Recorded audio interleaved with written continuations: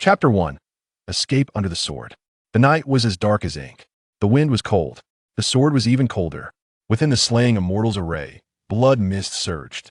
The primordial, celestial master lightly waved his whisk. The supreme Lord Lao Jun turned his Vajra carving point. Two beams of sacred light cleaved through the night sky, aiming directly at the heavenly master. The heavenly master sneered coldly. He raised his hand. For ancient swords hovered in the four cardinal directions. The sword were named Slaying Immortals. The sword aura was chilling in a flash of sword light. The world lost its color. Wei Xiaodong stood at the heart of the array, his legs trembling. His heart was even softer. He had originally been a delivery boy. Upon awakening, he found himself a lowly named disciple of the Jade Void Palace. 3 years. 3 years of arduous training. His cultivation remained at the first level of Qi refinement. Today, the saints were at war. He was supposed to be cannon fodder. No, he wasn't even worthy of that title. Merely a speck of dust caught in the residual sword aura. Even dust wished to survive. He did not wish to die. The sword aura approached.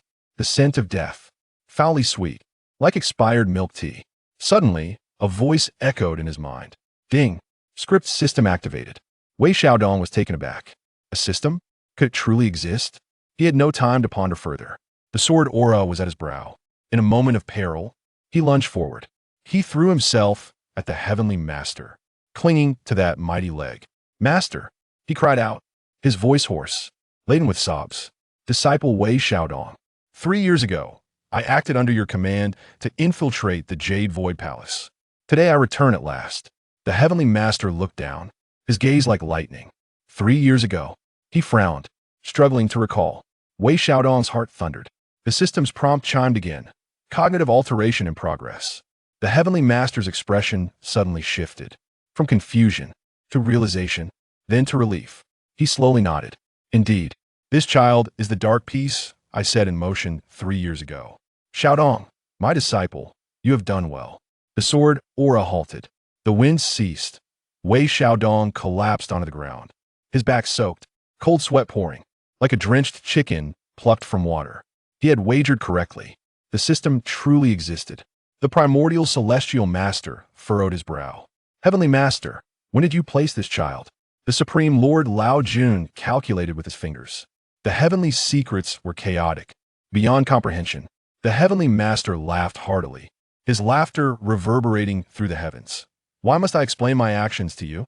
He extended his hand, lifting Wei Xiaodong into the air. This child shall henceforth belong to my Bo Palace. Wei Xiaodong was suspended in midair, like a small chick. He grinned, a smile more grotesque than tears. Yet inside he was elated. His life was spared. The disciples of Bo Palace glanced askance, some astonished, some skeptical, others scoffing. A tall, thin Taoist stepped forward. Master, this person's origins are unclear. Do not trust him lightly. The Tongtian master replied, nonchalantly, Duo Bao, stand down. Duo Bao Daoist bowed his head and retreated, his eyes filled with reluctance. Wei Xiaodong was placed on the ground, his legs still trembling. He looked up and beheld a face gold and breathtakingly beautiful. It was his senior sister, the Golden Spirit Holy Mother. She regarded him with a complex gaze. Are you Wei Xiaodong? Wei Xiaodong nodded. Yes. The Golden Spirit Holy Mother let out a light huff. It is best that it is true. Otherwise, she left her sentence unfinished. Yet Wei Xiaodong understood. Otherwise, death awaited him. A system prompt echoed once more. Newbie task issued. Gain the trust of the disciples of the Bo Palace. Reward. Elevation of cultivation by 1 level. Wei Xiaodong's eyes brightened. Cultivation? He was in dire need of it. As night deepened. In the side hall of the Bo Palace, Wei Xiaodong lay on a hard wooden bed, unable to sleep. He rose and pushed the door open. Moonlight poured like water, illuminating the courtyard. He spotted a figure, a Golden Spirit Holy Mother standing beneath a tree, her slender silhouette and cascading hair captivating. Wei Xiaodong approached her. Senior sister, the Golden Spirit Holy Mother turned. What is it? Wei Xiaodong scratched his head. I wish to cultivate. The Golden Spirit Holy Mother raised an eyebrow. You are at the first level of Qi refinement. What do you intend to practice? Wei Xiaodong replied earnestly. I can learn. The Golden Spirit Holy Mother studied him and suddenly smiled. Follow me. She turned, and Weixiedong hurried after her. At the back mountain, beneath the thundering waterfall, the Golden Spirit Holy Mother instructed, "Sit down." Weixiedong settled cross-legged. The Golden Spirit Holy Mother raised her hand, and a beam of spiritual light entered his body. "Calm your mind. Feel the spiritual energy." Weixiedong closed his eyes. The system prompt rang out again. Dual cultivation opportunity detected. Would you like to activate the dual cultivation system? Weixiedong nearly leapt in surprise. Dual cultivation? With his senior sister? He swallowed hard. Is this legitimate? The system replied. Indeed. Weixiedong exhaled in relief. Activate. In the next instant, spiritual energy surged within him. The Golden Spirit Holy Mother opened her eyes, astonished. You. Weixiedong opened his eyes, a glimmer of brilliance flashing within. Senior sister, do not misunderstand. This is cultivation. The Golden Spirit Holy Mother's face flushed slightly as she huffed. Rogue. She turned to leave, but Weixiedong hurriedly exclaimed, Senior sister, I've broken through. The Golden Spirit Holy Mother halted and looked back. Indeed, he had reached the second level of Qi refinement. She nodded subtly. Very well. Tomorrow, you shall accompany me into the formation. Weixiedong was taken aback. What formation? The Golden Spirit Holy Mother replied, coolly, the extermination of a mortal's formation. Master requires you to reaffirm your identity. Wei Xiaodong's heart sank. Reaffirm? How? The following day, the Zhuxian formation was activated once more. The atmosphere shifted dramatically. The Tantian Master stood within the formation. Xiaodong, enter the formation. Wei Xiaodong took a deep breath. He stepped into the formation. Sword Qi surged and swirled. Murderous intent palpable. He closed his eyes. The system's notification chimed again. Kill formation detected. Would you like to initiate script alteration? Initiate. In the next moment, the Sword Qi danced around him, inflicting not a single wound. The Tantian Master laughed heartily. Excellent. This child is indeed a disciple of my Bo Palace. The other disciples were taken aback. The Golden Spirit Holy Mother's eyes glimmered with a strange light.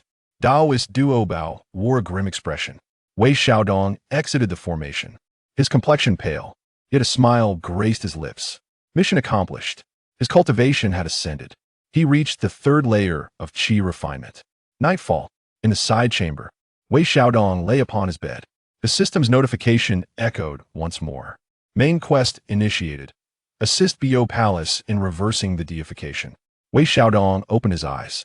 Reversing deification? He understood. That was the calamity of the GS sect, and it was also his own. Yet at this moment, he felt no fear, for he possessed the system, a senior sister, and a glimmer of hope for survival. Outside the window, the moonlight remained unwavering. The wind, it seemed, had lost its chill. Chapter 2. The wine and blade of Bo Palace. The moonlight lingered, and the breeze softened. Yet, Wei Xiaodong found himself unable to sleep. He opened his eyes to discover a hole in the ceiling, through which stars cascaded like mocking eyes. The system lay silent, and his senior sister was absent. The long night stretched endlessly. He rose and pushed open the door. The courtyard was desolate, permeated only by the fragrance of wine. Where could it be coming from? He followed the scent, winding through the corridor, until he spotted a small room with the door ajar, its dim light flickering. He entered to find a lone figure seated with his back to him, clad in wide robes, his inky black hair cascading like a waterfall. It was the master of the celestial sect, indulging in wine, alone, with 3 cups before him. Wei Xiaodong was taken aback. Master? The master did not turn. Sit. Wei Xiaodong complied. Observing the wine jar on the table, unmarked, its clay seal broken, releasing an intoxicating aroma that felt like spring itself being swallowed whole. The master poured a cup and pushed it toward him. Dare to drink? Wei Xiaodong chuckled. A disciple with a worthless life fears nothing. He raised the cup and took a gulp, fire coursing through him as if he had swallowed a blade, tears instantly welling up in his eyes. The master laughed. It is fear that defines the living. He poured himself another cup. Today, you cling to my leg. You possess quite the audacity. Wei Xiaodong scratched his head. The disciple fears death. Yet, those who fear death often have nothing to lose. The master regarded him, his gaze piercing, a flash of steel hidden within. Do you know why I chose you? Wei Xiaodong shook his head. The disciple does not know. The master gestured to his chest. Here lies a fissure, and you have filled it. Wei Xiaodong did not comprehend, but nodded. The disciple will do his utmost. The master burst into laughter, the sound echoing and shaking the dust from the rafters. Excellent. From this day forth, you shall be known as Wei Dao. As a disciple of Bo Palace, your blade must be sharp, and your heart must be ruthless. Wei Xiaodong blinked. But the disciple wields a sword. The master pushed the wine jar toward him. Then first, learn to use the wine. Within the wine lies a blade. Wei Xiaodong embraced the jar and drank heartily, the contents swiftly vanishing down his throat. The world around him began to sway, the master's figure blurring. Master, you are intoxicated. It is your gaze upon me that is inebriated. The master rose, sweeping his robe aside, revealing a blade upon the table. It measured 3 feet in length, without a sheath, as dark as the night. This is a gift for you. The blade is named Celestial Slayer. Wei Xiaodong reached out to grasp it, feeling its icy chill, as though he held a glacial river. Suddenly, the system chimed in.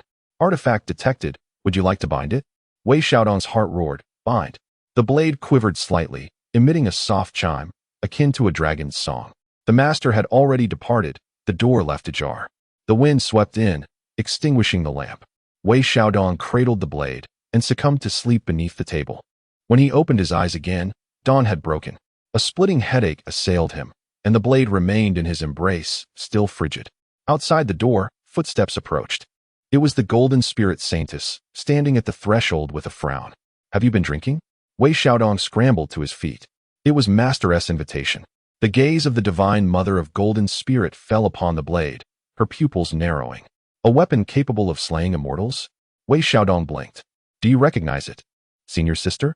The divine mother of golden spirit snorted coldly. This sword has once severed the 12 golden immortals. Can you wield it? Wei Xiaodong grasped the sword, swinging it with a flourish.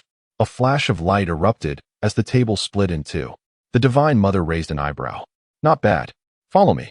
She turned, and Wei Xiaodong trailed behind, his steps unsteady, the effects of alcohol still lingering. In the training grounds, disciples of the Bo Palace gathered. Daobao Daoist stood at the forefront, his gaze unfriendly. Today, we will test the sword. The victor may accompany the master into the formation. The divine mother murmured, he aims to usurp your position. Wei Xiaodong smiled. I wish to usurp his as well. He stepped forth, blade in hand. Daobao Daoist scrutinized him. A mere 3rd level of chi refinement dares to wield a weapon meant for slaying immortals? Wei Xiaodong humbly replied, not worthy, yet I shall wield it nonetheless. Daobao Daoist sneered, raising his hand as thunderous energy coalesced in his palm. Boom. Lightning descended. Wei Xiaodong leveled his sword, the blade flashing as it cleaved the lightning in two. Daobao Daoist was taken aback, and so was Wei Xiaodong. He had not anticipated the sword's sharpness. A prompt from the system chimed in. First combat encounter, reward, 1 layer of sword intent. A surge of inspiration coursed through Wei Xiaodong as he stepped forward, slicing with the blade. The light of the sword shimmered like the moon. Daobao Daoist hastily retreated, a portion of his sleeve severed. The crowd erupted in astonishment. The divine mother of golden spirit's lips curled into a slight smile. At some point, the master of the celestial teachings appeared, standing with hands clasped behind his back. A fine sword, a bold heart. Daobao Daoist lowered his head. I concede, master. Wei Xiaodong sheathed his sword and clasped his fists. Thank you for your guidance. He thought inwardly, system, I desire 10 more layers. In the afternoon, the divine mother of golden spirit led him to the back mountain. The waterfall was deeper, the waters more turbulent. Your master has granted you 3 days to break through to the 5th level of chi refinement. Otherwise, you shall be expelled from the Bo Palace. Wei Xiaodong's mouth dropped open. 3 days? The divine mother nodded. Once the sword of slaying immortals recognizes its master, you shall not perish. Suddenly, she reached out, grasping his wrist, a chill of spiritual energy surging into him. The dual cultivation system activated within Wei Xiaodong, spiritual energy surging wildly. The divine mother's face flushed. Close your eyes. Wei Xiaodong complied, shutting his eyes. All he could hear was the sound of rushing water, his heartbeat, and the system's notifications. Dual cultivation progress, 30. Chi refinement level 4. Night fell, devoid of the moon. Wei Xiaodong sat beneath the waterfall, the sword resting across his knees. His mind was occupied with a single thought, the Fengshen Bang and the calamity of the. How shall it be resolved? The system provided a hint. Main quest. Step 1. Rescue the 10 heavenly lords. 10 heavenly lords? Wei Xiaodong furrowed his brow, recalling memories from his past. They shall perish within the 10 deadly arrays. How can one rescue them? He gazed upwards. The starry expanse stretched infinitely. A figure descended, the saintess of unparalleled grace. She held a wine jug. Drink? Wei Xiaodong accepted it. Drink. Why have you come, sister? I feared you might feel lonely. I am not lonely. Then what do you fear? I fear I cannot save them. The saintess of unparalleled grace smiled. To save others, one must first save oneself. She pointed at his chest. The blade is here. She soared away, her garments billowing like clouds. Wei Xiaodong lowered his gaze. The blade was at his heart. His heartbeat thundered. Suddenly, he understood. The blade was not in his hand, but within his heart. On the third day, at dawn, Wei Xiaodong opened his eyes. He had reached the 5th level of qi refinement. The Excalibur was at his side. The Holy Mother of Golden Spirit approached. Your master summons you to the array. Wei Xiaodong rose, adjusted his attire, and took up his sword. After a few steps, he turned back. Sister. If I return alive, what then? I shall drink with you. The Holy Mother of Golden Spirit smiled. Very well. The array of extermination shall be activated once more. The malevolent aura surged skyward. The Heavenly Master stood at the heart of the array. Today, a test of courage. Those who dare to enter the array, follow me to confront the 12 golden immortals. No one stirred. Wei Xiaodong stepped forward. 1 step, 2 steps. He entered the array. Turning, he faced his fellow disciples. He raised his sword. The blade shimmered like snow. At the Azure Palace, Wei Dao, I beseech all my esteemed brothers and sisters, witness my dismantling of the array. The wind arose, lifting the corners of his garments, resembling a small flag. Upon the flag were inscribed 2 characters, live. Chapter 3, with a blade in hand. Debt and heart to live. These 2 words are akin to 2 nails, anchoring Wei Xiaodong at the threshold of the execution of a mortal's formation. The wind howls ferociously, yet it cannot dissipate the scent of wine that clings to him. From afar, the celestial master observes him, his gaze as profound as 2 ancient wells. Unable to reflect a human figure, Wei Xiaodong slings the immortal-slaying blade over his shoulder and grins.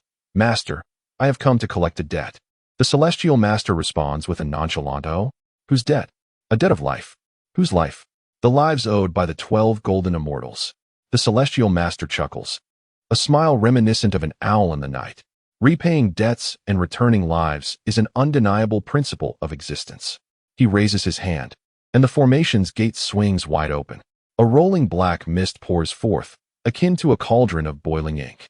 Within the fog, voices emerge, some weeping, some laughing, some chanting spells. With a determined step, Wei Xiaodong enters. Before his feet touch the ground, the sound of a sword's whistle reaches his ears. A Qing Gang sword lunges at him, accompanied by the cold snort of Guang Qingzi. What right have you to speak of blades before the Jade Void Palace? Wei Xiaodong offers no reply. The blade is drawn. A flash of dark light occurs, and the Qing Gang sword shatters. Half of its blade soars back into the mist, reminiscent of a bird fleeing for its life. Guang Qingzi stands momentarily stunned. Just a moment. Wei Xiaodong has already reached him. The back of the blade strikes his temple. Guang Qingzi collapses, as rigid as a wooden stake. A languid system prompt announces, first kill, reward, a sword sheath. A sheath? Wei Xiaodong blinks. Emerging from the black mist is a piece of ebony, carved with the image of a gaping Tao Dai. He reaches out to grasp it. The blade returns to its sheath. Suddenly, the world falls into an eerie silence. A second figure emerges from the fog. Qi Jingzi, his face adorned with a smile, albeit a cold one. You, at the 5th level of qi refinement, dare to speak of courage? Wei Xiaodong sighs. I do not. Then begone. But my master is watching from behind. Qi Jingzi raises his hand, lightning fire crackling within his palm. Before the fire can be unleashed, the blade has already arrived. The blade's light resembles a dark moon, slicing through the lightning fire, the robe, and Qi Jingzi's astonishment. Qi Jingzi retreats. 1 step, 2 steps. Before he can complete his 3rd step, the sword sheath has already pressed against his throat. A gentle tap, and Qi Jingzi collapses, his face ashen. The system chimes again. Double strike achieved. Reward, the technique shadow step. Wei Xiaodong pivots on his toes. His shadow remains behind while he has already moved 3 zhang away. Applause resonates from the mist. The 3rd figure steps forward, Tai Yi Zhenren. cradling a whisk and smiling gently. A fine blade. A fine contempt. Wei Xiaodong corrects him. It is a fine sword. Tai Yizhenren shakes his head. Nay, it is the contempt of the contemptible. Wei Xiaodong chuckles, amused. The Zhenren insults without resorting to foul language. Tai Yizhenren flicks his whisk. Countless silver threads transform into flying swords. The swords rain down upon Wei Xiaodong. He does not flinch. Closing his eyes, he employs shadow step. 1 step, 2 steps, 3 steps, and the rain falls empty. He opens his eyes. Behind the esteemed Tai Yizhenren, the blade remained sheathed. The scabbard struck against the back of Tai Yizhenren's neck. Echoing like the sound of a wooden fish, thud, Tai Yizhenren collapsed. A system notification appeared. Triple kill achieved. Reward, 1 jar of spirit wine. Wei Xiaodong swallowed hard. Can I defer the payment? The system paid him no mind. Suddenly, a light flickered in the mist, a ghastly green glow. Beneath the light stood a youthful figure. Strikingly handsome, yet with a sinister gaze. Shen Gongbao? Wei Xiaodong raised an eyebrow. How did you end up on the opposite side? Shen Gongbao shrugged. I was once a guest of Yushu, but the allure of Bio's beauties proved irresistible. Wei Xiaodong understood. A beauty trap. Shen Gongbao raised his hand, and a black cord flew from his sleeve, adorned with 12 skulls. The skulls opened their mouths, unleashing a cacophony of ghostly wails. Wei Xiaodong felt a throbbing headache. The effects of the wine surged within him. He shook his head, unsheathed his blade. A flash of dark light ensued. The black cord snapped, and the skulls tumbled to the ground, rolling to Shen Gongbao's feet. Shen Gongbao's expression turned grim. You have ruined my magical artifact. Wei Xiaodong blinked. I shall compensate you. He raised his hand, tossing the scabbard.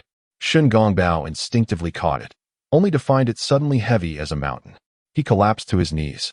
The sound of shattering bones crisp in the air. Wei Xiaodong approached, retrieved the scabbard, and gently patted Shen Gongbao's head. There, no need to cry.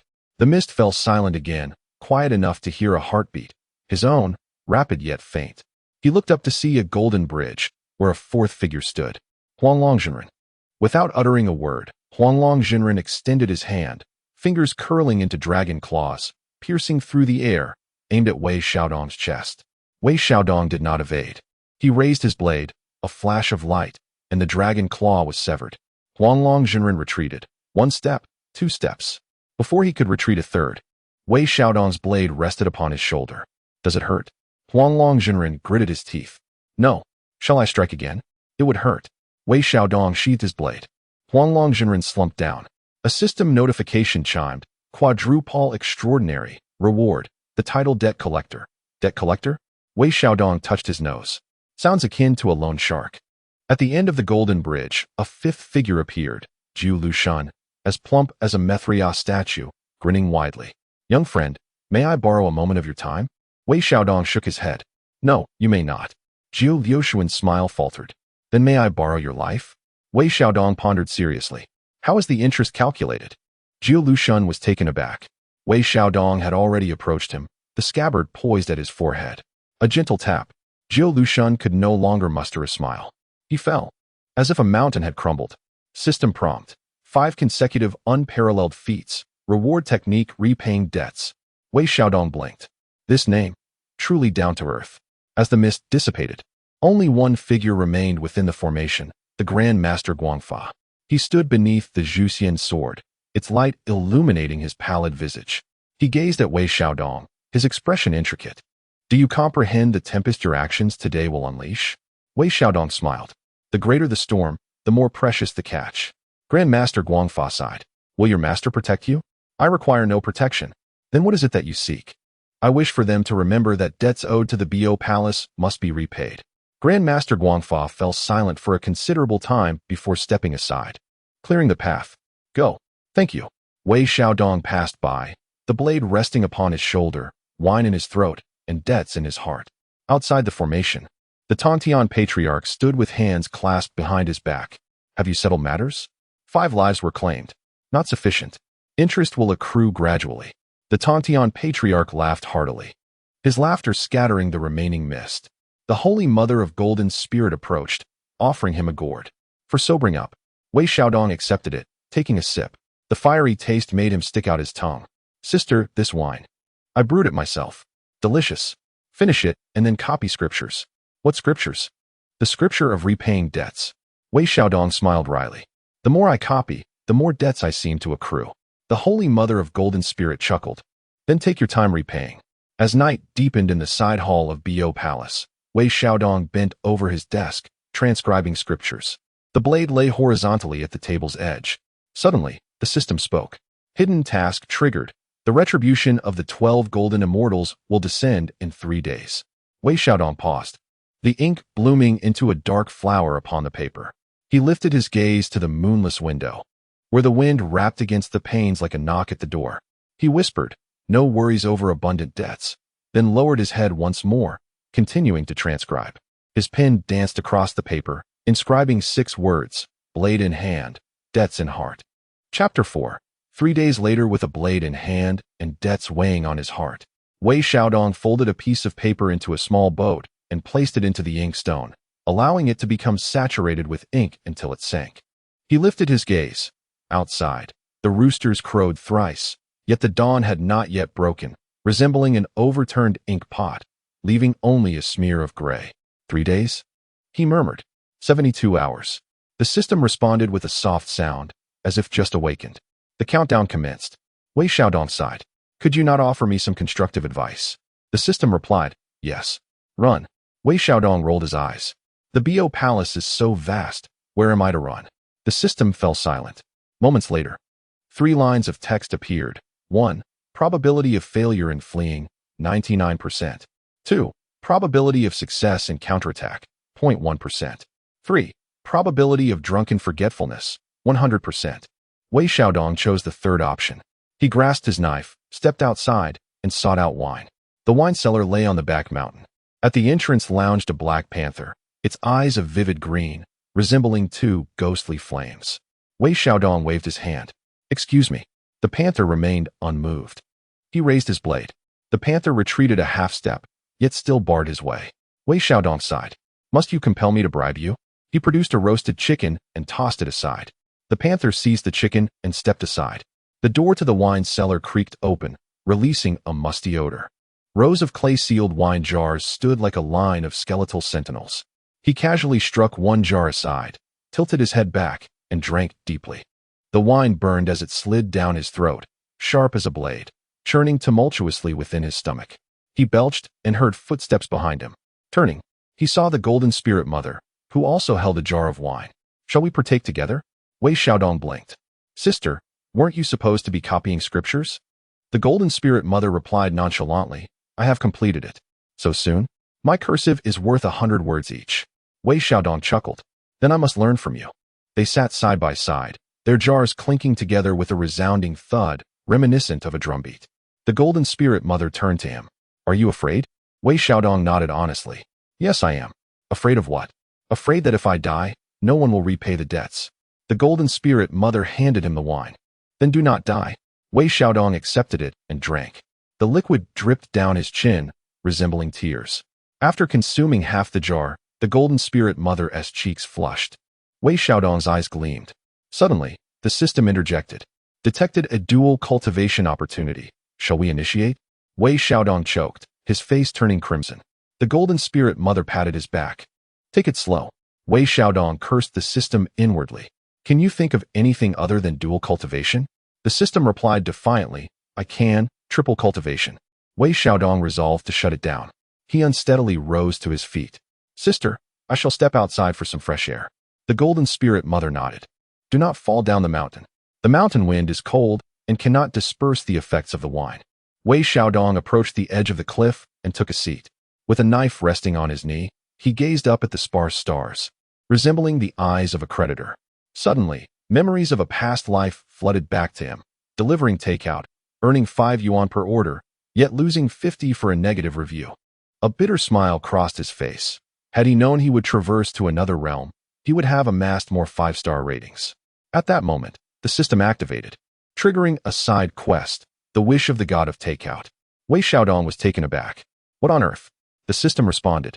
Complete 10,000 orders with good reviews to earn an invincible golden body. Wei Xiaodong rolled his eyes. I don't even need to eat now. The system logged off. Footsteps approached from behind.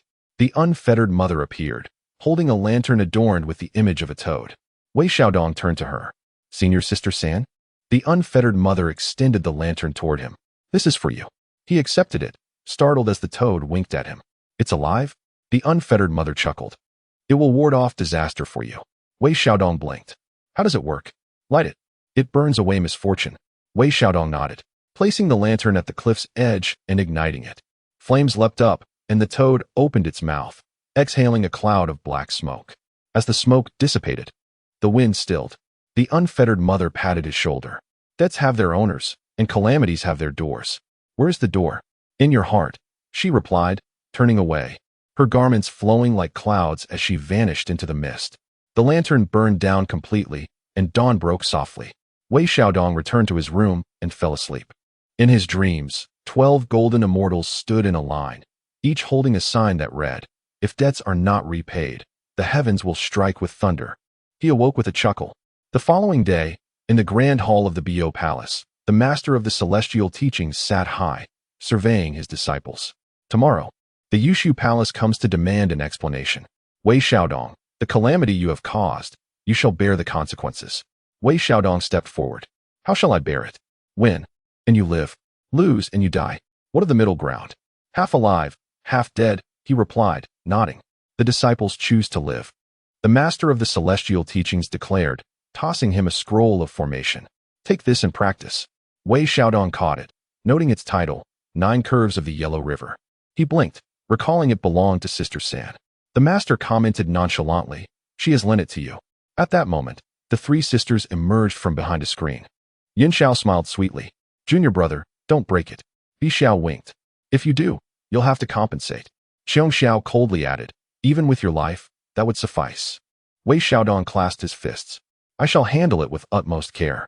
In the afternoon, at the training grounds, Wei Xiaodong unrolled the formation scroll, which was densely packed, reminiscent of ants bustling about. It made his head spin. The system prompted, would you like to simplify? Simplify. In an instant, the formation transformed into a single line of text. Daze the enemy, then strike. Wei Xiaodong applauded, finding it exceedingly simple. He commenced his practice, honing his footwork, 3 sways in 1 step, 6 shakes in 2 steps, and a tumble in 3. The Holy Mother of Golden Spirits passed by, shaking her head. Are you dancing? Wei Xiaodong responded earnestly, drunken fist version. The Holy Mother stifled a laugh and urged him to continue. As evening fell, Wei Xiaodong sat beneath a tree, his knife resting on his knee, the formation obscuring his face. He drifted into slumber and dreamed of transforming into a bee, buzzing above the 12 golden immortals, stinging each one before darting away. He awoke with a start. On the 3rd day, before dawn, the bells of Bo Palace rang out resoundingly. Wei Xiaodong opened his eyes, grasped his knife, and stepped outside. Outside the mountain gate, dark clouds loomed overhead, with the 12 golden immortals standing upon the clouds, led by Guang Qingzi, whose face was ashen. He held a box that dripped with blood. Wei Xiaodong squinted, inquiring, what gift is this? Guang Qingzi opened the box, revealing a severed head, Shengongbao, with eyes still wide open, unable to close even in death. Guang Qingzi stated coldly, the traitor is dead, now it is your turn. Wei Xiaodong sighed, how unenvironmentally friendly. He raised his hand, and the formation unfurled. Yellow river's 9 bends, yellow sand swirling. In an instant, heaven and earth flipped. The 12 golden immortals were momentarily dazzled, finding themselves ensnared within the formation. Wei Xiaodong's voice echoed from all directions. Welcome to the delivery service of Bo Palace. First order. Guang Qingzi, urgent. A flash of blade light cut through the yellow sands. Guang Qingzi's left arm was severed, blood spraying the yellow dust. He roared, despicable. Wei Xiaodong chuckled. Negative reviews are void. Outside the formation, disciples of Bo Palace watched in awe. Yin Xiao clapped. Our junior brother is so impressive. Bi Xiao winked. He looks like a delivery man. Xiong Xiao scoffed. Not impressive for more than 3 breaths. Within the formation, Wei Xiaodong moved like a specter, striking down one after another. In the blink of an eye, only 6 of the 12 golden immortals remained. The last 6 stood back to back, their faces pale. Zhu Lusun trembled. He asked cheating. The system retorted, be more confident. Remove the cheat. Wei Xiaodong emerged, knife pointed at the 6. Debts must be repaid. The 6 exchanged glances and suddenly knelt in unison. We'll pay in installments. Wei Xiaodong was taken aback. Installments? Guang Qingzi gritted his teeth. 1 life per month. Wei Xiaodong blinked. How do we calculate interest? Life for life, they agreed. The system chimed. Debt restructuring successful. Reward. 1 extension card. The formation dissipated. The yellow sands settled as the 12 golden immortals helped one another. Leaving in a state of disarray, Wei Xiaodong stood in place, his blade stained with blood. He lifted his gaze. It was noon, and the sunlight was blinding. Raising a hand to shield his eyes, he heard applause from behind him. The Celestial Master, the Holy Mother of Golden Spirit, the 3 heavens, and the Taoist of many treasures. Everyone was laughing. He turned around, grinning widely. The debts had been settled. The Holy Mother of Golden Spirit offered him a drink to celebrate. Wei Xiaodong accepted it and drank. The wine flowed down his throat, sweet like the smile of his senior sister. Suddenly, memories from 3 days prior flashed through his mind. He had feared death. Now, he feared poverty, the endless cycle of debt, the lack of wine, and the absence of his senior sister's smile. The system spoke once more. Hidden task completed. Debt collector. Reward. A permanent meal ticket to Bio Palace. Wei Xiaodong burst into laughter, his voice resonating like thunder. With a blade in hand, debts in his heart, and the meal ticket in his pocket, he was alive and thriving. Chapter 5. The meal ticket and the bride. The laughter lingered in the breeze as Wei Xiaodong glanced down to find a slender meal ticket gleaming with a golden luster. Inscribed with but 2 characters, credit. System, do you deem this as permanence? A perpetual credit, indeed, is still eternal. He rolled his eyes and tucked the meal ticket into his bosom, where it lay cool against his blade, the Celestial Slayer. The wine jar of the Golden Spirit matron, however, was already empty. She shook it with a sigh, lamenting, without wine, one must seek a bride. Wei Xiaodong coughed slightly. Senior sister, please, not now.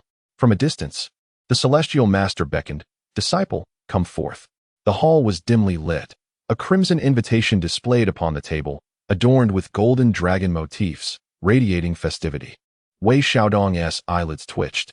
Master, I have just settled my debts. Are you now asking me to acquire a bride? The Celestial Master chuckled warmly. Nay, it is another who seeks to claim you. As the invitation unfolded, it revealed the name of the Dragon Palace of the East Sea, Ao Kungsan. Wei Xiaodong's mind buzzed. The Dragon Clan? A princess of the Dragon Clan? This debt was certainly not his to bear. The Celestial Master spoke leisurely. The Dragon Palace sent wedding gifts last night, stating that your blade is swift, your heart is ruthless, and your visage is pleasing, making you the perfect choice to bring good fortune. Good fortune for whom? The Dragon King of the East Sea, suffering from a prolonged illness, requires your life essence. Wei Xiaodong gasped. For how long? 99 years. Then I might as well perish. The Golden Spirit matron interjected softly. Should you die, your bones must still be sent forth to brew soup. Wei Xiaodong turned to her, whispering, Senior sister, save me. The Golden Spirit matron raised her hand, tossing a jade box his way. The dowry is prepared. Inside lay a 3-inch-long segment of white bone, sculpted in the shape of a blade, glistening coldly. What is this? The pinky finger of the former dragon consort. She met her demise after rejecting the union. Wei Xiaodong felt a chill at his fingertips. The Celestial Master patted his shoulder reassuringly. Do not fear. The Dragon Palace is distant, the journey arduous. You should flee first. But what if I cannot escape? Then bring the bride back. The Azure Palace is in need of a gatekeeper. Laughter erupted within the hall. Wei Xiaodong clasped his fists. I shall do my utmost. As he turned to leave the hall, the night breeze struck his face, laden with the scent of the sea. At the third watch, by the dock of the Azure Palace, a black boat lay moored beneath the moonlight, a green lantern hanging from the bow, inscribed with the words, Fair winds. No loss of life. The ferryman, donning a wide-brimmed hat that shadowed his nose, spoke in a gravelly voice. Traveler, the fare is 100 spirit stones. Wei Xiaodong produced the meal ticket, credit. The ferryman accepted it, inspecting it under the moonlight, sighing, this credit shines indeed. The boat drifted away from the shore, the sound of water gently lapping. Wei Xiaodong sat at the bow, the Celestial Slayer resting across his knees, the bone-shaped dagger hanging at his waist, clinking softly. Suddenly, the ferryman spoke again. Traveler, have you heard of the Dragon Palace's rules? Do enlighten me.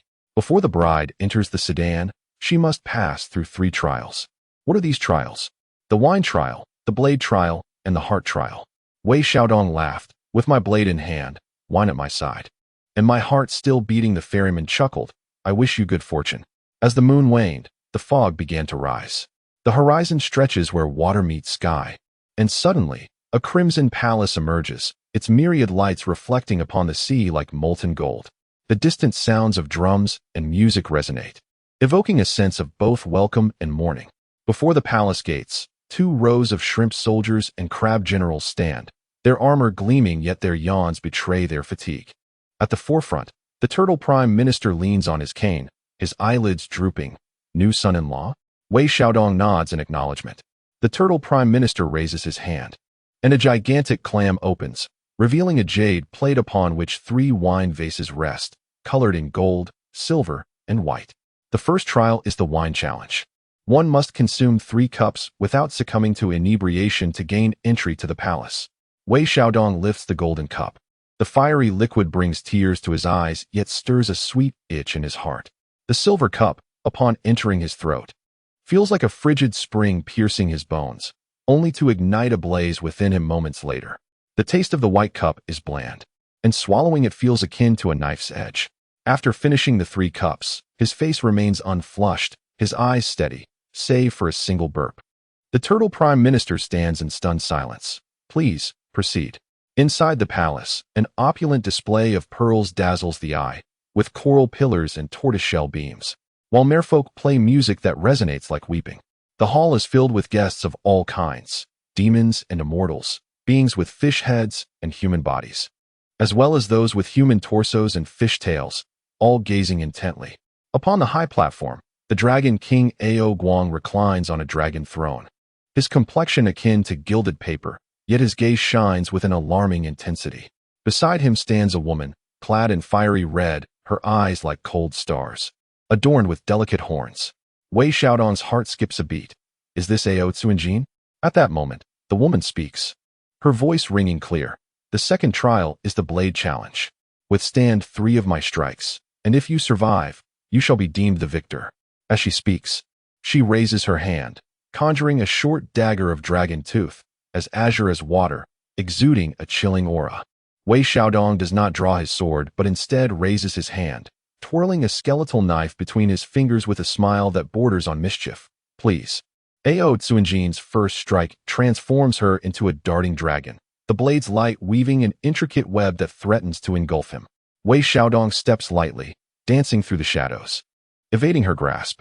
For her second strike, her flowing sleeves morph into a whip, shattering the air with a force that could split stone. Wei Xiaodong lightly taps his sheath, unraveling the whip's trajectory piece by piece.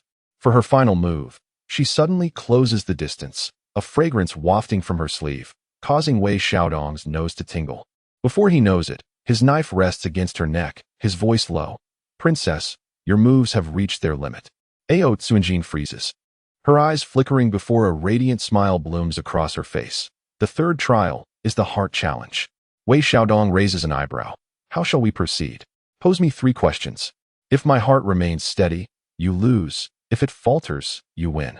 Wei Xiaodong contemplates for a moment before speaking. First question. How many keys guard the Dragon Palace treasury? 1. Held solely by the Dragon King. His heart remains steady. Second question. Under whose pillow does the key reside tonight? Ao Tsuanjin meets his gaze, a smile playing on her lips. Under my pillow. His heart flutters slightly. With newfound conviction, he lowers his voice. Third question. Would you be willing to elope with me, princess? Her fingertips tremble, a faint blush graces her dragon horns, and her heartbeat reverberates like war drums. She has lost.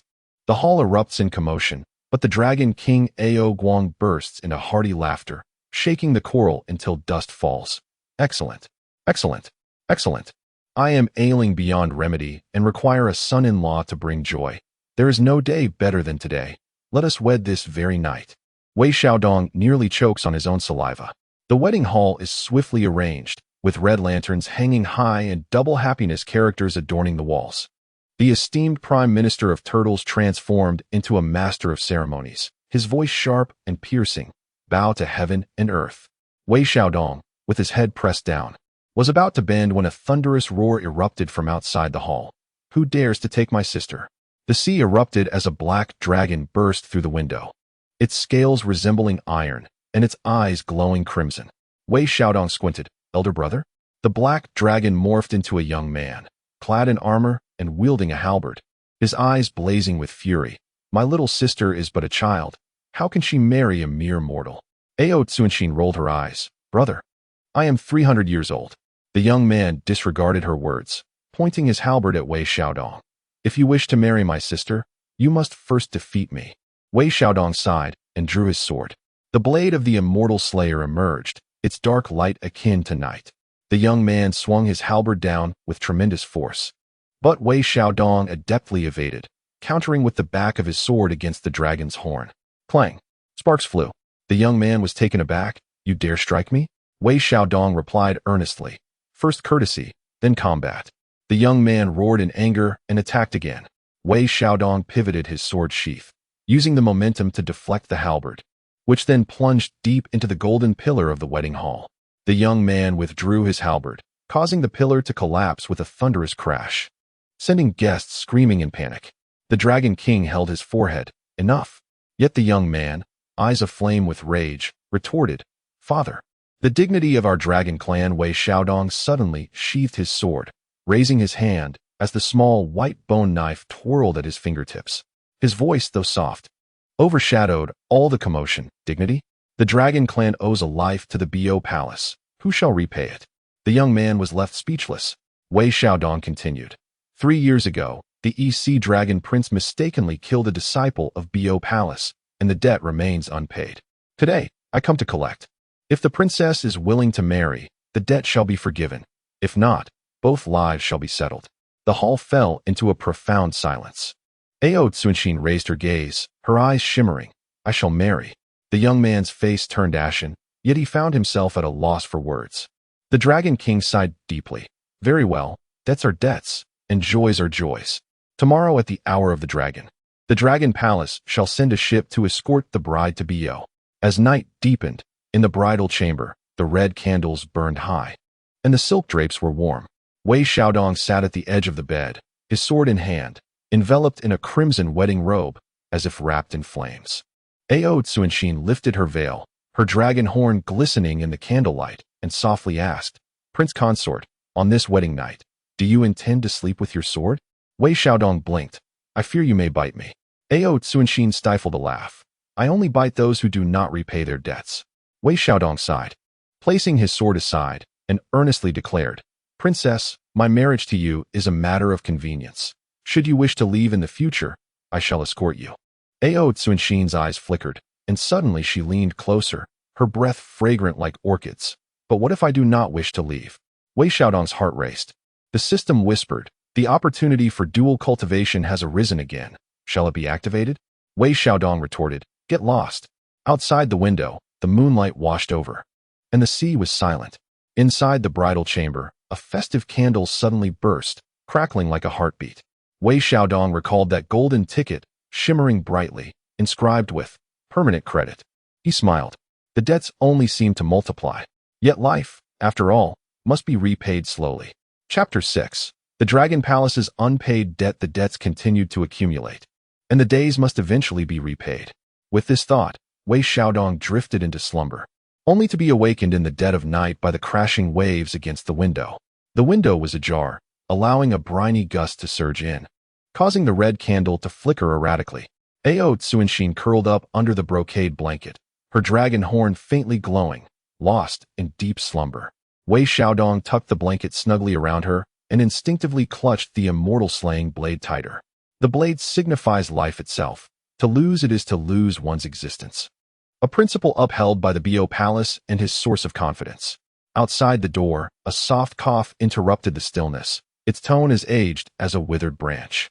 Your Highness, the Dragon King requests your presence at the treasury.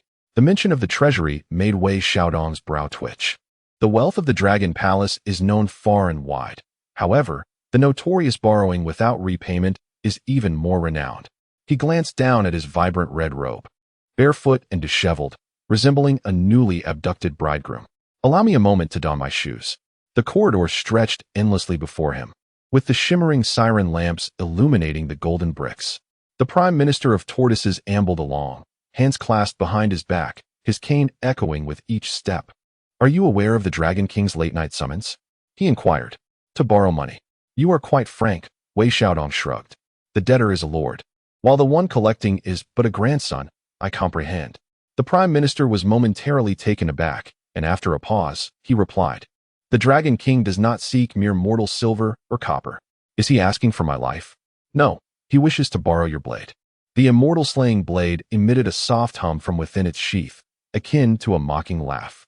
The treasury's heavy door loomed ahead.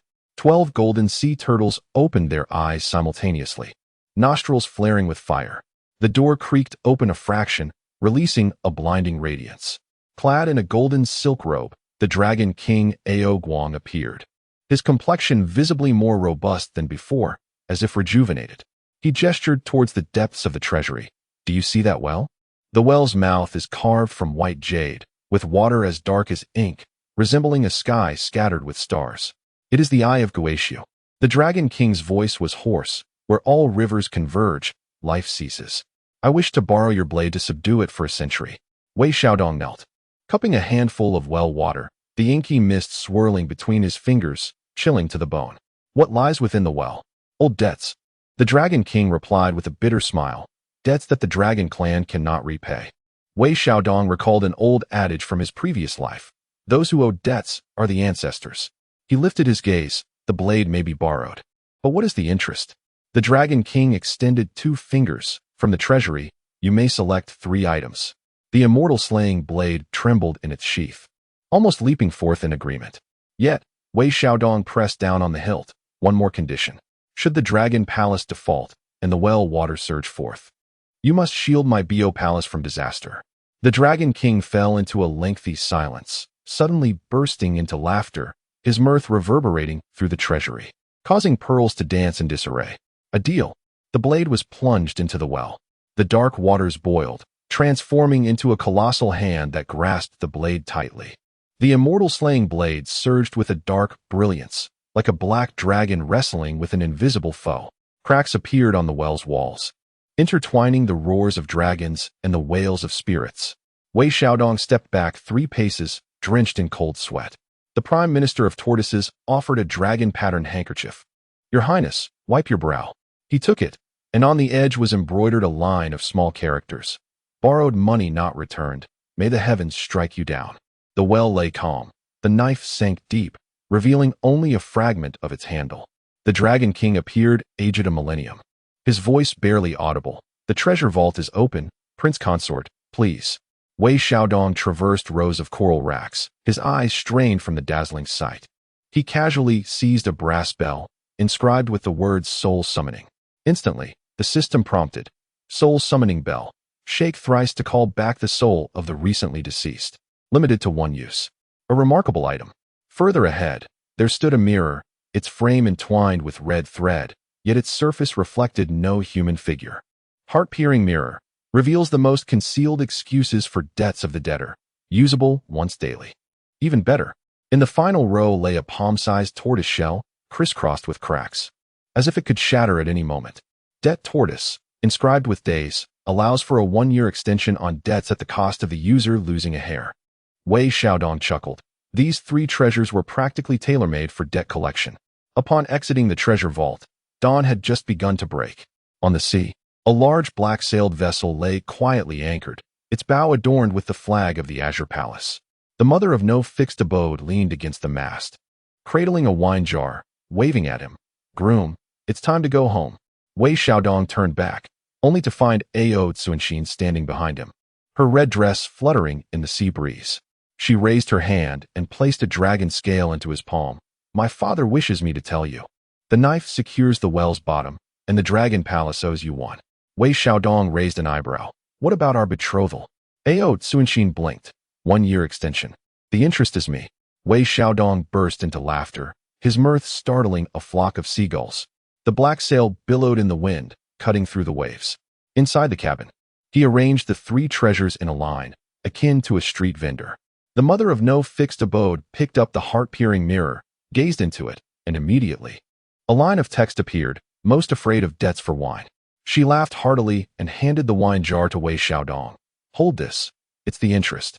Suddenly, the system activated, detected a debt extension from the Dragon Palace, triggering the chain quest, Curse of the Dragon Clan. Within a year, if the Dragon Palace defaults, the return to the abyss will occur, and the host must use the celestial slaying blade to resecure the well's mouth. Otherwise, life will be forfeited. Wei Xiaodong raised an eyebrow. If I succeed? System, reward, a permanent key to the Dragon Palace's treasure vault. Wei Xiaodong weighed the dragon scale in his hand and softly remarked, 1 year is sufficient. The ship approached the Azure Palace. Outside the mountain gate, the Holy Mother of Golden Spirits awaited, holding an empty wine jar. Upon seeing Wei Xiaodong, her first words were, Have you collected the debt? Wei Xiaodong tossed the dragon scale to her. The interest. The Holy Mother of Golden Spirits caught it, flicking it with her fingertip, causing the dragon scale to emit a crisp dragon's chant. She smirked. At least you possess a conscience. The Taoist of abundant treasures emerged from the shadows. His expression complex. Junior brother, you have profited greatly from this venture to the Dragon Palace. Wei Xiaodong shrugged. Profit or loss, we shall see after a year. The Taoist of abundant treasures suddenly lowered his voice. The master requests you to go to the back mountain. The sheath of the celestial slaying blade has cracked. The back mountain waterfall. The master of the heavenly path stood with his back to the crowd, gripping the scabbard of the immortal slayer's blade. Its surface marred by countless cracks, as though it were on the verge of shattering. The blade, a sentinel of the void, was supported by the strength of the scabbard.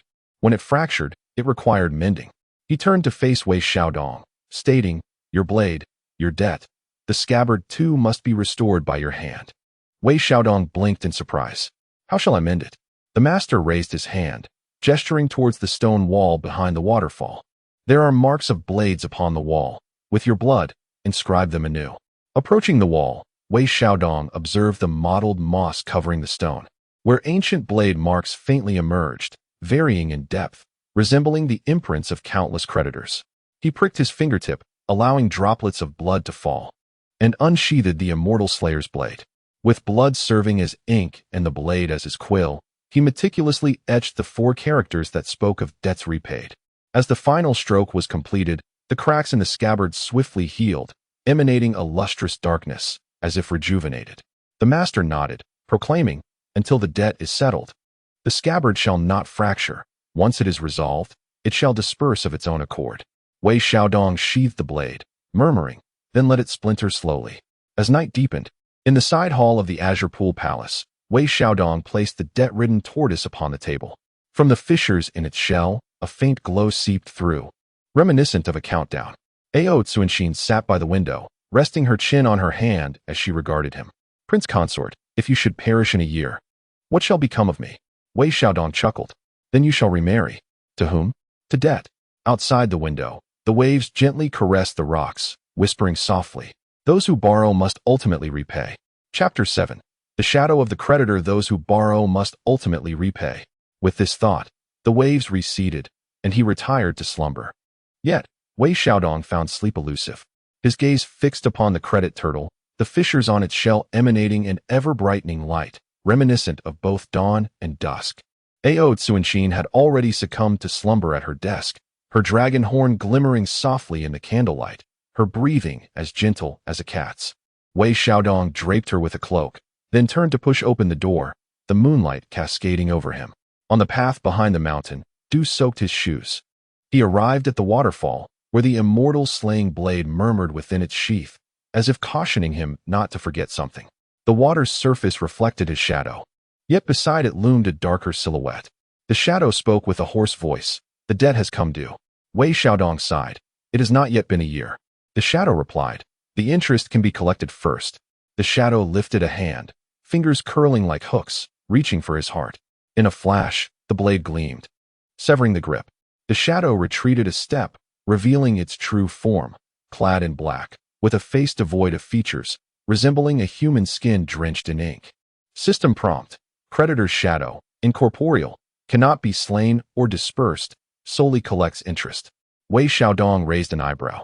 How shall it be collected? The shadow's mouth split open, revealing a white line, a single strand of hair in exchange for 1 day of life. Wei Xiaodong touched his scalp, his hair still thick, yet he hesitated to part with it. Is it possible to defer payment? The shadow shook its head. The interest for deferring is double the hair. Wei Xiaodong turned and fled. The shadow glided along the ground, akin to ink spilling upon rice paper, swiftly catching up to his heels. He executed the shadow step, shifting through 7 positions, yet the shadow merely flickered and remained close behind. The blade was drawn, slicing toward the shadow's neck, but left no trace. The shadow chuckled. Your blade is swift, capable of severing all, yet it cannot cleave debt. Wei Xiaodong halted, inhaling deeply, then suddenly seated himself cross-legged, placing the immortal slaying blade across his knees. Let us negotiate a deal. The shadow tilted its head, indicating it was attentive. Within a year, I shall reclaim the old debts of the Dragon Palace for you, principal and interest included. You shall waive my interest. How does that sound? The shadow pondered in silence for a moment, the white line expanding, appearing both joyous and sorrowful. Agreed, but a contract is required. The system conjured a black sheet of paper, floating in the air, its surface blank yet exuding a chilling aura. Wei Xiaodong pricked his fingertip, a droplet of blood falling, and the text immediately materialized upon the paper. Within a year, reclaim the old debts of the Dragon Palace. Should you fail, all your hair shall fall, and your soul return to the depths. He inscribed his name, and the paper ignited into ash, which settled at the shadow's feet, causing it to fade slowly, like a satiated serpent. Before departing, the shadow left a final remark. At the hour of the tiger tomorrow, at the old ruins of the East Sea, the creditor awaits you.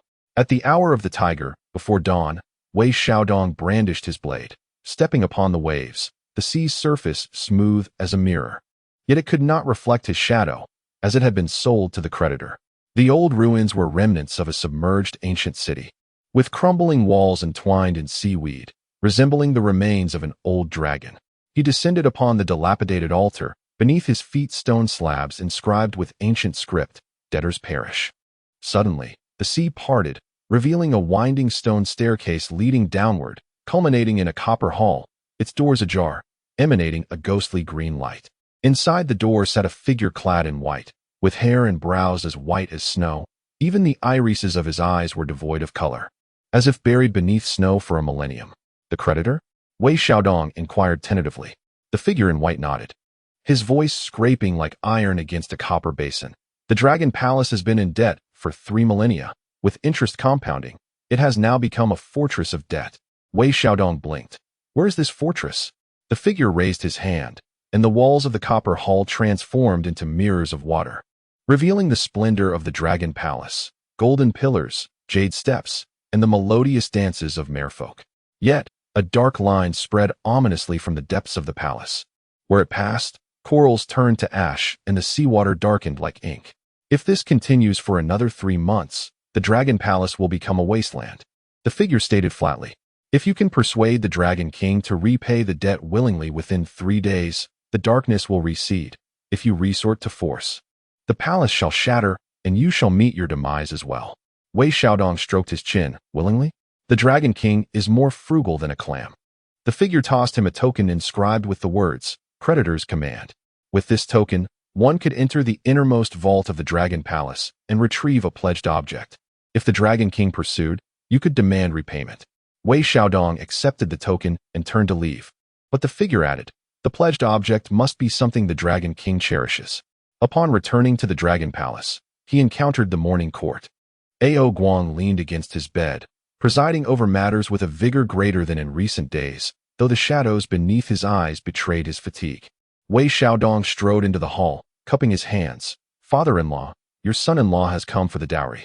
Ao Guang's eyelids twitched. 3 treasures have already been taken from the vault. Why seek more? Wei Xiaodong displayed the creditor's token, its dark sheen causing Ao Guang's complexion to drain of color. The creditor actually entrusted the token to you? It is well that my father-in-law recognizes it. Wei Xiaodong replied with a warm smile. Your son-in-law shall take but 1 item and depart. Ao Guang ground his teeth. Do as you wish. In the depths of the vault, Wei Xiaodong glided past the opulent treasures and made his way to the bottom of the abyss well. The water was darker than before, with a blade still submerged at its center, its dark glow faint. Beside the well lay a glass box containing a pulsating heart, crimson as fire. With each beat, the walls of the well cracked further. A system prompt declared, Dragon's Heart, the Dragon King's essence. If separated for 3 days, the Dragon Palace shall wither. Wei Xiaodong whistled. Father-in-law, does this heart not ache? He seized the glass box and fled. The palace trembled. Ao Guang, hair disheveled and barefoot, led his soldiers in pursuit. Roaring in fury, thief, return my heart. Wei Xiaodong raced across the waves, arrows raining down behind him, transforming into a frenzy of sharks with gaping maws. He tossed the heart mirror into the air. As its light flashed, the sharks halted, revealing Ao Guang's deepest, most shameful excuse for his debts. If I repay, the Dragon Palace will be left empty, and the seas will mock me. Wei Xiaodong called out, Father-in-law, which is more important, your face or your life? Ao Guang bellowed, I want both. Wei Xiaodong sighed, drawing his knife to slice open his palm, blood spilling onto the ocean's surface as he murmured incantations. The creditor's token soared into the air, transforming into a black chain that bound the dragon's heart to the Dragon Palace. As the chain tightened, the palace shook violently, coral forests collapsing in waves. Finally, Ao Guang's expression changed, and he cried out, Stop! I shall repay. In the ancient copper hall of the abyss, the figure clad in white sat gracefully, a jade plate now resting before him, within which the dragon's heart pulsated with vigor. The dark lines faded, and the sea regained its clarity. The white-clad individual raised his gaze. The 3-day period has not yet lapsed. You have triumphed. Wei Xiaodong chuckled, revealing his white teeth. The debt is settled, and the interest waived? The white-clad figure nodded, and from the ground, a shadow emerged, tearing the black contract into shreds, which transformed into fine ash, scattering into the wind. The silhouette of the white-haired man faded away, while the copper hall collapsed with a thunderous roar, and the old ruins sank deeper into the abyss of the ocean. In the Bayou Palace, the night was devoid of moonlight. Wei Xiaodong perched atop the roof, tossing the empty glass box in his hand, which now contained only a lingering fragrance. Ao Tsunshin stealthily climbed up, presenting him with a flask of wine. My father sends his gratitude. Wei Xiaodong accepted it, taking a sip that made him wince. Thank me? He would relish gnawing on my bones. Ao Tsunshin laughed. The bones are too tough. His teeth are not up to the task. Wei Xiaodong returned the flask and suddenly remarked, Princess, if after a year you still wish to depart, I shall escort you. Ao Tsunshin tilted her head. What if I choose not to leave? Wei Xiaodong clapped his knee. Then we shall repay the debts together. None across the vast seas and boundless lands shall escape. Ao Tsunshin raised her cup. It's a deal. The flasks clinked together, producing a sound akin to a bronze bell, reminiscent of a heartbeat. In the distance, the cracks in the debt-collecting turtle flickered, extinguishing the light. A year remains, yet the debts are already on the horizon. Chapter 8. The wind rises with the debt collector. Though a year's time still lingers, the debt has already begun its journey. Wei Xiaodong turned an empty wine jug upside down on the rooftop, hearing the final drop of wine splatter against the tiles, producing a sound akin to a bell tolling. The cracks of the debt collector's shell extinguished their glow, plunging the surroundings into utter darkness. Ao Tsunshin curled up at the other end of the rooftop, her dragon horns brushing against the night breeze as she quietly snored. Wei Xiaodong removed his outer garment to cover her properly. Then, with a deft push of his toes, he leaped down from the rooftop. As his feet touched the ground, his shadow returned, adhering to his heels like a loyal hound. Have you collected the debts? The shadow inquired. Only just begun, Wei Xiaodong replied. The shadow fell silent, merely stretching the darkness even further. At the third watch, near the gates of Bio Palace, a young gatekeeper drowsed with his sword cradled in his arms.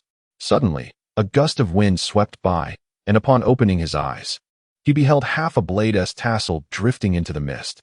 Wei Xiaodong had arrived at the foot of the mountain, the Xinshan blade resting against his back, its sheath haphazardly wrapped in crimson silk, resembling a bride stolen away. In the distance, a few flickering lights meandered along the mountain path, beneath which hung a tattered flag inscribed with, The debt collector's blade is swift, and the debt even swifter. Under the light stood a gaunt figure clad in a conical hat and rain cloak, with an abacus dangling from his waist, its beads dark and gleaming. The figure looked up to reveal a pale face, the corners of his mouth stained a crimson that seemed excessive, as if he had just feasted upon a lifeless child.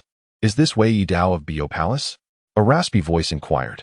It is I, Wei Xiaodong halted his steps, kicking a small stone into the air. Are you here to collect debts, or to claim lives? To collect tales, the figure grinned, the abacus clattering as he spoke. A story of an old debt from the Dragon Palace, in exchange for a single strike from you. Wei Xiaodong raised an eyebrow. Whose debt? East of the East Sea, north of Fusong, from the ancient kingdom of Tianwu. The ancient water deity of Tianwu, with 8 heads, 8 faces, 8 limbs, and 8 tails, had long been slain and returned to the void.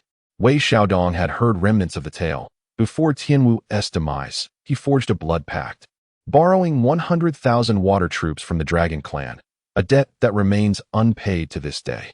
The Dragon Palace evaded repayment. The creditor turned to ash. Yet only half of the blood pact had transformed into 8 wind scales, scattered across the seas. Those who possess the scales may summon the remnants of Tianwu's soul once. The debt collector raised a hand, revealing a green scale resting in his palm, its surface etched with patterns resembling wind, faintly whistling. I have come to collect the scales. I lack a bodyguard. Wei Xiaodong squinted. What is the reward? Once the wind scales are in hand, the Dragon Clan owes you a favor.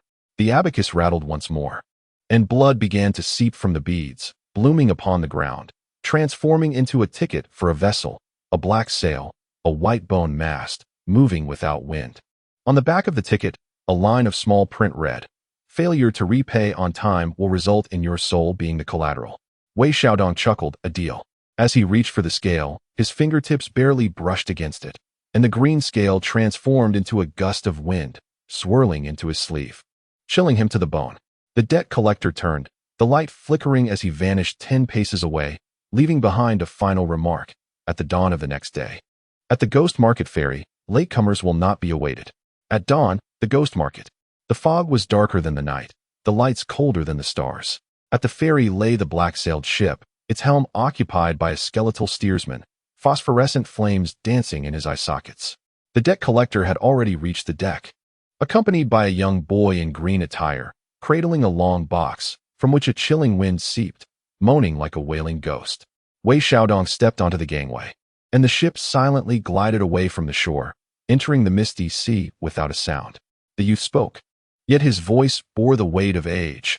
Our journey encompasses 3 destinations. The first is the old port of Yudu, where we shall acquire the wind-listening cup. The second, the ruins of Guaishu, to fish for the stagnant water scale. And the third, the tomb of Tianwu, to exchange for the blood-packed bone. When these 3 items converge, the wind scale shall manifest. Wei Xiaodong casually picked his teeth. Sounds simple enough. The youth remained expressionless. The wind-listening cup resides within the Mengpa soup. The stagnant water scale clings to the fong of the Kuanping, and the blood-packed bone lies buried within the chest of a headless corpse. Wei Xiaodong retracted his hand. Forget I said anything. As the vessel sailed through the night, the fog dissipated, revealing the old port of Yudu beneath them. The port was devoid of lights, save for rows of paper figures bearing white lanterns, their flames casting an eerie green glow upon the faces of passers-by. On the shore, a tavern's tattered flags fluttered in the wind, beckoning the spirits. A debt collector tossed a copper coin, which struck the ground and transformed into a blood-red line, leading directly into the depths of the tavern. Inside, the establishment was empty, save for an iron pot bubbling not with broth, but with wind. The wind, boiled to a white froth, surged like waves, with a dark wood cup bobbing atop, its ear half broken and emitting a mournful hum. The debt collector raised his hand, and the abacus beads soared into the pot, slicing through the wind, which wailed in agony. The pot exploded, sending the wooden cup soaring, only to be snatched by Wei Xiaodong. As he grasped the cup, a cacophony of wailing spirits filled his ears, as if countless wronged souls were clamoring for repayment. A system notification chimed. Wind-listening cup, capable of hearing winds from 1,000 miles, eavesdropping on secrets, limited to the duration of a stick of incense. No sooner had he claimed the cup than a procession of headless ghost soldiers appeared at the port, brandishing halberds as they waded through the waves, their chests adorned with bronze mirrors reflecting Wei Xiaodong's face, albeit with one eye missing. The debt collector urgently commanded, "Run." The trio leapt aboard the ship, its black sails billowing in the wind, as the ghost soldiers hurled their halberds, which transformed into black crows, darkening the sky in pursuit. Wei Xiaodong swung his blade, its gleam reminiscent of a black moon, cleaving the flock in two as the vessel burst forth from Udu. The second destination was Guaishu. The sea shifted from blue to inky black, the waves rising like mountains, yet silent. The ship halted at a crumbling wall emerging from the water, its surface etched with cracks, within which glimmered scales, some as large as mats, others as small as coins, remnants of the Kunping. The youth pointed to the largest scale, the stagnant water scale. Its hue was a ghostly gray, suffused with a sense of death. Yet it felt as heavy as a mountain. As Wei Xiaodong reached out, a whirlpool suddenly appeared upon the scale, drawing him into its depths. In an instant, he found himself standing within the gaping maw of the Kunping. The fangs loomed like peaks, their gaps filled with countless fish bones, scales sprouting from the bones, and winds swirling upon the scales. The stagnant water scale was nestled within the largest gap. Wei Xiaodong drew his sword. Yet, as the blade grazed the scale, the Kunping's mouth snapped shut. In the darkness, he heard a heartbeat that was not his own. It was the Kunping's. Each thunderous beat tightened the gaps between the fangs. A system alert blared. Countdown to Kunping's awakening. 10 breaths. 10 breaths were enough to strike once. Wei Xiaodong swiftly reversed his blade, cleaving through his own shadow. The shadow fractured, morphing into another black dragon, which seized the scale and surged upward. With a thunderous roar, the Kunping's enormous jaws were pried open by the black dragon, allowing Wei Xiaodong to escape back onto the deck, clutching a gray scale. Outside the ship, the crumbling wall collapsed as the Kunping rolled over, unleashing a tsunami. Yet the black-sailed vessel transformed into a streak of darkness, slicing through the waves. The third destination awaited, the tomb of Tianwu. The grave is devoid of a tombstone or a burial mound, marked only by 8 broken pillars entwined with iron chains, from which copper bells dangle. When the bells toll, the wind stirs, carrying with it the scent of blood. The debt collector unsheathes his blade for the first time. It is an abacus knife, its edge formed from counting beads, each bead representing the creditor's gaze. The youth opens the long box, yet it is empty, save for the wind. The wind sweeps up sand, which gathers into bones, as the fragmented shadows of 8-headed Tianwu slowly coalesce. The shadows, voiceless, emit a cacophony of countless screams. Debt, debt, debt. The debt collector plunges the abacus knife into the ground, scattering the beads, which transform into a ledger. The pages of the ledger flip, revealing lines of blood-red characters. Tianwu borrowed 100,000 soldiers, with 80,000 lost, leaving a debt of 20,000, compounded, totaling 1,800,000 in principal and interest to date. The shadow of Tianwu raises a hand, and 8 water dragons surge toward the crowd. Wei Xiaodong evades the shadows, hurling the scales of dead water, which disintegrate into ashes, coalescing into a bone spear that points directly at the shadow's chest. The inverted wind cup emits the wails of a myriad of ghosts, transforming into lethal blades that slice through the air. With a resounding crash, the shadow shatters. The iron chains sever, and a blood-red bone shard plummets from the sky. Wei Xiaodong reaches out, the shard burning hot to the touch. The system prompts, blood contract bone, an ancient contract of Tianwu, capable of summoning the water army once, valid for the duration of an incense stick. The moment the bone shard is grasped, the 8 broken pillars simultaneously collapse, the grave sinking into a vortex. A black-sailed ship cleaves through the waves, its skeletal helmsman's eye sockets ablaze with fire. The 3 leap aboard, but the ship's stern is ensnared by the whirlpool, snapping in two with a crack. Wei Xiaodong retaliates with a strike of his knife, cleaving a path through the water like a black dragon. The vessel surges forth, the whirlpool sealing behind, and the Tianwu grave sinks eternally into the abyss. The ship returns to the ghost market. The debt collector places 3 items upon the deck: the wind cup, the scales of dead water, and the blood contract bone. The youth in azure garb takes the wind scale. The 3 merge into a jade orb the size of a dragon's eye, within which wind and thunder swirl. The debt collector tosses the jade orb to Wei Xiaodong. The delivery is complete, the debt settled. Wei Xiaodong weighs the jade orb in his hand. The dragon clan owes me a favor. When shall it be repaid? The debt collector grins, the crimson line at the corner of his mouth stretching wider, nearly reaching his ear. Soon, as the lanterns flicker, the ship docks. The debt collector and the youth disembark, their figures swallowed by the mist, yet the sound of the abacus resonates in the distance. 1, 2, 3. Wei Xiaodong looks down. noticing a black dot beneath his shadow, which gradually elongates, resembling a second shadow. The system prompts, creditor's shadow upgrade, can act as a proxy for debt collection. Once per day, each time for a single hair. Wei Xiaodong touches his head, a bitter smile forming. This business is becoming increasingly unprofitable. At the Bayou Palace, under the night sky, Wei Xiaodong inserts the jade orb into the crack of the debt-collecting turtle's shell, which immediately seals, extinguishing the light. Ao Tsunxin enters with a bowl of ginger soup, catching sight of the jade orb. The wind scale of Tianwu? Wei Xiaodong nods. The dragon clan owes me a favor. I must keep it for a year until it is needed. Ao Tsunxin pushes the soup toward him. Drink first, lest you find yourself too weak to raise a cup when the time comes. Wei Xiaodong took a sip, the spiciness causing him to stick out his tongue. Yet he laughed. With many debts, there is no worry, as my wife brings me soup. Ao Tsunxin's face flushed, and as she turned to leave, he grasped her wrist firmly.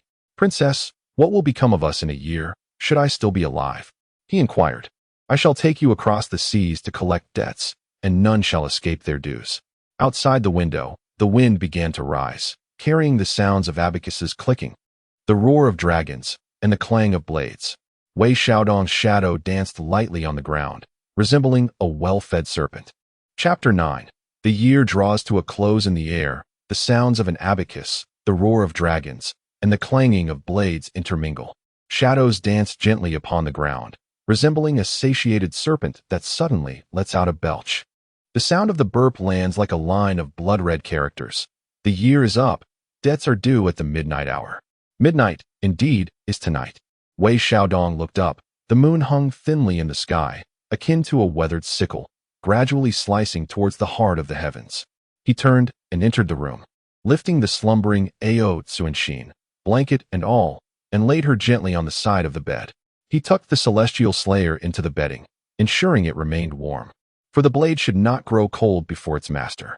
A disembodied voice echoed, For hours remain. How do you intend to meet your demise? Wei Xiaodong yawned.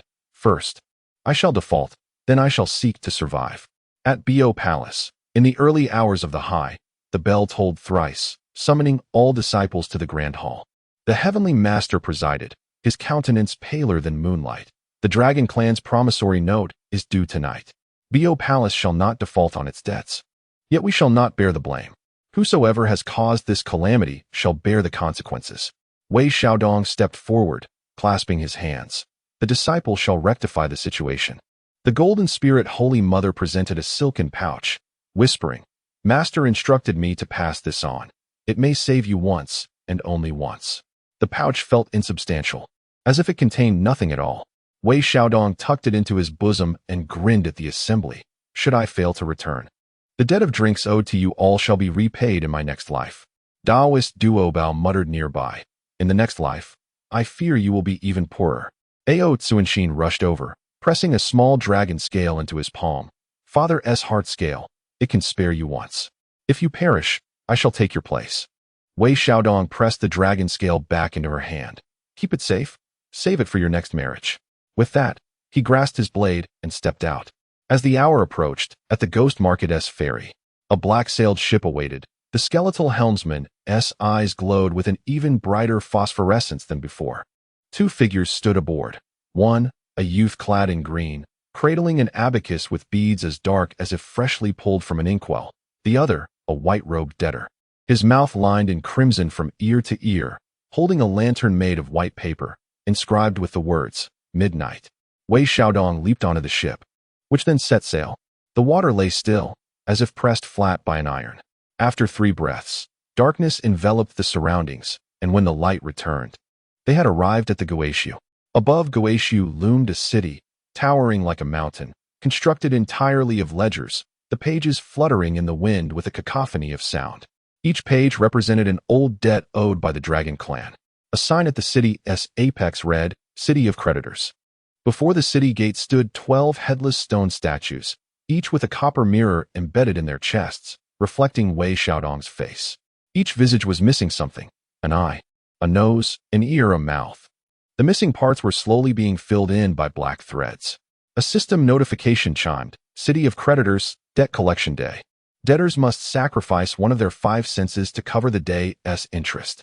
Wei Xiaodong reached for his eyes. I fear the pain. The debtor handed him the white paper lantern. Before the light dims, gather 3 repayment items to avoid the agony of flesh being cut. The wick was pitifully short. The flame as delicate as a flickering bean. The first item lay to the left of the city gate. There lay a gambling table, behind which sat a one-armed specter, surrounded by a plethora of dice. These were not mere bones. They were teeth, each one dripping with blood. The specter grinned, revealing a solitary canine tooth. Bet your life. The victor claims scent, while the vanquished must forfeit. Wei Xiaodong took a seat, grasping the dice, their faces blank, devoid of numbers. The specter chuckled. Bet high or low. As you please. With a casual toss, Wei Xiaodong sent the dice rolling 3 times before they abruptly halted, a single crimson dot blooming on the blank face. The specter's expression shifted, and the canine tooth leapt from his mouth into Wei Xiaodong's palm. You have triumphed. System, sent collateral, 1. The second item resided to the right of the city gate. A desolate well stood there, its rim occupied by an elderly crone cradling a copper mirror. Within the mirror, Wei Xiaodong beheld his youthful visage, clandestinely sipping his master's wine. The crone spoke. Leave behind a memory, and you may receive taste. Wei Xiaodong shook his head. Memories cannot be relinquished. The flavor of wine must not be forgotten. The old woman sighed, flipping the mirror to reveal an inscription on its back. To owe wine and not repay is to languish in drunken dreams. Wei Xiaodong traced a finger over the word dream, causing the mirror's back to fracture, revealing a glimmering droplet of wine. System, taste collateral, 1. The third item lay at the heart of the city. A stage showcased a shadow puppet play, depicting the dragon palace adorned with festive lights, where the dragon king was to wed, though the groom was a headless corpse. In the audience sat a faceless child, whose high-pitched voice rang out, leave behind a shadow, and you may obtain touch. Wei Xiaodong glanced at his feet, realizing his shadow had long been sold to the creditor, leaving him bereft. The faceless child stood bewildered, without a shadow. How can one leave? Wei Xiaodong thrust his celestial slaying sword into the ground, casting a shadow upon the screen, transforming it into a black dragon. The dragon's claws tore through the puppets, causing the stage to collapse. The black dragon opened its maw, releasing a dark pearl. System, touch collateral, 1. With all 3 items in hand, the wick surged dramatically, the flames illuminating the open city gate. The creditor stood within, the beads of his abacus clattering. The creditor wishes to see you. At the innermost recesses of the debtor's city lay an empty hall. In the center stood a ledger table, upon which lay an account book, its cover inscribed, Dragon Clan Tianwu Wei Xiaodong. Seated behind the table was a figure clad in black, with a face, eyes, and features as dark as night, merely Wei Xiaodong's shadow. The shadow spoke, its voice an exact echo of his own. Debt must be repaid. Wei Xiaodong placed the 3 collateral items upon the table. First, the interest. The shadow accepted them. The pages of the ledger turning to reveal a line of blood-red script. Principal, old debts of the Dragon Palace, transferred by the Blood Pact of Tianwu, amounting to the 4 seas. The 4 seas encompassed all waters. Wei Xiaodong sighed. The Dragon Palace evades payment. You should seek the Dragon King. The shadow shook its head. The Blood Pact resides with you. Wei Xiaodong froze, suddenly recalling the Blood Pact bones he had personally handled in the tomb of Tianwu. The shadow raised its hand, causing the ledger to soar into the air, transforming into a black chain, one end entwining Wei Xiaodong's wrist, the other extending into the void. At the chain's end materialized the scene of the Dragon Palace. Ao Guang ensnared by the black line, tightening with each pulse, dragon scales flaking away, blood flowing like a river. Ao Tsuanshin collapsed upon her father's body, crying out, Wei Xiaodong, save me. The shadow spoke softly. A choice between the 4 seas or a life, which will you select? Wei Xiaodong tightened his grip on the immortal slaying blade, and suddenly laughed, creditor, I have my own accounts to settle. He produced the brocade pouch given by the heavenly master, opened it to find it empty except for a single strand of sword intent. The sword intent soared into the sky, transforming into a green lotus. As a petal unfolded, it struck towards the black chains. The chains shattered, and the ledger turned to ash. The shadow, filled with rage and astonishment, lunged at Wei Xiaodong. The immortal slaying blade was unsheathed, its light akin to a black moon, cleaving the shadow in 2. Yet, it split into 2 smaller shadows, then further divided, repeating the process. In an instant, the entire hall was filled with shadows, all raising their blades against one another. System notification. The ultimate debt evasion technique exchanges shadow for shadow and debt for debt. Wei Xiaodong slashed his palm, blood spilling onto the ground. The shadows soaked in blood transformed into countless paper figures, which scurried away, escaping out of the hall, dissipating in an instant. The palace crumbled, the city fell. The creditor's city turned into a sky full of paper ash, swept away by the sea breeze, leaving it pristine. As the hour approached midnight, the black-sailed ship returned home. The youth in azure cast the abacus into the sea. The accounts are settled. The debt collector handed Wei Xiaodong a white paper lantern. Keep it for next time. Wei Xiaodong accepted it. The characters for midnight on the lantern had faded, transforming into indefinite. The ship docked at the Azure Palace, the dawn barely breaking. The mountain gate swung wide open. The Heavenly Master stood with his hands clasped behind his back. His first words, "Where's the debt?" Wei Xiaodong handed over the white lantern. "The creditor has moved. The address is unknown." The Heavenly Master received the lantern, the wick suddenly igniting, illuminating the smile at the corner of his mouth. "Well played." The Holy Mother of Golden Spirit approached, delivering a playful smack. "You scared me to death." Ao Tsuanshin dashed into his embrace, her dragon horn painfully colliding with his chest. "Father says, from now on, the four seas will heed your command, but do not frighten him again." Wei Xiaodong rubbed his chest, chuckling. "No more fright. I shall collect rent instead." The Taoist of many treasures murmured nearby. "Collecting rent? Collecting rent is harsher than collecting debts." Wei Xiaodong looked up as the sun leapt from the eastern sea, casting a long shadow.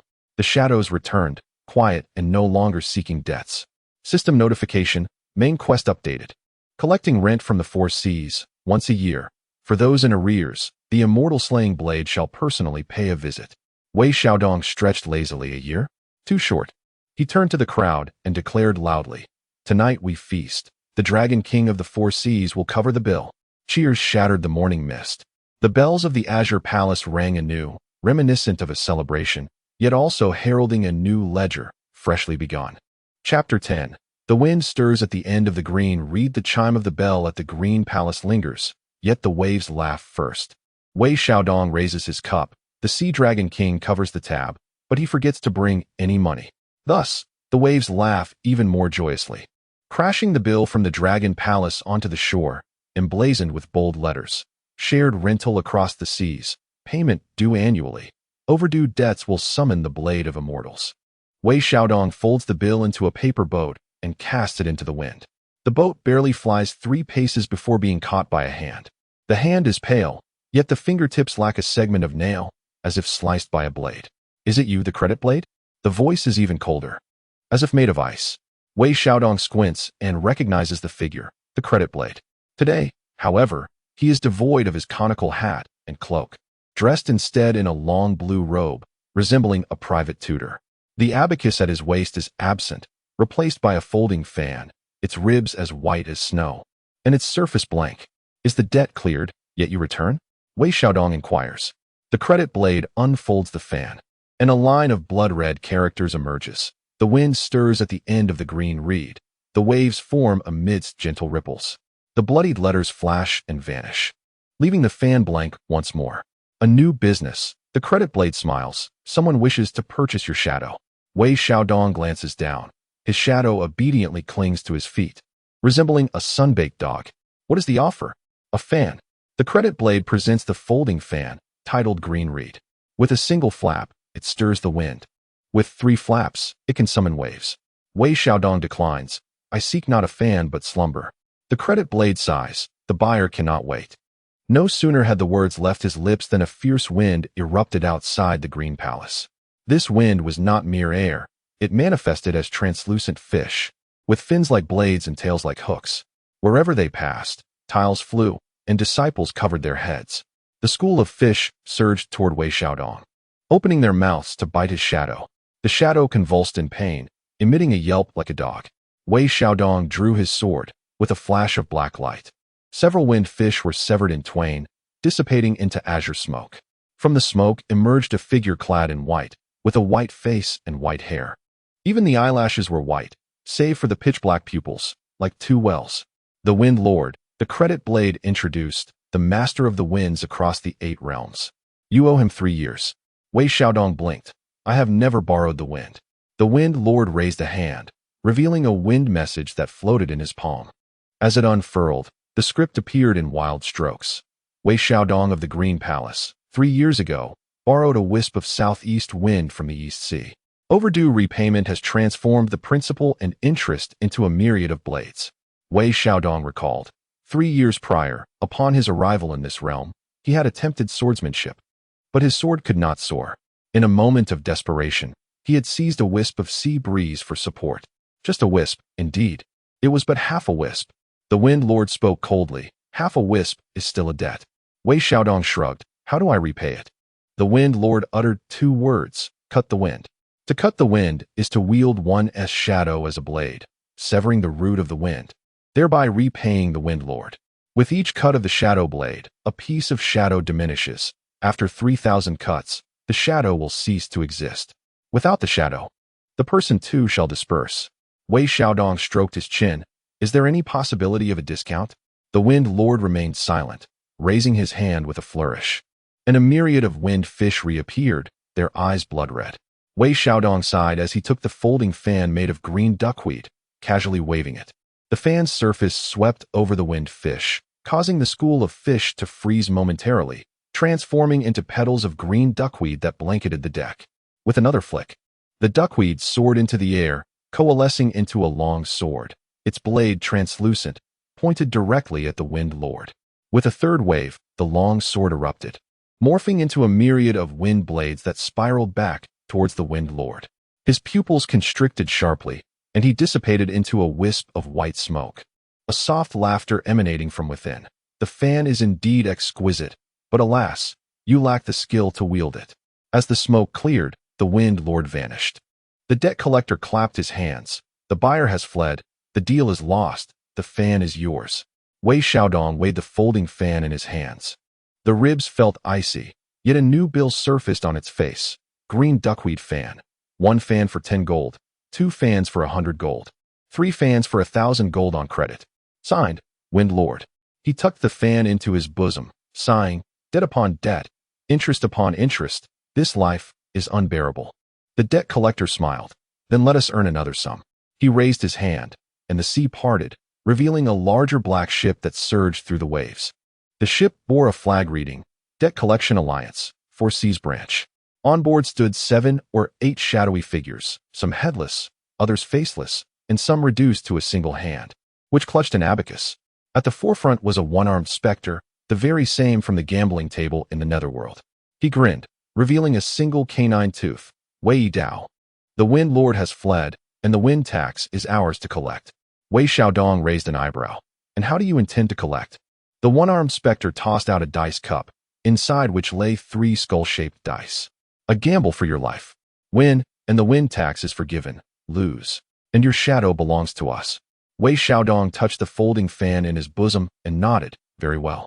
The dice cup rattled as the skull dice clinked together. The one-armed specter revealed the 3 dice, all blank. He was taken aback. Wei Xiaodong flicked the fan, summoning the green duckweed wind, revealing 3 blood spots on the dice. 1, 1, 1. A leopard. Wei Xiaodong chuckled. I have 1. The one-armed specter's face turned pale, and his canine tooth leaped from his mouth, landing in Wei Xiaodong's palm. The other creditors exchanged glances and swiftly dispersed, the black ship turning to flee. The waves crashed against the shore, as if applauding. At the Azure Palace, the night banquet had not yet concluded. Wei Xiaodong returned, riding the waves, armed with a folding fan, a canine tooth, and a new bill. Ao Tsuanshin approached, colorful ribbons adorning her dragon horns. Is the debt settled? Settled, yet I owe more. Wei Xiaodong handed her the folding fan, saying, for you, to summon the wind. Ao Tsuanshin waved the fan, and, as the wind blew, a wine jar unsealed itself, releasing a fragrant aroma. The Golden Spirit Mother raised her cup. To new debts, cheers. Laughter erupted among the crowd. Wei Xiaodong lowered his gaze, his shadow obediently aligning at his feet, akin to a satiated dog. Suddenly, he recalled the debt collector's words. The wind arises from the tips of green duckweed.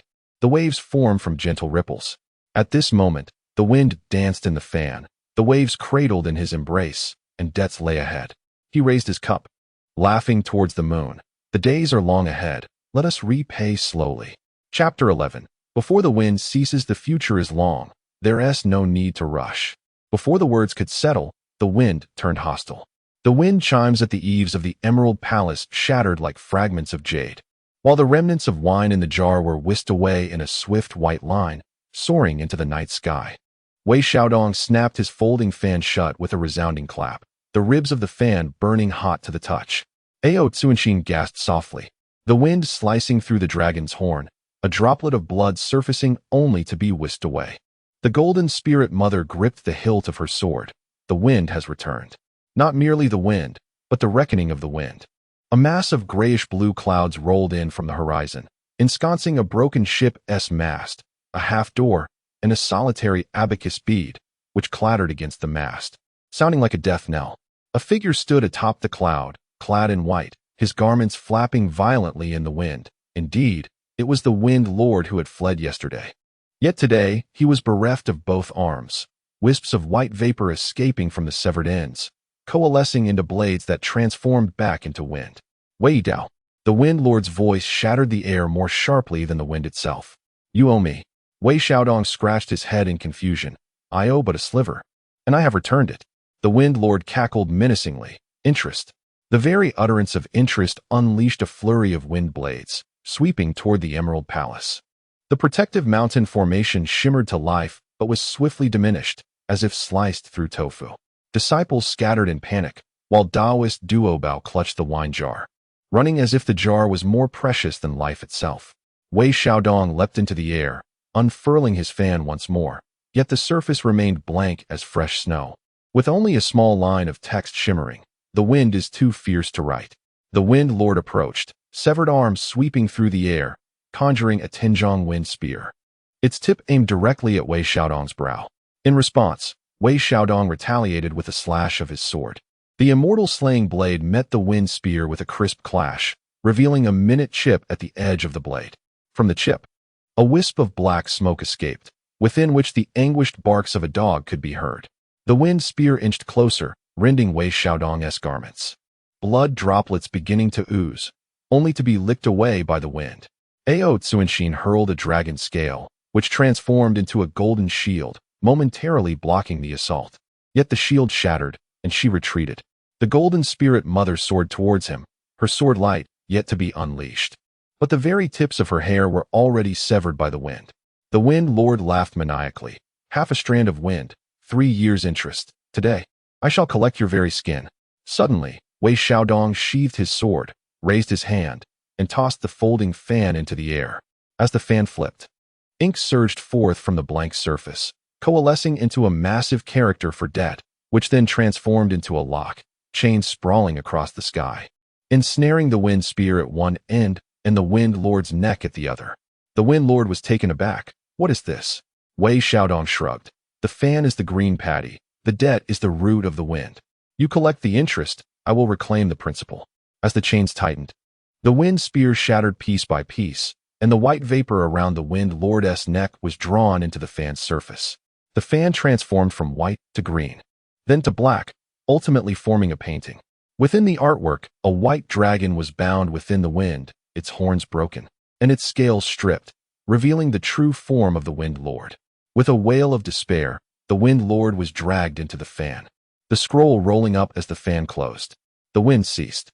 The remnants of the wind chimes at the eaves of the Emerald Palace fell to the ground, clattering like applause. After the wind stilled, the ribs of the fan remained scalding hot. Wei Xiaodong weighed it thoughtfully. The folding fan had gained 3 pounds. Adorned with a tiny wind chime, which imprisoned the Wind Lord within, the chime ringing out his curses. System notification. Debt collection successful.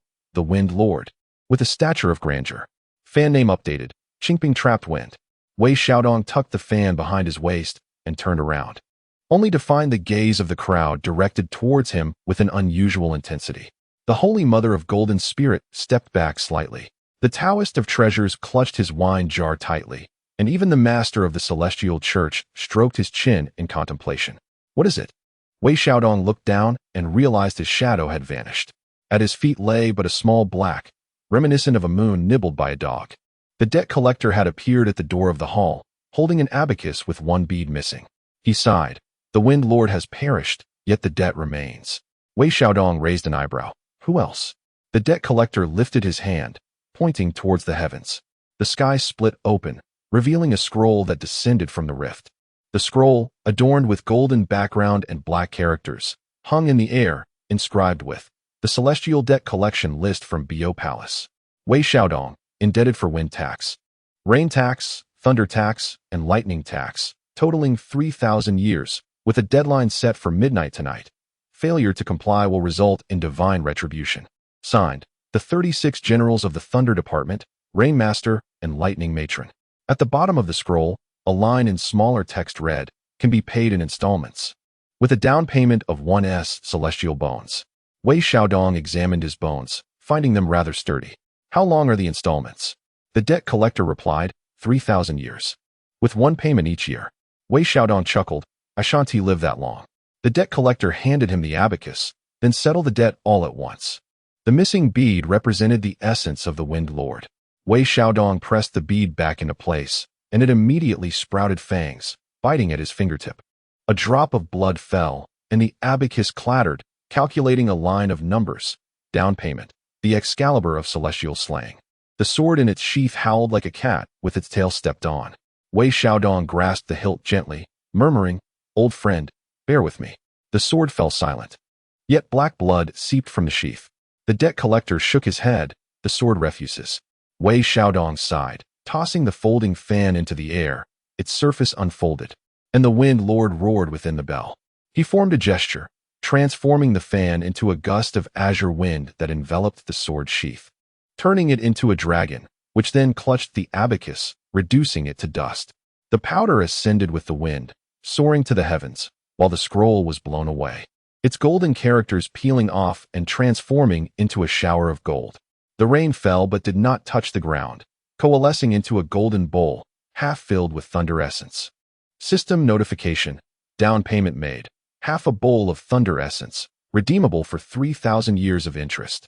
The Celestial Debt Collection List slowly folded shut, the rift mending. At midnight, within Bio Palace, the clock struck 12, marking the end of the year. In the cracks of the debt turtle shell, the last ray of light extinguished. Wei Xiaodong overturned the shell, and from within rolled a copper coin that, upon touching the ground, transformed into a line of text. Debt cleared, shadow restored. The black that at his feet began to writhe, gradually elongating back into a shadow, which stretched and yawned, nodding at him. The wind chimes tinkled lightly, and the Wind Lord grumbled within the bell. I shall emerge sooner or later. Wei Xiaodong hung the wind chime upon the dragon horn of Ao Tsunshin, laughing. Now it's an earring. Ao Tsunshin raised her hand, the chime ringing clear, and she blinked. How lovely. The master of the celestial teachings raised his cup, his voice resonating throughout the Azure Palace. From this day forth, the Azure Palace owes nothing to heaven, nor to earth, but only to itself. The disciples echoed in unison. Cheers. After 3 rounds of wine, Wei Xiaodong slipped away to the back mountain. Beneath the moonlight, the immortal slaying blade lay across his knees, its edge mended, gleaming as if brand new. A shadow sat beside him, resembling an old dog. The shadow spoke. The debts are settled. You are free now. Wei Xiaodong shook his head. The debts are settled, but the story has only just begun. He raised his hand, unfurling a folding fan, its surface blank, awaiting the next line of text. The wind ceased, and the night fell silent. The lights of the Azure Palace flickered dimly, resembling a freshly penned debt contract, just beginning to take shape. Chapter 12. The blank fan. The wind had ceased. Night enveloped the world in tranquility, and lights flickered dimly. Wei Xiaodong spread his folding fan across his lap, its surface devoid of inscriptions, resembling an unwritten debt contract. His shadow lay beside him. Its tail, if shadows could possess tails, swaying like a dog that had just secured a bone. What should he inscribe? Wei Xiaodong pondered. The shadow replied, Inscribe a visit here. A chime resonated, reminiscent of an old shopkeeper tapping an abacus. New main line. Leave a name on the fan. Whoever's name you inscribe shall owe you once. What they owe is for you to determine. Wei Xiaodong raised an eyebrow.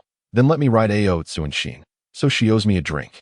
He lifted his hand, his fingertips poised with ink, And as he began to inscribe the character for AO, a sudden gust of wind rolled up the fan, swallowing the ink in one breath. The wind belched from within the fan, releasing a line of small characters. AO Tsuenshin currently owes the East Sea 30,000 jars of aged brew and will not accept new debts. Wei Xiaodong chuckled. Even the Dragon Palace defaults? The shadow suggested, write the Celestial Master. Before the ink could touch the fan, crimson characters emerged on their own. The Celestial Master owes the Wei once and will not accept private jobs at this time. Wei Xiaodong stroked his chin. It seems I can only write my own name. He inscribed the 3 characters for Wei Xiaodong, and while the fan remained still, the characters seeped into the fabric like water into sand, vanishing in an instant. The system prompted, name inscription failed. Unknown nobody, no one is willing to owe you. Wei Xiaodong sighed, folding the fan and tucking it behind his waist. Then let it be an outstanding debt for now. The following morning, an unexpected guest arrived at the gates of Bio Palace. Clad in a blue robe and straw sandals, he carried a bamboo sword, its sheath inscribed with 2 characters, credit sword. He presented a letter of introduction, which bore no words but depicted a copper coin missing a corner. The young gatekeeper was bewildered, yet the Taoist master Duobao's expression shifted. A missing corner coin? This signifies debt hole. Debt hole, the most enigmatic credit institution across the realms, permitted one to acquire anything with a copper coin that was missing a corner, and it collected all manner of debts.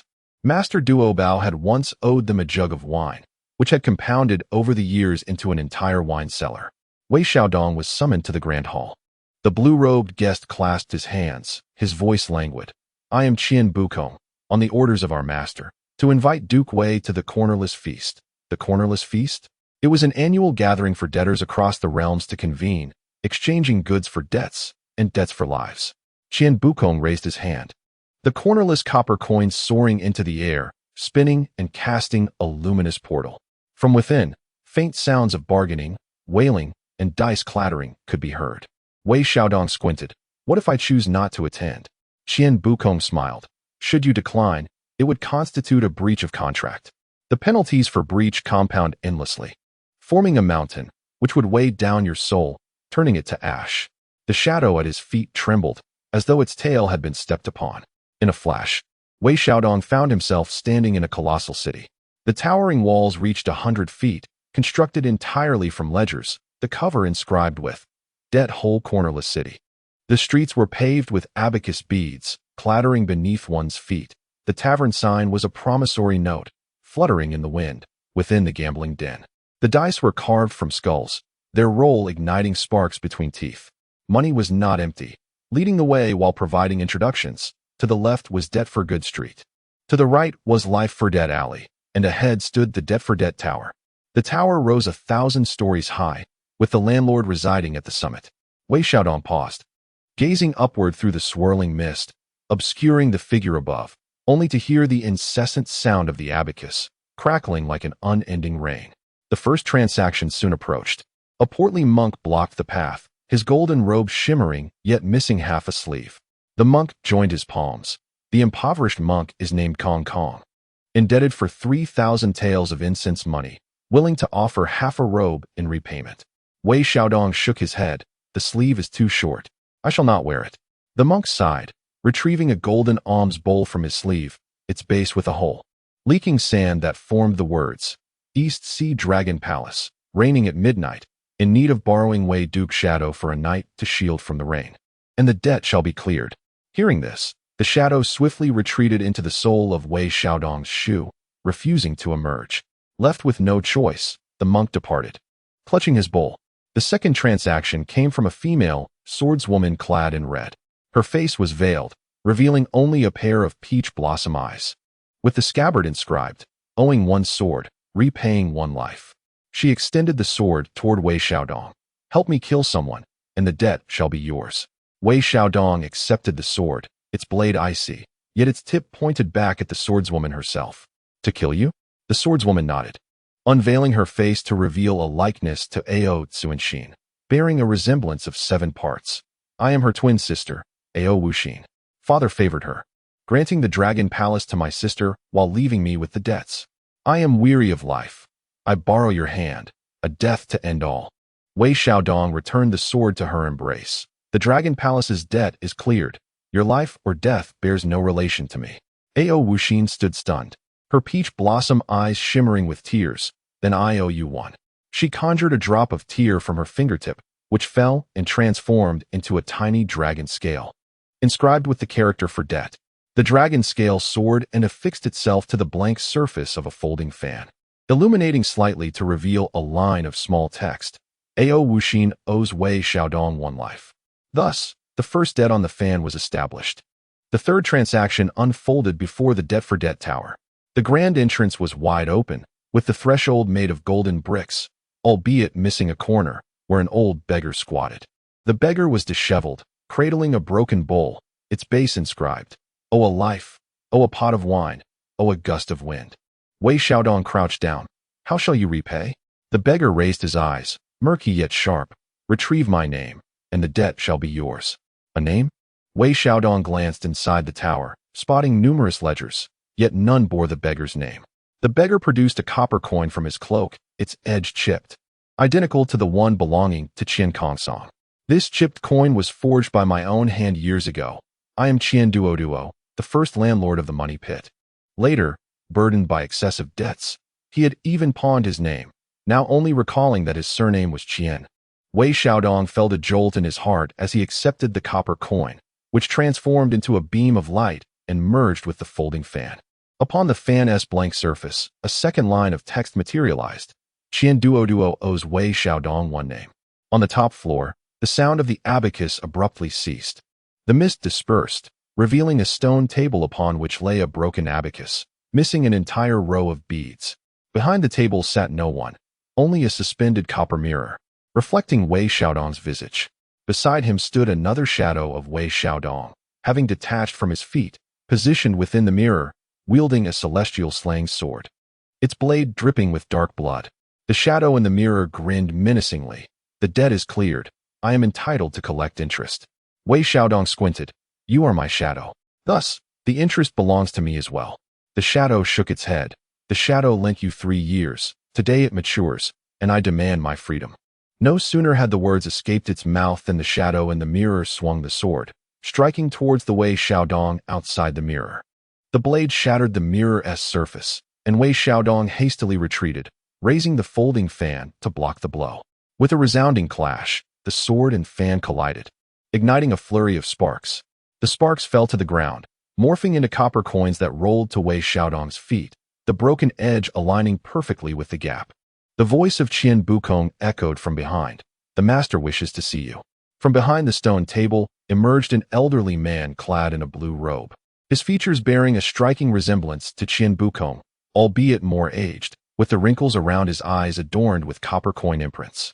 The old man raised his hand, and the broken abacus soared into the air, its beads clattering, revealing a line of text. "Wei Xiaodong owes the shadow 3 years, interest, freedom." Wei Xiaodong tightened his grip on the folding fan. "What if I refuse?" The old man smiled. "If you refuse, you shall pay with your life." The folding fan suddenly grew warm, and a third line of text appeared on its surface, yet it remained blank, the creditor unrecorded, the debtor undetermined. Wei Xiaodong's mind raced. He dipped his pen in blood and inscribed in the empty space, "Qian Kutong owes Wei Xiaodong one freedom." As the blood ink dried, the abacus came to a halt. The broken copper coin soared upward, fitting perfectly into the gap of the abacus. The old man's figure began to fade, yet his voice resonated throughout the building. "The debt has transferred. The shadow reverts to you, and freedom belongs to me." The shadow in the mirror let out a dreadful scream, dissipating into black smoke, which was drawn into the folding fan. The fan radiated a brilliant azure light, revealing the complete inscription, "Qing Ping, trapped wind-locked shadow." The city of the broken edge began to crumble. The ledger turned to ash, the streets sank, and the abacus beads rolled into the sea, producing a final chime. Wei Xiaodong was thrust through the light gate by an immense force, tumbling back to the entrance of Bio Palace. The morning light was just right, and upon the stone steps of the gate sat the elderly man in the blue robe, toying with the broken copper coin, a smile upon his face. "Wei Fuma, the debt is cleared, and the fan is complete. Should you return, remember to bring your wallet." The old man stood, stepping into the morning light, his figure dissolving into a rain of copper coins, tinkling as they fell into Wei Xiaodong's embrace. The final copper coin bore the inscription of Qian on its face and Duo on its reverse.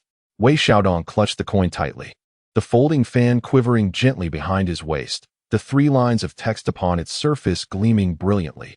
O Wuxin owes once a life. Qian Duo owes once a name. A debt of freedom emerges from the depths of a money pit. Shadows cling tightly to the ground beneath, akin to a satiated dog wagging its tail. Wei Xiaodong lifted his gaze and called towards the mountain gate. Prepare the feast. Today, we collect not rents, but tales. The bell tolled, and disciples of Bo Palace hurriedly spread the news. Prince Wei returns triumphant. Meanwhile, a gentle morning breeze swept across the horizon, carrying a faint laughter. The story has merely begun. What is owed must eventually be repaid. Chapter 13. The rain of coins persists, the wind chuckles, and debts remain unsettled. As the chime of the Bo Palace faded, the downpour of coins intensified. The melodic clinking echoed as they struck the glazed tiles, rolled into the crevices of the stone steps, and leapt into the disciples' goblets, causing ripples the size of coins to dance upon the surface. Wei Xiaodong reached out to catch one, noting its obverse adorned, while the reverse bore the inscription Duo, with a corner nibbled away, reminiscent of a dog's bite. The coin spun in his palm, and, in an instant, transformed into a diminutive elder clad in a green robe, who stood on tiptoe, clasped his hands, and coughed thrice. Though his voice was akin to a rusty bell, Wei Duke, the accounts are settled, yet the tale remains unfinished. Wei Xiaodong raised an eyebrow. What remains unpaid? The elder gestured heavenward, then to the earth, ultimately pointing at his own nose. What is lacking is me. I am the first master of the coinless den, and also the inaugural debtor. In years gone by, he had forfeited his name. Now he seeks to reclaim it, yet the ransom is not within his grasp. Where lies the ransom? Wei Xiaodong inquired. The elder sighed. I have misplaced it myself. What was lost was not gold or silver, but a phrase, a true name incantation capable of restoring his identity. This incantation had been fragmented into 7 words and concealed in 7 realms devoid of currency. The Valley of No Money, the Temple of No Money, the Pavilion of No Money, the Bridge of No Money, the Well of No Money, the Pagoda of No Money, and the Grave of No Money. Each of these places is devoid of wealth, yet fraught with peril. Wei Xiaodong pondered. 7 days, 7 words. I shall run for you. The elder shook his head. 7 days are too long, 7 breaths too brief. A compromise of 7 hours. 7 hours, from Bo Palace to the 7th location, swifter than the wind. Wei Xiaodong tucked the coin into his bosom, and as he stepped forth, he found himself beyond the mountain gate. Behind him, Ao Tsuanxin tossed a silk pouch. From the Dragon Palace, a water escape, granting you 7 breaths. The Holy Mother of Gold Spirit hurled a flask of wine. Quench your thirst on the road. A shadow caught up, biting at his heel. Take me with you. The first destination, the Valley of No Money. True to its name, no grass thrived there, only a carpet of verdigris. At the valley's entrance, a stone tablet was overrun with moss, which bore fangs that squeezed out a hoarse warning. Those who enter, leave a toll. Wei Xiaodong had no currency, only a blade. He plunged the celestial slayer into the stone tablet, causing it to shatter, and the verdigris transformed into a rain of coins, clattering to the ground. The tablet's fangs crunched the coins, swallowing them whole, while the moss receded to reveal the first character, debt. As he grasped the character, it morphed into a coin, with the obverse inscribed debt and the reverse liability. Wei Xiaodong tucked the coin into the ribs of his folding fan, and the fan shimmered with a blue light, revealing ink that surfaced. The first character, debt. A gust swept through the valley. The rain of coins continued unabated, yet the valley's mouth had sealed shut. Wei Xiaodong, utilizing the Dragon Palace's water escape, had already surpassed 1 breath. The second destination, the Temple of No Money. The temple's entrance lay in ruin, the Buddha statue headless, and the altar bore not fruits, but a heap of fragmented silver, teeming with ants. The ants formed a line that read, "Leave oil money." Wei Xiaodong had no oil, only wine. He tilted the flask from the Holy Mother of Gold Spirit onto the altar. The fragrant aroma wafted, intoxicating the ants, as the fragmented silver melted, coalescing into the second character, money. With a character in hand, a copper coin had increased by 1, the front depicting wealth, the reverse inscribed with fate. The folding fan shimmered once more. The second character was money. Suddenly, the Buddha statue rose, its headless form resonating with a booming chant. Amitabha, may the benefactor proceed well. Wei Xiaodong clasped his hands, utilizing the second breath of water evasion to slip through the wall. In the third location, there stood a tower devoid of money. The tower soared 1,000 layers high, each level lacking a ladder, no doors on the outside, and no occupants within. Wind chimes dangled from the eaves, their clappers fashioned from copper coins.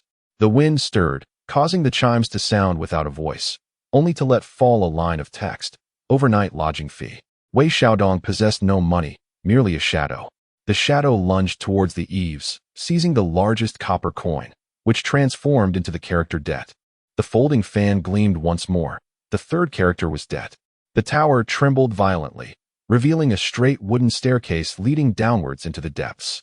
Wei Xiaodong descended the stairs, employing the third breath of water evasion, landing soundlessly. In the fourth location, there lay a bridge absent of money. The bridge spanned a chasm, its body devoid of planks. With no ravine below, only an expanse of darkness.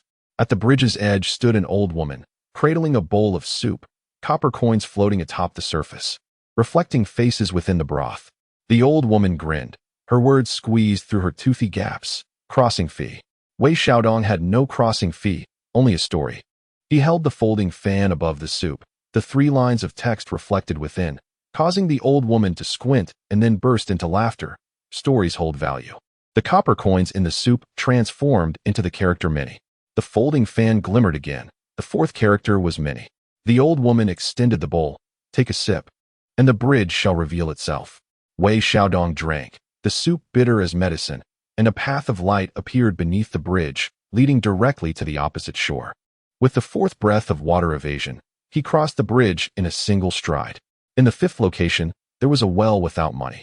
The well's mouth was round like a mirror, its water as black as ink, the rim engraved with 4 characters: leave money for water. Wei Xiaodong had no money for water, only a blade. He plunged the immortal slayer knife into the well's mouth, causing the water to surge, yielding a copper coin. The front marked Many, the back few. As the character was grasped, the water receded, revealing the fifth character, Many. The folding fan shone once more. The fifth character was Many. The well dried up, its mouth closing, transforming into a copper coin that flew into Wei Xiaodong's sleeve. Utilizing the fifth breath of water evasion, he emerged from the well. In the sixth location, there stood a pagoda devoid of money. The tower rose 7 stories high, its structure lacking a door, its summit devoid of windows, and copper bells hung from the eaves, their sounds echoing like cries. Before the pagoda stood a young boy, holding an abacus, which was missing a bead, leaving its hole gaping. The boy, with a childlike voice, said, "Leave money for calculations." Wei Xiaodong had no calculation money, only wind chimes. Trapped within the chimes was the Wind Lord. The sound of the bells represented the missing abacus bead. He pressed the wind chimes against the hole in the abacus, transforming the bell into a bead, which then became the character Money. The folding fan glimmered once more. The sixth character was Money. The pagoda cracked open, revealing a spiral staircase leading directly to its summit. Utilizing the sixth breath of water evasion, he ascended in a single step. In the seventh location, there was a grave devoid of money. The grave lacked a tablet, a mound, only an empty tomb, with a broken sword planted before it, inscribed with the words, "Leave money for life." Wei Xiaodong had no life money, only life itself. He knelt before the grave, unfurling a folding fan, its surface illuminated by 6 shimmering characters: Det, money, oh much, much money. The final character lingered, hesitant to appear. A sudden gust of wind swept across the grave, carrying with it the aged voice of Qian Duo. The last character requires the blood from your heart. Wei Xiaodong drew his blade, its tip aimed at his chest, yet he hesitated. A shadow lunged forward, biting the back of the knife, emitting a low growl. Wei Xiaodong chuckled. "Rest assured, I shall take but a single drop." The blade pricked his fingertip. A bead of blood rolling down and landing on the vacant space of the fan, coalescing into the 7th character, Repayment. With all 7 characters formed, a brilliant azure light burst forth from the fan, transforming into a pillar of light that soared into the heavens. The grave split open, and a stone coffin ascended. its lid lifting of its own accord to reveal nothing but a single copper coin. The coin was unblemished, its face marked with money, its reverse inscribed with duo duo. Wei Xiaodong picked up the coin, which twirled in his palm, morphing into an elderly man clad in azure robes, Qian Duo Duo himself. The old man clasped his hands in gratitude. His voice now clear and youthful. "Thank you. My true name has returned." He raised his hand, and 7 copper coins soared into the air, arranging themselves into a phrase. "Debts must be repaid. It is the natural order." The coins transformed into 7 beams of light, merging into Wei Xiaodong's folding fan, causing the 7 characters to vanish, leaving only a blank surface. At Bo Palace, at the stroke of midnight, the bells tolled 12 times, and the rain of coins ceased. Wei Xiaodong returned, cradling a complete copper coin, the fan's surface pristine as ever. Qian Duo Duo awaited him at the mountain gate, his azure robes immaculate. Bowing deeply, "The debt is cleared, yet the tale remains unfinished." Wei Xiaodong tossed the copper coin into the air, where it performed 7 flips before landing back in his palm, the face reading debt, and the reverse cleared. He laughed. "Should you find yourself in debt again, remember to seek me out." Qian Duo Duo turned away, stepping into the morning light, his figure fracturing into a rain of copper coins, clinking and chiming, covering Bo Palace. The bells rang once more, reminiscent of a celebration, yet also like a new ledger, just turned to its first page. Ao Tsuanshin has taken her leave. Offline. Chapter 14. The perils of medicine testing in the alchemical chamber. Wei Xiaodong reminisced about his initial days in the Bo Palace. The recently acquired earth listening technique was indeed a remarkable skill. He lay on the cold stone steps of the scripture pavilion, his ear pressed against the ground like a vigilant prairie dog. A few dozen paces away, the murmurs of 2 named disciples reached his ears, intermittent yet distinct. They spoke of medicine testing, danger. It's certainly better than moving stones. 3 days hence. The alchemical chamber of Master Pilu. As the voices faded and the figures departed, Wei Xiaodong rose, brushing off the dust from his face, his eyes glimmering with intrigue. A medicine testing acolyte? That certainly did not sound like a favorable task. He felt akin to a test subject in a primordial experiment, where a misstep could lead to an instantaneous ascension, quite literally. Yet, it was still preferable to laboring with stones. This sentiment struck a chord within him. In Bo Palace, lacking strength meant being relegated to menial tasks, clearing refuse, transporting stones, and constantly gauging others' moods. He craved resources, a swift elevation in status. Following a methodical path of cultivation would take an eternity before yielding results. Risks often accompany opportunities. He licked his lips, formulating a plan in his mind. 3 days later, the alchemical chamber of Master Pilu was situated at the southeastern corner of Golden Tortoise Island, adjacent to the fiery spiritual vein.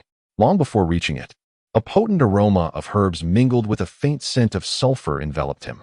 Outside the chamber, 7 or 8 cultivators had gathered, all bearing a pallid complexion. Their cultivation levels low, their eyes a blend of yearning and dread. They were all low-tier disciples seeking a gamble. Wei Xiaodong blended in seamlessly, remaining inconspicuous. The chamber door swung open. Qing Chun, the acolyte, emerged, maintaining his usual haughty demeanor. With a flick of his dust brush, he surveyed the crowd, his brow furrowing. Just these few? Silence reigned. He let out a hum, his gaze sweeping over the group until it lingered on Wei Xiaodong, revealing a hint of mockery. You? Very well. Another subject for testing. Wei Xiaodong lowered his head, offering no retort. Enter, commanded Qingqin as he turned and stepped inside. The others filed in behind him. Inside the chamber, a wave of heat enveloped them. At the center stood a towering bronze alchemical furnace, its 3-legged round belly aglow, the flames dancing fiercely, runes swirling across its surface, emanating a searing spiritual pressure. Seated beside the furnace was an emaciated Taoist, adorned with a lotus crown, Master Pilu himself. His eyes were half closed, seemingly in a state of meditation. Indifferent to the newcomers, Qingqin approached a jade table nearby. On the table lay several jade plates, each containing a handful of pills. Their colors varied, the fluctuations of spiritual energy ranging from potent to feeble, yet most exuding a sense of unstable agitation. The rules are simple, Qingqin declared coldly. Each person shall select 1 pill to consume, then sit cross-legged and circulate your energy within the span of a single incense stick. Articulate the flow of medicinal energy and your sensations. Should you experience discomfort, report it immediately. He paused, his tone growing even more frigid. Endure it, and you shall be rewarded with 3 spirit stones. Fail to withstand it. The consequences are your own. The faces of the gathered disciples paled further. Begin selecting. No one dared to move first. Wei Xiaodong silently activated the system scan. On the first jade plate on the left lay a crimson pill, fire essence pill, inferior quality. Its potency was wildly erratic, harboring a seething fire poison, with a 70 probability of scorching the meridians upon ingestion. The second plate held a verdant pill, withered wood revitalization pill, substandard. Its efficacy dissipated, vitality feeble, presenting an 85 chance of ineffectiveness and a 10 chance of causing diarrhea. The system rapidly delivered a series of analytical results, causing Wei Xiaodong's heart to race with trepidation. This was no mere trial of pills, it was a gamble with life. Nearly all were inferior, defective products. The failure rate was alarmingly high. His gaze swiftly traversed the options until it rested upon a jade plate tucked away in the corner. There lay a single, unremarkable, ashen pill, somewhat shriveled and lacking in allure. Detection: nameless body refinement pill, semi-finished. Formed from the ashes of earthly fire and residual medicinal properties. Its essence was a chaotic amalgamation, containing trace amounts of unscattered earthly fire essence and various lingering potencies. Ingestion would result in excruciating pain. With a 40 risk of meridian rupture, a 30 probability of slight physical enhancement, and a 30 chance of unknown mutation. The risks remained considerable. Yet there was at least a possibility for physical augmentation. It was a gamble worth taking. He stepped forward, decisively grasping the ashen pill. Qingqin Tongzi cast a sidelong glance, a mocking smirk gracing his lips. You have a knack for selecting what appears to be a slow death. Others, observing, approached as well, each selecting their pills. Some procured pills of slightly better quality, their faces lighting up with joy, while others, acquiring even worse specimens, appeared ashen-faced. Take the pills, commanded Qingqin Tongzi. Wei Xiaodong inhaled deeply and swallowed the ashen pill whole. It dissolved instantly upon contact. An indescribable, bizarre taste erupted within him, fiery, sour, bitter, immediately followed by a torrent of explosive heat. It felt as if he had swallowed a glowing iron brand. Ugh! He let out a muffled groan, collapsing to the ground, his hands clutching his throat in desperation. The pain, an unimaginable agony. The heat surged violently within him, tearing through his meridians as if they were scraped by scalding blades. It was as though countless red-hot needles were darting through his flesh. His skin flushed crimson, blood beads seeping from his pores. Around him, screams echoed. Some were frozen in terror, trembling uncontrollably.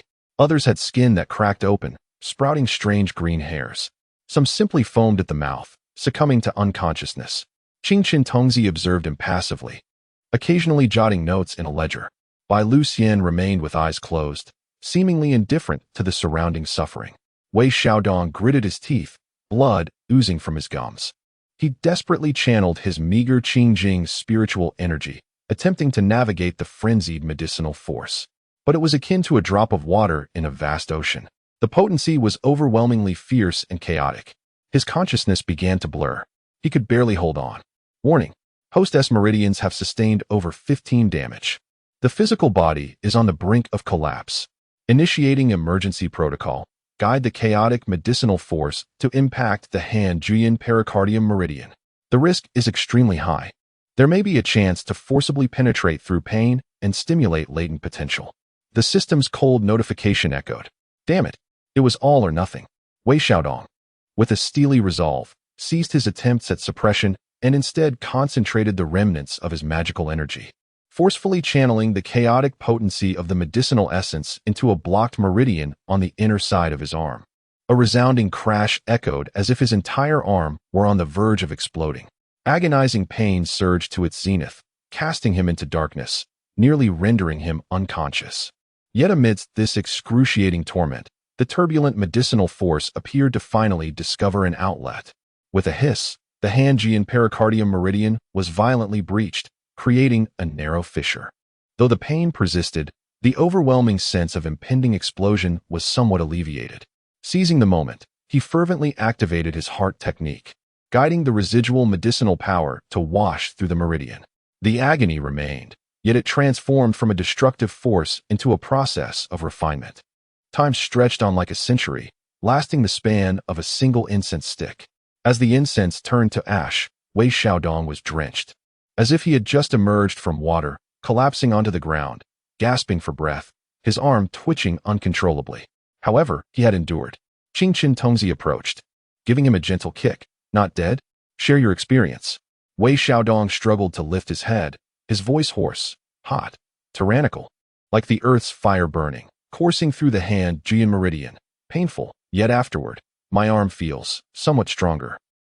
He fragmentedly articulated his genuine sensations, omitting the details of the system's guidance and the challenges faced. Qing Qin Tongzi noted a few points, casting him a surprised glance. Consider yourself fortunate. He tossed 3 low-grade spirit stones, which landed beside Wei Xiaodong.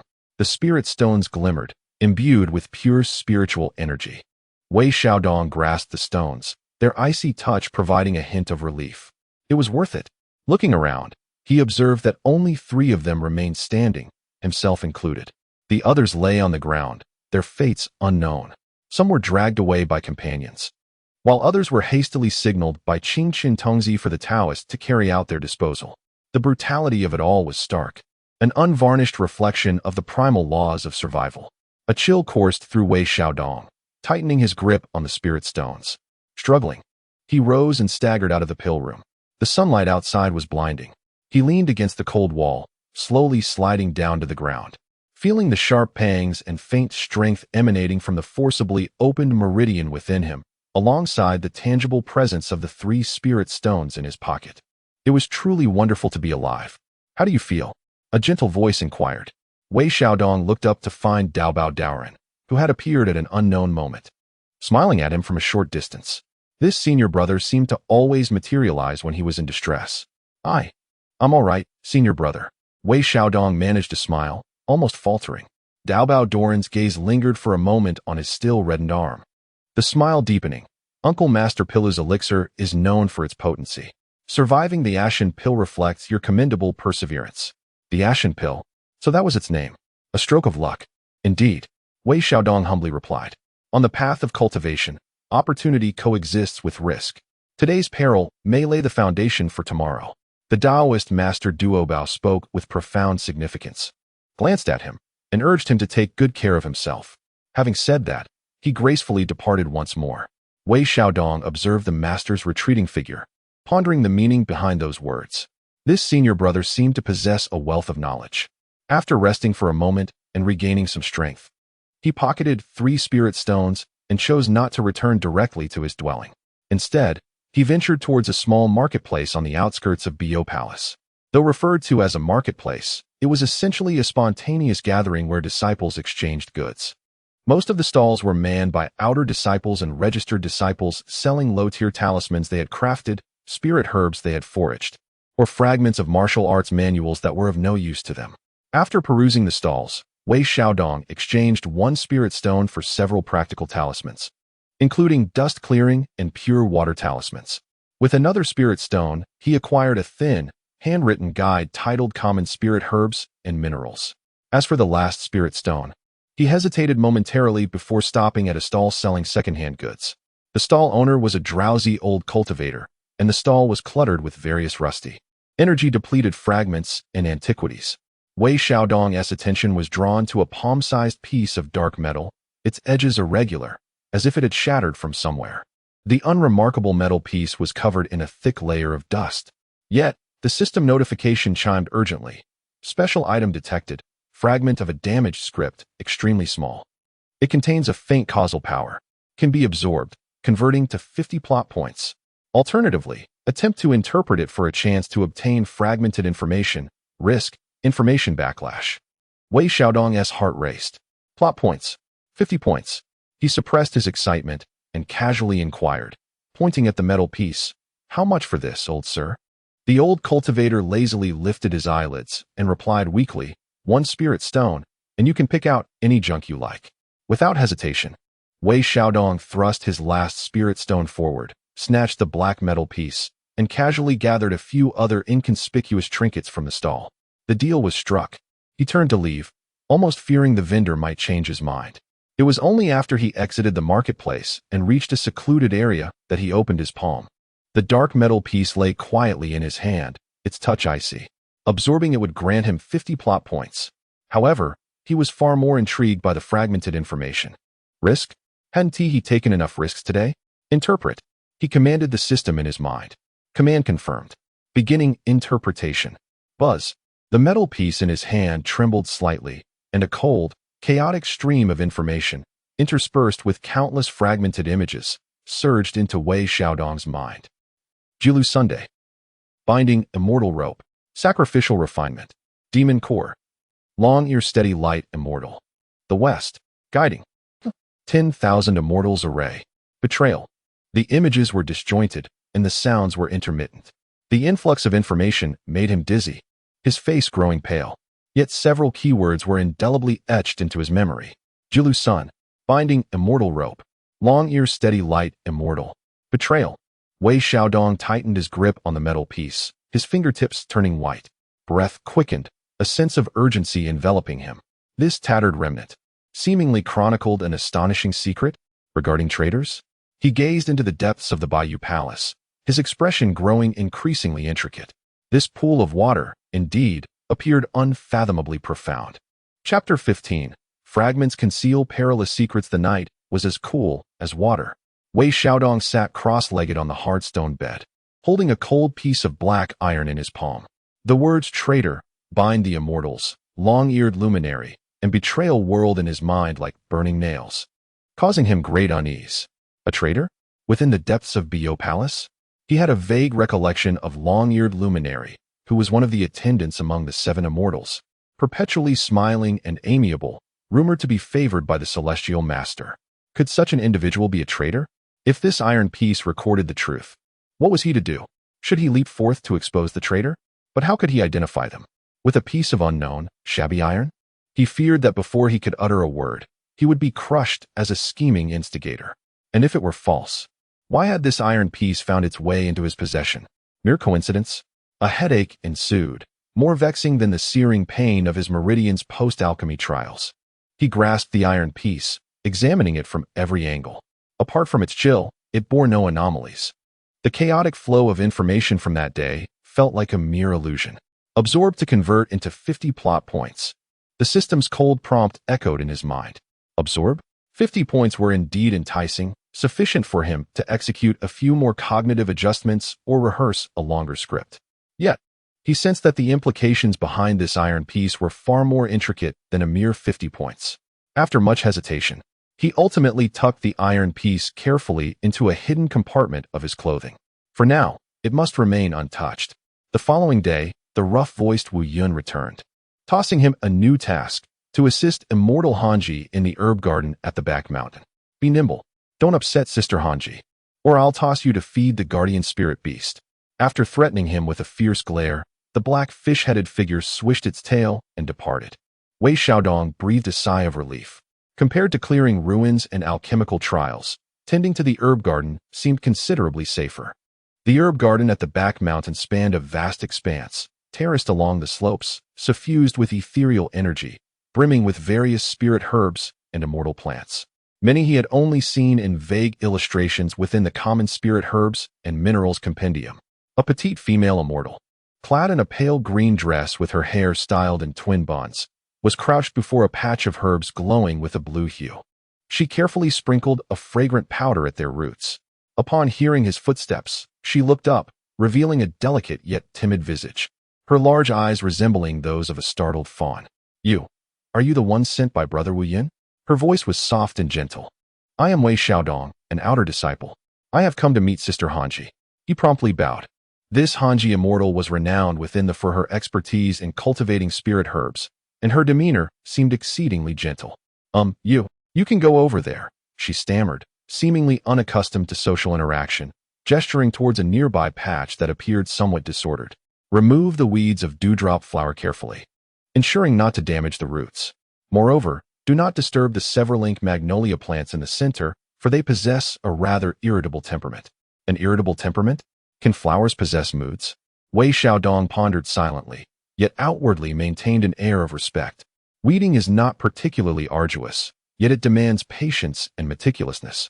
He knelt upon the earth, diligently distinguishing between weeds and spiritual plants, guided by Han Ji-hsien. The medicinal garden lay in tranquility, punctuated only by the gentle rustle of the wind through the grass and the occasional off-key melody hummed softly by Han Ji-hsien. The sun radiated warmth, and the air was infused with a medley of medicinal aromas, invigorating to the spirit.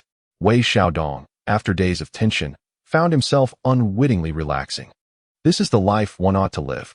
As he pulled weeds, he instinctively activated his subtle earth-sensing technique, attuning himself to the surroundings, the breath of the soil, the faint whispers of the spiritual herb's roots stretching, the distant gurgle of a mountain spring. His ears perked slightly. At the edge of the medicinal garden, near a cluster of small trees, he discerned two very faint footsteps and a hushed conversation. One of the voices sounded somewhat familiar. It was the long-eared, light-determining immortal, the ever-smiling attendant immortal. Wei Xiaodong's heart raced, and he instinctively held his breath, amplifying his earth-sensing technique to its utmost. Rest assured, fellow Taoist, this matter I shall handle with discretion. The voice of the long-eared, light-determining immortal retained its jovial tone, but now bore an unusual shrewdness. The other voice was unfamiliar, deep and husky. The time approaches. In the West, great upheaval. Fellow Taoist, you are a wise individual. Do not lead yourself astray. Indeed. Yet, the voice dwindled further, intermittent and indistinct. Fear not the Taoist Zhu Lusan. The binding, immortal rope requires further cultivation.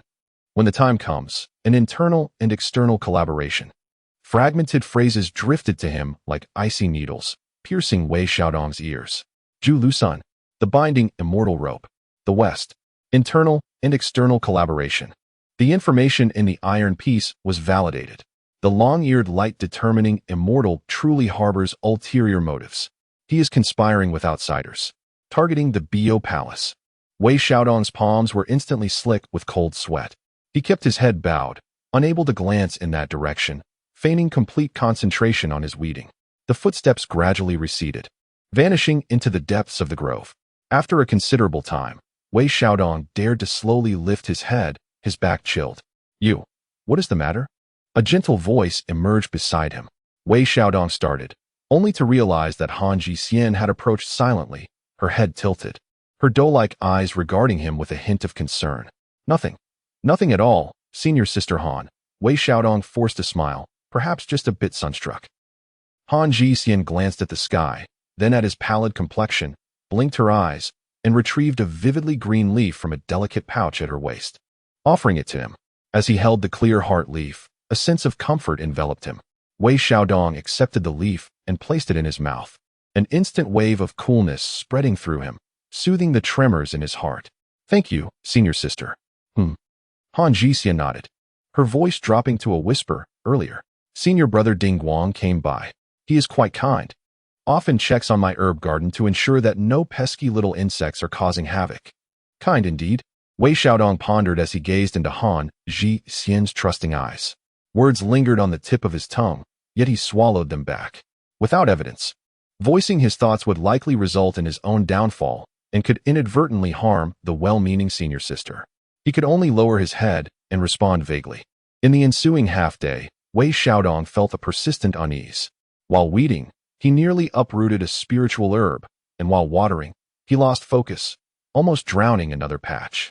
Han Ji-hsien, however, remained patient, gently reminding him a few times without casting reproach. As the sun dipped below the horizon, their tasks came to a close. Han Ji-hsien inspected their work and appeared quite satisfied. From her satchel, she produced a small jade vial and handed it to Wei Xiaodong. This is herb recovery elixir. I crafted it myself. It can alleviate fatigue, should be somewhat beneficial for you. Wei Xiaodong cradled the warm jade vial in his hands, gazing at Han Ji-hsien's innocent smile, his heart a tumult of emotions. Thank you, senior sister. He bowed respectfully before turning to leave the herb garden. After taking a few steps, he could not resist glancing back.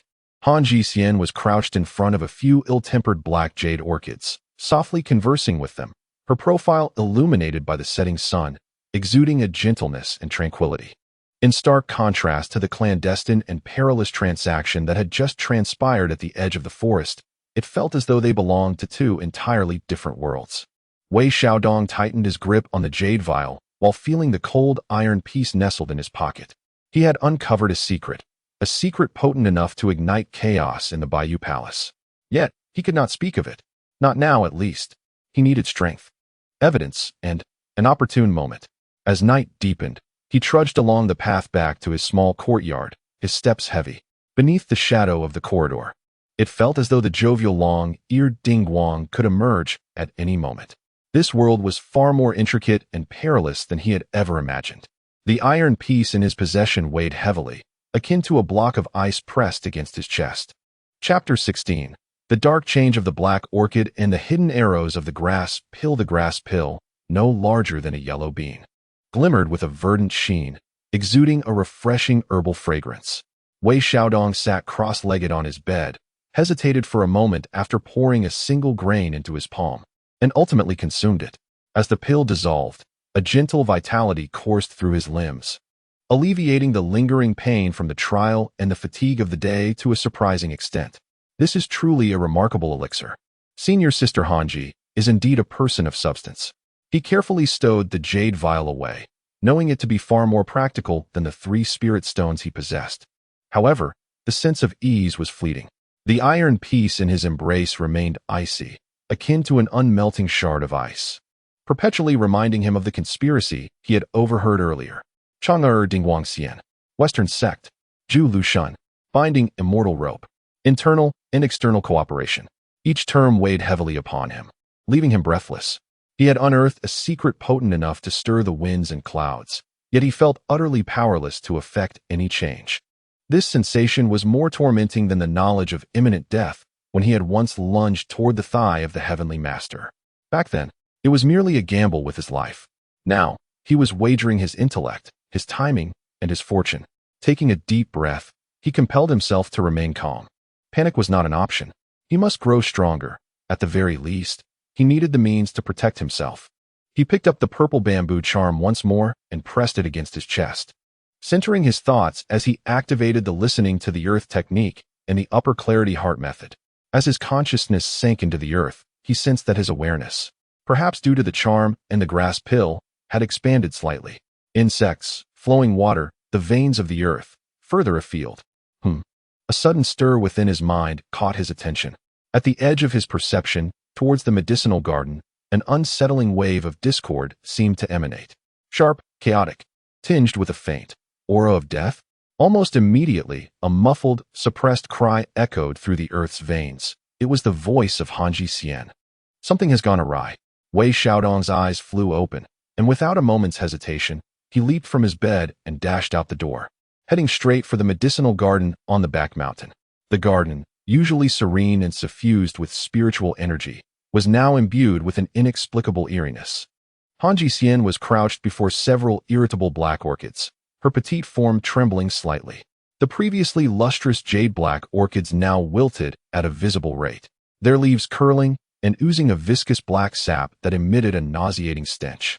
Wisps of faint black mist drifted from the decaying roots. How could this be? They were perfectly fine just this afternoon. Hanji Xian's voice quivered with distress as she frantically scattered various medicinal powders, yet none could halt the orchid's decline. Senior Sister Hanji? Wei Xiaodong approached swiftly. Hanji Xian looked up, her large eyes filled with panic and helplessness. Xiaodong Shidi? What? What are you doing here? They suddenly. Wei Xiaodong crouched down to examine the scene closely. The black mist sent a chill through his heart. Its essence bore a resemblance to that of the demonic stone he had encountered before, yet it was far more insidious. Emergency detection. The black orchids are suffering from the devouring spirit miasma infestation. The source is not within the plants themselves, but from underground. The threat was rapidly spreading, endangering the entire medicinal garden and the spiritual veins beneath. A chill ran through Wei Xiaodong's heart as he recalled the clandestine conversation between the long-eared luminary and the stranger during the day. Was it mere coincidence? Or something more sinister? He had no time to ponder. Senior Sister, the problem lies below, he exclaimed urgently. We must excavate to investigate. What? Dig it up? Hanji Xian was taken aback. knowing that the delicate roots of these spiritual plants could incur greater damage if carelessly disturbed. Trust me, Wei Xiaodong asserted with unwavering determination, disregarding formalities as he meticulously began to unearth the spiritual soil around the root of the black jade orchid. Seeing his anxious yet earnest profile, Han Jixian bit her lip and joined him in the effort. As the earth was turned, the stench of decay intensified. Soon, an object roughly the size of a fist emerged, jet black, riddled with peculiar holes. Tendrils of dark mist continuously seeped from those holes, corrupting the surrounding soil and the roots of the spiritual plants. What is this? Han Jixian's complexion paled. She had never encountered such foul substance. Detection, demon source stone, artificially forged. It continuously releases corrosive demonic miasma, contaminating spiritual veins and destroying spiritual plants. Artificially forged. A glimmer of cold light flickered in Wei Xiaodong's eyes. It was, indeed, no accident. Someone had intentionally poisoned, targeting the spiritual garden of Bio Palace. Who could it be? The long-eared luminary? Or one of his accomplices? It was imperative to extract the stone. Wei Xiaodong reached out to grasp the stone. Don't touch it. Han Jixian cried out. The demonic energy will erode. But before she could finish, his hand had already made contact with the source stone. Hiss! A chilling, malevolent aura surged through his arm and into his body. It was a more sinister cold than the searing pain he had felt during the alchemy contest, penetrating directly into his soul. Wei Xiaodong stifled a groan as a layer of black mist enveloped his entire arm, the veins beneath his skin visibly darkening and protruding. Warning. High-purity demonic energy invasion. Emergency purification initiated. Yin-Yang dual cultivation system assistance activated. The cold energy, which had been quietly swirling in his dantian since the previous transformation, suddenly began to whirl, generating a faint pull that managed to seize a wisp of the invading demonic energy, forcibly dragging it into the dantian in an attempt at conversion. Yet, the demonic energy was too potent and toxic. The conversion rate lagged far behind the speed of invasion. The black mist crept past his elbow, racing towards his shoulder. Agonizing coldness enveloped his entire being, just as he was on the brink of losing consciousness. The purple bamboo piece talisman on his chest erupted in a burst of gentle purple light. A refreshing, tranquil aura surged into his body, barely countering the onslaught of the demonic energy. The two forces clashed violently within him. Wei Xiaodong's face turned ashen, beads of sweat cascading down as his body trembled uncontrollably. Junior brother, Han Jixian, desperate and in tears, bit her fingertip and forced several drops of her vibrant green life blood onto the demon source stone. Sizzle! The blood met the demonic energy with a searing sound, causing a brief pause in the malevolent mist. Seizing the opportunity, Wei Xiaodong unleashed his full resolve. Coordinating with the system's absorption and the protective charm of tranquility, and with a sudden force, he yanked the malevolent source stone from the earth. As the stone was lifted, the billowing black mist immediately diminished by more than half. Exhausted, Wei Xiaodong collapsed backward, gasping for breath. His arm remained shrouded in darkness. Yet the spread of the malevolence had finally halted. Han Jixian hastily retrieved several jade vials, liberally pouring various antidotes and purifying powders onto his arm as if they were of no cost. As the medicinal properties activated, in conjunction with the system's arduous transformation and the residual glow of the tranquil charm, the black mist on his arm began to recede, albeit at an agonizingly slow pace. Quick, seal this vile object. Wei Xiaodong weakly gestured towards the source stone on the ground. Only then did Han Jixian come to her senses, frantically searching for a jade box meant for storing potent spiritual herbs. Carefully, she nudged the still-emitting black mist source stone into the box and affixed several sealing talismans to it. Once she completed these tasks, she slumped to the ground, gazing at the completely withered black jade orchids, overcome with dread and weeping. How could this happen? Who could be so malevolent? Wei Xiaodong stared at the sealed source stone, then at his still darkened and painful arm, his gaze icy. Who could it be? He had an answer in his heart, but could not voice it. There was no evidence. Even if there were, as a mere outer sect disciple, how could he accuse one of the 7 attendants? Absurd. Yet, this could not be left unchallenged. He endured the excruciating pain, his eyes sweeping over the tainted spiritual soil, his mind racing with thoughts.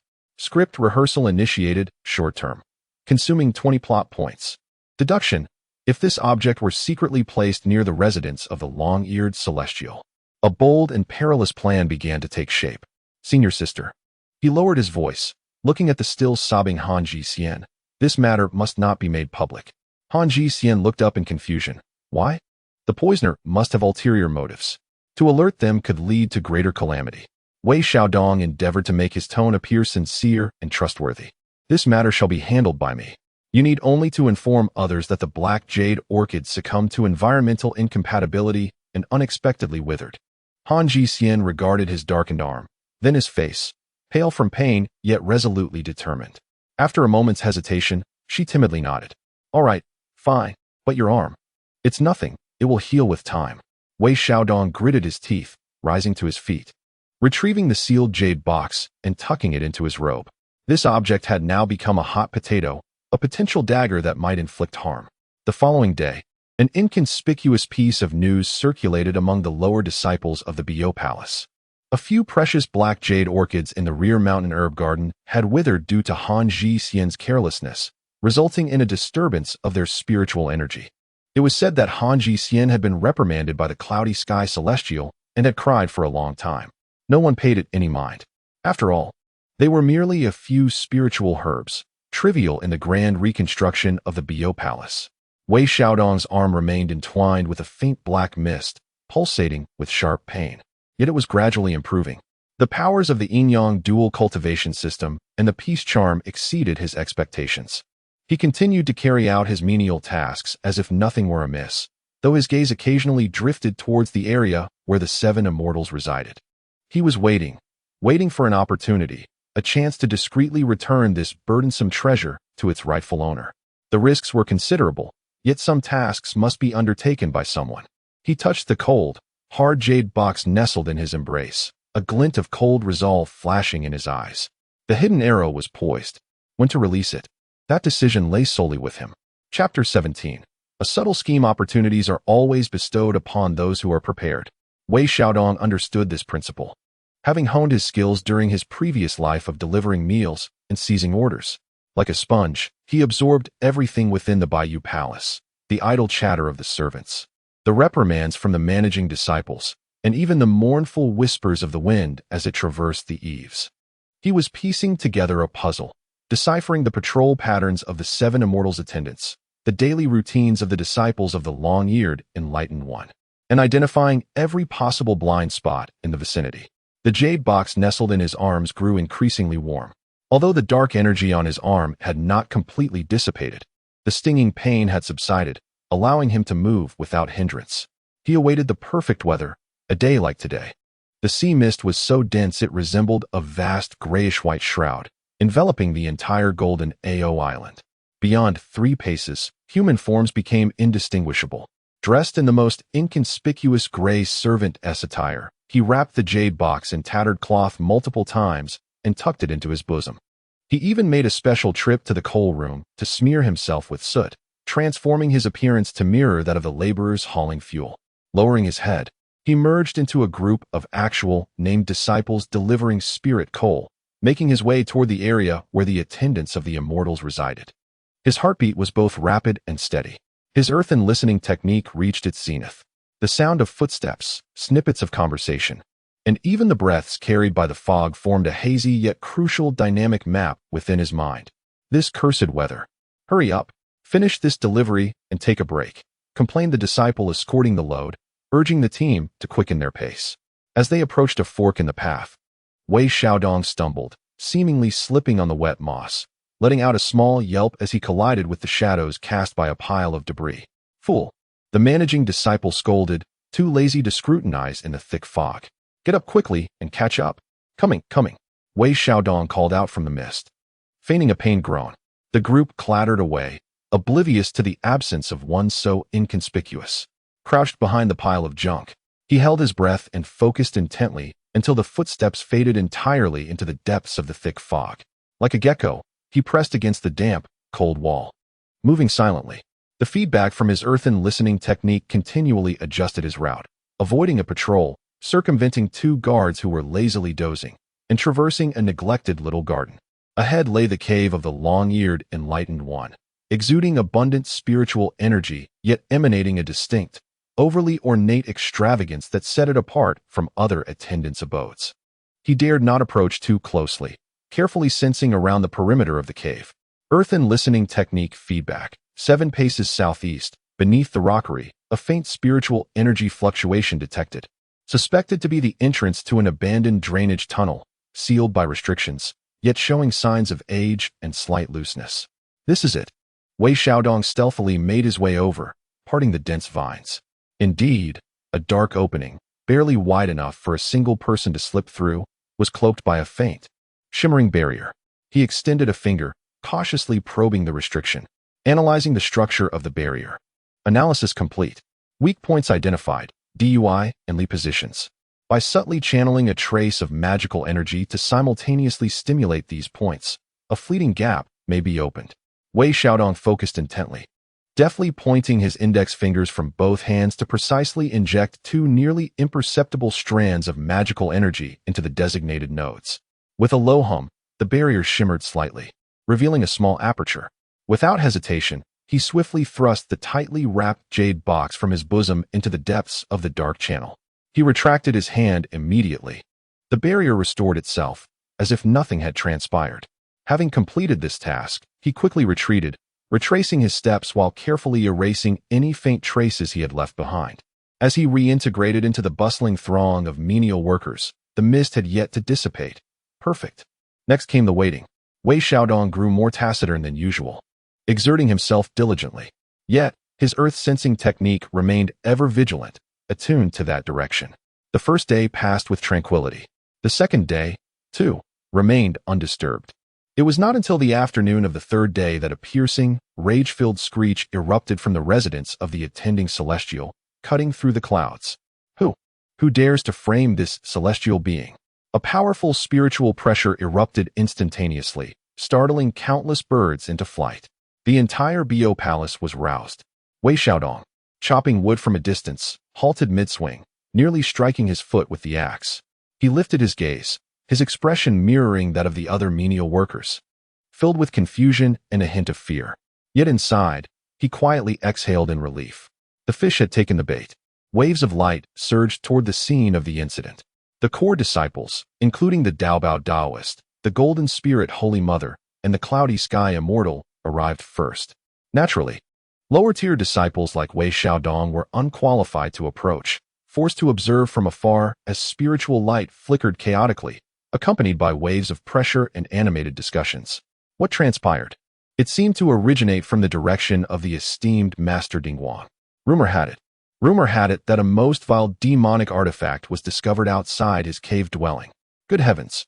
Who possesses such audacity? No wonder the in the medicinal garden perished a few days ago. Could it be related? The whispers spread like wings, swiftly circulating. With his head bowed, Wei Xiaodong silently continued chopping wood, yet his ears were perked high, capturing fragmented dialogues carried by the wind. Brother Dingguang, where did this object come from? It was the steady yet scrutinizing voice of Daobao Taoist. How could I know? The voice of the long-eared Dingguang Immortal had lost its usual cheerfulness, now sharp and frantic. Someone must be framing me. Master brother, you must stand up for me. The barrier surrounding the cave dwelling remains intact, yet this object has appeared within the internal channel. The voice of the Golden Spirit Holy Mother was icy. Brother, have you offended anyone recently? I. The long-eared Dingguang Immortal was momentarily at a loss for words. This demonic source stone is crafted with insidious methods beyond the capacity of an ordinary person. The Taoist Dubao spoke slowly. Junior brother Dingguang, please remain calm. I will thoroughly investigate this matter. Thorough investigation? Wei Xiaodong scoffed internally. Go ahead, see what you can uncover. That dark channel, with its intricate network and years of neglect, who knows what foul substances have been washed into it? He had long employed the technique of earth listening and discovered that the other end of the channel had long collapsed and was blocked, making it impossible to trace the source. This was a bitter loss that the long-eared Dingguang could exploit. Indeed, the din of argument gradually subsided, leaving only the reluctant mutterings and justifications of the long-eared Dingguang. Ultimately, Taoist Dubao ordered an increase in patrols and a rigorous investigation of suspicious individuals, temporarily suppressing the issue. The thunder was loud, but the rain was sparse. Yet, the seed of suspicion had already been sown. Wei Xiaodong observed as several core disciples departed, their gazes towards the long-eared Dingguang now tinged with a subtle detachment and scrutiny. That was sufficient. He sheathed his axe and prepared to return. As he turned, he nearly collided with someone. It was the cloudy fish immortal.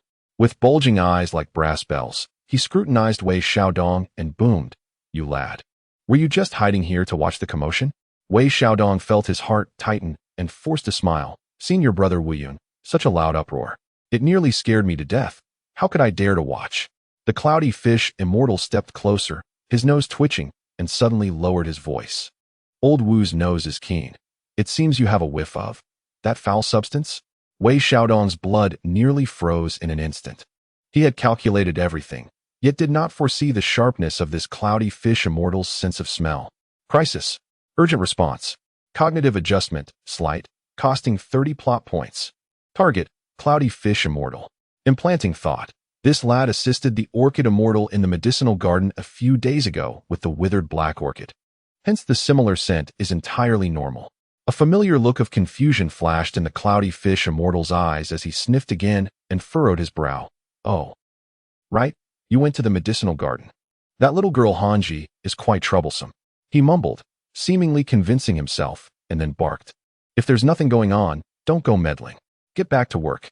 With that, he flicked his tail and departed. Wei Xiaodong watched his retreating figure, his back once again drenched in cold sweat. That was close. This Bo Palace truly is fraught with pitfalls. Not a moment of carelessness can be afforded. He took a deep breath, suppressing his lingering fear, and hurriedly left this den of troubles. Passing through a corridor, he encountered the Hanji immortal.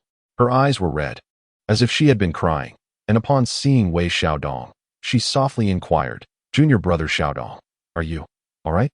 What happened over at Uncle Dingguang's?" "I'm fine, senior sister," Wei Xiaodong replied with a relaxed smile. "I heard they discovered some foul substance. Fortunately, you had already dealt with it on your end." The Hanji immortal nodded vigorously, still shaken, "Yes. Thankfully, you found it early. Otherwise. She seemed unable to bear thinking of the consequences. Her gaze towards Wei Xiaodong filled with gratitude and a touch more warmth. Wei Xiaodong smiled faintly as he brushed past her. After taking a few steps, the smile on his face gradually faded. His fingers gently caressed the now warm purple bamboo piece talisman hidden within his sleeve. In the first round, he emerged victorious. Though it was a risk, and he nearly revealed himself, it was worth it. He lifted his gaze towards the still overcast sky of Bo Palace. The undercurrents grew even more turbulent, yet he was no longer the insignificant fish who could only drift with the tide. Chapter 18. Unintentional willows flourish. The wind has ceased. The waves have calmed. However, the Azure Palace is quieter than ever. The turmoil surrounding the demonic source stone, akin to a stone cast into a deep pool, has sent ripples that eventually fade, leaving no trace upon the surface. Yet beneath the water, currents surge. The patrolling disciples around the long-eared Enlightenment Cave have evidently increased. The master himself has become reclusive, his once jovial figure no longer seen wandering about. The Taoist of abundant treasures has made several visits to the outer regions, maintaining a serene demeanor, yet his gaze is deeper than usual, scanning each disciple as if assessing something. Wei Xiaodong strives to diminish his presence, engrossed in menial tasks such as chopping wood and fetching water. Occasionally, he is summoned by the fairy Hanji to assist in the herb garden, where the guards have grown increasingly vigilant. He feels like a startled rabbit, ears perked, with his earth-sensing technique not daring a moment's lapse. He is waiting for the next move from the other party. He is also waiting for his own opportunity. That day of perilous adventure, though fraught with danger, was not without its rewards. At the very least, the gaze of the cloudy fairy towards him has shifted, losing some disdain and gaining an inexplicable depth. Perhaps she deems him fortunate, or perhaps for other reasons. On this day, he has been tasked with clearing the fallen leaves from a remote hall's rooftop. The elevation grants him a view of a portion of the Azure Palace's scenery. Just as he ascends the rooftop, he hears a cascade of tinkling laughter below, imbued with a hint of petulance and whimsy. Sister is simply too cautious. A mere few broken bamboos could daunt me. It is Bixiao. Wei Xiaodong instinctively shrinks his neck, lowering his body as much as possible. He sees Bixiao clad in a water-green dress, her pretty face displaying a touch of indignation as she tugs at Yunxiao's sleeve. The 7 emotions bamboo hidden deep within the purple bamboo forest is no easy prize. Not to mention the guarding formations, the bamboo itself possesses an enchanting melody that can, with a single misstep, harm the spirit. Yunxiao's tone is frigid, laced with an undeniable refusal. But my newly refined heart-bewitching bell only lacks that one primary material. Bixiao stamps her foot, declaring, "If you want to help me, I shall go myself." Nonsense. Yunxiao furrows her brow. "I'm not being foolish. I've already inquired, during the hour of Shin today. The formation will experience a momentary fluctuation, making it the optimal time to collect the bamboo." With that, Bixiao shakes off Yunxiao's hand and transforms into a streak of green light, darting towards the back mountain's purple bamboo grove. "Bixiao," Yunxiao calls out, observing her determined departure with a resigned sigh. She turns to her sister Qiongxiao, saying, "Second sister, follow her and ensure she doesn't get into trouble." Qiongxiao responds affirmatively, transforming into a stream of light in pursuit. Yunxiao stands still, shaking her head slightly before vanishing from sight. On the rooftop, Wei Xiaodong breathes a sigh of relief. Thankfully, he has not been discovered. The 7 emotions bamboo, the heart-bewitching bell, both sound rather troublesome. He resumes his task of sweeping leaves, yet an inexplicable unease gnaws at him. That fairy Bixiao is impulsive. May she not find herself in true peril? Just as this thought crosses his mind, a resounding explosion echoes. In the direction of the purple bamboo forest on the back mountain, a thunderous explosion suddenly reverberated, shaking the very earth. Following this was the furious cry of Qiongxiao and the pained groan of Bixiao. A chaotic yet formidable surge of spiritual energy abruptly radiated outward, intertwined with an unsettling, eerie flute melody that sent shivers down the spine. Something was amiss. Wei Xiaodong's expression shifted dramatically, almost instinctively. He leaped from the rooftop and sprinted towards the source of the disturbance. The earth-listening technique was pushed to its utmost limit. "Sister, the bamboo is behaving strangely." "Ah, steady your mind. It's mutated demonic bamboo. Be cautious of its sound attacks that penetrate the very soul." "My bell." Fragmented voices and the sounds of a fierce battle echoed through the air. Wei Xiaodong quickened his pace. When he finally reached the edge of the purple bamboo forest, he was met with utter devastation. Several purple bamboos lay shattered, the ground charred black. Qiongxiao, with blood trickling from the corner of her mouth, wielded her sword protectively in front of her, her complexion pale. Bixiao sat slumped on the ground, hands clamped over her ears, her expression one of agony. Before her, a small golden bell emitted a dim glow, its surface marred with dark cracks from which sinister black mist seeped, coiling ominously around her arm. The severed so-called 7 emotions flute bamboo oozed a pitch-black liquid, exuding a purer, yet more malevolent aura than that of the demonic source stone. Mutated? No. It had been tainted and transformed by the demonic energy. Bixiao, let go. The bell is contaminated. Qiongxiao urged urgently, yet she dared not approach, for the black mist was exceedingly strange, preying upon one's soul and power. Bixiao's gaze was vacant, seemingly ensnared by the eerie flute melody and the black mist, her grip on the bell tightening resolutely. The black mist was about to creep up her arm. Without a moment's hesitation, Wei Xiaodong charged forward. "You're courting death." Qiongxiao cried out in alarm as he recklessly drew near. Yet Wei Xiaodong appeared oblivious, his focus solely on the tendrils of black mist. Detection: mutated 7 emotions demonic energy, high concentration. Soul corrosion, source-enhanced version of demonic aura. Warning: extreme danger. Yin-yang dual cultivation system overload initiated. Attempting absorption. Risk extremely high. The frigid energy within his Dantian whirled violently, generating an unprecedented pulling force. He extended his hand, not to seize Bixiao, but to grasp the bell suffused with black mist. "What are you doing?" Qiongxiao exclaimed in horror. Sizzle. The moment Wei Xiaodong's hand made contact with the bell, the thick black mist surged forth like sharks sensing blood, rushing into him with reckless abandon. It was tenfold more intense than when he had touched the demonic source stone. Agonizing pain, an icy torment. It pierced through his consciousness. Darkness enveloped his vision, absorbing. Conversion efficiency below 10. Host soul undergoing impact. The system's prompt became increasingly intermittent. Wei Xiaodong let out a muffled groan, his body shaking violently, the black mist writhing beneath his skin, even his orifices starting to ooze black blood. Yet he gritted his teeth, refusing to release his grip. The mad influx of dark energy ravaged his body. Yet the system managed to forcibly absorb a small portion, laboriously drawing it into his dantian for transformation. The pure energy derived from this transformation unexpectedly loosened the bottleneck of his cultivation. He broke through to the mid-stage of qi refinement. However, the cost was that his body was almost destroyed, riddled with wounds. Just as he felt on the verge of bursting and succumbing to complete demonic transformation. The purple bamboo talisman on his chest erupted with a dazzling violet light once more. Yunxiao's figure descended like a celestial maiden from the ninth heaven, her expression as cold as frost, her finger poised like a sword, unleashing a pure and vast celestial light that instantaneously penetrated Wei Xiaodong's body.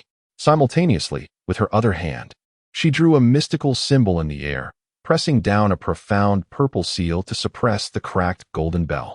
The dark energy recoiled as if encountering its nemesis.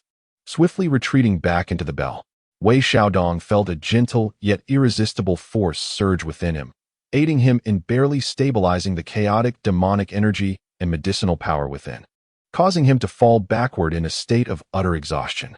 Steady your mind. Operate the heart technique. Yunxiao's cool voice resonated in his ears, tinged with a barely perceptible urgency. He complied, desperately channeling the subtle essence of the heart of supreme clarity. Xiongxiao hurriedly stepped forward to support the now clear-eyed Bixiao. Filled with trepidation, after a long while, Wei Xiaodong gradually opened his eyes. The internal agony persisted, the demonic energy not entirely eradicated. Yet a precarious balance was achieved with the pure celestial light, stabilizing his cultivation at the mid-stage. Bixiao, having regained her composure, gazed at her darkened arm and the nearly destroyed golden bell, her small face pale, bursting into tears.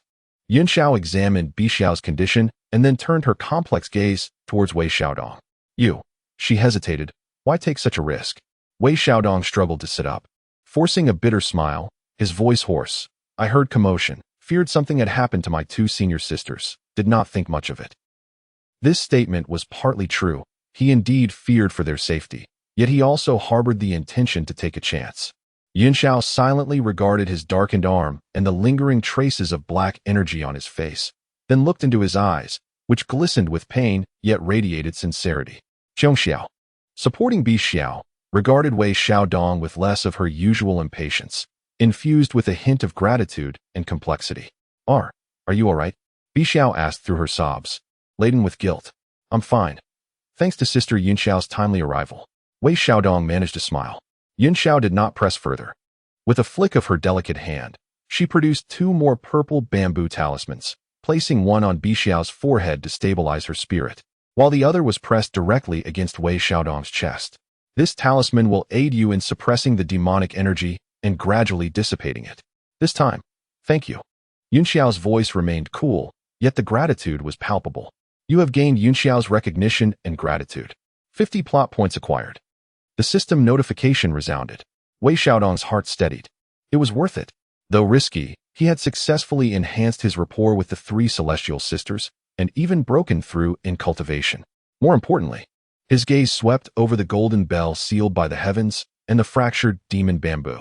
The emergence of this mutated demon bamboo was no mere coincidence. It likely stemmed from the same origin as the demonic source stone. The long-eared, enlightened one, or perhaps the individual behind him, was accelerating their movements. Yunxiao had evidently come to this realization as well.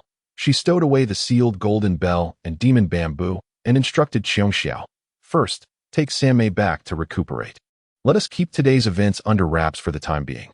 She then turned her attention to Wei Xiaodong, saying, you two should return and rest well.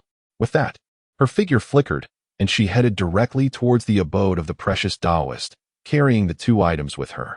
Watching them depart, Wei Xiaodong slowly rose to his feet. His body still ached, yet his spirits were somewhat uplifted. Had he inadvertently stumbled upon a significant matter?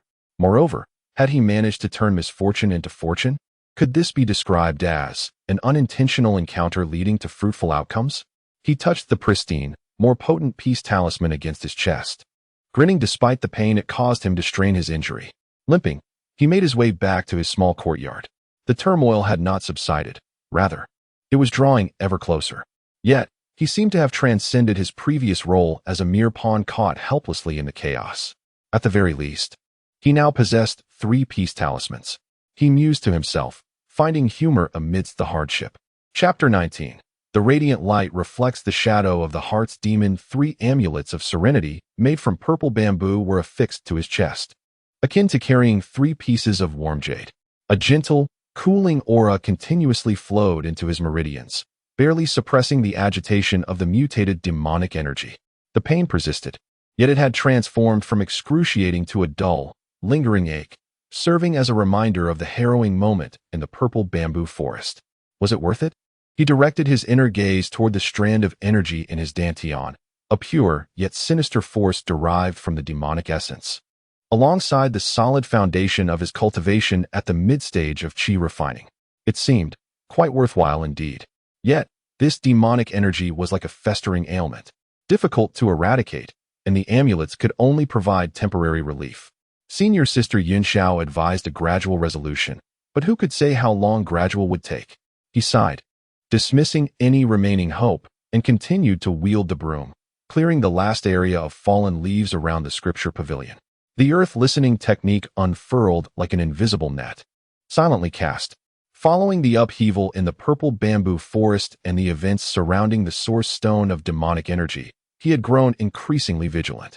Beneath the seemingly tranquil reconstruction of the Bo Palace, hidden whirlpools might exceed one's imagination. The fluctuations of spiritual energy emanating from the direction of the Taoist Duobao's cave were more frequent than usual. Among the patrolling disciples, there were several unfamiliar figures, their auras dense and solemn. Even the air seemed to carry a faint, palpable tension. A storm was brewing on the horizon. He had to exercise greater caution, listening more intently and attentively. The reach of the earth listening technique, bolstered by the 3 amulets and his daring breakthrough, could now cover nearly half of the Bo Palace's periphery. Countless subtle sounds converged in his mind: the chirping of insects, the whisper of the wind, conversations among disciples, the hum of magical cultivation, the crackling of flames. He functioned like a precise filter, discarding irrelevant noise and capturing potential keywords. Master Dingguang. Reclusive. From the west, guests arriving. Fear of Lushan. Traces. Fragmented information failed to paint a complete picture, yet it sketched the contours of an undercurrent in motion. Suddenly, the edges of the earth listening technique caught a jarring, discordant noise. It did not emanate from the surface, but from deeper, more profound depths, from the flow of the underground spiritual veins. The once steady current of spiritual energy seemed obstructed in a specific area, producing an exceedingly subtle yet piercing hiss, as if something were corroding and devouring the spiritual veins. The direction appeared to be the northwestern corner of the Bo Palace, where the secondary spiritual vein node supplied energy to the residences of lower-tier disciples and some communal areas. Here it came again. Wei Xiaodong's heart tightened sharply. Without a moment's hesitation, he cast aside the broom, clutching his still aching arm, and hurried toward that direction. He had to uncover the signs before the situation escalated. As he approached the northwestern corner, the underground hissing grew increasingly distinct, and a faint, decaying aura, reminiscent of the source stone of demonic energy, began to permeate the air. Several outer disciples tasked with maintaining the spiritual vein node were gathered around an inconspicuous well, anxiously pacing, yet utterly at a loss. What was happening? Wei Xiaodong pressed forward. The spiritual energy emanating from the Lingyong well was unstable, tainted by foulness. This disturbance had already impacted the functioning of the nearby clean garment workshop and dining hall's formations. A disciple, with a mournful expression, lamented that he could not ascertain the cause. Wei Xiaodong leaned over to inspect the well's opening. Inside, the spiritual energy was chaotic. The once luminous white glow now intertwined with ominous strands of black mist, the very source of the corruption within the spiritual veins. The earth listening technique focused on the branches of the spiritual vein below. Detection: the spiritual vein branch node has been invaded by corroding vein magic worms. These miniature demonic creatures exclusively devour spiritual veins and reproduce rapidly. They must be expelled using pure wood or life energy. Corroding vein magic worms? Such insidious tactics once more. Allow me to attempt a remedy, Wei Xiaodong exclaimed urgently. He recalled the herbal elixir gifted by immortal Hanji, rich in pure botanical vitality. Without waiting for the disciples' reactions, he retrieved a grass elixir, crushed it, and mixed the powder with his meager magical energy, casting it into the well. Simultaneously, he secretly urged the strand of exotic energy derived from demonic essence within his dantian to resonate, perhaps drawing them out. The powder melded with the chaotic spiritual energy, vitality spreading forth. The hissing sound from below abruptly sharpened. Suddenly, countless tiny, pitch-black creatures, adorned with fine, delicate tendrils, erupted from the walls of the spiritual vein. Spurred by the vitality and resonant essence, surging upwards along the flow of spiritual energy. They have emerged. Be cautious, Wei Xiaodong shouted as he recoiled. The disciples had never before witnessed such a horrifying scene, retreating in fright. The dark magic worms erupted like miniature volcanoes from the well, poised to scatter in all directions. Should they disperse, infiltrating other spiritual veins, the consequences would be unimaginable. Wei Xiaodong's complexion paled. He had not anticipated such a multitude. In this critical moment, a commanding voice rang out, clear and cold.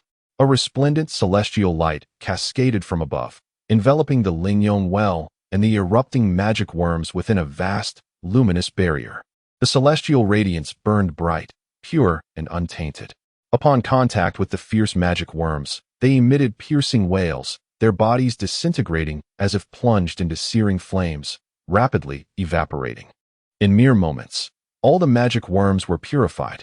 The well's mouth fell silent, and the black mist within the spiritual energy gradually dissipated. Wei Xiaodong and the disciples collapsed to the ground, still shaken. A figure descended gracefully, adorned in a starry crown and feathered robe, exuding majestic elegance. Her countenance was serene yet cold. It was the Holy Mother of Golden Spirit. Her gaze swept over the disarrayed well, finally landing on Wei Xiaodong. Her eyes sharp as a blade. Did you discover this? Her tone was inscrutable. Wei Xiaodong hurriedly rose to pay his respects. Greetings, Sister Golden Spirit. This disciple happened to pass by and sensed the anomaly in the spiritual energy. Once again, demonic essence, the Holy Mother of Golden Spirit interrupted him. Her tone frigid. First the medicinal garden, then the purple bamboo forest, and now the spiritual vein node.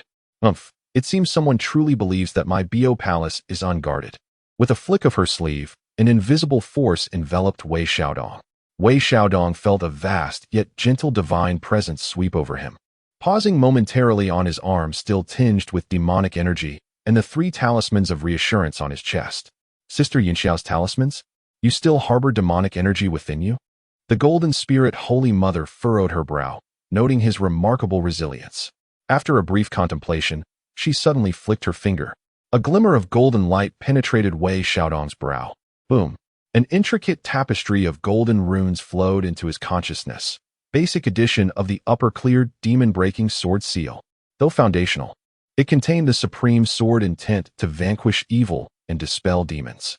This sword seal is particularly effective against malevolent forces, with diligent cultivation. It may aid you in purging the venom within your body. Consider this a reward for your keen perception. The tone of the Golden Spirit Holy Mother remained indifferent. Yet the gift was undeniably substantial. Acquired the recognition and reward from the Golden Spirit Holy Mother. 50 plot points. Obtained upper cleared demon-breaking sword seal, basic. Wei Xiaodong was both astonished and elated, promptly bowing his head. Thank you, Sister Jinfeng. The Golden Spirit Holy Mother no longer regarded him. Turning her cold gaze to the trembling disciples and commanding, enhance the patrols. Report any anomalies immediately.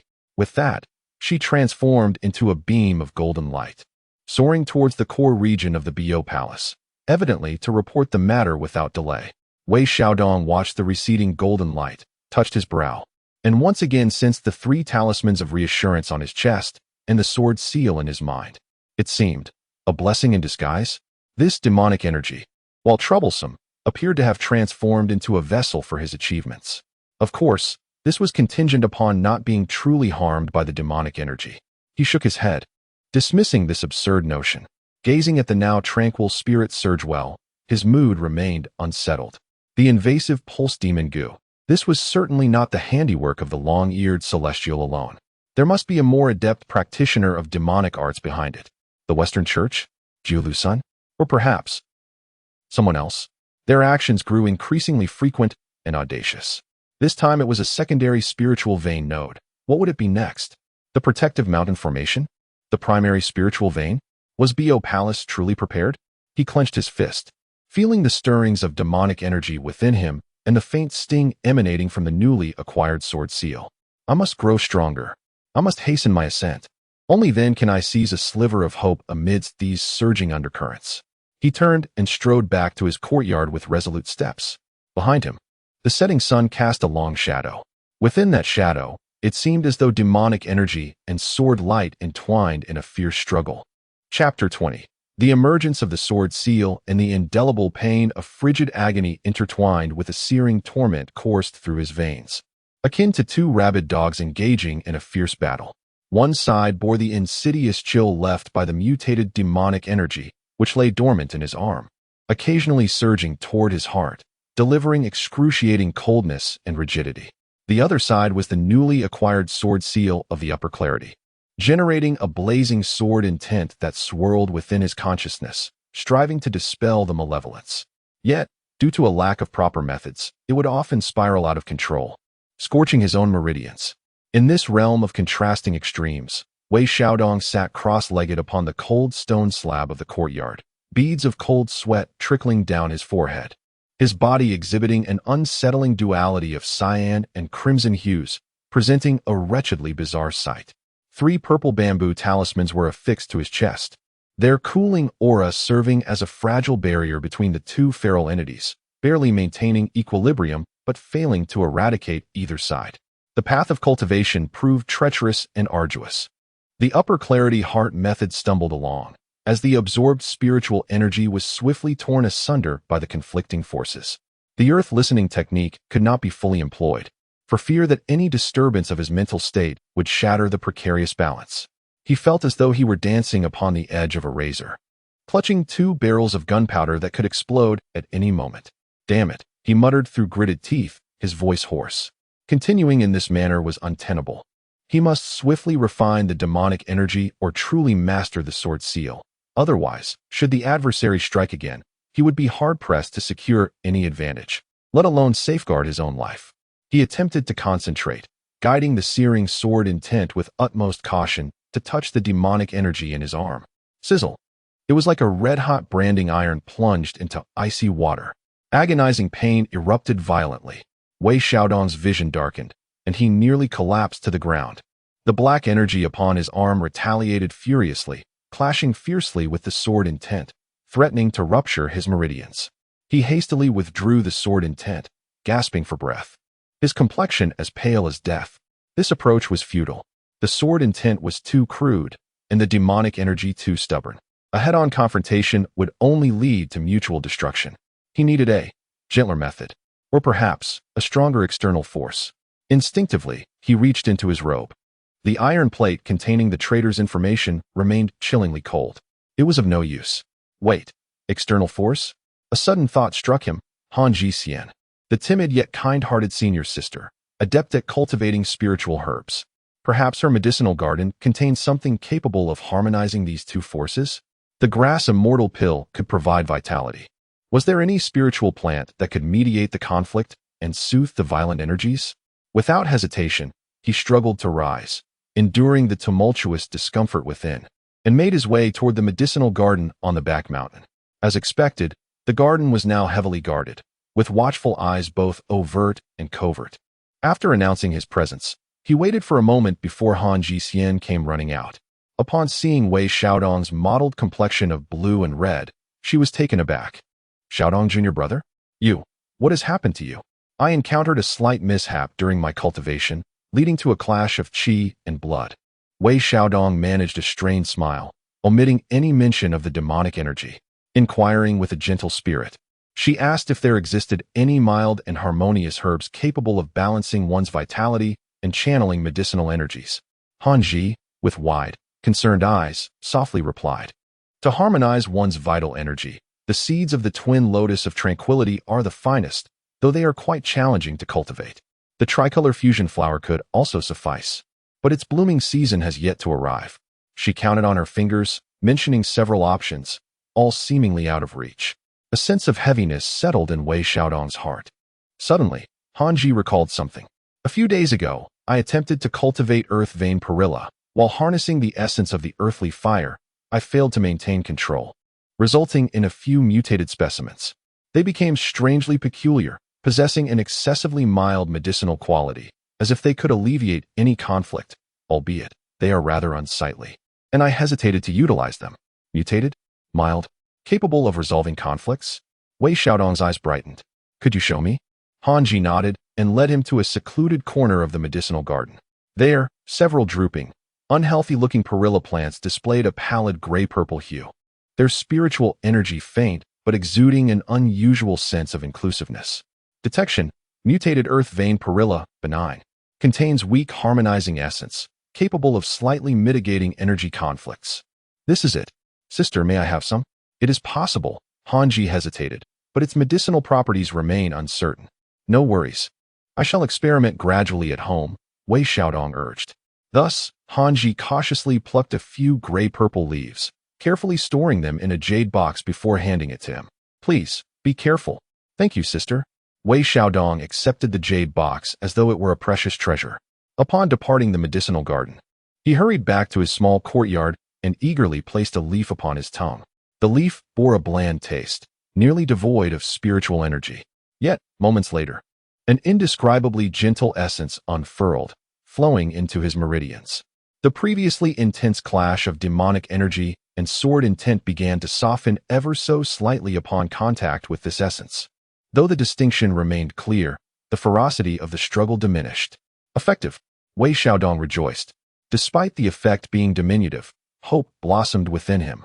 He immediately focused his mind, utilizing this faint harmonizing power to guide the sword intent, cautiously enveloping and refining a strand of the outermost demonic energy. The process remained slow and arduous, yet it no longer felt like a reckless assault. A minuscule fragment of demonic energy was finally ground down by the sword intent, purified, and transformed into a pure essence, merging into his own magical power. Simultaneously, his comprehension of the breaking evil sword seal deepened. Effective. At this pace, while complete refinement seemed distant, at least a direction had emerged. His spirits soared, and he couldn't help but channel all his energy into the listening technique, attuning himself to the slow yet steadfast changes within his meridians. However, just as he immersed himself in concentration, the range of his listening technique suddenly expanded outward, prompted by the fluctuations of his emotions and subtle elevation in cultivation. In an instant, he traversed a significant portion of the Emerald Palace, inundated by a cacophony of voices. Amidst this momentary expansion, he captured a fragment of a conversation, feeble yet chilling. It was the voice of the long-eared radiance immortal, suppressed and laden with pent-up fury. Tinged with a hint of fear? Useless. You can't even manage this trivial matter. How could that thing end up in my possession? Another voice, more indistinct and cold, rasped, an accident. Radiance, do not be enraged. The Western Saint is already discontented. Discontented? If not for the deficiencies in the demonic seeds you provided, how could there have been successive failures? And now, I am implicated. Be cautious with your words, my friend. Next time, the 10,000 Immortals array must surely. The voices abruptly ceased, seemingly severed by a stronger restriction or spatial disturbance. The extent of his earth listening technique rapidly contracted. Within the small courtyard, Wei Xiaodong suddenly opened his eyes, pupils constricting, cold sweat instantly soaking his heavy garments. The 10,000 Immortals array. Next time, the 10,000 Immortals array? They intend to cause trouble within the 10,000 Immortals array. And furthermore, the Western Saints? Though merely a few scattered phrases, their combination unleashed a torrent of realization, sending shivers down his spine. The ultimate objective of his adversaries was indeed the 10,000 Immortals array. In the original text of the Investiture of the Gods, that was utterly defeated by the 10,000 Immortals array. This was a historical repetition in the making. No, he must inform someone. But whom? The Taoist of many treasures? The Holy Mother of Golden Spirit? Yinxiao? How could he convey this? With nothing but these overheard, unverifiable snippets? Who would believe him? The long-eared Radiance Immortal could easily deny it, and even retaliate. In that case, he would be the one to perish. Clenching his fists tightly, his nails dug into his palms. A sense of helplessness overwhelmed him, more suffocating than the demonic energy raging within. Despite knowing that a monumental crisis loomed closer, he felt powerless to prevent it or even raise a warning. He glanced at the jade box cradling the mutated purple perilla and sensed the slow refinement of a wisp of demonic energy within him. To grow stronger, he must become stronger. Only with sufficient power could he safeguard himself and, at critical moments, take decisive action. Taking a deep breath, he quelled the tumult within. His gaze resolutely firm once more. He retrieved another leaf of mutated purple perilla, placing it in his mouth. Enduring the piercing pain of ice and fire as he continued to cultivate his sword intent, extinguishing the demonic energy. Gradually, bit by bit, it was akin to using a needle to excavate a mountain, slow, yet relentless. Outside the window, the night deepened. The starry sky of the Emerald Palace appeared to be shrouded in an invisible shadow. A tempest was indeed approaching. Chapter 21, Silent Thunder. Arrow on the string days stretched like a taut bowstring. Wei Xiaodong devoted all his time, except for essential chores, to a relentless struggle against the demonic energy within him. The mutated perilla leaves were depleting rapidly, and the stock at Hanji's place was also dwindling. Each time he came to collect, her doe-like eyes brimmed with concern. Yet she quietly packaged the leaves for him. "Junior brother, if it becomes unbearable, perhaps you should consult Master," she had softly suggested. Wei Xiaodong merely shook his head. Consult the Tongtian Master for such a minor cultivation issue? He could not afford such presumption. He could only rely on himself. The leaves transformed into gentle Dao rhythm, aiding the searing sword intent, gradually eroding the obstinate demonic energy. The progress was agonizingly slow. With each trace refined, his cultivation advanced incrementally, and his understanding of the evil-breaking sword seal deepened. Pain had become a constant companion. He dared not fully employ the earth-listening technique. Fearful of hearing things better left unheard, he maintained a cautious vigilance in a limited range, ever alert to his surroundings. Yet, the oppressive sensation of an impending storm seeped into every crevice. Patrols became more frequent, and the expressions of the leading disciples grew increasingly grave. Occasionally, he caught sight of Daobao Daoist or the Golden Spirit Matriarch, flitting like shooting stars, their faces calm, yet exuding a palpable tension. Even the most spirited Bai Xiao had settled down considerably, reportedly confined by Yun Xiao for seclusion. The air was thick with an unsettling energy. Wei Xiaodong felt like an ant sensing the foreboding of an earthquake, anxious yet powerless. He had attempted several times to subtly alert Wu Yunxian or Han Ji about the anomalies, but when words lingered on the tip of his tongue, he swallowed them back. What evidence did he possess? Should he claim to have foreseen it in a dream? Such a declaration would only sow doubt. Thus, he immersed himself deeper into his cultivation, striving to extinguish the demonic energy and enhance his meager skills. On that day, while he was in the courtyard blending sword energy with the perilla leaves, he suddenly heard a commotion from afar, as if a large contingent was mobilizing. Something was amiss. His heart tightened as he concealed his presence, stealthily approaching the courtyard gate to listen intently. The earth-listening technique cautiously extended outward. Quickly, the southwest quadrant of the formation. There are anomalous fluctuations in spiritual energy. Patrol Team 3, follow me. Seal off the area. Hurry. The footsteps were chaotic, and the fluctuations of spiritual energy were intense. This was no drill. Something truly had occurred. The direction seemed to be a secondary eye of the protective formation of the Bio Palace. Was it once again from the northwest? Wei Xiaodong recalled the previous incident at the spiritual surge well. Could it be that the adversaries were now targeting the protective formation directly? His heart raced, and he hesitated, contemplating whether to approach for a closer look. At that moment, a shadow enveloped in a foul wind suddenly descended before his courtyard door. It was Wu Yunxian. The normally carefree figure bore an unprecedented seriousness, his copper bell-like eyes fixated on Wei Xiaodong. "Kid, come with me." Wei Xiaodong's heart sank. "Senior brother Wu Yun? Where to?" "Less chatter. Senior brother Daobao summons you." All those who have recently come into contact with demonic energy or were present during the incident in the northwest region must report. The impatient Wu Yunxian seized his collar with a firm grip. "You, with your connections to both the medicinal garden and the spirit well, cannot escape." Without further ado, He pulled him along and transformed into a gust of demonic wind, soaring into the sky. Wei Xiaodong felt the wind howling past his ears, the scenery below racing by. And in the blink of an eye, they arrived at a heavily guarded side hall. The atmosphere within the hall was tense. Master Duobao sat at the main seat. His expression calm, yet his gaze was as profound as a deep abyss. The golden spirit saintess stood beside him, her mask frosted over. Below, a dozen individuals stood, disciples as well as some attendants, each wearing expressions of fear and anxiety. Wei Xiaodong recognized several of the disciples who had once guarded the spirit well. He was tossed into the crowd by Wu Yunxian, stumbling slightly before regaining his balance. Master Duobao's gaze swept over the assembly, and he slowly spoke. His voice not loud, yet suffocatingly heavy. A stick of incense ago, the Xuanfeng position of the mountain-protecting formation was infiltrated by an unknown force. Though it was discovered in time and no significant damage was done, the foundation of the formation has been tainted and will require 3 days for complete purification. The crowd fell silent, as if frozen in fear. Recently, incidents of demonic disturbances have been frequent. Master Duobao continued, his gaze piercing as it swept over each face.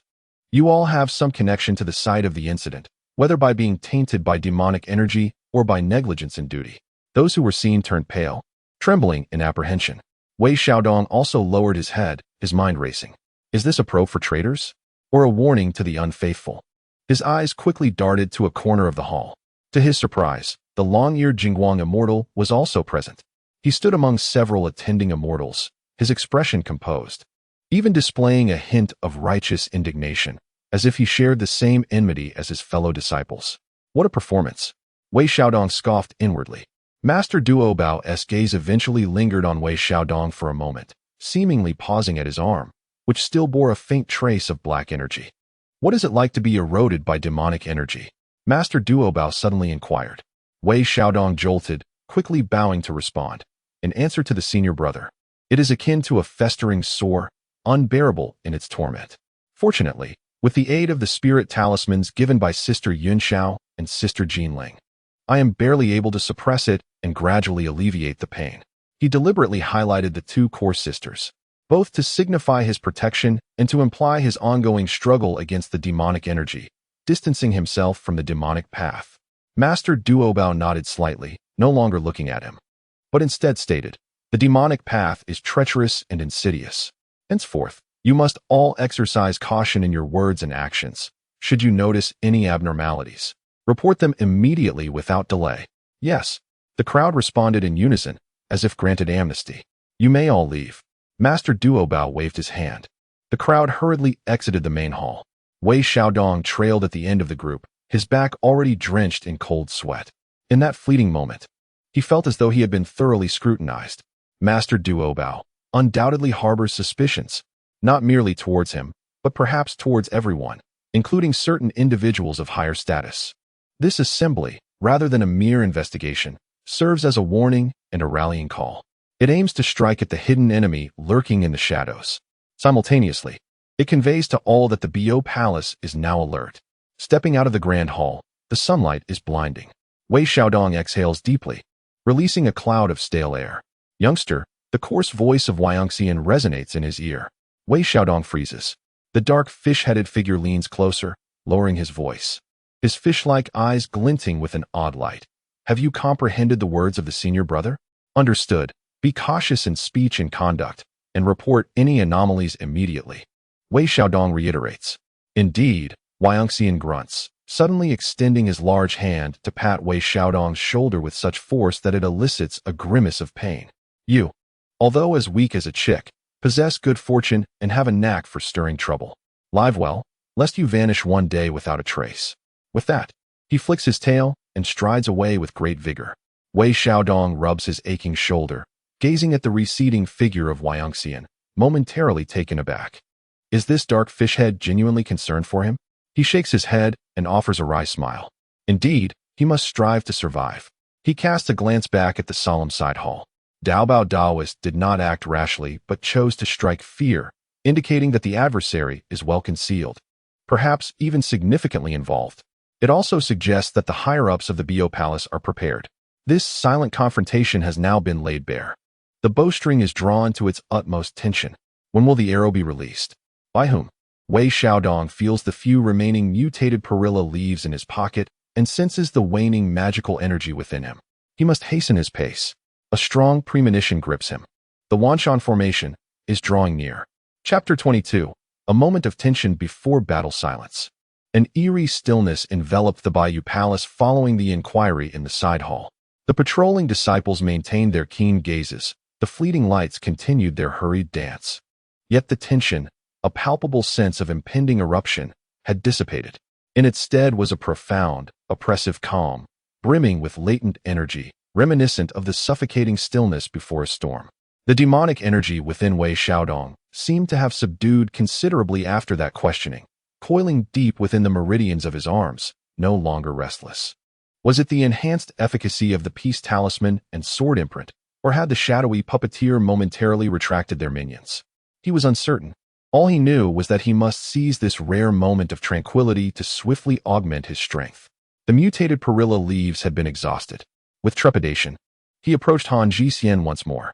The herbal maiden regarded his still pale countenance without uttering a word. Silently, she wrapped the last few treasured leaves of slightly better quality and handed them to him, her eyes reflecting genuine concern. "Thank you, senior sister." Wei Xiaodong accepted the leaves, a lump forming in his throat. "Take care," Han Jisien whispered softly before returning to her spiritual herbs, her silhouette appearing somewhat fragile amidst the ethereal aura of the medicinal garden. Wei Xiaodong clenched the jade box tightly and departed. He understood that this kindness had placed him in considerable debt. Upon returning to his small courtyard, he immersed himself even more fervently in his cultivation. The agony of tempering his demonic energy with sword intent had become second nature. He could even discern a subtle pleasure in the growth of his cultivation from this torment. The earth-listening technique no longer dared to extend outward. It was solely employed for introspection, monitoring every subtle shift between the two forces within him. Days passed, each one a tranquil yet unsettling experience, until one fateful morning, a low, mournful horn suddenly reverberated across the skies of Jean Ao Island. One blast, two blasts, three blasts.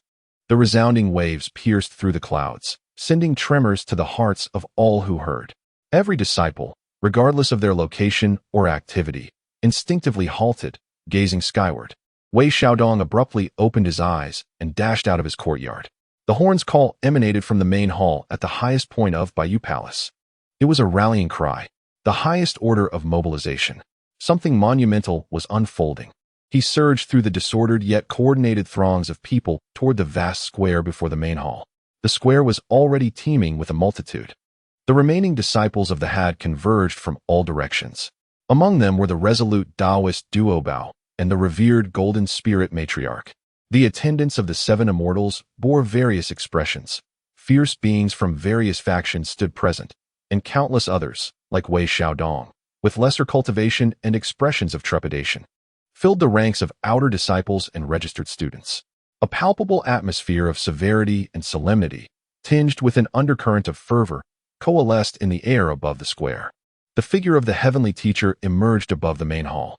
Clad in his customary dark robe, he exuded an imposing aura that looked down upon the world.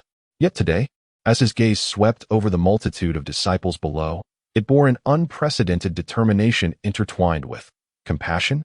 "My disciples," his voice, though not loud, resonated clearly in the ears of every student, infused with a grandiose rhythm of Tao. "The calamity of sealing the gods has arisen. The celestial decree is in turmoil. Yushu and the human teaching have allied with the West, deceiving my Bio Tao lineage and dishonoring my disciples. They arrogantly claim to be the orthodox of the mystical sect, viewing my GS sect as a heretical path, eager to obliterate it. Today, their coalition has arrayed its forces outside Jinao Island, intent on carrying out their extermination." A clamor erupted in the square. Voices of anger and roars of fury exploded instantaneously. "Such egregious oppression! Let us confront them. Master, give the command." Wei Xiaodong stood amidst the crowd, his heart racing. It has come. Finally, it has come. This is not mere petty schemes, but a genuine total war. A comprehensive war of saintly caliber. The Master of Heaven raised his hand, quelling the uproar. They rely on the sacred artifacts of saints, bullying the weak. Can I merely stand by? I shall utilize the extermination sword array as a foundation, evolving it into the 10,000 immortals array. Gathering the power of myriad immortals, I shall engage them in a deadly struggle. Protect my Tao lineage, safeguard my disciples. The 10,000 immortals array shall rise. All disciples of the GS sect must enter the formation, each fulfilling their role, united in effort. This battle pertains to survival. Only through a fight to the death. 10,000 immortals array. Rise. With the master's command, the entire Genao island trembled violently. 4 earth-shattering sword energies shot skyward from the 4 corners of the island. A malevolent aura sword, tearing through the clouds. The 4 extermination swords. Following this, countless streams of light ascended from the island, weaving and intertwining along incomprehensible trajectories, delineating an immensely vast and intricately complex grand formation. Within the array, formations upon formations coalesced, where the malevolent aura coexisted with celestial radiance. The killing intent danced in harmony with the rhythm of the Tao. The 10,000 immortals array. Wei Xiaodong felt an irresistible force enveloping him, and in a blur, he was swept up by the power of the formation, landing in an inconspicuous corner of the array's periphery. Surrounding him were countless low-tier disciples similarly caught in the formation, their faces tense yet tinged with a fervor for survival alongside their sect. He was assigned to a position responsible for maintaining the flow of energy at a certain edge of the array, requiring continuous infusion of meager magical power to ensure stability. The task was simple yet vital. Any failure at a single node could trigger a chain reaction. The great battle was on the brink of erupting. Outside the array, terrifying fluctuations of energy commenced, the saintly might oppressive as a prison, suffocating all. Yushu, the human teaching, and the Western coalition began their assault. Stabilize the formation. High-tier disciples darted through the array, issuing sharp commands. Wei Xiaodong focused his mind, desperately channeling magical energy into the foundation of the formation. Just then, a sharp system alert rang out. Warning! A slight deviation in the energy flow runes at the host's position has been detected. Prolonged operation may lead to overheating of the nodes, resulting in premature collapse. Wei Xiaodong was taken aback. Deviation? He instinctively followed the system's prompts, keenly perceiving the flow of runes beneath his feet. Indeed, there was an exceedingly subtle energy node connection, which, perhaps due to a hurried formation or the passage of time, had resulted in a minuscule discrepancy. Had it not been for the system's alert, no one would have noticed. Yet, this infinitesimal deviation, within the operational scope of a grand array like the 10,000 immortals array, was magnified infinitely, rendering it a potentially fatal weakness. What to do? Report it? As the most junior of disciples, how could he have detected a nuance that even the array's higher-ups had overlooked? Who would believe him if he spoke of it? He would likely be branded a traitor, sowing discord among the ranks. Ignore it? If the battle persisted, this node would surely be destroyed. The ensuing reactions could lead to the collapse of the entire array domain. Who knows how many lives would be lost? In a flash, Wei Xiaodong gritted his teeth. If he could not speak openly, he would have to correct it discreetly. As he continued to channel his magical energy into the array base, he carefully extricated a thread of exceedingly faint sword intent. After days of refinement, his control over the sword intent had become much more precise. Like the most delicate of surgical instruments, that thread of sword intent silently penetrated the array's runes, delicately prodding and pressing at the point of deviation. The amplitude was so slight it could hardly be perceived. Buzz. The energy circulation of the entire array suddenly surged. It became more harmonious and stable. Accomplished. Almost simultaneously, a violent wave of a saint's attack struck fiercely against the outer light barrier of the 10,000 immortals array.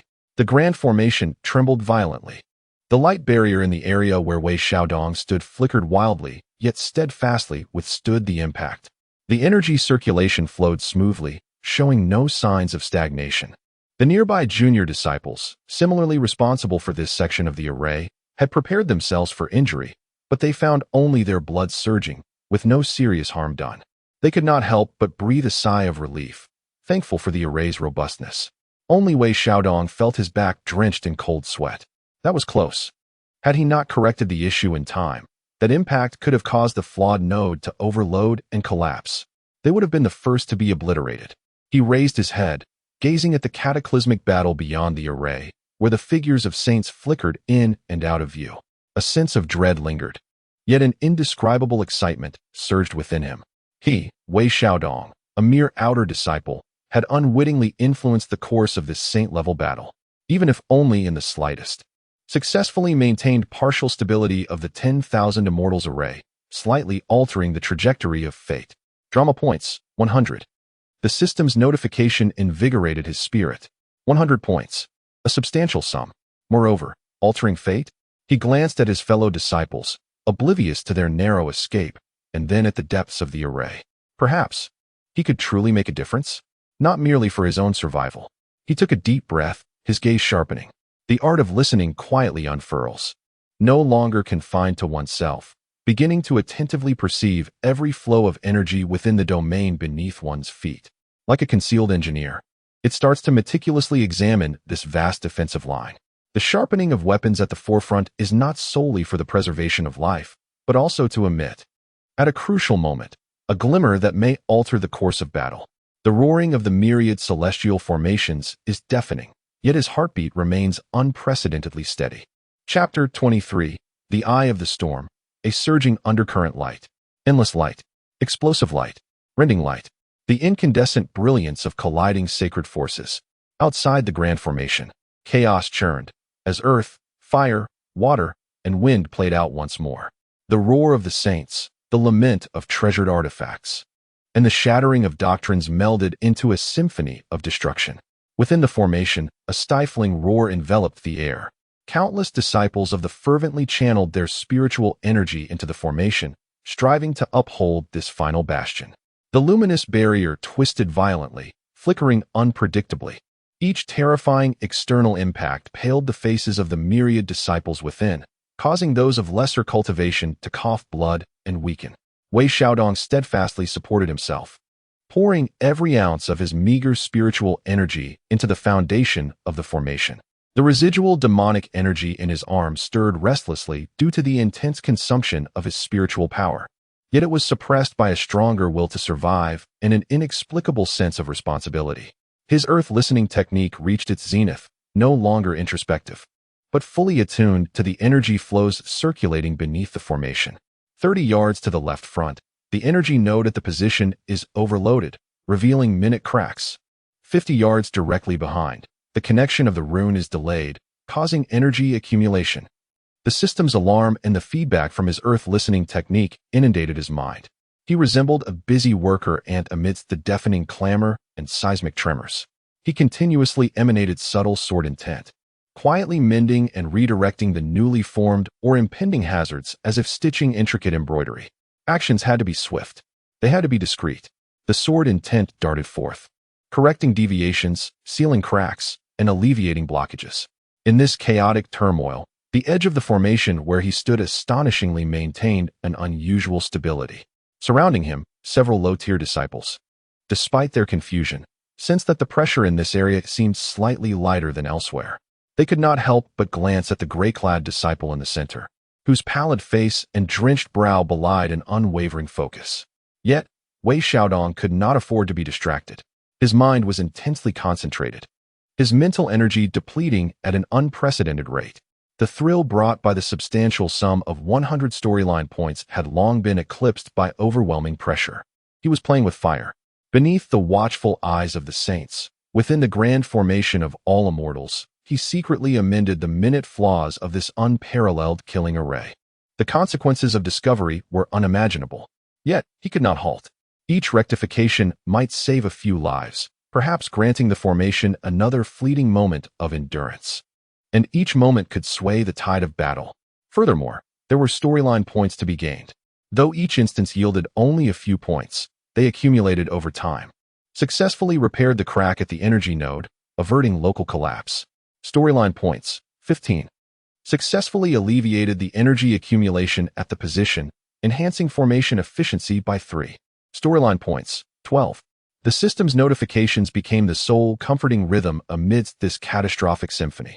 Just as he cleared yet another energy blockage, the earth-listening technique abruptly detected a peculiar disturbance, a faint fluctuation that was wholly incongruent with the operation of the grand formation, not a result of external assault, nor internal decay, Instead, it emanates from the depths of the grand formation. A subtle disturbance, shrouded in a familiar, chilling aura, arises from a certain direction. This essence is demonic energy, originating from the same source that eroded his arm and tainted the spirit veins of the medicinal garden. Yet, it is more refined, more concealed. It cunningly distorts the energy output frequency of a critical formation eye. Though the magnitude is minuscule, it accumulates relentlessly, akin to water dripping through stone, intending to incapacitate that part of the formation at a crucial moment. Wei Xiaodong's scalp prickled with alarm. Here it comes. They have indeed taken action within the formation. The target is a pivotal formation eye. Should that eye fail, the 10,000 Immortals array would inevitably reveal a tremendous flaw. He abruptly lifted his gaze, striving to pierce through the layers of luminous barriers and chaotic figures to discern the direction of the disturbance. That area is under the vigilant guard of the long-eared light-silencing immortal and the 7 immortals in attendance. Who else could it be? What to do? Shout it out directly? Accuse the 7 immortals of being traitors? In this grand battle of the 10,000 immortals, with formidable enemies looming, who would believe him? He would surely be crushed as a saboteur of morale. Furthermore, that disturbance is exceedingly subtle, aside from possessing the earth-listening technique and system prompts. Even an ordinary golden immortal would struggle to detect it. He must retaliate covertly with the same method, counteract that distortion. Yet that formation eye lies at an immense distance, far beyond the reach of his earth-listening technique, exceeding even the limits of his sword intent. Unless a fierce resolve ignited in Wei Xiaodong's eyes. It was time to take a gamble. He abruptly summoned the foreign energy within his dantian, transformed from demonic essence, no longer for cultivation, but instead, he infused it frantically into the earth-listening technique. Poison against poison. Using the same source of demonic energy as a catalyst, he forcefully amplified his perception, locking onto that unusual fluctuation. Puff! His meridians screamed with pain. The violent nature of the foreign energy instantaneously backfired, causing him to spit out a mouthful of black blood. Yet, at that moment, the range and precision of the earth-listening technique surged immensely. He distinctly captured the anomaly of that formation eye. He even witnessed the trajectory of the elusive demonic energy swirling. Now is the time. He concentrated all his mental fortitude, along with the remnants of his sword intent, mixed with the essence of his blood that he had spat out, and, guided by the trajectory detected through the earth-listening technique, he thrust forward with force. Not to attack the formation eye, but to strike at the very essence of the distorted demonic energy that governed the formation eye, like a needle against a weed-on. Sizzle. A sound, exceedingly faint, drowned within the cacophony of the grand battlefield. The abnormal fluctuation emanating from that formation eye abruptly stagnated, then quickly returned to normal. Success. Yet, Wei Xiaodong's vision darkened. He could no longer sustain himself and fell backward, rigidly. Hey, what's wrong with you? A nearby disciple hurried to support him. Wei Xiaodong's complexion turned a deep shade of purple, his breath almost extinguished, with his internal magical power, spiritual energy, and even his life essence nearly depleted. Yet a faint, nearly imperceptible smile curled at the corners of his lips. Successfully thwarting the destruction of a pivotal formation has significantly altered the trajectory of fate. It was indeed worth it. Almost simultaneously, in the core region of the 10,000 Immortals array, near a certain formation eye, Chang'er Dingguangxian's brow furrowed slightly. A flicker of astonishment and anger flashing in his eyes. What just transpired? Just as the interference was on the verge of success, it was abruptly interrupted by a faint yet remarkably precise force that seemed to arise from nowhere. Who could it be? He cast a scrutinizing glance at his fellow disciples, who were similarly exerting themselves to maintain the array, only to find their expressions grave and focused, showing no signs of disturbance. Could it be that the master has discovered something? No, if it were the master, it would not be so gentle. Perhaps it was Duobao? Jinling? He was engulfed in uncertainty, hesitant to act recklessly. Outside the array, Tongtian Jiao Master seemed to sense something amiss, his gaze sweeping over the grand formation as he let out a cold snort. The malevolence of the Excalibur array intensified, forcing back the azure light of Yuanshi Tianzuan's Panga banner by a third. Wei Xiaodong, supported by a fellow disciple, sank down to rest, swallowing a few coarse recovery pills. He lay on the ground, utterly drained, unable even to move a finger, merely listening to the thunderous sounds of battle around him, feeling the earth tremble violently time and again. Though his body felt empty, an inexplicable sense of steadiness enveloped him. He had done all that he could. The rest, he could only entrust to the will of heaven and the lofty saints above. Additionally, he hoped that those 200 plot points would yield some delightful surprises from the system. With great difficulty, he lifted his eyelids and gazed towards the chaotic scene of destruction beyond the array. The undercurrents still surged. Yet, he had successfully deflected the first wave of dark arrows. Chapter 24. A glimmer of hope in darkness before him lay an expanse of inky blackness. The incessant roar in his ears resembled countless colossal bells frantically tolling within his skull. Pain, an agony akin to the relentless shattering of his veins. A torment so profound it felt as though his very soul was being drained. Wei Xiaodong felt as if he were a leaf torn asunder by a tempest, tumbling amid tumultuous waves, on the brink of utter annihilation. The only solace came from the 3 talismans of tranquility resting against his chest. Their once vibrant coolness now but a pale whisper. Additionally, a thread of peculiar energy, born from the transformation of aberrant demonic essence, clung to the remnants of his being, tenuously sustaining his final breath. Was it worth it? Trading half his life for a fleeting chance to alter the tide of battle? It seemed somewhat unworthy. Amidst the haze of consciousness, he sensed someone forcing a pill into his mouth. Its taste was coarse, its spiritual essence meager, yet it brought a flicker of warmth, stabilizing his faltering vitality. Struggling, he managed to lift an eyelid. The light was blinding. Shadows of figures swayed around him, faces etched with terror, voices hoarse from frantic cries, and the radiant glow of defensive artifacts flickered incessantly. The myriad celestial formations continued to hold their ground. He remained within the array, having been relocated to a relatively safe corner, leaning against the frigid barrier of the formation. The unfamiliar disciple who had aided him had already dashed back to his position, tirelessly channeling his energy. No one spared a glance at him, this exhausted, fainting wretch. Perhaps it was for the best. He endeavored to peer inward. Chaos reigned within his body. His energy depleted, meridians severely damaged, mental faculties drained, and life force waning. The sole silver lining was that the relentless demonic essence, having expended considerable strength in their previous desperate clash, appeared listless, coiled within his shattered meridians, momentarily subdued. A Pyrrhic victory. He tugged at the corner of his mouth, attempting a smile, only to provoke a violent fit of coughing. Accumulated plot points, 387. The system's icy prompt resonated. 387. A substantial sum indeed. A price paid with his very existence. What could it achieve? Unlock new function. Causal artifact. Pseudo. Beginner. Cost. 300 plot points. Perform advanced cognitive alteration. Minor. Cost. 200 plot points attempt. Conduct extended script rehearsal. 1 hour. Cost. 150 plot points attempt. Repair host's bodily injuries. Moderate. Cost. 100 plot points. Numerous options lay before him.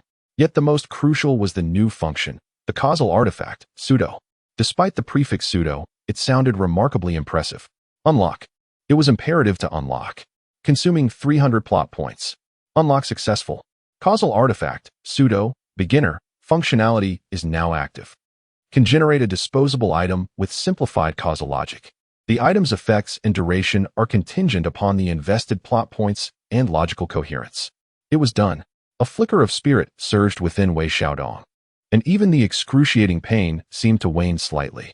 Eagerly, he gazed at the list of items he could generate.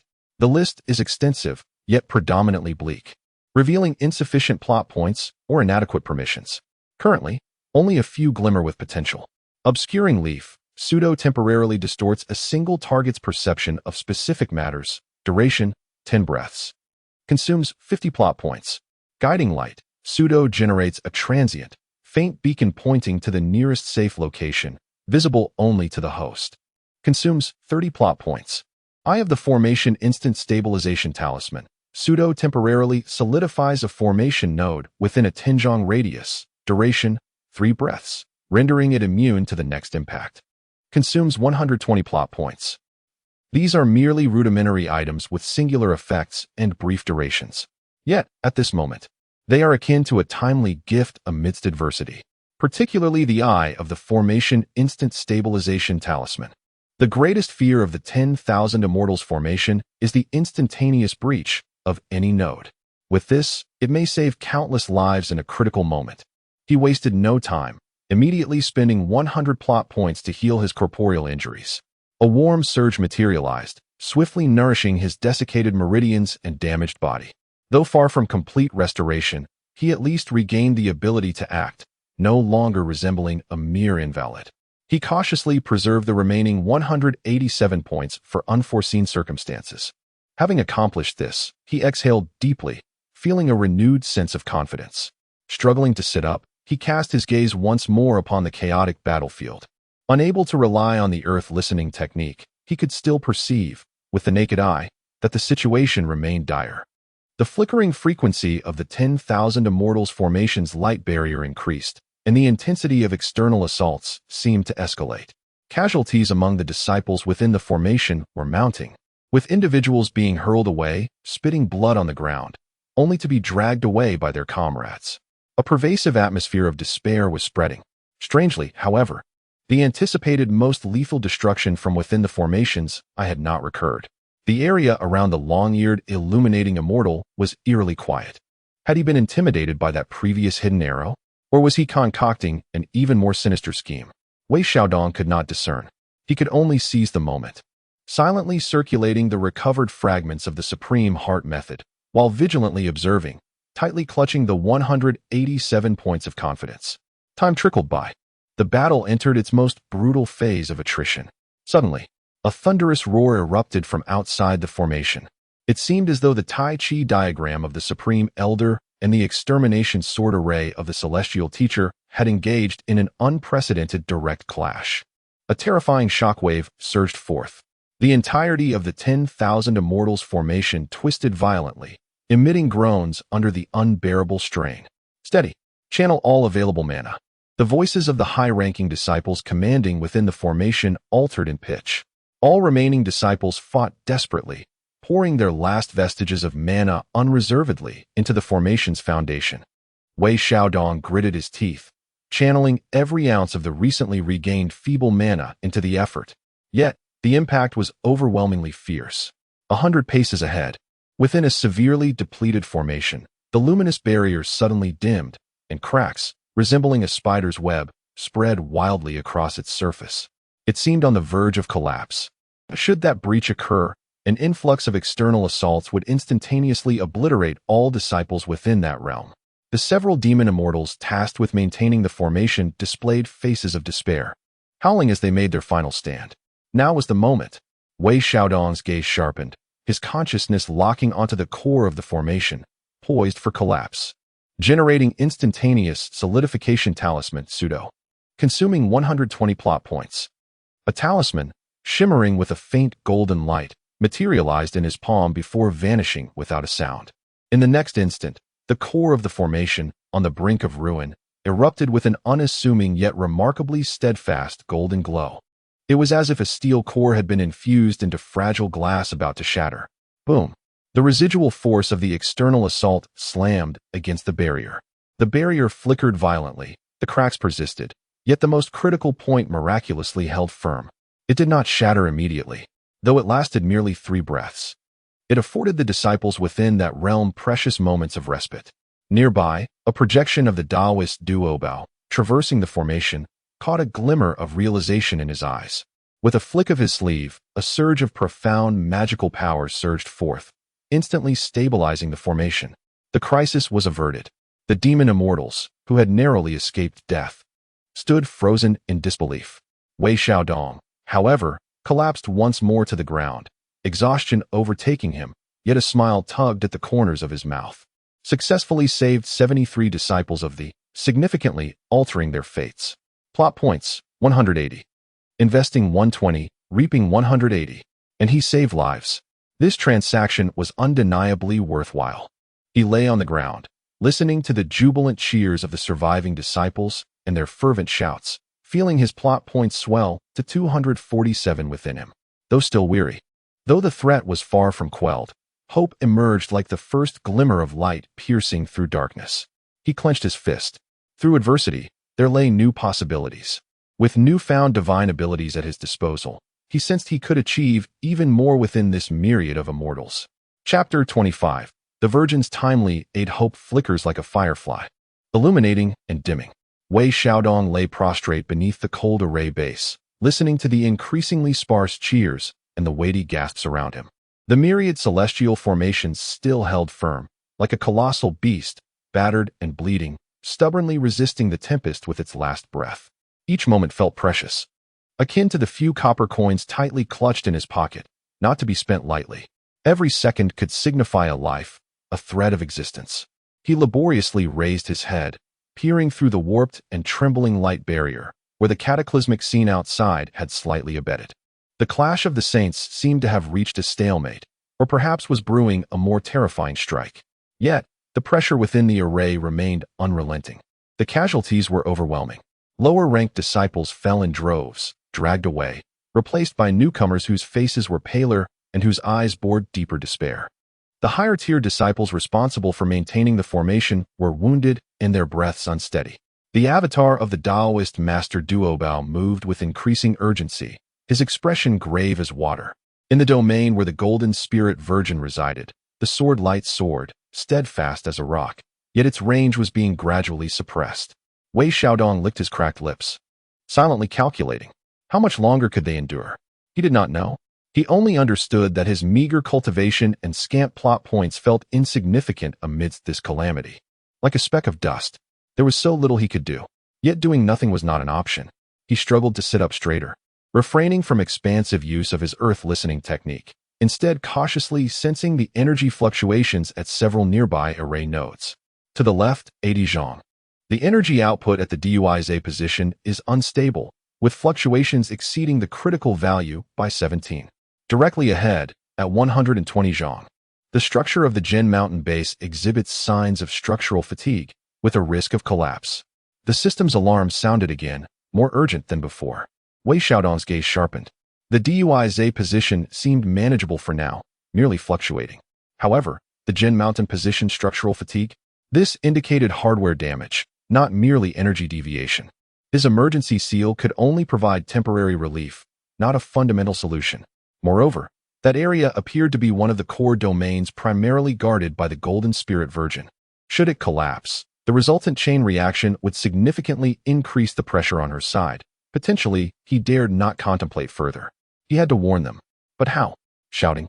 Across such a distance, amidst the cacophony of battle, who could hear? Running over? In his current state, he would likely collapse before reaching halfway. What if he generated a prompt item using plot points? Generate 1,000-mile sound transmission tube, pseudo, one-time use, capable of conveying a brief message to a designated target's ear. Cost, 80 plot points. 80 points. Such a steep price. Yet invaluable. He focused on the direction of the Golden Spirit Virgin, swiftly generating the item. Lowering his voice to urgently declare, Jin Mountain Base exhibits structural fatigue. Risk of collapse. Beware of the chain reaction. His voice transformed into an invisible wave, instantly traversing the chaotic battlefield. In the distance, the Golden Spirit Saint Mother's sword momentum momentarily faltered, her piercing gaze swiftly sweeping towards the direction of the Jin Mountain position, clearly having received a transmission. Without a moment's hesitation, she commanded sharply, reinforce the left zone 3 of the Jin Mountain position.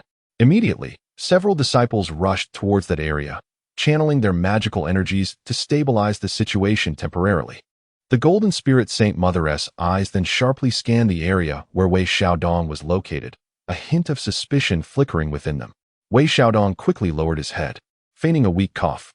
Fortunately, the Golden Spirit Saint Mother merely cast a glance before her attention was drawn back to the escalating battle. Success and early warning. Averting local collapse, slight alteration of fate's trajectory. Plot points, 40. Invested 80, recouped 40. A deficit of 40. Yet, Wei Xiaodong felt it was worth it. However, just as he began to breathe a sigh of relief, an unexpected turn of events occurred. Outside the formation, amidst the previously silent Western Church faction, a gaunt figure suddenly stepped forward. It was the Zhuan Ti Taoist. In his hand, the Seven Treasures wonderful tree burst forth, not aimed at the Tongtian sect master, nor directed towards the main position of the extermination sword array. Instead, it traced a devious, intricate arc, coalescing endless colorful rays into a single point. Like a venomous needle, it silently pierced towards an inconspicuous section of the Wanxian array, which, unbeknownst to many, connected several core junctions. That junction was precisely located at the rear flank of the area guarded by the Golden Spirit Saint Mother. The timing was utterly malicious. Not good, the Duobao Taoist exclaimed. The Tongtian sect master roared in anger, attempting to rush back to aid, but was ensnared firmly by the Panga banner of the Yuan Shitian Zun. That point, akin to a colorful poison needle, had already silently reached its target. The Golden Spirit Saint Mother found herself besieged, with the Jin Mountain position still unstable in front, and a lethal strike approaching from behind. She abruptly turned, her golden sword imprint soaring into the sky, yet it was a moment too late. In that instant, the colorful rays were about to breach her defenses, striking her back. Should this blow land, even if she survived, she would undoubtedly suffer severe injuries, and the core formation she guarded would collapse instantaneously. Wei Xiaodong's pupils constricted. His mind failed to process the situation. His body acted instinctively. His consciousness frantically locked onto the causal line between that point of colorful rays and the Golden Spirit Saint Mother. What was it? He knew not, but instinctively felt the urgency to intervene. He must redirect that attack, even if by the slightest margin. Generate obscuring leaf, pseudo. Target, Zhuan Ti Taoist. Distort his minuscule perception of the attack trajectory. Cost, 50 plot points. Generate guiding lantern, pseudo. Target, Golden Spirit Saint Mother. Direct her to the safest point half a step to her rear. Cost, 30 plot points. The two disposable artifacts materialized and then vanished in an instant. Far outside the formation, at the moment the Zhuan Ti Taoist summoned the Seven Treasures wonderful tree, his heart stirred slightly. He inexplicably felt that the targeted junction was at odds with his calculations by a hair's breadth, and the attack trajectory subconsciously adjusted ever so slightly. In a moment of extreme peril, the Holy Mother of Golden Spirits experienced a fleeting yet remarkably vivid thought. Shift half a step to the left. Driven purely by the instinctual combat reflexes of a top-tier practitioner, her body reacted before her consciousness could catch up. Just in time, she managed to evade the attack. A sharp hiss echoed as the colorful light, originally aimed at her back, grazed her right shoulder, erupting in a spray of golden blood.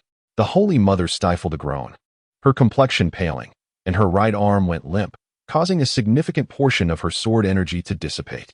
Yet, she ultimately avoided a fatal blow.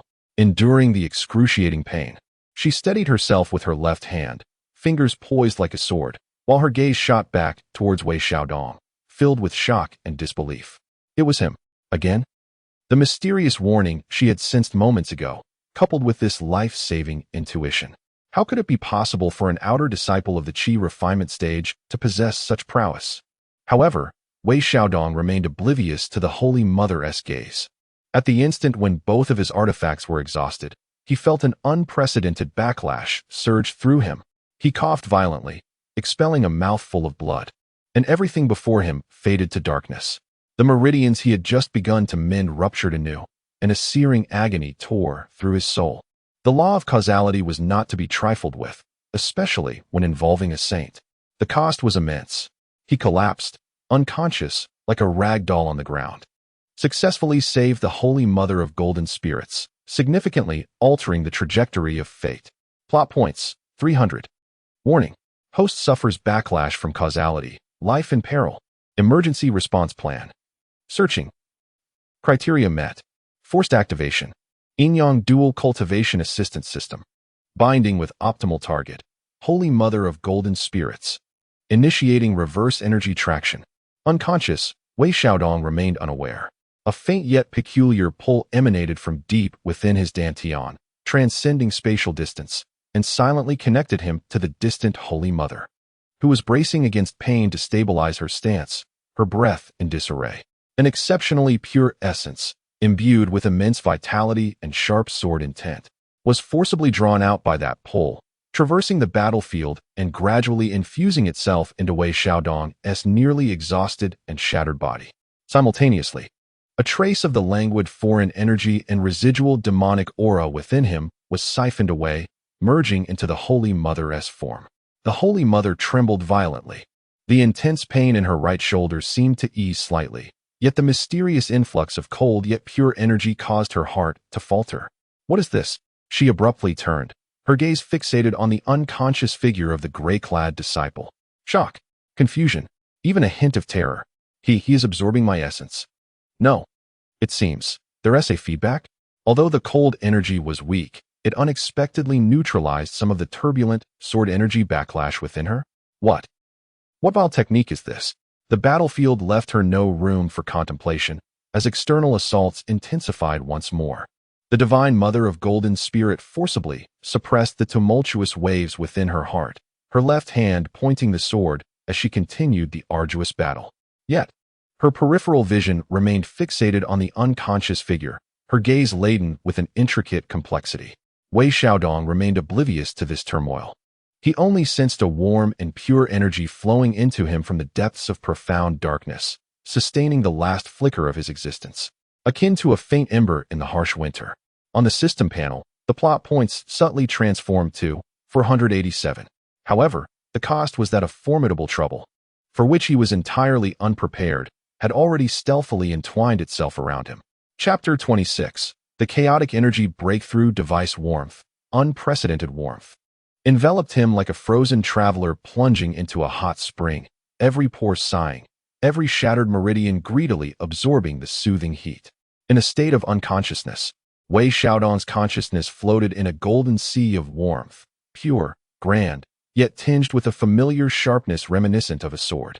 It was the primordial celestial energy of the Golden Spirit, Holy Mother. The dual cultivation system had audaciously seized the saint's transmitted essence to save him at the brink of death. Wherever the warm current flowed, severed meridians were forcibly reconnected, the exhausted Dantian rejuvenated, and even the agonizing rifts in his soul were slowly soothed. What was the cost? He pondered in a daze, only to soon feel the price. A cold, violent, destructive foreign energy, alongside a more insidious and stubborn demonic aura, was being extracted from his body, traveling along an invisible link back to the other end. What was this? An energy exchange? The meager remnants within his battered body, compared to the Golden Spirit Holy Mother's pure essence, felt like sewage traded for nectar, a tremendous profit. His awareness gradually sharpened. He realized he was still sprawled beneath the array's foundation, the sounds of battle and explosions now seeming distant. Warmth suffused his body, his injuries nearly healed, and his cultivation. Was the bottleneck loosening? Was he reaching the late stage of chi refinement? No, it seemed he had directly crossed the threshold, advancing towards completion. With a sudden jolt, he opened his eyes. Before him appeared the slightly pale profile of the Golden Spirit Holy Mother in the distance. Her right shoulder marred by a still shocking wound. Her left hand wielded a sword, stabilizing their position, her aura appearing somewhat more fluid than before. Yet her brows furrowed in an indecipherable blend of astonishment and anger. Her gaze, sharp as a tangible blade, swept over his corner multiple times. Wei Xiaodong felt a pang of fear and quickly closed his eyes, feigning death. Goodness, he had gained immensely but had also stirred a great hornet's nest. Who was the Golden Spirit Holy Mother? The foremost female immortal of the righteous deity of the. With her focus on him, what good could possibly come of it? Yet the surging sensation of power within him was so alluringly real. Host status stable. Energy exchange complete. Acquired. Primordial celestial energy of the Golden Spirit Holy Mother, trace amount. Expenditure. Foreign energy, trace amount. And mutated demonic aura, trace amount. Cultivation improvement. Chi refinement reaching completion. Understanding of supreme clarity breaking evil sword seal significantly enhanced. Due to energy exchange, a faint resonance with the target, Golden Spirit Holy Mother established. The system panel coldly reported the results. A surge in cultivation. An enhancement in sword seal comprehension. And a faint resonance? What was this? Before Wei Xiaodong could fully contemplate, the situation outside the array shifted once more. It seemed that the Golden Spirit Holy Mother's thwarted attack had enraged the Celestial Master. A furious roar reverberated throughout the cosmos. The immortal slaying sword array. Change. For swords of annihilation soared towards the heavens, no longer adhering to a defensive stance, but rather transforming into the elements of fire, water, and wind, actively charging towards the coalition for a relentless onslaught. Offense replaced defense. The pressure within the myriad Immortals formation suddenly lightened. Yet, all disciples of the recognized this as the final surge of madness. The Zhuxian sword formation took the initiative, a tremendous drain on resources. Should they fail to vanquish the enemy in one fell swoop, the Bo Palace would be left with no recourse. Every remaining disciple within the formation, including the severely wounded, had fiery determination in their eyes, squeezing out the last vestiges of their potential to infuse into the grand array. The duo Bao Daoist revealed his true form, surrounded by 24 sea-calming pearls, clashing head-on with Guangchengzi's Fantian seal. The Golden Spirit Holy Mother, disregarding her injuries, wielded her dragon tiger Jade Rui, radiating brilliance. To counter the pure bamboo basket of Zihong Daoist, the three celestial maidens merged into one, the ethereal shadow of the Hunyuan Golden Dipper re-emerging, though it was but a fraction of its former glory, still swirling towards Qijingzi's Yinyang mirror. A comprehensive battle erupted. Wei Xiaodong could no longer feign indifference. He sprang up, witnessing the apocalyptic brilliance and carnage, his blood surging, yet feeling utterly powerless. This level of clash was far beyond his capacity to intervene. He could only desperately pour the recently restored and even surging magical power into the foundation of the array beneath him, unreservedly.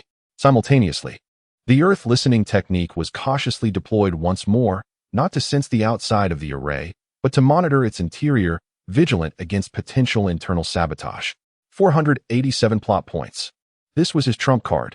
Suddenly, the earth listening technique detected an exceedingly subtle spatial fluctuation, originating from the region guarded by the long-eared light-settling immortal. The fluctuation was bizarre, not an attack, but rather a beckoning. It was as if an exceptionally minute passage had been opened beyond the void. Detected the formation of an ultra-small spatial rift. Coordinates within the long-eared light-settling immortal S domain. External energy is attempting to infiltrate. Energy attribute, source of golden light from the Western Church. Wei Xiaodong felt a chill run down his spine. They were not attempting to destroy the array's eye. They sought to coordinate from within, directly opening the door, allowing the forces of the Western Church to infiltrate, exploding the myriad Immortals formation from within. How insidious. What to do? Should he pierce through directly? With no evidence, the long-eared light-settling Immortal could easily retaliate. Utilize causal artifacts to interfere? The level of that spatial rift was too high. His rudimentary artifacts would likely have limited effect and would surely invite terrifying backlash. Just as he was consumed by urgency, the thread of celestial power, recently acquired from the Golden Spirit Holy Mother, along with an odd resonance born of its faint connection, suddenly stirred within him. It seemed to harbor a strong repulsion and animosity towards the encroaching golden light of the Western Church. A frenzied thought surged into Wei Xiaodong's mind. Block it. Use the power of the Golden Spirit Holy Mother to seal that breach. Sharing the source of it would not provoke the array's rejection and could naturally counter the golden light of the Western Church. But how to deliver it? Transmission across space?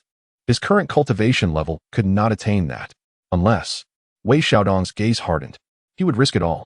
He locked onto that point of spatial fluctuation with determination. Generating guiding light, pseudo. Objective, the primordial celestial energy belonging to the Golden Spirit Holy Mother within me. Guide it towards the spatial fissure. Consuming 30 narrative points. Generate obscuring leaf, pseudo. Target, long-eared light determining immortal. Distort their perception of our energy fluctuations. Duration, 3 breaths. Consuming 50 narrative points. The 2 items activated instantaneously. Wei Xiaodong felt a sharp pain in his dantian as the warm and pure essence of the Golden Spirit was forcefully extracted. Following the beacon's guidance, it transformed into an almost imperceptible stream of golden energy, defying spatial distances, and instantaneously entered the newly formed entrance of the spatial fissure. Meanwhile, the long-eared light-determining immortal, who was strenuously maintaining the fissure's opening, felt a slight disturbance in the energy fluctuations at the fissure's entrance, as if mingled with something else. Yet, upon closer inspection, it appeared to be merely the normal fluctuations of the formation. In that brief moment of distraction, an explosive force surged. The essence of the Golden Spirit Holy Mother erupted violently within the confined space of the fissure. It was not an explosion in the traditional sense. but rather an extreme repulsion and purification, like cold water splashing into hot oil. The energies of the Western Church and the upper clear immortals, natural adversaries, clashed violently in this confined space, causing the recently stable fissure to twist and tremble. Suddenly caught off guard, the long-eared light-determining immortal felt a backlash and nearly spat out blood, which he forced back down, his complexion paling drastically. A muffled grunt of surprise emanated from the other side of the fissure, seemingly from a powerful figure of the Western Church who had suffered an unexpected setback. In the next moment, the spatial fissure quaked violently and abruptly collapsed. The attempt at connection failed. The long-eared light-determining immortal, both alarmed and enraged, scanned the surroundings with a horrified gaze, only to find his disciples engaged in fierce battle, oblivious to any anomalies. While the attention of figures like Duobao remained focused outside the formation. Who was responsible for that moment? Could it be that the master had seen through it all and intervened in secret? Fear gripped his heart, and he dared not make any further movements, dutifully maintaining the formation lest he be exposed. Wei Xiaodong coughed up another mouthful of blood, this time purely from the backlash of magical power and spiritual shock. But it was worth it. Another scheme thwarted, successfully prevented the infiltration of the Western Church's internal forces, significantly altering the trajectory of fate. Narrative points, 350. His narrative points surged to 757. However, before he could revel in his triumph, the forced extraction and detonation of the golden spirit's essence caused the fragile resonance he had just established within him to abruptly sever. In the distance, the golden spirit Holy Mother, locked in combat with the compassionate navigation Taoist, felt a sudden tremor coursing through her delicate frame. She distinctly sensed that the inexplicable connection she had formed, which had even alleviated a hint of the backlash from the sword energy, had vanished. In its place was an exceedingly brief, yet remarkably familiar fluctuation, heralding the detonation of her own primordial celestial energy. The direction seemed to be towards the long-eared light-determining immortal. What was happening? That young man used the primordial power I entrusted to him?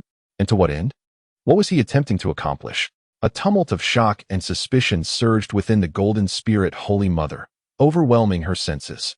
With a swift strike, she forced back the compassionate voyager, her gaze sharp as lightning, once again piercing towards Wei Xiaodong with a fierce intensity. This time, her eyes conveyed not only confusion and anger, but also a keen scrutiny tinged with murderous intent. As Wei Xiaodong raised his head, he was met with that piercing gaze. Their eyes locked, and he beheld the shock, fury, and unmasked lethal threat reflected in the eyes of the golden spirit mother. This was disastrous. There was no way to explain this away. A chill gripped Wei Xiaodong's heart, leaving him feeling profoundly unsettled. What could be more terrifying than being scrutinized by a sage? Being targeted by an enraged woman who might believe you have stolen her power and caused chaos. Especially when that woman was none other than the golden spirit mother. He instinctively recoiled, wishing he could faint on the spot. Fortune and misfortune are intertwined. This opportunity came with a perilous sting. Chapter 27. The eye of the storm, colder than the chilling sword aura of the extermination of immortals, was the gaze of the golden spirit, Holy Mother. Like two ice shards, her eyes pierced through the chaotic battlefield, accurately pinning down Wei Xiaodong. They penetrated flesh and bone, striking directly at his very soul. The hairs on the back of Wei Xiaodong's neck stood on end. He had no doubt that, were it not for the perilous enemies surrounding him and the imminent threat to the 10,000 immortals formation, that wrathful Holy Mother would have swiftly flown over to cleave him in two and purge her ranks. The theft of the primordial essence, reckless misuse, and potential exposure of his whereabouts were all, in her eyes, unforgivable transgressions. Desperate to evade her gaze, he lowered his head and shrank into the shadows of the crowd, wishing he could dig a pit to hide himself. Fortunes and misfortunes are intertwined. This blessing came at an exorbitant cost. As he poured his energy into the formation's base, pretending to be just an ordinary outer disciple frightened by the battle, his mind raced with calculations. How to explain? To say he had a system that borrowed a bit of her power to seal the door opened by a traitor? That would surely spell his doom.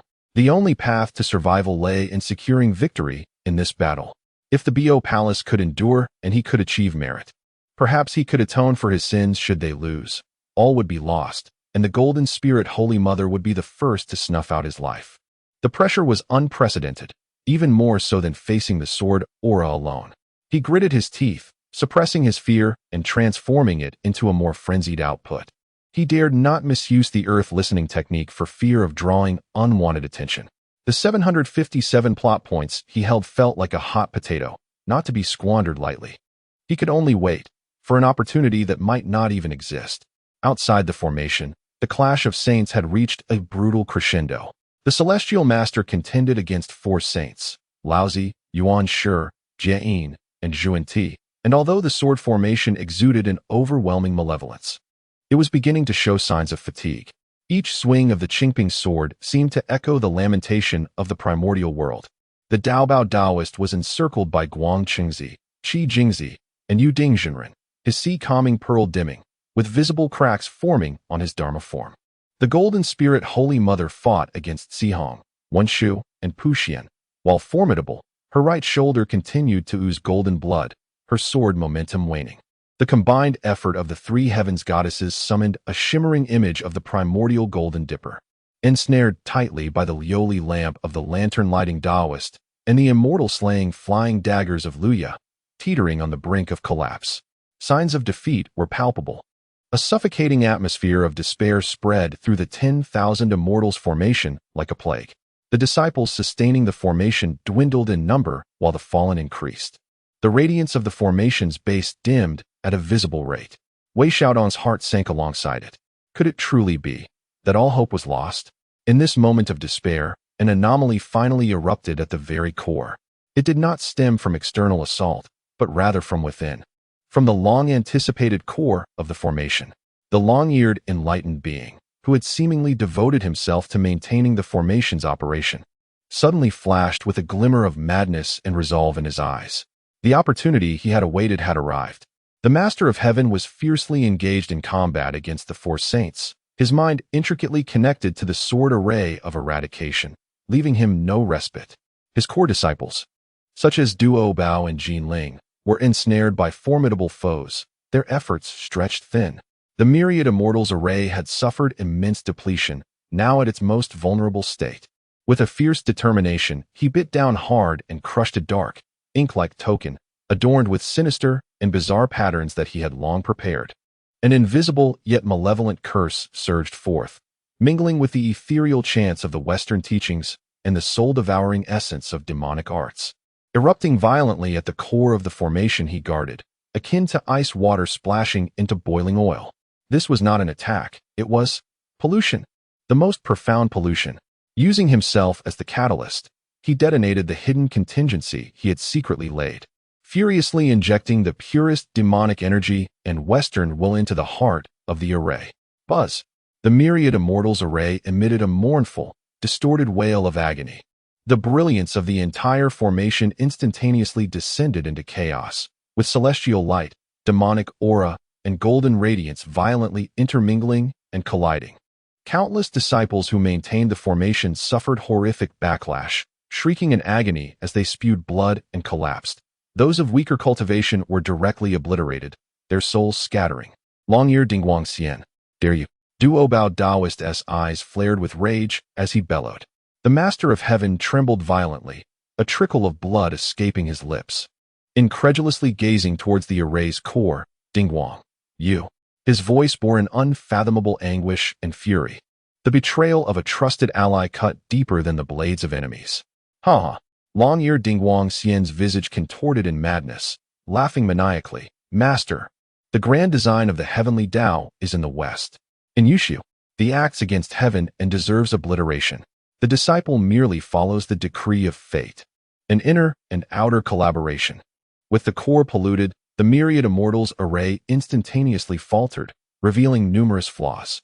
Would the 4 saints outside allow such an opportunity to slip away? Well done.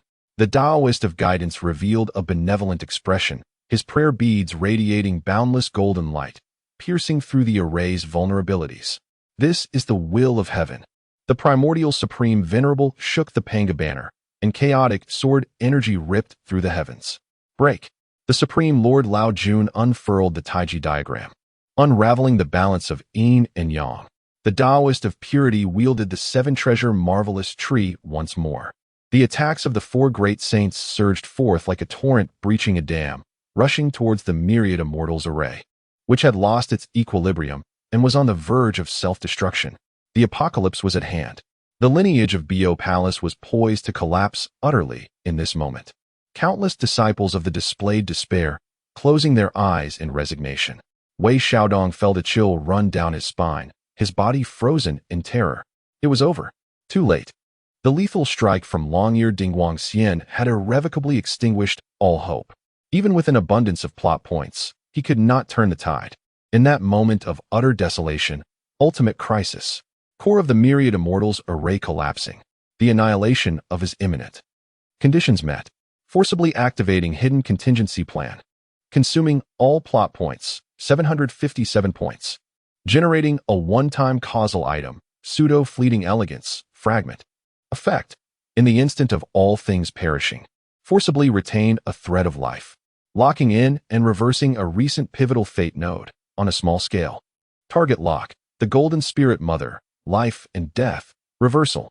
The system's prompt echoed with an unprecedented urgency. Wei Xiaodong was momentarily taken aback. All of his narrative points evaporated in an instant. In their place, a phantasmal flower, seemingly composed of countless shattered starlights, radiated a hauntingly beautiful luminescence, flashing briefly in the palm of his hand. In the next moment, time appeared to freeze momentarily. The Golden Spirit Mother, who was destined for annihilation due to the backlash of the formation and the onslaught of the four saints, experienced a sudden shift in her fate trajectory just before her impending obliteration, as an invisible, forceful power rudely nudged her fate. Just a slight nudge. The formation base beneath her, already on the brink of collapse, unexpectedly disintegrated in an illogical manner a fraction of a moment early. The resulting explosion did not surge towards her. Instead, it coincidentally and subtly propelled her slightly. This caused her form to shift half a step towards the direction of Wei Xiaodong, away from the deadly torrent of attacks that loomed before her. It was this half step. With a whoosh, the devastating power of the saints grazed her form. She coughed up a mouthful of golden blood, her innate treasure. The dragon tiger Jade Rui let out a mournful cry, its brilliance fading completely. Her robe tore apart, her aura dwindling to the brink of extinction, gravely injured and near death. Yet, she did not perish. Miraculously, she clung to a thread of life amidst the lethal onslaught.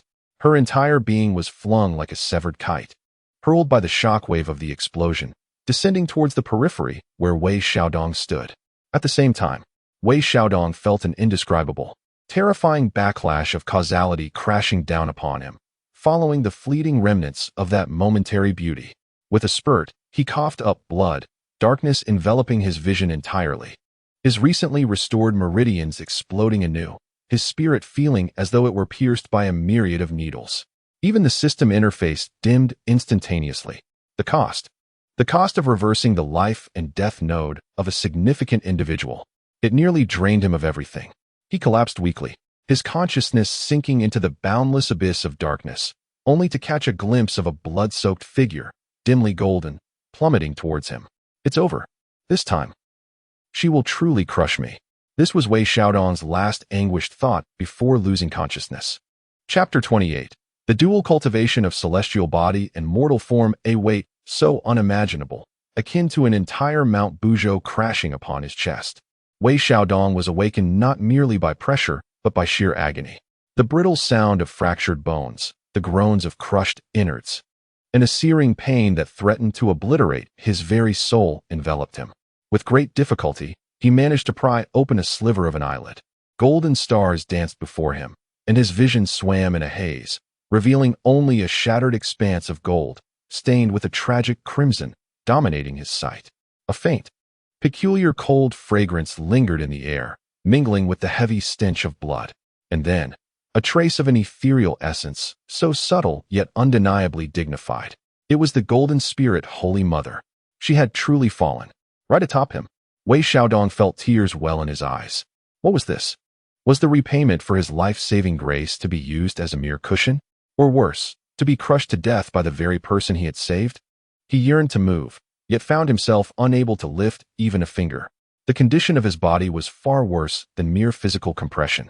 His meridians lay in ruin. His dantian felt as hollow as the void, his soul marred by fractures, and the system panel dimmed, as if it could extinguish at any moment. The sole glimmer of hope was that the stubborn demonic energy seemed to have been shattered, momentarily eluding his senses. The grim tidings, however, were that he felt himself on the brink of dissolution. The golden spirit Holy Mother, who lay atop him, appeared in an even graver state.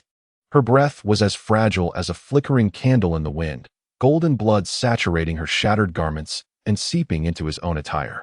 The icy touch sent a jolt through him. She could not perish. If she died, who would lift his curse? Who would acknowledge his merits? Who would protect him from being torn to shreds by her wrathful peers? But how could he save her? He was paralyzed, devoid of magical power, and his system was offline. Despair washed over him, deeper than when faced with the sword of annihilation. Just as his consciousness threatened to plunge into darkness once more, he felt beneath him that cold, soft sensation, suddenly manifesting an exceedingly faint pull. It was as if the last vestige of moisture from a parched riverbed instinctively sought any trace of water. Was the target of this pull him? No, it was not his strength being drawn.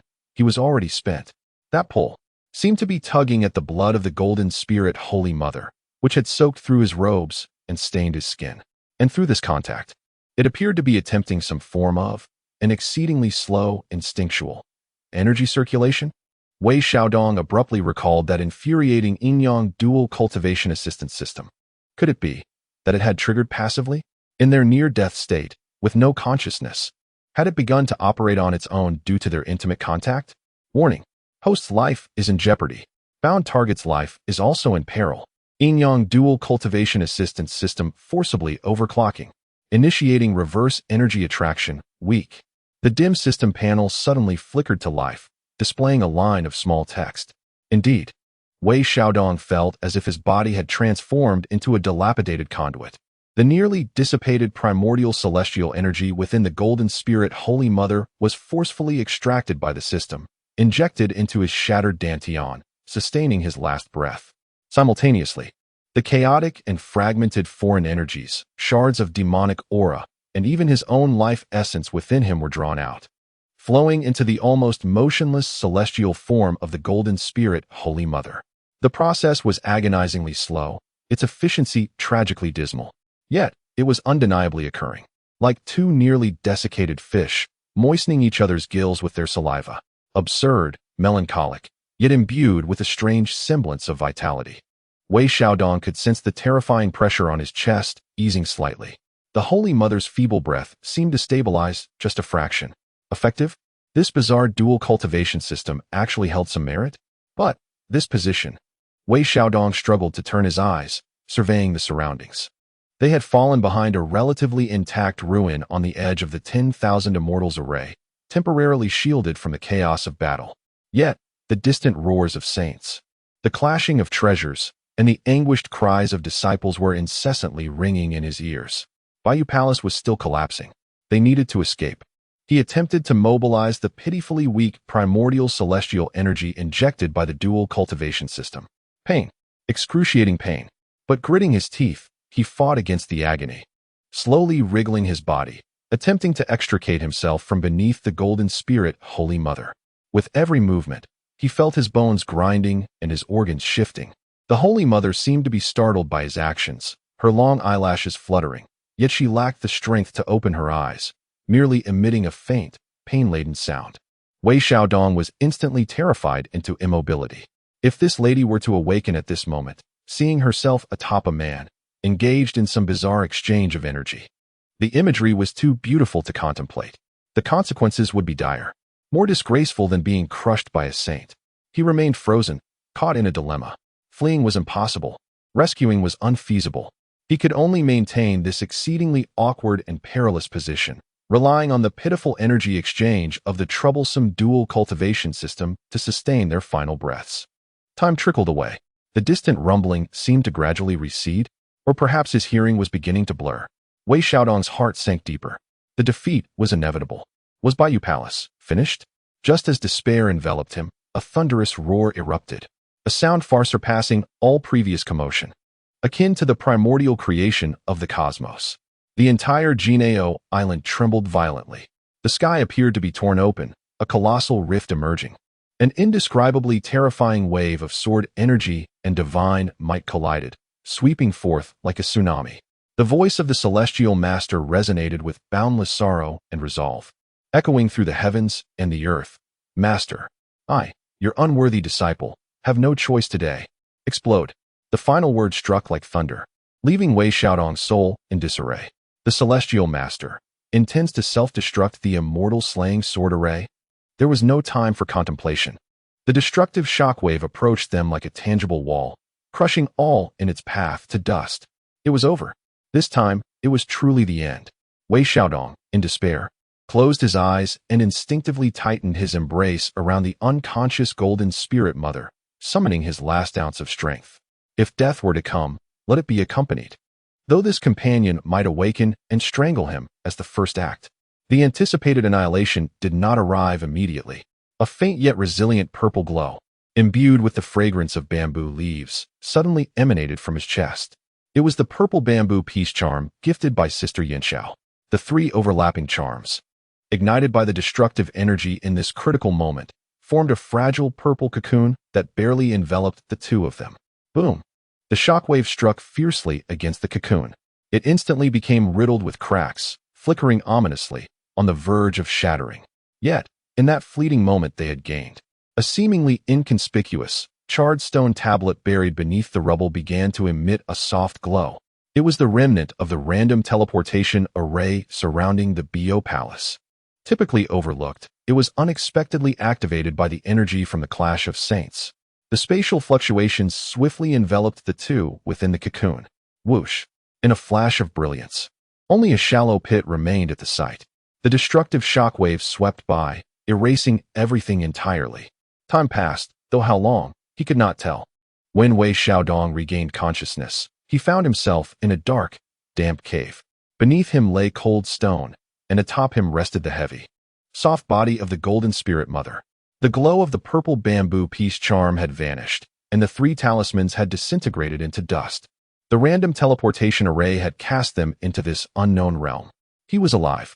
The Golden Spirit Mother was alive too, her breath still faint, but seemingly more stable than before.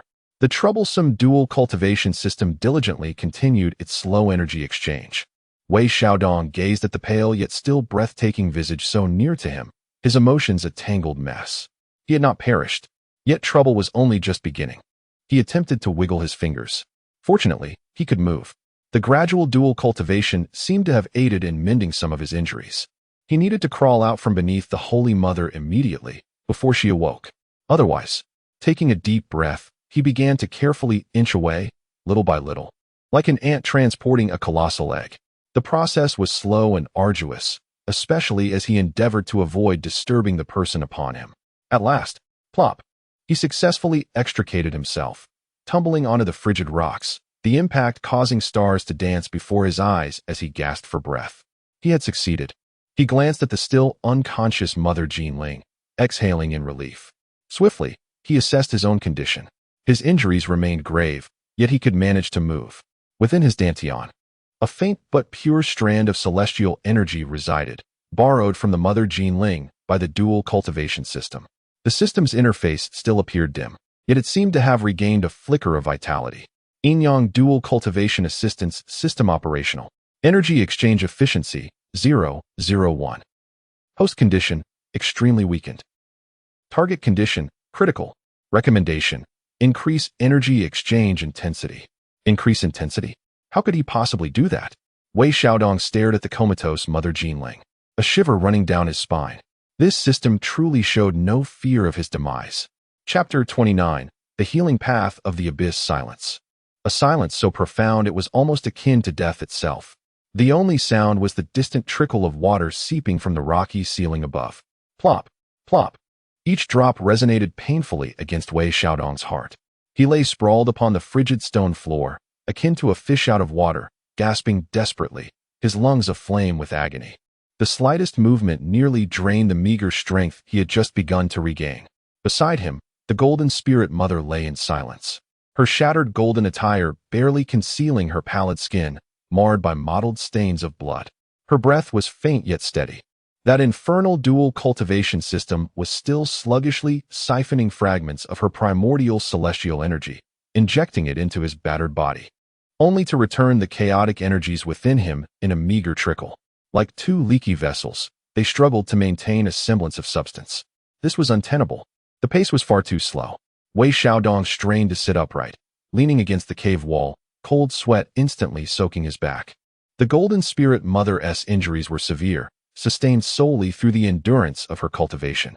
This paltry exchange of energy was but a drop in the bucket, and at any moment, she could extinguish completely. Should she perish, the scant celestial power he had borrowed would likely retaliate within him, and the system would surely meet its end. Action was imperative. System status, preliminary recovery. Available functions, basic scan. A line of text illuminated the panel. Still rudimentary in design. Scan her. Provide detailed information. Wei Xiaodong commanded inwardly. Scanning. Target, Golden Spirit Mother. Status, critical. Injuries. Impact from the sage's path, multiple. Backlash from the innate treasure, celestial body compromised, 37. Soul shaken, primordial energy depleted. Penetrating wound to the right shoulder, lingering invasion from Western will. A barrage of alarming terms flashed before his eyes, sending chills down his spine. That she still clung to life was nothing short of miraculous. Recommended treatment plan, based on available resources and system functions. Plan 1. Continuous low-efficiency energy interaction. Estimated stabilization time, 371 years. Complete recovery time, indeterminate. 371 years. By then, even the flowers would have withered. Plan 2. Deep activation of the yin-yang dual cultivation auxiliary system for primordial level interaction. Requires host's active guidance, significantly enhancing energy exchange efficiency.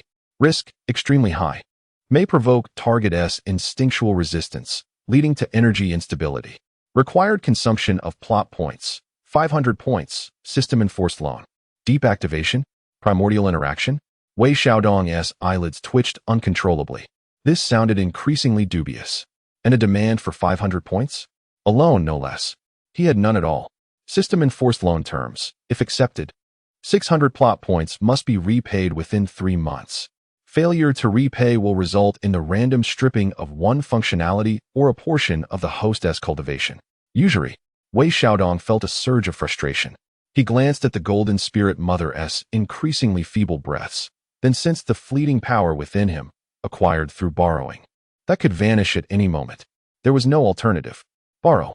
Activate. He gritted his teeth and commanded. Loan established. Consuming 500 plot points. Borrowing. Commencing deep activation of the yin-yang dual cultivation auxiliary system. A surge of immense force, far more potent than before, erupted from his dantian. No longer a mere trickle. It resembled a torrential flood, voraciously drawing from the nearly depleted essence of the Golden Spirit Saint Mother. A pained groan escaped her lips, her brow furrowing tightly, as her body instinctively tensed, seemingly resisting this crude plunder. Warning. The target instinctively resists. Energy flow unstable. Wei Xiaodong felt a chill of terror.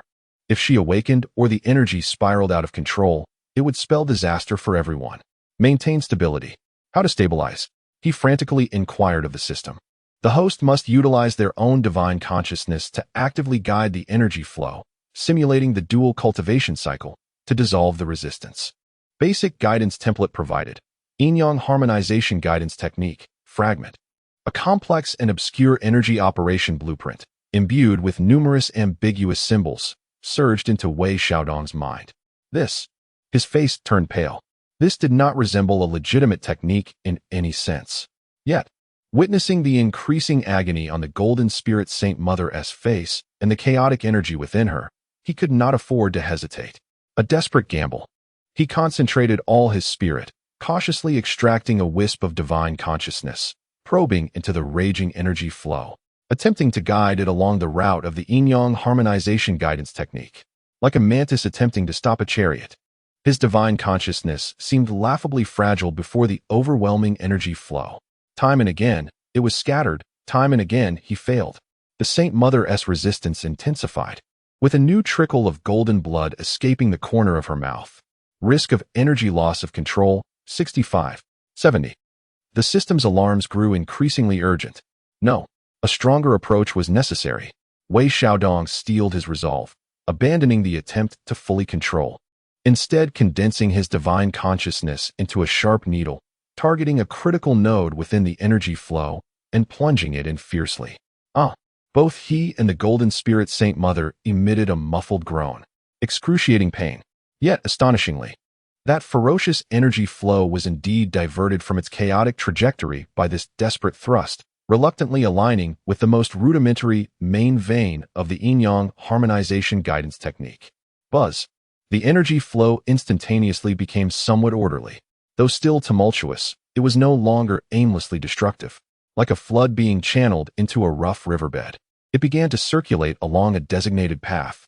A complete, albeit exceedingly rudimentary and flawed, energy cycle was established between him and the Golden Spirit Saint Mother. Efficiency soared. Pure and refined celestial energy surged continuously into Wei Xiaodong's body, mending his shattered meridians and nourishing his parched dantian. The energy he returned, though chaotic, was gradually refined in the cycle, neutralizing the Tao injuries and foreign energies within the Golden Spirit Saint Mother's body. Notably, the stubborn erosion from the Western willpower at her right shoulder was indeed being gradually obliterated by this peculiar cycle. Energy interaction efficiency, 3. 5. 7. Stabilizing at 8. Target state, critically injured. Wounds ceased to deteriorate. Host state, extremely weak and severely injured. Cultivation recovery, 2. Late stage of qi refinement transformation. Effective, truly effective. Wei Xiaodong was filled with a mix of astonishment and joy, disregarding the ambiguous nature of the cultivation method. He exerted all his effort to maintain this fragile cycle. The consumption of his spiritual consciousness was overwhelmingly immense, yet he had to endure. Time passed, though he could not discern how long. It was not until he sensed his soul was on the verge of exhaustion once more that the energy cycle began to stabilize, no longer requiring his constant, vigorous guidance. He exhaled in relief, collapsing into a state of near exhaustion. Gazing at the Golden Spirit Mother, her complexion remained pale, yet her breaths were evidently stronger, and her tightly furrowed brows had relaxed somewhat, as if she had descended into a deeper state of healing slumber. The terrifying wound on her right shoulder had lost its dark hue and was beginning to heal slowly. She survived, for the time being. Wei Xiaodong observed the invisible yet palpable energy channel between them, his emotions a tumultuous blend. What was this? How had he inexplicably formed such an eerie bond with a figure of the Saint Mother level? When she awakens, a shiver ran down his spine, and he dared not contemplate further. The pressing urgency was to acquire 600 plot points to repay his debt. Otherwise, the system might randomly strip away something, perhaps reverting his cultivation to its original state, or siphoning away that bit of celestial energy, leading to his immediate demise. Yet, in this desolate wilderness, where could he possibly obtain plot points? Propel the narrative? Alter destiny? He was currently too fearful to even step outside this cave. What was happening out there? Had the Bo Palace been defeated? What of the Tongtian Patriarch? What about the others? He was utterly in the dark. Anxiety, a heavy sense of dread weighed upon him, making it difficult to breathe. He forced himself to calm down and scrutinize the cave. It was small yet deep, seemingly devoid of any signs of beastly habitation. The entrance was concealed by dense vines, offering a semblance of privacy.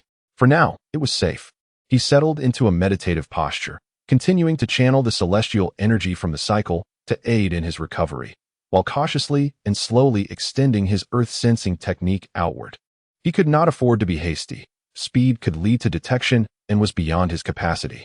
Like a blind man feeling his way, he gradually sensed the world beyond the cave. The sounds of wind, birdsong, and the distant murmur of a stream. There were no cries of battle, no terrifying waves of energy. War seemed to have temporarily come to a close, or perhaps it had merely shifted. He allowed himself a moment of reprieve, as the earth-sensing technique continued to expand outward. Suddenly, his ears twitched slightly. He captured the faint, intermittent sound of crying. Chapter 30. Encountering an old friend amidst the ruins, a hauntingly suppressed and despairing cry echoed through the desolate landscape, resembling the pitiful whimper of a wounded beast, intermittently piercing the air and reaching Wei Xiaodong's ears from afar. In this barren wilderness, the sound struck a dissonant chord, reverberating with an eerie melancholy. Wei Xiaodong felt a tightening in his heart. He concentrated, employing his earth-sensing technique to carefully probe the source of the sound. The distance was considerable, downstream of a ravine. In a chaotic heap of stones lay a faint breath, weak, infused with erratic spiritual fluctuations and profound sorrow.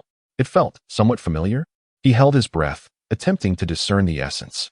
This was neither the ethereal presence of a high-ranking celestial being nor that of a mere beast. It was a cultivator. Moreover, it appeared to be gravely injured, their spirit shattered. Who could it be? A surviving disciple of the? His heart raced. Should he go or not? To venture forth posed immense risks. It could be a trap, or it could lead to trouble. He was already in a precarious situation, burdened with a comatose holy mother and a debt of 600 plot points. Yet, not going. The despair in that cry pricked at a tender spot deep within him, like a needle. Memories of his 3 years sweeping the floors of Yushu Palace flooded back, along with the chilling moment when he was ensnared by the sword chi of extermination, a stark realization of being utterly alone. Damn it! Wei Xiaodong cursed under his breath. He was always too soft-hearted. Casting a glance at the still unconscious golden spirit Holy Mother, whose energy was cycling steadily, he surmised she was temporarily safe. Gritting his teeth, he struggled to rise. His injuries had somewhat healed, enabling movement, though he was far from combat-ready.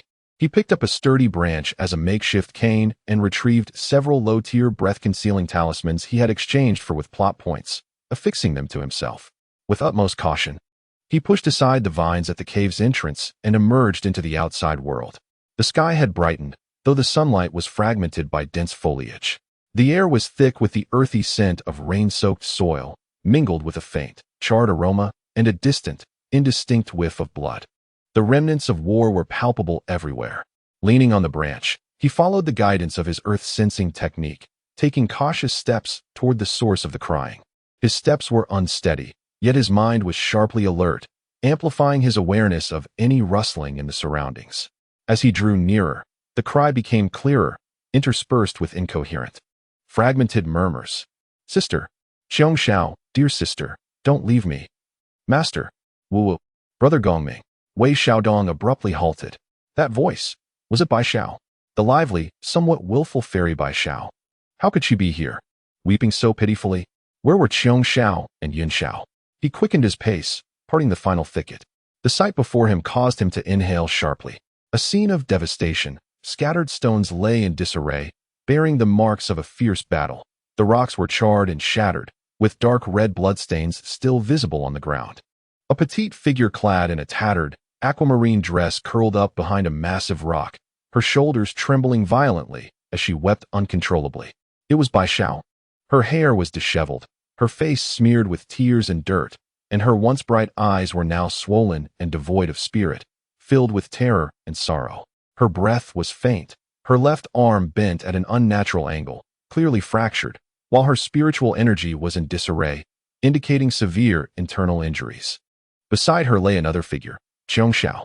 Her condition was even graver. With eyes tightly shut and a complexion as pale as parchment, a dreadful sword wound nearly pierced her chest. The lingering sword energy continuously eroding her life force. Her breath was so faint it was almost imperceptible, hanging by a thread. It appeared that Bai Xiao had fought desperately to bring her sister to this refuge, exhausting herself in the process. Wei Xiaodong felt a heavy weight settle in his heart. If even the 3 sisters had met such a fate, the array of 10,000 immortals had indeed fallen, utterly and completely. Who? Bai Xiao suddenly lifted her head, her tear-filled eyes catching sight of a figure, recoiling in fright like a startled rabbit. Instinctively, she attempted to summon a magical artifact, but only managed to stir a chaotic glimmer of spiritual light, which aggravated her injuries, causing her to cough up blood. Bai Xiao, it's me, Wei Xiaodong. He quickly lowered his voice to identify himself, cautiously stepping forward. Do not be afraid. I am a disciple of the Baiyu Palace. W. Wang Xiaodong. Bai Xiao stared at him blankly, her gaze unfocused, as if it took her a moment to recall his name. The outer sect disciple. What are you doing here? Her words faltered, overwhelmed once again by immense sorrow as she looked at the barely breathing Qiong Xiao. Tears spilled forth anew. Sister. She sacrificed herself to save me. Her soul is shattered. She's on the brink of death. Sob. Soul shattered? Wei Xiaodong's heart sank. This injury was far more troublesome than the Taoist wounds inflicted by the Golden Spirit, Holy Mother, involving the soul. Even a slight misstep could lead to complete annihilation. He crouched down, meticulously examining Qiong Zhao's injuries. The sword energy was fierce, still carrying the aura of the Jade Pure Immortal Method, likely the work of someone of the caliber of Guang Qingzi or Qi Jingzi. What was even more troubling was that her soul was indeed unstable, teetering on the edge of dissolution. Scanning target, Qiong Zhao. Status, on the verge of death. Injury, Jade Pure Extermination, Sword Qi Penetrating Wound, Soul Dissolution, 73. Essence Collapse. Treatment plan, based on current conditions, immediate stabilization of the soul required. Dispelling residual sword energy. Possible solutions, utilize the upper clear breaking evil sword seal foundational technique to extinguish the residual sword energy. Requires substantial celestial energy. Employ the yin-yang harmonization guiding technique branch method soul requiem to stabilize her soul. Requires consumption of the host's soul essence. Extremely high risk. The system presented the options, yet each bore a significant cost. With his current cultivation level, extinguishing the sword energy would be exceedingly difficult. Consuming his soul essence? That would be courting death. Yet, gazing into Bai Zhao's eyes, filled with despair and helplessness, and then at the rapidly fading vitality of Qiong Zhao, if he remained indifferent, Qiong Zhao would undoubtedly meet her demise. It seemed that Bai Zhao could not endure for much longer either. Sister Bai Zhao, Wei Xiaodong inhaled deeply, his tone steady. Do you trust me? Perhaps. I can attempt to stabilize Sister Qiong Zhao's injuries.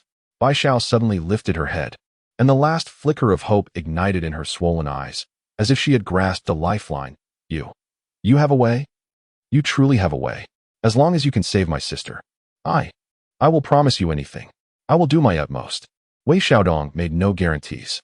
He instructed Bai Zhao to hold Qiong Zhao steady while he seated himself opposite her. First, he summoned the scant Qingxian power he had borrowed, forming a faint aura of the sword of evil dispelling, cautiously directing it towards the sword wound on Qiong Zhao's chest. Sizzle. The sword energy clashed with the remnant Yuqing sword aura, producing a subtle hissing sound. Wei Xiaodong's body trembled, his complexion paling. Though the sword energy lacked a true source, it remained fierce and domineering, causing his own vital energy to surge tumultuously in response. Gritting his teeth, he gradually wore it down. The process was slow and agonizing. Bai Zhao watched anxiously, not daring to breathe. At long last, the residual sword energy was barely dispelled, yet Wei Xiaodong was nearly exhausted, cold sweat soaking his garments. The more formidable task lay ahead, stabilizing the soul. He closed his eyes, recalling the soothing incantation imparted by the system. It required him to use his own spiritual consciousness as a bridge, guiding an exceptionally gentle energy to soothe the dissipating soul of the other. This demanded immense control and sacrifice. He drew from his already impaired soul essence, weaving it into a delicate thread, mingled with the pure celestial energy acquired through mutual cultivation, and slowly channeled it into Qiong Zhao's brow. A faint moan escaped the unconscious Qiong Zhao, her brow furrowing in discomfort. Wei Xiaodong felt as if his head were being pierced by needles. The sensation of his soul essence ebbing away was more harrowing than bloodletting. Yet he dared not pause. Carefully, he guided the stream of energy, weaving it like a fragile net to catch the scattered fragments of her soul. Each contact brought forth a double agony, the torment of Qiong Zhao's soul disintegration and the weakness stemming from his own essence depletion. His complexion grew increasingly pale, and his body began to sway. Bai Zhao observed the scene, seemingly grasping the gravity of the situation. Tears welled in her eyes once more. Yet she bit her lip tightly, unwilling to utter a sound. Time trickled by. Wei Xiaodong's lips lost their color, and his gaze began to blur. Just as he sensed he was on the brink of collapse, the shattered remnants of Qiong Zhao's soul were, at last, tentatively gathered by the soothing incantation. Ceasing their further dispersal, though still frail, it was at least temporarily stabilized. Her breathing steadied slightly, though still unconscious. The pallor of death faded somewhat from her countenance. Successfully stabilized the target's soul, significantly altering the trajectory of fate. 400 plot points awarded. The system's notification chimed. Yet, Wei Xiaodong's vision darkened, and he collapsed backward. Hey, what is wrong with you? Bi Xiao gasped in shock, hastily reaching out to support him. His touch was icy. and his breath alarmingly faint. She gazed at the outer disciple cradled in her arms, whose meager cultivation had led him to exhaust himself in a desperate bid to save her sister, and then glanced at Xiao, who appeared slightly better off nearby. Her eyes were a tumult of emotions: astonishment, gratitude, guilt, and a hint of bewilderment. Silently, she retrieved the last few healing elixirs from her possession and forced them into Wei Xiaodong's mouth, channeling a flicker of her meager magical energy to aid in the medicine's efficacy. Wei Xiaodong gradually regained consciousness, a throbbing pain assaulting his head, his spirit feeling hollow. Yet a trace of celestial power revived within him due to the elixirs. He turned his gaze toward Xiao, releasing a sigh of relief. At last, he had clawed back half a life. 400 plot points were credited to his account, significantly alleviating his debt, leaving a mere 200 points. Yet, new troubles loomed. They could not linger here any longer. The earlier dispersal of sword energy and the stabilization of spiritual fluctuations, though faint, risked attracting enemies. Immediate relocation was imperative, but with 3 injured companions, one of whom remained unconscious, where could they go? Back to that small cave? The space was too confined, and it was somewhat distant from their current location. His gaze swept around, finally settling upon a nearby cave obscured by vines, seemingly abandoned by wild beasts. Bixiao, can you still move? He weakly inquired. We must find another place. This location is unsafe. Bixiao glanced at her sister, then back at the frail Wei Xiaodong, gritting her teeth before nodding resolutely. I can manage. With great effort, she hoisted Xiao onto her back, wincing in pain from her fractured left arm. While Wei Xiaodong leaned on a branch, the 3 of them staggered, in a pitiful state, into the narrow beast den. Wei Xiaodong summoned his last reserves of strength to push stones and vines to barely seal the entrance. In the darkness, only their heavy breathing broke the silence. Bixiao carefully laid Xiao down against the cave wall, then collapsed on the opposite side. Silence enveloped them, an oppressive stillness. Only muffled sobs occasionally escaped from Bixiao's direction. Wei Xiaodong leaned against the cold earthen wall, wearily closing his eyes. He had saved a life. The debt was nearing resolution. Yet, it seemed as though troubles were multiplying. He sighed deeply. This wilderness was truly a harsh place to navigate. Chapter 31. Whispers in the darkness in the oppressive darkness. Where one could not see one's own hand before the face, 3 half-dead souls were crammed into a narrow beast's den. The air was thick with a murky blend of earthy scents, medicinal aromas, and a faint trace of blood. Wei Xiaodong leaned against the earthen wall, finding even the act of breathing laborious. His mind felt as though it were being stirred by countless steel needles, a consequence of the overextension of his spirit's essence. With 400 plot points credited, the burden of the system's debt had significantly lightened, yet the depletion of his physical body was indisputable. Beside him, Bai Zhao's faint sobs pierced the silence intermittently. She was attempting to wipe the grime from the face of the unconscious Xiao, her movements clumsy due to a fractured left arm, forcing her to rely on one hand, making her task exceedingly arduous. On the other side, the golden spirit matriarch remained eerily silent, with only a faint circulation of energy indicating that she still clung to life. The weight of silence was suffocating. Hey! Bai Zhao's voice, thick with nasality, suddenly broke the stillness. How did you end up here? And how did it come to this? Her query was directed at Wei Xiaodong. He did not lift his eyelids, responding weakly, I escaped. Bad luck, got knocked out, and when I came to, I found myself nearby. His words were a blend of truth and fabrication. Bai Zhao fell silent, seemingly weighing the veracity of his statement. After a moment, she quietly inquired, Then, what technique did you use earlier? How could you stabilize my sister's spirit?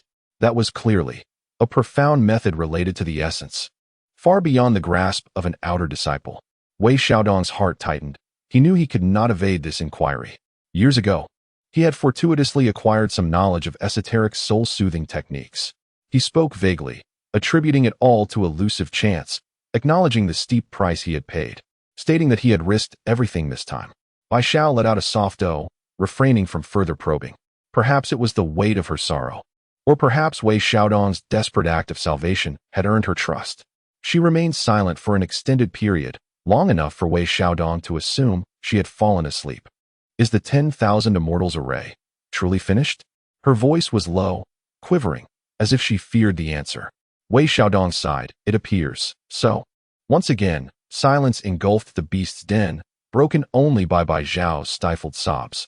A sense of despair flooded the atmosphere. Master, master, in the end. Bai Zhao's voice trembled with the weight of tears. He self-destructed the extermination sword array. I saw it, to grant us a sliver of hope. Wei Xiaodong remained mute. He too had witnessed the resolute figure of the Tongtian patriarch in his final moments, tragic and helpless. Senior brother Duobao was captured by Laozi. I saw it. Bai Xiao continued to murmur, as if in a fevered dream, venting her grief. Sister Jinling was struck down. I do not know where she went. Sister Yunxiao, to protect us, drew away Ran Deng and Lu Ya. With each harrowing account she recounted, her voice grew increasingly filled with despair. The sect of the Intercept truly seemed to be at an end. The elite have perished, and the fallen tree scatters the monkeys. Wei Xiaodong listened, feeling a heavy weight in his heart. Although he held no profound affection for the Jiejiao, he had spent several years among them, and those vibrant lives had vanished in an instant. Especially Han Jixian, the timid little junior sister who timidly administered medicine. What had become of her? And what of Wu Yunxian, with his dark fish-like head? He dared not inquire. What shall we do? Bai Xiao raised her head, her tear-filled eyes gazing at Wei Xiaodong like a lost child. Sister, in this way, I do not know what to do. She had always been so well protected by Yun Xiao and Xiong Xiao, and now, faced with such a drastic change and burdened with severe injuries, she was utterly at a loss, instinctively seeking help from the only person she could grasp in this moment. Wei Xiaodong forced a bitter smile. He too was uncertain. With his own survival at stake, he was burdened by 2 half-broken saints and an injured companion. Survive first. He uttered 4 words, dry and stark. Yet they were the only answer. Recover first, then consider the rest. Survive. Bai Xiao repeated those 3 words, her gaze vacant. How easy it was to say? Wei Xiaodong ceased speaking, closing his eyes to channel the scant recovery of his celestial energy, nurturing his damaged spirit and body. The immediate priority was to regain some strength, at least enough for self-preservation. The earth-listening technique could not be employed on a broad scale. Instead, he carefully monitored the vicinity of the cave, extending only a few dozen feet. For now, it was safe. Time slipped away in oppressive silence. After an indeterminate period, Wei Xiaodong suddenly opened his eyes. He had heard a faint sound, distinct from the dripping of water. It resembled extremely cautious footsteps approaching this cave. More than one. The air was thick with an almost imperceptible essence of the jade purity celestial method. People from the Chanjiao, searching the mountain. Wei Xiaodong's hair stood on end. Hush! He swiftly signaled Bai Xiao to silence her, his gaze sharp.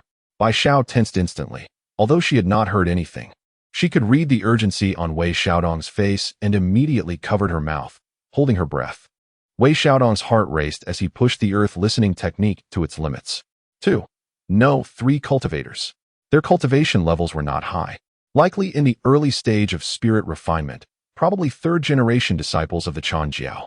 They were meticulously searching this area, less than 50 yards from the cave. What to do? Fight them? It would be certain death. Hide. They were searching with great diligence. This crude beast den could not withstand scrutiny.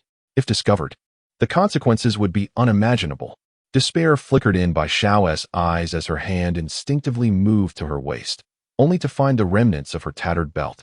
Her magical artifact had long since been destroyed in battle.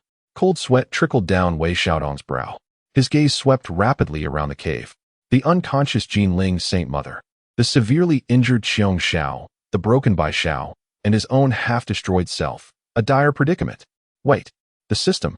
He suddenly recalled the 400 storyline points that had just been credited. There are still some remnants left. Available plot points. 407. What can be purchased? Upgraded illusion leaf. Pseudo temporarily distorts the perception of all entities within a radius of 10 zhong, lower than the host's cultivation level, regarding a specific area, duration, 20 breaths. Consumes 150 plot points.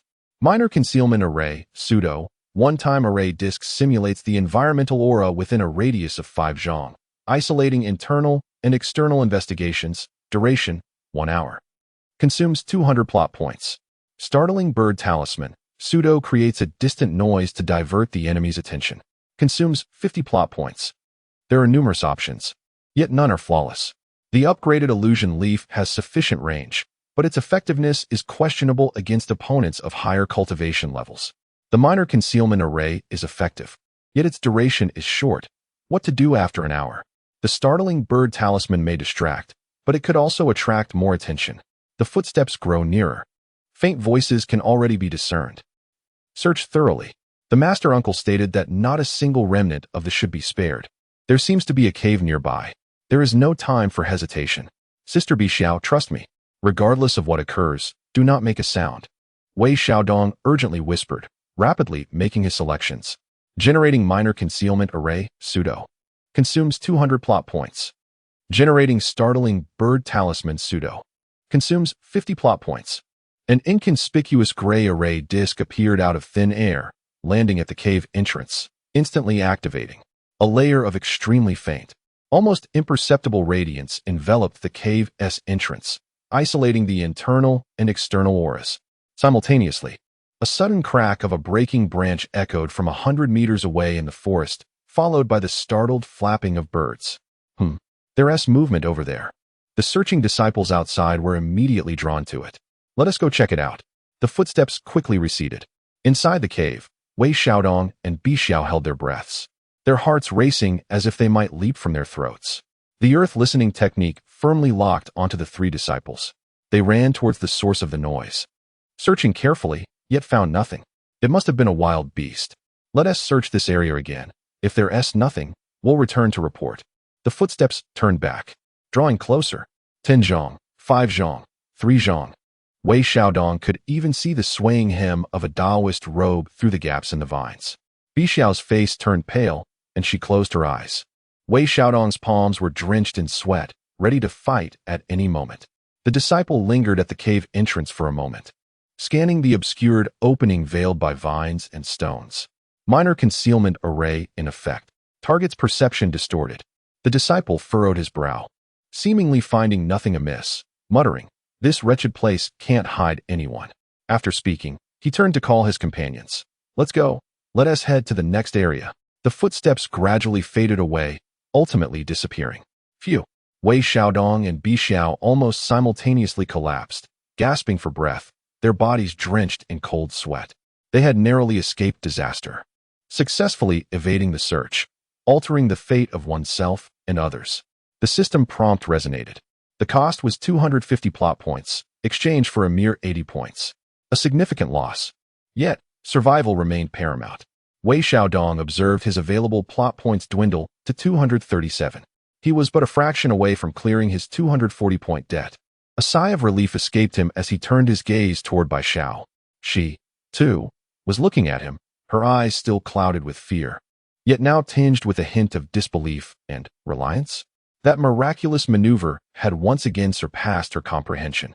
Just how many secrets did this outer sect disciple conceal? Wei Xiaodong offered no explanation, merely smiled weakly and remarked, "We are safe for now." Bixiao nodded, refraining from further inquiries, and quietly moved beside her sister, continuing to stand guard. Following that frightful encounter, the bond between the two seemed to subtly strengthen. At the very least, they were now akin to grasshoppers tethered together by the same rope. Leaning against the earthen wall, exhaustion washed over him once more. The debt was nearing resolution. However, the crisis was far from over. They could not linger in this cave for long. He needed to restore his strength swiftly. His gaze swept across the unconscious figures of the Golden Spirit Mother and Xiongxiao. Perhaps that troublesome dual cultivation system could still extract a bit more value? With a resigned sigh, he closed his eyes again, cautiously guiding the slow energy circulation. This time, Bixiao merely watched in silence, refraining from any interruption. Outside the cave, the wind wailed as if mourning souls lamented. Within the cave, the four huddled together, struggling to draw a flicker of vitality from the surrounding darkness. The journey ahead remained long. Chapter 32. A sudden flash of insight into dual cultivation secrets. A throbbing pain pulsated within his head, akin to a hornet's nest buzzing incessantly, causing both discomfort and swelling. The depletion of his soul's essence could not be swiftly remedied by mere scraps of celestial energy. Wei Xiaodong gritted his teeth, steadfastly maintaining the fragile energy cycle with the Golden Spirit Holy Mother. It felt as though he was cradling two leaky jade bowls, cautiously pouring their contents into one another, terrified of spilling a single drop. The inefficiency was appalling. An interaction efficiency of 8 was barely survivable, and to hope for strength recovery through this was sheer folly. Furthermore, beside him lay the gravely injured Xiong Xiao, whose spirit was temporarily stable, yet his physical injuries remained dire, necessitating energy nourishment. Bai Xiao, still nursing a fracture and drained of magical power, gazed at him with eyes that made Wei Xiaodong feel like a destitute debtor under scrutiny. The pressure was immense. With 237 plot points at his disposal, it seemed substantial, yet the thought of the system's predatory nature rendered him hesitant to utilize them lightly. He needed to devise a method to enhance efficiency. Once more, he plunged his consciousness into the vexing yin-yang harmonization guidance technique. Esoteric and ambiguous, filled with myriad suggestive images. Yet the core appeared to revolve around the profound principle of energy-frequency resonance and the mutual assistance of yin and yang. Could it be simplified? Disregarding the ornate imagery, could he seize the most essential routes of energy flow? Or perhaps adapt to the current states of the three individuals, primarily himself and the Golden Spirit Holy Mother, to optimize the circulation path? A bold thought emerged. He had gained a more intuitive understanding of the Golden Spirit Holy Mother's original celestial energy attributes through cyclical perception and the peculiar characteristics of his own chaotic energy. Perhaps a slight adjustment was feasible. The risks were considerable. A misstep could lead to energy chaos, and he would be the first to suffer the consequences. Yet to abstain from risk meant waiting in this cave for an uncertain demise, anticipating the return of enemy search parties. He decided to gamble. Taking a deep breath, he concentrated all his mental faculties and guided his spirit once more into the stable energy cycle. This time, he did not charge in recklessly. Instead, he endeavored to delicately adjust the energy flow's rate and the sequence through specific meridian nodes with the precision akin to a masterful needlework.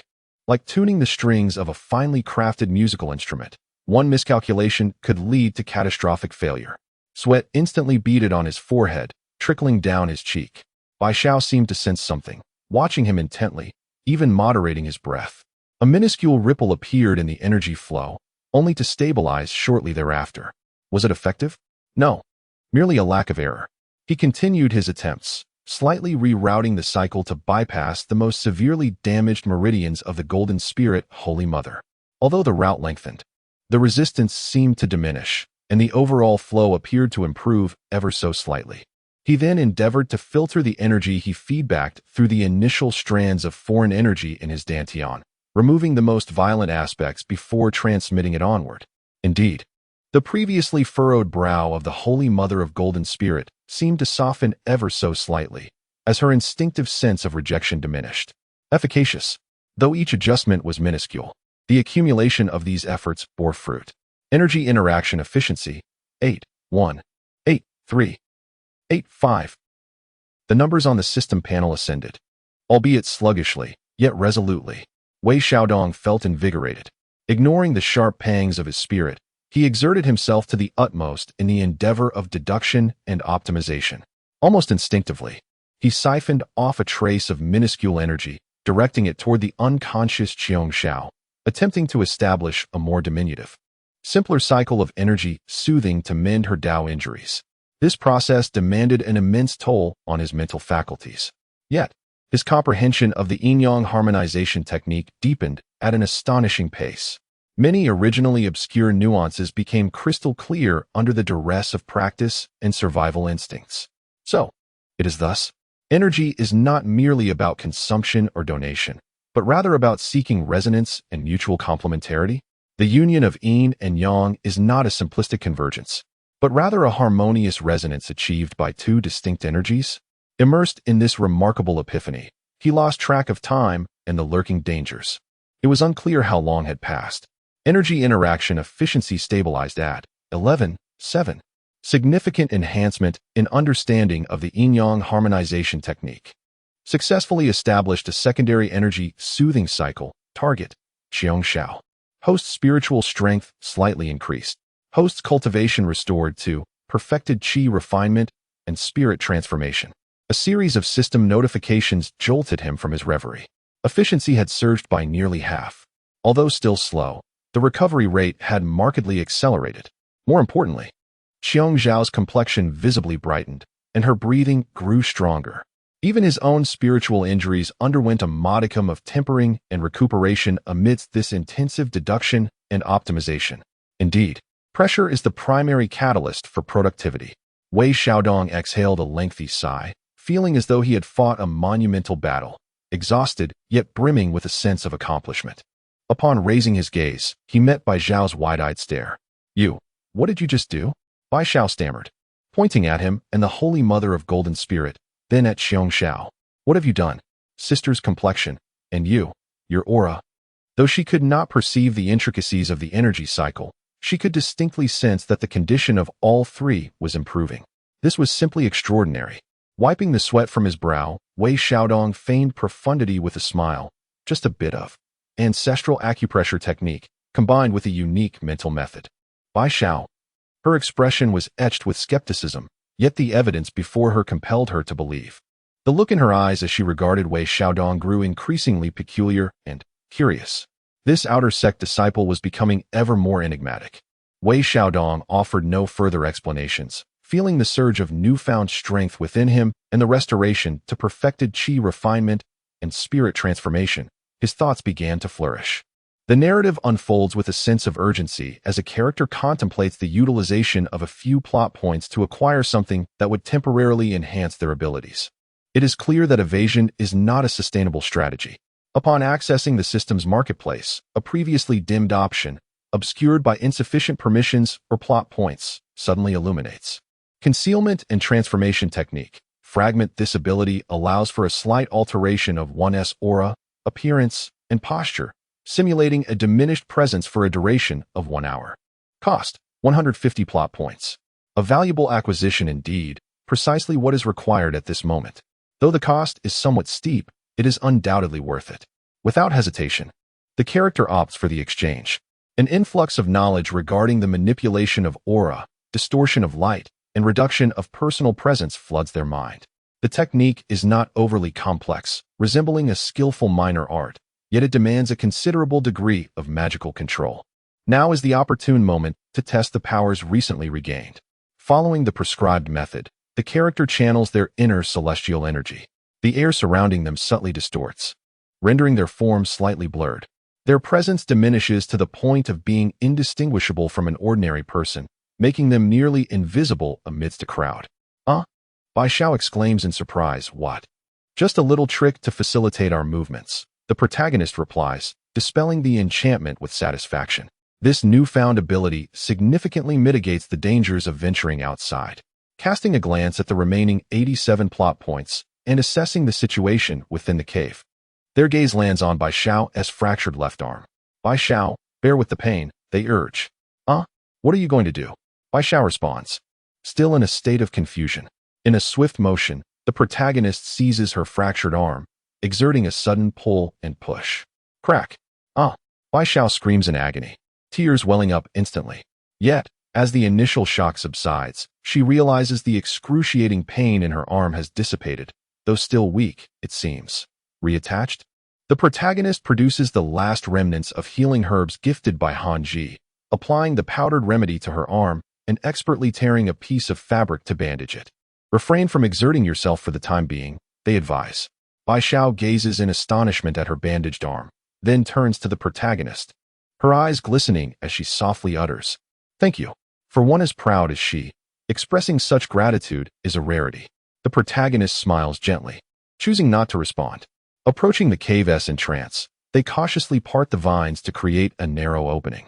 Outside, twilight descends, casting a dim light through the forest. Utilizing their listening technique, they meticulously survey their surroundings, confirming it is safe. "I will venture out to assess the situation and gather some food and water," they whisper. "You all stay hidden.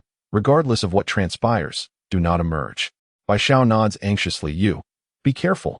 Taking a deep breath, the protagonist employs the concealment technique, their figure becoming indistinct and stealthy, akin to a shadow as they slip out of the cave, merging seamlessly with the encroaching dusk. Within the cave, only Bai Xiao's heavy breaths and the faint energy cycles of two unconscious individuals remain, creating an atmosphere thick with anticipation. The waiting is always the most arduous trial. Bi Xiao sat with her knees drawn up, gazing at the cave entrance, her expression a blend of confusion and faint hope. Time trickled by slowly. Outside, the occasional chirp of birds and the hum of insects broke the silence, but nothing more. Just as Bi Xiao's anxiety began to heighten and her thoughts wandered into the realm of despair, the vines at the cave's mouth stirred. Wei Xiaodong emerged, clutching a handful of wild fruits and a water pouch fashioned from large leaves. The area appeared temporarily secure, with no signs of searchers combing the mountains. He spoke softly, offering the fruits and water to Bi Xiao, urging her to eat something. Bi Xiao accepted the fruit and took a bite. It was exceedingly sour. Yet she consumed it with utmost seriousness. "What is happening outside?" she inquired quietly. Wei Xiaodong's demeanor turned grave. "The situation is dire. I observed, in the distance, flashes of magical artifacts in the sky. It seems the disciples of the Chan and Western teachings are clearing the battlefield and hunting down remnants. The direction of Jinao Island is filled with malevolent energy, yet there is also a new and unfamiliar pressure permeating the air, the nature of which is unclear." Bi Xiao's gaze darkened as she silently nibbled on the fruit. Silence fell once more. Wei Xiaodong approached the figure of the Holy Mother, checking her energy circulation, which remained stable. He then glanced at Xiong Xiao, whose injuries had not worsened, allowing him to breathe a slight sigh of relief. He settled into a meditative posture, continuing to harness the energy flow for recovery while processing the unsettling revelations he had just encountered. A new pressure? Could it be that a new force has intervened? After the sealing of the gods, the Western teachings have surged. His heart grew heavier with each thought. They must vacate this area swiftly. But where to go? He glanced at the three individuals within the cave: a comatose holy mother, an injured fairy, and a girl with a broken limb. This burdened assembly offered little promise for the future. He exhaled deeply, his gaze returning to the system panel. 87 narrative points. He needed to devise a plan, to acquire some resources. His eyes fixated on the slowly circulating energy, and an audacious thought surfaced uncontrollably. Could this dual cultivation process be expedited? Chapter 33. Night rain and swift winds in the same boat hasten. Faster still. This thought burgeoned like rampant weeds in Wei Xiaodong's mind. An efficiency of 11.7 was inadequate, far from sufficient. The injuries of the Golden Spirit Mother remained grievous, and Xiong Xiao required energy for nourishment. His own recovery could not keep pace with the encroaching crisis. Outside, the search intensified, the unfamiliar pressure looming like dark clouds over his heart. He needed to move with greater urgency. He fixated on the seemingly stable energy cycle within him, his gaze fierce. The essence of the yin-yang harmonization technique lies in resonance, in the alignment of frequencies. What if he forcibly elevated his energy frequency to actively harmonize and attract the higher-level primordial celestial power of the Golden Spirit Mother? Like a stream striving to match the current of a great river? The risks were monumental. His meridians and spirit would likely falter under the onslaught of heightened energy. Should he lose control, it would spell disaster. Yet to refrain from action could very well mean a slow demise. Drawing a deep breath, he plunged his consciousness back into the cycle. This time, he was not content with mere adjustments. Instead, he began cautiously compressing his scant celestial energy, striving to accelerate its flow. It was akin to pressurizing a meandering stream, attempting to make it surge forth. Buzz. The energy flow became instantly agitated. Wei Xiaodong let out a muffled groan as a sharp pain akin to needles pierced through his meridians. Yet he gritted his teeth and persevered, incrementally increasing the pressure, marginally quickening the pace. Warning. Energy flow unstable. Host's meridians overloaded. The system alarm blared. Wei Xiaodong paid it no heed, utilizing the earth listening technique to its fullest. He meticulously monitored every fluctuation of energy, as if traversing a tightrope on the edge of a precipice. Bai Xiao sensed something amiss once more, glancing over with concern, yet dared not interrupt. The speed was indeed escalating. However, the cost was evident. Wei Xiaodong's complexion grew increasingly pale, his body trembling slightly, just as he felt on the brink of his limits. The forcibly accelerated energy flow unexpectedly initiated a peculiar resonance with the dormant primordial celestial power within the Golden Spirit Mother. It was not a mere tug, but rather a natural response akin to the harmony of tuning forks, eliciting a subtle, involuntary reaction from her essence. The cycle became significantly smoother. The pressure abated. Efficiency soared. Energy interaction efficiency, 15, 18, 21, stabilizing at 23. Success. Wei Xiaodong rejoiced. Though his meridians still throbbed painfully, it was within tolerable limits. A purer, more potent celestial energy surged into his body, dramatically accelerating the recovery rate. The energy relayed to the Golden Spirit Mother, enhanced by the elevated frequency, was now more readily absorbed and refined. A faint flush even graced her pale countenance. Even Xiong Xiao, benefiting from the secondary cycle, experienced a marked improvement in her recovery. Bai Xiao gazed in astonishment once more. She could distinctly sense that both Wei Xiaodong and the Golden Spirit Mother were exuding an aura that intensified at a visibly rapid pace. What is this bizarre, no miraculous technique? Wei Xiaodong, lost in the ecstasy of rapidly recovering his strength, shattered the bottleneck of his qi refinement stage and ascended to the early foundation establishment stage. Moreover, his cultivation continued to progress steadily. Indeed, high risks yield high rewards. Just as he reveled in his success, a thunderous roar echoed from outside the cave. Immediately, the sound of rain cascaded down like a waterfall. A torrential downpour ensued. The fierce winds drove the rainwater through the gaps in the vines, instantly soaking the ground. The temperature plummeted. Bai Xiao shivered, instinctively clutching her fractured arm and leaning closer to her unconscious sister. Wei Xiaodong furrowed his brow. It was raining. The cave, already damp, became even more chillingly unbearable. The Golden Spirit Holy Mother and Xiong Xiao had yet to recover from their injuries and were particularly sensitive to cold. Bai Xiao was dressed too lightly. A fire must be lit. But where could he find dry firewood? He gazed at the relentless downpour outside, feeling a bit overwhelmed. The earth-listening technique spread out, struggling to discern amidst the tumult of wind and rain. Suddenly, his ears perked up. Amidst the storm, there was an incongruous sound. A piercing whoosh? It was approaching swiftly, not the low-level disciples searching the mountains. The aura was at least at the level of the void refinement stage. Wei Xiaodong's expression changed dramatically. This is bad. Someone was coming. A master. He quickly lowered his voice. Bai Xiao's face turned pale. The glimmer of hope that had just ignited in her eyes extinguished, leaving only despair. What to do? Run? Her voice trembled. There was no escape. Wei Xiaodong's expression darkened to an extreme. He could only gamble that the person would not discover them. He swiftly scanned the cave interior. Generate minor concealment array, pseudo. Consuming 200 narrative points. The array plate reappeared, activating. A halo enveloped the cave entrance. Generate obscuring leaf, pseudo, upgraded version. Distorts a single target's perception of a specific area, lasts for 20 breaths. Consuming 150 narrative points. The target was the approaching master. Available narrative points, 113, in debt, instantly bankrupt. He owed the system an additional 113 points. But there was no time to dwell on that. Just as he completed all of this, whoosh, a sharp beam of sword light tore through the rain curtain, precisely halting in midair just above the cave. A middle-aged Taoist clad in a jade robe from the Yushu Palace, his expression stern and eyes sharp as an eagle, stood floating on a flying sword. His formidable spiritual sense swept across the mountain forest like mercury. Mid-stage of void refinement. Wei Xiaodong and Bai Xiao held their breaths, their hearts nearly ceasing to beat. The Taoist spiritual sense scanned the location of the cave. Minor concealment array in effect. Obscuring leaf in effect. The Taoist's gaze lingered for a moment at the cave's entrance, his brow furrowing slightly, as if sensing something amiss yet unable to articulate it. His spiritual sense informed him that it was merely an ordinary mountain wall, without any anomalies. It was peculiar. Just moments ago, he had distinctly sensed a faint ripple of energy. He murmured to himself, his gaze laced with suspicion as he scrutinized the surroundings once more. 20 breaths elapsed, each second stretching into what felt like a century. Cold sweat and rainwater had thoroughly drenched Wei Xiaodong's back. Bai Xiao, terrified, had shut her eyes, her body trembling slightly.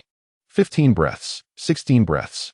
The Taoist, seemingly undeterred, raised his hand and cast a probing spell, its radiance directed towards the cave. The small Mizong formation trembled violently. A knot tightened in Wei Xiaodong's throat. Just as the spell was about to reach the cave's luminous aura, a dazzling explosion of light erupted from the distant forest. This was swiftly followed by an enraged roar from a beast and the shouts of cultivators. Had a battle ensued? The Taoist abruptly turned his head, his expression hardening. Are there still remnants? Without a moment's hesitation, he adjusted his sword's light and sped towards the source of the conflict, vanishing in the blink of an eye. The 20 breaths had just concluded. Inside the cave, Wei Xiaodong and Bai Xiao lay as though utterly exhausted, sprawled on the ground, gasping for breath, their bodies chilled and damp, unsure whether it was rainwater or cold sweat. They had escaped yet again. However, the cost was a debt of 113 plot points. The system panel flickered with red warnings, urging him to repay his debts. Wei Xiaodong could only manage a wry smile. This life was indeed exhilarating. Outside, the torrential rain fell in sheets, showing no signs of abating.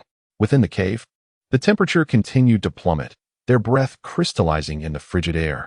Bai Zhao's lips turned a purplish hue as she hugged her arms. Shivering and casting worried glances at her unconscious sister and the golden spirit mother. If this continued, they would perish from the cold, even before being discovered by their foes. Wei Xiaodong gritted his teeth. A fire must be ignited. His gaze fell upon some dry moss and a few relatively dry twigs he had collected earlier. He then considered his significantly restored cultivation. Perhaps he could attempt that?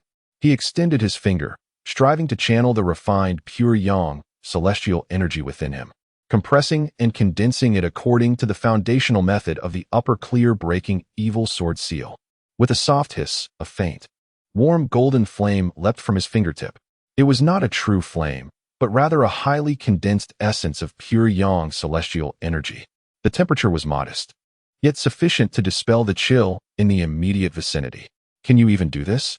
Bai Xiao gazed in astonishment at the golden flame, feeling the surrounding cold recede slightly. A mere parlor trick, Wei Xiaodong replied, carefully guiding the flame to the pile of dry moss and twigs.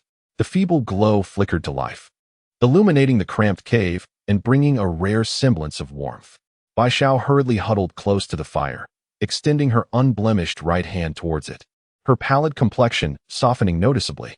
She watched the dancing flames, then glanced at Wei Xiaodong, who was intently maintaining the flickering light, her eyes filled with complex emotions. This individual, possessing modest cultivation yet harboring numerous secrets, employs peculiar methods. At times, he is terrified of death, while at other moments, he displays a willingness to risk everything. Nevertheless, he does not seem malevolent. At the very least, he strives to ensure the survival of those around him. Hey, she suddenly spoke softly, her voice somewhat awkward. Thank you. Wei Xiaodong was momentarily taken aback, raising his gaze to see her slightly flushed profile, and he smiled gently. You're welcome, senior sister Bi Xiao. The atmosphere appeared to ease somewhat as the two huddled around the faint glow of the fire, listening to the howling wind and torrential rain outside the cave. No further words were exchanged, yet an unspoken bond forged through shared adversity seemed to silently establish itself between them. Time passed, though the duration was indeterminate. Suddenly, Wei Xiaodong's expression shifted as his earth-sensing technique detected a subtle anomaly. He abruptly turned his head to gaze at the long unconscious Saint Mother Jinling. To his astonishment, he observed her long eyelashes quivering vigorously for a moment before she gradually opened her eyes. Chapter 34. The Virgin Awakens to Doubt Silence. A stillness akin to death enveloped the surroundings, broken only by the pattering of rain outside and the crackling of twigs in the fire. The eyes of the Golden Spirit Virgin opened. What kind of eyes were those? Initially, there was a hint of confusion, like dust-covered glass. Yet, in an instant, clarity returned, sharp, cold, profound, exuding an air of dignified authority born of long dominion, rendering her gaze too formidable to meet, even in her current state of injury. Her gaze first fell upon the flickering flames, momentarily pausing, seemingly perplexed as to why this mundane fire burned in such a place. Gradually, her eyes shifted. She beheld Bai Xiao, arms crossed, her face pale from the cold, yet wide-eyed with a mixture of wonder and fear. Next, her attention was drawn to Qiong Xiao, who lay unconscious but appeared to have stabilized somewhat. Finally, her gaze settled upon Wei Xiaodong. Their eyes locked. Wei Xiaodong felt an icy chill surge from his soles to the crown of his head, colder than the tempest outside. Instinctively, he sought to avert his gaze, only to find his body rigid, as if an invisible force had anchored him in place. It was over. She had awakened. How could he explain this? Should he claim he was merely passing by? Should he assert that he was a good Samaritan? Should he say that the bizarre energy cycle was merely a system malfunction, unrelated to him? Who would believe such tales? The Golden Spirit Virgin's gaze lingered on his face for a moment, cold, scrutinizing, devoid of any emotional fluctuation. Then, her brow furrowed slightly, as though sensing the unusual energy flow within her, and the strange cycle resonating faintly with her own essence, albeit intermingled with chaotic energies. Her eyes swept over Wei Xiaodong once more, this time imbued with unmistakable curiosity and a trace of lethal intent. "You," she began, her voice hoarse and dry, yet still commanding an undeniable authority. "Who are you?" They had met before, but due to Wei Xiaodong's lowly status, the Golden Spirit Virgin did not remember him. An overwhelming pressure bore down upon him. Wei Xiaodong felt his throat constrict, his heart racing, his mind whirling furiously. Emergency response plan generated. Consumes 10 plot points loan. Provides dialogue and expression management. In this critical moment, the system renewed its support. A semblance of the appropriate expression, 7 parts reverence, 3 parts trepidation, instantly adorned Wei Xiaodong's face. He quickly bowed, his voice trembling just enough to convey the gravity of the situation. "Disciple Wei Xiaodong, an outer disciple of Bio Palace. I pay my respects to Senior Sister Golden Spirit." Disciple. Disciple was scattered in the myriad celestial formations and fortuitously escaped to this place. Upon discovering that you and Senior Sisters Bai Xiao and Qiong Xiao lay grievously injured, I, with my meager skills, had no other recourse but to attempt to apply my family's rudimentary healing methods in hopes of stabilizing your conditions, yearning for a glimmer of hope. He spoke rapidly, blending truth with falsehood, casting the blame on his family's secret techniques, adopting an exceedingly humble demeanor, his eyes sincere, yet filled with anxiety. The Golden Spirit Virgin's gaze was sharp as a blade, as if she intended to dissect him, to see through his very essence. Family secret techniques? Her voice remained hoarse, laced with a hint of scorn. What kind of secret technique could stir my very essence? She has indeed perceived it. Wei Xiaodong felt a chill run down his spine as he forced himself to respond. "Disciple, I am also unaware. It was merely a hasty attempt in a moment of desperation, perhaps. Perhaps it is your profound abilities that have facilitated your own recovery. And my humble efforts merely coincided with that." Even he did not believe his own words. The Golden Spirit Holy Mother let out a cold snort, clearly skeptical. She endeavored to channel her divine consciousness, scrutinizing her internal state. Upon this introspection, her expression shifted slightly. Her injuries remained grievous, her foundational essence damaged, her celestial body fractured. Yet she was undeniably being tenuously sustained by an external, peculiar energy that prevented further deterioration. Remarkably, even the most troublesome Western willpower erosion had been significantly mitigated. What astonished her further was the vague sensation of the condition within this outer disciple, as if she could faintly perceive the invisible channel connecting the two of them, facilitating an exchange of energy. This was no ordinary healing method. It resembled the nascent form of an extraordinarily profound and esoteric dual cultivation secret technique. How could an outer disciple comprehend such matters? Moreover, to dare engage in this without her consent. The Golden Spirit Holy Mother's eyes glinted with murderous intent, her aura suddenly turning perilous. Wei Xiaodong was nearly paralyzed with fear, almost collapsing to his knees. Crisis. Target's intent to kill elevated to 90. Initiate Plan B. Shift focus. The system's alert pierced his thoughts. "Sister, please discern," Wei Xiaodong exclaimed, raising his voice as he pointed at Qiong Xiao and Bai Xiao beside him. "The disciple is dull-witted, with crude techniques. Yet I am solely devoted to rescuing my fellow disciples. Senior Sister Bai Xiao can attest. Had it not been for my reckless endeavor, Senior Sister Qiong Xiao, she would likely have perished. If I had any ill intentions, why would I go to such lengths to simultaneously aid 3 individuals?" His words bore a mix of truth and provocation, highlighting his act of salvation, threefold, as a means to expose the injustice of retaliation. The Golden Spirit Holy Mother hesitated, her murderous intent momentarily abated, her gaze sweeping over Qiong Xiao and Bai Xiao. Bai Xiao nodded vigorously, though trembling with fear. She summoned the courage to softly affirm, "Golden Spirit Sister, it was he who saved us. He even scared off the people from Yushu Palace." The golden spirit Holy Mother's eyes flickered, clearly weighing her options. This young man was riddled with flaws. His words incomplete and dubious, his methods perilous. Yet, he had indeed saved lives, and that was an undeniable fact. Furthermore, in her current weakened state, while it would be easy to kill him, what would follow?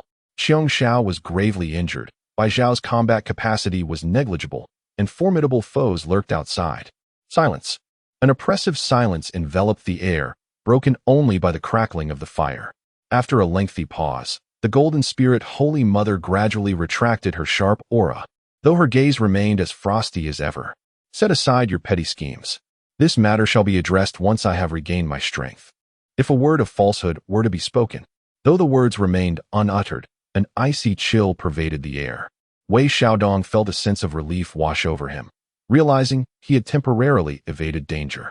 He quickly bowed, exclaiming, "I dare not." The golden spirit matriarch ceased her scrutiny of him, closing her eyes to commence the arduous task of guiding the unique energy within her body to circulate and heal herself. As she took charge, the efficiency of the energy cycle surged dramatically. Energy interaction efficiency increased to 35. A torrent of celestial power surged into Wei Xiaodong's body, nearly overwhelming him. He hastily focused his mind to guide and assimilate this unexpected boon. His cultivation began to ascend at an astonishing rate. Mid-foundation establishment. Late foundation establishment. Perfect foundation establishment. He was on the brink of breaking through to the golden core stage. Yet, at that moment, the golden spirit matriarch seemed to sense something amiss. She proactively severed most of the energy flow to him, maintaining just enough to aid in his healing without allowing him to advance too swiftly. Clearly, she had no intention of empowering him. Wei Xiaodong inwardly lamented the lost opportunity, yet he dared not voice his dissent. Surviving this ordeal was already a blessing. The cave once again fell into silence, save for the faint hum of the energy circulation. Bai Xiao glanced between the meditating, somber golden spirit matriarch and the visibly shaken, diligently cultivating Wei Xiaodong, feeling rather superfluous. The rain had, unbeknownst to them, lessened. The sky outside began to brighten, heralding the dawn. After a night had passed, Wei Xiaodong's injuries had substantially healed under the matriarch's guidance, his cultivation firmly established at the late foundation stage. The golden spirit matriarch's complexion had notably improved, although still frail. She exhibited a semblance of her former grace. She reopened her eyes and regarded Wei Xiaodong. "It is ill-advised to linger here," she asserted with an undeniable tone. "We must depart swiftly." Her words resonated with truth. Wei Xiaodong hastily concurred. "But where shall we go?" The matriarch's gaze drifted towards the cave entrance. Momentarily clouded by sorrow and uncertainty, yet her resolve quickly solidified. "We must first vacate the Kunlun mountain area and seek a concealed refuge to deliberate our next course of action." As she struggled to rise, she stumbled, nearly losing her footing. Her injuries were still too severe. Wei Xiaodong instinctively reached out to assist her, but was met with her icy glare that dissuaded him. Bai Xiao promptly stepped forward, offering her uninjured hand for support. The golden spirit matriarch cast a glance at the unconscious Qiong Xiao, then back at Wei Xiaodong. Her meaning clear. Resigned, Wei Xiaodong approached Qiong Xiao, carefully lifting her onto his back. Though she was light, Wei Xiaodong felt as though he bore the weight of a mountain. After all, she was the sister of a matriarch who could easily dispatch him with a mere flick of her wrist. The pressure was immense. "Let us proceed," the golden spirit matriarch said as she, supported by Bai Xiao, led the way towards the cave entrance. Wei Xiaodong followed closely behind, carrying Qiong Xiao, as they pushed aside the creeping vines and emerged into the open air. The post-rain forest was fresh and invigorating, yet an invisible aura of danger lingered. The golden spirit matriarch took a moment to orient herself before pointing in a direction opposite to Jinao Island. This way, 4 individuals, 1 unconscious, 2 severely injured, struggled to navigate the treacherous, muddy forest, their steps faltering amidst the uncertainty of their path, fraught with peril. Wei Xiaodong observed the tenacious yet fragile silhouette ahead, while also sensing the faint breath of Qiong Xiao behind him. He let out a sigh. Thus, this burdensome team had officially come into being. The journey, however, must persist. Chapter 35. The treacherous path and hidden dangers. The road was a quagmire, treacherous and unyielding. Each step was a struggle, as if the very earth sought to consume them. Wei Xiaodong bore the weight of Qiong Shao upon his back, his breath coming in labored gasps. Though she was light, in this mire, every additional ounce became a burden.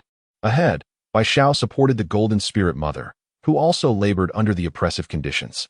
The Golden Spirit Mother's pallid complexion belied her steely resolve. She remained silent, occasionally raising her hand to indicate the way forward. Silence enveloped them, punctuated only by the squelching of mud beneath their feet and the sound of suppressed breaths. The atmosphere was as heavy as unyielding ink. Wei Xiaodong felt a tumult of unease within him.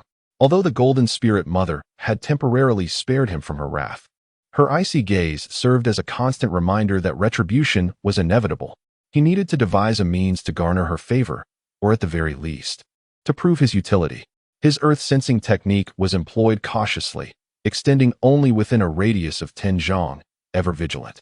The glaring red numeral 113 on the system panel was a stark reminder of his precarious situation. Poverty, indeed, was the original sin. Stop! The Golden Spirit Mother suddenly raised her hand, her voice low and grave. The trio came to an immediate halt. Wei Xiaodong warily scanned their surroundings. Senior sister, is there a problem? The Golden Spirit Mother did not respond, instead tilting her ears slightly, closing her eyes to sense the environment. Her brow furrowed deeper with each passing moment. Something was amiss. She opened her eyes, her gaze piercing as it swept over a dense thicket to their left. The flow of spiritual energy there was anomalous. A subtly imperceptible obstruction seemed to sever the natural currents. A jolt of alarm coursed through Wei Xiaodong as he channeled his earth-sensing technique with all his might. Indeed, the sounds of raindrops falling in that area and the rustle of leaves in the wind appeared normal. Yet the deeper vibrations of the earth and the flow of spiritual energy revealed an almost imperceptible pause. It was as if an exceedingly sophisticated, invisible barrier lay in wait. An ambush. Cold sweat broke out along his spine. Had the Golden Spirit Mother not alerted him, he would have been utterly oblivious. What if they had stumbled into a trap? It seems like a trap, Bai Zhao's voice trembled. The Golden Spirit Mother's countenance grew grave. This does not resemble an ordinary trap. Rather, it seems to be an aspect of some sort of confinement or isolation formation. Its design is exceptionally intricate. Had it not been for my sensitivity to the flow of spiritual energy, I would also have failed to notice it. She turned to Wei Xiaodong, her expression inscrutable. Did you not perceive this earlier? Wei Xiaodong's face flushed with embarrassment. Disciple, my cultivation is lacking and my spiritual awareness feeble. I failed to detect it. The Golden Spirit Mother snorted derisively, choosing not to comment further, though the scrutiny in her gaze intensified. Let us circumvent it, she commanded decisively. The three proceeded with utmost caution, carefully skirting the treacherous area.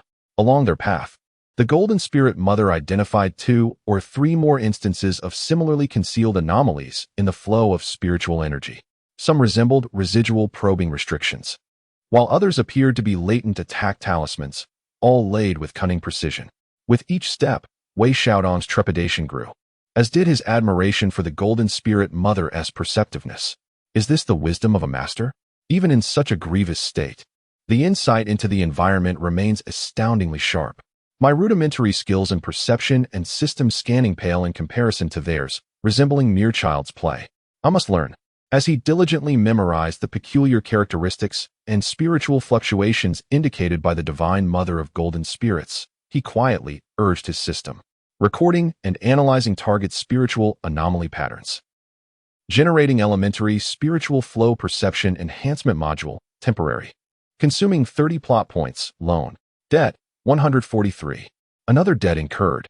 Yet a refreshing sensation surged into his consciousness, and his awareness of the surrounding spiritual flow became significantly clearer. Although it lacked the acuity of the Divine Mother of Golden Spirits, he was no longer blind to the truth. Worth it. Sure enough, after not venturing far, he discovered a concealed spiritual trap hidden beneath the tree roots. Sister, over there by the tree, he quickly whispered, gesturing towards that direction. The Divine Mother of Golden Spirits cast her gaze over, sensing carefully for a moment. A flicker of surprise crossing her eyes, and she nodded slightly. Indeed, there is a trap. It appears that your ancestral secret technique possesses some profound intricacies. Her tone remained unassuming, yet the chill of her scrutiny seemed to soften just a fraction. Wei Xiaodong felt a surge of joy within. successfully increased favorability by 1. Bai Xiao watched their cryptic exchange with bewilderment, sensing that this junior brother Wei seemed to be growing increasingly formidable. They pressed on. The mountain forest after the rain was fraught with danger. Besides the hidden formations and traps, there were also the disturbed, feral beasts resulting from the recent battle. A low growl echoed from the front side, a foul wind rushing towards them. A demon tiger, its body wreathed in dark mist and eyes of furious red, lunged forward. Claws aimed directly at the divine mother of golden spirits. This demon tiger was not particularly powerful, roughly at the late stage of Foundation establishment, yet it charged with ferocity. Bai Xiao screamed in fright. The divine mother of golden spirits' gaze turned icy, her hand raised to counterattack, but her injuries hindered her, causing a momentary pause in her breath and slowing her reaction. Just as its claws were about to descend, Wei Xiaodong sprang into action. Despite carrying Qiong Xiao on his back, he moved with remarkable agility, taking a decisive step forward, his right hand pointing like a sword. He did not aim to attack the demon tiger, but rather swiftly pointed to a spot beside the tiger's path of attack. There, a nearly imperceptible strand of spiritual energy connected to a hidden net adorned with barbs on a nearby tree. It was a trap laid by some unscrupulous individual, which he had just discerned through his newly enhanced perception. With a swift motion, the strand snapped. The net sprang forth, ensnaring the unsuspecting demon tiger. The creature, caught off guard, became entangled, its flesh pierced by the barbs, letting out a pained roar as it crashed heavily to the ground, thrashing in desperation. Go! Wei Xiaodong commanded sharply, without hesitation, turning and dashing in another direction with Qiong Xiao on his back. The divine mother of golden spirits' eyes gleamed with determination, and without delay, she grasped the still-dazed Bai Xiao, following closely behind. The trio sprinted a considerable distance, halting only when the ferocious roars of the demon tiger faded into the distance. You! Bai Xiao gasped, gazing at Wei Xiaodong as though he were a creature of myth. How did you know there was a net there? Wei Xiaodong wiped the sweat from his brow, feigning nonchalance. Just a trivial trick, nothing of consequence. Yet internally, he reveled in triumph. Successfully utilizing the environment to avert a crisis, subtly altering the trajectory of fate. Plot point 20. Debt, 123. Another 20 earned. Although still in the negative, the trend was encouraging. The Holy Mother of Golden Spirits regarded him, her gaze deepening once more. One instance might be coincidence, but twice or thrice could not simply be attributed to luck. This outer sect disciple displayed remarkable reflexes, adeptness in leveraging his surroundings, and an unexpectedly heightened perception of spiritual energy. There were many secrets. However, they were undeniably useful. After a moment of contemplation, she unexpectedly commanded, "You lead the way." Her tone had shifted from mere directive to one imbued with a hint of approval. Wei Xiaodong's spirit lifted. "Yes, senior sister." Without hesitation, he positioned himself at the forefront of the group, his earth-sensing technique and enhanced perception of spiritual energy reaching their zenith, akin to a meticulous sapper meticulously scanning for dangers ahead. Indeed, he soon uncovered several concealed traps and a lurking venomous creature, all of which he skillfully evaded or startled away without incident. The Holy Mother of Golden Spirits followed closely behind, occasionally offering guidance when he hesitated, yet more often observing in silence. Bai Xiao had entirely assumed the role of a devoted follower, her eyes nearly sparkling with admiration as she beheld Wei Xiaodong's silhouette. This Wei Shidi seemed increasingly dependable. The atmosphere was no longer as suffocatingly tense as it had been initially, a subtle camaraderie and trust. At the very least, a nascent trust. Wei Xiaodong felt a surge of contentment, the burden of his debt feeling less oppressive. Indeed, strength was the ultimate truth. As he continued to scout ahead, he discreetly experimented, channeling a minuscule amount of energy through the faint connection of their dual cultivation, focusing on nourishing the most severely damaged meridians of the Holy Mother of Golden Spirits. His movements were exceedingly cautious, the intensity barely perceptible. The Holy Mother paused slightly, seemingly sensing something, casting a complex glance at his back, yet she did not intervene. Rather, she subtly guided the energy towards her injuries. The effect was minimal, but better than nothing. An unspoken, tacit cooperation quietly formed between the two. Navigating through a dense thicket, the faint sound of flowing water reached their ears. A broad mountain stream lay before them, its waters turbulent and murky from recent storms, roaring with a deafening crescendo. On the opposite bank, the terrain appeared to level out, and the forest was less dense. We must cross the river. The Holy Mother assessed the direction, concluding that the other side should be safer. But how do we cross? Wei Xiaodong pondered, gazing at the raging waters with trepidation. Shall we fly? The Holy Mother, gravely injured, and Bai Xiao, still recovering her magical powers, rendered him unable to lift anyone into the air. Shall we wade through? The depth and current of the water remained uncertain. There lies a broken log. Bai Xiao, with her keen eyesight, pointed to a substantial piece of driftwood caught between the rocks upstream. Perhaps it could serve as a makeshift bridge? The three approached cautiously. Indeed, the log was robust, yet it was slick with moisture and precariously balanced, one end resting on the rocks while the other dangled over the turbulent waters, rendering it unstable. I'll go first, Wei Xiaodong volunteered. With the highest cultivation among them and the aid of the system, he faced the least risk. He carefully placed Xiong Xiao down and entrusted her to Bai Xiao's care. Taking a deep breath, he stepped onto the slick log. His body wobbled, but he managed to regain his balance. The earth-listening technique extended into the water, sensing the currents and the rocks below. He advanced step by step, cautiously moving forward. As he neared the midpoint, the water surged violently, and the log swayed even more. Suddenly, his foot slipped. "Be careful," Bai Xiao cried out. The pupils of the Golden Spirit Holy Mother contracted slightly. Wei Xiaodong felt his body teetering, on the verge of falling into the river. In that critical moment, a thread of primordial celestial energy from the Golden Spirit Holy Mother surged within him, and with an awkward twist, he narrowly steadied himself. Crisis response. Agility slightly enhanced. The system notification flashed. Wei Xiaodong broke into a cold sweat, not daring to linger. He hastily completed the latter half of his crossing and leaped onto the opposite bank. "Safe. You can come over," he gestured. Bai Xiao let out a sigh of relief. The Golden Spirit Holy Mother looked at her. "You go first." Bai Xiao nodded, mimicking Wei Xiaodong's movements as she cautiously stepped onto the log. Though her fracture had not yet healed, being a celestial being endowed her with good balance, and she traversed without incident. Lastly came the Golden Spirit Holy Mother. She bore the most severe injuries, her steps unsteady. As she stepped onto the log, her figure swayed noticeably. Both Wei Xiaodong and Bai Xiao felt their hearts leap into their throats. She took a deep breath to steady herself, advancing step by step. When she reached the center, where the current was most ferocious, an unexpected change occurred. From beneath the water, a shadow surged silently and struck the log with force. It was a lurking water demon. Its power was not great, yet its timing was malicious. The log shook violently.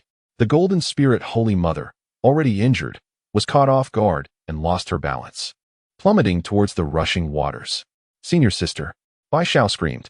Wei Xiaodong's pupils dilated. Without a moment's hesitation, he lunged forward, grasping the Golden Spirit Holy Mother's hand. Simultaneously, he pointed his other hand like a sword, channeling all his celestial energy as he forcefully struck at the murky shadow below. With a hiss, the sword energy pierced the water, erupting in a spray of foul blood. The water demon, in pain, immediately retreated.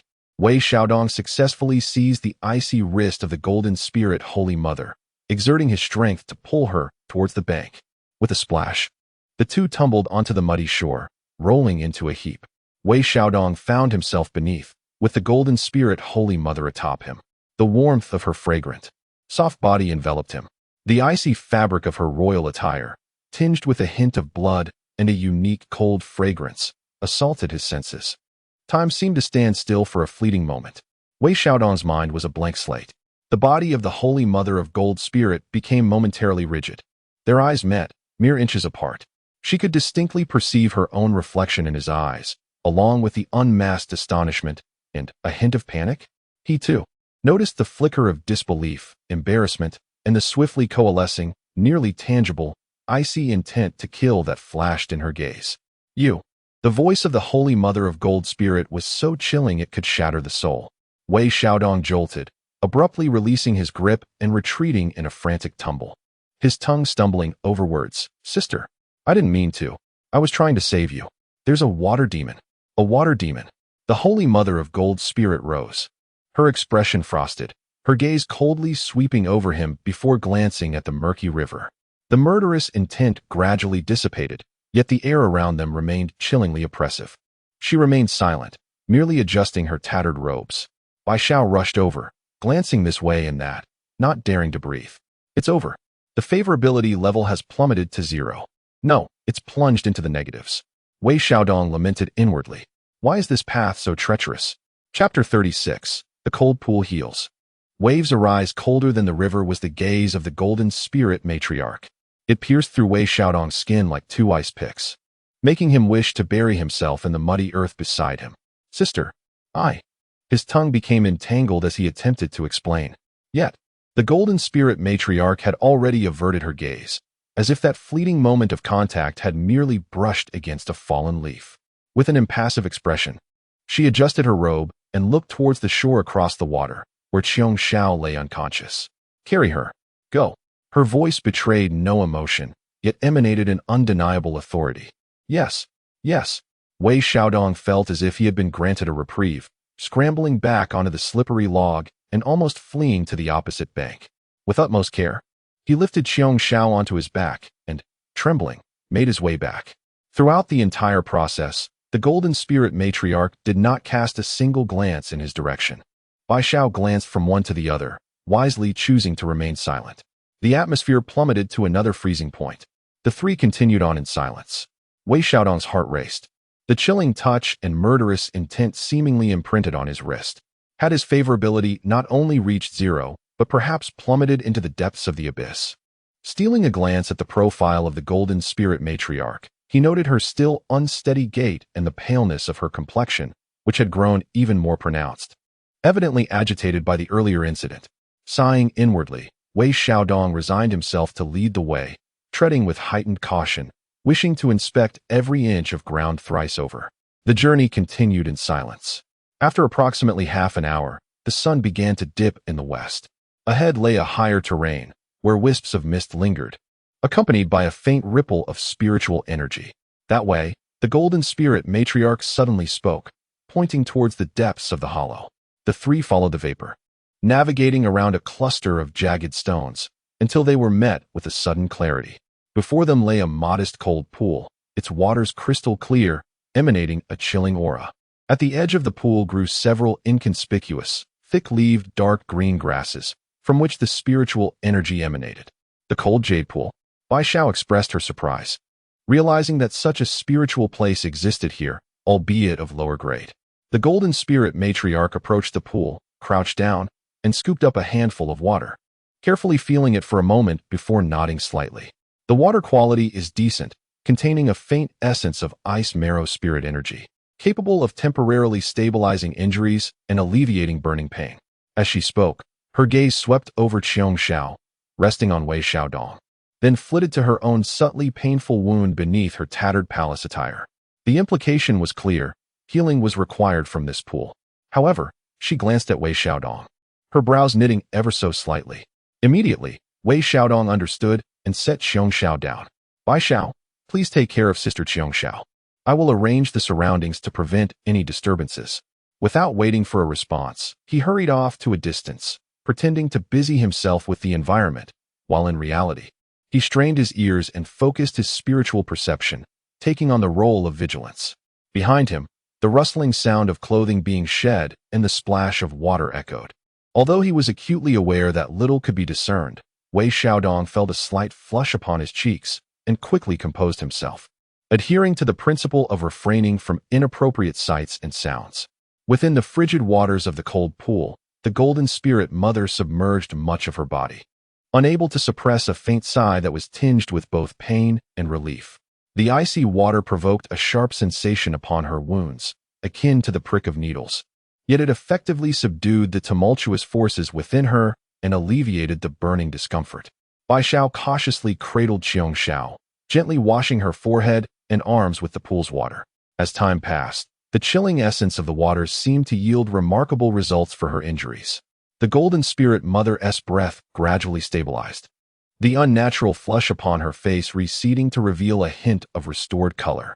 She closed her eyes, consciously guiding the unique energy within her to circulate, absorbing the meager essence of ice from the waters to hasten her healing.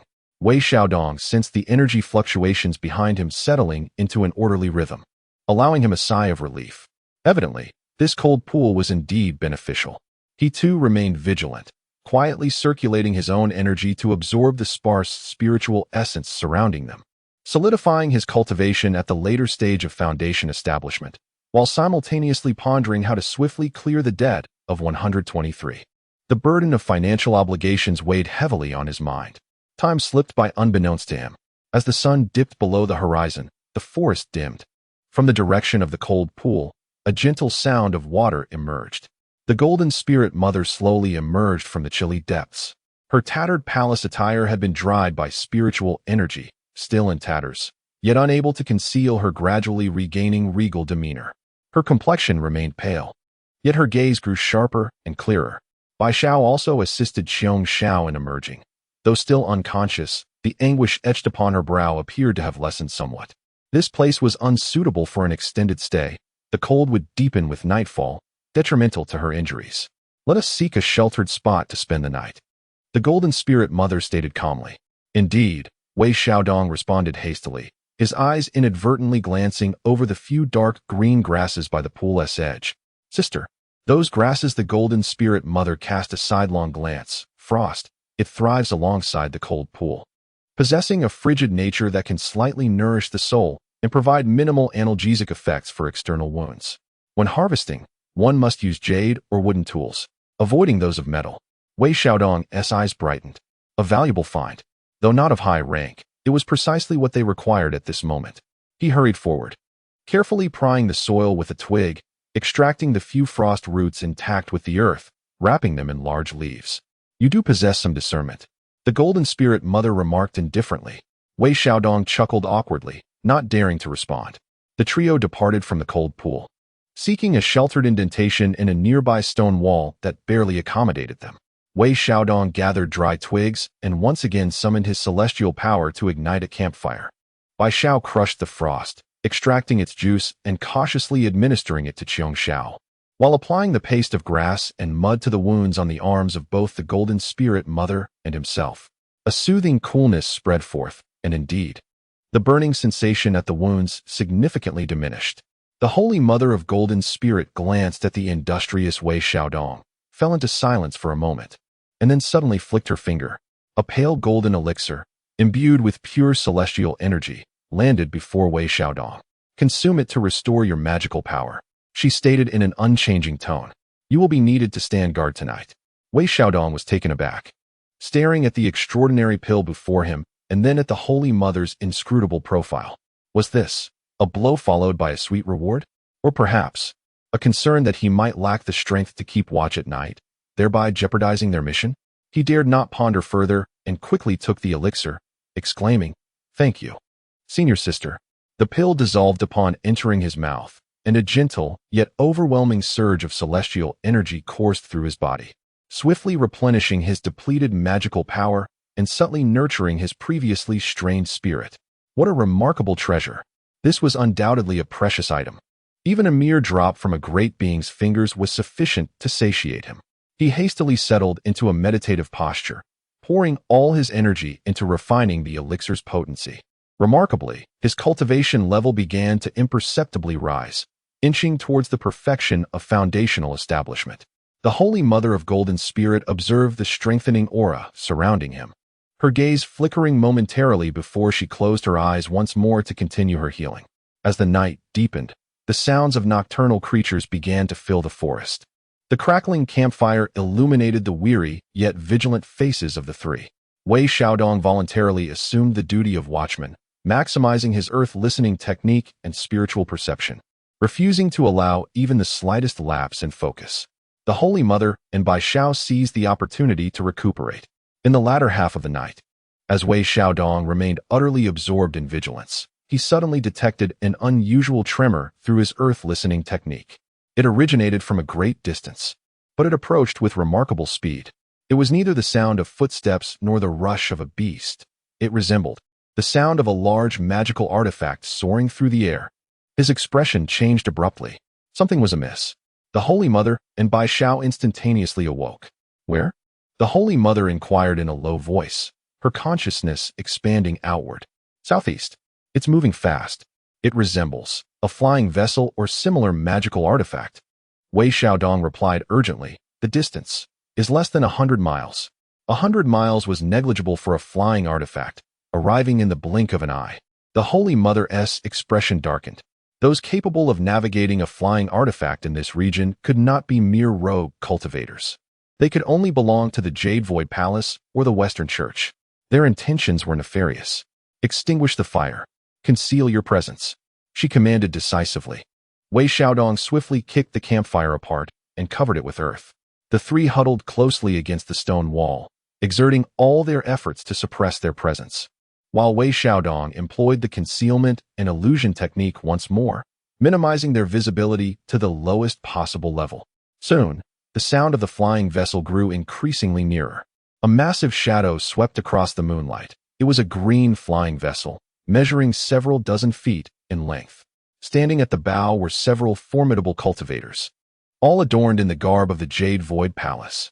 The leading figure was unmistakably a late-stage cultivator of the Void Refinement and Tao Integration realm. His consciousness swept over the forest below like a searchlight. The flying vessel gradually descended, seemingly conducting a meticulous search for something. Search carefully. During the day, a junior disciple discovered traces of what appeared to be remnants of the in this vicinity. They must not be allowed to escape. The leading cultivator spoke coldly, his consciousness sweeping repeatedly through the mountains and forests. Wei Xiaodong and his companions felt their hearts leap into their throats, desperately suppressing their breaths. The probing awareness passed over the stone wall where they were concealed several times, seemingly failing to detect any anomalies. The flying vessel advanced slowly, nearing the edge of the area. Just as Wei Xiaodong was about to breathe a sigh of relief, a disciple at the rear suddenly pointed downward and exclaimed, "Senior brother, look there. There's a bloodstain." It was unmistakably the trace of blood that had dripped onto the ground earlier when Bai Xiao had fractured her arm, left uncleaned. The leading cultivator's gaze sharpened. Descend and investigate. The flying vessel gradually lowered, hovering less than 100 yards from the stone wall. Several powerful consciousnesses converged once more, this time more meticulous and fierce. Minor illusory formation, pseudo, effects are being heavily disrupted. Breath concealment and illusion technique effects are diminished. Cold sweat instantly broke out on Wei Xiaodong's forehead. The golden spirit Holy Mother's expression turned icy, her hand resting on her waist, where she concealed remnants of her life-bound treasure, clearly preparing for a desperate fight. Bai Xiao trembled in fear. At this critical moment, a flash of inspiration struck Wei Xiaodong's mind. He suddenly recalled several concealed points of spiritual anomaly he had discovered earlier. One of these seemed to be the remnant of an unactivated, sizable offensive ancient formation. It was located not far beneath the flying vessel. He decided to take the gamble. His consciousness frantically communicated with the system. Generate guiding lantern pseudo. Target, flying vessel. Indicate the ancient formation remnant below as the source of spiritual energy anomaly. Cost, 30 plot points loan. Generate obscuring leaf, pseudo, upgraded version. Distort all cultivators aboard the flying vessel's perception of the ancient formation remnant's danger level. Duration, 10 breaths. Cost, 50 plot points loan. Debt, 203. In an instant, his debt doubled. Yet, a barely perceptible wave shot forth on the flying vessel. As the leading cultivator was about to order a thorough search of the stone wall, he suddenly frowned, his gaze drawn to an inconspicuous pile of rubble below, emanating weak fluctuations of spiritual energy. What was that? He instinctively sensed something unusual about the fluctuation, as if it concealed something valuable? Or perhaps an important clue? Send down 2 people to investigate. He altered his decision, pointing towards the pile of rubble. 2 disciples accepted the command, soaring down on their swords towards the heap. The moment their feet touched the ground, buzz, countless ancient, fragmented runes flared to life amidst the rubble. A violent and chaotic sword aura erupted explosively. Boom! A tremendous sound echoed. The ancient formation was inadvertently triggered. The 2 disciples were caught completely off guard, letting out a scream as they were instantly mangled by the sword aura sent flying. The flying vessel shook violently, its defensive light shield flickering erratically. An ambush? No, it was the ancient formation. The leading cultivator was both astonished and furious, his attention fully captivated. Save them. Quickly. On the flying vessel, chaos ensued. And no one paid attention to the distant stone wall. 10 breaths passed. Wei Xiaodong leaned against the mountain wall, utterly exhausted, his back drenched. He had won the gamble. The Golden Spirit Mother and Bai Xiao gazed at him in astonishment, evidently perplexed by the recent events. How could that ancient formation have been triggered so suddenly? Precisely at such a critical moment? Was it merely coincidence? The Golden Spirit Mother's penetrating gaze fixed upon Wei Xiaodong, as if she sought to see through him entirely. Wei Xiaodong managed a feeble smile, uttering, "Luck. Truly remarkable."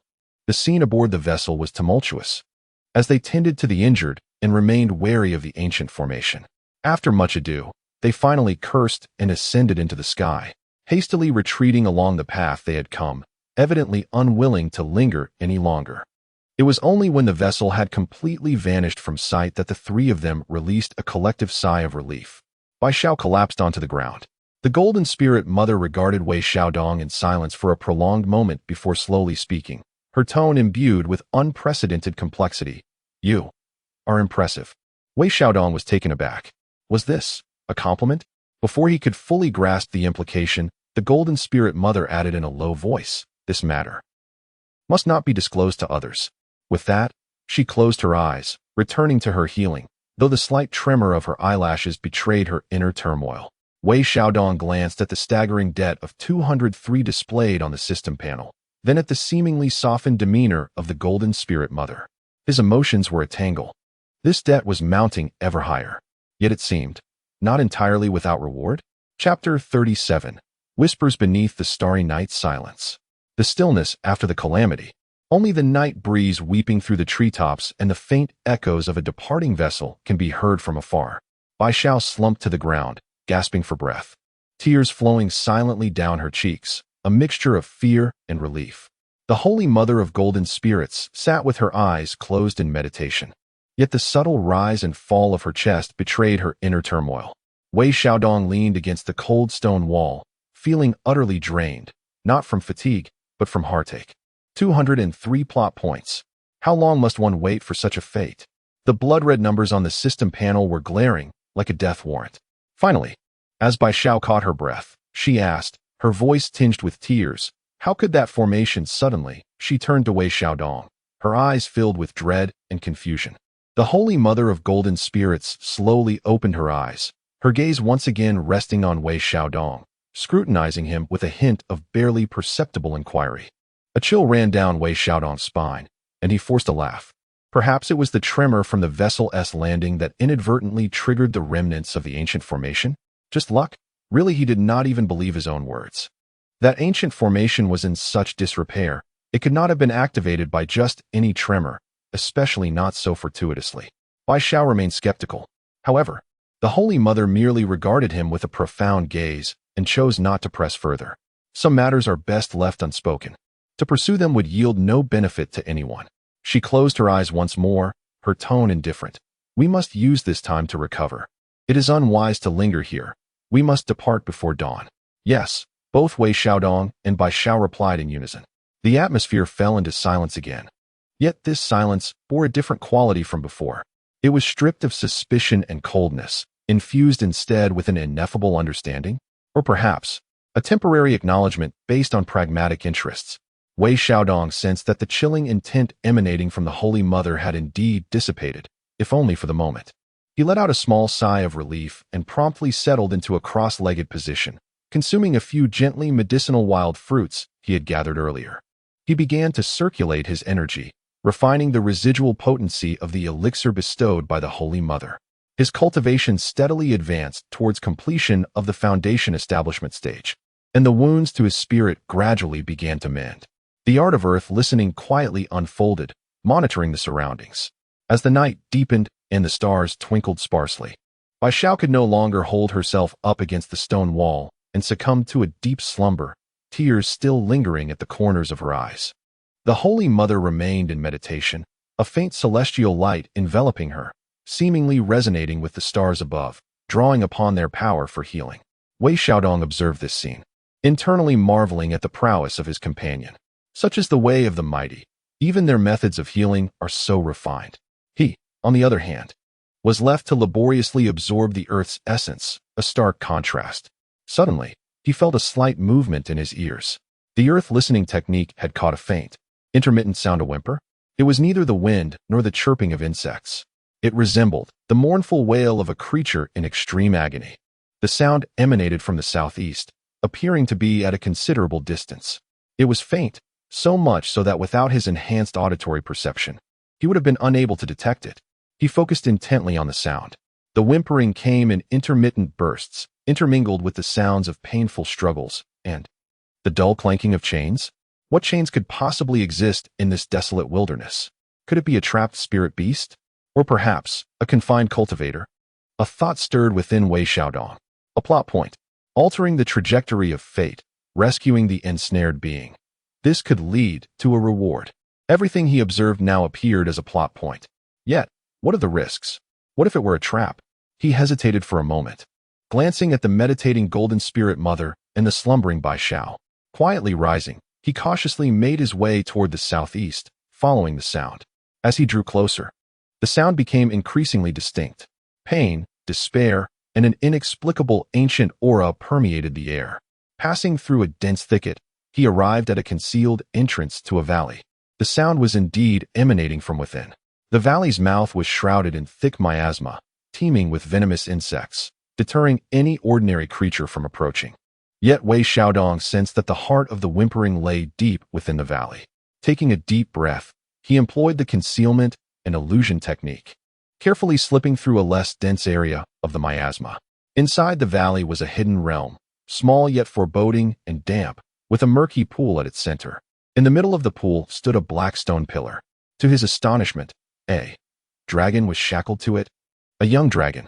Its entire body covered in dim azure scales, adorned with golden patterns on its abdomen, and a single horn atop its head, measuring only about 10 feet in length. Its neck and limbs were bound tightly by thick, rune-engraved black chains, the other end of which disappeared into the depths of the pool, the destination unknown. It appeared to have struggled for far too long, utterly exhausted, its scales marred, and its body riddled with wounds. Its breath was feeble, and only sporadic pained whimpers indicated its continued existence. Its pale golden eyes were half closed, filled with suffering and numbness. This was a captive dragon? Who was responsible for this? Yushu Palace? Or the Western Church? Why imprison a juvenile dragon here? As Wei Xiaodong pondered, he triggered a hidden task: rescue the bound dragon. Objective: free the bound azure dragon, juvenile form. Task reward: 500 plot points, 1 drop of azure dragon blood, slight increase in dragon kin favorability. Warning: the chains are part of the dragon binding stake, connected to the Earth's veins. Forcibly severing them may provoke a backlash from the Earth's energy and must be resolved using specific methods or exceptionally high cultivation. 500 points. Wei Xiaodong's eyes sparkled with excitement. This would suffice to clear his debts and leave him with a surplus. Yet, the dragon binding stake? Backlash from the Earth's energy? This was troublesome.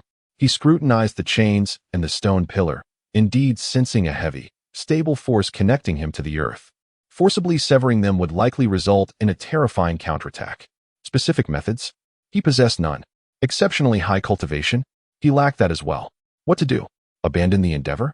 Gazing into the pained and numbed eyes of the young dragon, and then at the enticing 500 points, he took a gamble. He cautiously approached the pond. The young dragon seemed to sense his presence, abruptly raising its head and emitting a feeble yet threatening growl, a flicker of wariness flashing in its dragon eyes. Do not be afraid. I mean you no harm. Wei Xiaodong endeavored to infuse his voice with gentleness, halting his steps. I am here to assist you. The young dragon regarded him with suspicion, clearly unconvinced. After a moment of contemplation, Wei Xiaodong retrieved the last few spirit-infused wild fruits from his pocket and gently tossed them over. Would you like something to eat? The young dragon hesitated, but ultimately succumbed to its instincts, cautiously sniffing the offering before swallowing it whole, its vigilance slightly diminishing. See, I have not deceived you. Wei Xiaodong gradually approached the pond's edge. I will find a way to break your chains, but you must cooperate with me and refrain from resisting, all right? The young dragon emitted a soft whimper, seemingly understanding, and a glimmer of faint hope sparked in its eyes. Wei Xiaodong focused intently, scrutinizing the runes on the chains and their connection to the stone pillar and the ley lines. Analyzing the Forbidden Dragon stake structure. Analysis in progress. Requires 50 story points. Loan. Debt, 253. Another loan. Wei Xiaodong gritted his teeth. Analyze.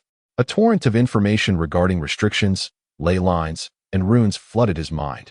Analysis complete. Forbidden Dragon stake. Damaged. Energy nodes. 3. The core node is located at the bottom of the pond, connected to the ley line's spiritual eye. All 3 nodes must be severed simultaneously to release without damage. Simultaneously sever 3 nodes? How could he possibly manage that alone? He was at a loss. Unless... A sudden recollection struck him from that infuriating yin-yang harmonization technique, which contained an exceedingly rudimentary method for splitting one's consciousness to control multiple streams of energy. Originally intended for, well, concurrent dual cultivation. But theoretically, it seemed feasible for attacking 3 nodes at once. The energy consumption would be immense, and it demanded a high level of mental control. He resolved to try. He told the young dragon, "Wait for my signal. I will count to 3.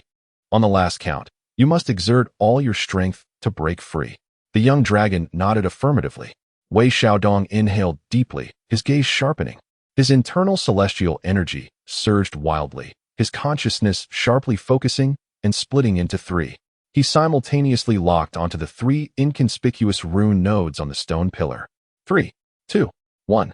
Now, he extended his fingers like a sword, 3 strands of exquisitely refined celestial energy, akin to invisible needles, accurately piercing the 3 nodes at once. The young dragon also unleashed its final strength, straining against its bonds.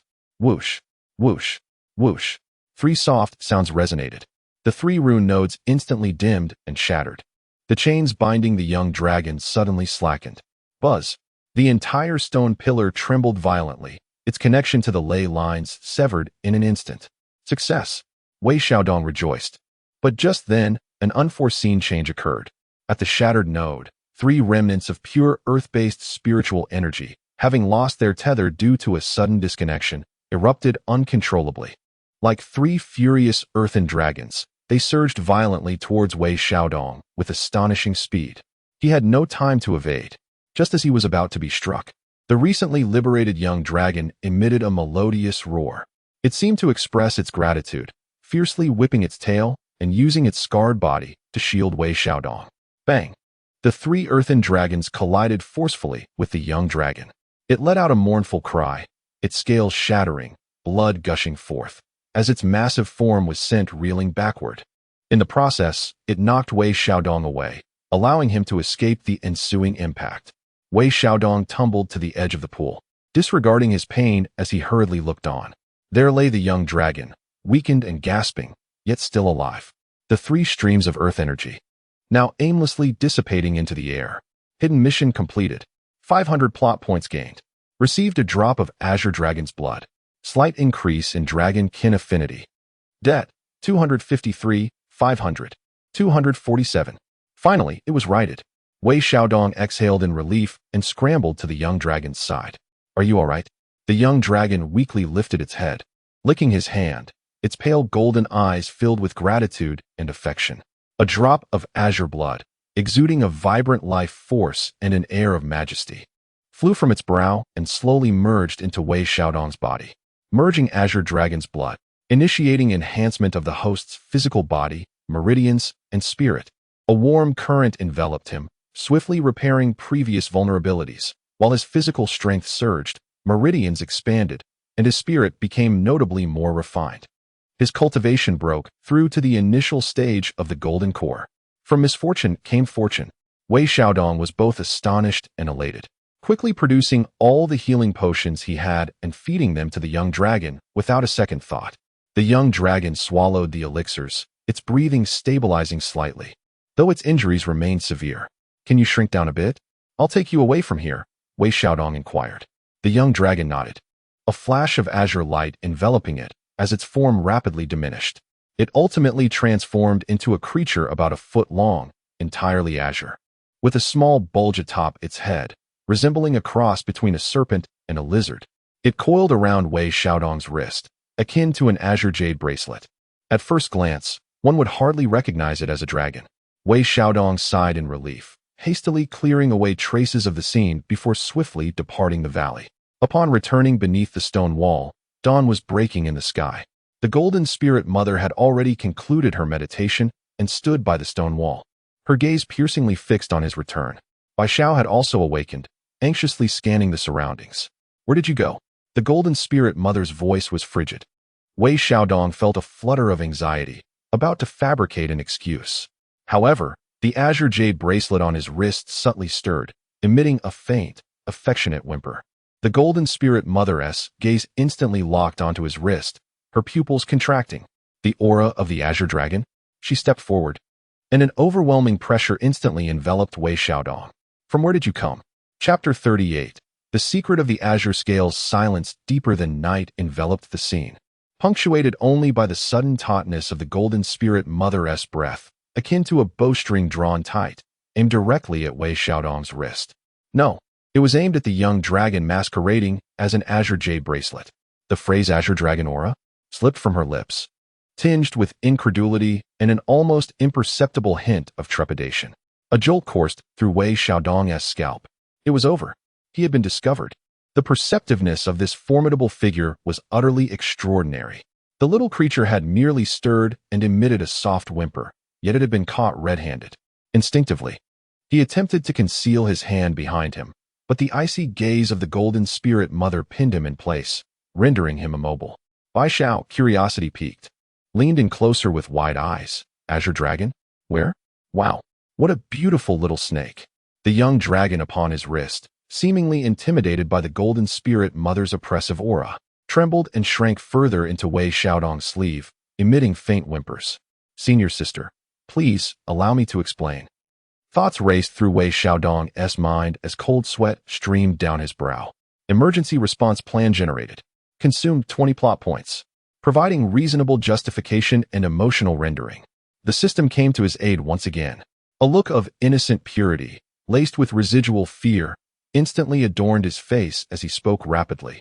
"Last night, while on night watch, I heard unusual sounds from the southeast. Fearing the presence of foes, I ventured to investigate. In a secluded valley, I discovered this. This little dragon ensnared by a malevolent formation, barely clinging to life. Upon seeing its plight and sensing its sentience, I momentarily softened and attempted to break the formation to rescue it." He wove a tale half-truth and half-fabrication, transforming the dragon-binding stakes into a sinister array, and the young dragon into a mere hatchling, all while accentuating his kindness and a stroke of luck. Little did he know that upon rescuing it, he triggered a backlash from the formation, narrowly escaping with his life. Fortunately, this little creature repaid my kindness by shielding me, allowing me to narrowly evade disaster. His tone bore just the right amount of trepidation as he gestured towards non-existent dust on his clothes, as if he had just emerged from a fierce battle. Seeing its grave injuries, and without a place to go, I brought it back temporarily, hoping senior sister could lend a hand. With that, he gazed earnestly yet anxiously at the Golden Spirit Mother. Her penetrating gaze flickered back and forth between his face and wrist, seemingly assessing the veracity of his words. The young dragon appeared to comprehend, raising its tiny head in cooperation. Its pale golden eyes shimmered with vulnerability as it looked at the Golden Spirit Mother, emitting a soft and pleading whimper while earnestly wagging its tail. The display was utterly captivating and pitiable. Bai Xiao's maternal instincts surged forth, tugging at the sleeve of the Golden Spirit Mother. "Senior sister, it looks so pitiful. Let us help it, shall we?" After a moment's silence, the Golden Spirit Mother's formidable aura gradually receded, though her gaze remained sharp. She extended her hand, a fine thread of celestial energy coalescing at her fingertip, which she gently pressed against the young dragon's forehead. The young dragon's body stiffened, yet it offered no resistance, allowing the ethereal power to penetrate its being. After a moment, the Holy Mother of Golden Spirits withdrew her finger, her brow furrowing slightly. Indeed, the bloodline of the Azure Dragon was present, albeit exceedingly thin. Its essence could not be denied. The injuries were grave, and its origin had suffered depletion. She cast a complex gaze toward Wei Xiaodong, pondering the sinister formation. What manner of entrapment was this, and what chains bound it? Wei Xiaodong felt a jolt of anxiety, yet steeled himself to describe the formation. Is ancient and dilapidated, The chains are black, inscribed with incomprehensible runes that seem to absorb its power. He dared not elaborate too much, fearing exposure. The Holy Mother of Golden Spirits listened intently, falling into contemplative silence, her eyes flickering as if she were deep in thought. "Senior sister, is something amiss?" Bai Xiao inquired softly. "Nothing of consequence," the Holy Mother replied, shaking her head, opting not to probe further. She merely stated, "Since this is your opportunity, tend to it well. The Azure Dragon is an ancient holy beast. Even with a diluted bloodline, it possesses extraordinary qualities. Do not squander this karmic bond." Her words felt both like an endorsement and a caution. Wei Xiaodong nodded fervently. "Disciple understands. I shall care for it diligently." Internally, he breathed a sigh of relief. At last, he had managed to navigate this precarious situation. It appeared that although the elder was astonished by the Azure Dragon, she seemed disinclined to investigate its origins further. Or perhaps, she had discerned something but chose to remain silent. Wei Xiaodong could not fathom her thoughts, nor did he dare to inquire. As long as he was not regarded as a monstrous aberration, he would be content. The young dragon on his wrist seemed to sense the alleviation of the crisis. Nuzzling affectionately against Wei Xiaodong's wrist before tilting its head, succumbing once more to slumber, likely due to its injuries and exhaustion. Successfully gained initial recognition from the Holy Mother of Golden Spirits regarding the Azure Dragon incident. 50 narrative points earned. Current narrative points, 297. Another 50 points accrued. Wei Xiaodong felt elated. The debt had been cleared, and a surplus remained. He hastily perused the system shop. Elementary Spirit Energy Gathering Array. Single use slightly enhances the concentration of spirit energy within a radius of 10 yards for 6 hours. Costs 100 narrative points. Herbal Detoxification Pills, 3 capable of neutralizing most common toxins. Costs 50 narrative points. Spirit Defense Amulet, pseudo. Single use capable of withstanding a single instance of spiritual probing or assault not exceeding the initial stage of the Golden Core. Costs 80 narrative points. A plethora of valuable items. After consideration, he decided to exchange for the Elementary Spirit Energy Gathering Array and the Herbal Detoxification Pills. The array would hasten recovery for all, while the detoxification pills would serve as a precautionary measure. Expenditure of 150 narrative points. Remaining, 147. A subtle wave of energy flickered, and a palm-sized jade array inscribed with simple runes, along with 3 emerald green pills, materialized in his grasp. "Senior sister, Bai Xiao." He extended the array and the pills towards them. "These are a few trinkets I stumbled upon earlier. Perhaps they might aid in healing." The Holy Mother of Golden Spirits cast her gaze over the formation plate and elixirs, nodding slightly as she accepted the formation plate and casually arranged it among the 3 individuals. A resonant hum echoed as a surge of spiritual energy, nearly 30% denser than the surrounding air, swiftly coalesced. Though still somewhat thin, it was sufficient to invigorate the spirit. "What a marvelous item!" exclaimed Bai Xiao, feeling a slight acceleration in the healing of her wounds. The Holy Mother of Golden Spirits gently closed her eyes, actively absorbing the spiritual energy. Her complexion improving a tad more. She glanced at Wei Xiaodong, saying nothing, yet her gaze seemed to soften just a fraction. Wei Xiaodong felt a surge of delight within. The investment was paying off. The 3, along with a slumbering dragon, gathered in the small formation, seizing the moment to recuperate. As the sun rose higher, the fog in the mountain forest gradually dissipated. The Holy Mother of Golden Spirits was the first to open her eyes and rise.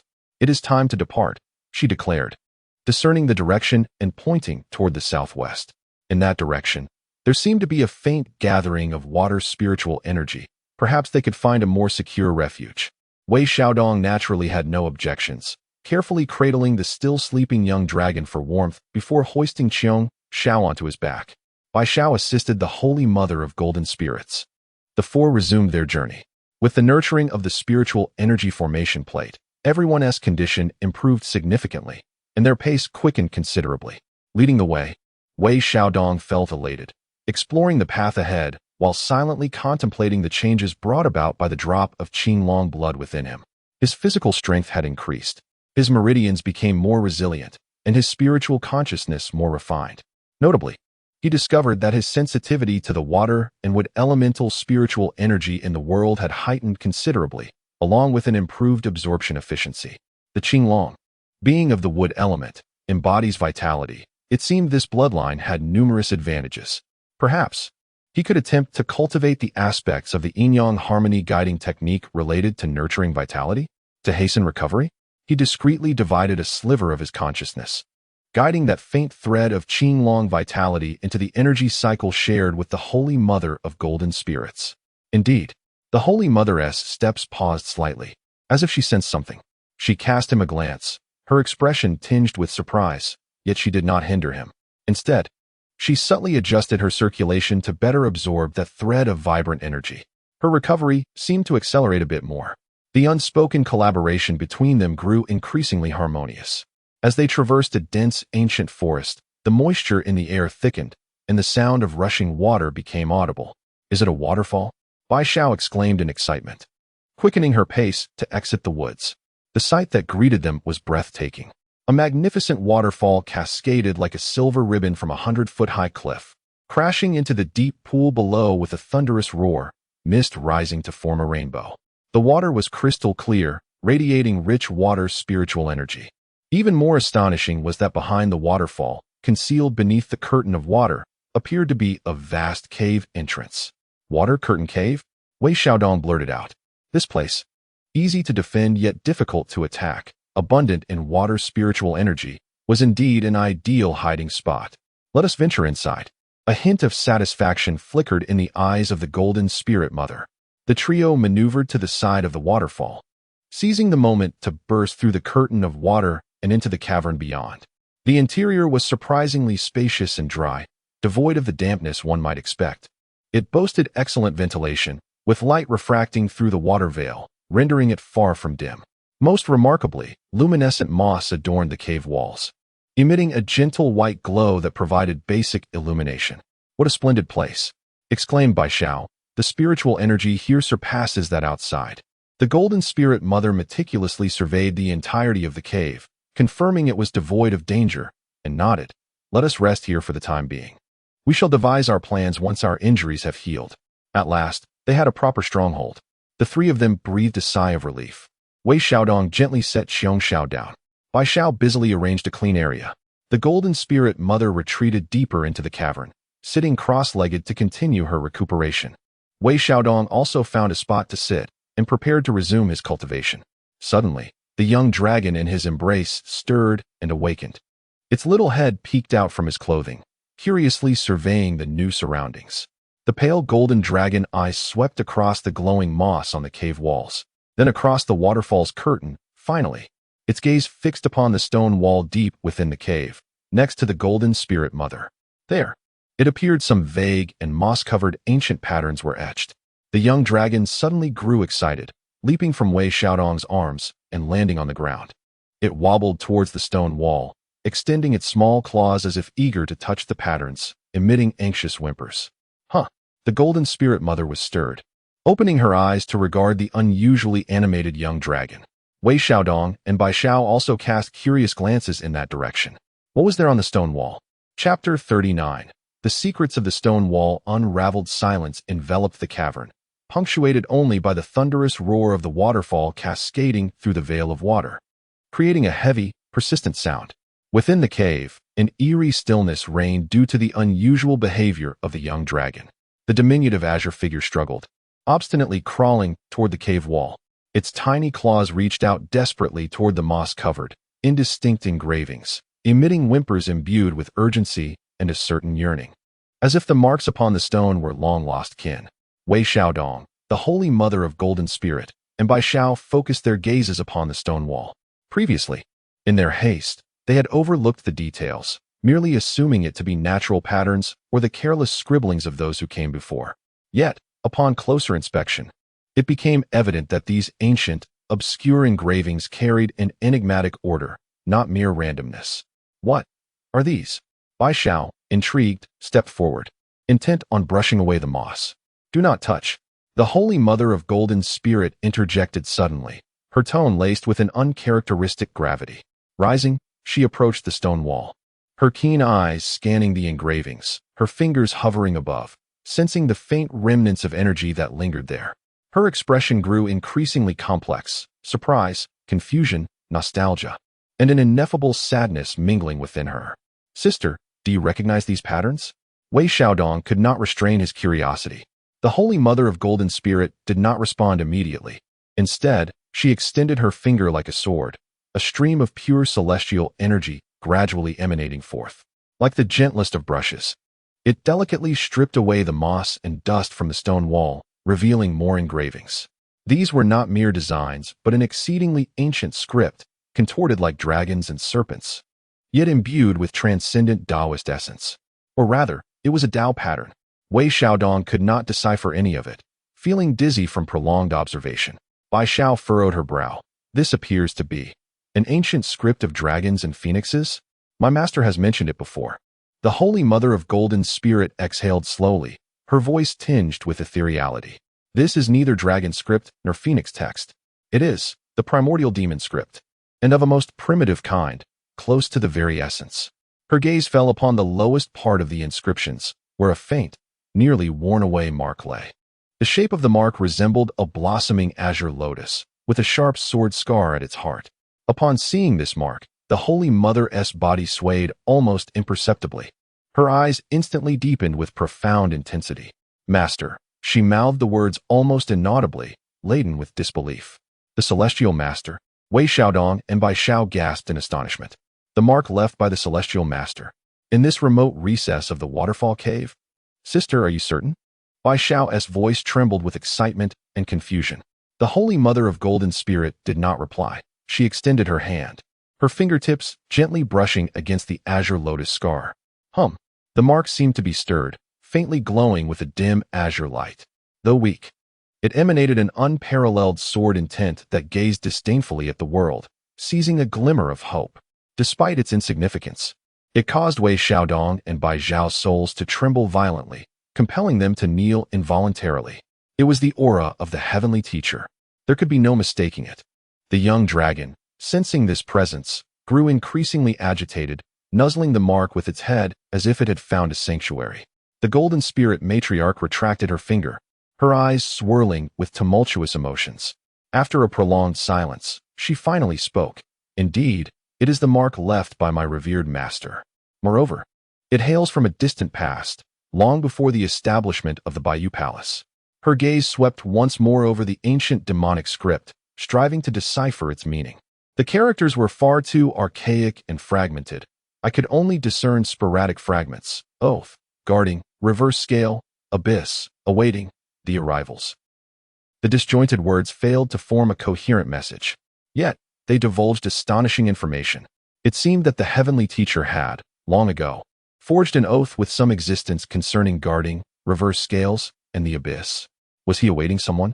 This water curtain cave, this stone wall, this mark, were all part of that waiting. And what of this young dragon? Its confinement, its azure dragon bloodline, what relation did it bear to this oath? Could it be a link within this covenant? Countless questions surged in Wei Xiaodong's mind. He felt his intellect straining under the weight of it all. This was not a narrative found in the original Fengshen text. Was this yet another hidden plot devised by the system? The Golden Spirit matriarch was evidently ensnared in profound confusion and contemplation. How had her master left such a clandestine contingency here? What was this oath? What connection did it have to the impending downfall of the? She attempted to infuse the mark with a hint of her celestial energy, seeking to elicit further information. Yet, the mark merely flickered once more before sinking into silence, showing no further response. It seemed her power, or perhaps her identity, did not entirely meet the triggering conditions. At that moment, the young dragon, which had been nuzzling the mark, suddenly raised its head and emitted a deep, ancient dragon's roar. A faint azure light seeped from the spot on its forehead where its horn had yet to grow, resonating subtly with the azure sword mark. The ancient demonic script on the stone wall began to flicker with a faint glow, each character lighting up in succession. While still indecipherable, they formed a blurred, flowing image. That image appeared to depict a bottomless abyss, within which something colossal was bound and sealed by chains. Above the abyss, there blossomed a blue lotus, radiating sword light, suppressing whatever lay beneath. The vision was fleeting. The stone wall returned to its tranquil state. Yet, within the hearts of the three, tumultuous waves surged.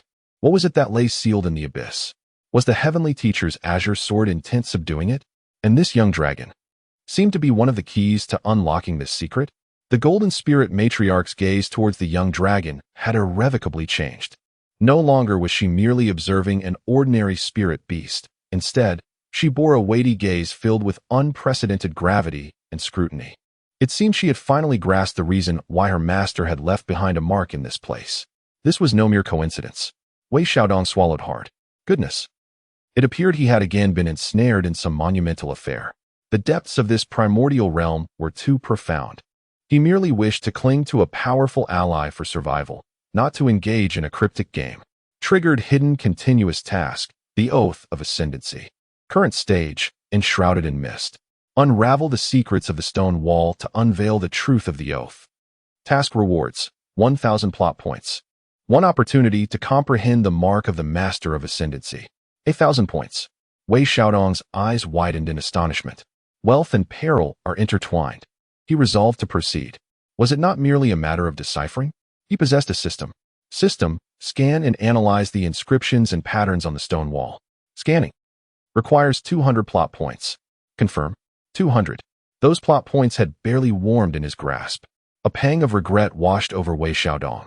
Yet upon seeing the reward of 1,000 points, he gritted his teeth. Confirm. Consumed 200 plot points. Remaining, 53. Dead again. An intangible wave swept across the stone wall. Analyzing. Database comparison. Resolution at 15. Acquired fragmented information. Oath party. Master of Ascendancy, Party B. The other party. Party A, suspected to be related to the Dragon Clan and the Abyss. Keywords of the Oath. Seal the old ones beneath the bottomless abyss. Safeguard the key of reversal, suspected to refer to the bloodline of the Azure Dragon. Await the arrival of the variable. Warning. Information involved is of exceedingly high levels. Forced interpretation may attract the attention of unknown entities. The bottomless abyss.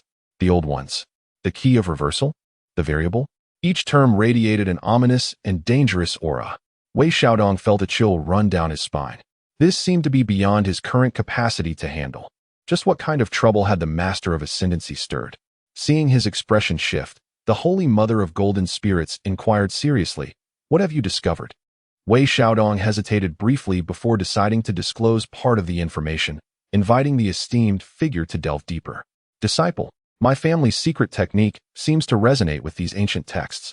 He steeled himself to continue, vaguely sensing that this oath pertained to sealing away something extraordinarily terrifying.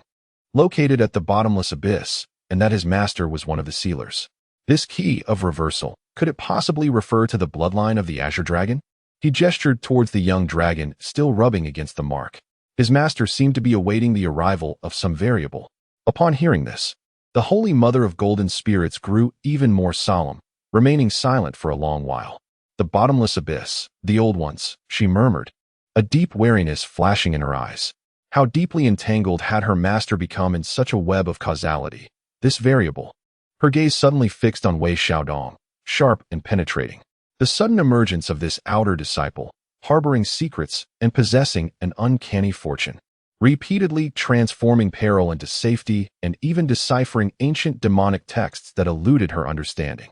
Could he perhaps be one of the variables that her master has been anticipating? Once this thought took root, it became impossible to suppress. Wei Xiaodong felt a shiver run down his spine under her gaze and quickly waved his hand, insisting that he was merely an ordinary outer disciple, fortunate to have survived, and certainly not a variable of any significance. However, the Holy Mother of Golden Spirits no longer regarded him. Her gaze shifted to the stone wall, her expression turning resolute. Regardless of the truth, this place, being left by her master, must hold profound meaning. She spoke slowly, stating that they would temporarily reside here, both to heal their wounds and to safeguard the secrets of this location, patiently awaiting any developments. She looked at Wei Xiaodong and Bai Xiao, emphasizing that this matter must not be disclosed to anyone. Indeed, they both responded promptly. Yet, Wei Xiaodong inwardly lamented, patiently awaiting developments. He longed for tranquility, but the system's task loomed over him, 1,000 points, and there was that unknown presence watching over them. This water curtain cave had likely become the eye of the storm. He gazed at the now calm stone wall, and then at the young dragon in his arms, still fixated on the imprint. With a sigh, he reflected on how his debts had multiplied and the pit he found himself in had deepened. There was nothing to do but proceed step by step.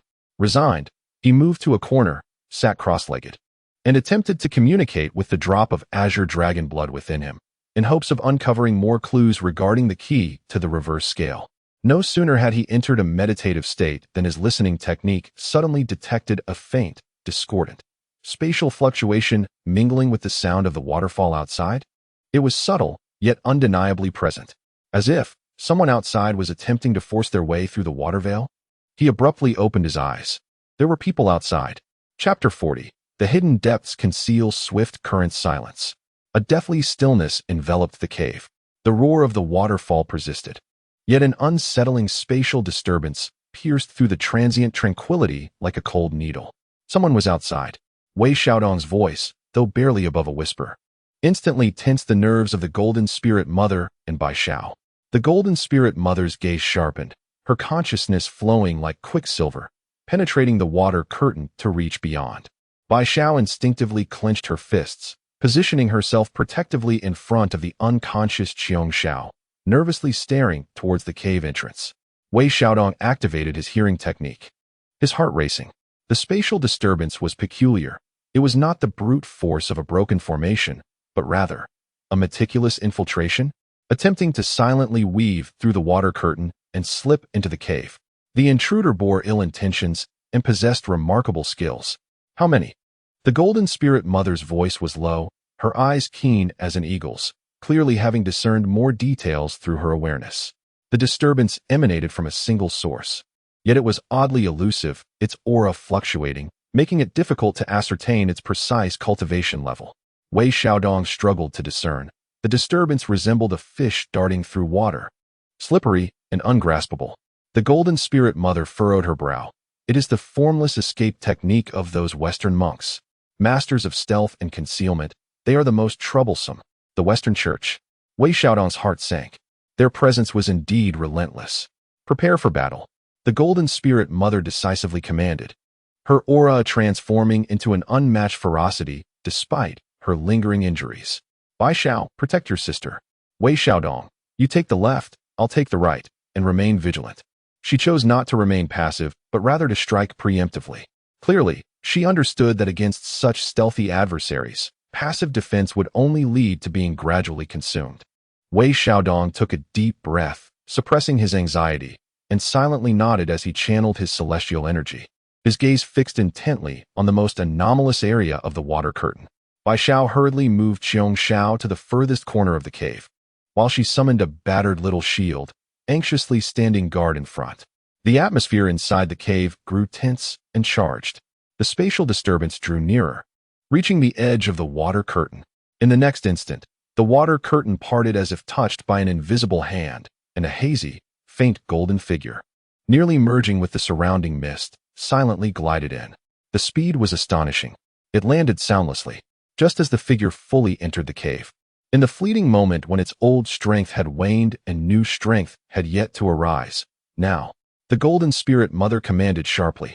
Prepared and poised, she extended her finger like a sword, unleashing a meticulously condensed golden sword chi that tore through the air, aimed directly at the figure's back. Though lacking the earth-shattering might of her past, it was cunning and fierce, swift as lightning. Almost simultaneously, Wei Xiaodong also moved. Instead of attacking the figure directly, he stomped his foot forcefully. The few remaining ground trap talismans he had secretly laid near the cave entrance instantly activated. The ground beneath the figure's feet suddenly softened, transforming into quicksand. While it would not hold the opponent for long, it was sufficient to cause a momentary pause in their movement. At that moment, Wei Xiaodong flipped his wrist, and the startled bird talisman, which he had tightly grasped, was abruptly hurled, not as an attack against the enemy, but directed towards the cave's ceiling. Bang! The talisman exploded, emitting a piercing shriek and a dazzling white light. The intruder was evidently unprepared for such an ambush within the cave, especially one characterized by this all-encompassing, multi-layered welcoming ceremony. With obstacles beneath his feet, the sword aura closing in from behind, and intense light and noise disrupting above, he let out a muffled groan. A pale golden radiance surged around him, and he swiftly twisted his body, narrowly evading a critical strike to his back. However, the blade aura still grazed his shoulder blade, leaving a trail of blood. Simultaneously, he flicked his sleeve, and a soft yet resilient golden light radiated outward, dispelling the entanglement of the collapsing talisman. As the blinding light faded, the figure staggered a step, finally revealing its true form. It was a frail old monk clad in moon-white robes, his face gaunt, but his eyes exceptionally bright. His robe was torn at the shoulder, oozing blood, and his complexion was somewhat grim, clearly having suffered a minor setback. Ba, the old monk intoned, his gaze flickering uncertainly over the three individuals in the cave, ultimately resting upon the Golden Spirit Holy Mother. It is indeed the Golden Spirit Holy Mother present. This humble monk has been disrespectful. I did not expect that despite your severe injuries, you possess such keen awareness and formidable skills. I am truly in awe. His gaze lingered on Wei Xiaodong for a moment, filled with curiosity and surprise. The combination of traps he had just witnessed, though not overwhelmingly powerful, was executed with impeccable timing, coordination, and thought, far beyond the capabilities of an ordinary Foundation establishment cultivator. The Golden Spirit Holy Mother remained expressionless, her sword still aimed at the old monk. A bald donkey of the Western Church has learned to hide and sneak, engaging in such underhanded dealings? The old monk smiled faintly, not showing any anger. Your words are too harsh, Holy Mother. This humble monk, a disciple of Mithraea, has been assigned to patrol the mountains and trace an unusual dragon chi to this place, unintentionally causing offense. However, it seems this location is not the Holy Mother's domain. His words held deeper implications as his gaze swept across the cave, particularly lingering on the stone wall deep within and the young dragon cradled in Wei Xiaodong's arms. Dragon chi? Wei Xiaodong's heart sank. Indeed, they were after the young dragon. How astute is this Western Church? The Golden Spirit Holy Mother scoffed. In the vast wilderness, where cannot one go? Do you think you need to report to your Western Church? Su Baoa chuckled. I would not dare. However, the Azure Dragon bloodline is of great significance, seemingly connected to an ancient secret. If the Holy Mother knows its whereabouts, I hope you would kindly inform me. The Western Church would surely offer generous rewards. He had laid his intentions bare, appearing courteous yet subtly threatening. The Golden Spirit Holy Mother's eyes grew colder. I do not know. Su Badawa's smile remained unchanged. Yet his gaze sharpened. If that is the case, this humble monk will have to personally invite this young benefactor to return as a guest. Before his words could fully dissipate, his figure blurred, akin to a wraith, as he circumvented the Golden Spirit Holy Mother's sword's aim, extending a bony hand, glowing softly with golden light, towards Wei Xiaodong. The speed was astonishing. Clearly, his earlier injuries had not significantly hindered his strength. The realm of refinement and unity. Undoubtedly, the cultivation level surpasses that of the void refinement and harmonization. Wei Xiaodong was caught completely off guard, just as the hand was about to seize him. A voice rang out, fierce and commanding. Enough. The Golden Spirit Saint Mother, invoking her celestial power, swiftly positioned herself in front of Wei Xiaodong and unleashed a powerful punch. As their fists collided, a thunderous sound reverberated through the air.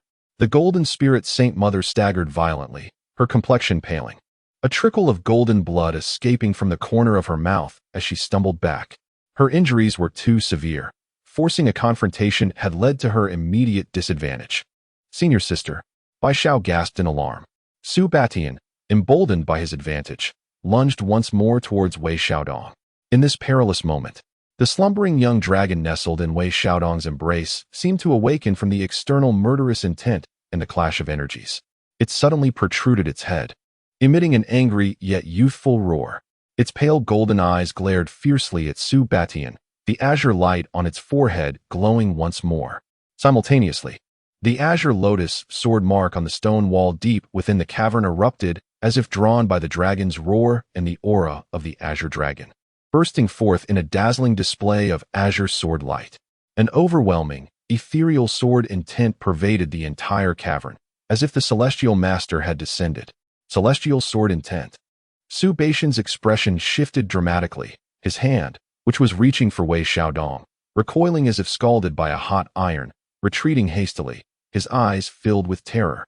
He never anticipated that this cave harbored a remnant of the celestial master's power. Although the sword intent was without a root, Its exalted level inherently countered him. The radiant sword light locked onto Su Batian, though it did not directly strike. It exuded an endless aura of intimidation. Seizing this opportunity, Wei Xiaodong's mind raced with unprecedented speed. Escape? Impossible. Fight? Unfeasible. He had to utilize this fleeting moment to create chaos and force him back. Generate obscuring leaf, pseudo, upgrade version. Target, Su Batian. Distort his perception of the spatial structure within the cave. Duration, 3 breaths. Cost, 80 plot points. Generate mind-piercing spike, pseudo, one-time use. Consolidate all consciousness for a single mental impact. Cost, 100 plot points. Debt, 233. Wei Xiaodong's eyes reddened. He was determined. An invisible wave instantly enveloped Su Batian. While he was fully engaged in resisting the intimidation of the celestial sword intent, he suddenly perceived a distortion in the scene before him. The previously clear structure of the cave appeared warped and indistinct, the sense of distance becoming erratic. Simultaneously, a sharp yet intangible spike of consciousness plunged ruthlessly into his sea of consciousness. Ugh! Su Batian was caught unprepared, his sea of consciousness racked with pain. Though he quickly dissipated it with his formidable cultivation, his mind experienced a fleeting moment of disorientation. In that brief lapse, the Golden Spirit Saint Mother's eyes sparkled with determination. She seized this ephemeral opportunity. Ignoring her injuries, she forcefully summoned her innate celestial power, pointing her finger like a sword, not aimed at Su Batian, but fiercely striking towards the azure lotus sword mark on the stone wall. Please, Master, aid me. Buzz. The azure lotus sword mark once again radiated brilliance. The resplendent sword intent, ignited by the divine power of the Golden Spirit Saint Mother, surged with overwhelming might. Although it remained merely a trace of a mark, it seemed to come alive, transforming into a cerulean sword rainbow that traversed the cavern, embodying the resolve to sever causality and obliterate all laws, striking directly at Su Badwa. This strike transcended the current limits of the Golden Spirit Saint Mother, exceeding Su Badwa's expectations. Just as he regained his senses from the mental assault, he beheld the terrifying cerulean sword rainbow looming before him. There was no escape. In anguish, Su Badwa emitted a desperate cry, disregarding his dignity, as his moon-white monk robe billowed violently, erupting with blinding Buddhist light. A string of prayer beads shot skyward, transforming into 108 golden stars in a desperate attempt to block the attack. Boom! The earth-shattering roar erupted within the cavern.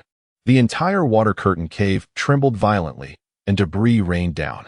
The clash between the Buddhist light and the sword rainbow was fierce, resulting in their mutual annihilation. A terrifying energy storm swept forth. Wei Xiaodong and Bai Xiao were jolted backward, their blood surging, barely managing to brace themselves against the stone wall to avoid being blown away. As the brilliance dissipated, Su Badwa staggered back over 10 paces, his robe tattered, blood trickling from the corner of his mouth, while the prayer beads dimly returned to his hand, evidently suffering significant damage. His countenance was a mix of shock and fury, his gaze fixated on the fading stone wall mark. He glanced at the pale-faced Golden Spirit Saint Mother, who appeared on the verge of collapse yet maintained a chilling gaze, before finally settling his eyes on Wei Xiaodong, filled with suspicion and a hint of greed. The bizarre mental attack and spatial distortion moments ago were undoubtedly orchestrated by this young man. And that azure dragon. This lad harbored too many secrets. Yet, in his current injured state, he was wary of the lingering sword intent and dared not act recklessly. Very well, very well, very well. Su Badwa uttered the phrase thrice, his tone dark and foreboding. The gifts of today shall be etched in my memory. You all, best take heed. With that, he did not linger, his form flickering into a pale golden flash as he unhesitatingly passed through the water curtain, vanishing from sight. Swift in arrival, swift in departure. Within the cave, silence reclaimed its dominion. Only the remnants of chaos remained, accompanied by the heavy breaths of the 3 individuals. The Golden Spirit Saint Mother could no longer sustain herself, abruptly expelling a mouthful of fresh blood, her body collapsing backward. Sister, Wei Xiaodong reacted swiftly, rushing to support her. Her skin felt icy, her breath wildly erratic. The forced activation of her master's mark had placed an immense burden upon her. Bai Xiao hurried over, her voice tinged with tears. Sister, how are you? The golden spirit Saint Mother struggled to open her eyes, casting a complex glance at Wei Xiaodong before softly murmuring, "I am fine. I won't die." She pushed Wei Xiaodong away, forcing herself into a cross-legged position, swallowing several pills to begin her healing process.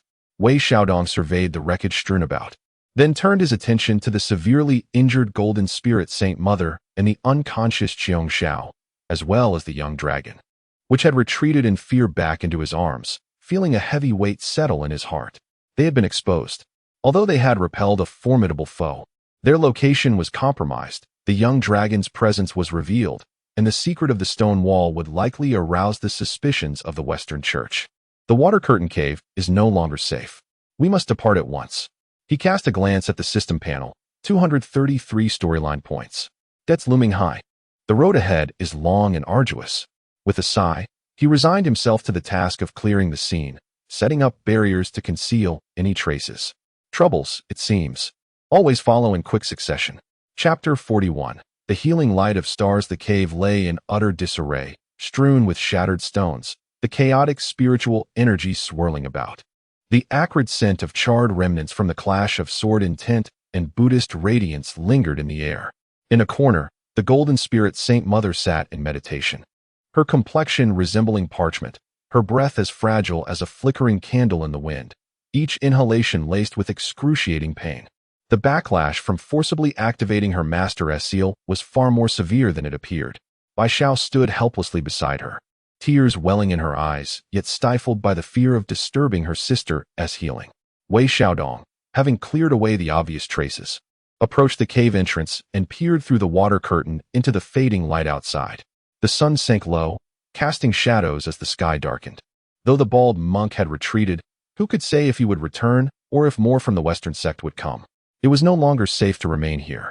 However, in the golden spirit Saint Mother's current state, she could not withstand the tumult of travel. What to do? He returned to the cave, his gaze falling upon the golden spirit Saint Mother, his brow furrowed in deep concern. Deep scan target, golden spirit Saint Mother. Status, critical, worsening. Injuries, severe backlash from the Saint Seal, extreme depletion of essence, 42 collapse of celestial body, severe soul disturbance. Warning, target's life signs are continuously declining. Conventional treatments are ineffective. Immediate high-intensity energy infusion and soul soothing are required. Recommended plan. Deep activation of the Yin-Yang dual cultivation auxiliary system for essence merging requires target's active cooperation or deep unconsciousness to relinquish resistance. Risk, extremely high. Success rate, 37. The system's cold notifications echoed like a death knell. High-intensity energy infusion, essence merging, and the need for her cooperation? Wei Xiaodong gazed at the golden spirit Saint Mother's icy profile, even in her grievous state, and felt this task more daunting than confronting the bald monk once more. To ask her for cooperation in dual cultivation? He feared she would cleave him in two with a single sword stroke the moment he spoke. Yet, if he did nothing, she might not survive the night. Caught in a dilemma, he glanced at the tearful Bai Xiao, then at the unconscious Qiong Xiao and the shivering young dragon in his arms. Resolutely, he decided, saving her was paramount. If need be, he would face her wrath later. He approached the golden spirit Saint Mother, crouched down, and steeled himself to speak. Sister, your injuries. The golden spirit Saint Mother slowly opened her eyes, her gaze weak yet still imbued with a warning. It's nothing, just rest. Her voice was a mere whisper. Sister, Wei Xiaodong emphasized, your condition is deteriorating. It must be addressed immediately. Disciple may have a method to stabilize your injuries quickly, but it requires you to slightly open your mind and cooperate. His words were vague, laced with trepidation. The golden spirit Saint Mother's eyes sharpened dramatically, piercing him like an ice pick. What method? Wei Xiaodong's throat tightened, unable to meet her gaze. It is a secret healing technique passed down in my family, requiring a fusion of breaths to guide the energy. A fusion of breaths? The voice of the Holy Mother of Golden Spirits suddenly grew cold, and the temperature around them plummeted. Dual cultivation of evil arts? She indeed knew. Wei Xiaodong felt a chill run down his spine and hurriedly waved his hands, exclaiming, "It is not evil. Absolutely not a technique of absorption. It is a method of mutual assistance and healing. I swear to the heavens, there is not a hint of blasphemy intended. It is solely for the sake of survival." His tone was urgent, and he endeavored to convey sincerity through his gaze. The Holy Mother of Golden Spirits fixed her penetrating gaze upon him, as if attempting to peer into the depths of his soul. The atmosphere within the cave instantly thickened. Bai Xiao glanced between them. Though she did not fully comprehend the specifics of dual cultivation, she sensed the tension and anxiously clutched her garment. After a prolonged silence, the Holy Mother suddenly erupted into a violent fit of coughing, expelling several mouthfuls of golden blood, her breath growing increasingly feeble. She closed her eyes, appearing to struggle even to maintain consciousness. "I would rather die." Her voice was faint yet resolute, imbued with an undeniable pride. Wei Xiaodong's heart sank. Was it truly impossible? Just as despair enveloped him, the Holy Mother added in an almost imperceptible whisper, "Unless Master consents." Wei Xiaodong was taken aback. Master's consent? The celestial teacher was nowhere to be found. How could consent be granted? Wait, the Master's mark. He abruptly raised his head, staring at the stone wall. Although the mark's power had been exhausted and was dimmed, perhaps it was worth a gamble. He immediately communicated with the system. "System, can you simulate a trace of the celestial teacher's aura or thought waves? It doesn't need to be strong. It just has to make her believe it is Master's approval. Attempt to generate celestial teacher's aura simulation talisman, pseudo, one time. Effect, simulate an extremely faint trace of the celestial teacher's aura fluctuations. With no actual power. Cost, 300 plot points. Current plot points, 233. Need to borrow 300. Total debt, 533. Wei Xiaodong felt darkness cloud his vision. 533. This predatory lending was a death sentence. Yet, witnessing the Holy Mother's fading breath, he had no choice. Borrow. Generate. Loan established. Cost, 300 plot points, loaned. Celestial Teacher's Aura Simulation Talisman, pseudo, generated. A talisman, ethereal and flickering with a faint azure light, appeared in his palm, only to vanish in an instant. Simultaneously, a minuscule yet supremely pure trace of aura, imbued with the essence of the Sword of Heaven, quietly flashed through the space. Like an illusion. Yet, the Holy Mother of Golden Spirits' tightly shut eyelids trembled violently. She felt it. That was undoubtedly the aura of her master. Though faint to the utmost degree, its essence was unmistakable. Master, has consented? A crystalline tear seemed to slip from the corner of her closed eyes, disappearing in an instant. When she reopened her eyes, they reflected a tumult of emotions, struggle, humiliation, and helplessness, ultimately settling into a tranquil, lifeless calm. With great difficulty, she imperceptibly nodded her head. The voice, delicate as a whisper, trembled slightly. Yun, a single syllable, as if it had drained her of all strength and pride.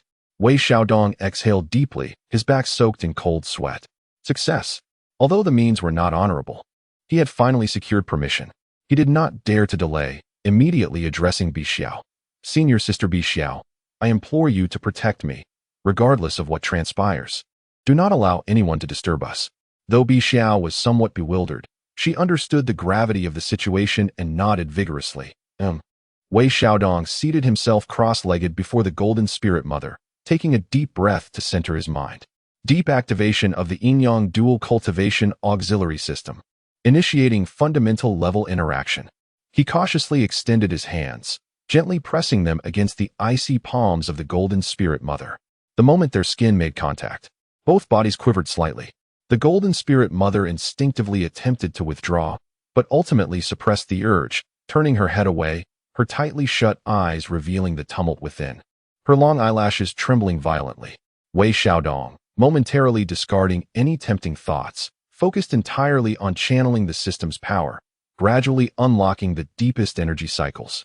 This time, it was no longer the slow, passive exchange of energy from before, but a genuine, unreserved fusion of their essences. Boom, like the gates of a dam bursting open. The nearly depleted, yet still vast and pure essence of the Golden Spirit Mother surged forth into Wei Xiaodong, akin to a torrent breaking free from a levee. Simultaneously, the minuscule essence within Wei Xiaodong, along with the vitality of the Azure Dragon's blood and the characteristics of the foreign energy, reciprocated wholeheartedly. Both bodies trembled violently. Pain, an unimaginable agony. The meridians stretched and tore from the violent energy before swiftly mending. The soul was battered by the clash of their essences. Yet amidst the excruciating pain was an unprecedented closeness and a rapid circulation of energy. The efficiency soared. 500, 1,000, and still climbing. The golden spirit mother's pallid visage gradually flushed with color, visibly rejuvenating. Although her brows remained furrowed in pain, the aura of decay stabilized and even began to rise. For Wei Xiaodong, the benefits were immense. The pure and immense essence of the golden spirit mother surged through his meridians, dantian, and soul. His cultivation skyrocketed as if propelled by a rocket. Mid-stage golden core, late-stage golden core, full golden core. He was on the verge of breaking into the infant stage, yet he firmly restrained himself. This was not the time for a breakthrough. The priority was healing. He guided the vast energy to focus on mending the most severely damaged foundations and soul of the golden spirit mother. Was the process glamorous? No. It was fraught with pain and peril. Each circulation of energy felt like dancing on the edge of a blade. Both of them were drenched in cold sweat, their bodies trembling slightly, yet they gritted their teeth and persevered. Bixiao watched in stunned silence. She could distinctly sense that the auras of her senior sister and Wei Shidi were recovering, strengthening, and even merging together at a terrifying pace. An ineffable, harmonious, and potent energy field emanated from the two individuals at its center. The glowing moss on the cave walls appeared to shimmer more brightly. The young dragon nestled in their arms peeked out, curiously observing the pair, comfortably inhaling the dispersed pure energy, letting out a small yawn before curling back to sleep. Time seemed to stretch indefinitely, as the last vestiges of the setting sun vanished completely, and the starlight cascaded through the water curtain into the cave. Wei Xiaodong and the Holy Mother of Golden Spirit simultaneously felt a tremor in their bodies and slowly withdrew their hands. The energy cycle gradually subsided. The Holy Mother of Golden Spirit slowly opened her eyes. The divine light within her gaze was subdued. Though her breath remained weak, it had stabilized completely, no longer resembling the flicker of a flame that could extinguish at any moment.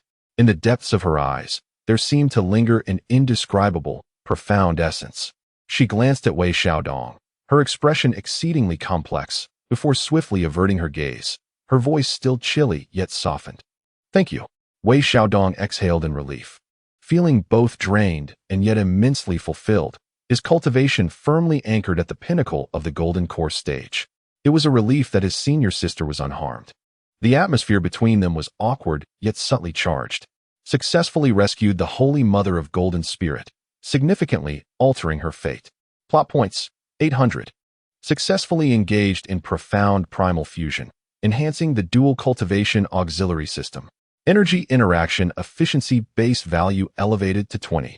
Acquired new trait, heartfelt connection, faint, enabling vague perception of the target's emotions and dangers. Debt, 533, 800, 267. 800 points. System upgrade. All debts cleared. Remaining balance, 267 points. Wei Xiaodong's spirits lifted instantly. It was worth it. Tremendously worth it. Just as he reveled in his triumph, an indistinct, unsettling sensation surged within him. Was it the Holy Mother of Golden Spirit's emotions? Was she worried? Anxious? Almost simultaneously, the Holy Mother of Golden Spirit abruptly lifted her head, her gaze piercing as it turned towards the cave's entrance. Their eyes met, each perceiving the wariness reflected in the other's gaze. That unnerving sensation of being watched, of being targeted, returned. And this time, it was even more intense. More than one presence. They were coming again. Wei Xiaodong's voice was hoarse. This time, it would not be so easy to dismiss them. Chapter 42. A glimmer of hope from the star's silence. An oppressive silence. The fleeting warmth from their recent healing was instantly frozen by an invisible, overwhelming sense of entrapment emanating from outside the cave. It felt as if a flock of hungry wolves had encircled them, their icy gazes penetrating the veil of water, fixating on every inch of the air.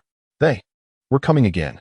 Wei Xiaodong's voice was parched, his heart tightening once more, and it felt even more perilous than before. There were multiple presences. It seemed as though an intricate net had been woven to ensnare the entire watery sanctuary. The Holy Mother of Golden Spirits rose slowly, her aura still feeble, yet her gaze had regained its sharpness, imbued with an even deeper, enigmatic intensity. She sensed the murderous intent outside, her complexion grave as water. It was not the work of a single individual.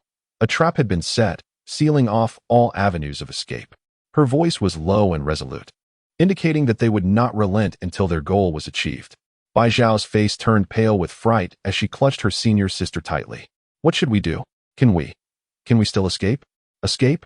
Wei Xiaodong bitterly smiled within. Outside, it was likely that a formidable barrier had been established. How could they flee? Engage in a direct confrontation? The Holy Mother of Golden Spirits had only just stabilized her injuries. He was merely a golden core cultivator. Bai Xiao was half damaged, and Qiong Xiao lay unconscious. What could they possibly fight with? Despair seeped through the atmosphere once more. Wei Xiaodong instinctively glanced at the system panel. 267 plot points. What could he purchase?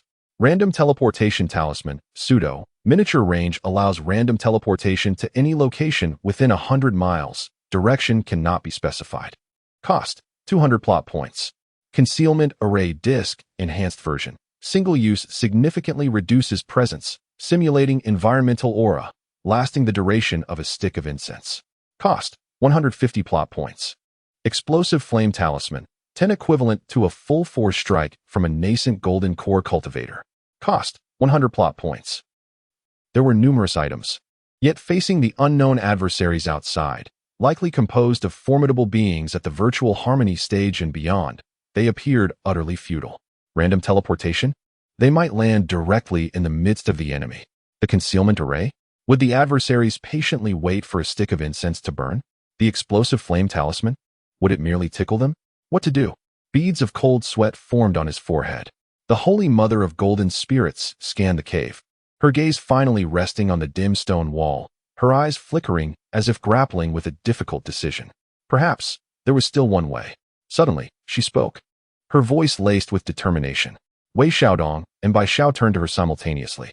Although the mark left by their master had exhausted its power, invoking the residual sword intent in this place to briefly commune with the stars and the heavens might allow them to harness a fragment of stellar energy, forcibly tearing apart the fabric of space to escape, borrowing the power of the stars, rending space itself. Wei Xiaodong's eyes sparkled with realization. This sounded incredibly formidable, yet the risk loomed large. He observed the pallid countenance of the Divine Mother of Golden Spirits, realizing she likely lacked the strength for a second invocation of the mark. Should she falter or lose control, it could spell disaster for the entire army. Sister, what are the odds? Wei Xiaodong inquired gravely. 3 out of 10. The Divine Mother of Golden Spirits replied after a moment of silence. 3 out of 10. Shall we wager? Wei Xiaodong clenched his teeth. We shall? To abstain would mean certain death. To wager, however, offered a slender glimmer of hope. What must I do? The Divine Mother regarded him with a complex gaze. Stabilize my celestial energy and assist me in guiding the star power. Your technique seems remarkably effective in the flow of energy. She referred to the rather troublesome dual cultivation system that afforded energy affinity and control. Wei Xiaodong nodded immediately. Understood. Bai Xiao hastily added, what is my role? Protect your sister, steady your mind, and above all, remain calm, no matter what occurs, commanded the Divine Mother. She approached the stone wall, once more forming her fingers into a sword-like gesture, directing them toward the azure lotus sword mark. This time, there was no earth-shattering sword intent, merely a faint resonance. She closed her eyes, reciting an ancient and esoteric incantation, emanating an ethereal aura as she endeavored to establish a connection with the celestial bodies above. Outside the cave, sensing the shift in energy within, an invisible pressure intensified abruptly. Boom! A colossal handprint of Buddha surged through the water curtain, forcefully striking the cave's interior. It was clearly both a test and a warning. Block it, the Divine Mother urged, her incantation unwavering. Without a moment's hesitation, Wei Xiaodong frantically communicated with the system. Generate minor Vajra talisman, pseudo, one-time use. Cost, 50 plot points. A faint golden shield materialized instantaneously, enveloping the three. Bang! The Buddha handprint collided with the shield, causing it to flicker violently, cracks spreading across its surface, barely holding firm. Yet the exterior assailants were evidently losing patience. More attacks were brewing. The terrifying energy fluctuations caused the entire cavern to tremble. Quickly, Wei Xiaodong shouted, pressing his hands against the Divine Mother's back, unhesitatingly channeling his recently restored celestial energy into her. Simultaneously, he fully activated the dual cultivation system to help her organize and stabilize the tumultuous energy. Energy interaction efficiency, 2035-50. Synchronization of intent activated. A wondrous connection formed. He could vaguely sense the immense pressure and pain the Divine Mother was enduring, as well as the arduousness of her communication with the stars. No longer hesitating, he poured every ounce of his strength into maximizing his control over the energy, assisting her. Buzz, the Divine Mother of Golden Spirits, trembled violently. With the aid of Wei Xiaodong's unique energy, she finally managed to grasp a thread of the faint star power. At the cave's apex, it seemed to grow transparent, a slender yet resplendent beam of starlight penetrating the rock and water curtain, cascading down upon her. Now, she suddenly opened her eyes, the brilliance of the stars shimmering within them, with hands dancing swiftly. The glimmer of starlight intertwined with her residual celestial power and the faint sword intent lingering on the stone wall, transforming into a distorted and flickering spatial rift shimmering with starlight. The rift was exceedingly unstable, its depths filled with violent temporal and spatial turbulence. Go! The Holy Mother of Golden Spirit seized Wei Xiaodong and Bai Xiao, who was clutching Qiong Xiao, and surged towards the spatial rift. At that very moment, a furious shout echoed from outside the cave. Trying to escape? Leave the azure dragon behind. A colossal, solid Buddha handprint, imbued with the power to suppress all, lunged fiercely toward the rift on the verge of closing. The assailant's strength far surpassed that of the previous opponent, Su Ba Tuo. As it seemed they were about to be captured, Wei Xiaodong's pupils constricted. He had to act. He focused his consciousness on the Buddha handprint. Generate obscuring leaf, pseudo, ultimate edition. Distort the target's judgment of the rift's closing time. Cost, 100 plot points. Generate spirit-piercing stab, pseudo, enhanced edition. Target, all consciousnesses outside the cave locking onto this location. Cost, 100 plot points. A desperate gamble. The advancing Buddha handprint suddenly hesitated, as if experiencing an incredibly brief miscalculation, grasping towards the predicted location where the rift would disappear, rather than its actual position. Simultaneously, several muffled groans resonated from outside the cave, indicating that someone's consciousness had been unexpectedly pierced. In that fleeting moment of delay, the Holy Mother of Golden Spirit, with the three of them, plunged entirely into the spatial rift. The rift abruptly closed. Boom. The Buddha handprint grasped at emptiness, crashing violently against the cave's stone wall, causing the entire cliff to tremble violently, with debris cascading down. As the world spun chaotically, it felt akin to being tossed into a washing machine, or as though countless hands were tearing and kneading them. The terrifying spatial pressure and chaotic turbulence relentlessly assailed the four of them. The Holy Mother of Golden Spirit desperately maintained a fragile starlight shield, yet it remained precarious, blood continuously oozing from her lips. Wei Xiaodong felt as though his very organs were about to shift, gritting his teeth and pouring the last remnants of his celestial power unreservedly into the Holy Mother, aiding her in stabilizing the shield. Bai Xiao, terrified, tightly shut her eyes and clung to her sister. The young dragon in her arms whimpered in fear. Time seemed to stretch infinitely, perhaps a moment, perhaps an eternity. Bang! The four were abruptly expelled from the void, crashing down onto the ground as if discarded refuse. The Holy Mother of Golden Spirit could no longer endure, spitting out a copious amount of blood before losing consciousness. Wei Xiaodong, disoriented and battered, felt as if his entire body had been dismantled. Bai Xiao and Qiong Xiao tumbled together, while the young dragon tumbled from his embrace, dizzy and crawling aimlessly on the ground. Struggling to lift his head, Wei Xiaodong surveyed his surroundings. The moonlight cascaded like water over an unfamiliar forest, enveloped in silence and solitude. It seemed they had escaped. He exhaled a long, profound sigh, collapsing onto the ground, utterly unwilling to move even a finger. Successfully escaped from peril, significantly altering the trajectory of fate. Plot points, 1000. Debt, 517-1000, 483. Current plot points, 483. At last, he had survived once more. To live is to harbor hope. He gazed at the unconscious Holy Mother of Golden Spirit beside him, his emotions in turmoil. This time, he truly owed her a life. Without her desperate final strike, they would all have perished. He struggled to crawl over and examined her injuries. Fortunately, she was merely exhausted and unconscious, her essence intact. He glanced at Bai Xiao and Qiong Xiao, noting that they were also unharmed. The young dragon wobbled back, nuzzling his hand. For the moment, they were safe. Leaning against a tree, he observed the unfamiliar starry sky above, weariness flooding over him like a tide. This primordial wilderness was undeniably exhilarating. He closed his eyes and drifted into a deep slumber. Time passed, though he could not tell how long, until he was startled awake by the sound of soft weeping. Opening his eyes, he found dawn breaking. It was Bai Xiao, crying as she held the still unconscious Qiong Xiao, helplessly seated there. The Holy Mother of Golden Spirit had also awakened, sitting cross-legged not far away, her complexion still pale, silently recuperating. Upon noticing Wei Xiaodong's movements, she opened her eyes and looked over.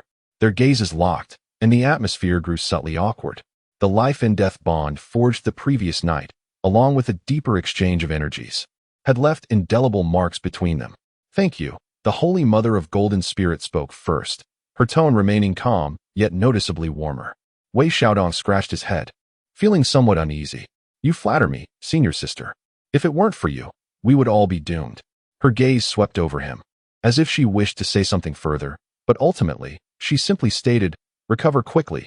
This place is not suitable for prolonged stay." With that, she closed her eyes once more. Wei Xiaodong regarded her serene profile and felt the weight of the 483 fortune within him and the upgraded dual cultivation system. He sighed. The journey ahead was long, and debts must be repaid. First, he needed to survive. Rising to his feet, he stretched his sore body and began to survey the new forest surrounding him, determined to ascertain where they had been randomly transported. Chapter 43. The trail of the unknown wilderness lightens the debt the morning dew had yet to evaporate, and the mountain breeze carried an icy chill that seeped into the collar, awakening one instantly. Wei Xiaodong shivered, fully roused from his weary slumber. The unfamiliar forest and its alien atmosphere surrounded him. He surveyed the area. Ancient trees towered above, vines entwined, and in the distance, the mountains undulated, shrouded in mist, rendering it impossible to discern their location. Bai Xiao continued to sob softly, cradling the unconscious Qiong Xiao, lost and helpless. The Holy Mother of Golden Spirits had concluded her meditation, rising to scan the environment with a cold gaze, her brow slightly furrowed. "Where are we?" Wei Xiaodong approached her and inquired softly. The Holy Mother of Golden Spirits slowly shook her head. "The spatial transmission coordinates are disordered, making it difficult to ascertain. However, the sparse spiritual energy and the wilderness do not resemble the central region of Dongxing Shenzhou, nor the Buddhist lands of Xinyu. After a moment of careful sensing, she gestured toward a direction. "There, the moisture is slightly more prevalent. There may be a stream. Let us seek a water source before devising a plan." The four companions set forth once more, with Wei Xiaodong leading the way. Bai Xiao assisting the Holy Mother of Golden Spirits, whose injuries had yet to heal, leaving her somewhat unsteady, while Wei Xiaodong carried Qiong Xiao on his back. The young dragon seemed to have regained some vitality, wriggling out from Wei Xiaodong's embrace to coil around his shoulder. Its small head curiously surveyed the surroundings, occasionally flicking its forked tongue to capture scents in the air. The journey was marked by silence, as each individual bore heavy thoughts. The Holy Mother of Golden Spirits silently tended to her wounds while remaining vigilant against potential dangers. Bai Xiao was anxious for her sister and felt a looming dread for the future. Meanwhile, Wei Xiaodong was preoccupied with the allocation of the 483 storyline points. While the weight of his debts had lessened, it remained far from resolved. He needed to elevate his strength swiftly, at least to a level sufficient for self-defense. Recommended exchange. Beginner Alchemy. Fragment includes methods for crafting several common healing and restorative potions. Cost, 150 storyline points. Improved Wind Manipulation. Slightly enhances movement speed and evasion capabilities. Cost, 100 storyline points. Earth Vein Perception. Beginner allows for a slight awareness of the flow of Earth Vein spiritual energy, aiding in the search for spiritual objects or evading danger. Cost, 120 storyline points. The options were numerous and practical. After considerable deliberation, Wei Xiaodong opted to exchange for Wind Manipulation and Earth Vein Perception. Consumed 220 storyline points. Remaining, 263. A surge of knowledge regarding harnessing wind to adjust his movements flooded his mind, while his sensitivity to the earth beneath his feet sharpened. Indeed, not long after, the earth vein perception relayed information indicating an unusual gathering of spiritual energy in the left front, suggesting something concealed nearby. He cautiously parted the dense underbrush. There, amidst the crevices of the rocks, stood a spirit herb, entirely green, with leaves resembling emeralds, bearing 3 bright red fruits at its apex, quietly growing and exuding an alluring fragrance. Zhugua, Bai Xiao gasped in delight, noting its age to be at least a century. It would greatly benefit the restoration of their vitality. What a serendipitous occurrence! Wei Xiaodong rejoiced, poised to approach and harvest. Be careful.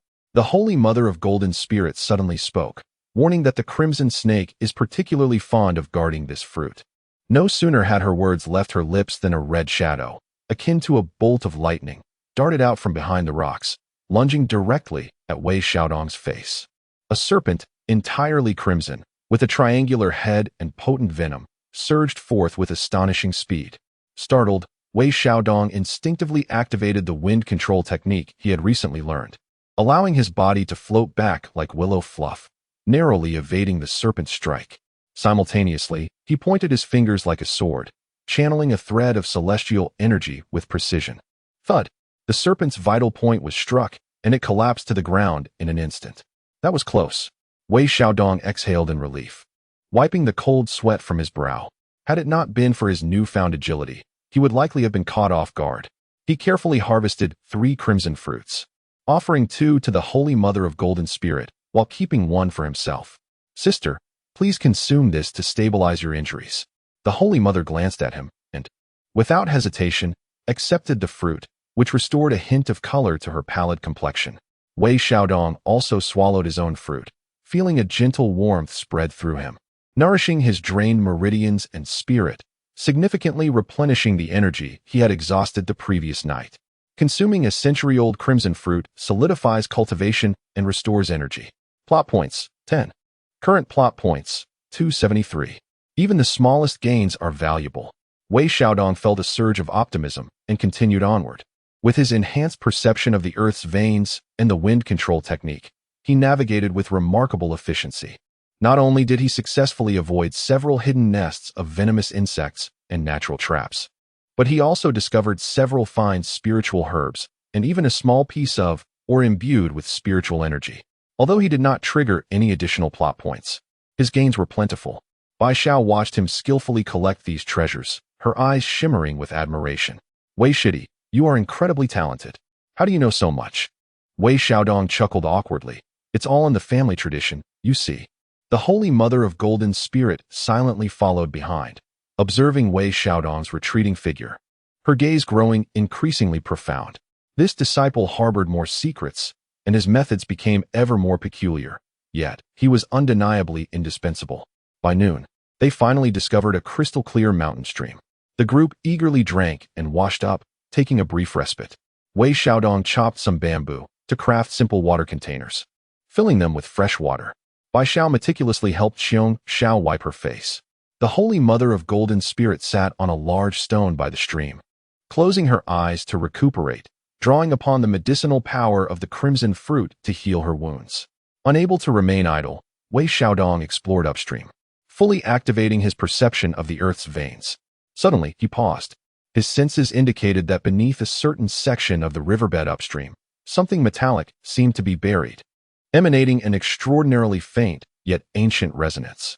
Intrigued, he removed his outer robe and submerged himself in the frigid stream to investigate. Before long, he grasped a cold, hard object about the size of a palm. Lifting it from the water, he discovered it to be a rusted and fragmented bronze token. The token bore ancient, indistinct patterns, yet the front appeared to be inscribed with a character for fire, while the back displayed a vague image resembling an altar. Discovery of a special item, ancient altar token, fragment.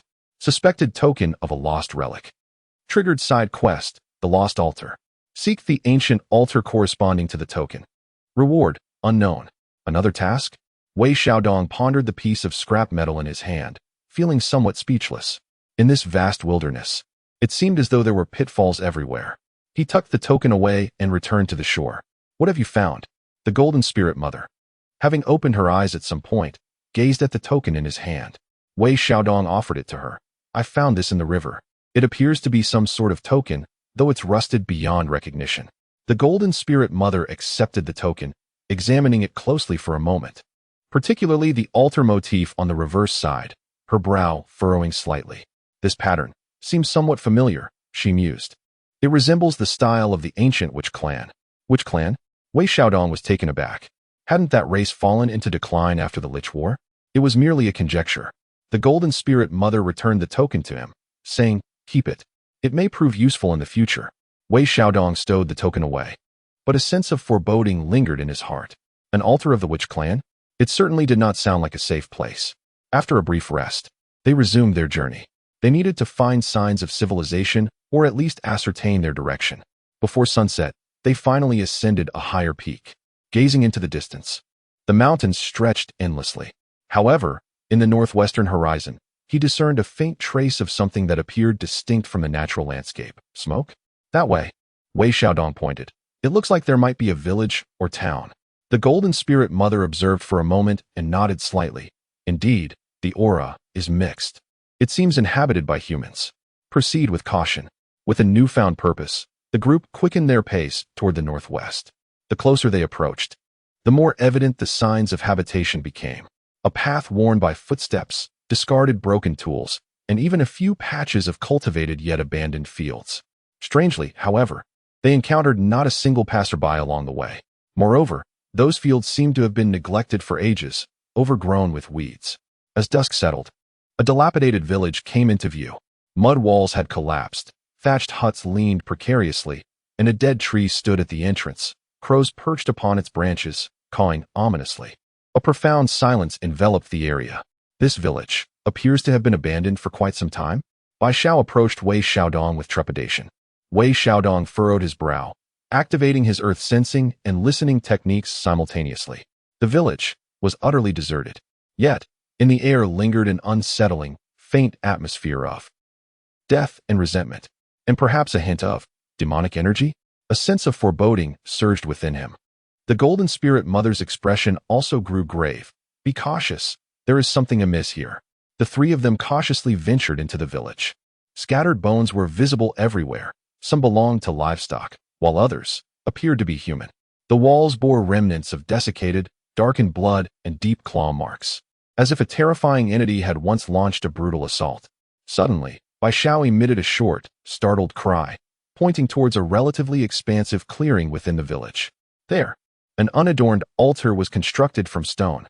Upon this altar lay offerings long past their prime, and at its center stood a charred wooden post, to which a long-dried human skeleton was bound. A rusted bronze nail was driven into the skeleton's chest. Astonishingly, the design of the altar bore a striking resemblance to the pattern on the reverse side of the bronze token that Wei Xiaodong had discovered. Instinctively, Wei Xiaodong retrieved the token, which immediately began to emanate a gentle warmth. Simultaneously, two glaring crimson lights abruptly ignited within the hollow eye sockets of the desiccated skeleton. A chilling, ferocious aura, laden with resentment, erupted violently from the remains. A primal roar resonated, reverberating through the desolate village. Chapter 44. Shadows of the Enchanted Village emerge. A roar erupted, one that no human could possibly emit. It was rife with unending malice, agony, and a bloodthirsty madness. Dark, tangible demonic energy surged forth like a thick fog from the withered bones upon the altar, instantly enveloping the desolate village. The temperature plummeted. A howling wind rose, sweeping up withered branches and fallen leaves from the ground, echoing like the cries of the damned. The skeletal remains, nailed to a wooden stake, began to thrash violently, the decayed ropes snapping inch by inch. It suddenly lifted its head, its hollow eye sockets fixating on Wei Xiaodong, who held the token. Be cautious. The Golden Spirit Mother admonished sharply, channeling her celestial power to shield Wei Xiaodong, and Bai Xiao behind her, her expression gravely serious. It is demonic filth, a corpse possessed, born of resentment. Though still nursing her wounds, she felt immense pressure facing this sudden apparition of evil. The demonic corpse lunged down from the altar, its speed reduced to but a shadow, with its desiccated claws aiming for Wei Xiaodong's throat. It bore a profound hatred for the token. A fetid wind assaulted him. Terrified, Wei Xiaodong's spirit nearly fled his body as his wind control technique instinctively activated, propelling him backward. Simultaneously, he subconsciously raised the scorching bronze token before him. Sizzle! The claws of the demonic corpse clashed against the token, producing a sound reminiscent of iron meeting ice, accompanied by billowing clouds of black smoke. The corpse emitted a piercing wail of agony, retracting its claws in a sudden panic, a flicker of fear crossing its crimson eye sockets, only to be quickly submerged by a more violent wave of resentment as it lunged once more. It fears the token, Wei Xiaodong shouted. A glint of determination flashed in the golden spirit mother's eyes. She pointed her finger like a sword, unleashing a fierce golden sword energy that sliced toward the corpse's neck. Clang! The sword energy struck the dried neck of the corpse, producing a resounding clash of metal, leaving only a shallow mark. Such resilient bones. The golden spirit mother furrowed her brow, her strength diminished to a mere fraction, making it difficult to breach its defenses. Bai Xiao screamed in terror, clutching her sister and retreating hastily. As Wei Xiaodong dodged in desperation, his mind raced to formulate a strategy. This malevolent creature was far too swift, its defenses too formidable, yet it feared the token. But the token was too small, barely sufficient for self-defense. A revelation struck him. He abruptly plunged the token into the ground, his consciousness fervently communicating with the system. Generate sturdy enchantment, pseudo, single use. Target, bronze token. Slightly enhances its sturdiness and anti-evil effect. Cost, 50 plot points. Generate weak exorcism aura, pseudo, centered on token, radius of 3 feet. Duration, 10 seconds. Cost, 80 plot points. Debt, 273, 5,080, 403. In an instant, his previously ample funds dwindled once more. Yet, the effect was immediate. The bronze token, embedded in the earth, suddenly radiated a faint, pure light. This light expanded, forming a pale golden barrier with a diameter of 6 feet, encasing Wei Xiaodong and nearby Bai Xiao within its protective embrace. The demonic corpse collided with the barrier, as if striking a hot iron, its entire form crackling with dark energy, emitting anguished howls, and was violently repelled. Quickly, come in, Wei Xiaodong called out to the Holy Mother of Golden Spirit. In an instant, her figure flickered and retreated into the protective barrier. The demonic corpses outside roared and crashed against it in a frenzy, yet they were repeatedly repelled, scorched by the barrier and daunted to approach. 10 breaths of time slipped away in an instant. The barrier began to flicker violently, on the verge of vanishing. Sister, it fears this token, but the token is too small. Is there a way to amplify its power? Wei Xiaodong urgently inquired, pulling out the token and handing it to the Holy Mother of Golden Spirit. Upon receiving the token, the Holy Mother immediately sensed the peculiar ancient power within it, one that possessed a formidable restraint against demonic energy. Her gaze sharpened. It is worth a try. With her fingers poised like a sword, she utilized the token as a conduit, forcibly channeling all the residual celestial energy within her. Merging with the token's purging force, she inscribed a complex and profound golden talisman in the air. Command. The moment the talisman took shape, it was fiercely stamped onto the approaching demonic corpse. This time, it was no mere physical assault, but a confluence of purging celestial energy specifically designed to counteract evil and the token's ancient power. With a resounding impact, the talisman seamlessly embedded itself into the corpse's chest. Arg! The demonic corpse emitted a heart-wrenching wail, its surrounding demonic aura dissipating like boiling water splashed onto snow. Countless golden cracks appeared on its withered and hardened bones. Boom! In the next moment, the entire corpse erupted violently, transforming into a cloud of ash. From the falling ashes, a jet-black orb, the size of a longan, twisted and writhed, dropping to the ground. The ominous demonic energy emanated from it, instilling fear in all who beheld it. Successfully eradicated the demonic corpse, halting the spread of demonic energy. Plot points, 300. Discovered quest item. Inferior demonic core can be absorbed and transformed, but poses extreme risk. Current plot points, 403 to 300-103. Wei Xiaodong let out a long sigh of relief, his legs weakening as he nearly collapsed to the ground. Finally resolved. This demonic creature was truly troublesome. The Holy Mother of Golden Spirit also breathed a sigh of relief, her complexion paling further, evidently drained by the previous exertion. She gazed at the demonic core on the ground, her brows furrowed. It has indeed coalesced into a demonic core. The corruption of demonic energy here is more severe than anticipated. Bai Xiao looked at the demonic core with lingering fear. This thing is terrifying. Wei Xiaodong cautiously used a twig to nudge the demonic core closer, feeling the pure, yet malevolent energy within, hesitating in his heart. Absorb? The system has already warned of extreme risk. Not absorb? Glancing at the 103 debt, he felt a pang of regret. The Yin-Yang Dual Cultivation Assistance System detects high-purity foreign energy, demonic attribute. Would you like to attempt absorption and transformation? The system can assist in purifying some of the demonic nature. The dual cultivation system can do this as well. Wei Xiaodong gritted his teeth. Absorb. Wealth lies in risk. A force of suction emanated from his dantian, slowly drawing the energy from the demonic core into his body. Cold, violent, filled with a desire for destruction. Wei Xiaodong instantly felt as though he had plunged into an icy abyss, his face turning pale, his body trembling violently. Meanwhile, the dual cultivation system operated swiftly, and that peculiar harmonizing force began the arduous task of purifying and transforming the violent demonic energy into a relatively gentle form, suitable for absorption, pure essence. The process remained painful, yet at least it was manageable. His cultivation began to ascend once more, shattering the barriers of the golden core stage, reaching the initial phase of the nascent soul. Moreover, it continued to rise, until he had absorbed nearly all of that core's energy.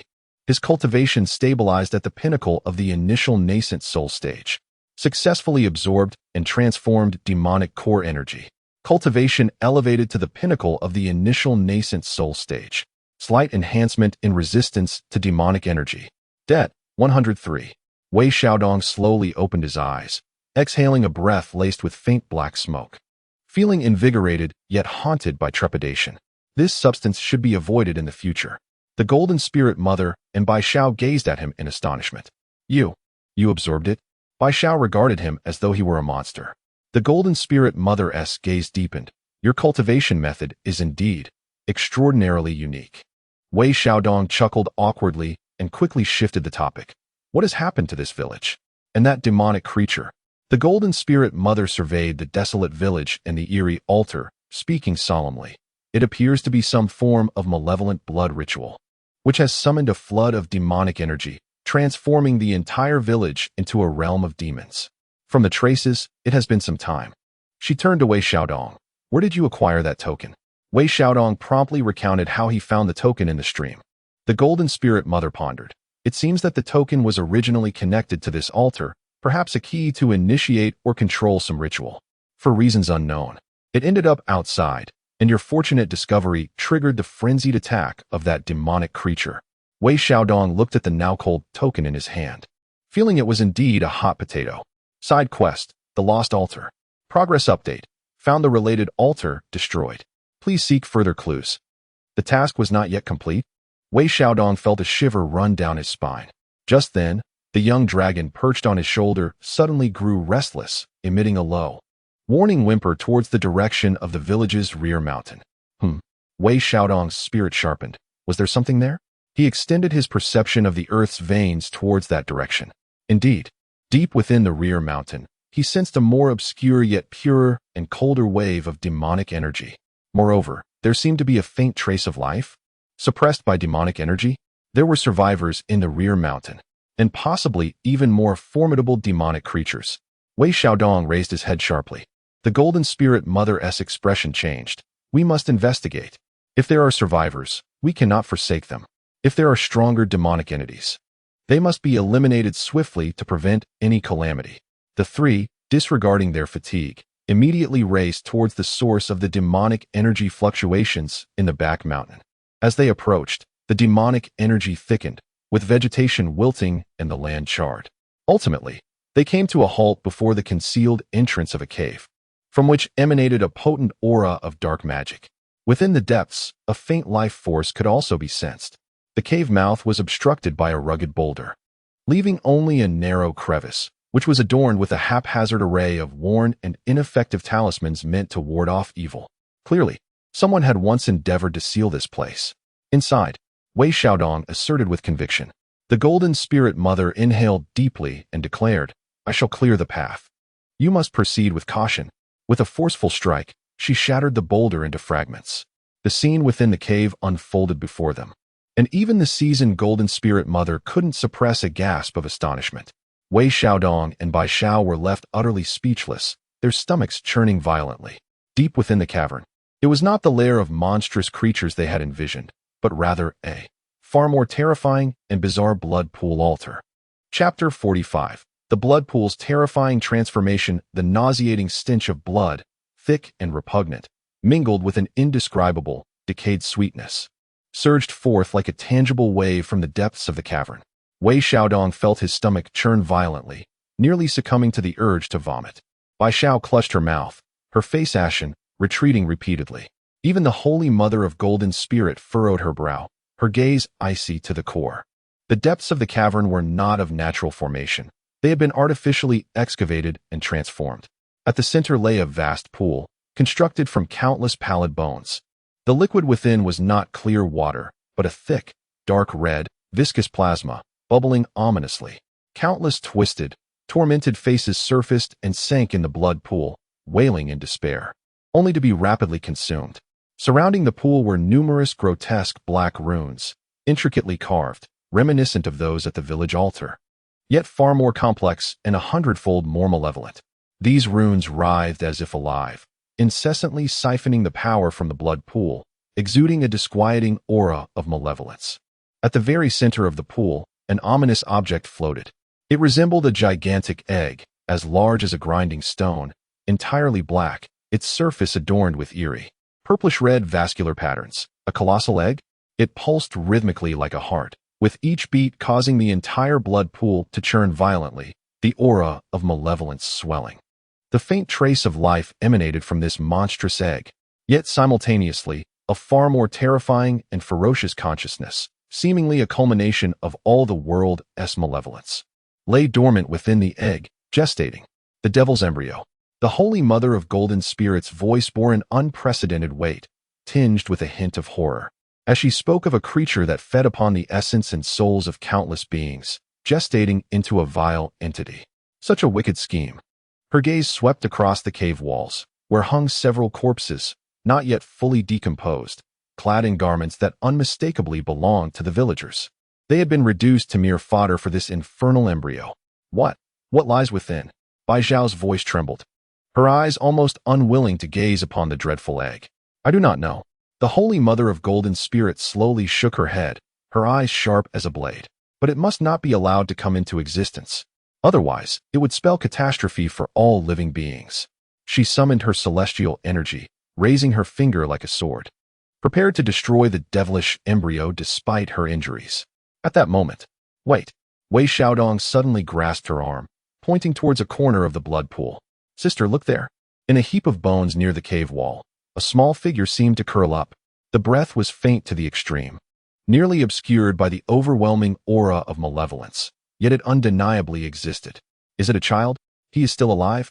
How could he possibly survive in such a dense atmosphere of malevolence? The Holy Mother of Golden Spirit paused, focusing her gaze, her expression shifting slightly. Indeed, it was a boy of about 7 or 8 years, ragged and emaciated, unconscious. He wore a once bright protective jade pendant, now dulled, its faint spiritual glow barely sustaining his last breath of life. Yet, faint magical runes had begun to surface beneath his skin, indicating he had already been tainted by the malevolent energy, teetering on the brink of death. To save, or not to save, rescue must inevitably disturb that demonic embryo. If we do not intervene, the child is doomed. The Holy Mother of Golden Spirit hesitated for but a fleeting moment before her gaze transformed into one of unwavering resolve. Save the child. No sooner had her words left her lips than the demonic embryo at the center of the blood pool seemed to sense the external threat and the tremors of its food. Thrumming violently. Thud, thud. It resonated like the beat of a war drum. The entire cavern quaked with intensity. The blood pool churned, and the demonic aura erupted like a tsunami. Countless grotesque demonic figures, formed from tainted blood and vengeful souls, crawled from the pool, howling as they lunged at the trio. "Be careful!" The Holy Mother of Golden Spirit commanded fiercely, her golden sword aura re-emerging to cleave through the advancing demonic shadows. Wei Xiaodong, disregarding everything, unleashed his wind control technique to its fullest extent, simultaneously summoning the recently rejuvenated bronze token. A cleansing light swept forth, causing the demonic figures to shriek and retreat. Like a nimble fish, he maneuvered perilously through the onslaught of shadows, racing towards the boy in the corner. Bai Xiao screamed as she summoned her battered small shield to protect herself and her unconscious sister, her face pale with fear. Wei Xiaodong reached the boy and lifted him into his arms. The boy's touch was icy, his body tainted by the demonic energy. He seemed to awaken, groggily opening his eyes, which were eerily pitch black. Suddenly, he opened his mouth wide, revealing razor-sharp teeth, emitting a sound that was far from human, a terrifying roar, as he lunged towards Wei Xiaodong's wrist. Startled, Wei Xiaodong instinctively recoiled. The boy missed his bite, struggling to leap back towards the blood pool, as if that were his true sanctuary. He was under the thrall of the demonic energy, while fending off the ever-increasing shadows. The Holy Mother of Golden Spirit urged urgently, "Knock him unconscious. Use your token to subdue the demonic energy within him." Without hesitation, Wei Xiaodong formed his fingers into a blade and gently pressed against the boy's neck. The boy's body went limp, succumbing to unconsciousness. Wei Xiaodong pressed the bronze token against his chest, a purifying light flooding in, causing the demonic markings beneath the boy's skin to slow their spread. Yet at that moment, the demonic embryo seemed to erupt in fury at having its sustenance snatched away. Thud! A sound unlike any other reverberated through the air. The entire demonic embryo suddenly split open with a gaping fissure. A pitch-black claw, slick with viscous blood, emerged from the crack, its nails sharp as daggers, gripping the edge with ferocity. The terrifying, savage, chaotic demonic power surged forth like a volcanic eruption, flooding the cavern. "This is terrible. It is about to be born prematurely." The Holy Mother of Golden Spirit's face paled. The claw exerted tremendous force, widening the fissure. A grotesque head slowly emerged. It bore no skin, only writhing flesh and exposed fangs, and in the center of its forehead, a single, upright scarlet demonic eye, brimming with malice, glared out. The mere presence of that eye and claw emanated a pressure far exceeding that of previous adversaries. Once this demonic entity fully emerged, its power would undoubtedly reach celestial ranks, or even higher. Collectively, they would not suffice to confront it. It must be stopped. A look of fierce determination flashed in the Holy Mother's eyes as she once again forced forth her vital essence, intending to invoke a forbidden technique. "Sister, no!" Wei Xiaodong cried out in a frenzy. She had sustained severe injuries, and to resort to forbidden techniques would surely lead to her demise, even if it meant halting the demonic embryo. What to do? System. Detected an extremely high concentration of demonic energy, not fully awakened. Highly dangerous. Optimal solution. Utilize an object imbued with supreme yang and formidable anti-evil power, and thrust it into the core of the demonic embryo to trigger an explosion of its unstable energy, thereby destroying it from within. Recommended exchange. Pseudo-Pure Yang Demon Extermination Thunder. One-time use simulates a strike of pure yang thunder at the level of a Great Luo Golden Immortal, requiring close proximity to activate. Cost: 500 plot points. Current plot points: 103. Need to borrow 500. Total debt: 603. 500. And it must be activated at close range. Wei Xiaodong's eyes turned crimson. This demanded both money and life. Yet, gazing into the resolute eyes of the Golden Spirit Saint Mother and witnessing the terrifying demon soon to emerge, there was no time for hesitation. Borrow. Exchange.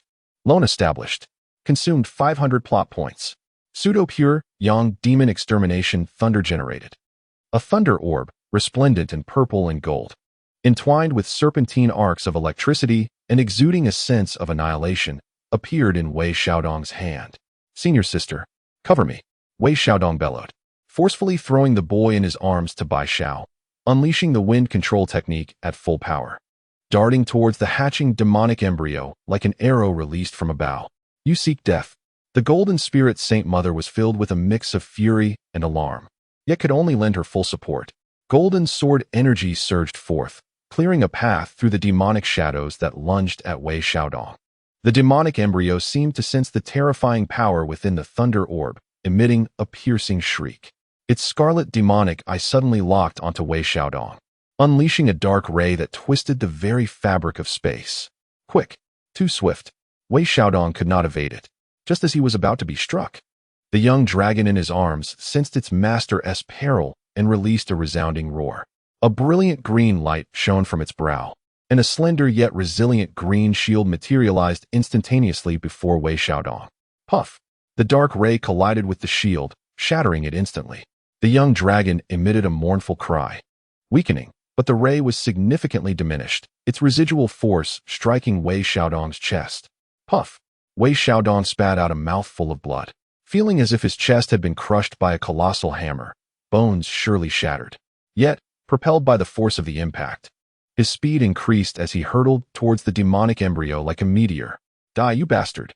He summoned his last vestiges of strength, forcefully thrusting the purple-gold thunder orb into the fissure of the demonic embryo, pressing it directly against the writhing core. In the next moment, he suddenly retreated with urgency. The demonic embryo froze momentarily. For the first time, the scarlet demonic eye revealed a flicker of fear. In the next heartbeat, an indescribable, resplendent purple-gold lightning erupted violently from every crack within the demonic embryo. It was as if a miniature sun had been born within the cavern. Boom! The earth-shattering explosion resonated. A terrifying shockwave of energy surged outward like a tsunami. The entire cavern trembled violently, and countless stones cascaded down. The Holy Mother of Golden Spirits paled, rushing to stand before Bai Xiao, unleashing her final protective celestial barrier. Wei Xiaodong was forcefully slammed against the cave wall by the shockwave of the explosion, darkness enveloping him as he lost consciousness entirely. Time passed, though its measure was uncertain. Gradually, the dust settled. At the epicenter of the explosion, the dreadful demonic embryo had vanished without a trace, leaving not even a remnant. The blood pool had dried up. The skeletal altar lay in ruins, and the malevolent aura had been completely purified. Only the shattered cave remained as a testament to the harrowing explosion that had just transpired. The Holy Mother of Golden Spirits withdrew her dim barrier, blood once again trickling from the corner of her mouth as she surveyed the desolate cavern. A sense of lingering dread washing over her. Bai Xiao trembled in fright, clutching her sister. The young dragon lay listlessly beside Wei Xiaodong, licking the blood from his face. The Holy Mother approached Wei Xiaodong, examining his injuries with a furrowed brow. He was gravely wounded, yet his life was not in peril. Her gaze shifted to the unconscious boy. The demonic markings on his chest were gradually receding, and his breathing had steadied considerably. She silently observed the comatose Wei Xiaodong, her eyes reflecting a tumult of emotions. The pure young demon-slaying thunder? How could he possibly possess such a thing? The force of that explosion was nearly comparable to a strike from a great Luo golden immortal. The secrets harbored within this disciple were unfathomable. Each revelation seemed to lead to an even more astonishing discovery. With a sigh, she cast aside her thoughts and began to tend to Wei Xiaodong's injuries. Successfully destroyed the demonic embryo, preventing the emergence of a monstrous entity, significantly altering the trajectory of fate. Plot points, 1200. Successfully saved the child consumed by demonic energy. Plot points, 200.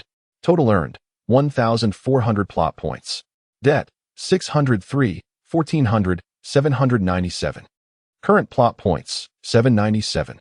Unbeknownst to Wei Xiaodong, who lay in a state of unconsciousness, he sensed that he had seemingly triumphed once more, albeit through a rather harrowing ordeal. Perhaps, at long last, his debts would be repaid? Chapter 46. The innocent words unveiled pain. An all-consuming agony enveloped him, akin to being trampled by a herd of wild bulls or cast into a crucible for refinement. Wei Xiaodong was jolted awake by sheer torment. As he opened his eyes, his vision remained blurred for a considerable time before it gradually focused. The first sight that greeted him was the rough, rocky ceiling above, illuminated by several beams of dusty light filtering through the crevices. The air was permeated with a faint metallic scent of blood and a charred odor, yet the nauseating, overwhelming aura of malevolence had dissipated. He attempted to move his fingers, but the searing pain made him gasp sharply. "Do not move," a cool voice cautioned from nearby. With great effort, Wei Xiaodong turned his head. The Holy Mother of Golden Spirit sat a short distance away on a piece of green stone. Her complexion still pale, but her breath far steadier than before as she meditated with closed eyes. She seemed to have been attentively monitoring the situation. Bai Xiao leaned against her sister, seemingly asleep, with traces of tears still glistening at the corners of her eyes. The little boy they had rescued lay curled up in another corner, still deep in slumber, but his chest rose and fell evenly, his complexion now more vibrant, and the demonic tattoos beneath his skin were nearly imperceptible. Coiled in his embrace, a young dragon also slept soundly, though its azure glow had dimmed somewhat. Everything appeared tranquil. Wei Xiaodong exhaled a sigh of relief and attempted to introspect. The condition within his body was chaotic. Numerous meridians lay severed, his organs were displaced. Several bones were fractured, and he was utterly devoid of celestial energy. Yet, he was still alive. Instinctively, he glanced at the system interface. Current plot points, 797. Debt, 0. A positive balance, 797. A substantial sum. Wei Xiaodong's eyes widened in astonishment, nearly causing him to cry out in pain from his injuries in his excitement. He had struck it rich. Not only had he cleared all his debts, but he also had nearly 800 points remaining. The sudden surge of joy was overwhelming. He longed to leap up and peruse the system shop, eager to buy. However, the excruciating pain quickly tempered his enthusiasm. The urgent matter at hand was healing. Enduring the agony, he cautiously communicated with the system. Recommended exchange: life restoration pill. Imitation significantly repairs bodily injuries and reconnects meridians. Costs 300 plot points. Essence of soul nourishment.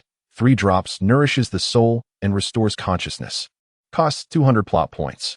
Greenwood Spring Vitality Technique. Fragment, a wood-based healing technique that accelerates recovery and nurtures vitality. Costs 250 plot points. So many valuable items. Wei Xiaodong pondered briefly before opting to exchange for the life restoration pill and the essence of soul nourishment. Consumption, 500 plot points. Remaining, 297.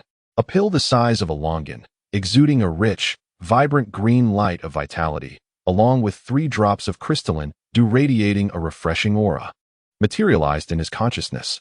He laboriously guided his feeble awareness to ingest the pill and the dew. The pill dissolved instantly upon contact, and a surge of life force flooded through his limbs and bones. The fractured meridians were forcibly reconnected, the displaced organs gently returned to their rightful places, and the shattered bones emitted faint cracking sounds as they began to heal. The pain persisted, yet it was accompanied by an indescribable sense of comfort and rebirth. The 3 drops of soul-nourishing dew flowed into the sea of consciousness, revitalizing the parched and stinging spirit, and awareness became significantly clearer. The effects were remarkable, truly. It was worth every penny. He silently activated the half-familiar Qingxin heart method, hastening the refinement of the medicinal power. Time slipped away unnoticed, and when he opened his eyes once more, although his injuries were not yet healed, he could manage to sit up with some effort. The Golden Spirit Holy Mother seemed to sense something, opened her eyes to glance at him, nodded slightly, said nothing, and then closed her eyes again. Bai Xiao had also awakened, gently feeding her sister water. Upon seeing Wei Xiaodong sitting up, she exclaimed in delight, "Wei Shidi, you're awake. How do you feel?" "Much better. Thank you for your concern, Shiji." Wei Xiaodong replied with a faint smile, his voice still somewhat hoarse. His gaze fell upon the young boy, who seemed on the verge of awakening as well, his eyelids fluttering before slowly opening. He possessed a pair of clear yet bewildered and terrified eyes. He looked around in confusion until his gaze landed on Wei Xiaodong and the others. Particularly upon seeing the Golden Spirit Holy Mother, his body trembled violently, instinctively shrinking back and hugging his knees like a frightened little beast. "Do not be afraid. We are not bad people. We rescued you from that dreadful place," Bai Xiao quickly reassured him, seeming quite adept at comforting children. The boy regarded them warily, especially the Golden Spirit Holy Mother, whose presence was the most imposing. His small face was taut with tension, and he remained silent. Wei Xiaodong pondered for a moment, then retrieved several sweet wild fruits from his system space that he had previously picked and not yet eaten, offering them to the boy. "Are you hungry? Have something to eat?" The boy's gaze was drawn to the bright red fruits, and he swallowed hard. After much hesitation, he cautiously extended his hand, swiftly snatching the fruit and devouring it greedily, though his eyes remained alert, fixed on them. Once he finished the fruit, his guard seemed to relax slightly. "What is your name? How did you end up there?" Bai Xiao gently inquired. The boy lowered his head, his voice barely above a whisper, laced with a sob. "Shirtu. My name is Shirtu. They are all dead. Father, mother, all taken by monsters." Woo-woo.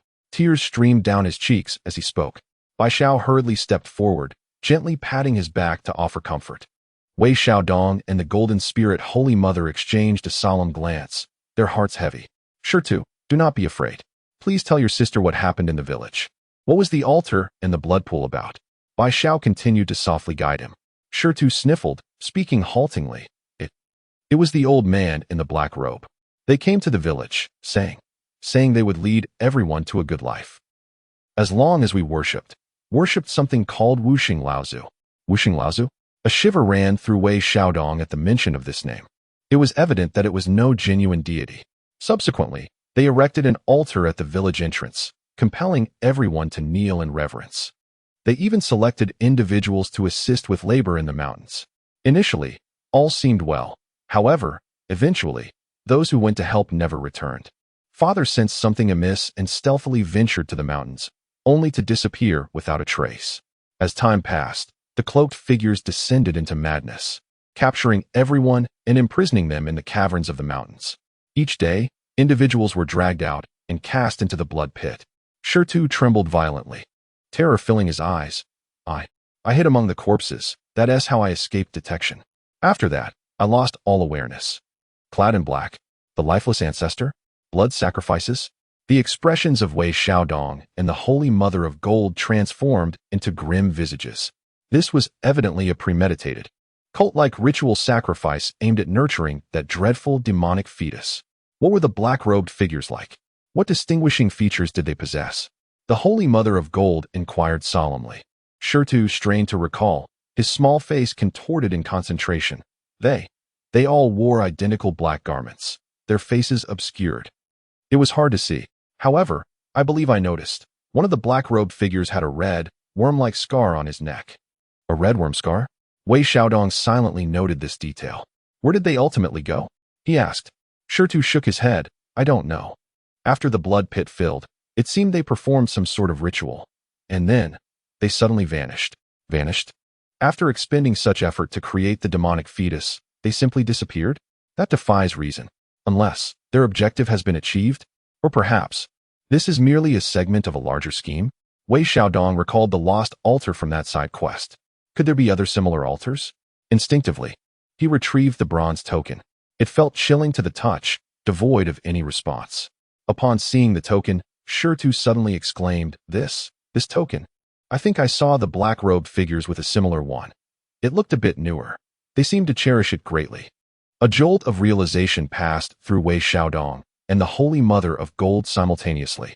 The black-robed figures possessed a token as well. Are you certain? Wei Xiaodong queried urgently. Shirtu nodded vigorously, yes.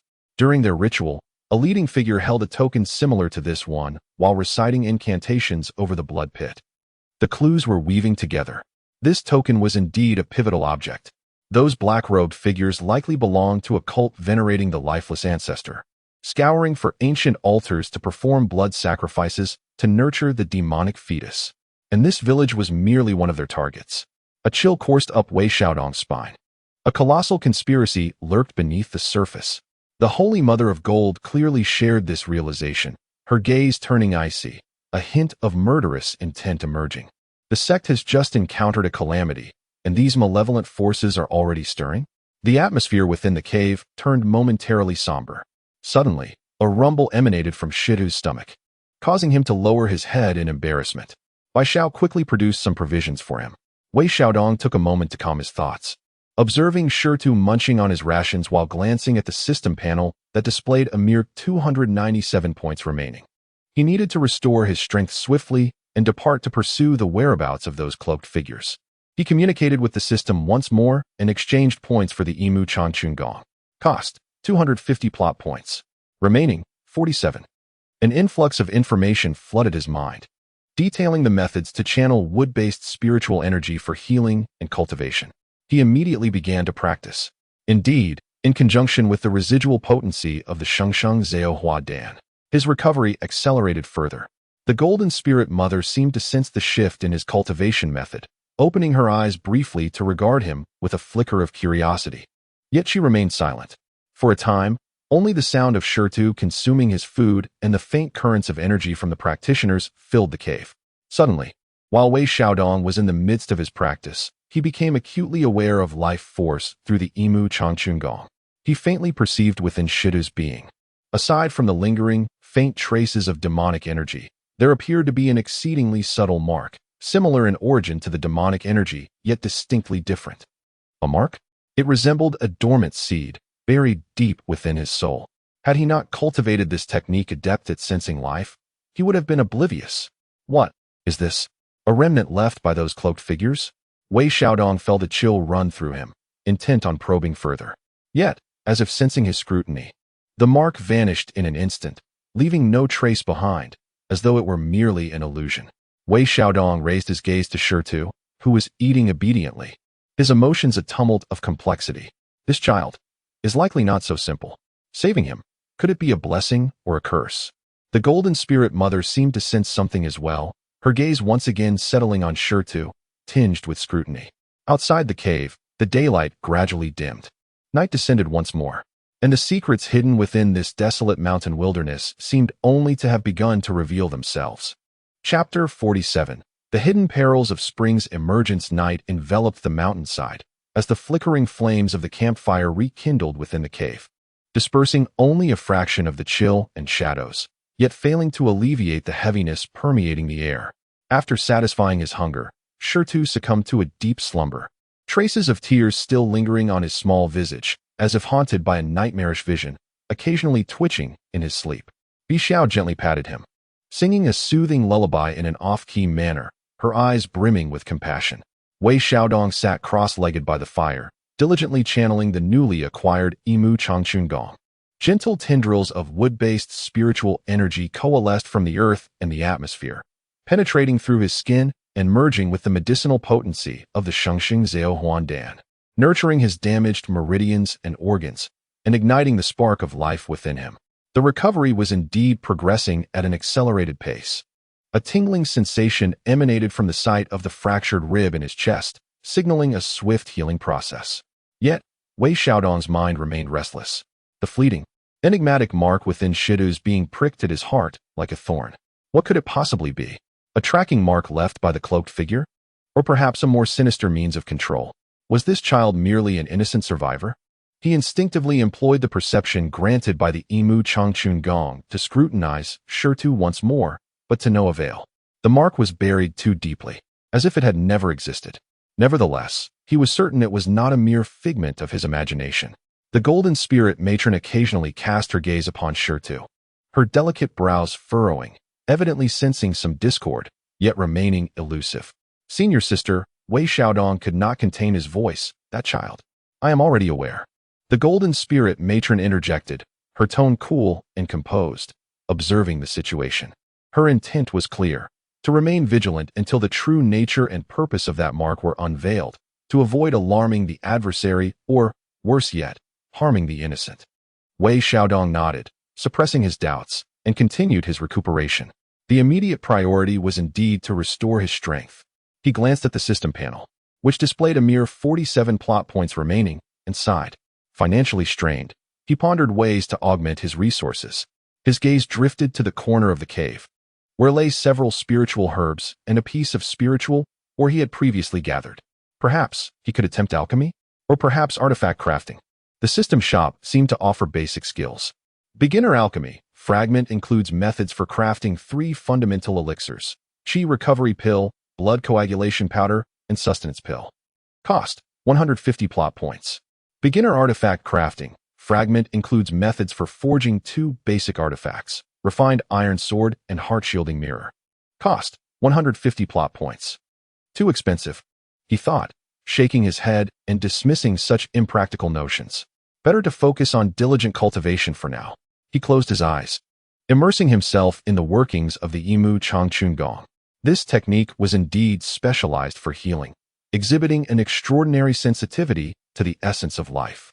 He could even perceive the gradual restoration of every minute injury within his body under the nurturing flow of spiritual energy. Unbeknownst to him, the night slipped away silently. As the first light of dawn illuminated the horizon, Wei Xiaodong slowly opened his eyes and exhaled a breath of stale air. His injuries had healed significantly, restoring his strength to the mid-stage of the nascent soul realm. Although he had not yet regained his full prowess, he at least possessed the means for self-preservation. The Golden Spirit Saint Mother had also concluded her meditation. Her complexion markedly improved. While her complete recovery remained a distant prospect, she was now able to move without significant impediment. Bai Xiao was dozing against the rock wall, cradling the still unconscious Qiong Xiao in her arms. Shi Tu had awakened as well, his large eyes timidly observing them. "You're awake? Are you hungry?" Wei Xiaodong offered a gentle smile and presented some provisions. Shi Tu quietly expressed his gratitude, accepting the food and taking small bites, the fear in his gaze diminishing slightly, replaced by a hint of dependence. "Shi Tu, do you recall which direction the black-robed figures took when they departed?" Wei Xiaodong inquired casually. Shi Tu chewed on his biscuit, straining to remember, and uncertainly pointed towards the southeast. It seems to be that way. I saw a glimmer of light flashing in that direction as they vanished." "Southeast?" Wei Xiaodong exchanged a glance with the Golden Spirit Saint Mother. "What shall we do next?" he asked. After a moment's contemplation, she replied, "This place is not suitable for prolonged stay. Since we have a lead pointing southeast, we must investigate. If those vile demons still harbor remnants, we shall eradicate them completely." Her tone was laced with a chilling intent. "Agreed." Wei Xiaodong nodded in affirmation. For both personal and public reasons, he felt compelled to seek clarity. The task of locating the lost altar remained unaccomplished. With their plans set, the group began to gather their belongings in preparation for departure. Wei Xiaodong glanced at Shi Tu, grappling with a dilemma. Should he take the child along? The risks were uncertain. Alternatively, leaving him alone in this desolate wilderness was tantamount to sentencing him to death. The Golden Spirit Saint Mother, perceiving his hesitation, remarked coolly, "Bring him along. Whether it be fortune or misfortune, we must confront it. If anything unusual arises, it would be prudent to have him under our control." Wei Xiaodong considered her words and then addressed Shi Tu. "Shi Tu, we are leaving this place. Would you like to come with us?" Shi Tu surveyed the unfamiliar forest outside, a flicker of fear crossing his features, yet he nodded vigorously. "Yes, I will go with you." Clearly, he was fearful of being abandoned. Thus, their party expanded to 5 members, plus one dragon, the Golden Spirit Saint Mother, Wei Xiaodong, Bai Xiao, carrying Qiong Xiao, Shi Tu, and the young dragon coiled upon Wei Xiaodong's shoulder. Exiting the cave, the morning light was faint. The Golden Spirit Saint Mother took a moment to orient herself before leading the way southeast. Wei Xiaodong followed closely, fully attuned to the earth's energies and alert to his surroundings. Bai Xiao struggled a bit while carrying her sister, while Shi Tu obediently trailed beside Wei Xiaodong, clutching the hem of his garment, as if seeking solace in his presence. Along the way, Wei Xiaodong occasionally employed the insights of his ethereal wood spring technique to discreetly probe Shi Tu, yet the mark remained elusive and hidden. However, he noticed that as they continued their journey southeast, Shi Tu seemed to become increasingly unsettled. Occasionally, he would pause, staring vacantly in a certain direction, as if drawn by some unseen force. "Shi Tu, what troubles you?" Wei Xiaodong inquired, having observed his unusual behavior for the 3rd time. Shi Tu snapped back to reality, a hint of confusion adorning his small face. "I don't know. It just feels like there is something over there, calling to me." He pointed toward a dense grove of black pines to the left front. Wei Xiaodong and the Holy Mother of Gold Spirit simultaneously halted and gazed at the forest. The feedback from their earth-vein perception indicated that the spiritual energy within the grove was remarkably sparse, even exuding a sense of deathly stillness, devoid of any celestial treasures. "Let's investigate," the Holy Mother of Gold Spirit declared decisively. Unusual occurrences often conceal sinister truths. The trio cautiously approached the black pine forest. As they drew nearer, the oppressive silence intensified, eliminating even the sounds of birds and insects. Shi Tu appeared increasingly anxious, his small hands icy to the touch. The moment they stepped into the grove, Wei Xiaodong was met with a chilling gust of air. In the center of the pine forest lay yet another ruin. It was older than the previous village, its crumbling walls enveloped in thick moss and vines, barely revealing the layout of what had once been a small town. At the heart of the town, there stood the remnants of an altar, though it had long since collapsed and was mostly buried beneath the earth. Its familiar design and the few remaining ruins were strikingly similar to those of the altar in the village. Another one. Wei Xiaodong's heart sank. Those figures in black robes were indeed operating in more than one location. He hastened to the altar's ruins, crouching down to clear away the dirt and moss. Indeed, in one corner of the altar's base, he discovered a vague indentation, shaped perfectly to accommodate the bronze token he held. He produced the token and compared it. It fit flawlessly. Side quest, the lost altar. Progress updated. Found the second related altar, destroyed. Please seek additional clues. The quest prompt chimed once more. Wei Xiaodong attempted to place the token into the indentation. The token warmed slightly, yet the altar remained unresponsive, clearly having been thoroughly abandoned. This place has also been destroyed by them. Shirtu gazed at the altar's ruins, his small face pale, his body trembling slightly. The scent. It was the same scent. He referred to the faint residual trace of demonic energy and lingering malice. The Holy Mother of Gold Spirit meticulously examined the ruins when suddenly she spotted something unusual beneath a broken wall. Half buried in the earth, a black feather, belonging to some avian creature. The base of the feather was stained with a darkened, long-dried blood. Furthermore, it emanated a very faint wave of demonic energy. It was not human blood. Cautiously, she used a twig to lift the half-buried feather, scrutinizing it closely. Wei Xiaodong leaned in as well. Clue discovered. Remnant of a demonic crow's feather. Appears to be used for some form of communication or surveillance spell. A demonic crow? Surveillance? Wei Xiaodong felt a sudden chill in his heart and instinctively gazed upward at the sky. Could it be that those cloaked figures had been monitoring these altars with such a device all along? This is bad. He realized with a jolt that they might have been discovered. Almost simultaneously, a harsh and jarring caw echoed above their heads. A raven, entirely black with blood-red eyes, perched atop a withered pine tree, fixating on them intently. The raven emanated a magical aura akin to that of its feathers. It had spotted them. In the next instant, the demonic raven flapped its wings violently, preparing to soar southeast to deliver the news. Leave it. The Golden Spirit Mother commanded sharply, pointing her finger like a sword, and a subtle yet piercing sword energy shot forth in an instant. With a soft thud, the sword energy precisely pierced the body of the demonic raven. The raven let out a wretched cry as it plummeted from the sky. However, at the moment of its fall, its blood-red eyes suddenly burst, transforming into two streams of black smoke that darted away at an astonishing speed towards the southeast. A mental transmission. The Golden Spirit Mother's expression shifted as she flicked her fingers to unleash a beam of golden light, but it only dispersed one wisp of black smoke. The other had already vanished into the void. They had still managed to send a message. Wei Xiaodong's expression darkened. Their whereabouts were exposed. Those cloaked figures would soon learn that someone had disrupted the altars and would be in pursuit of them. We must hurry, the Golden Spirit Mother decisively urged, stating that they must locate the cloaked figures before they could react. The group, no longer concerned with concealing their tracks, was led by the Golden Spirit Mother, who summoned a fleeing light, racing towards the southeast. Time was of the essence. Wei Xiaodong, enveloped by the fleeing light of the Golden Spirit Mother, felt a weight in his heart. He glanced at the stone beside him, which had turned pale and was clutching him tightly. Was it because of him that the demonic raven had been alerted? That strange mark. He activated the Imu Changchun technique once more, carefully sensing the stone. This time, perhaps due to the intense emotional turmoil, or perhaps because he was closer to a certain source, he finally managed to capture that faint mark again. It stirred like a slumbering serpent, gently awakening within the depths of the stone's soul, emanating an exceedingly faint, yet resonant magical fluctuation akin to that of the demonic raven.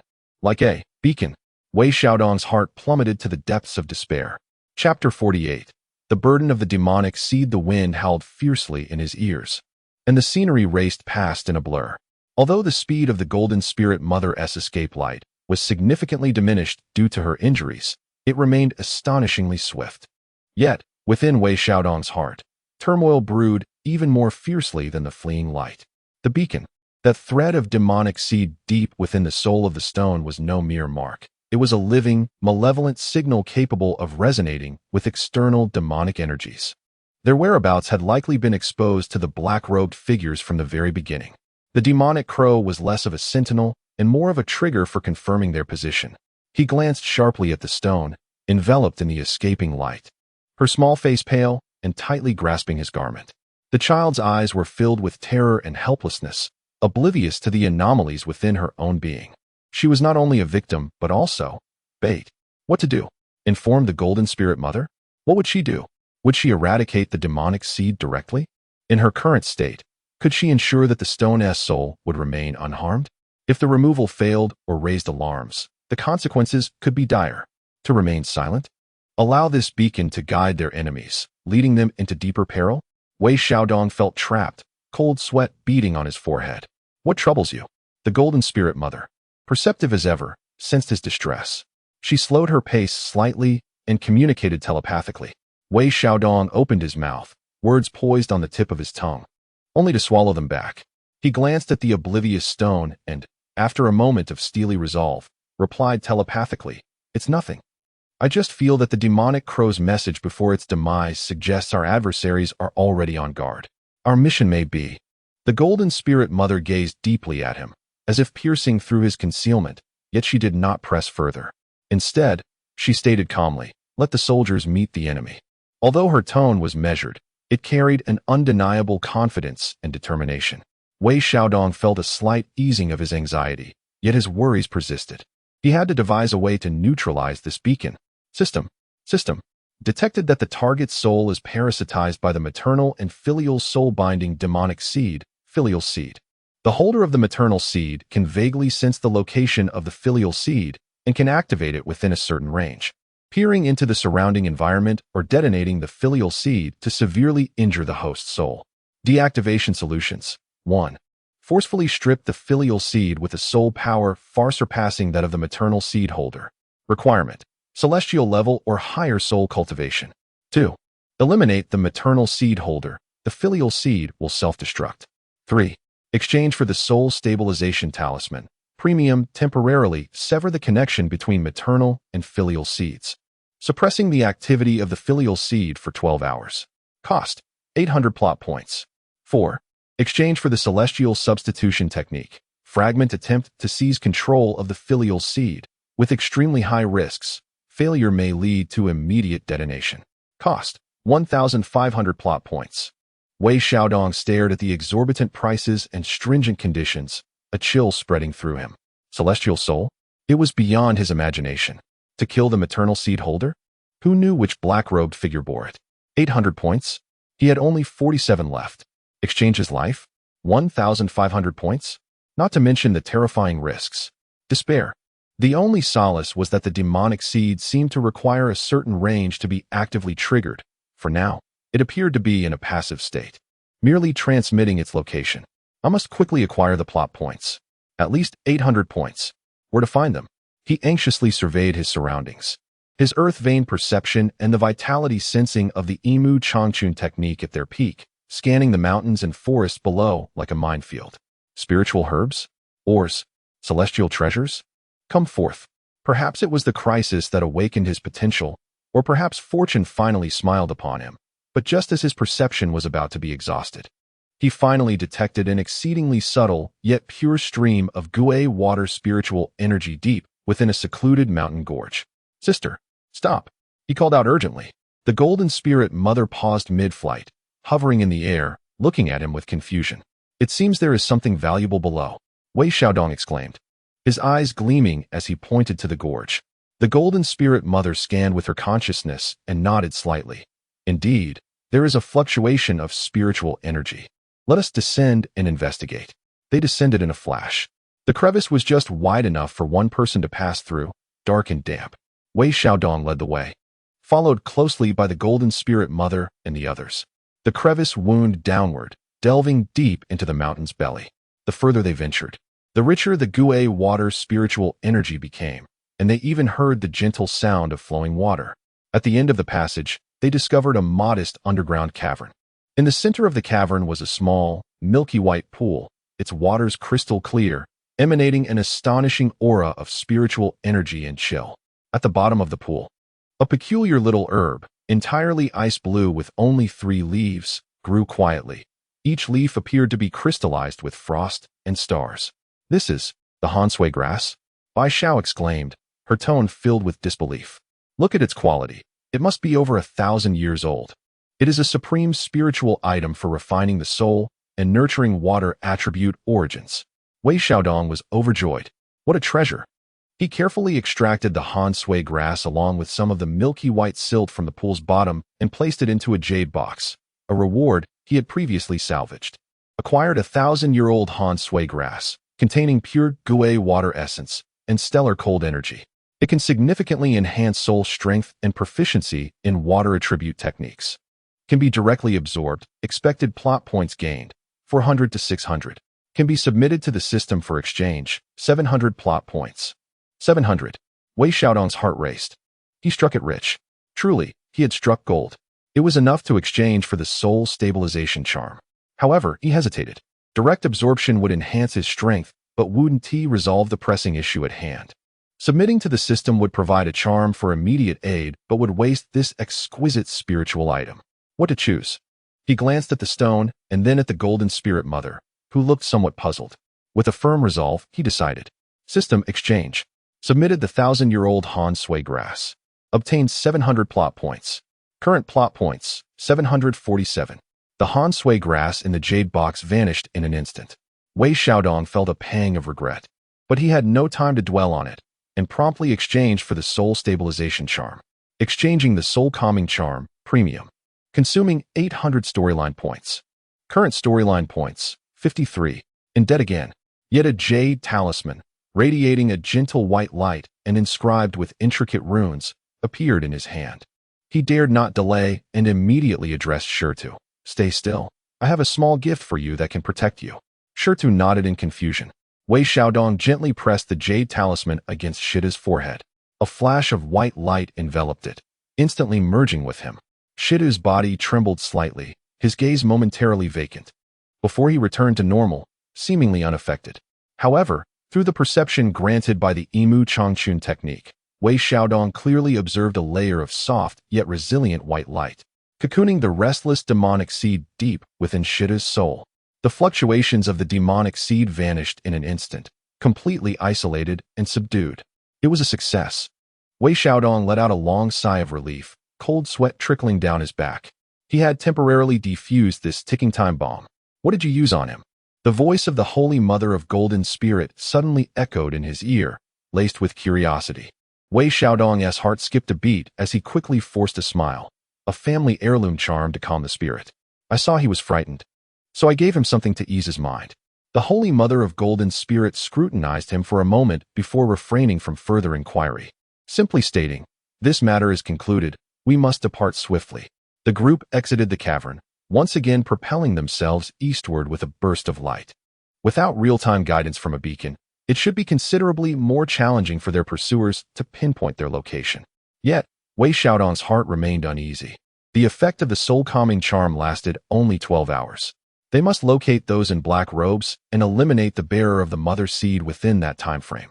Otherwise, once the charm's effect wore off, they would still be sitting ducks. Time was of the essence. He fervently activated his earth pulse perception and listening technique, leaving no trace unnoticed. Perhaps it was a twist of fate or the good fortune bestowed by the cold marrow grass. Half an hour later, the listening technique finally captured a faint sound of metal clashing from the southeast, accompanied by chaotic fluctuations of spiritual energy. Someone was engaged in combat, and the scale was not small. "Senior sister, there's movement ahead."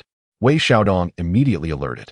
The Holy Mother of Golden Spirit had already extended her consciousness, her expression shifting slightly. It is a clash of Taoist techniques and demonic arts along with a hint of familiar sword energy? Familiar sword energy? Wei Xiaodong was taken aback. Could it be someone he knew? "Let us approach for a closer look. Conceal our presence," commanded the Holy Mother of Golden Spirit. As their luminous trail dimmed and became ethereal, silently making their way toward the battlefield. As they drew nearer, the sounds of combat grew clearer. Below, in a valley, brilliance flickered amidst overwhelming demonic energy. Dozens of cultivators clad in various Taoist robes, evidently from the orthodox sects, were desperately defending against the frenzied assault of over 100 figures in black robes. These black-robed individuals employed bizarre tactics and ruthless demonic arts. Their bodies shrouded in dark energy as they recklessly charged at the lines of the orthodox cultivators. On the ground lay over a dozen corpses, some belonging to the cloaked figures and others to the practitioners of the Xianmen sect, their blood staining the grass a deep crimson. The battle was exceedingly brutal. The familiar sword aura mentioned by the Holy Mother of Golden Spirit emanated from the ranks of the Xianmen practitioners. A woman clad in a moon-white robe, wielding a radiant longsword, her figure graceful, yet her swordsmanship remarkably fierce.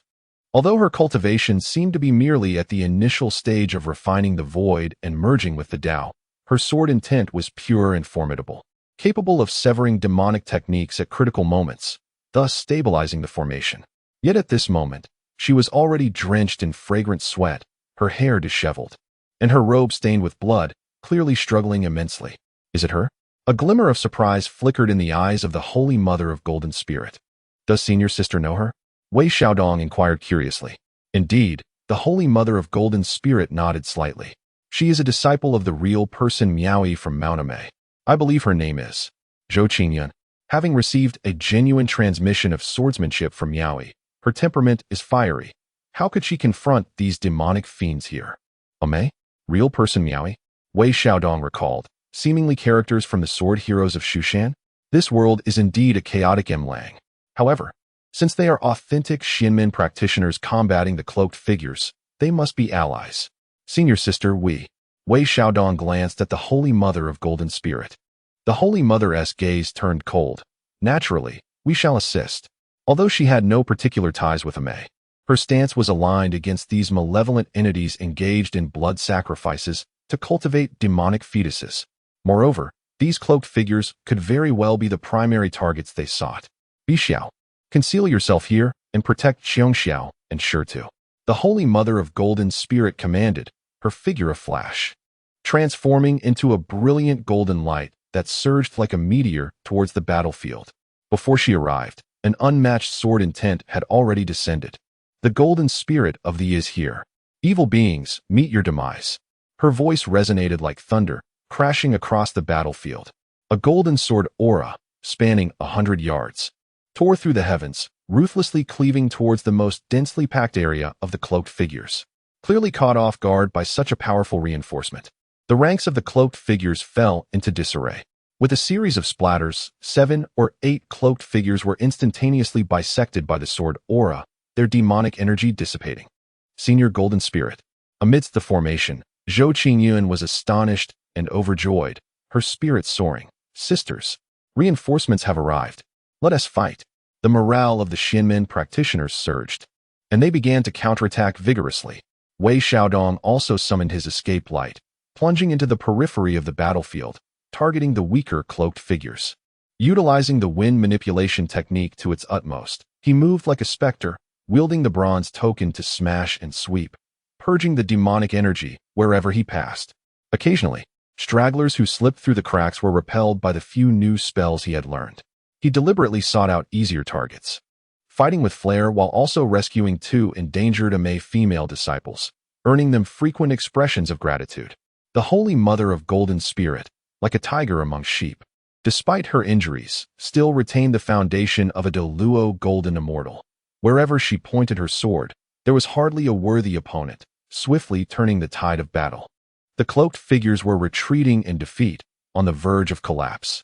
Just then, a sharp whistle suddenly sounded from behind the cloaked figures. The remaining figures clad in black, as if receiving a command, abruptly abandoned their adversaries and retreated in unison, casting forth numerous dark projectiles that exuded toxic fumes. The noxious smoke swiftly enveloped the entire valley, obscuring vision and corroding one's consciousness. Beware of the poisonous smoke, Zhou Qingyun urged anxiously. The others hastily held their breath and fell back, raising their defenses. Once the toxic haze dissipated, the black-clad individuals had already taken advantage of the terrain, vanishing without a trace, leaving behind chaos and corpses. Do not pursue. Jinling Xingmu raised her hand to halt the eager disciples of Amei. Her injuries were not yet healed, and the enemy was enigmatic. A reckless chase could lead to ambush. Zhou Qingyun sheathed her sword and quickly approached Jinling Xingmu, bowing respectfully. Junior Zhou Qingyun of Amei expresses profound gratitude for your timely assistance. The disciples of Amei behind her also bowed, their faces reflecting relief and gratitude for having survived. Jin Ling Shimu nodded slightly. No need for formalities. What brings you here to encounter these fiends? Zhou Qingyun's face flushed with anger. Reporting to you, Senior. I was dispatched down the mountain to patrol, tracing a wisp of demonic energy to this location, where I discovered these creatures clandestinely setting up a sinister formation, seemingly intending to conduct a blood sacrifice of the nearby beings. I intervened, but they were numerous and their dark arts were peculiar. Had it not been for your timely arrival, we might have. The memory sent a shiver down her spine. Another blood sacrifice. Wei Xiaodong exchanged a glance with Jin Ling Xingmu, confirming their suspicions of a common foe. Do you know their origins? Jin Ling Xingmu inquired. Zhou Qingyun shook her head. Their lips are tightly sealed, and their techniques are quite strange, unlike ordinary demonic practices. However, I discovered this in their temporary lair. She produced a palm-sized black flag, embroidered with a grotesque demonic visage, its mouth clutching an incomplete token design, nearly identical to the one in Wei Xiaodong's possession, save for the missing lower right corner. Wei Xiaodong felt a jolt in his heart, instinctively reaching for his bronze token. Zhou Qingyun continued. This flag appears to be some sort of token or formation flag. Moreover, I overheard fragments of their conversation, mentioning the main sect, the abyss of 10,000 demons, and the awakening of the ancestor. The main sect? The abyss of 10,000 demons? The awakening of the ancestor? The clues were multiplying and growing increasingly alarming. This cult organization likely exceeded their worst fears in scale. Jin Ling Xingmu's expression grew grave as she accepted the black flag, carefully sensing it. Suddenly, her gaze sharpened, and her fingertip grazed a particular area of the flag. With a rip, the flag tore apart, and a small, blood-red rune resembling an insect floated out, attempting to escape in an instant. Trying to flee? Jin Ling Xingmu snorted coldly, flicking her finger, and a beam of golden light shattered it. Indeed, there was a tracking mark.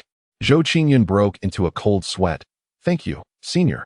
Yet, Jin Ling Xingmu turned her penetrating gaze towards Wei Xiaodong, the implications weighing heavily on him. The flag contained a tracking mark, the demonic seed within the stone. Can the soul stabilization talisman truly create an impenetrable barrier? Was the opponent's recent withdrawal a genuine defeat, or merely a calculated ploy to lure the enemy in? He sensed an invisible net slowly tightening around him. Chapter 49.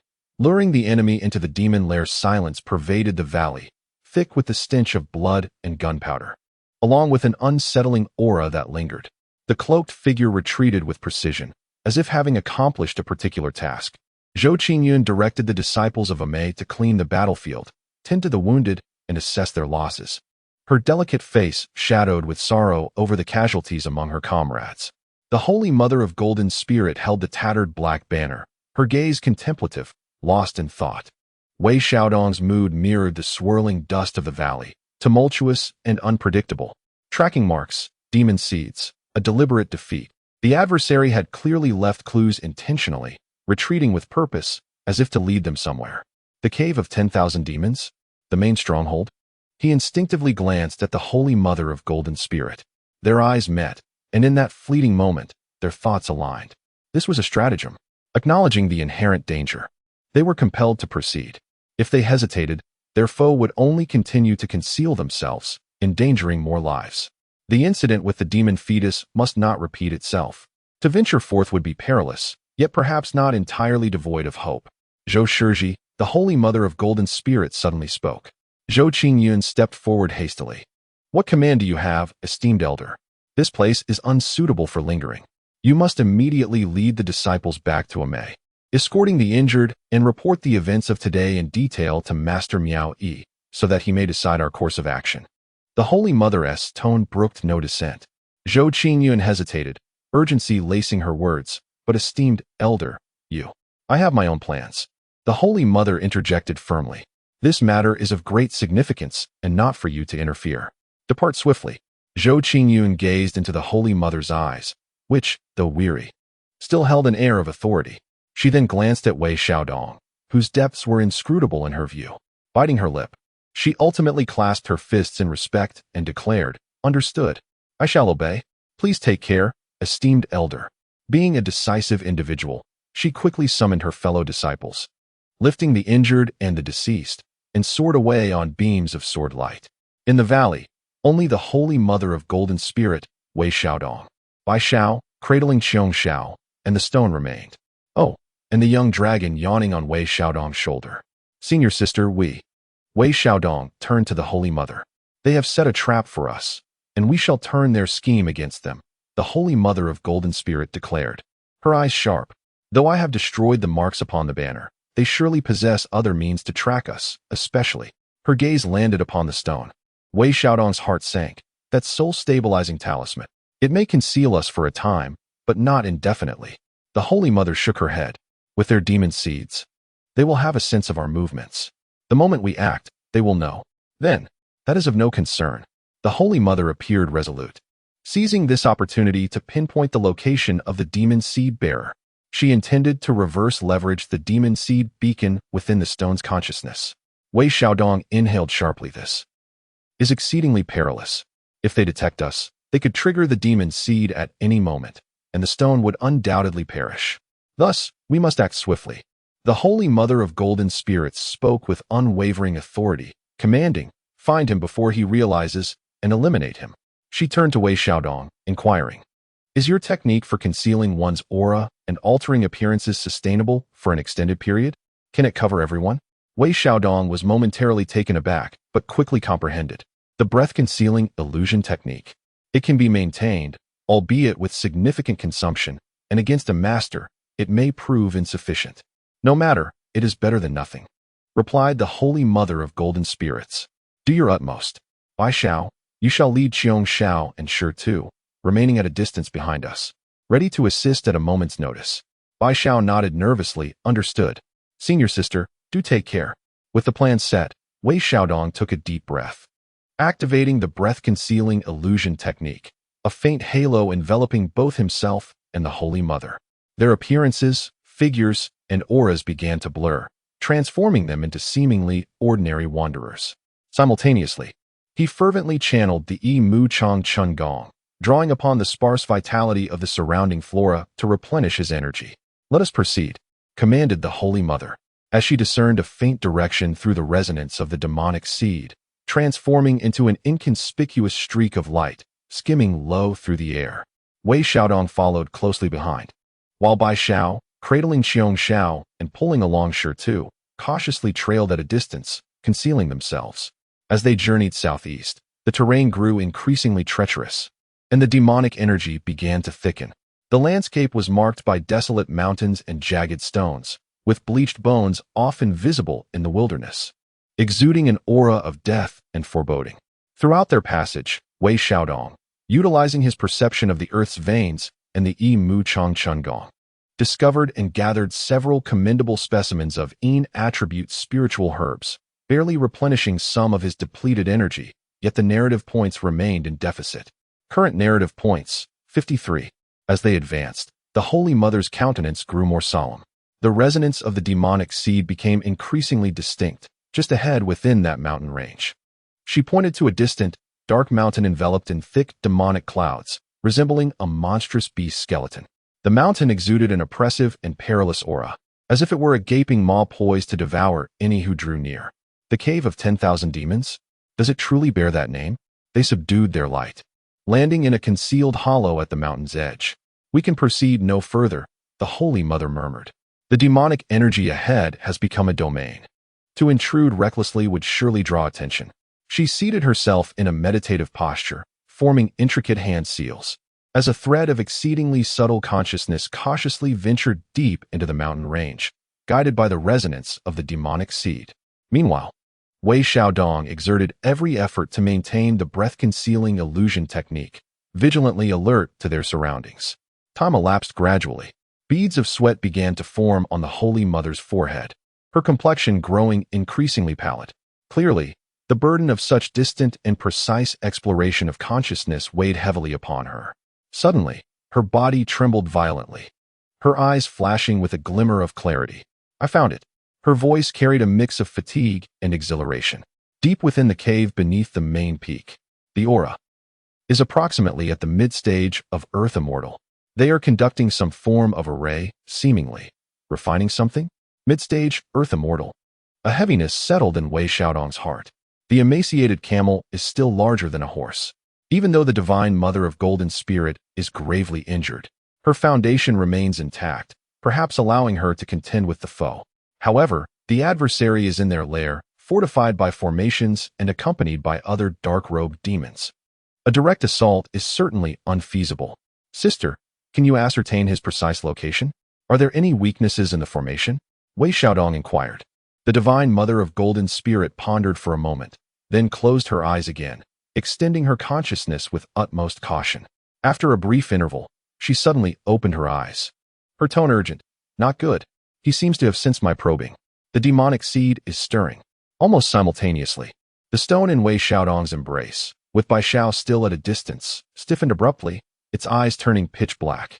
A look of painful struggle spread across its face, and it emitted strange hissing sounds from its throat. The white light of the soul binding and tranquility talisman flickered violently, clearly on the brink of failing to suppress the forcibly activated demonic seed. He intends to detonate the seed. The divine mother of golden spirit's expression changed drastically. In a moment of peril, Wei Xiaodong's mind raced with unprecedented speed. System. Is there anything that can temporarily enhance the soul binding and tranquility talisman or interfere with his detonation? Emergency plan. Consume 100 plot points to temporarily increase the talisman's effectiveness by 50, lasting for 10 breaths. Confirm. Debt will increase to 153. Confirm. Wei Xiaodong declared without hesitation. An unseen force surged into the rune on the stone's forehead. The white light surged, momentarily stabilizing the situation, but only for 10 breaths. Sister. 10 breaths. His location. Weakness. Wei Xiaodong shouted urgently. The divine mother of golden spirit also exerted herself, disregarding backlash, and forcibly locked onto the target. The third cave on the eastern side of the main peak. The core of the formation is beneath the third tile to the left of the altar. There is an energy conversion node there, relatively weak. After 10 breaths, the demonic seed will surely explode. That will suffice. A ruthless glint flashed in Wei Xiaodong's eyes. He urgently communicated with Bai Xiao in the distance. Take the stone back. The farther, the better. Simultaneously, he implored the divine mother of golden spirit. Sister, transport me there, quickly. The divine mother instantly understood his intent, and without hesitation, seized Wei Xiaodong's arm, her remaining celestial energy burning fiercely. Go. The escape light erupted to its utmost, like a meteor tearing through the night sky, disregarding the surrounding miasma, and surged towards the third cave on the eastern side of the main peak. Faster, faster, faster. Wei Xiaodong felt the fierce wind slicing against his face, the scenery before him blurring into obscurity. Almost concurrently, the rune on the stone's forehead flickered erratically. The 10 breaths elapsed. Boom. An unseen shockwave erupted from within the stone. It let out a pained scream, blood oozing from its 7 orifices, and succumbed into unconsciousness. However, it seemed the demonic seed had not fully detonated. The final strength of the soul binding and tranquility talisman had perished with it, offsetting most of the damage. Bai Xiao, terrified, quickly checked and found the stone's soul severely injured, yet miraculously alive. She dared not linger, clutching the stone and her sister, retreating frantically. Meanwhile, at that moment, the divine mother of golden spirit and Wei Xiaodong had boldly charged to the entrance of the cave. Who goes there?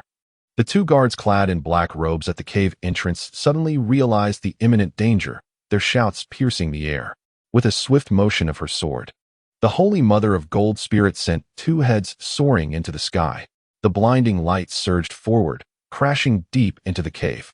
Inside, the cavern was expansive, revealing a peculiar array that was actively functioning, exuding a menacing aura. A gaunt elder, dressed in ornate black robes and marked by a grotesque red scar on his neck, glared furiously towards the entrance.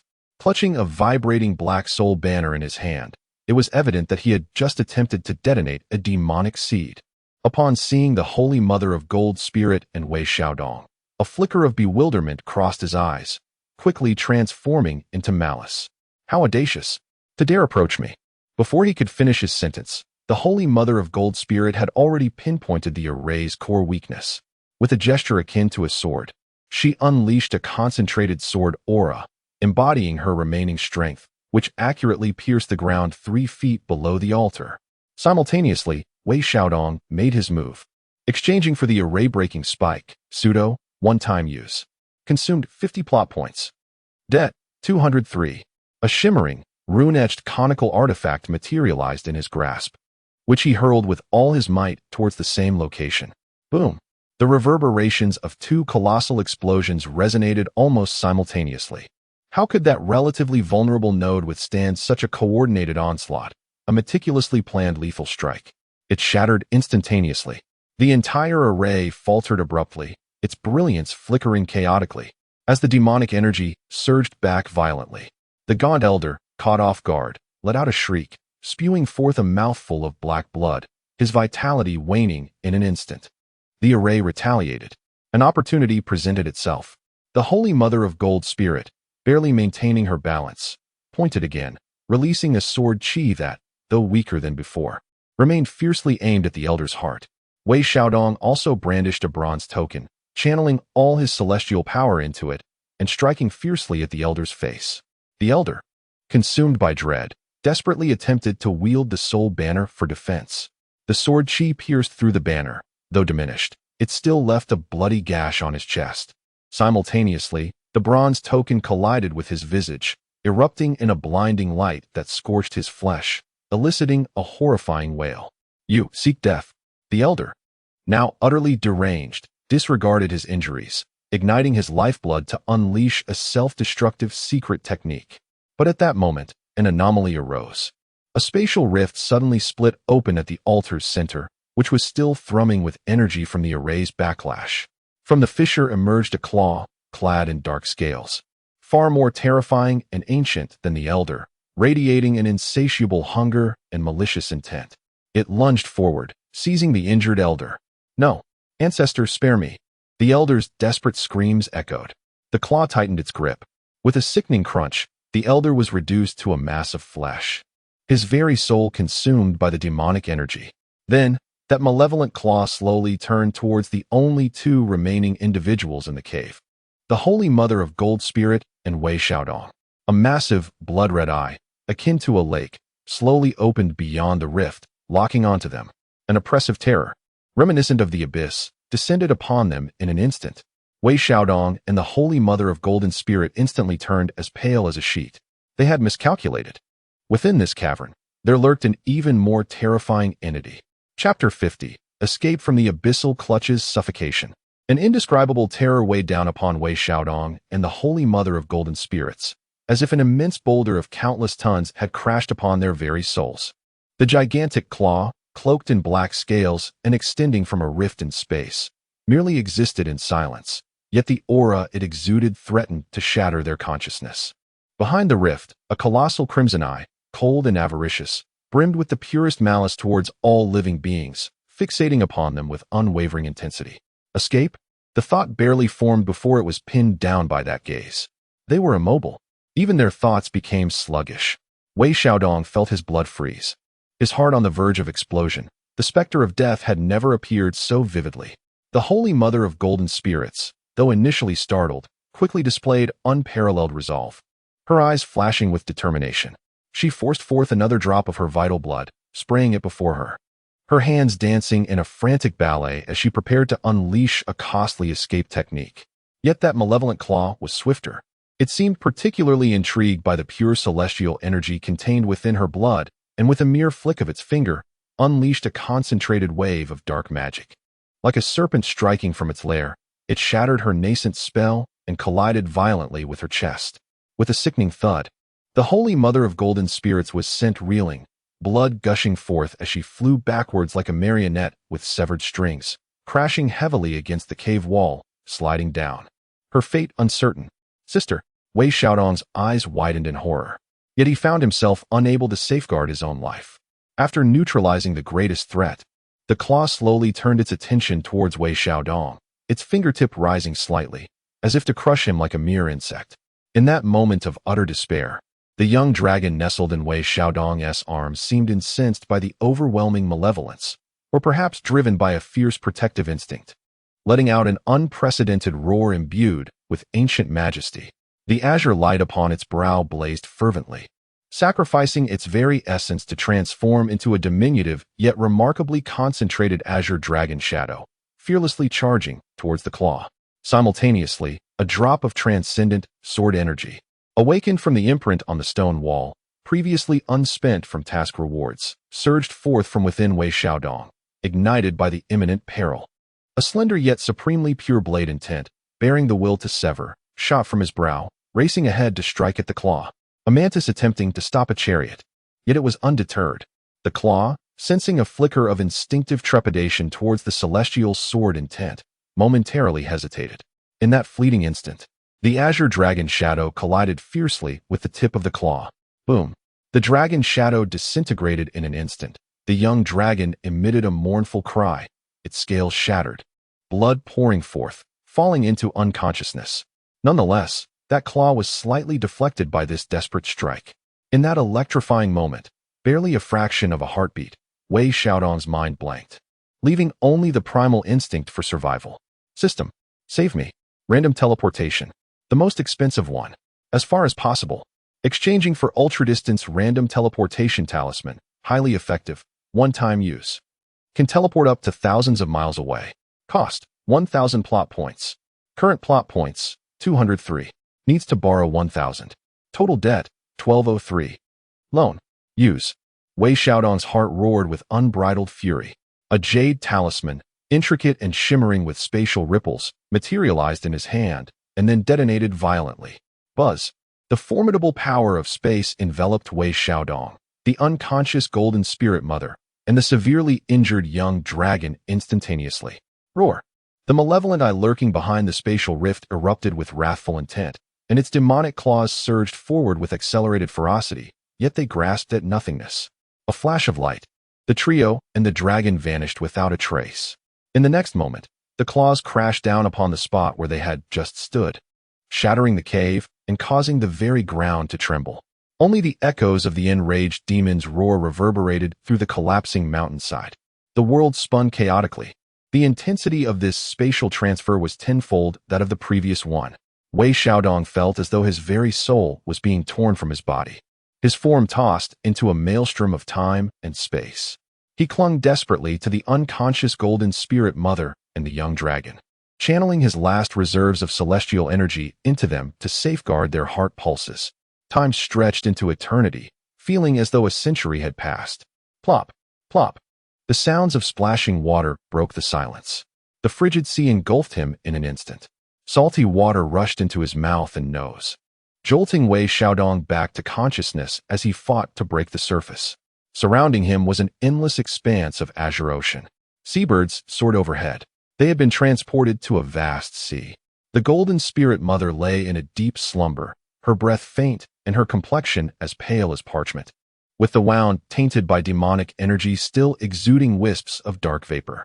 The young dragon fared even worse, its body drenched in blood, scales falling away, drifting limply atop the waves, with only a faint breath indicating its survival. Wei Xiaodong himself was engulfed in excruciating pain, his celestial energy depleted and his injuries grave. He scanned his surroundings with great difficulty, spotting no islands or land in sight. It was over. To perish here would be a most unbearable fate. Gritting his teeth, he fought against the water, supporting the golden spirit mother and the young dragon. He needed to find solid ground swiftly. Suppressing the stinging pain in his consciousness, he extended his perception of the Earth's veins beneath the water. The seabed was profoundly deep, yet it seemed, in a certain direction, a faint, peculiar wave of spiritual energy beckoned. It felt like a guiding light. There was no time to ponder. With every ounce of strength left, he dragged the golden spirit mother and the young dragon toward that direction. Each stroke of his limbs sent jolts of agony through his body, making him grimace in pain. The seawater stung his wounds, intensifying the torment. Time became a blur as he swam, on the brink of exhaustion, when finally, a small black appeared before him. An island. A modest, verdant isle. Hope glimmered on the horizon. Wei Xiaodong summoned his last reserves of strength, propelling himself toward the island with fervor. At last, he dragged the two beings and the dragon onto the sandy shore, collapsing onto the soft sand, gasping for breath, too weary even to move a finger. The sunlight was warm, and the sea breeze gentle. The relief of surviving the ordeal enveloped him. Having successfully escaped the clutches of an unknown malevolent deity, my fate has been significantly altered. I accrued 1,500 narrative points for this achievement, and an additional 300 for rescuing the Divine Mother of Gold Spirit and the young Azure Dragon, culminating in a total of 1,800 narrative points. After settling some debts, I currently possess 597 narrative points. At long last, I have survived once more, and I have gained 597 points. Weixiadong gazed at the system panel, nearly overwhelmed with emotion. Struggling to sit upright, he assessed the injuries of the Divine Mother of Gold Spirit and the young dragon. The Divine Mother was gravely wounded, with demonic energy infiltrating her being, relentlessly corroding her essence, rendering her unconscious. The young dragon was also severely depleted, its dragon pearl dimmed, requiring a substantial infusion of pure energy for recovery. Healing must take precedence. He surveyed the island before him.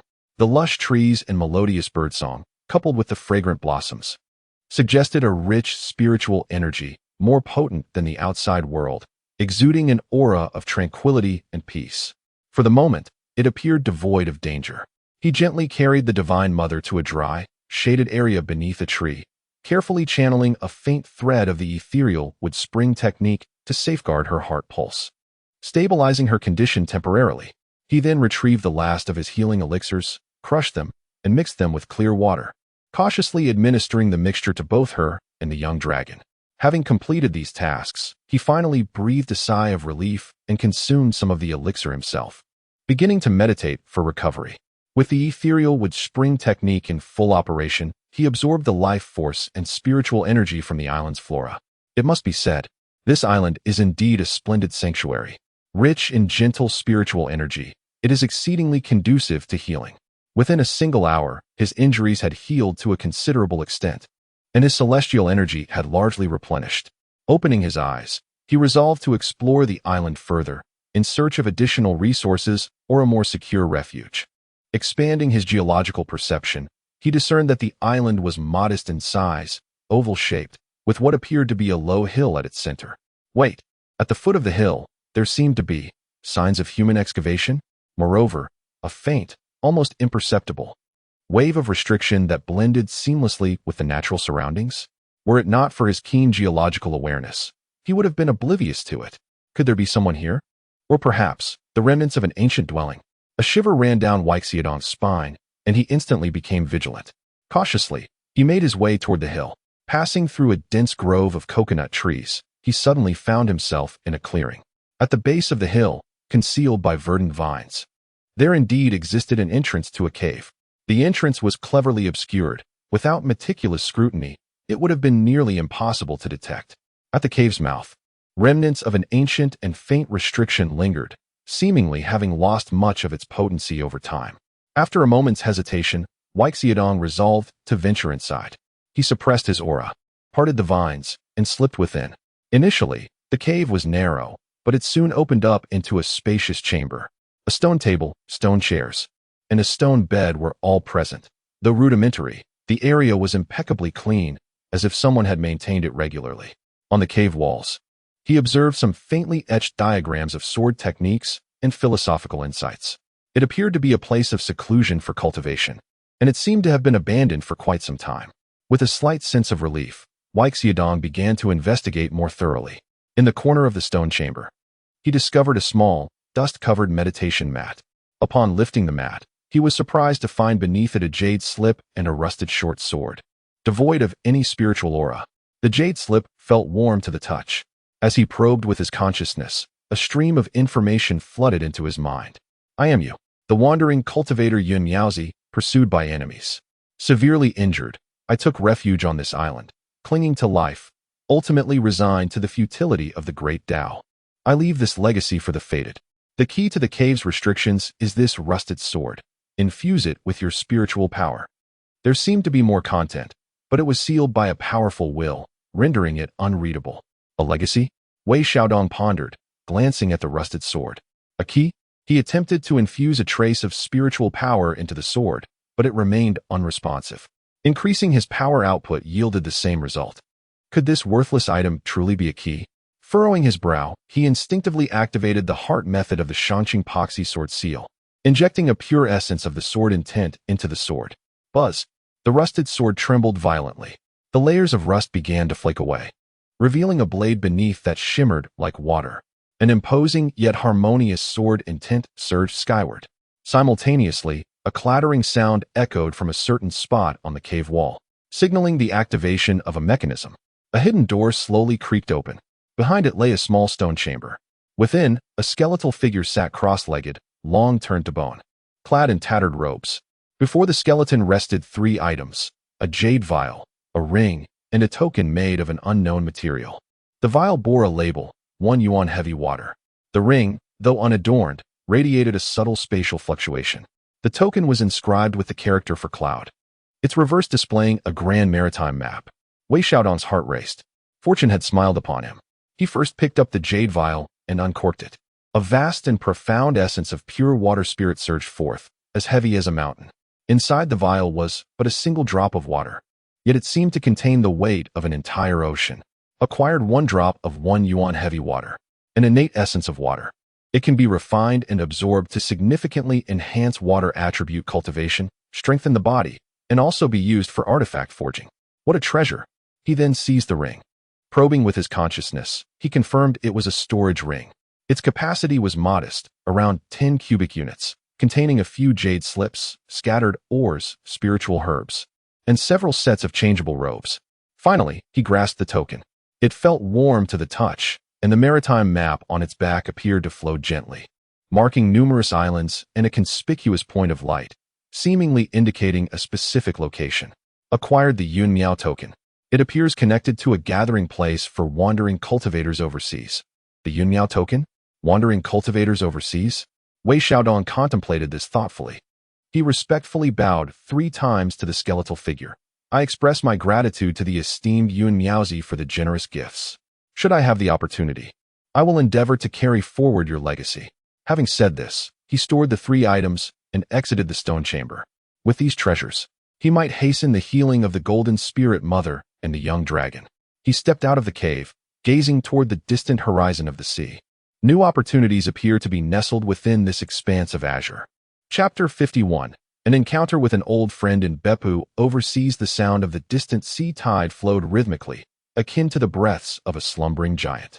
Within the cave, only the faint yet gradually steady breaths of the golden spirit mother and the occasional agonized convulsions of the young dragon could be heard. Wei Xiaodong gazed at the 2 items in his hand, the jade bottle and the Yun Miao order, his heartbeat quickening slightly. 1 yuan heavy water, a gathering place for wandering cultivators overseas. This was akin to receiving a pillow while dozing off. He took a deep breath, suppressing his excitement. The immediate priority was to heal his wounds. He approached the golden spirit mother and once again scrutinized her injuries. The demonic energy still lingered near her heart veins, stubborn and sinister, continually eroding her essence. Had it not been for her profound cultivation, she would have perished long ago. Ordinary elixirs and techniques were insufficient to eradicate it. Perhaps this 1 yuan heavy water could? The primordial essence of water, pure and untainted, naturally counteracts and purifies demonic energy. But how to apply it? Direct ingestion? Fearful that her frail body might not withstand such immense power. Topical application? That seemed inappropriate. Wei Xiaodong pondered for a moment, his consciousness delving into the system's marketplace. Searching how to safely use 1 yuan heavy water to treat demonic energy erosion. Searching requires 10 plot points. Confirm. Plan 1. Use oneself as a medium to guide a trace of heavy water's power, supplemented by the yin-yang harmonization technique for neutralization and delivery. Risk, moderate. Effect, good. Plan 2. Exchange for the transformation spirit array, simplified version, converting the heavy water's power into gentle spiritual energy for gradual exorcism. Cost, 100 plot points. Effect, slow and stable. Plan 3. Wei Xiaodong's eyelids twitched at the mention of the yin-yang harmonization technique. Why is it this again? Yet, it seemed, the fastest and most effective method available? He glanced at the golden spirit mother, still frowning in her unconscious state, appearing both fragile and resolute, and felt a flush of warmth on his face. Clearing his throat. System, exchange for the transformation spirit array. He chose from the heart. consuming 100 plot points, remaining 497. A set of simple array flags and a formation plate materialized in his hands. He cautiously arranged them around the Golden Spirit Mother according to the instructions. Then, he placed the jade bottle of 1 yuan heavy water at the center of the array. Activate the formation. Buzz. The array flags illuminated with a gentle white light, forming a complex array of runes that enveloped the jade bottle and the Golden Spirit Mother. Within the bottle, the heavy water, as weighty as a mountain, rippled slightly. A stream of unparalleled purity, transformed by the array into a gentle essence, was slowly drawn out and infused into the Golden Spirit Mother's body. The effect was immediate. The Golden Spirit Mother's complexion, pale as paper, visibly flushed with color at an astonishing pace. The demonic energy entrenched in her heart veins, as if encountering its nemesis, emitted a faint sizzling sound and began to be expelled, purified. Her tightly knitted brows gradually relaxed, her breathing becoming more robust. Effective. Wei Xiaodong was overjoyed. He replicated the process, guiding another gentle essence of water spirit into the body of the young dragon. Beneath its shattered scales, flesh began to stir, and a faint aura gradually intensified. After completing this, Wei Xiaodong exhaled in relief, feeling a wave of fatigue wash over him.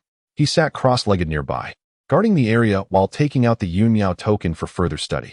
The maritime map on the back of the token flowed slowly, stars twinkling as they pointed towards a distant realm.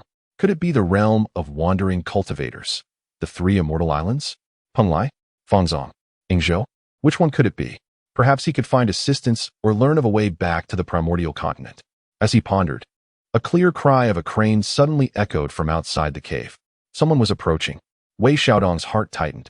He swiftly stowed away the Yunmiao token and activated his concealment and illusion technique to its utmost, silently making his way to the cave entrance and peering through the gaps in the vines. He beheld a magnificent white-feathered celestial crane gracefully descending between the azure sea and sky, atop which appeared to be a figure. The crane exuded a pure aura, not a demon but a spirit beast. The individual on the crane leaped down. He was a middle-aged Taoist clad in a moon-white robe, with his hair tied in a topknot, possessing a lean face and bright eyes. His cultivation was impressive, likely at the late stage of the void refinement realm, and his demeanor was elegant, exuding an air of transcendence. Upon landing, he curiously surveyed the island, his gaze swiftly landing on the direction of Wei Xiaodong's concealed cave, as if sensing something amiss. Ah, there is indeed a fellow cultivator hidden here. I am Yun Chongzi, a wandering cultivator from overseas, passing through this blessed land. Might I be permitted to make your acquaintance? The Taoist spoke with a warm and kind voice. Yun Chongzi? The name struck a chord with Wei Xiaodong. Was he not the renowned figure from the 12 golden immortals of Yushu? The celebrated deity of fortune and a master of crafting? What was he doing overseas? And how had he become a wandering cultivator? It seemed he had not faced calamity in the investiture of the gods. Wei Xiaodong mused inwardly, hesitant to accept this unexpected encounter. Yet, the aura emanating from the Taoist was calm and benign, devoid of any malevolence, and he had introduced himself as a wandering cultivator. After a moment's hesitation, Wei Xiaodong decided to test the waters. He slightly relaxed his concealment technique, allowing a hint of his nascent soul cultivation to radiate, and stepped out, clasping his hands in greeting. Junior Wei Xiaodong pays respects to Senior Yun Chongzi. I am not the master of this land. I merely found myself in distress and took refuge in this cave to heal. Upon seeing Wei Xiaodong, Yun Chongzi's eyes flickered with surprise.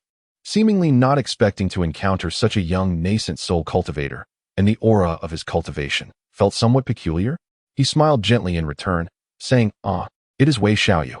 I roamed the seas in search of fine materials for crafting, and seeing the abundant spiritual energy of this island, I descended to observe. And I hope you will forgive my abruptness." His gaze swept over Wei Xiaodong before glancing at the cave. He continued, "Is the dwelling you mentioned formerly that of the Yunmiatsi Taoist?" Wei Xiaodong's heart stirred. Senior knows the former owner of this place? Yun Chongzi nodded, a hint of nostalgia in his expression. Yunmiatsi and I are old acquaintances, both belonging to the lineage of wandering cultivators from overseas. We once discussed the Tao and the art of crafting together. Regrettably, he perished in a calamity centuries ago and was unable to reunite, which is indeed a lamentable affair. He turned his gaze towards Wei Xiaodong, his expression gentle. "Since you have entered his cave, It must be that you have received his legacy? That is indeed a fortuitous connection. Wei Xiaodong, perceiving the sincerity in his words, which did not seem feigned, felt somewhat reassured and nodded. I have indeed been fortunate enough to inherit a portion of the legacy from the esteemed Yun Miaozi. Yun Zhongzi stroked his beard and smiled. Excellent. It is fortunate that the legacy of my friend Yun Miao is preserved. Suddenly, he sniffed the air, his gaze becoming slightly intense as he looked towards the cave interior. It seems, dear friend, that within your cave, there is a companion who is gravely injured. The demonic aura is tainting the source.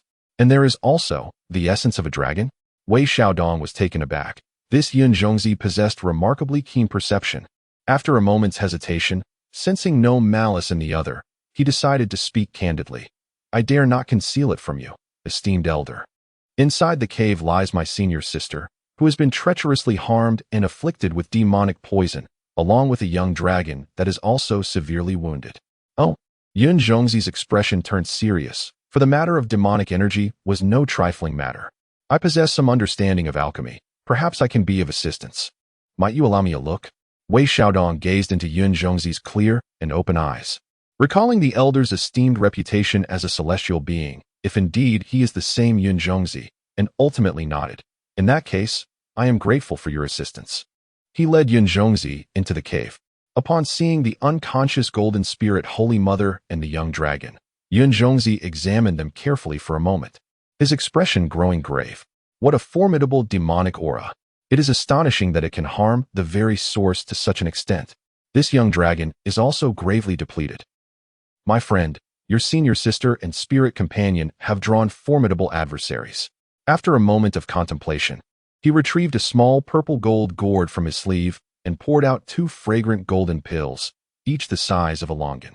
These are the 9 transformation soul recovery pill and Vimu Qinglong pill that I have concocted. One solidifies the soul and nurtures the essence, while the other revitalizes life. They may prove beneficial for their injuries. Wei Xiaodong was both astonished and elated. The 9 transformation soul recovery pill, the Imu Qinglong pill, these are indeed legendary elixirs. This Yun Zhongzi is truly magnanimous. He hurriedly accepted the pills. Thank you, esteemed elder, for your generous gift. Yun Zhongzi waved his hand and chuckled. Our meeting is a matter of fate. Moreover, I am an old acquaintance of your mentor, Yun Miaozi. Naturally, I must extend my care to his successor. Wei Xiaodong no longer hesitated. Carefully administering the 9 transformation soul recovery pill to the golden spirit Holy Mother and the Imu Qinglong pill to the young dragon. The pills dissolved instantly upon entry. The dissipating demonic aura around the golden spirit Holy Mother accelerated dramatically, her complexion rapidly turning rosy, and she emitted a faint groan, as if on the verge of awakening.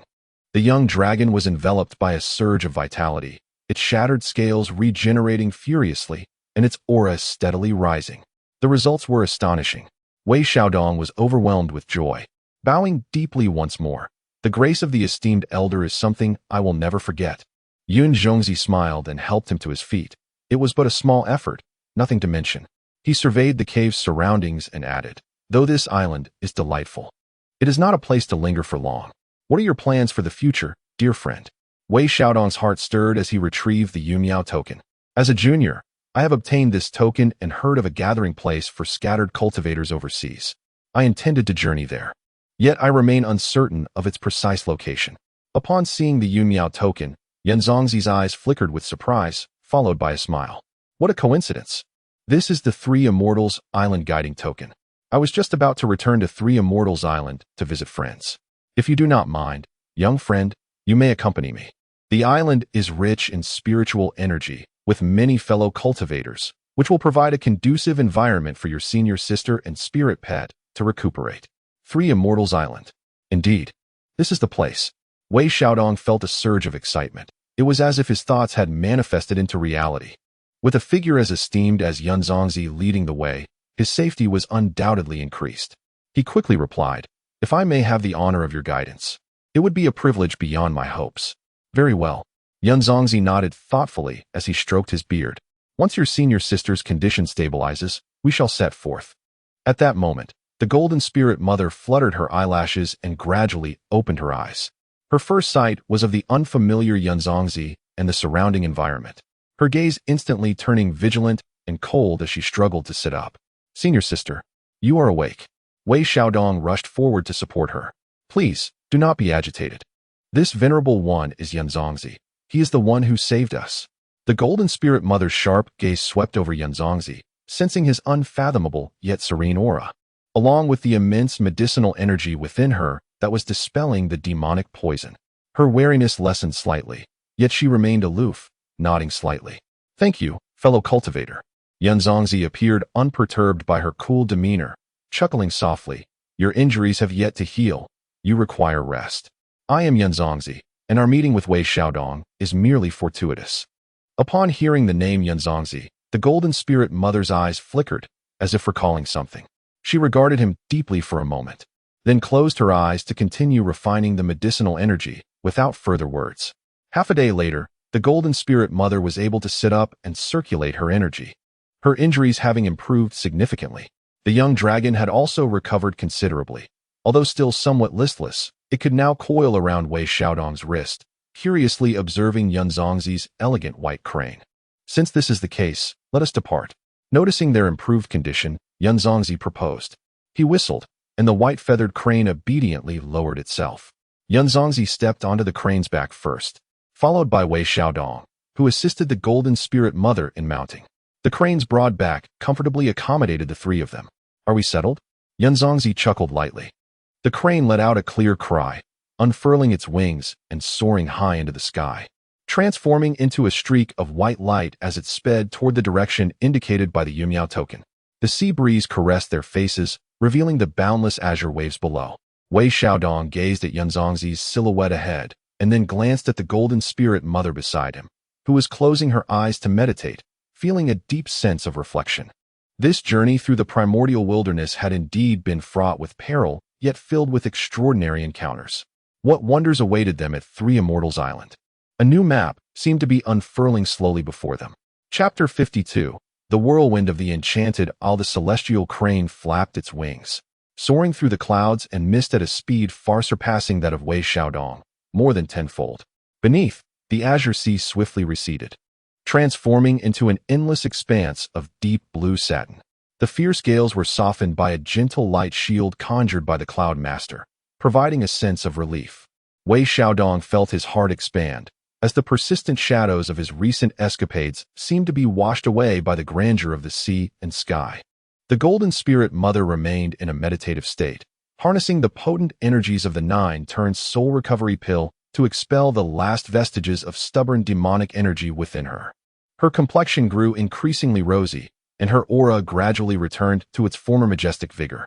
A young dragon coiled around Wei Xiaodong's wrist, curiously peering down at the passing scenery, occasionally extending its tongue to taste the sea breeze, appearing quite spirited. The Cloud Master stood leisurely at the crane's head, his Taoist robe billowing in the wind, exuding an air of tranquility, as if he were not in transit, but rather enjoying a leisurely excursion. After approximately half a day of flight, three small black dots gradually emerged on the distant horizon. As they drew nearer, the dots expanded, ultimately revealing three massive islands shrouded in mist and ethereal light. The islands were arranged in a triangular formation, encircling a placid inner sea, imbued with spiritual essence. Each island boasted towering peaks, cascading waterfalls, and pavilions nestled among them, teeming with celestial cranes and spiritual beasts, presenting a breathtaking tableau of immortality. The rich spiritual energy enveloped them, even coalescing into a faint mist, invigorating their senses and opening their pores with each breath. What abundant spiritual energy! Wei Xiaodong marveled, feeling it rival that of Jinao Island. The Cloud Master turned back with a smile, saying, "Welcome to the Three Immortal Islands, Prenglai, Fangzhong, and Yingzhou. These islands share a common lineage and serve as a sanctuary for our overseas reclusive practitioners. The Central Sea area is the Three Immortal Lake, where we engage in trade and discourse." The celestial crane descended, heading towards the most majestic and spiritually abundant island, Prenglai. The closer they approached, the more extraordinary the island appeared. At its periphery, a massive protective array shimmered into view, with formidable cultivators stationed at each array node. Upon sighting the Cloud Master's crane, the guardians bowed respectfully, clearly recognizing this eminent figure. The crane glided effortlessly through the protective barrier, landing upon a spacious azure stone plaza already bustling with various cultivators engaged in trade or philosophical discussions. Upon the return of the Cloud Master, they greeted him warmly, their demeanor a blend of respect and familiarity. "Brother Cloud Master, you've returned. Did you discover any valuable materials on your journey?"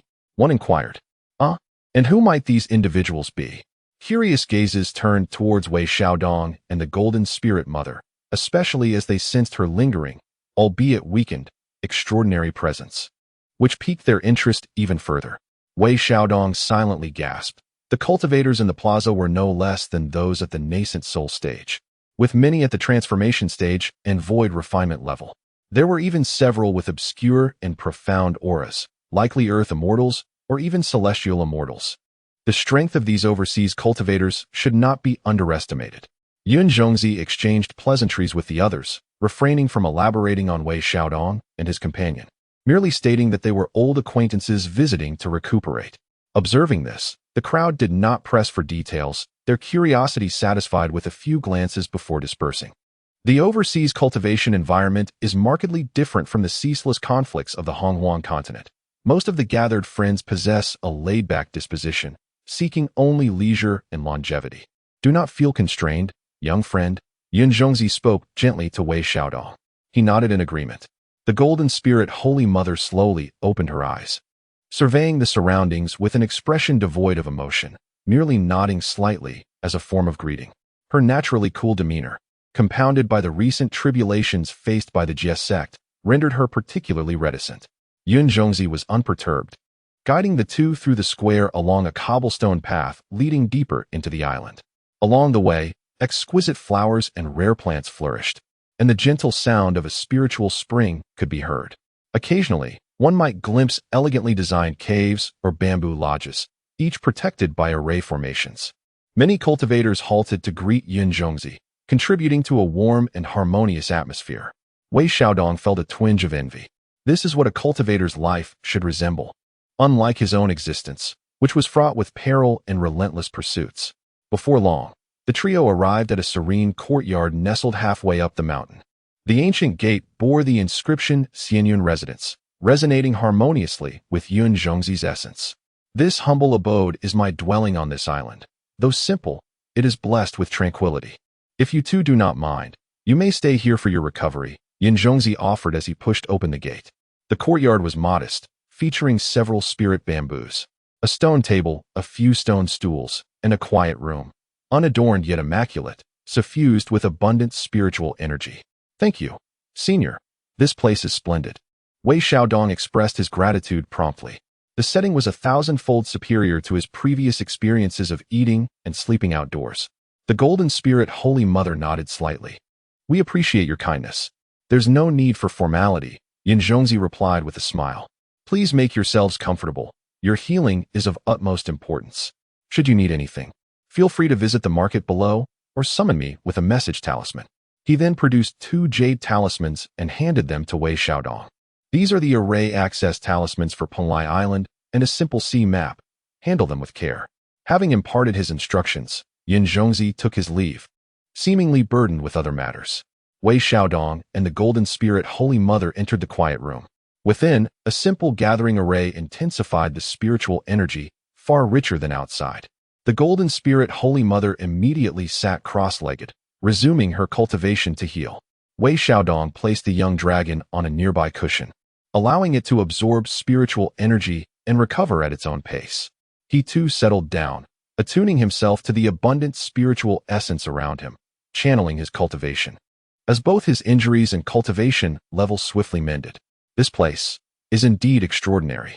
After a considerable time, the Golden Spirit Holy Mother spoke suddenly, her voice still somewhat weak, yet markedly clearer.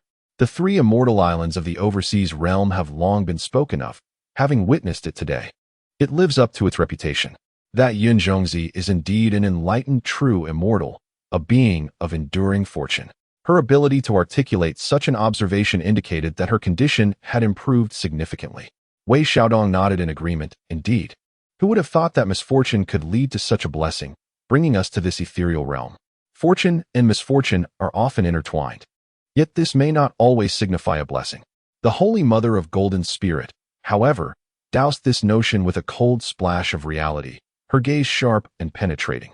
Although Yinzhongzi represents the righteous path, the complexities of overseas forces render it anything but monolithic. Our identities are unique. The interception of the sect has recently faced defeat. Thus we must proceed with utmost caution. Wei Xiaodong felt a shiver run through him. His senior sister spoke wisely. In the ensuing days, the two found solace in the tranquil abode of idle clouds, allowing their injuries to mend. With the elixir from Yunzhongzi and the abundant spiritual essence of this place, the Holy Mother of Golden Spirit's wounds healed at an astonishing pace. The demonic energy was thoroughly purged, while her cultivation had not entirely returned. She had regained approximately 70 to 80%, thus securing her ability for self-preservation.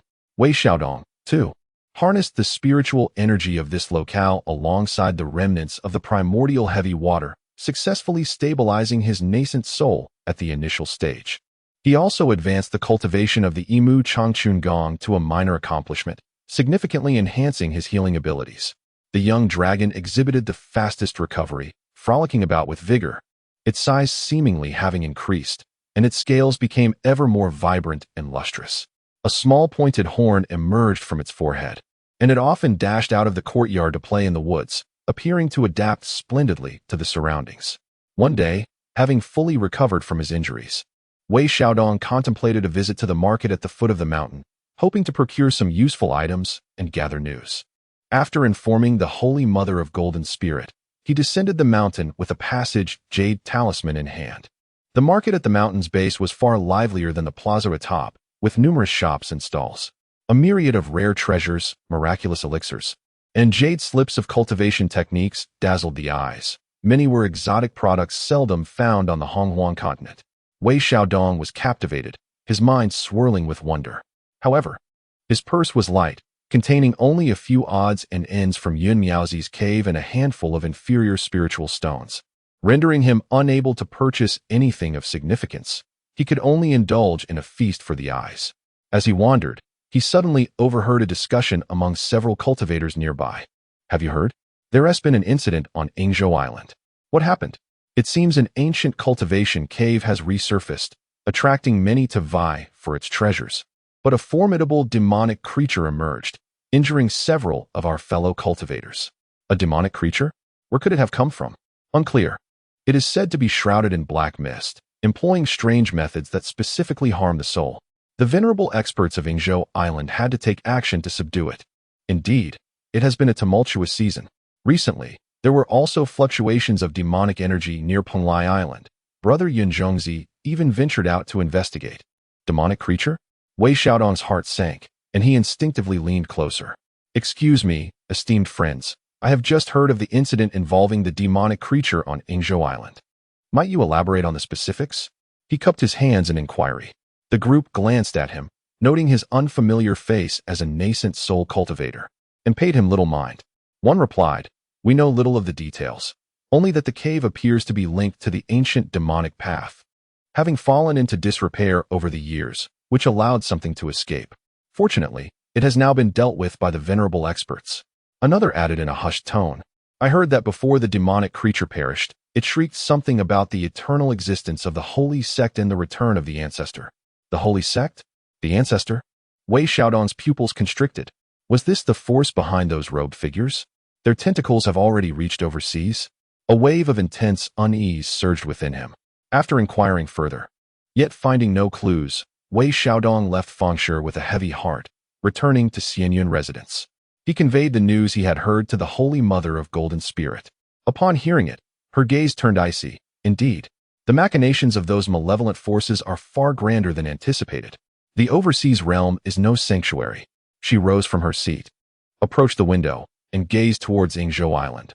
"We must ascertain the truth of this matter without delay. If the overseas territory is also infiltrated, the consequences would be dire. What does my senior sister imply? We shall proceed to Yingzhou Island."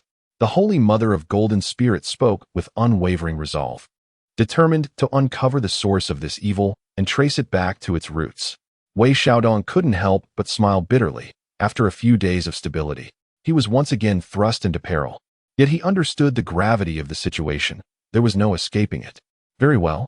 I shall make preparations. Just as he was about to turn, a melodious female voice suddenly rang out from outside the courtyard. Excuse me, is there a Wei Xiaodong in Xianyan residence? Wei Xiaodong paused, pushing the door open. There stood a youthful maiden with bright eyes and a radiant smile, dressed in a water-green gown. It was Zhou Qingyun, the Amei disciple who had fought alongside him in the valley that day. What brings her here? Upon seeing Wei Xiaodong, Zhou Qingyun beamed, clasping her hands in greeting. Wei Dao friend, I hope you are well. At the behest of my master, the esteemed Master Miao Yi, I have come to Sanxian Island to deliver a message. Having heard that you are recuperating here, I specially came to pay my respects. Her gaze drifted past Wei Xiaodong, landing on the Holy Mother of Golden Spirit within. She quickly bowed respectfully. I am Zhou Qingyun, here to pay my respects to the esteemed Golden Spirit. The Holy Mother nodded slightly. Wei Xiaodong invited Zhou Qingyun into the courtyard. How did you know we were here, Zhou Dao friend? Zhou Qingyun replied with a smile. After we parted that day, I returned to Amei to report everything. My master took it very seriously and specifically instructed me to come to Sanxian Island to inform the island master and seek out your esteemed presence.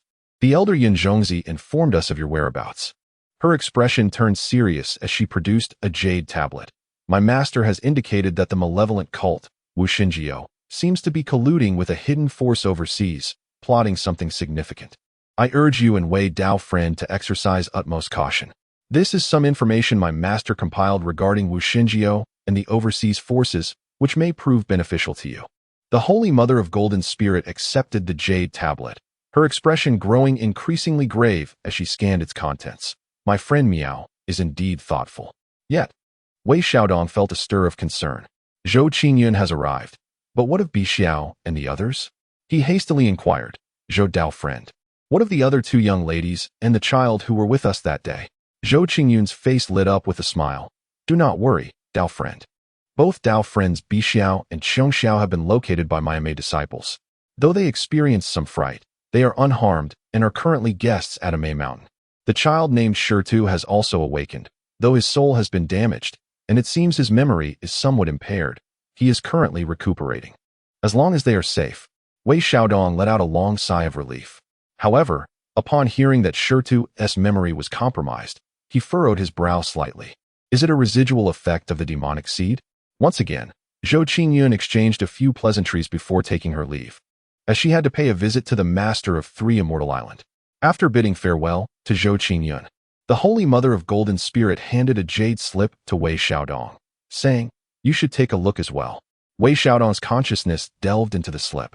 The information contained within was vast, meticulously documenting the origins of the Wuxing sect, suspected remnants of ancient demonic paths, alongside signs of their recent activities and traces of a clandestine force known as the Yuming sect operating overseas.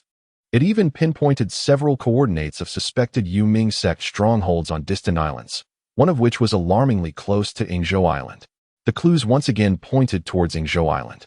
The Holy Mother of Golden Spirit's gaze was as sharp as a blade. It appears that a visit to Yingzhou Island is imperative. At that moment, the young dragon on Wei Xiaodong's wrist suddenly grew restless, emitting a low, throaty whine tinged with both yearning and apprehension towards the direction of Yingzhou Island. It seemed that something there was powerfully drawing it in while simultaneously instilling a sense of unease. Wei Xiaodong exchanged a glance with the Holy Mother of Golden Spirit. It seemed this journey was destined to be anything but tranquil. Chapter 53. The Misty Enigma of Yingzhou. We must proceed. Yingzhou Island acts as a magnet, drawing in all leads while exuding ominous portents. The celestial matron of Golden Spirit has fully recovered, her gaze now sharp with a chilling intensity reminiscent of the decisive prowess of the celestial sect. Wei Xiaodong finds himself with no alternative but to resolutely follow her.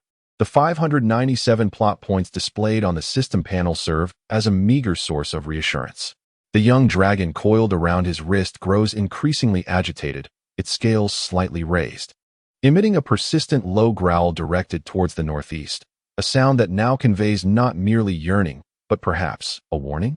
Upon learning of their intent to journey to Yingzhou Island, Yan Changzi does not impede them, but instead bestows upon them 2 talismans of instantaneous travel and a sword-shaped jade pendant. These talismans will facilitate their swift passage across vast distances, potentially safeguarding their lives in times of peril. This jade pendant, a trinket crafted by the humble Taoist in his earlier years, harbors a pure yang sword qi, capable of restraining malevolent entities to some extent. Yun Changzi speaks earnestly, cautioning that the waters of Yingzhou Island run deep. Though the adept has subdued the dark creatures, their origins remain shrouded in mystery. Exercise utmost caution. Gratefully receiving the gifts, Wei Xiaodong acknowledges the value of these items. After bidding farewell to Yun Changzi, the duo refrains from utilizing the crane for transport, opting instead for the stealthy escape facilitated by the celestial matron of Golden Spirit, who employs her light of evasion to guide Wei Xiaodong away from Penglai Island towards the northeastern Yingzhou Island. Swiftly traversing the skies, they arrive half a day later at a coastal, all markedly distinct in character from Penglai. Yingzhou Island is grander, its terrain more treacherous and bizarre, replete with deep valleys and secluded pools, the verdant foliage exuding an almost eerie aura. While the spiritual energy is abundant, it carries with it a damp and indescribably murky essence, as if sunlight itself has thinned in this locale. The young dragon grows increasingly restless, even attempting to break free from Wei Xiaodong's grasp, yearning to plunge deeper into the island's heart. Be quiet, Wei Xiaodong gently admonishes it. Armed with the maritime charts and information provided by Zhou Qingyun, they ascertain that the ancient cultivation cave where disturbances occurred is located in a perilous region known as Black Wind Valley on the western side of Yingzhou Island. They descend from their ethereal light, landing at the valley's mouth. A chilling wind hits them, carrying the scents of blood and decaying leaves. Within the valley, the light dims, revealing jagged rocks and vines that entwine like serpents, with the ground damp and muddy, scattered with remnants of shattered artifacts and fresh bloodstains. It is evident that a fierce battle transpired here not long ago. The celestial matron of Golden Spirit scans the valley with her spiritual awareness, her brow furrowed.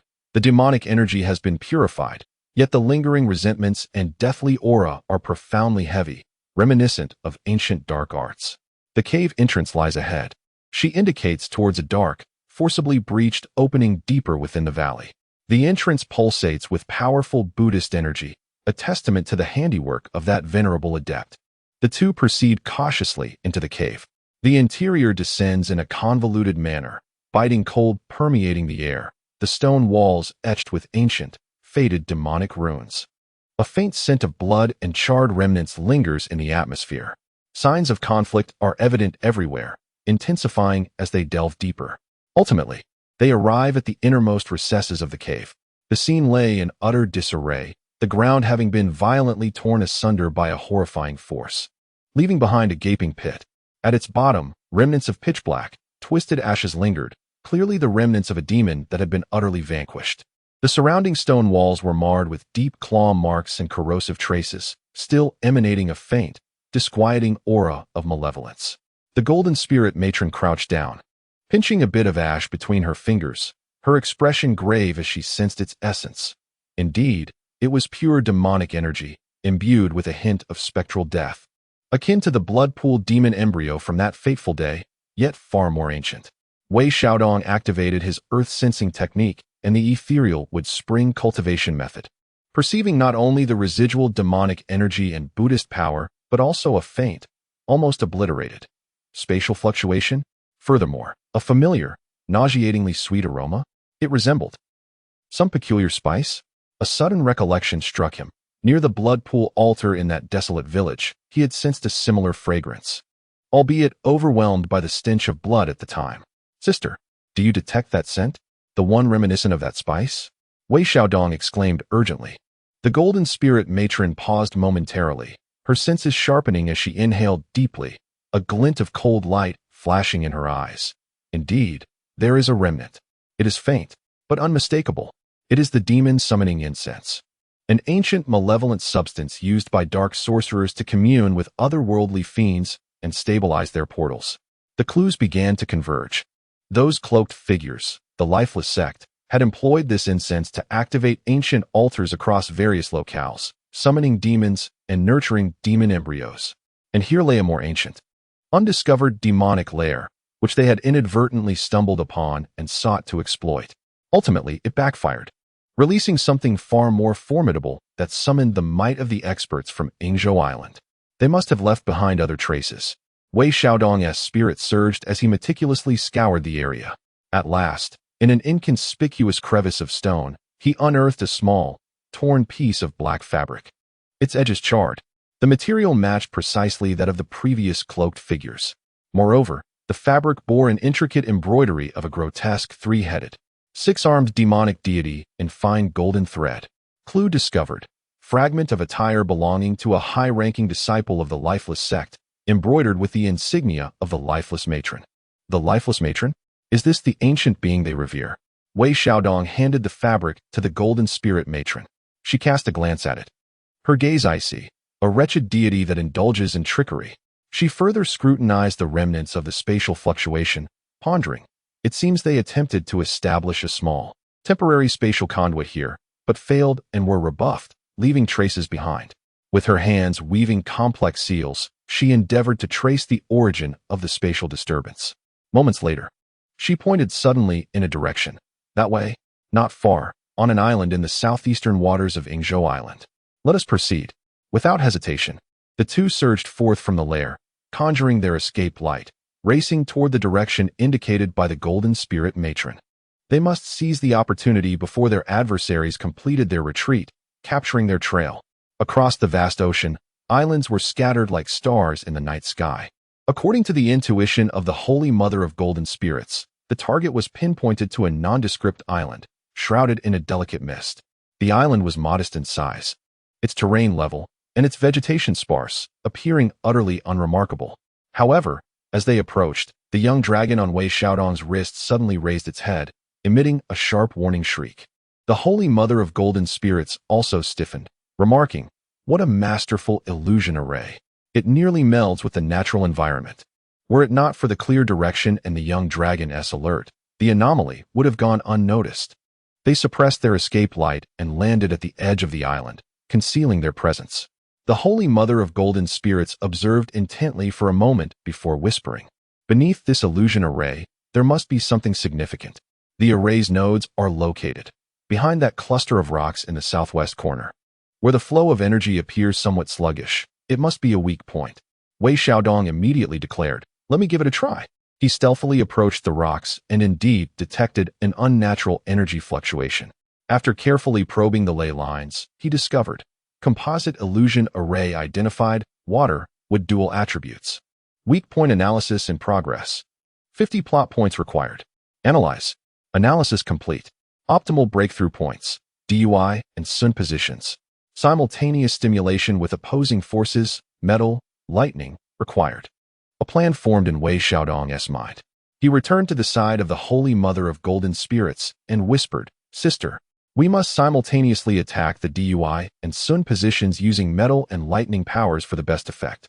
The Holy Mother regarded him with surprise at his precise judgment of the array, though now was not the time for questions. She pointed her finger like a sword, condensing a piercing golden sword intent. Wei Xiaodong then produced a previously drawn, low-tier lightning talisman. 3, 2, 1. They struck in unison. The golden sword intent and the violet lightning surged precisely into the two concealed nodes. Buzz. The scene before them rippled like water, revealing a twisted gap barely wide enough for a person to pass through.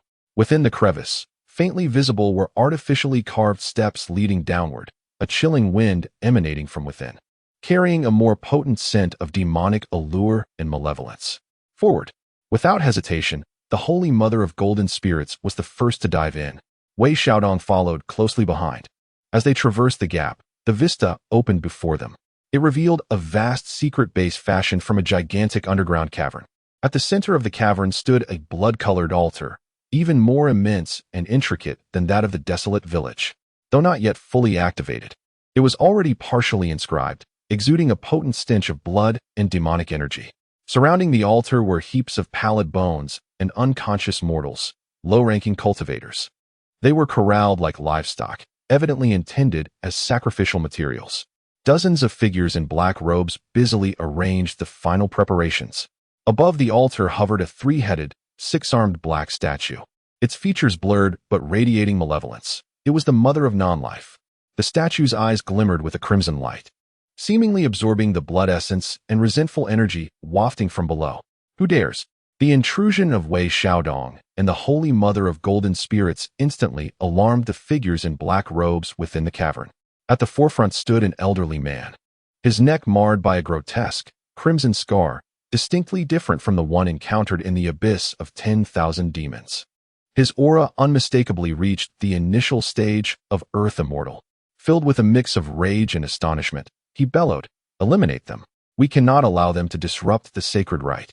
Instantly, dozens of figures clad in black robes ceased their tasks, rushing forward with a cacophony of malevolent incantations directed at the two, seeking death.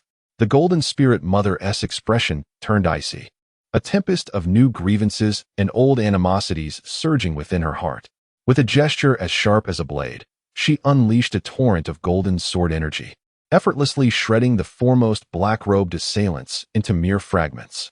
Wei Xiaodong summoned forth a bronze token, radiating cleansing light, mastering the wind technique to its utmost.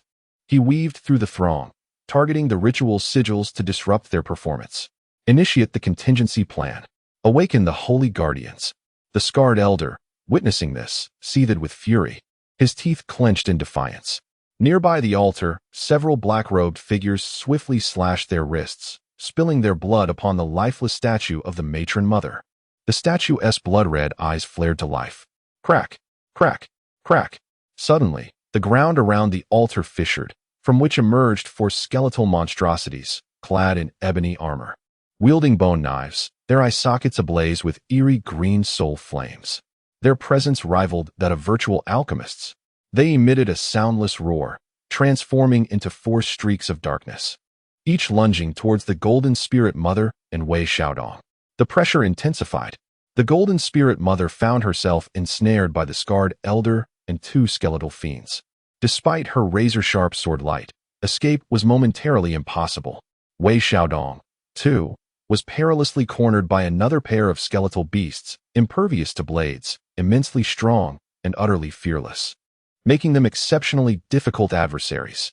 This situation was untenable. The altar and the statue must be destroyed.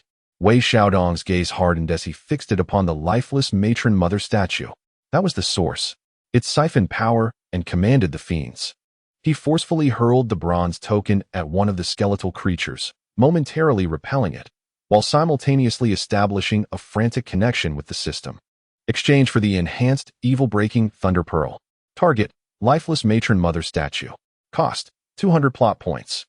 Debt, 203, 200, 403. A pearl of purple and gold lightning materialized in his grasp, and with all his might, he hurled it towards the statue. You dare! The scarred elder's eyes bulged with rage, attempting to intervene, but the Golden Spirit Mother clung to him tenaciously. The Thunder Pearl struck the statue with pinpoint precision. Boom! A blinding lightning explosion erupted.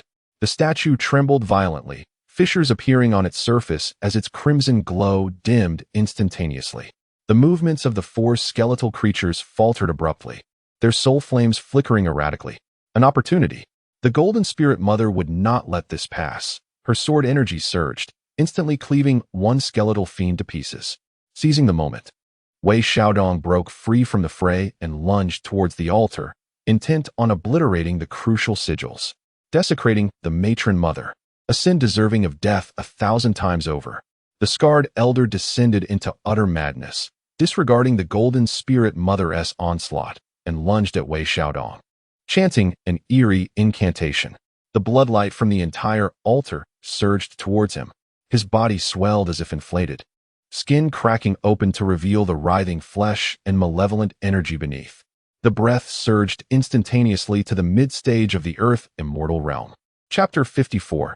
The Dawn of a Counterattack Madness. Utter madness. The insect-scarred elder's body swelled and twisted grotesquely, blood and flesh a chaotic blend, as malevolent energy surged forth like tangible black flames from his 7 orifices. His aura violently escalated to the mid-stage of the Earth Immortal realm, even pushing towards the later stages. He cast aside all defenses, his eyes aflame with boundless hatred towards Wei Xiaodong, as a demonic claw tore through the air, descending with devastating force. The speed was blinding. Wei Xiaodong had no time to evade, his thoughts stalling in an instant. The shadow of death loomed, ready to engulf him. Be careful. The Golden Spirit Mother, filled with a mix of fury and urgency, sought to assist, yet was ensnared by two remaining skeletal demons and the lingering black-robed figures. Just as Wei Xiaodong was about to be reduced to a mere smear of flesh, a sudden awakening occurred. The young dragon, coiled around Wei Xiaodong's wrist and appearing somewhat lethargic from earlier injuries, abruptly opened its eyes. In its pale golden gaze, there was no fear, no hesitation, only a primal rage against the malevolent entity and an unwavering resolve to protect. It emitted an unprecedented, clear, and majestic dragon's roar. The nascent horn on its forehead erupted with a brilliant azure light. This time, it transcended simple defense or attack. The azure light flowed as if alive, enveloping the bronze token in Wei Xiaodong's grasp instantly. The token trembled violently, ancient and blurred runes on its surface seemingly awakening, illuminating one by one in a harmonious dance with the young dragon's azure radiance. A force of purifying power, far more profound, ancient, and immense than before, erupted from the token. It was as if a slumbering hero, dormant for millennia, had been roused by the kinship of blood.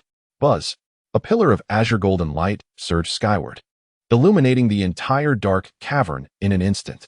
Within the light, a fleeting, ethereal silhouette of a colossal azure dragon shimmered briefly. As the claw of the insect-scarred elder made contact with this azure golden beam, it shrieked a horrific wail, akin to ice melting under a scorching sun, disintegrating and vaporizing instantly. Not merely the claw. His entire demonic form was engulfed by the azure golden light. No, ancestor, save me. The terrified scream was abruptly silenced. Under the purifying might of the azure dragon, his earth immortal-level demonic body was as fragile as paper, instantly cleansed and evaporated along with his very soul, leaving not a trace of ash behind. Silence.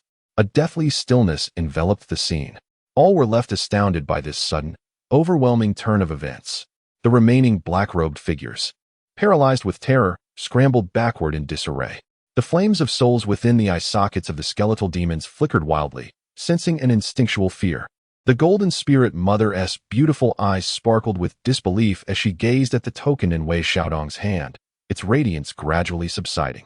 Her gaze shifted to the young dragon on his wrist, now dimmed and losing its luster, stirring a tempest of emotions within her heart. The power of the azure dragon. The true source of power. The bloodline of the young dragon is far purer and more formidable than she had ever imagined. Wei Xiaodong himself was taken aback, gazing at the now tranquil, yet seemingly more sentient token in his hand, and then at the young dragon, gravely injured once more in its endeavor to save him. His heart was filled with both trepidation and gratitude. What a remarkable creature. This little dragon is truly reliable in critical moments. Successfully activated the primordial bloodline of the azure dragon, awakening the ancient token's true power to eradicate the earth immortal demons. Plot points, 800. Successfully protected the host. The potential of the azure dragon's juvenile bloodline has been stimulated, plunging into a deep slumber for recovery. Current plot points, 403,800,397. Debt, 0. A substantial sum has been credited. Debts cleared. Wei Xiaodong was invigorated. The demons shall meet their demise. The golden spirit matriarch was the first to react, letting out a fierce shout as her sword light surged, seizing the opportunity to cleave the two skeletal demons, now devoid of command, into fragments. The remaining dark-robed figures, witnessing this, fell into utter despair and scattered in flight. Nowhere to escape. The golden spirit matriarch would not permit their escape. Her sword, like a scythe harvesting wheat, annihilated all those cloaked figures. In the blink of an eye, only the two of them remained standing in the cavern. The stench of blood was overwhelmingly nauseating. The statue of the lifeless matriarch on the altar was riddled with cracks, its light dimmed, yet still emanating an eerie aura. Most of the captured mortal cultivators lay unconscious, while a few who were awake trembled in terror, huddled together. Wei Xiaodong hurried over to comfort the crowd and attempted to unravel the bindings placed upon them. Meanwhile, the golden spirit matriarch approached the altar, scrutinizing the shattered statue, her brow furrowed. This statue appears to be an anchor point, designed to receive and transmit some form of power. She pointed her finger as if it were a sword, striving to obliterate it completely. Just as her sword energy was about to touch the statue, the shattered eyes of the figure suddenly ignited with a crimson glow. A frigid, grand, and insatiable, vengeful, and greedy thoughts surged forth from the statue, sweeping across the entire cavern. Ants, desecrate my holy image, obstruct my descent, perish. This thought struck like a tangible assault, causing both Wei Xiaodong and the Golden Spirit Matriarch to stifle a groan, their souls trembling as if struck by a heavy blow. Is it the lifeless matriarch? Or perhaps a fragment of her will projected across endless time and space? Though merely a shred, it bore an oppressive force far surpassing that of the Earth Immortals. The Golden Spirit Matriarch gritted her teeth, forcibly steadying her mind, her sword intent soaring, resisting the onslaught of that thought. Wei Xiaodong felt as though he could scarcely breathe, his head threatening to explode. Just as he was on the verge of collapse, the drop of sword energy derived from the imprint of the celestial master within him instinctively rose to protect its master. It emitted a faint sword cry, momentarily pushing back that terrifying thought. Simultaneously, the young dragon, dormant on his wrist, seemed to sense the overwhelming evil and instinctively released a faint azure dragon aura, countering alongside the sword energy. The lifeless matriarch's thought momentarily faltered, seemingly wary of these two forces, particularly the aura of the azure dragon. It was revealed that the remnants of Tongtian and Zulong.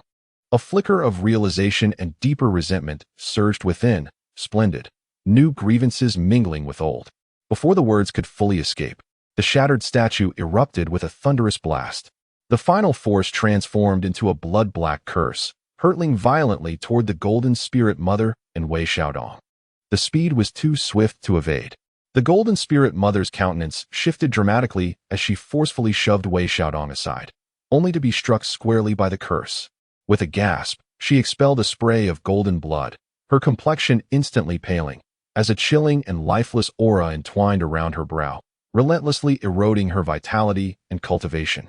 Sister, Wei Xiaodong's eyes widened in horror. After the curse struck the Golden Spirit Mother, it seemed to expend a significant portion of its power. Yet a remnant still surged toward Wei Xiaodong. With no means to dodge, he could only endure.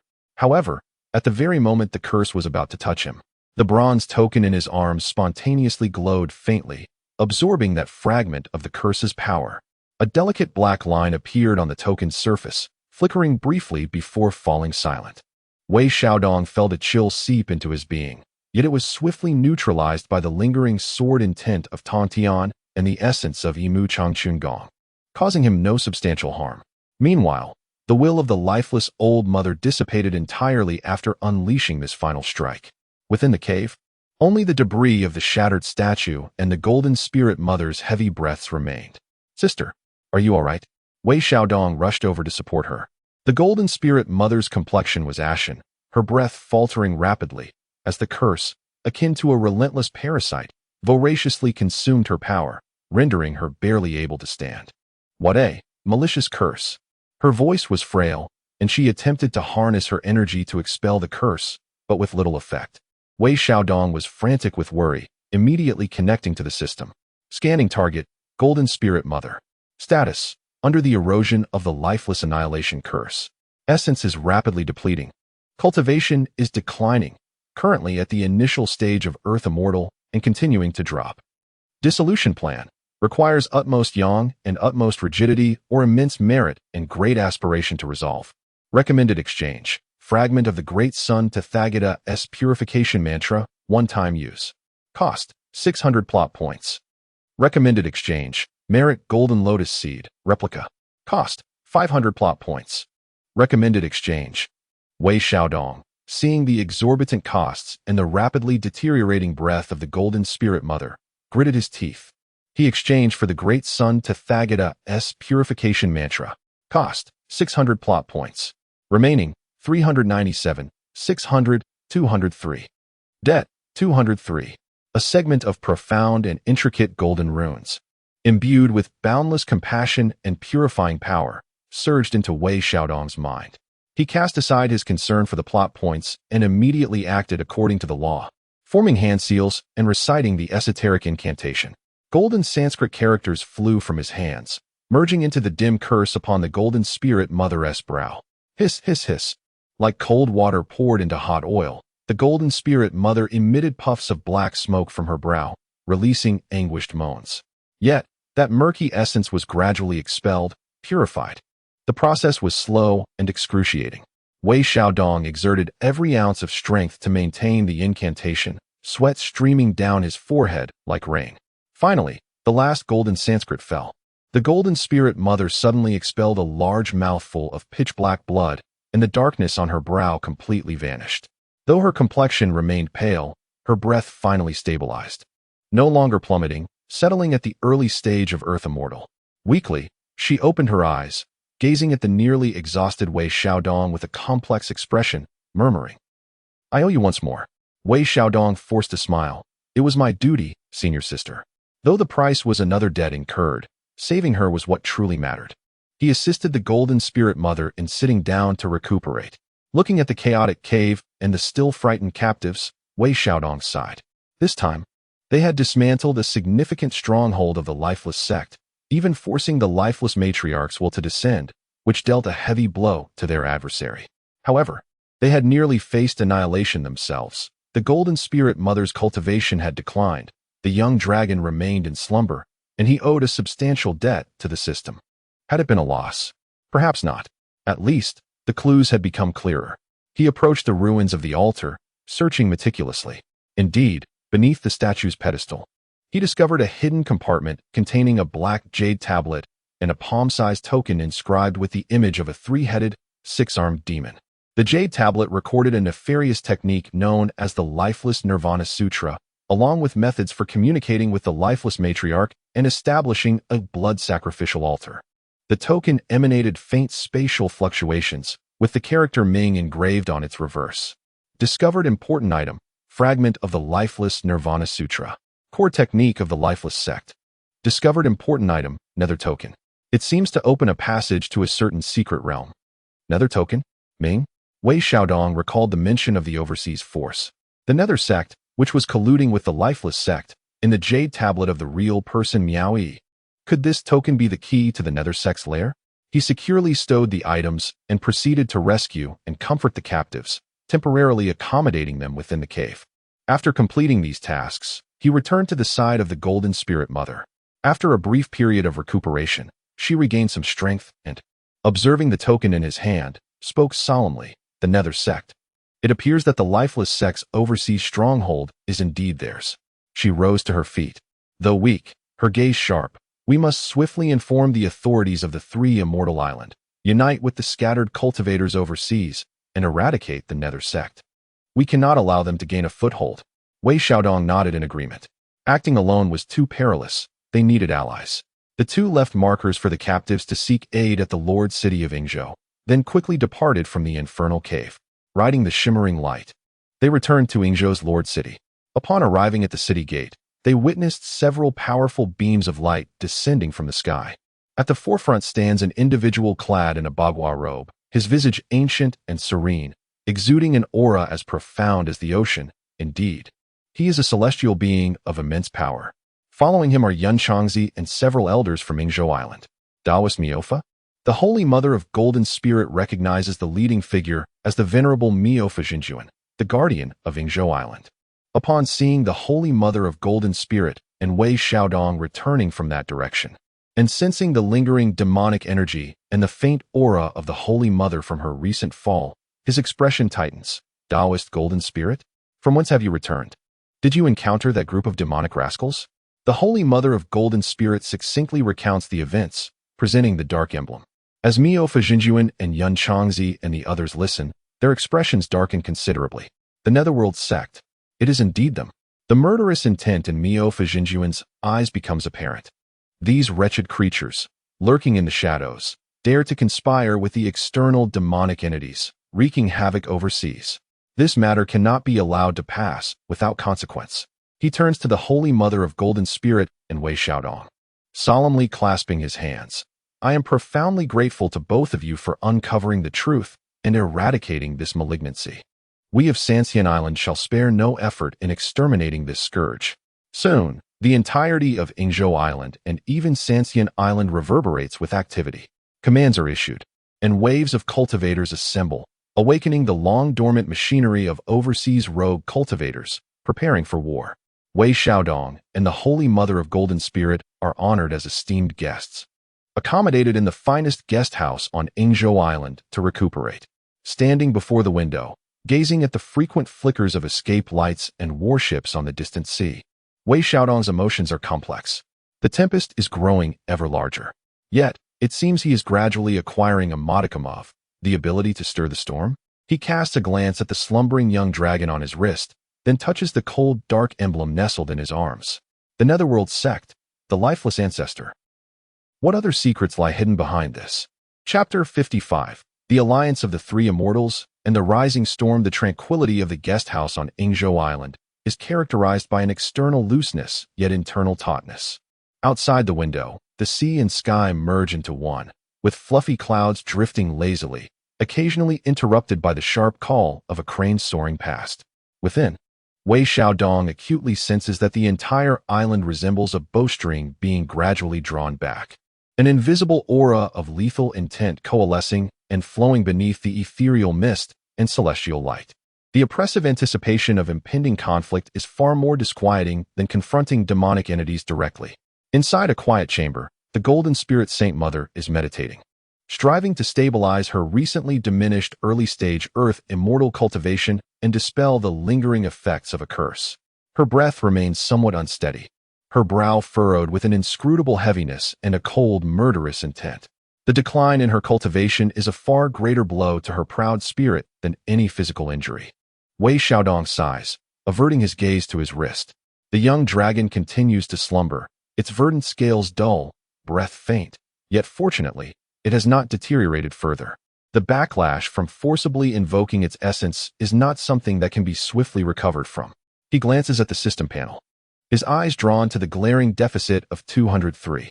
Financially strained, he ponders ways to amass some funds, at the very least to repay his debts and acquire items for self-preservation.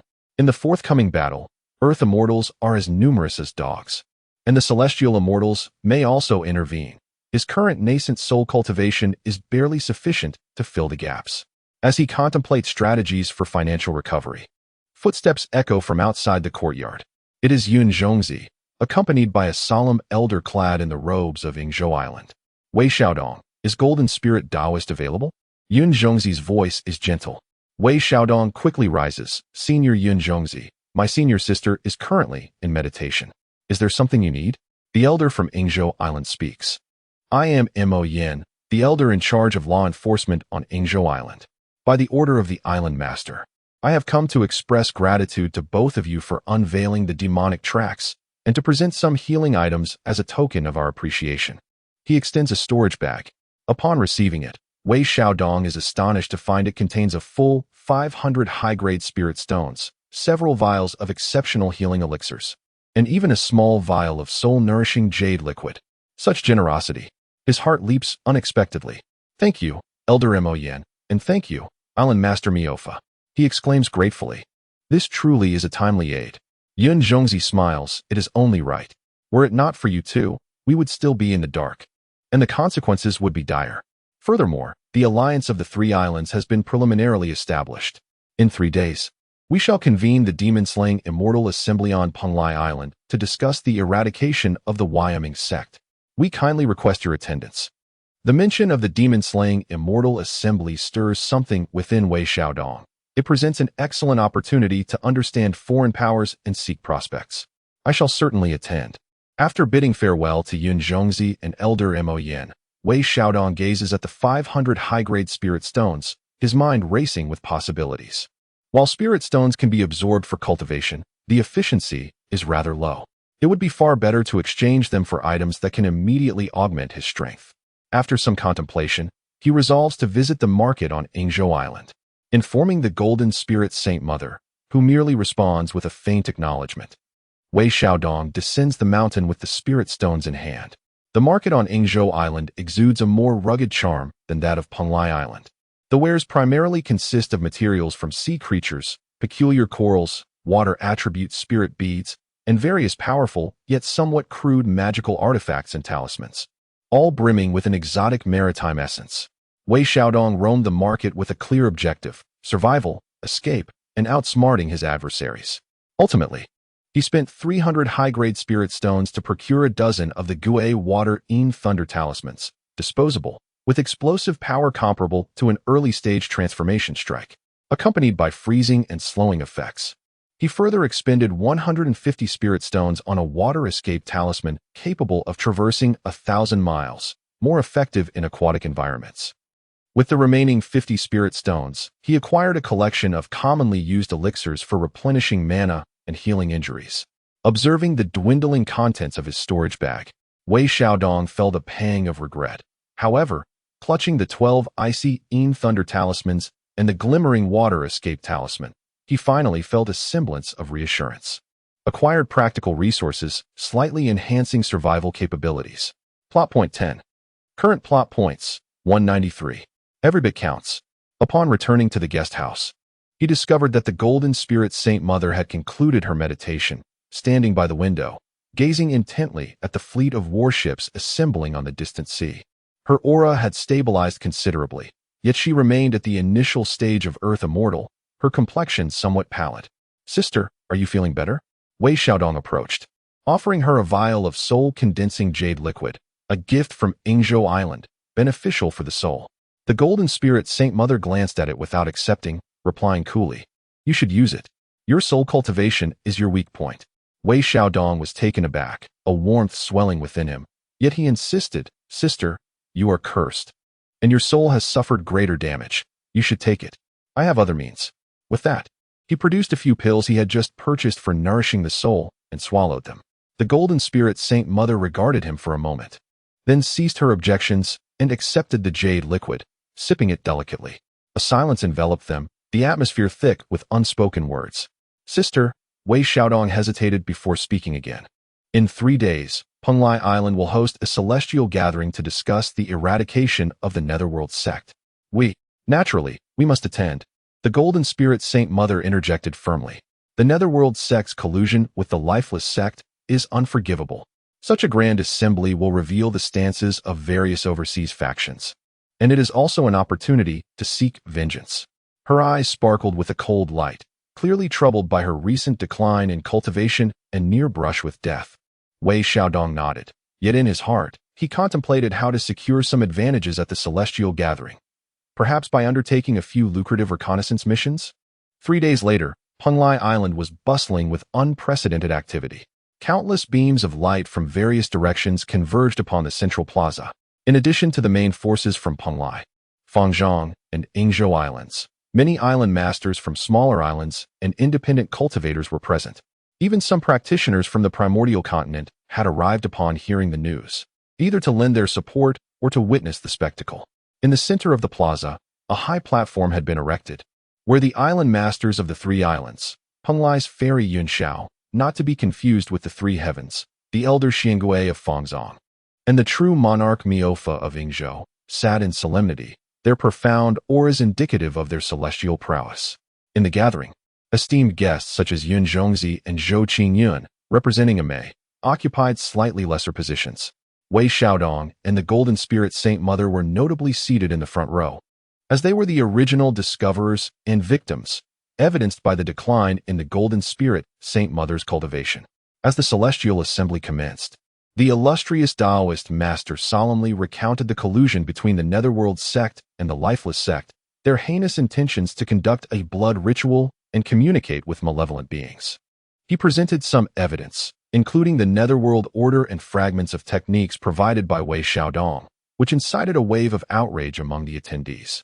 Subsequently, the celestial maiden Yunxiao announced the establishment of the demon-slaying alliance, unveiling a covenant and urging various factions to unite in their efforts against the dark forces. Respondents gathered in droves, yet Wei Xiaodong observed coldly, noting that several representatives from different powers exhibited shifty glances and ambiguous words, evidently harboring intentions to feign participation while seeking personal gain. The overseas cultivators, after all, were like loose sand, unable to form a cohesive force. When it came to task allocation and resource gathering, the atmosphere grew even more boisterous. Various factions scrambled for the tasks that promised ample rewards with minimal risk, such as guarding the rear or transporting supplies. Conversely, the more formidable assignments, like probing the Netherworld sect's stronghold or intercepting elite demonic minions, attracted little interest. Wei Xiaodong's eyes gleamed as he perused the task list and corresponding bounties. Investigate the outer restrictions of the Netherworld Sect's headquarters, the Abyssal CI. Reward: 1,000 top-grade spirit stones, 1 barrier-breaking artifact, and a lecture from a celestial immortal. Danger level: extremely high. Intercept a squad of Netherworld Sect's ghost envoys. Reward: 500 top-grade spirit stones and 3 infant condensation pills. Danger level: high. Collect materials for demonic refinement, such as corrupted bone flowers and demonic blood corals. Reward: 100 to 300 top-grade spirit stones. Danger level: medium. Wealth is sought amidst peril. Wei Xiaodong felt an irresistible urge, contemplating how to persuade the Golden Spirit Saint Mother to undertake a high-risk, high-reward mission, when a sinister voice suddenly pierced through the din. Oh, is that not the renowned Golden Spirit Saint Mother? How has her cultivation fallen to such depths? It seems the teachings of thee are indeed in decline. Wei Xiaodong frowned and turned to see a flamboyantly dressed young man, his demeanor haughty and his gaze frivolous, fanning himself while accompanied by several lackeys. He regarded the Golden Spirit Saint Mother with ill intent, his tone laced with provocation. His aura was formidable, revealing him to be in the late stage of the transformation god realm, accompanied by similarly strong companions. He was Ao Qin, the son of the Vice Island Master of Yingzhou Island. Whispers circulated nearby, highlighting his reliance on his father's influence, his domineering nature, and penchant for instigating trouble. The Golden Spirit Saint Mother did not even lift her eyelids, seemingly oblivious to his taunts. Ao Qin, feeling slighted by her indifference, his expression darkened. Folding his fan, he pointed at Wei Xiaodong, exclaiming, "Hey, that pretty boy, are you the concubine of the Golden Spirit Saint Mother? With such meager cultivation, how dare you sit here?" Wei Xiaodong's expression darkened. How dare he seek his own demise? Before he could respond, the Golden Spirit Saint Mother finally raised her head slowly, her icy gaze piercing like 2 tangible swords directed at Ao Qin. Roll. The single word, chilling and authoritative, brooked no contradiction. A piercing gaze from Ao Qin caused him to instinctively retreat a half-step, only to be consumed by anger and humiliation. How dare you command this young master to leave? Do you believe you are still that exalted celestial? A fallen being of diminished stature. Before he could finish his words, the Golden Spirit Saint Mother made her move, swift as a wraith. The onlookers barely registered the blur before them. A resounding slap echoed through the air, striking Ao Qin's face with such force that he spun 3 times before collapsing to the ground, half of his face swelling grotesquely like a pig's head, teeth mingling with blood as they erupted from his mouth. The entire assembly fell into a stunned silence. No one could have anticipated the Golden Spirit Saint Mother's overwhelming dominance, striking without hesitation. Moreover, her speed was astonishing. Ao Qin's companions, momentarily stunned, soon reacted, roaring as they lunged forward. How audacious! From the high platform, the true monarch of wonderful law bellowed coldly, and the celestial pressure descended, pinning the assailants firmly to the ground, rendering them immobile. The fairy of the clouds and the elder of the mysterious turtle also wore displeased expressions. Ao Qin, struggling to rise, pointed accusingly at the Golden Spirit Saint Mother, trembling with rage. You dare strike me? Father, she hit me." The true monarch of wonderful law's face turned ashen as he shot a fierce glare at his disgraceful son, then clasped his hands towards the Golden Spirit Saint Mother, saying, "My son has acted inappropriately, offending a fellow Taoist. I apologize on his behalf. Please, for the sake of our newly forged alliance, temper your anger." The Golden Spirit Saint Mother did not even glance at Ao Qin, merely nodding indifferently at the true monarch before resuming her seat, as if swatting away a mere fly. Such authority! Wei Xiaodong felt a surge of delight within, simultaneously gaining a newfound respect for the Golden Spirit Saint Mother's prowess. Even in her diminished state, at the initial stage of Earth Immortal, she effortlessly dealt with a late-stage transformation god like it was child's play. Following this uproar, those who harbored thoughts of amusement were quickly subdued. Ao Qin was forcibly removed by his father's men, leaving the atmosphere somewhat awkward. At that moment, Yun Zhongzi stepped forward with a smile to ease the tension. "All right, enough of this trivial matter. Let us return to discussing our grand strategy against the demons. I am willing to lead a team to investigate the suspicious formations to the southeast of the Abyssal CI, with someone taking the lead." The distribution of tasks proceeded smoothly. Seizing the opportunity, Wei Xiaodong tugged at the Golden Spirit Saint Mother's sleeve, whispering, "Senior sister, the task of collecting rotten bone flowers and demon blood corals seems to be in the nearby waters. The danger is low, and the rewards are decent. Should we?"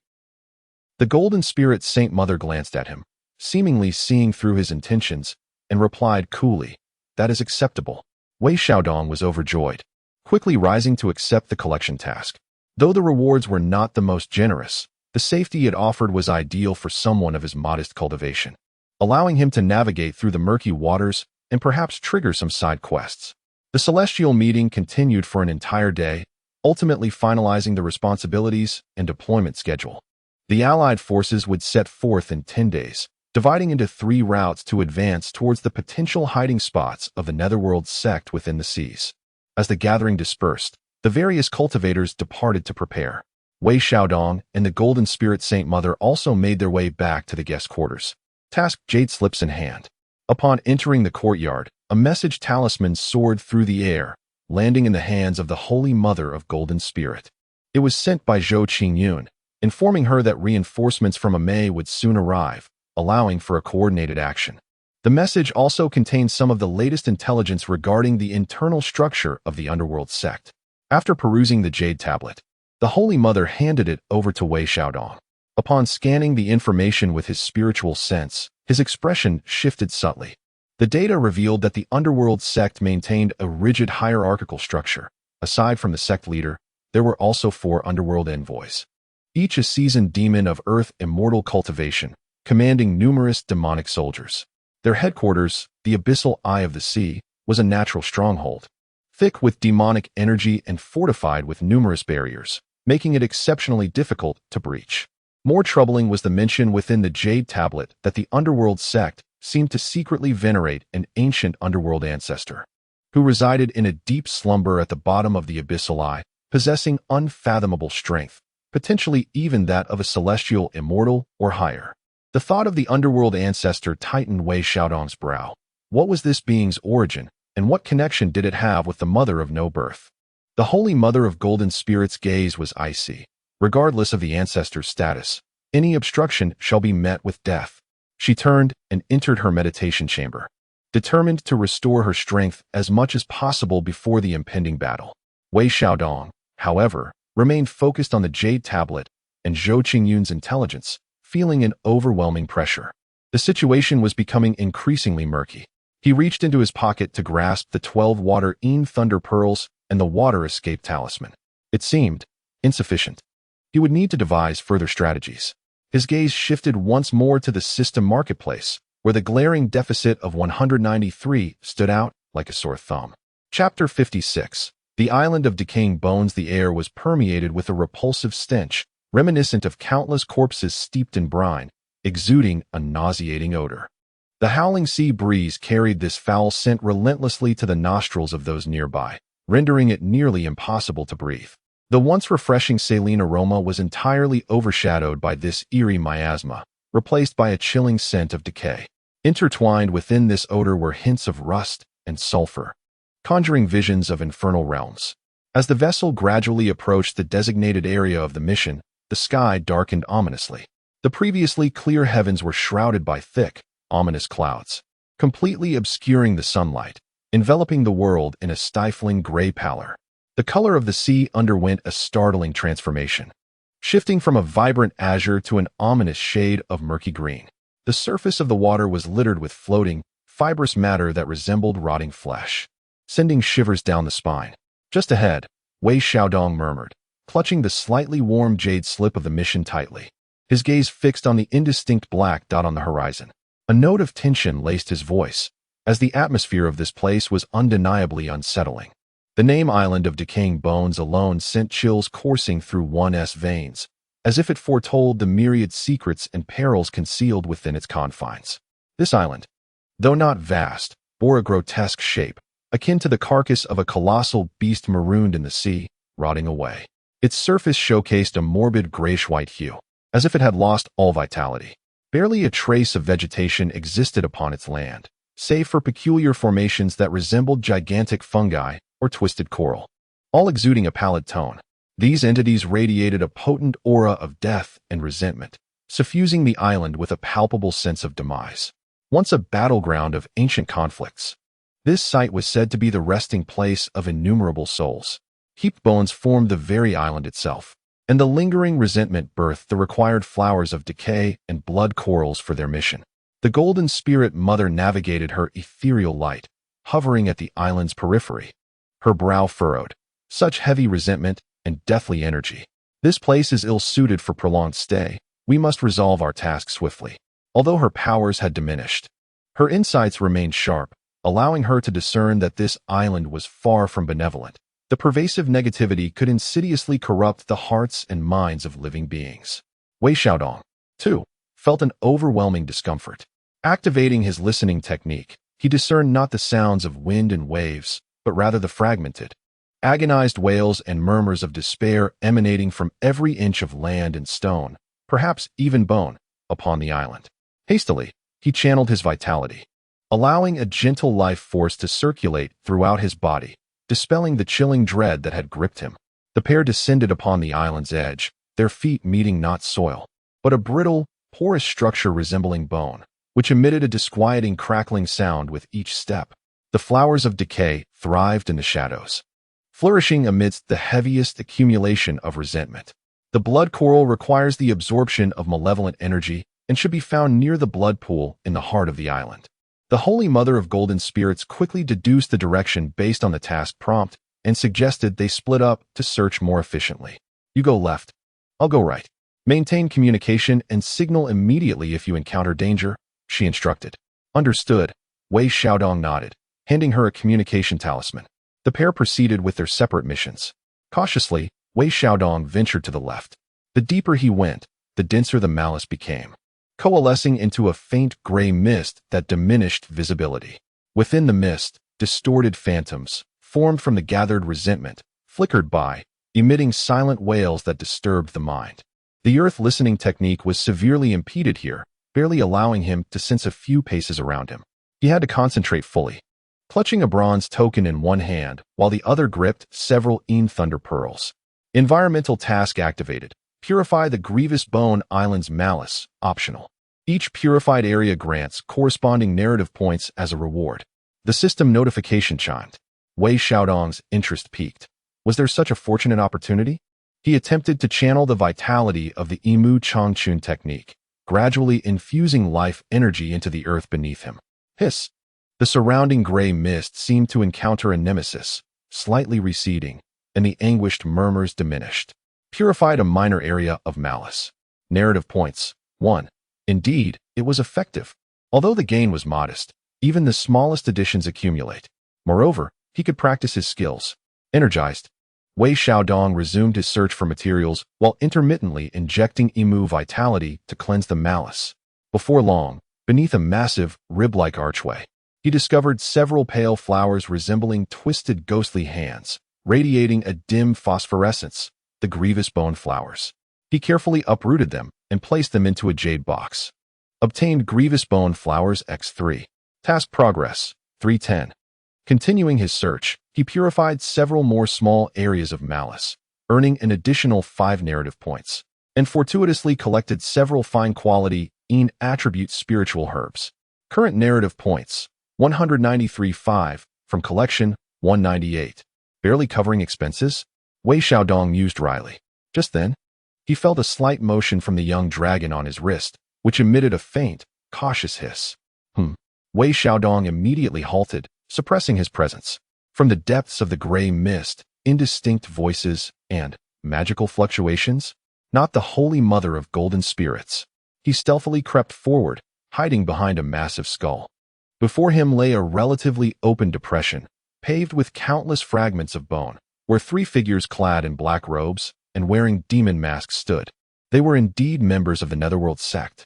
They appeared to be setting up some formation, with blood-red runes already etched into the ground, exuding potent demonic energy and spatial fluctuations. One figure, presumably the leader, urged, "Hurry. We must complete the grievous teleportation array before the midnight hour to send the essence of the resentful spirits back to the main hall." aiding the ancestor in refining the 10,000 souls banner. The deacon remarked, "The restless spirits in this place are becoming increasingly agitated. Just a moment ago, it seemed a purifying force had emerged." One of his subordinates said uneasily, "What are you afraid of? With the soul-settling banner bestowed by the master here, these trifling spirits cannot stir up any waves. Get back to work." The leader snapped impatiently. A sudden shock coursed through Wei Xiaodong's heart. The followers of the Netherworld sect were actually here. Were they also seeking to steal the essence of the vengeful spirits? The ancestor they mentioned. Could it be the infamous Netherworld ancestor? He cautiously peered out and indeed saw a black banner, over 10 feet tall, planted firmly in the center of the depression.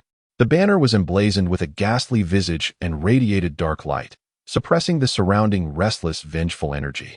The aura of that banner was unmistakably that of a terrestrial, immortal-grade treasure. This was troublesome. The 3 Netherworld disciples were not particularly powerful themselves, 2 at the transformation stage and 1 at the initial level of void refinement. However, that soul-settling banner was no trivial matter. If he were to act recklessly, it could easily alert other foes and summon even stronger adversaries. Should he notify the Holy Mother of Golden Spirits? He was uncertain of the situation on her end. What if she too was ensnared? Just as Wei Xiaodong hesitated, a system notification chimed once more. Triggered emergency mission. Destroy the Netherworld Sect's Spirit Gathering Teleportation Array and seize the soul-settling banner. Optional. Reward: 500 to 2,000 plot points based on destruction level and completion of the seizure. 2,000. Wei Xiaodong's eyes gleamed with fervor. It was a gamble. He meticulously observed the array's layout and the positioning of the 3 individuals. The formation was still incomplete, centered around the soul-settling banner and several key nodes. The 3 disciples, with their backs turned to him, were engrossed in inscribing the final runes. This was a singular opportunity. He took a deep breath, his consciousness fervently communicating with the system. Exchange for Concealment Talisman Premium. Duration: 30 breaths. Cost: 100 plot points. Exchange for One-Time Array-Breaking Spike Enhanced. Cost: 150 plot points. Debt: 183, 250, 433. Financial ruin. A desperate gamble. With the talisman upon him, his presence vanished as if he had melded into the environment. Stealthily, he approached like a specter. His target was the soul-settling banner. If he could uproot it, the formation would collapse, and the vengeful energy would recoil. Enough to give them a taste of their own medicine. 30 breaths. That would suffice. 10 feet, 5 feet, 3 feet. Closer and closer. He could even hear the heavy breathing of the void refinement leader, just as he was but a foot away from the soul-settling banner, ready to strike. An unexpected turn of events transpired. From behind a pile of bone mountains, a furious dragon's roar suddenly erupted. Following that, a flash of azure light darted by. Puff! The head of the void refinement leader, who was incessantly urging his subordinates, was instantaneously severed. Blood splattered high into the air. The headless corpse wobbled and collapsed to the ground. It was the Holy Mother of Golden Spirits. Unbeknownst to him, she had also stealthily approached and opted for a more direct method to eliminate the leader. The other 2 transformation disciples were struck with terror, their souls fleeing in disarray as they turned to flee. But the Holy Mother swiftly pointed her sword, and 2 streams of golden sword energy instantly pierced through their hearts. A swift and clean execution. Wei Xiaodong stood in stunned silence. She is still your senior. Though her cultivation had diminished, her decisiveness in battle and combat awareness remained undiminished. What are you dawdling for? Seize the banner. The Golden Spirit Saintess commanded coldly, her gaze scanning the surroundings with vigilance. Regaining his senses, Wei Xiaodong rushed forward, grasping the soul-subduing banner in his hands. It felt icy and chilling. A powerful resistance and lingering resentment surged against his mind. Warning: the earthly immortal artifact is rebelling. Bring it to me. Wei Xiaodong gritted his teeth, channeling all his energy, the sword intent of heaven and the vitality of wood erupting simultaneously, forcefully suppressing it. Buzz! The soul-subduing banner trembled violently, yet ultimately he managed to uproot it. In that instant, as the banner was pulled free, the unfinished array's runes on the ground blazed with blood-red light before collapsing with a thunderous crash. With the loss of the soul-subduing banner's suppression, the terrifying resentment that had accumulated for millennia on the island of corrupted bones found its outlet. erupting in a frenzied explosion. Wailing, countless vengeful spirits manifested, transforming into a gray torrent, rushing toward the center of the collapsing array, instantly engulfing and tearing apart the three corpses, sweeping away all traces of the array in that area. The resentment surged like a tidal wave. Wei Xiaodong and the Golden Spirit Saintess were also pushed back repeatedly by this overwhelming wave of resentment, hastily raising their defenses. Successfully destroyed the resentment-gathering teleportation array and seized the soul-subduing banner. Task completion, excellent. Rewarding storyline points, 1500. Current storyline points, 433, 1500, 1067. Debt, 0. A windfall indeed. Wei Xiaodong was overjoyed. However, before he could revel in his triumph, the uncontrollable torrent of resentment, after shredding the corpses, seemed to sense the presence of the two living beings. It abruptly changed direction, surging toward them like a tsunami. Among them were a few particularly powerful vengeful spirits, formed from ancient battle souls. This is bad. We must flee. The Golden Spirit Saintess's expression changed as she seized Wei Xiaodong, preparing to escape with her light. Yet the speed of the resentment was too great, instantly engulfing them. Countless vengeful spirits battered against their protective barrier, emitting piercing shrieks, the barrier flickering violently, on the verge of shattering. Senior, use this. In a moment of desperation, Wei Xiaodong thrust the recently acquired soul-subduing banner before him. At the same time, he fervently poured his meager magical power into it. He could not fully activate this earthly immortal artifact, but managing to draw forth a fragment of its power was still within his grasp. Buzz! The black light of the soul-subduing banner intensified, though it resisted Wei Xiaodong. It instinctively emitted waves that suppressed the spirits. The oncoming torrent of vengeful spirits suddenly slowed, especially the lower-tier spirits, who screeched in terror, reluctant to approach.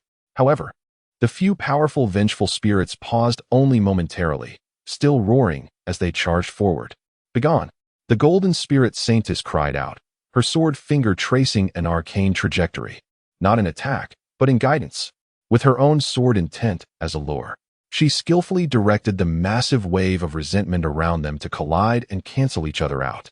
As if carving a temporary pathway through a torrent, she seized Wei Xiaodong, transforming into a beam of sword-like light, surging perilously along that fleeting passage, escaping the encirclement of resentment without a backward glance, racing towards the island's edge.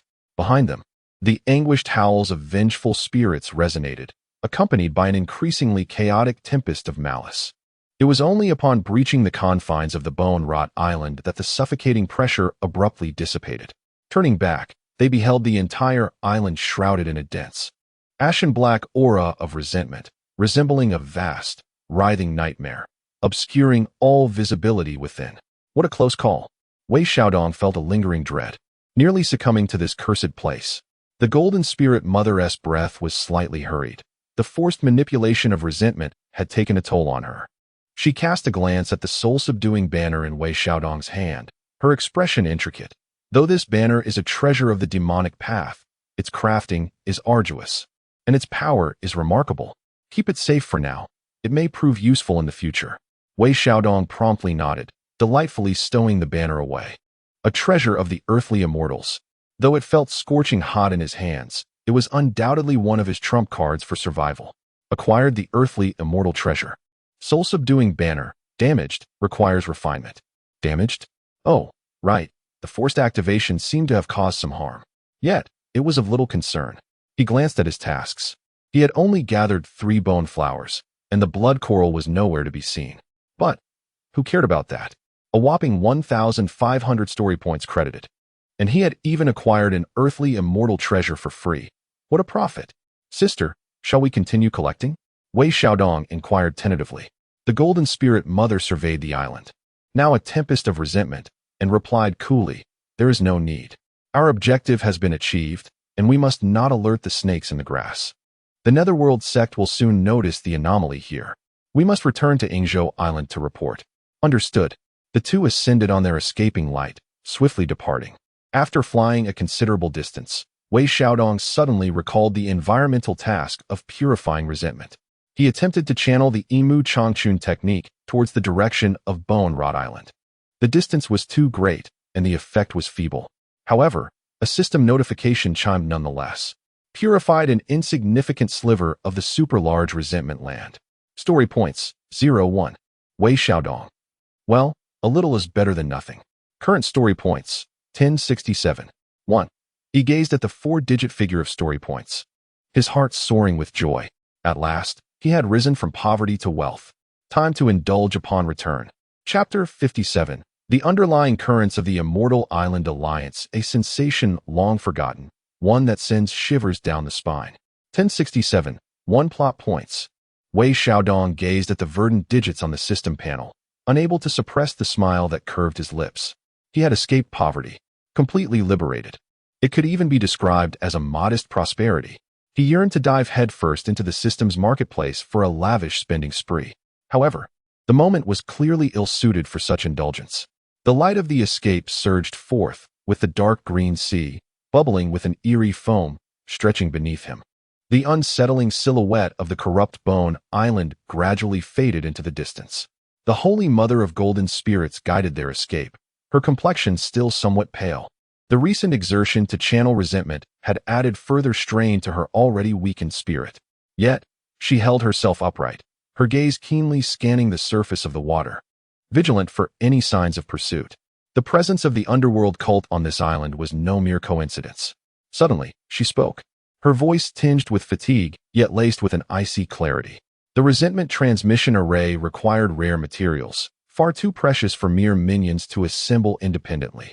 There must be a clandestine stronghold on the island, or perhaps the other end of the transmission array lay nearby. A chill ran down Wei Xiaodong's spine. Did his senior sister imply that they might already be aware of their interference? It was merely a matter of time. The Holy Mother of Golden Spirits remarked coolly, with the soul-settling banner seized, the formation destroyed, and its master perished. Their soul lamp must be extinguished. The upper echelons of the underworld cult have likely been alerted by now. She glanced at Wei Xiaodong. Upon our return, you must inform Master Miofa immediately. The Alliance needs to take preemptive action before she could finish her sentence. The surface of the sea erupted violently. A massive, grotesque tentacle, entirely composed of toxic green water and concentrated resentment, surged forth like a coiled serpent, breaking through the waves in utter silence. Accompanied by a nauseating stench and a chilling wail of malice, it lashed out towards their escape light. A stealthy ambush. The timing was impeccably cunning. Just as their minds relaxed while discussing future actions, the attack struck. The speed surpassed that of lightning. The pupils of the Holy Mother of Golden Spirits constricted as she hastily redirected their escape light upward, barely evading the onslaught.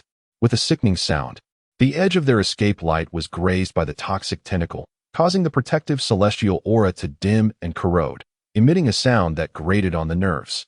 The Holy Mother stifled a groan, a fresh trickle of golden blood escaping her lips, her previously suppressed injuries flaring once more. Seeking death, the fury in her eyes surged, her fingers poised like a sword, ready to retaliate. But the sea below erupted once again. A second, a third, a total of 9 equally horrifying toxic tentacles shot skyward, sealing off all avenues of escape and rushing toward them with a murderous intent. Each tentacle bore strength comparable to a full-on strike from an early-stage Earth Immortal. Even more terrifying was the potent venom and resentment contained within, possessing a corrosive effect on both spirit and celestial body. These were no ordinary sea demons. They were meticulously cultivated and ambushed creatures. Wei Xiaodong felt a prickling at the nape of his neck, and without a moment's hesitation, he immediately communicated with the system. Exchange for a one-time use diamond body protection talisman. Superb. Cost, 300 plot points. Exchange for a one-time use tranquil mind talisman. Cost, 100 plot points. A brilliant flash of light erupted. A thick, Sanskrit-engraved Vajra shield enveloped the two individuals in an instant. Simultaneously, a refreshing sensation surged into their consciousness, dispelling the dizziness brought on by the howls of resentment. Boom, boom, boom. 9 tentacles struck fiercely against the Vajra shield. The light barrier trembled violently, cracks spreading across its surface, seemingly on the verge of shattering. Yet, it ultimately withstood this fatal blow. Furious, the Holy Mother of Golden Spirit seized this moment of respite. No longer holding back, She suppressed her injuries and pointed her finger like a sword, a dark golden sword aura, so intensely refined that it seemed capable of slicing through the void, flickered at her fingertips. With a determination to sever the heavens, she unleashed her sword strike, not aimed at the tentacles, but directed towards a specific point beneath the ocean's surface. There lay the core source of power for the 9 tentacles. With a soft splat, the sword aura plunged into the depths of the sea, silent and unseen. In the next moment, an agonized, inhuman roar resonated from below the surface. The 9 wildly thrashing tentacles suddenly stiffened, and as if they had lost all support, they began to shatter piece by piece, transforming into a foul, toxic rain that fell from the sky.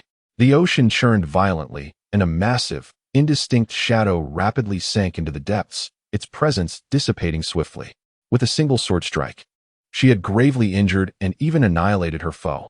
The Holy Mother of Golden Spirit swayed slightly, her complexion as pale as parchment, clearly indicating the immense toll this strike had taken on her. Wei Xiaodong hurriedly stepped forward to support her, his heart aching as he gazed at the cracked, soon-to-dissolve Vidra shield. 400 plot points just vanished. This primordial wilderness truly demands a fortune at every turn. We must leave quickly. This place is no longer safe. The Holy Mother urged. The two did not dare to delay, soaring away with their escape light, hastening towards the direction of Yingzhou Island. Silence enveloped them until they finally caught sight of the distant outline of the island, allowing them to breathe a sigh of relief. Upon returning to the guest house, the Holy Mother of Golden Spirit immediately entered seclusion to heal her wounds, suppressing her deteriorating condition. Wei Xiaodong, not wishing to waste time, sought an audience with the true monarch of marvelous law, thoroughly reporting all that had transpired on Corrupted Bone Island and the ambush they encountered along the way. Upon hearing the account, the true monarch of marvelous law's expression darkened ominously. The underworld sect. How dare they extend their reach beneath the very eyes of the 3 immortal islands, setting up demonic formations, nurturing fiendish creatures, ambushing allies. Such audacity is truly intolerable. He slammed his palm on the table, instantly reducing the jadestone surface to powdered dust. Dispatch the orders. The Allied forces shall mobilize ahead of schedule. In 3 days, we shall march towards the Abyssal Sea. I will personally confront that underworld ancestor. The orders were swiftly disseminated, and the entire Yingzhou Island, along with the 3 immortal islands, began to operate at an accelerated pace, the atmosphere of war intensifying abruptly. Upon returning to the guest house, Wei Xiaodong finally had the opportunity to examine his own assets. 667 plot points. Although diminished, it still amounted to a substantial sum. He could hardly wait to access the system's marketplace. Recommended exchange. Nascent Soul Level Advancement Card. Usable 3 times. Cost 500 plot points. Supreme Clarity Breaking Evil Sword Seal Advancement Volume. Cost 400 plot points. The myriad of choices presented before him was overwhelming. Wei Xiaodong deliberated extensively. While cultivation was fundamental, relying solely on elixirs and cards to enhance one's abilities would result in an unstable foundation. Thus, he set them aside for the moment. The advanced volume of the Supreme Purging Sword Seal was undoubtedly valuable, yet its cost of 400 points was exorbitant. The Doppelganger doll served as a life-saving artifact, but at 600 points, it would nearly deplete his reserves. In contrast, the detoxification pills and the complete version of the beginner's refining technique were both practical and reasonably priced. After much contemplation, he resolved to first exchange for the detoxification pills and the refining technique. With a great battle looming, the Ghostly Realm sect frequently employed toxins and vengeful tactics, making the detoxification pills indispensable. The refining technique could also be utilized to attempt to consecrate the soul-suppressing banner. Even a preliminary consecration would wield considerable power. Exchange for Universal Detoxification Pills X3. Cost 150 plot points. Exchange for Beginner's Refining Technique Complete Version. Cost 300 plot points. Remaining plot points 667, 1,450,217. 1. 2 streams of information surged into his consciousness, one concerning the properties of myriad poisons and their antidotes, the other detailing the system's knowledge and techniques of refining. He promptly retrieved the ominous soul-suppressing banner, attempting to imprint his consciousness upon it using the recently acquired refining methods. The process was far from smooth, The backlash from the artifact was intense, with vengeful thoughts incessantly assailing his mind. However, fortified by the sword intent of the Celestial and nourished by the Imu Changchun technique, coupled with his newfound understanding of the specialized methods, he persevered for several hours, expending considerable mental effort, and finally managed to leave a faint imprint of his consciousness upon the banner. Though he could not manipulate it with the precision of a finger, he could at least exert a minimal influence, avoiding the near catastrophe of prior attempts. Successfully initiated preliminary consecration of the soul-suppressing banner. Completion rate 5.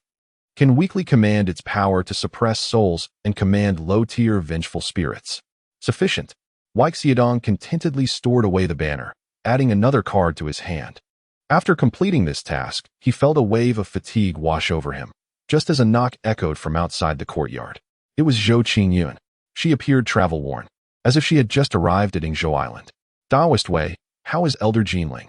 She inquired with concern etched upon her face. My master is in seclusion to recuperate. Daoist Zhou, you arrived in haste. Is there something urgent? Weixiadong invited her into the courtyard. Zhou Qingyun nodded gravely. On the orders of my master, I have come to deliver a message, accompanied by unsettling news. She produced a jade slip. My master, in collaboration with several fellow practitioners, has discerned through divination that the ghostly realm sect appears to be plotting a tremendous conspiracy, not merely fortifying their position. They may intend to exploit this impending conflict to conduct a blood sacrifice of all participants, forcibly opening a passage to the Nine Nether Realm, inviting forth even more terrifying extraterrestrial demons. Weixiadong's expression shifted dramatically as he accepted the jade slip, sweeping his consciousness over its contents. The information within is shocking, containing not only predictive outcomes, but also scattered evidence pointing towards certain locations. It even highlights a few areas that may have been covertly manipulated by the Phantom Sect, including the Alliance's designated attack routes and assembly zones. Is this information reliable? Wei Xiaodong felt a chill run down his spine. My master deduces that there is at least a 70% chance of its authenticity. Zhou Qingyun spoke in a grave tone, stating that her purpose for coming here was to inform the authorities of Sanxian Island to take precautions. Moreover, she paused, lowering her voice. My master suspects that there may be an insider from the Phantom Sect within the Alliance. Wei Xiaodong was taken aback. An insider? He recalled A.O. Qin's detestable face and the glimmering eyes of those factions at the Immortal Assembly, who appeared to be present but were not exerting their efforts. It was not impossible. This matter is of grave importance. I must immediately report this to the true monarch of wonderful methods. Wei Xiaodong recognized the severity of the situation. I appreciate your diligence, my friend. This matter should not be made public to avoid alarming the enemy, Zhou Qingyun advised. Wei Xiaodong nodded and promptly sought an audience with the true monarch of wonderful methods once more, carrying the jade slip. Upon reviewing its contents, the true monarch's expression darkened considerably. After a prolonged silence, he finally spoke. I have long heard of Master Miao Yi's prowess in divination in this matter. It is better to believe it exists than to dismiss it. A cold light flickered in his eyes. What a cunning scheme by the Phantom Sect. A perfect plan to achieve two objectives with one stroke. He immediately summoned Yun Zhongzi and several trusted elders for a confidential discussion. They ultimately decided to maintain the facade in public, proceeding with the army as planned, while discreetly altering the marching routes and tasks of several units. Elite forces were dispatched to secretly monitor the suspicious areas and factions that had been marked. A net of countermeasures was quietly cast. Returning to the guest house, Wei Xiaodong felt a heavy weight on his heart. With the imminent war and surging undercurrents, both internal and external threats loomed large. This sense of foreboding was more oppressive than facing a demon head-on. He glanced at the closed door of the Golden Spirit Holy Mother's meditation chamber, still tightly shut. Then he looked at the slumbering young dragon on his wrist. Finally, his gaze fell upon the system panel indicating 217. 1 storyline points. He needed to devise a way to acquire additional resources for self-preservation. Taking a deep breath, his resolve solidified. When the soldiers come, let them be met with resistance. When the waters rise, let the earth conceal them. Since evasion is not an option, he would fight to carve out a path for survival. Chapter 58. The pre-battle mobilization and invisible tension, akin to a taut string, enveloped every breath of air on Sanxian Island. At the bustling docks, warships congregated, flags fluttered, and spiritual energy soared into the heavens. The silent armies of cultivators from various islands boarded their vessels, inspecting their magical artifacts and distributing elixirs. While the air was permeated with a peculiar blend of spiritual herbs, metals, and a suppressed martial spirit. The storm was brewing, and the winds were rising. Within the tranquil confines of Xianyun, Wei Xiaodong found himself ruminating over a pile of materials, scratching his head in frustration. Despite having recently received a sum of money, he felt the pinch of poverty once more. With 217 plot points at his disposal, it seemed ample at first glance, but the impending battle loomed large. With Earth immortals as common as dogs, and the possibility of celestial immortals intervening, this sum was scarcely enough to procure a high-grade escape talisman. He needed to broaden his resources. His gaze swept across the meager spoils gathered from Yunmiazi's cave dwelling and the island of corrupted bones, as well as the rudimentary soul-settling banner he had initially refined. Selling materials? A drop in the bucket. Parting with the soul-settling banner? Unthinkable, and too perilous to handle. It appeared that he must delve deeper into the art of weapon refinement. Recommended exchange. Efficient refining assistance module, temporary. Increases success rate of refinement by 15, slightly reduces consumption. Duration, 12 hours. Cost, 100 plot points. Recommended exchange. 100 Forging's Essence Technique, beginner. Can purify materials, enhancing product quality. Cost, 150 plot points. Wei Xiaodong regarded his scant 217 points and gritted his teeth. He resolved to exchange for the 100 Forging's Essence Technique. Cost, 150 plot points. Remaining, 67. 1. A rush of information flooded his mind, detailing the methods of utilizing magical power and spiritual consciousness to hammer and refine materials, removing impurities. He retrieved several dull, spirit-deprived ores from Yunmiazi's cave and attempted to invoke the technique. His consciousness transformed into a hammer, and his celestial energy ignited like fire. Clang, clang. The process was tedious and slow, demanding a significant toll on his consciousness. Yet, the results were remarkable. The iron ore, roughly the size of a basin, diminished visibly under his refinement, its impurities dissipating like wisps of blue smoke. In the end, only a fist-sized piece remained, shimmering with a pure metallic luster. Imbued with spiritual energy, its quality had improved by at least 2 tiers. Successfully purified iron ore, medium grade to upper medium grade. Refinement proficiency, 5. Current plot points, 67. 1572. 1. Effective. Wei Xiaodong's spirits soared, and despite his fatigue, he proceeded to purify the remaining materials one by one. Successfully purified. Proficiency, 3. Successfully. 4. Though each increment in points was modest, little by little, it accumulated, and the enhanced quality of the materials exponentially increased their value. It was only when his spiritual consciousness was exhausted, leaving him dizzy, that he finally paused. Before him lay several resplendent, spiritually vibrant materials of superior quality, and his plot points had risen to 85. 1. He wiped the sweat from his brow with satisfaction. Indeed, craftsmanship would never starve the artisan.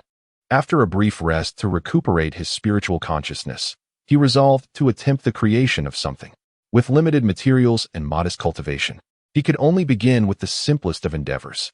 For the time being, one should not entertain thoughts of offensive flying sword artifacts. Perhaps defensive and auxiliary types may be feasible. He selected a method for forging a disposable defensive talisman known as the Xianguijia. The primary materials comprised a recently refined water attribute spiritual ore and fragments of a turtle shell, collected by Yun Miaozi. Activating the high-efficiency forging assistance module was prohibitively expensive, necessitating reliance on the newly acquired skills. With meticulous care and unwavering focus, he ignited the fire, controlled the temperature, melted the materials, shaped them, and inscribed the runes. Each step was executed with utmost caution, as sweat drenched his back and his spiritual consciousness rapidly depleted. At last, a resounding hum echoed. A talisman, palm-sized and adorned with natural turtle patterns in a deep black hue, emerged triumphantly, radiating a steady defensive spiritual glow. Successfully forged the Xianguijia talisman, disposable, capable of withstanding a full-force strike from an early-stage transformation. Forging proficiency, 10. Current storyline points, 85. 1 1095. 1. Success. Although it was merely a talisman of the lowest tier, its significance was monumental. Wei Xiaodong, exhilarated, grasped the still warm talisman with affection, self-sufficiency, and abundance. He seized the moment and forged 2 more Xian Gui Jia talismans, along with several commonly used talismans such as the Shanheng talisman and the Water Avoidance talisman, until the materials were exhausted and his spiritual consciousness once again depleted. Total forging proficiency, 35. Current storyline points, 95. 125. Other talismans, 120. 1. Observing the replenished storyline points and the newly forged talismans at his side, Wei Xiaodong brimmed with a sense of accomplishment. Indeed, skill is the foremost productive force. At that moment, a knock echoed at the courtyard door. It was Yun Zhongzi, accompanied by several composed cultivators, their attire indicating they hailed from the islands of Penglai and Fangzhong. Wei Xiaoyu, I apologize for the intrusion. These esteemed friends hold great admiration for your discovery and destruction of the demon array on the island of corrupted bones, and they have come to pay their respects. Yun Zhongzi introduced with a smile. The cultivators' gazes settled upon Wei Xiaodong, filled with scrutiny and curiosity. Their eyes widened in surprise, especially upon noticing the recently forged talismans emanating a faint spiritual glow. Does this Wei Daoyu also possess expertise in talisman crafting? Inquired a female cultivator from Penglai Island. Her curiosity piqued. Wei Xiaodong's face flushed, and he hastily waved his hand, saying, I possess only a superficial understanding, merely a smattering of knowledge. I beg your pardon. Esteemed seniors, another robust cultivator from Fangzhong Island was more forthright, picking up a Xian Gui Jia talisman for inspection. He nodded appreciatively, stating, though it is of a lower tier, the runes are well formed, and the spiritual energy is uniformly distributed. Your foundation is quite solid. Would you care to take on some forging tasks? With the impending alliance war, the demand for such disposable talismans was immense, and the compensation would be favorable. Wei Xiaodong's eyes sparkled with excitement. A golden opportunity for profit had arrived. He restrained his exhilaration, adopting a facade of composure as he replied, May I inquire what tasks you have in mind? I fear my skills may be inadequate for significant responsibilities. No need for anything too advanced, the robust cultivator replied. We primarily require the mass production of foundational enhancement talismans, such as the Rui Jin talisman and the Ho Tu talisman, as well as logistical talismans like the Qing Feng talisman and the Jing Yi talisman. The materials were provided by the Alliance, and the settlement was based on the quantity and quality of the finished products, compensated in spirit stones or contribution points. Mass-producing low-level talismans? This was precisely suitable for him to hone his skills and enhance his proficiency. Moreover, he could earn some extra income. With such aspirations, he dared not decline. Wei Xiaodong clasped his hands in agreement. Excellent. How refreshing. The robust cultivator laughed heartily, leaving behind a storage bag containing the materials and crafting blueprint for 3,000 sharp metal talismans, stating he would return in 5 days to collect the goods. 3,000 pieces. Wei Xiaodong inhaled sharply, truly a bold endeavor. After seeing off Yun Zhongzi and his companions, he gazed at the small mountain of materials, feeling both pressure and exhilaration. In the following days, he immersed himself entirely in the frenzied craft of talisman making. Ignite the fire, melt the materials, shape them, inscribe the runes. The process was repetitive and monotonous, yet brimming with rewards. Failure was inevitable. But with the enhancement of material quality through the 100 refinements technique and the continuous accumulation of proficiency, the success rate steadily improved. Crafting sharp metal talisman successful. Proficiency 0. 5. Crafting failed. Proficiency 0. 1. Success. 0.5. The system notifications flowed like the most exquisite melodies. His movements grew increasingly adept, his techniques more precise. He even managed to divide his focus and attempt minor optimizations and improvements on the fundamental runes. As the deadline approached, the robust cultivator arrived punctually. Wei Xiaodong presented 2,950 qualified sharp metal talismans, along with 50 premium quality talismans that exceeded standard efficacy by 30%. After inspecting the items, the cultivator was taken aback. Not only did the quantity surpass expectations, a normal yield of 70% would be commendable, but there were also premium talismans. His gaze towards Wei Xiaodong shifted significantly. Indeed, Wei Daoist, you are truly remarkable. This is your reward, calculated at the premium rate. The cultivator generously paid 500 high-grade spirit stones and 100 alliance contribution points. Another substantial sum had been added to his account. Completed talisman-making commission, received reward. Story points 50, skill recognition. Current story points, 120, 150, 170. 1. Wei Xiaodong accepted the spirit stones, his heart brimming with joy. A tech-savvy individual transforms his fate. As word spread, many other cultivators soon sought him out, requesting customized talismans or even repairs for their magical artifacts. Wei Xiaodong welcomed all, offering fair prices and solid craftsmanship. His reputation gradually spread among the lower-tier cultivators and mid-level managers of Yingzhou Island, earning him the title of Master Wei. While he busily accepted jobs to earn spirit stones and story points, he also fervently enhanced his proficiency in crafting and talisman making. Occasionally, he used his earnings to purchase rare materials in the market, attempting to forge more advanced creations. Life was fulfilling and busy. When the Golden Spirit Holy Mother emerged from her seclusion and saw the yard piled high with materials and Wei Xiaodong diligently at work, she was momentarily taken aback. Upon learning the circumstances, she said nothing, merely observing him quietly as he crafted. Occasionally, she would offer a few words of guidance on energy control and rune connections, each time illuminating Wei Xiaodong's understanding and providing immense benefit. The subtle relationship between the two individuals seemed to have mellowed considerably amid their unassuming interactions. During this time, Zhou Qingyun made another visit, bringing news that the reinforcements from Amei had arrived offshore and would soon rendezvous with the main forces. He discreetly cautioned once more that the traitor appeared to be suspicious, urging the pair to exercise utmost caution. An undercurrent of tension persisted. On this day, Wei Xiaodong finally accumulated enough plot points and materials, resolving to attempt the refinement of the rusted short sword he had acquired from the cave of Yunmiaozu. The fact that this sword was treasured within a concealed compartment alongside the primordial heavy water and the Yunmiao talisman indicated its extraordinary nature. He employed the technique of 100 forging essence to repeatedly temper the sword's blade, while gradually nurturing it with the principles of the upper clarity breaking evil sword seal. The endeavor proved to be 100-fold more arduous than crafting talismans, with his spiritual energy depleting rapidly. Just as he was on the verge of collapse, clang, the short sword emitted a melodious sound, its surface rust completely shedding to reveal a blade as clear as a pool of autumn water, exuding a chilling radiance and an imposing sharpness. At the hilt, two ancient characters flickered momentarily. Kaiyun successfully refined the earth immortal treasure, Kaiyun's sword, preliminary. Crafting proficiency significantly increased. Plot points, 200. Current plot points, 170. 1,200,370. 1. It was accomplished. Wei Xiaodong was overwhelmed with joy, gripping the hilt, feeling an innate connection as if it were an extension of his own being. This sword was light and sharp, imbued with an essence that could disperse clouds and sever bindings, perfectly aligning with his wind manipulation technique and sword seals. His power surged immensely. At that moment, the sound of a gathering horn echoed from outside the courtyard. It was distant yet filled with an air of solemnity, resonating throughout the island. The great battle was finally about to commence.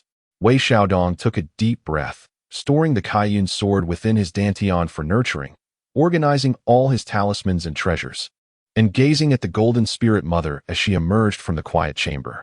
The Golden Spirit Mother donned a crisp, fitted outfit, her hair elegantly tied up.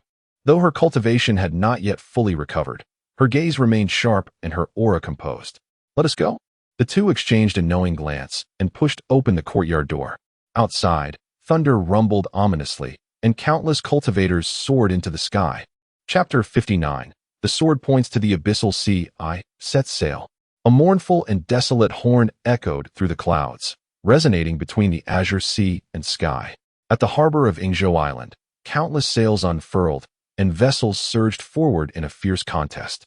The colossal warships were not crafted of mere timber, but forged from various spiritual materials, adorned with gleaming runes, and suffused with ethereal light. Some resembled gigantic whales, cleaving through the waves. Others took the form of swift arrows, soaring 3 feet above the water, moving with lightning speed. And there were the celestial vessels of Penglai Island, akin to floating palaces, radiant with myriad hues. Gracefully positioned at the center, cultivators filled the decks like clouds, their armors glinting in the light. Banners from the three immortal islands, Ame, and other factions fluttered fiercely in the gale. The air was thick with a chilling aura, dissipating the briny scent of the sea, leaving only the howling of retreating light and the thunderous roar of ships cutting through the waves. Wei Xiaodong and the Holy Mother of Golden Spirits stood upon the deck of a Xiangui warship from Mingzhou Island, renowned for its formidable defense. This vessel was somewhat slower and stationed towards the right flank of the central formation. This marked Wei Xiaodong's first encounter with such a grand spectacle of cultivation warfare. His heart raced, blood surged, a mixture of tension and an indescribable excitement coursed through him. Instinctively, he tightened his grip on the cloud-cutting sword nurtured within his dantian and felt the reassuring presence of a handful of Yin Thunder talismans and various charms in his pocket, which calmed his spirit somewhat. The Holy Mother of Golden Spirit remained composed, her gaze sweeping over the vast fleet before drifting towards the distant, profound horizon of the sea. Her expression inscrutable, lost in thought. "Sister, with such a formidable setup, can we secure victory?" Wei Xiaodong could not help but whisper. The Holy Mother turned her gaze back to him, casting a fleeting glance. On the battlefield, circumstances shift in an instant. Can victory or defeat be determined merely on paper? Do your utmost and strive to survive.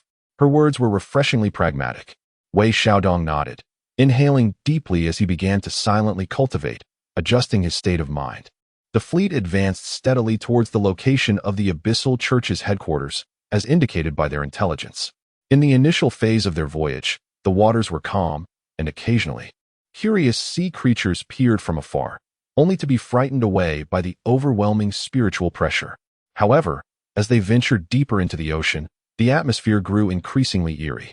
The sky darkened, heavy clouds loomed low, as if ready to descend upon them.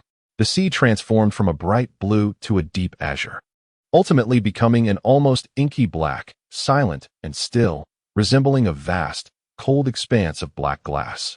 A faint, sulfurous scent of demonic energy began to pervade the air, unsettling their minds. Occasionally, fragments of broken wood, torn banners, and even dismembered corpses floated ominously on the surface, unmistakable evidence of prior skirmishes. The mood among the fleet grew tense. All cultivators heightened their vigilance, their various probing artifacts casting glimmers of light to scan the surrounding waters. Wei Xiaodong also maximized his perception with the earth listening technique and the wood of eternal spring skill, alert to any disturbances beneath the surface or in the skies above. Environmental task triggered, purify the demonic energy in the navigational waters, ongoing. Each area purified will yield narrative point rewards. The system notification sounded once more. Wei Xiaodong felt a sudden surge of inspiration and attempted to gradually infuse the vitality of the wood element into the warship beneath him, allowing it to disseminate throughout the surrounding waters. The surrounding sea, a mere few zhang in radius, began to show signs of clarity as the inky black demonic energy was subtly dispersed. Though the increase was minuscule, the consistency of the effort was commendable. Even the smallest morsel holds value. Like a diligent custodian, Wei Xiaodong maintained his vigilance while silently accumulating experience. Days later, a colossal, swirling black vortex emerged ahead of the fleet. The vortex spanned a vast area, resembling the gaping maw of the ocean, unfathomably deep, devouring all surrounding light and sound. A terrifying pull emanated from its center, tugging at the fleet and instilling a sense of dread.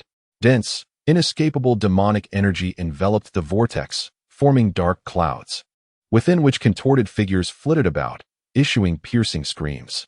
The Abyssal Sea, it has arrived. Form up. Resist the pull.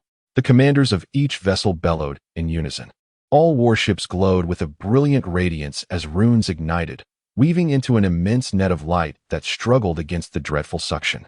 The cultivators took their positions, weapons drawn, spirit talismans in hand, anxiously fixated on the unfathomable abyss and the turbulent demonic clouds surrounding it.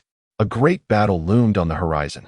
In the skies above, aboard the Penglai celestial vessel, the true lord of marvelous law, the celestial maiden of cloud heights, and the elder of the mystic turtle manifested, their formidable auras coalescing like a stabilizing anchor for the troops. Spawn of the netherworld cult, come forth and meet your demise. The voice of the true lord resonated like thunder, reverberating into the depths of the abyss. In response, countless scarlet lights flared within the abyss, accompanied by a piercing wail. Ha ha ha! Hypocrites of the three immortal islands, you dare to present yourselves. Perfect, you shall serve as sacrifices for our ancestor. The demonic clouds churned as numerous black-robed, grotesque disciples of the netherworld cult surged forth from the vortex and the dark clouds, riding various bone ships and demonic banners. Their numbers were akin to a swarm of locusts, far exceeding imagination. Leading them were four exceptionally powerful black-robed figures, each adorned with a distinct malevolent mask. These were the four envoys of the netherworld, as indicated in Zhou Qingyun's intelligence report. From the southeast, southwest, northeast, and northwest, the four great earth immortal fiends commanded the onslaught. Kill. Without further ado, the two sides clashed violently. The brilliance of artifacts collided fiercely with the dark energies of demonic powers, and the air was soon filled with the cacophony of explosions, roars, and anguished cries. The battle escalated into a frenzied intensity from the very outset. The mystic turtle warship found itself targeted by several bone ships and a multitude of demonic cultivators, their foul techniques and toxic skeletal projectiles raining down like a deluge. The protective shield of the warship flickered violently. Steady. Enhance the defenses with spells. Sword and body cultivators. Follow me into battle. The captain, an elder from Ingzhou Island at the late stage of the Void Refinement Realm, commanded sternly.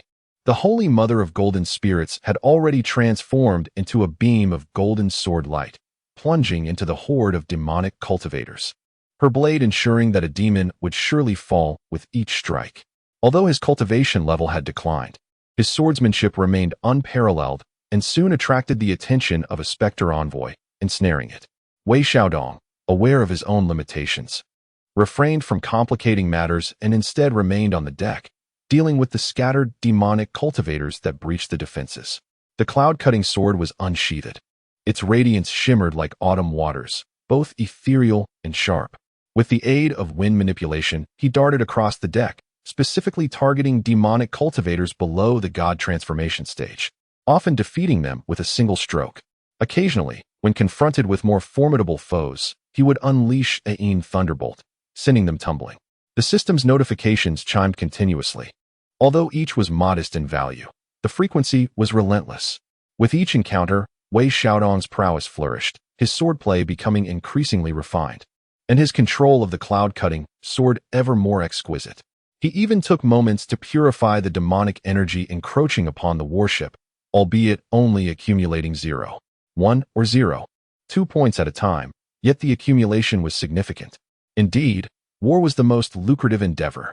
However, he remained grounded, vigilant of the battle involving the Holy Mother of Golden Spirit. The Spectre envoy engaged with her, adept in toxic arts, was shrouded in poisonous mist, possessing formidable corrosive powers. Although the Holy Mother's sword light was sharp, she found herself increasingly constrained, gradually succumbing to the disadvantage. This could not continue. Wei Xiaodong's gaze sharpened as he seized an opportunity, thrusting the newly refined soul-subduing banner into the deck with fervor. Command. He summoned all his strength. The soul-subduing banner emanated a dark radiance. Its might, though diminished from its prime, still exerted a suppressive force targeting the souls of low-tier demonic cultivators within a vast radius, rendering their movements sluggish and inflicting spiritual pain. The Western envoy, engaged with the Holy Mother, momentarily faltered, the toxic mist swirling around him revealing a flaw. A prime opportunity. The Holy Mother, seasoned in combat, unleashed a surge of sword light, piercing through like a golden rainbow, aimed directly at her adversary. The envoy, stricken with terror, desperately evaded. Though the sword light did not strike a fatal blow, it severed his arm at the shoulder. With a pained cry, the envoy transformed into a cloud of toxic mist, retreating in disarray. The Holy Mother did not pursue, returning to the deck, her complexion pale, clearly drained. She cast a glance at the soul-subduing banner and Wei Xiaodong. Nodding slightly, "Well done." Wei Xiaodong exhaled in relief, hastily retracting the banner. At that moment, an unexpected turn of events unfolded. On the fleet's left flank, an area previously overseen by Fengzhang Island erupted into chaos. Several warships abruptly turned their cannons upon allied vessels, unleashing a barrage of fire. Simultaneously, a multitude of cultivators turned traitorous, ruthlessly attacking their comrades. This is dire. There are infiltrators. Someone shouted in anger. The left flank descended into chaos, its formation shattered. As the demonic cultivators seized the opportunity to launch a fierce assault, resulting in heavy casualties. Ao Chin, it is you. The furious roar of the celestial sage resonated from above. On a principal warship of the left flank, Ao Chin, consumed by madness and resentment, wielded a long blade exuding a sinister aura, ruthlessly slaughtering the surrounding cultivators of Ingzhou Island. You old fool, why do you meddle in my affairs at every turn? Why pass the position of island master to outsiders? The old ancestor of the netherworld has granted me the title of island master of Ingzhou. You shall all perish. Ao Chin appeared utterly deranged, clearly under the thrall or seduction of dark powers. The traitor was indeed he. Moreover, he had chosen the most critical moment to strike. The collapse of the left flank instantaneously destabilized the entire front line. The morale of the demonic cultivators surged, their offensive becoming more ferocious. High above, the celestial sage found himself ensnared by the ancient tortoise elder. Was he also an insider? Unable to extricate himself, the celestial fairy, fighting valiantly against two emissaries of the netherworld, was also unable to provide assistance. The situation grew dire in an instant. The left flank must be stabilized. The Golden Spirit Mother's gaze sharpened as she instructed Wei Xiaodong. You guard this ship. I shall return shortly. Without waiting for a response from Wei Xiaodong, she transformed into a golden rainbow, dashing towards the tumultuous battlefield of the left flank. She aimed to slay Ao Chin and restore order. Yet that place had become a veritable den of dragons and tigers, teeming with demonic cultivators and traitors. Wei Xiaodong's heart raced. He watched as the Golden Spirit Mother plunged into the fray alone, her sword light flashing, only to be swiftly engulfed by countless demonic cultivators and traitors, his anxiety mounting. What to do? Follow her. His meager cultivation would merely serve as a distraction. Stay behind. Watch helplessly. Just as his mind was in turmoil, the dormant young dragon on his wrist stirred, emitting an extremely faint hiss, its tiny claws pointing toward a certain direction on the left flank. Simultaneously, the netherworld order in his embrace began to grow warm. Instinctively, Wei Xiaodong retrieved the netherworld order. He noticed the character for Ming on the token glowing gently, directing him toward a rebellious warship from Fangzhong Island that was aggressively attacking its allies. Something was amiss with that warship? The reactions of the young dragon and the unusual movement of the netherworld order both pointed there. Could it be an important figure from the netherworld sect resided there? Or perhaps the key to controlling the traitors? To capture the ringleader first. Wei Xiaodong's eyes hardened as he made a bold decision. He quickly conveyed a few words to the captain via telepathy, then abruptly slapped a water escape talisman onto himself, instantly merging with the sea, silently approaching the rebellious warship. The risk was immense, yet it might be the only opportunity to break the deadlock. The water escape talisman propelled him swiftly underwater, nearly undetectable. Soon, he drew near to the rebellious warship. Indeed, he discovered that the lower levels of the ship were continuously emitting subtle, yet familiar spatial fluctuations, akin to those of the netherworld order. This was it. He cautiously evaded patrolling demonic cultivators and traitors, slipping through a gap in the hull to infiltrate the ship's lower levels. The scene inside the storage compartment took his breath away. A complex blood-red formation was in operation. At its core sat an emaciated old man clad in a black robe. In his hand, he clutched a shimmering black token, murmuring incantations as invisible waves of energy radiated outward, evidently manipulating the traitors from afar. Behind him loomed an unactivated small-scale teleportation array. This old wretch was the puppeteer of the traitors, perhaps even tasked with summoning reinforcements. He must be interrupted. Wei Xiaodong held his breath, calculating the distance and the old man's strength, estimated to be at the pinnacle of the void refinement stage. A direct assault was futile. Stealth was his only option. Silently, he withdrew 3 thunder pearls and tightened his grip on the Kaiyun sword. Taking a deep breath, he knew the opportunity was singular. Just as he prepared to strike, the old man, sensing a disturbance, suddenly opened his eyes, 2 ghastly green beams piercing toward Wei Xiaodong's hiding place. Little mouse, I found you. The thought barely had time to register. His body reacted instinctively. At the moment the old man's ghastly gaze fell upon him, Wei Xiaodong, without a second thought, hurled the 3 thunder pearls with all his might, not at the old man, but at the unactivated teleportation array behind him. Simultaneously, he retreated like a startled rabbit, the Kaiyun sword conjuring a shimmering barrier of light around him. He never entertained the notion of harming the old man, only wishing to disrupt him, destroy the teleportation array, and then escape via water concealment. Child's play. The old man scoffed, nonchalantly slapping his withered palm, unleashing a chilling wave of dark energy aimed to obliterate the 3 thunder pearls midair. But then, a sudden anomaly occurred. The nether token, which had been radiating heat in Wei Xiaodong's embrace, erupted into a sphere of dark light. A unique, resonant force, imbued with the laws of the underworld, instantly unfurled. The dark energy unleashed by the old man collided with this dark light, dissolving like snow beneath the blazing sun. Though the residual force struck the thunder pearls, it failed to completely suppress their explosion. Chapter 60. The Perilous Abyssal Formation. Boom. Boom. Boom. 3 muffled explosions reverberated within the confined chamber. The chilling essence of the dark, thunderous energy and the force of lightning surged wildly. Although much of its formidable power was mitigated by the Elder's protective magical aura, the intricate yet fragile teleportation array behind him suffered catastrophic damage. Crackle. The array's runes were instantly twisted and shattered, its spiritual light flickering chaotically, rendering it utterly inoperative. You insolent wretch! How dare you destroy my teleportation array? The Elder, filled with astonishment and fury, trembled uncontrollably, abandoning all pretense of concealment as his terrifying aura of perfected void refinement erupted forth, pressing down upon Wei Xiaodong like a tangible black tide. Simultaneously, Wei Xiaodong sensed a faint pulling force emanating from the nether command, as though the recent explosion had siphoned away a considerable portion of its power, dimming its radiance significantly. Yet, this had afforded him a precious moment of respite. Seizing the opportunity provided by the explosion's shockwave and the Elder's momentary disarray, he had already breached the chamber's wall and plunged back into the sea, activating the water escape talisman with all his might, fleeing desperately into the distance without a glance back. Where do you think you're going? The Elder roared as he pursued, his speed surpassing that of Wei Xiaodong. A colossal hand of demonic energy tore through the water, lunging ferociously toward Wei Xiaodong's back. Just as capture seemed imminent, the dormant young dragon upon Wei Xiaodong's wrist stirred, seemingly roused by the fluctuations of the nether command and the imminent peril. It awakened forcibly, emitting a faint yet furious dragon's roar.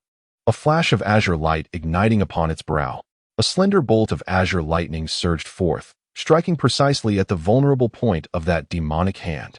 With a hiss, the hand momentarily faltered, its might diminished by a third.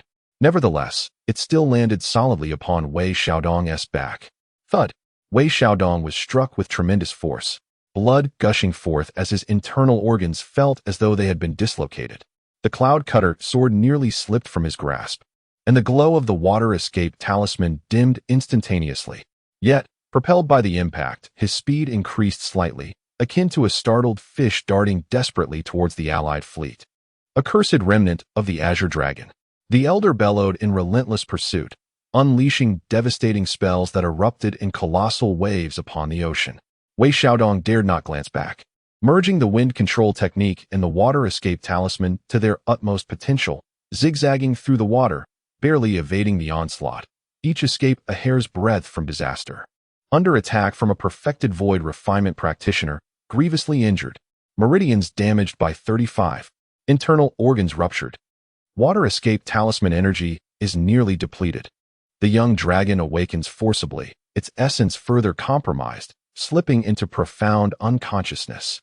The system's jarring alarms and the agonizing pain coursing through his body were incessant. Wei Xiaodong gritted his teeth, desperately channeling the ethereal wood spring technique to mend his injuries while frantically communicating with the system. Exchange for the most efficient healing elixir.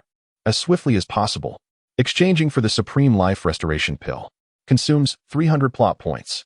Exchanging for a one-time small teleportation talisman, random direction, within 100 miles. Consumes 200 plot points. Current plot points, 405, 50095. Once again, he found himself in debt. In an instant, a vibrant elixir materialized within him. swiftly mending the damaged meridians and internal organs. Simultaneously, a silver talisman materialized in his hand, igniting with a sudden burst. The power of space enveloped him, and it seemed he was on the verge of being randomly transported away. Attempting to flee? Leave him to me. The old man in the black robe, evidently no stranger to the arcane arts, recognized the teleportation talisman at a glance. With a sinister grin, he summoned a dark, ominous gourd, directing its opening towards Wei Xiaodong. Unleashing a terrifying force of suction, he intended to forcibly disrupt the teleportation and draw him into the gourd. The silver light of the teleportation talisman flickered violently, becoming exceedingly unstable. Just at that critical moment, a brilliant golden sword aura, akin to a celestial comet, cleaved through the sea with pinpoint precision, striking the black gourd. Clang! The gourd trembled violently, and the suction abruptly ceased. Who? The old man in the black robe was a tumult of shock and fury. It was then he noticed the golden spirit Saint Mother had arrived, her face pale and lips stained with blood. Clearly, her escape from the left wing of the battlefield had not been an easy feat, yet her gaze remained cold and piercing, fixated firmly on the old man. Your adversary is me. She unleashed her sword intent, ensnaring the black-robed elder completely. Seizing this opportunity, the small teleportation talisman flashed with silver light, and Wei Xiaodong vanished from his original position. The next moment, with a splash, Wei Xiaodong plummeted from the sky, crashing into a frigid expanse of seawater, causing stars to dance before his eyes and exacerbating his injuries. Struggling to surface, he glanced around, his heart sinking. Random teleportation indeed proved unreliable. He had not been returned to the coalition fleet, but rather cast to the periphery of the battlefield, 100 miles from the main conflict. In the distance, faint sounds of battle and explosions echoed, yet around him floated only splintered debris and corpses, mingled with a heavy scent of blood and demonic energy. Small teleportation talisman successfully activated. Random landing point, battlefield periphery. Injury stabilized, but further rest is required. Wei Xiaodong breathed a sigh of relief, grateful to have salvaged his life. He hurriedly checked on the young dragon, who had once again succumbed to unconsciousness, its breath weaker than before, its scales dulled, filling him with profound sorrow. A glance at the yumming token revealed it had dimmed entirely, resembling mere mundane iron, as if the recent encounter had drained its power. What a loss! The hard-earned points had been reset to 0, and he was now in debt, both the young dragon and the token rendered nearly useless. Yet, perhaps it wasn't all in vain. At the very least, he had disrupted the enemy's teleportation array and drawn out the traitor controlling it, providing the golden spirit Saint Mother with a precious opportunity. As he silently circulated his cultivation method to heal, he remained vigilant, scanning his surroundings. He needed to regain some strength swiftly and devise a way to return to the fleet. Just then, his earth listening technique detected faint cries for help and sounds of struggle from afar. Is there someone else? After a moment's hesitation, he cautiously made his way towards the source of the sound, navigating through a field of floating wreckage. Ahead, he spotted a severely damaged small corvette, gradually sinking, where several cultivators from the 3 immortal islands stood back to back, desperately fending off the assault of 7 or 8 specters from the yumming sect. Several lifeless bodies lay on the ground, the situation perilous. The few cultivators present were merely at the early stage of the transformation realm, evidently remnants of a dispersed faction. Wei Xiaodong glanced over. Their only leader was a mid-stage demonic cultivator, while the rest were at the nascent soul and golden core stages. This is feasible. He inhaled deeply, suppressing his injuries, and stealthily approached beneath the dilapidated ship. Suddenly, he unleashed the cloud-cutting sword. The cloud-cutting technique. The sword light flashed like lightning, surging from beneath the water without warning, and instantly pierced the back of the cackling mid-stage demonic cultivator. The laughter abruptly ceased, and the cultivator, in disbelief, gazed down at the sword tip protruding from his chest, collapsing to the ground with a thunderous crash. Who? The remaining demonic cultivators were taken aback. Seizing the opportunity, Wei Xiaodong leapt onto the deck, the cloud-cutting sword radiating with brilliance, akin to a tiger among sheep. Although severely injured, being a nascent soul cultivator endowed him with refined sword skills and potent artifacts, more than sufficient to deal with these lower-tier demonic cultivators. Furthermore, the morale of the few surviving cultivators from Sanxian Island surged as they fought back with all their might. Soon, the remaining demonic cultivators were almost entirely vanquished. "Thank you, fellow cultivator, for saving our lives." The surviving cultivators expressed their gratitude profusely. Upon recognizing his face, they were even more astonished. You are the renowned Master Wei who excels in artifact refining?"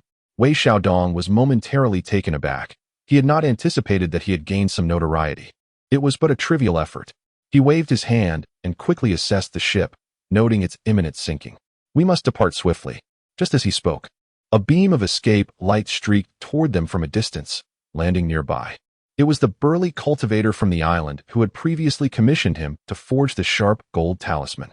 Upon observing the scene and spotting Wei Xiaodong, he paused for a moment, then exclaimed with joy, "Master Wei, it's wonderful to see you unharmed. I, old Xiong, have been leading the cleanup of the battlefield, and upon hearing the commotion, I rushed over." Noticing Wei Xiaodong's pale complexion and unstable aura, he hurriedly produced a healing pill and offered it to him. "You're injured. Quickly take this."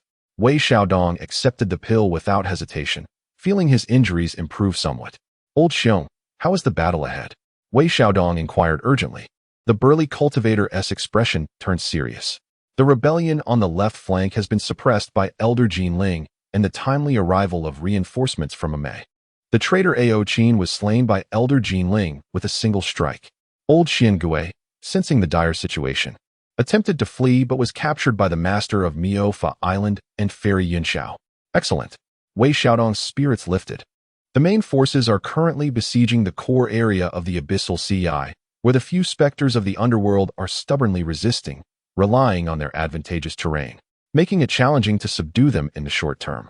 The burly cultivator added, "Those of us with slightly weaker cultivation are tasked with clearing the remaining enemies on the periphery and rescuing the wounded."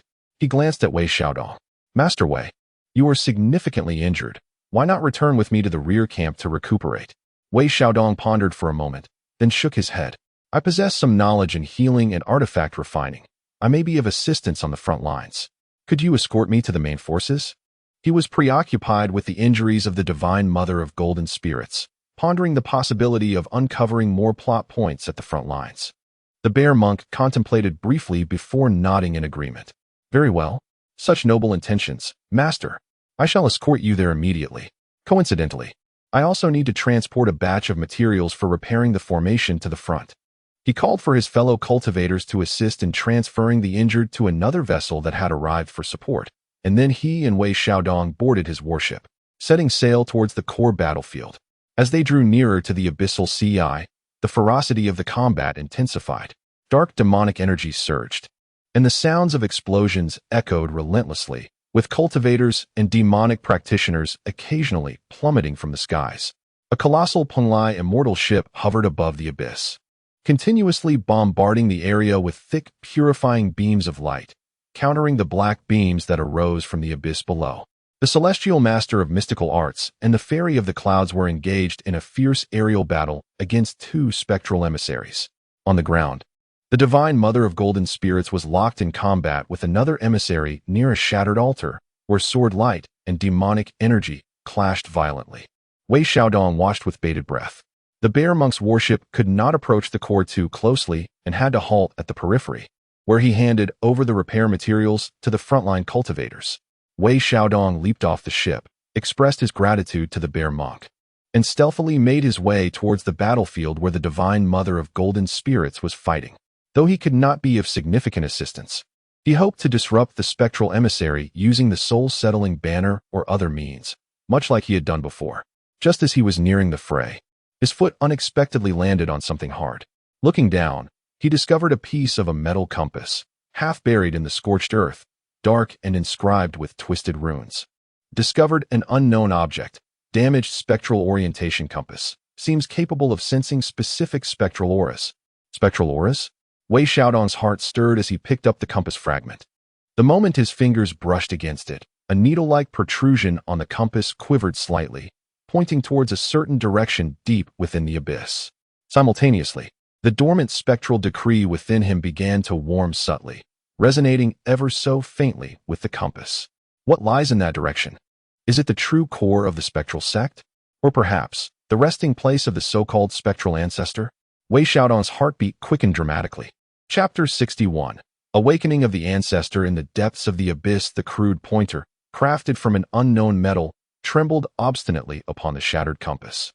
As though drawn by an invisible thread, steadfastly directing towards the deepest recesses of the abyss. There lay an absolute darkness so profound that even the purifying rays of the Penglai immortal vessel could not penetrate it. The Yinming order token nestled within his bosom emanated a faint, warm resonance, akin to a summons or perhaps a warning. Wei Xiaodong's heart raced furiously, threatening to burst from his chest. Should he proceed or refrain? That depth might unveil the ultimate secrets of the Yinming sect, the resting place of the ancestor, the very source of all calamities. Yet, it could also be a place of certain death. He was merely a fledgling nascent soul, grievously wounded, with his trump cards expended and burdened by a debt of 95.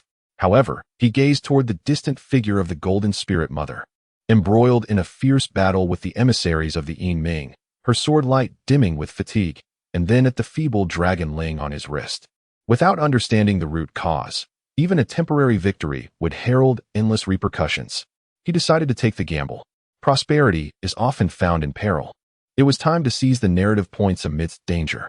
With a firm resolve, he tucked the compass fragment into his vest and concentrated on suppressing his presence. Utilizing the chaotic energy fluctuations and the shadows of debris on the battlefield, he stealthily advanced in the direction indicated by the pointer, akin to a gecko. As he drew nearer to the heart of the abyss, the malevolent aura thickened and the pressure mounted. It felt as if countless icy eyes were fixated upon him from the darkness, whispering and conjuring illusions that assailed his consciousness.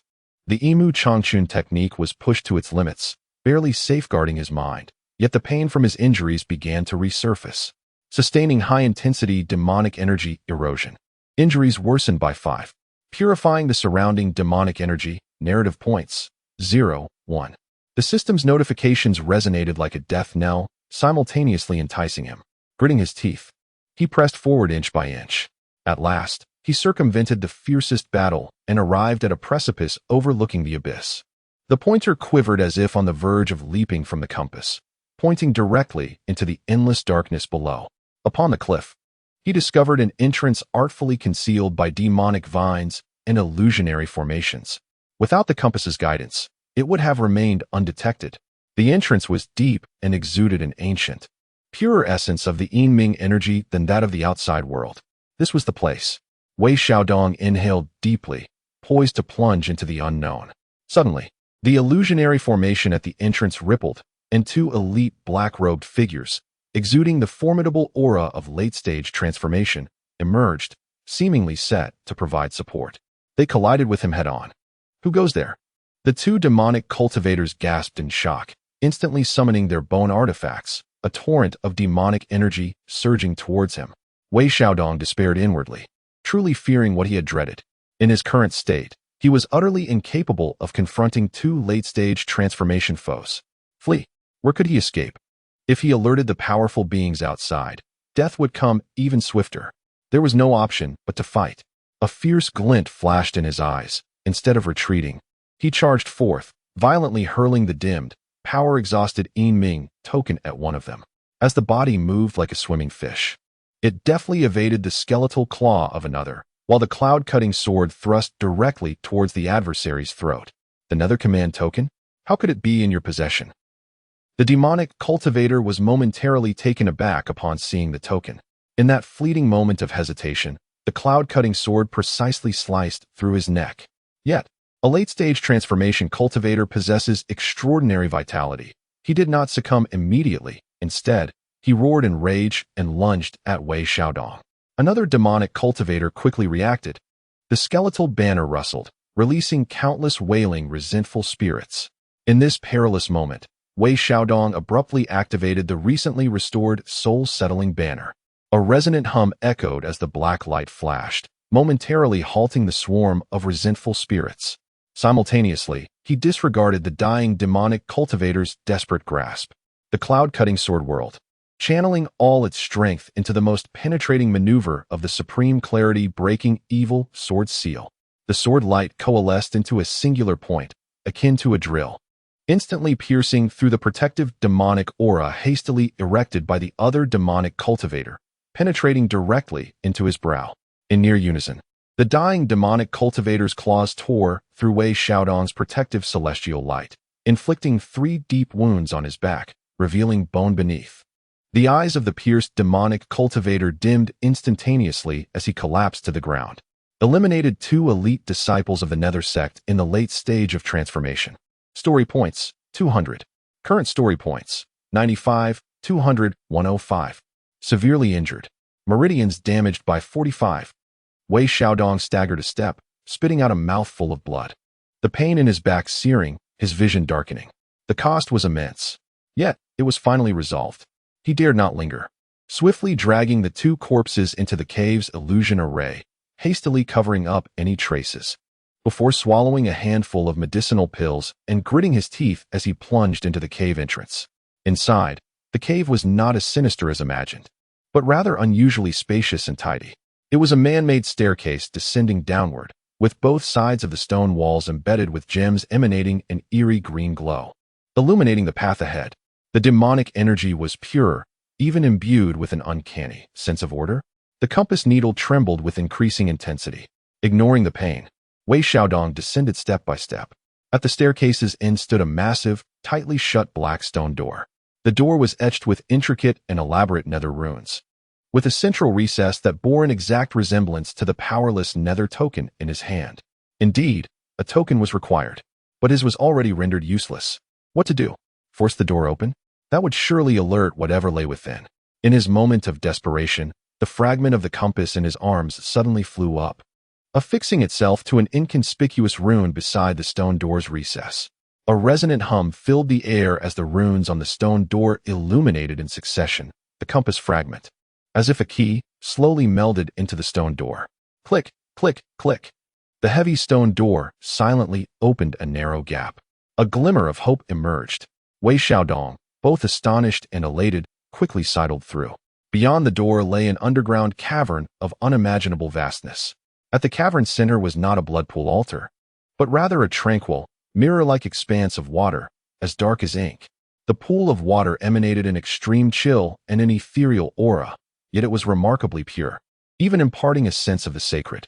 Surrounding the pool stood 9 colossal bronze pillars, each intricately carved with distinct depictions of hellish scenes. Thick black chains coiled around these pillars, with the other end extending into the depths of the water, as if binding something unseen. Above the pool, a coffin, translucent and seemingly sculpted from black crystal, hung suspended. The coffin was clear enough to reveal a shadowy figure within, clad in ancient garments of the underworld. Its features were indistinct, yet it radiated a vast, silent terror that sent shivers through the very soul. Was it the ancestor of the underworld? Was he truly in slumber here? Wei Xiaodong dared not breathe, feeling as insignificant as a speck of dust before such an aura. His gaze swept across the cavern, landing on a stone platform in the corner, upon which lay several items. A complete, shimmering black token of the underworld, presumably the main command token. A jade disc inscribed with intricate star maps, and an ancient tome bound in unknown leather. Significant items discovered, underworld command token. Significant items discovered, 9 nether star map. Significant items discovered, fragment of the underworld record. He struck gold. Wei Xiaodong's heart raced. These items were clearly extraordinary, especially that underworld record, likely containing the core teachings of the underworld sect. He forced himself to suppress his excitement and cautiously approached the stone platform, striving not to disturb the coffin. Just as his fingers were about to make contact with the underworld record, the entire cavern trembled violently. The chains on the 9 bronze pillars clattered ominously. The water began to boil, bubbling furiously. The figure within the black crystal coffin seemed to stir slightly. An indescribable, earth-shattering terror began to awaken. This was dire. Wei Xiaodong felt his soul flee in terror. Without a second thought, he snatched up the 3 items from the platform, stuffing them into his bosom without a glance, and turned to flee. Simultaneously, the lid of the coffin was abruptly lifted by an invisible force. A pale, elongated hand, imbued with destructive power, slowly emerged from within. Following this, a pair of eyes, deep as the 9 hells and devoid of emotion, gradually opened, fixing their gaze upon the panic-stricken Wei Xiaodong. Thief shall be executed. An ancient, obscure voice, yet imbued with supreme authority, resonated deep within Wei Xiaodong's soul. Boom! Wei Xiaodong felt as if his spirit were pierced by countless needles. Darkness enveloped him, nearly causing him to faint. Run! He had to run. He ignited his lifeblood and dashed recklessly toward the stone door. The pale hand gestured lightly in his direction. An irresistible force bore down upon him. The protective talismans on his person shattered instantaneously. The cloud-cutting sword emitted a mournful wail. The soul-settling banner dimmed in radiance. He was on the brink of being ground to dust. In his embrace, the ominous dominion and the fragmented tome of the netherworld suddenly soared forth, unleashing a fierce surge of dark luminescence that barely mitigated the lethal strike. The two sacred artifacts of the netherworld seemed to instinctively shield their master, or rather, their treasures, clashing with the dormant yet awakening force of the ancestral power, still lacking its full might. A thunderous roar erupted within the cavern as the terrifying energy collided. Wei Xiaodong was violently hurled back, akin to a ragged sack, crashing against the stone door, spewing forth blood and shattering an unknown number of bones. Yet, he seized upon this forceful momentum, rolling and scrambling his way out through the stone threshold, leaving behind the sacred relics. The ancestral spirit of the netherworld appeared incensed, and the entire cavern began to collapse, that pale hand rising once more, brewing an even more terrifying blow. Wei Xiaodong's heart raced with fear as he desperately fled. Just as he burst forth from the illusory array at the cave's entrance, that colossal hand pursued him, descending like a shroud over the sky. Should it strike true, the very cliff would be reduced to ash. In that critical moment, high above, the Golden Spirit Mother, locked in combat with the emissary of the netherworld, sensed the overwhelming malevolence erupting below. She bit her tongue fiercely, forcing forth the last remnants of her vital essence, infusing it into her sword. The path of the celestial sword, severing the heavens. Merging her essence with the blade, she transformed into a radiant arc, seemingly capable of severing causality and seizing vitality. Ignoring the onslaught from the netherworld emissary behind her, she forcefully extricated herself from the fray, appearing above Wei Xiaodong as if teleporting, confronting that pale, giant hand. With a sharp hiss, the sword silk clashed against the titanic palm. There was no cataclysmic explosion, merely a violent friction and annihilation at the level of fundamental laws. The sword's silk dimmed instantly, while the Golden Spirit Mother bled profusely, plummeting like a meteor. However, that pallid hand was momentarily impeded by her resolute strike, a faint sword mark appearing in its palm as it slowly retreated into the crumbling cavern. It seemed to harbor some trepidation. With a resounding crash, the entire cliff collapsed, burying the entrance completely. From the depths of the abyss, a roar filled with boundless fury and resentment echoed, shaking the entire CI, yet it ultimately refrained from striking again. Wei Xiaodong, having narrowly escaped death, collapsed to the ground, gazing at the Golden Spirit Mother nearby, unconscious and barely clinging to life. He glanced at the three searing artifacts in his grasp, his mind a blank slate. This had escalated far beyond expectations. It seemed he had thoroughly provoked the ancestral spirit. Chapter 62. The sacred artifact's protection on the battlefield. Pain engulfed him, akin to countless dull blades simultaneously slicing through his limbs, or as if he were submerged in searing magma, repeatedly scorched. Wei Xiaodong felt as though his bones had shattered into numerous fragments. Even the slightest tremor instigated excruciating agony. His nearly severed meridians resembled frayed threads, and any movement sent waves of pain that darkened his vision. His internal organs felt as though they had been forcibly rearranged, each breath tugging at his nerves, eliciting a haunting scream, while the metallic, sweet taste of blood surged in his throat, nearly breaking through his clenched teeth. He lay sprawled like a heap of crushed clay upon the frigid, shattered rocks, the jagged edges stabbing painfully into his back. Yet he lacked the strength to move even a finger. In the distance, the earth-shattering roars from the depths of the abyss gradually subsided, leaving only a disquieting reverberation in the air. Occasionally, loose stones tumbled down the rocky walls, producing a distinct clatter that echoed across the desolate battlefield. Nearby, the Golden Spirit Mother lay in a pool of glaring blood, her once sacred robes soaked in crimson, her breath faint as a flickering candle in the wind. On the verge of extinguishing, Her complexion was paler than the whitest rice paper, with golden blood seeping continuously from the corners of her mouth, a sign of extreme depletion of her celestial essence. To shield him from a fatal blow, this proud and ethereal being had nearly consumed her last vestige of power. It was over. Wei Xiaodong's heart turned to ice, despair crashing over him like a relentless tide. In their current state, even the weakest demonic soldier could easily butcher them as if they were mere vegetables. Salvation, they had to be saved. With great difficulty, he lifted his heavy eyelids, his blurred vision piercing through the layers of smoke, seeking a glimmer of hope amidst the chaos of the battlefield still ablaze with fierce light. Yet, his sight was obscured by blood and exhaustion, his consciousness as parched as cracked earth, unable to discern anything even 100 meters away. What to do? The system. Yes, the system. Clinging to this last thread of hope, Wei Xiaodong summoned all his remaining willpower to communicate with the system interface in his mind. Save. Save them. Seek the best. Group rescue. His thoughts were fragmented, almost shattered by the overwhelming pain. Redemption exchange, starry distress, signal flare, long range. Can send precise location distress signals to all righteous factions within a radius of 10,000 miles.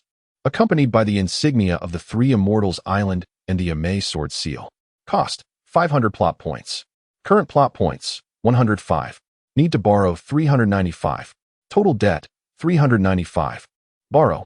Use it immediately. Without a trace of hesitation, Wei Xiaodong disregarded the looming burden of debt, focusing solely on the present moment. A jade talisman, shimmering with soft starlight, materialized beside his battered hand, palm-sized, intricately engraved with celestial formations. The instant the talisman brushed against his fingertip, it was activated, transforming into an exceedingly brilliant beam of light that shot skyward. The radiant beam of light coalesced the cloud patterns of Sanxian Island and the sword seal of the Amei sect, piercing through the dense, ink-like demonic clouds. It erupted in the sky with a thunderous explosion, transforming into a dazzling halo that lingered persistently, like the brightest lighthouse in the night. It stood out conspicuously on the chaotic battlefield. The entire battleground, whether it was the blood-soaked righteous coalition or the grotesque demonic cultivators, was stirred by this sudden, impeccably standard signal of distress from the righteous path. It's our people, the insignia of Sanxian Island and Amei. To the northwest. Quickly, organize a rescue team. I will pave the way. The coalition reacted immediately. Several powerful beams of escape light shot forth like arrows from the tension battle group, racing towards the source of the signal, accompanied by the sound of whistling winds. On the demonic cultivator's side, there was a flurry of unrest. Clearly, they were reluctant to allow the righteous to escape easily. Several shadowy figures, cloaked in black mist, attempted to obstruct them but were forcefully torn apart by the coalition's strong warriors. An opportunity. Wei Xiaodong's taut nerves finally relaxed, and the world around him began to fade into darkness as his consciousness started to blur. Yet, he clung to the last shred of clarity, exerting all his strength to crawl on the ground. Sharp stones grazed his cheeks and arms, leaving trails of blood, but he remained oblivious, finally managing to reach the side of the Golden Spirit Mother. Trembling, he extracted all the healing elixirs from his bosom. Regardless of whether they were low-grade qi condensing pills or high-grade yuan recovery powders, and forcefully stuffed them into the slightly parted lips of the Golden Spirit Mother. With great effort, he activated his own Yimu Changchun skill. A faint green spiritual light overflowed from his palm, carrying a glimmer of life as it arduously flowed into the Golden Spirit Mother's body. Hold on to life. I must hold on to life. After accomplishing all this, he could no longer sustain himself. His head tilted, and he succumbed to unconsciousness, plunging into an abyss of darkness. Time passed, though it felt like an instant, yet also as if a long century had elapsed. Wei Xiaodong was awakened by a cacophony of voices and a rich medicinal aroma. He struggled to open his eyes, realizing he was no longer on the cold rocks, but lying within a vast medical ship's chamber. His body was wrapped in thick bandages, immersed in a pool of medicinal liquid exuding abundant vitality. The warm liquid seeped into his skin, gradually repairing his damaged meridians and bones, bringing a wave of comforting warmth. Nearby, several cultivators dressed in the attire of Yawang Valley were busily concocting elixirs and checking the conditions of other injured individuals. He is awake. This fellow Taoist has awakened. A young disciple from Yaowang Valley exclaimed in surprise as he noticed Wei Xiaodong's eyes open. An elder, his hair and beard completely white and clothed in elder robes, approached, placing a finger on Wei Xiaodong's wrist. After a moment of closed-eyed examination, he sighed in relief. Young man, you are truly fortunate. To have sustained such injuries, yet still endure until help arrived is quite remarkable. Rest assured, the esteemed golden spirit who was rescued alongside you is here as well. Just in the adjacent chamber, being personally attended to by the island master of Miofa. However, the elder paused, sighed deeply, and refrained from elaborating further. But the weight of his tone spoke volumes. Wei Xiaodong's heart sank suddenly. Indeed, senior sister Jinling's injuries were far more severe than he had anticipated. He quickly turned his attention inward, realizing that his own wounds had stabilized under the dual influence of the medicinal liquid and the Yimu Changchun technique. The fractured bones began to mend, and the damaged meridians showed a flicker of vitality, yet true recovery was still a distant prospect. His gaze shifted to the system panel, where the deficit of 395 appeared like a thorn, piercing his eyes with pain. The depth of his impoverishment was staggering. However, he was still alive, and so was senior sister Jinling. That was enough. Suddenly, he recalled the items he had instinctively tucked into his bosom before losing consciousness. A surge of curiosity stirred within him, and he cautiously extended his consciousness. The chilling sensation of the Netherworld Master's command, the rough texture of the 9 Nether Star map, and the ancient aura of the remnants of the Netherworld record all came to him. Moreover, it seemed that these items had been soaked in the medicinal liquid, significantly dulling the once striking Netherworld aura, rendering it much more subtle. What treasures? Wei Xiaodong restrained his excitement, wary of drawing attention. The origins of these items were sensitive. Should they be discovered by others, they would undoubtedly attract unnecessary trouble. At that moment, the hatch creaked open, and Yun Zhongzi and Zhou Qingyun entered, both bearing expressions of evident concern and trepidation. Wei Xiaoyu, you have finally awakened. You truly frightened this poor Taoist. Upon seeing him conscious, Yun Zhongzi sighed in relief and promptly inquired, how did you end up in such a perilous place? How did you provoke such a terrifying existence? Wei Xiaodong had already prepared a response in his mind. Feigning weakness, he spoke in a hoarse voice. I accidentally stumbled into a hidden cave and inadvertently triggered its restrictions, which summoned that fearsome presence. Thankfully, senior sister Jinling sacrificed herself to save me. Otherwise, I would have turned to ashes. This statement, a blend of truth and fabrication, obscured crucial details, explaining the dangers faced while emphasizing the sacrifice of the Holy Mother Jinling, thus rendering it credible.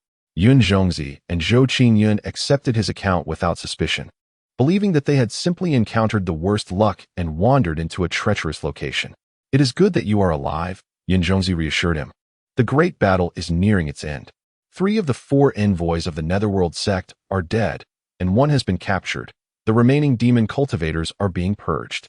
We owe a great debt of gratitude to you both for uncovering the traitor and dismantling the magical formation at the hidden stronghold of Gugu Island, or the consequences would have been dire.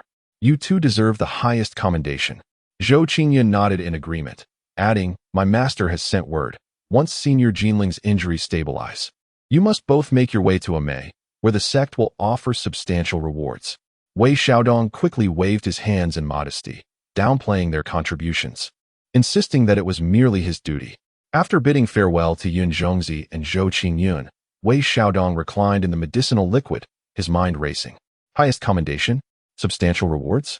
Perhaps he could recoup some losses and alleviate his debts? He attempted to connect with the system to check his latest status. Due to the host's pivotal role in this battle, exposing traitors, dismantling the corrupt Bone Island's magical formation, and indirectly causing the early awakening and subsequent setbacks of the Nether Ancestor, the course of the conflict has been significantly altered. Narrative points, 3,000.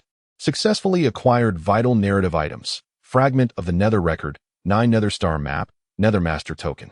Narrative points, 1,500. Total acquired, 4,500 narrative points. Remaining, 395, 4,500, 4,105.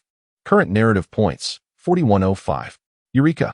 A wave of exhilaration nearly propelled Wei Xiaodong from the medicinal liquid pool. 4,500 narrative points. This was an astonishing fortune for someone who previously fretted over mere hundreds. He yearned to immediately access the system's marketplace to redeem all those coveted treasures that had previously eluded him. Yet, he resolutely stifled his impulse and opted first to examine the specific details of the 3 hard-won treasures. Nethermaster Token, a token of the Nether sect's leader. Capable of commanding certain remnants of the Nether sect, requires mastery of specific techniques, and unlocking parts of the Nether's hidden treasures. Contains pure Nether source power, which can be slowly absorbed and refined, requires compatible special cultivation methods. 9 Nether Star Map. Chronicles the ancient star routes leading to the 9 Nether realms and certain extraterrestrial secret domains, marked with various dangers and opportunities of immeasurable value. Fragment of the Nether Record. Documents aspects of the Nether's fundamental laws, divine abilities, and arcane secrets. Includes techniques such as Nether Body, Yellow Spring's Invocation, and Soul-Devouring Spell. Warning: those lacking steadfast resolve should not practice, as it easily leads to the path of darkness, corroding one's Tao heart. All items of exceptional worth, particularly the fragment of the Nether Record and the 9 Nether Star Map, whose value transcends mere narrative points. Although Nether spells are predominantly sinister and enigmatic, the insights concerning the soul, space, and curses may prove invaluable, perhaps even leading to a resolution for the curse afflicting the Golden Spirit Matriarch? As Wei Xiaodong contemplated this, he was abruptly startled by a series of muffled coughs emanating from the adjacent chamber, followed by the Golden Spirit Matriarch's frail, yet cold voice. "I am fine, no need for concern." His heart tightened, and he quickly beseeched the disciple from Yaowang Valley beside him. "Friend, please assist me in checking on the senior sister." The disciple hesitated for a moment, but seeing that his injuries had stabilized considerably, he helped him, gradually making their way to the neighboring chamber. Upon entering, they beheld the Golden Spirit Matriarch reclining on a couch draped with soft silk, her complexion still pallid. The true monarch of subtle arts sat opposite her, hands pressed against her dantian, continuously infusing pure spiritual energy, his brow furrowed and expression grave. Upon noticing Wei Xiaodong's arrival, the Golden Spirit Matriarch's previously serene eyes momentarily flickered with complexity. She slightly nodded, acknowledging his presence, before closing her eyes once more, fully cooperating with the true monarch's healing efforts. After a brief interval, the true monarch withdrew his hands and sighed deeply. "Golden Spirit friend, your foundation has suffered severe damage. Although the power of the Nether curse has been temporarily suppressed, it has already intertwined with your essence. It is akin to a festering sore. Ordinary elixirs and techniques are utterly incapable of eradicating it. Unless what?" Wei Xiaodong inquired anxiously, his heart racing. The esteemed Master Miofa shook his head, his tone grave. "Unless we can locate a primordial essence of utmost yang and strength, such as solar essence gold or Fusang heartwood, or perhaps summon a Deluo golden immortal proficient in the pure yang path, there may still be a glimmer of hope. Yet, the former is exceedingly rare in this world, and the latter has long since withdrawn from worldly affairs. Both options are fraught with difficulty." Solar essence gold? Fusang heartwood? Wei Xiaodong promptly connected to the system to investigate the details of these 2 mystical substances. Solar essence gold, an extremely rare primordial material, imbued with the power of utmost yang, capable of dispelling myriad evils and nurturing the foundation of the Tao. Redemption requires 20,000 plot points.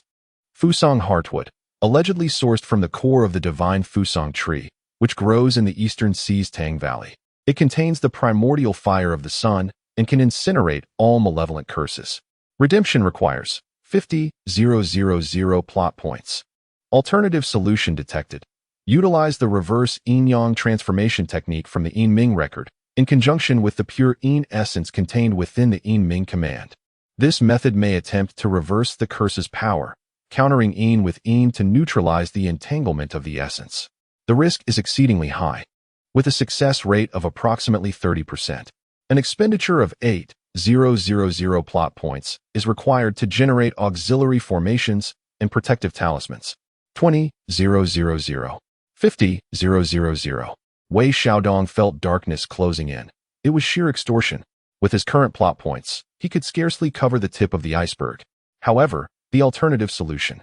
While the risk was substantial, the 30% success rate, coupled with the mere requirement of 8,000 plot points, seemed worth a gamble.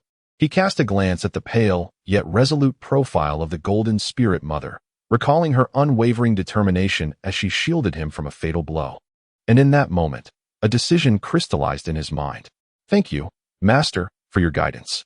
I shall certainly find a way to procure the mystical substances to save my senior sister, Wei Xiaodong declared earnestly, his gaze brimming with resolve. Master Miofa perceived his youthful impetuosity and sighed, choosing not to elaborate further as he turned to prepare medicinal elixirs. Days passed, and as Wei Xiaodong's injuries healed significantly, allowing him to move freely, he eagerly disembarked from the medical vessel. The battle had concluded entirely. The righteous coalition was methodically clearing the battlefield, tallying their gains, and tending to the wounded. The temporary encampment bustled with a flurry of activity. Having distinguished himself in the recent conflict, Wei Xiaodong was assigned to a secluded courtyard rich in spiritual energy, offering a tranquil environment. He immediately entered a meditative state, delving into the remnants of the Yin Ming record. Indeed, he discovered the account of the reverse yin-yang transformation technique within its pages, though the text was cryptic and the described process perilous in the extreme. A moment's carelessness could lead to a backlash of the curse, resulting in the shattering of one's soul, yet it undeniably presented a viable path. He then retrieved the Yin Ming command, his fingertips gliding across the cold surface of the token. He could distinctly sense the pure Yin essence it contained, akin to a silent abyss, harboring terrifying power. There is hope. However, 8,000 plot points remain a considerable sum. A strategy is needed to generate revenue. Wei Xiaodong once again employed his expertise in crafting talismans. His reputation as a master had spread among lower-tier cultivators, and with his status as a hero from the recent battle, orders flooded in like snowflakes, nearly overwhelming the threshold of his modest courtyard. While accepting orders to earn plot points, he also utilized the acquired spirit stones to purchase materials, striving to concoct higher-grade elixirs and talismans.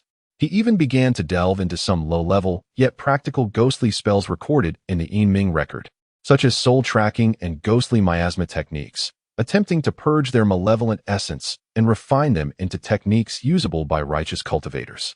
Successfully refined the soul tracking technique, purged malevolence, converted to spirit entity tracking.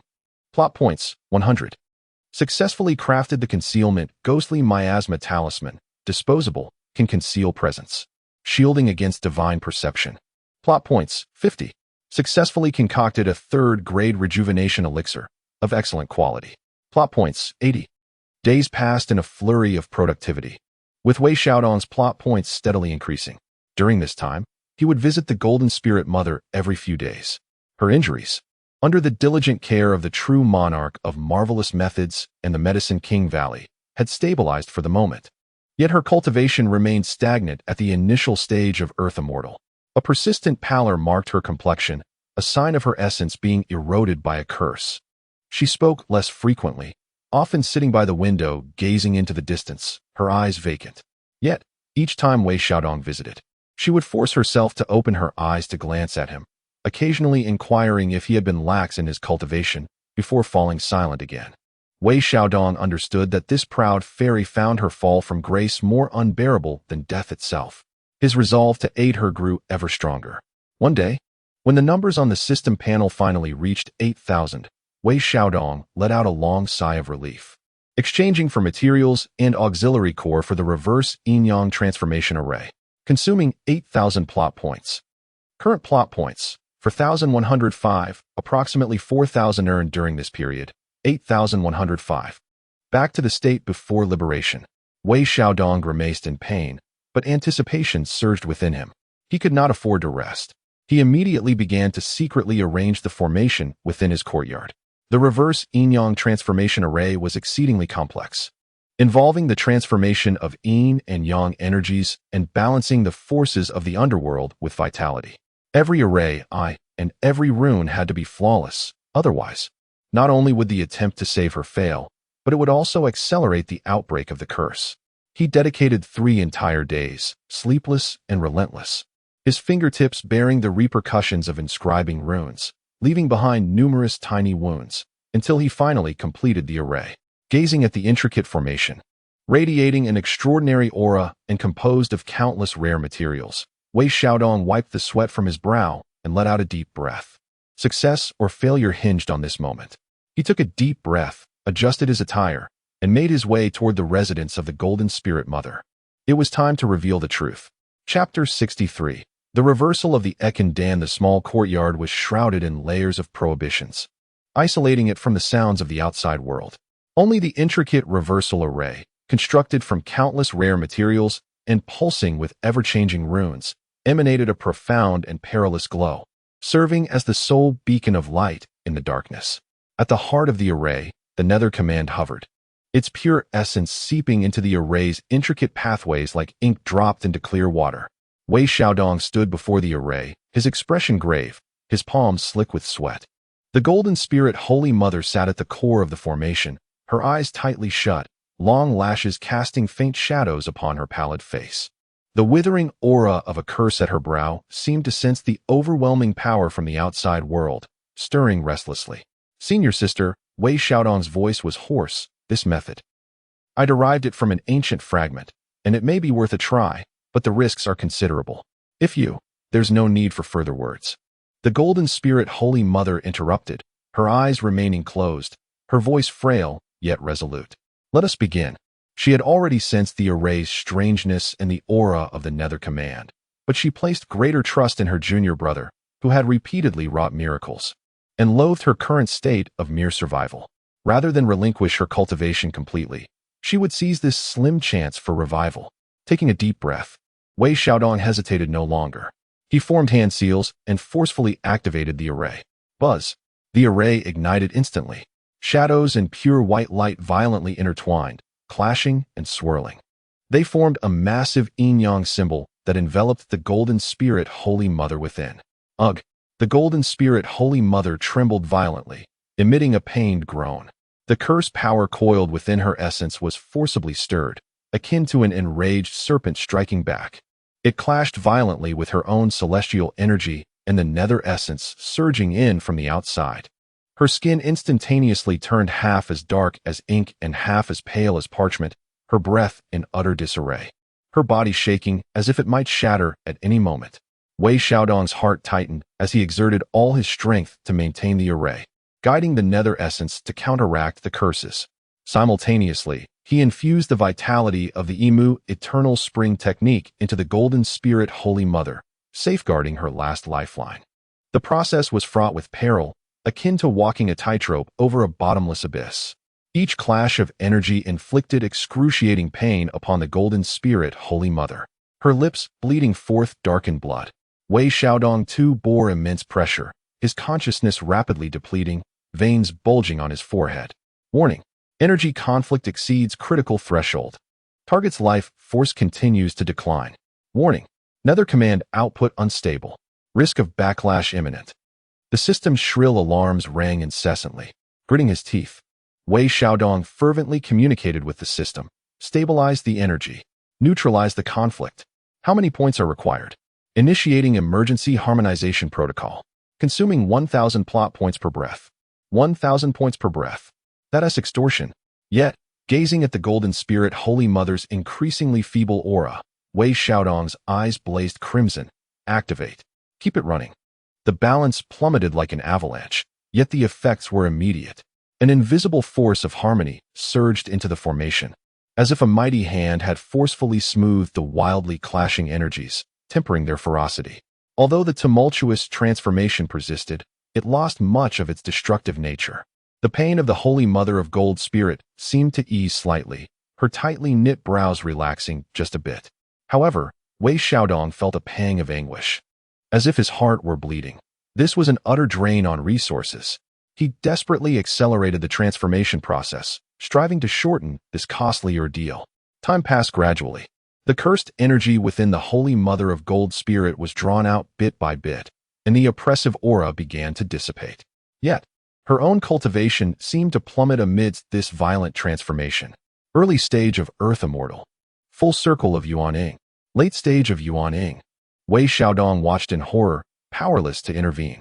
This was an inevitable process. Destruction must precede reconstruction. Finally, When the last vestige of cursed energy was completely eradicated, the Holy Mother of Gold Spirit's cultivation had fallen to the early stage of Yuaning. However, her essence had never been so pure and translucent.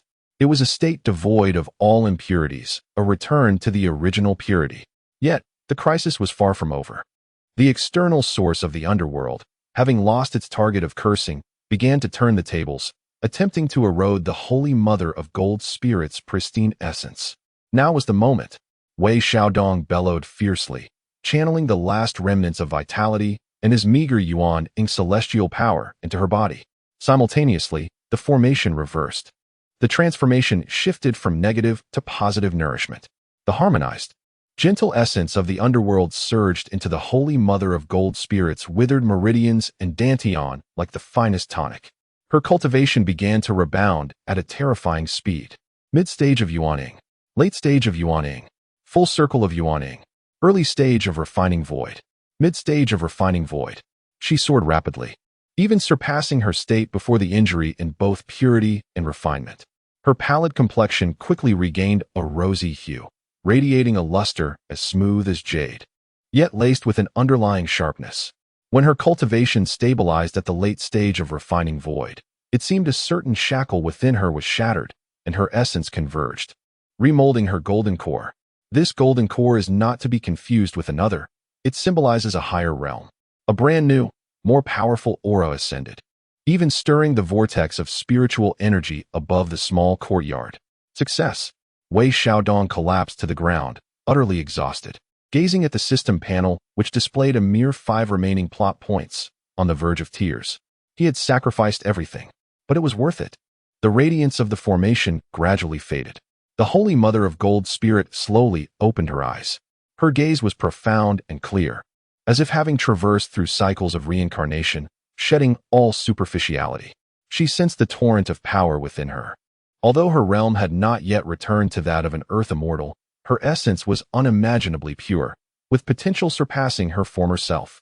The curse and the injuries to her foundational path that had troubled her for so long were utterly vanquished. She looked towards Wei Xiaodong, who lay sprawled on the ground. His face even paler than hers, her expression fraught with complexity. Astonishment, gratitude, confusion, and an indescribable sense of emotion enveloped her. She was acutely aware of the perilous nature of the recent ordeal, as well as its extraordinary implications. The price demanded was undoubtedly unimaginable. Yet, this seemingly timid and fearful junior brother had gone to such lengths for her sake. Thank you. 1,000 words coalesced into 2 simple, yet profoundly heavy syllables. Wei Xiaodong managed a feeble smile. Senior sister. It's just a relief, but it comes at a cost. The Golden Spirit matriarch rose, stretching her limbs and reveling in her newfound vigor. Suddenly, her fingers formed a sword-like gesture, slicing through the air with a swift motion.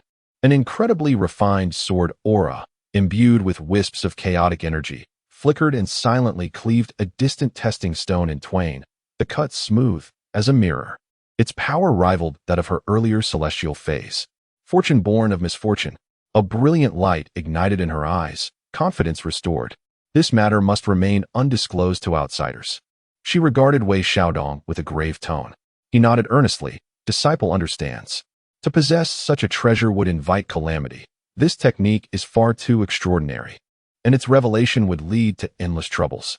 The Golden Spirit matriarch nodded in satisfaction, observing his weakened state. With a flick of her finger, a pill radiating potent celestial energy fell into Wei Xiaodong's hand. Consume this to restore your strength swiftly. The affairs with the underworld sect are not yet resolved. With that, she turned and entered her secluded chamber to consolidate her cultivation. Wei Xiaodong gazed at the celestial elixir, clearly a remarkable item, and chuckled before swallowing it. The overwhelming medicinal potency surged through him, rapidly mending his injuries and replenishing his energy. Consumed the 9 turns rejuvenation pill. Injuries healed, cultivation enhanced. Plot points, 50. Current plot points, 5, 50, 55. A recovery had been achieved. In the following days, the Golden Spirit matriarch remained in seclusion, while Wei Xiaodong continued his lucrative endeavors, simultaneously delving into the tome Underworld Records and the 9 Netherstar map. The more he studied, the greater his astonishment grew. The underworld records encompassed a vast array of knowledge, including not only techniques of slaughter and curses, but also methods of corpse refinement, ghost nurturing, communication with the Nine Nether, and even the sinister art of faith theft, deceptive and treacherous, almost impossible to guard against. Moreover, the Nine Nether Star map delineated several routes to terrifying, uncharted realms, including the core of the Nine Nether, the Eye of the Abyss, where the ancient underworld ancestor lay in slumber. Such knowledge must never be divulged. He also attempted to absorb a fragment of the primordial power within the underworld command, but discovered it clashed severely with his personal cultivation method. He had no choice but to set it aside, treating it as a unique artifact and key for the time being. One day, while he was engrossed in drawing talismans, a voice resonated from outside the courtyard. Wei Xiaoyu, are you there? Wei Xiaodong opened the door to invite Yun Zhongzi into the courtyard. With a warm smile, Yun Zhongzi first inquired about their recovery and then continued. In light of this recent battle, both of you have rendered remarkable service. The Three Island Alliance and Amei have deliberated and decided to open the Three Immortal Treasure Vault, granting both of you entry to select one treasure as a token of gratitude. The Three Immortal Treasure Vault? Wei Xiaodong's eyes sparkled with excitement. The overseas Three Immortal Islands harbor an ancient treasury accumulated over countless years, undoubtedly filled with invaluable treasures. Thank you, esteemed elder. Might I inquire when this treasury shall be unveiled? In 3 days, Yun Zhongzi replied with a smile. At that time, I shall escort you both to it. After bidding farewell to Yun Zhongzi, Wei Xiaodong felt a surge of excitement. An opportunity. I must select the most precious item. He hurriedly communicated with the system. System, scan the records of the Three Immortal Treasury and analyze the optimal exchange options. Activating Treasury Scanning and Analysis function. Consuming 50 plot points. Current plot points, 55 to 55. It was nearly depleted. Yet it was worth it. 3 days later, guided by Yun Zhongzi, Wei Xiaodong and the enigmatic, profound Qi of the Golden Spirit Mother arrived at an ancient stone hall deep within Penglai Island, heavily guarded by numerous restrictions. The true master of marvelous law, the celestial maiden of cloud, the elder Xian Gui, now freed from confinement to atone for his past, and Zhou Qingyun, representing Amei, had long awaited their arrival. After a few pleasantries, the three island masters jointly cast their spells to unlock the heavy stone door. A vast wave of ancient energy, mingled with the essence of countless treasures, surged forth. The group entered the treasury. The interior was immensely spacious, stretching far beyond sight. Countless orbs of light floated in the air, or drifted within pools of spiritual liquid, dazzling with brilliance and overwhelming the senses.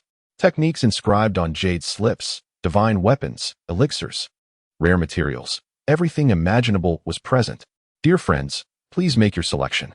Each may take only one item. Upon touching it, your choice is final. The true master of marvelous law announced. With eyes like lightning, the Golden Spirit Mother scanned the treasury and swiftly fixed her gaze upon a jade slip emanating sword energy that pierced the heavens, nodding slightly, indicating she had found her target. Wei Xiaodong, however, was nearly dazzled by the array before him. Detected celestial level technique, tidal surge of the Azure Sea. Detected post-heaven spirit treasure, sea splitting halberd. Detected millennium soul nurturing wood. Detected. The system's notifications resounded continuously, analyzing the value and utility of each treasure. There was so much. He yearned for them all. He suppressed his excitement and ventured deeper.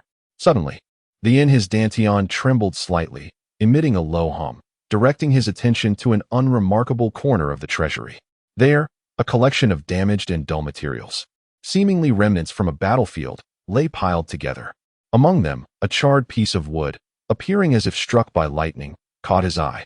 The humming of the was indeed triggered by this very object. Discovered unknown oddity, charred thunder wood, suspected to be tainted by the origin of innate thunder, leading to its destruction. Contains a trace of extremely weak innate thunder spirit vitality. Value, inestimable, may possess extraordinary effects on specific targets. The origin of innate thunder? Wei Xiaodong felt a stir within and approached to grasp the charred wood. It felt heavy, devoid of any spiritual fluctuations, resembling an ordinary piece of wood. The others around him gazed on in astonishment. The celestial fairy could not help but remind Wei Xiaoyu. This item is the Millennium Thunderstrike which shattered during the last heavenly tribulation. Its spiritual essence has been utterly lost. It is mere scrap. The true monarch of marvelous methods also furrowed his brow slightly. However, Wei Xiaodong seemed oblivious, sensing a faint yearning emanating from the sword of cloud severance. He recalled a passage in the Yin Ming record that suggested the primal thunderous force, embodying the utmost yang and rigidity, had an exceptional restraining effect on certain malevolent entities from the netherworld. Perhaps this would prove useful in the future? He glanced at the pile of discarded material, then at the dazzling array of treasures, and with a firm resolve, declared, "I shall choose this item." The crowd was taken aback, and even the Golden Spirit Mother cast a puzzled glance. Wei Xiaodong chuckled awkwardly. "I feel a connection with this item." The onlookers were left speechless, save for Yun Zhongzi, who stroked his beard and smiled lightly, a glimmer of understanding in his eyes. As the selection of treasures concluded, the Golden Spirit Mother was content with acquiring a swordsmanship secret tome that led directly to the Golden Immortal Realm, while Wei Xiaodong, clutching the charred piece of wood, exited the treasury under the peculiar gazes of the assembly. Upon returning to his small courtyard, he eagerly began to study the scorched thunderwood. He exhausted all methods and even attempted to infuse it with celestial energy, yet it remained unresponsive. Had he truly misjudged? A wave of frustration washed over him. Reluctantly, he tried to operate the Shangqing breaking evil sword seal, injecting a trace of the sword's intent into the wood. The moment the sword intent touched the heart of the wood, a faint crackling sound erupted. A barely perceptible azure spark flickered across the surface of the charred wood, and an extremely faint, yet overwhelmingly pure thunderous vitality briefly flashed before vanishing. It worked. Wei Xiaodong was overjoyed, although he still did not know how to harness it. It was undoubtedly a treasure. He carefully stored the scorched thunderwood away. At that moment, Zhou Qingyun arrived once more, bringing fresh news. Though the Netherworld sect had suffered severe blows, its residual forces continued to stubbornly resist in some remote maritime regions. Furthermore, according to Amei's investigations, the Netherworld ancestor did not seem to be truly dormant, but was instead concocting an even greater conspiracy. The storm had not yet ceased. Wei Xiaodong gazed at the distant horizon, then touched the scorched thunderwood, and the Yin Ming record nestled in his arms. A new journey seemed to be just beginning. He needed to quickly devise a way to transform those 5 storyline points into 500, then 5,000. After all, supporting a senior sister was quite an expensive endeavor. Chapter 64. The feast on the Isle of Departure Poverty is not merely a condition, it is a state of mind. Wei Xiaodong gazed at the solitary figure of 5 on the system panel, feeling akin to a homeowner who, having just made a down payment, finds himself unemployed, his pockets emptier than his visage. The imperative to acquire wealth weighed heavily upon him. He must amass funds to sustain himself, care for his injured senior sister, who, despite her current state, appeared more formidable than he, and nurture the gluttonous young dragon. Furthermore, he needed to save for the impending crisis posed by the enigmatic ancestor of the Netherworld, which could erupt at any moment. The pressure was immense. His gaze swept across the yard cluttered with alchemical tools and talisman-making paraphernalia, while his fingers brushed against the scorching book of the Netherworld and the charred thunderstrike would nestled within his robe. Conventional means of generating income were far too sluggish. He needed to explore new ventures. The contents of the book of the Netherworld were best kept hidden, yet this thunderstrike would. He retrieved the charred piece of timber once more, attempting various methods to stimulate it. Sword chi, alchemical flames, even bloodletting to establish a bond. Yet the flicker of lightning spirit within remained obstinately dormant, akin to a miserly guardian of wealth, refusing to reveal itself. Was it truly necessary for the heavens to strike with thunder? As he pondered this, a commotion arose outside the courtyard, accompanied by the melodious strains of silk and bamboo instruments. A disciple clad in the attire of a servant from Penglai Island stood respectfully at the entrance. "Master Wei, the island lord has prepared a banquet at the Penglai Celestial Pavilion to celebrate our recent victory and express gratitude to all those who lent their aid. You are cordially invited to join the feast alongside Senior Jinling." A banquet? Wei Xiaodong's eyes sparkled with excitement. A feast within the cultivation realm transcends mere dining. It is a grand social gathering for the exchange of intelligence, resources, and human connections, a veritable treasure trove of opportunities. He adjusted his robes, striving to present himself as less of a hapless bankrupt, and stepped out of the courtyard. Jinling, the Holy Mother, had also emerged. donning a modest yet dignified new Taoist robe. Her aura was restrained, her gaze cool, suggesting that she had solidified her cultivation at the late stage of the void refinement realm, perhaps even progressing further. They exchanged a knowing glance, forgoing excessive words, and followed the disciple as he conjured a beam of light, leading them to the Penglai Celestial Pavilion. The pavilion, perched atop the highest peak of Penglai Island, was enveloped in clouds and mist, with celestial cranes soaring gracefully above. The hall was already teeming with guests, high-ranking figures from the three immortal islands, representatives from Amay, and prominent leaders from various allied factions had gathered in one place. Goblets clinked, laughter echoed, and a harmonious atmosphere prevailed, as if the previous brutal battle had never transpired. The arrival of Wei Xiaodong and the Holy Mother of Jinling drew considerable attention, for they were the acknowledged heroes of this conflict, especially Jinling, whose cultivation had been fully restored, though she appeared to be at the late stage of void refinement, her demeanor more compelling than ever, commanding respect. The true monarch of wonderful methods personally welcomed them, guiding the pair to the esteemed seats alongside Fairy Yunxiao, Elder Xiangwei, and Zhou Qingyun. After a round of cordial exchanges and toasts, conversation gradually shifted from mutual praise to discussions of the spoils of war and subsequent matters. Wei Xiaodong listened intently, savoring the ethereal fruit wine, which replenished Miner's spiritual energy, while discreetly gathering information. Indeed, the majority of premium resources have been appropriated by the Three Immortals Island, Mount Amay, and several other powerful factions. For a loose cultivator like him, merely being allowed to select a single item from the treasury is an immense privilege. Any subsequent benefits are essentially out of reach. However, representatives from various mid-sized factions frequently cast glances toward him and the Holy Mother of Golden Spirit, seemingly eager to forge connections, though they refrained from approaching due to the circumstances. As the atmosphere grew lively with merriment, an elderly man sitting diagonally across from Wei Xiaodong suddenly erupted into a violent fit of coughing, his complexion turning a deep crimson, and his aura became chaotic, as if he were on the brink of succumbing to demonic turmoil. "Oh no, the old injuries of friend Qiyang have flared up," someone exclaimed nearby. The elderly man is the lord of the overseas Sun Island, who, it is said, suffered a misstep in his early cultivation, resulting in fiery poison attacking his heart, leaving him with a lingering ailment that often rears its head, causing him immense suffering. He had also rallied his forces to provide assistance in this battle, contributing significantly. In a flurry of confusion, several cultivators proficient in medicine rushed forward to examine him, only to shake their heads in dismay, indicating that the fiery poison had penetrated deep into his very essence, rendering it nearly impossible to cure, leaving only the option of temporary suppression.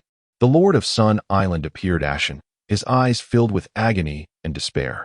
A thought stirred within Wei Xiaodong. Fire poison attacking the heart. Damage to the essence? He suddenly recalled a rare and obscure elixir mentioned in the record of the underworld, the Ice Essence Poison Devouring Pill. This pill is not part of the orthodox teachings of the underworld. It was reportedly developed by a prominent figure from the underworld sect to counteract a rival's pure yang techniques. Its unique formula enables it to devour fire poison using the chilling power of ice essence. However, the method of refinement is exceedingly intricate and requires a rare auxiliary herb known as the bone-corroding flower, demanding exceptional control from the alchemist. The risks are considerable, but it might be precisely what is needed. Moreover, this presents an opportunity. After a brief contemplation, under the anxious gazes of the gathered crowd, he slowly spoke. The younger generation may possess a method to alleviate the suffering of Senior Qiyang.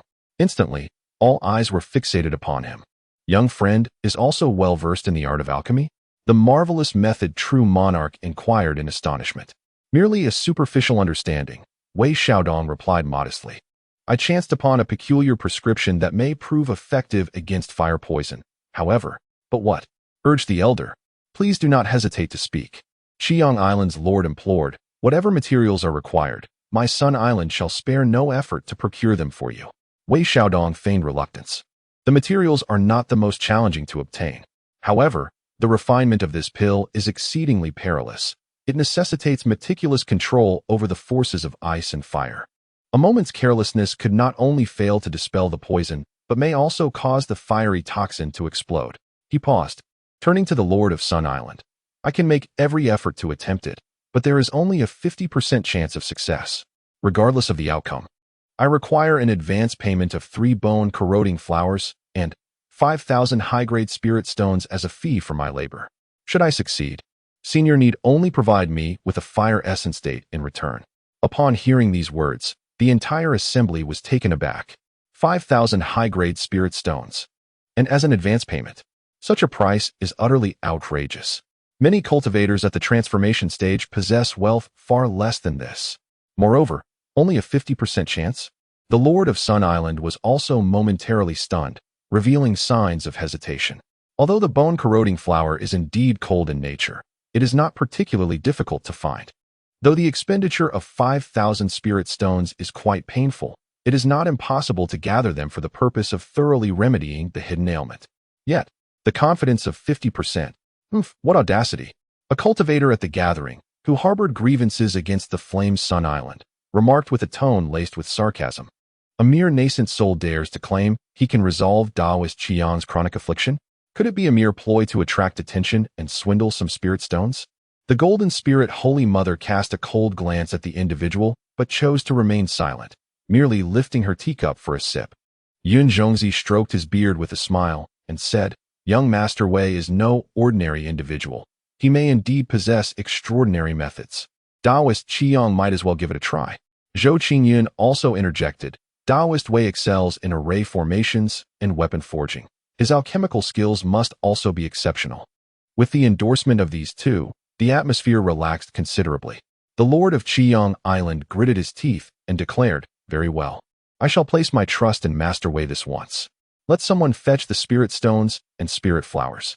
Soon, a storage pouch and 3 black flowers exuding a chilling aura were presented before Wei Xiaodong.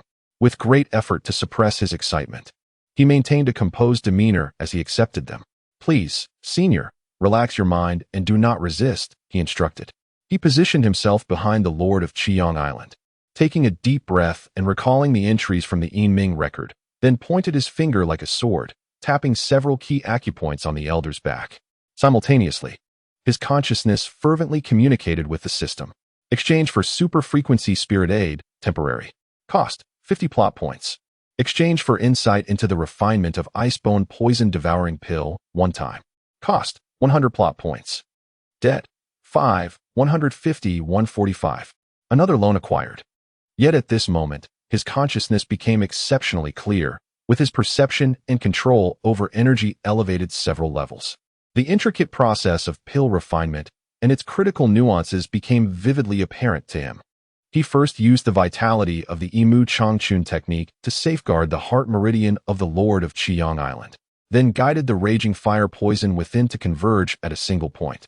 Following this, he took one of the bone-corroding flowers and, using a secret method, extracted its cold essence. Blending it with his own celestial energy, he transformed it into a slender ice-blue needle, carefully piercing it into the point where the fire poison had gathered. Hiss! Like a red-hot iron plunging into icy water. The Lord of Qiang Island's body trembled violently, red and blue lights flashing beneath his skin, and he let out a pained roar, beads of sweat rolling down his face. Everyone held their breath.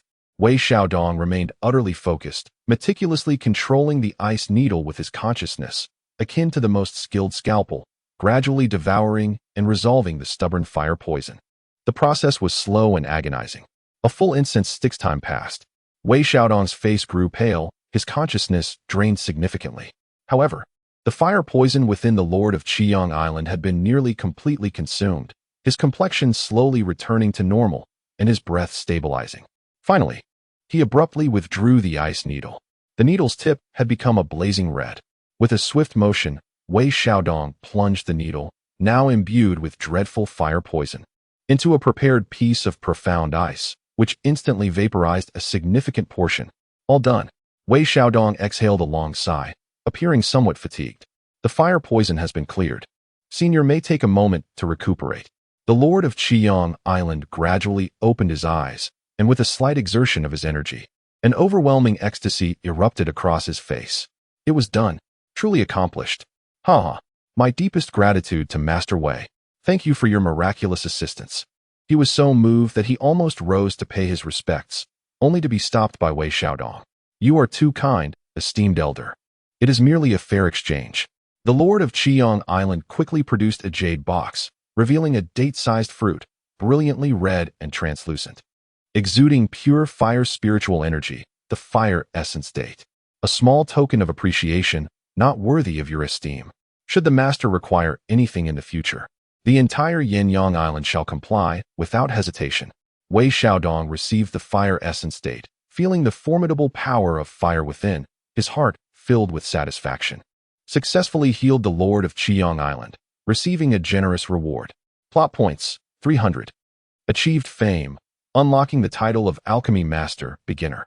Current plot points, 145, 300. 155. Blood restoration successful. Not only did he gain reputation, everyone present was astonished, their gazes toward Wei Xiaodong transformed entirely, particularly the individual who had previously mocked him, their complexion shifting from pale to flushed. Master Miao Fa clapped his hands and laughed. Indeed, Wei Xiaoyu is a hidden gem, possessing such marvelous alchemical skills. I am truly impressed.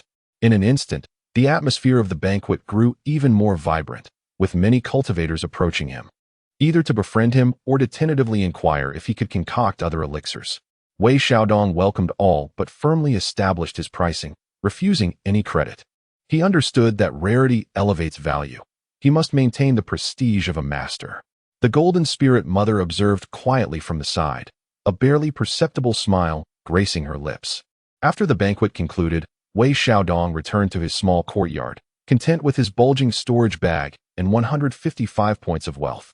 The first order of business was to study the fire essence date. This item contained pure fire elemental power, greatly beneficial for his cultivation of the supreme clear-breaking evil sword seal, potentially aiding him in breaking through to the mid-stage of the nascent soul. However, as he gazed at the fruit and then at the charred thunderstruck wood, a bold idea suddenly sparked in his mind. The Yinming record seemed to mention a method of tempering with lightning, requiring a source of pure yang to attract heavenly lightning, refining treasures or the body. Could this fire essence date serve as a catalyst to draw out the residual innate thunder spirit within the thunderstruck wood? Without hesitation, he proceeded.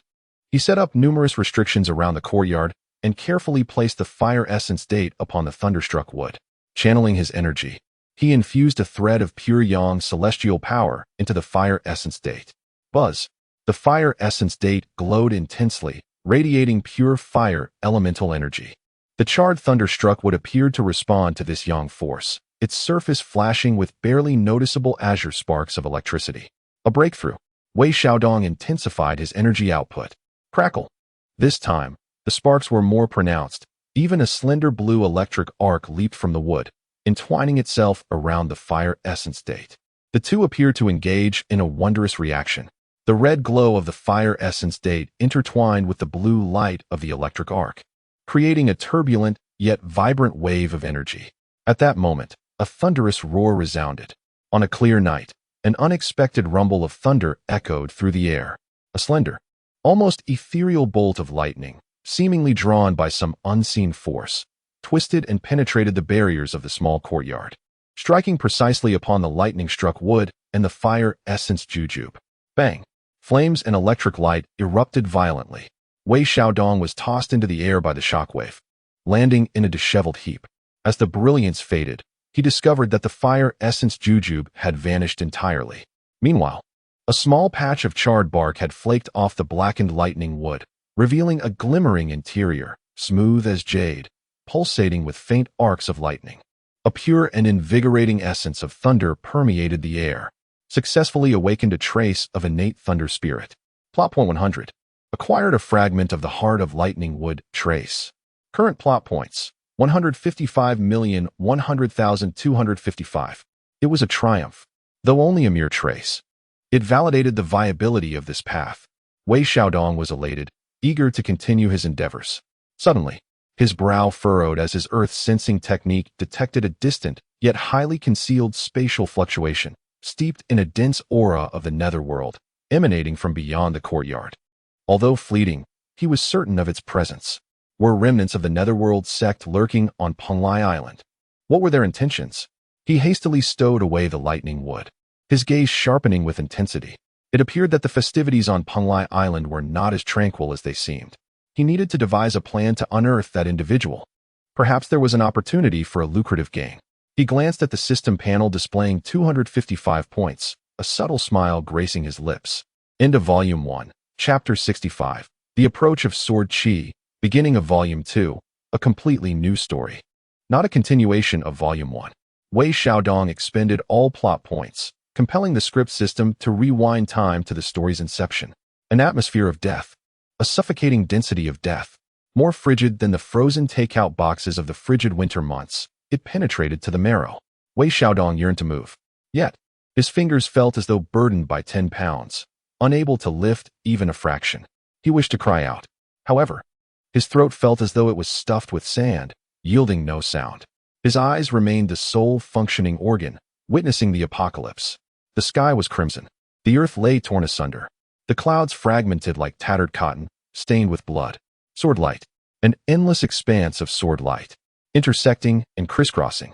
Each ray potent enough to cleave mountains and sever rivers, obliterating deities. The murderous aura surged to the heavens, whipping up a tempest that rendered one unsteady, causing the very soul to tremble. This was the primordial chaos. This was the battlefield. It was the celestial master Yuan Shi of the Yusu Palace, allied with the Grand Master Lao Jun of the human teachings, besieging the Tongtian master of the Jiejiao in the extermination of immortals' sword array. The War of Saints, where myriad immortals fled in terror. Even the gods and demons, they too must quake.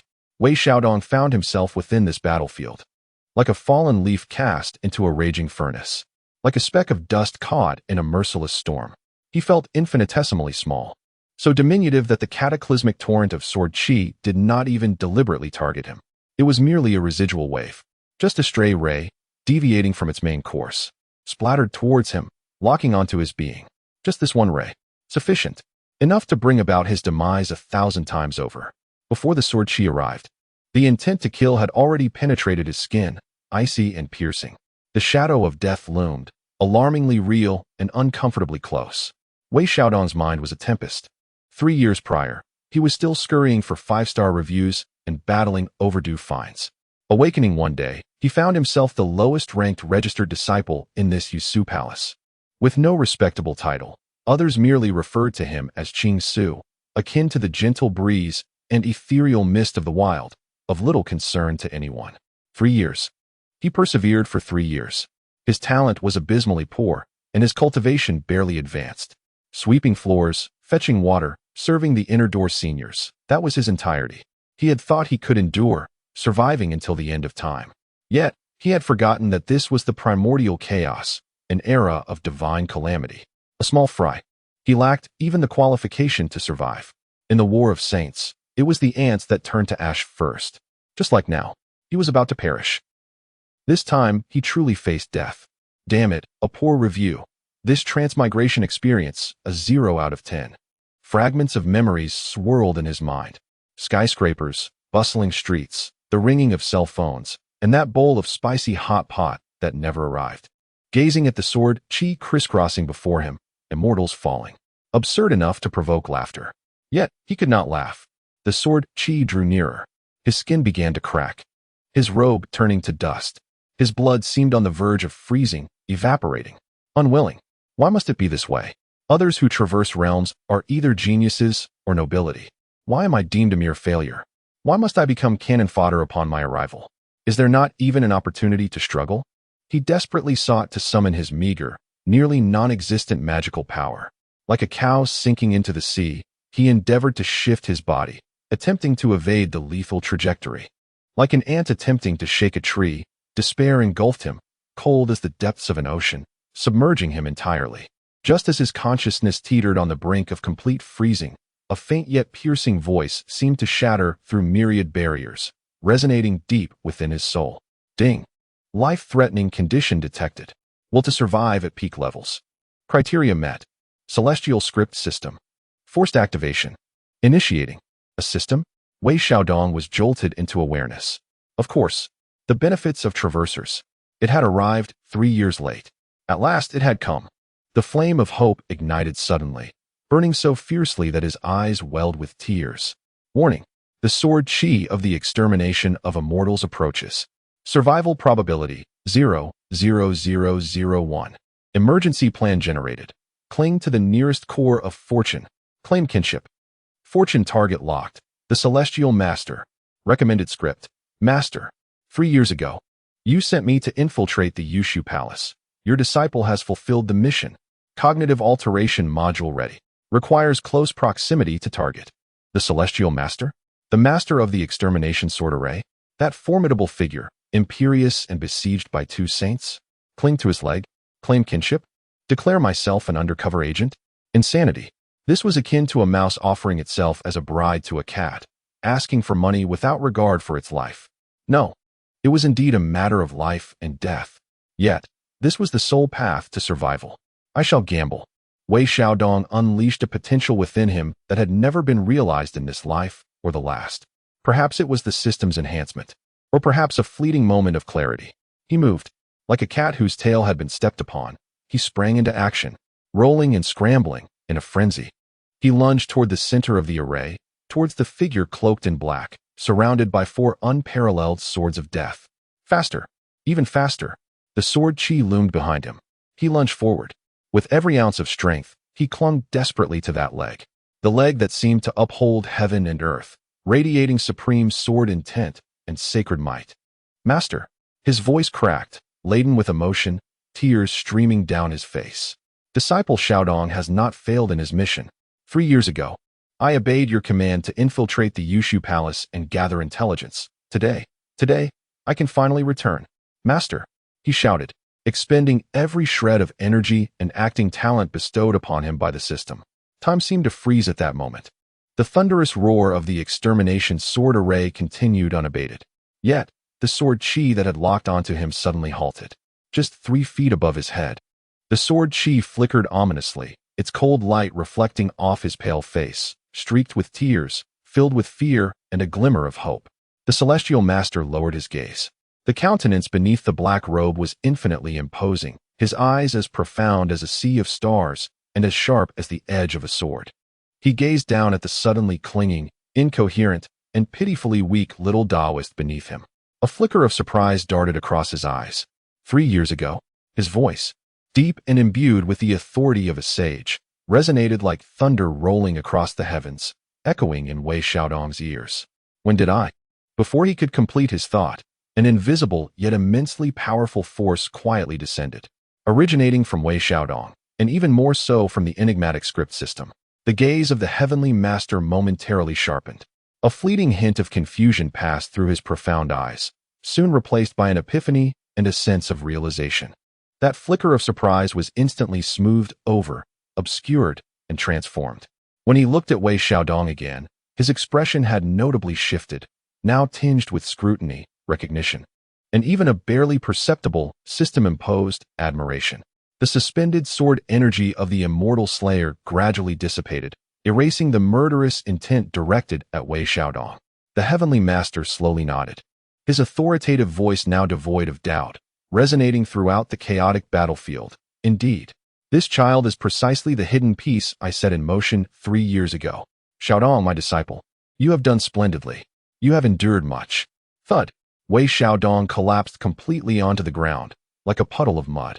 His back was already soaked with cold sweat. His heart raced violently, nearly bursting from his throat. He had bet correctly. The system was formidable. He had survived, truly survived. The euphoric joy of having escaped disaster instantaneously overwhelmed his rationality. He nearly wished to leap up and shout thrice in exultation. Yet, he could only lie there, gasping for breath, his face still bearing the ecstatic expression of one who had finally found his place. He had lived on. From this moment forth, in the grand play of the primordial world, he, the audience member, had been forcibly thrust onto the stage by the system, and he had acquired what seemed to be an excellent role, an undercover hero of the Bio Palace. The script appeared to be genuinely rewriting itself. Yet, this playwright was none other than Wei Xiaodong, a former delivery boy, now a useless disciple of the Yushu Palace, freshly minted as an undercover piece in the Bio Palace. The immortal slayer's sword still roared. The battle of the sages had not yet ceased. However, for the time being, his life had been preserved. thanks to clinging to powerful allies and a perfectly timed script. The path ahead seemed even more perilous and unpredictable than the sword energy of the immortal slayer. Wei Xiaodong lay on the cold ground, yet silently grinned wide. It was exhilarating. Chapter 66. The thigh is not to be embraced in vain, weak and limp. As if all the bones in his body had been extracted, Wei Xiaodong collapsed onto the cold, shattered ground, gasping for breath. The malevolent aura of the Xianyuan sword formation still pierced through him, yet the lethal intent that had locked onto him vanished. The air of life felt exquisite, even tinged with the scent of blood and gunpowder. However, before he could savor it further, a powerful yet gentle force enveloped him in an instant. It was the Celestial Master. With a mere flick of his robe sleeve, this sage effortlessly lifted him from the heart of the destructive storm and placed him at the edge of the formation, in a relatively safe position. Remain here. Do not move. His voice, though soft, carried an undeniable authority. The Celestial Master did not spare him another glance, turning instead to preside over the monumental killing formation. Where four fierce swords hummed ominously, their sword energy once again tearing through the firmament in a clash with the two other sages. The heavens and earth trembled. Yet for the moment, Wei Xiaodong was safe. He leaned against a fractured boulder, cautiously peeking out from behind it. The battlefield remained a scene of brutality. The 12 golden immortals of the Jade Void Palace formed a formation to launch their assault, their magical artifacts shining brilliantly. The Taiji diagram of the Supreme Laozi governed the elements of earth, water, fire, and wind, while the Celestial Master faced two opponents single-handedly, wielding the Xianyuan four swords with overwhelming ferocity, refusing to yield. However, Wei Xiaodong could discern that the Celestial Master was struggling, visibly straining. In a battle of sages, fortune, mastery, magical artifacts, and formations were all indispensable. Yuanshi and Laozi had evidently come prepared, forcing the Celestial Master to rely solely on the primordial killing formation to endure. The formation's collapse seemed inevitable. In the original narrative, it unfolded this way. Wei Xiaodong's heart sank once more. The thigh he had just latched on it could not be broken so soon. If it fractured, the newly acquired attachment would surely meet its demise as well. Ding. Host's intense anxiety detected. Side quest triggered. Offer advice at the formation. Quest description. Utilizing the host's vague memories of the original work and the assistance of this system. Provide the Celestial Master with an ostensibly reasonable or valuable piece of intelligence regarding the Jade Void Palace. Slightly alter the battle situation to delay or mitigate the losses of the Xianyuan sword formation being breached. Quest reward. 100 plot points. Slight increase in initial trust from the Celestial Master. Failure penalty. Question value as a spy. Potential abandonment. The system's notification arrived at a most opportune moment, yet it was cold and heartless. Offer advice. What did a humble delivery man know about the grand battle of sages? What understanding did he possess regarding the intricacies of formations? Yet vague memories? Did the television adaptation of Investiture of the Gods count? He seemed to recall that the Xianyuan sword formation was ultimately shattered by the combined efforts of the four sages. But now, it appeared only two had arrived. No, it seemed that the Western sects Zhuanti and Jian had come later as well. How exactly did they break it? He could not recall. It seemed. They had extracted the four treasured swords? Yes. It appeared that Guangchengzi, Chijingzi, Yudingzhenren, and Daoxing Tianzuan had been the ones to retrieve the Xianyuan four swords. Wei Xiaodong's eyes suddenly brightened. He immediately focused his mind, fervently shouting in his thoughts, "System! Oh, dear system, please assist me. Provide me with some hints, and help me present this intelligence. How can I make it sound as if it were acquired by a genuine undercover agent?" Request received. Consuming 10 plot points to perform intelligence embellishment and dialogue refinement. A barely perceptible wave swept through Wei Xiaodong's mind, and a message materialized. As if it were a flash of inspiration after much contemplation, he inhaled sharply, summoning the remnants of his courage, and directed his voice towards the heart of the formation, shouting with all his might, "Master, your disciple has urgent intelligence to report." His voice was insignificant amidst the roaring battlefield. However, it was evident that the Celestial Master had heard him. A scrutinizing gaze fell upon him, filled with inquiry.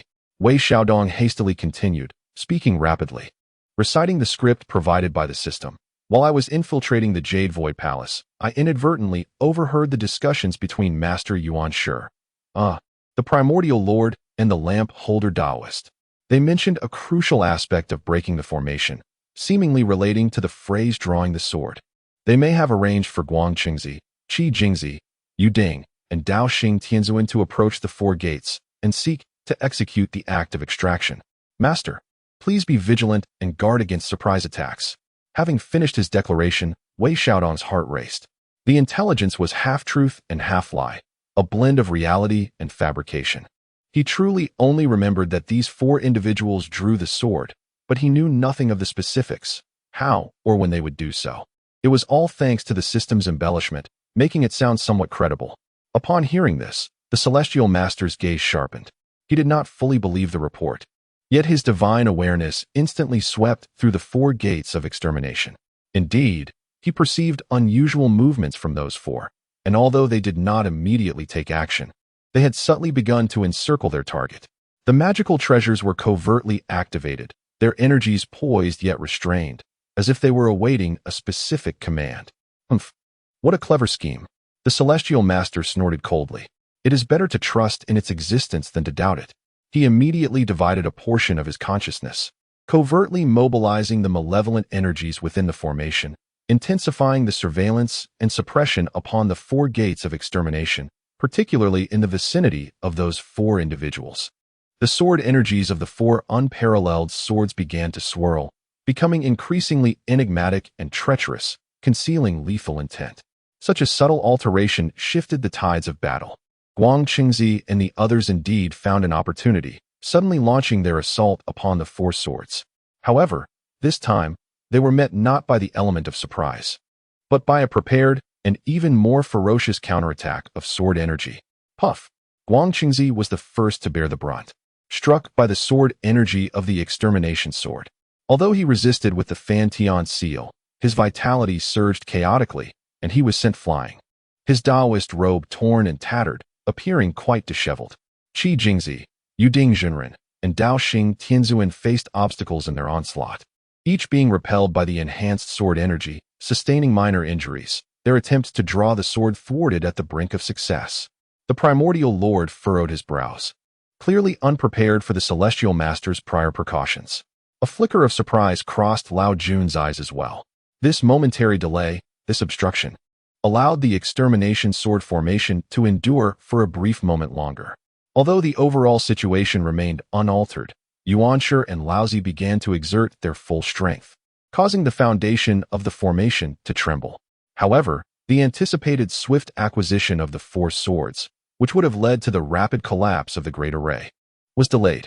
More critically, the Tongtian cult master had preemptively fortified the defenses of the four gates. When the array was ultimately forcefully torn asunder by the two saints with their supreme powers, the backlash and explosion that ensued were somewhat less severe than depicted in the original narrative. It was a narrow margin.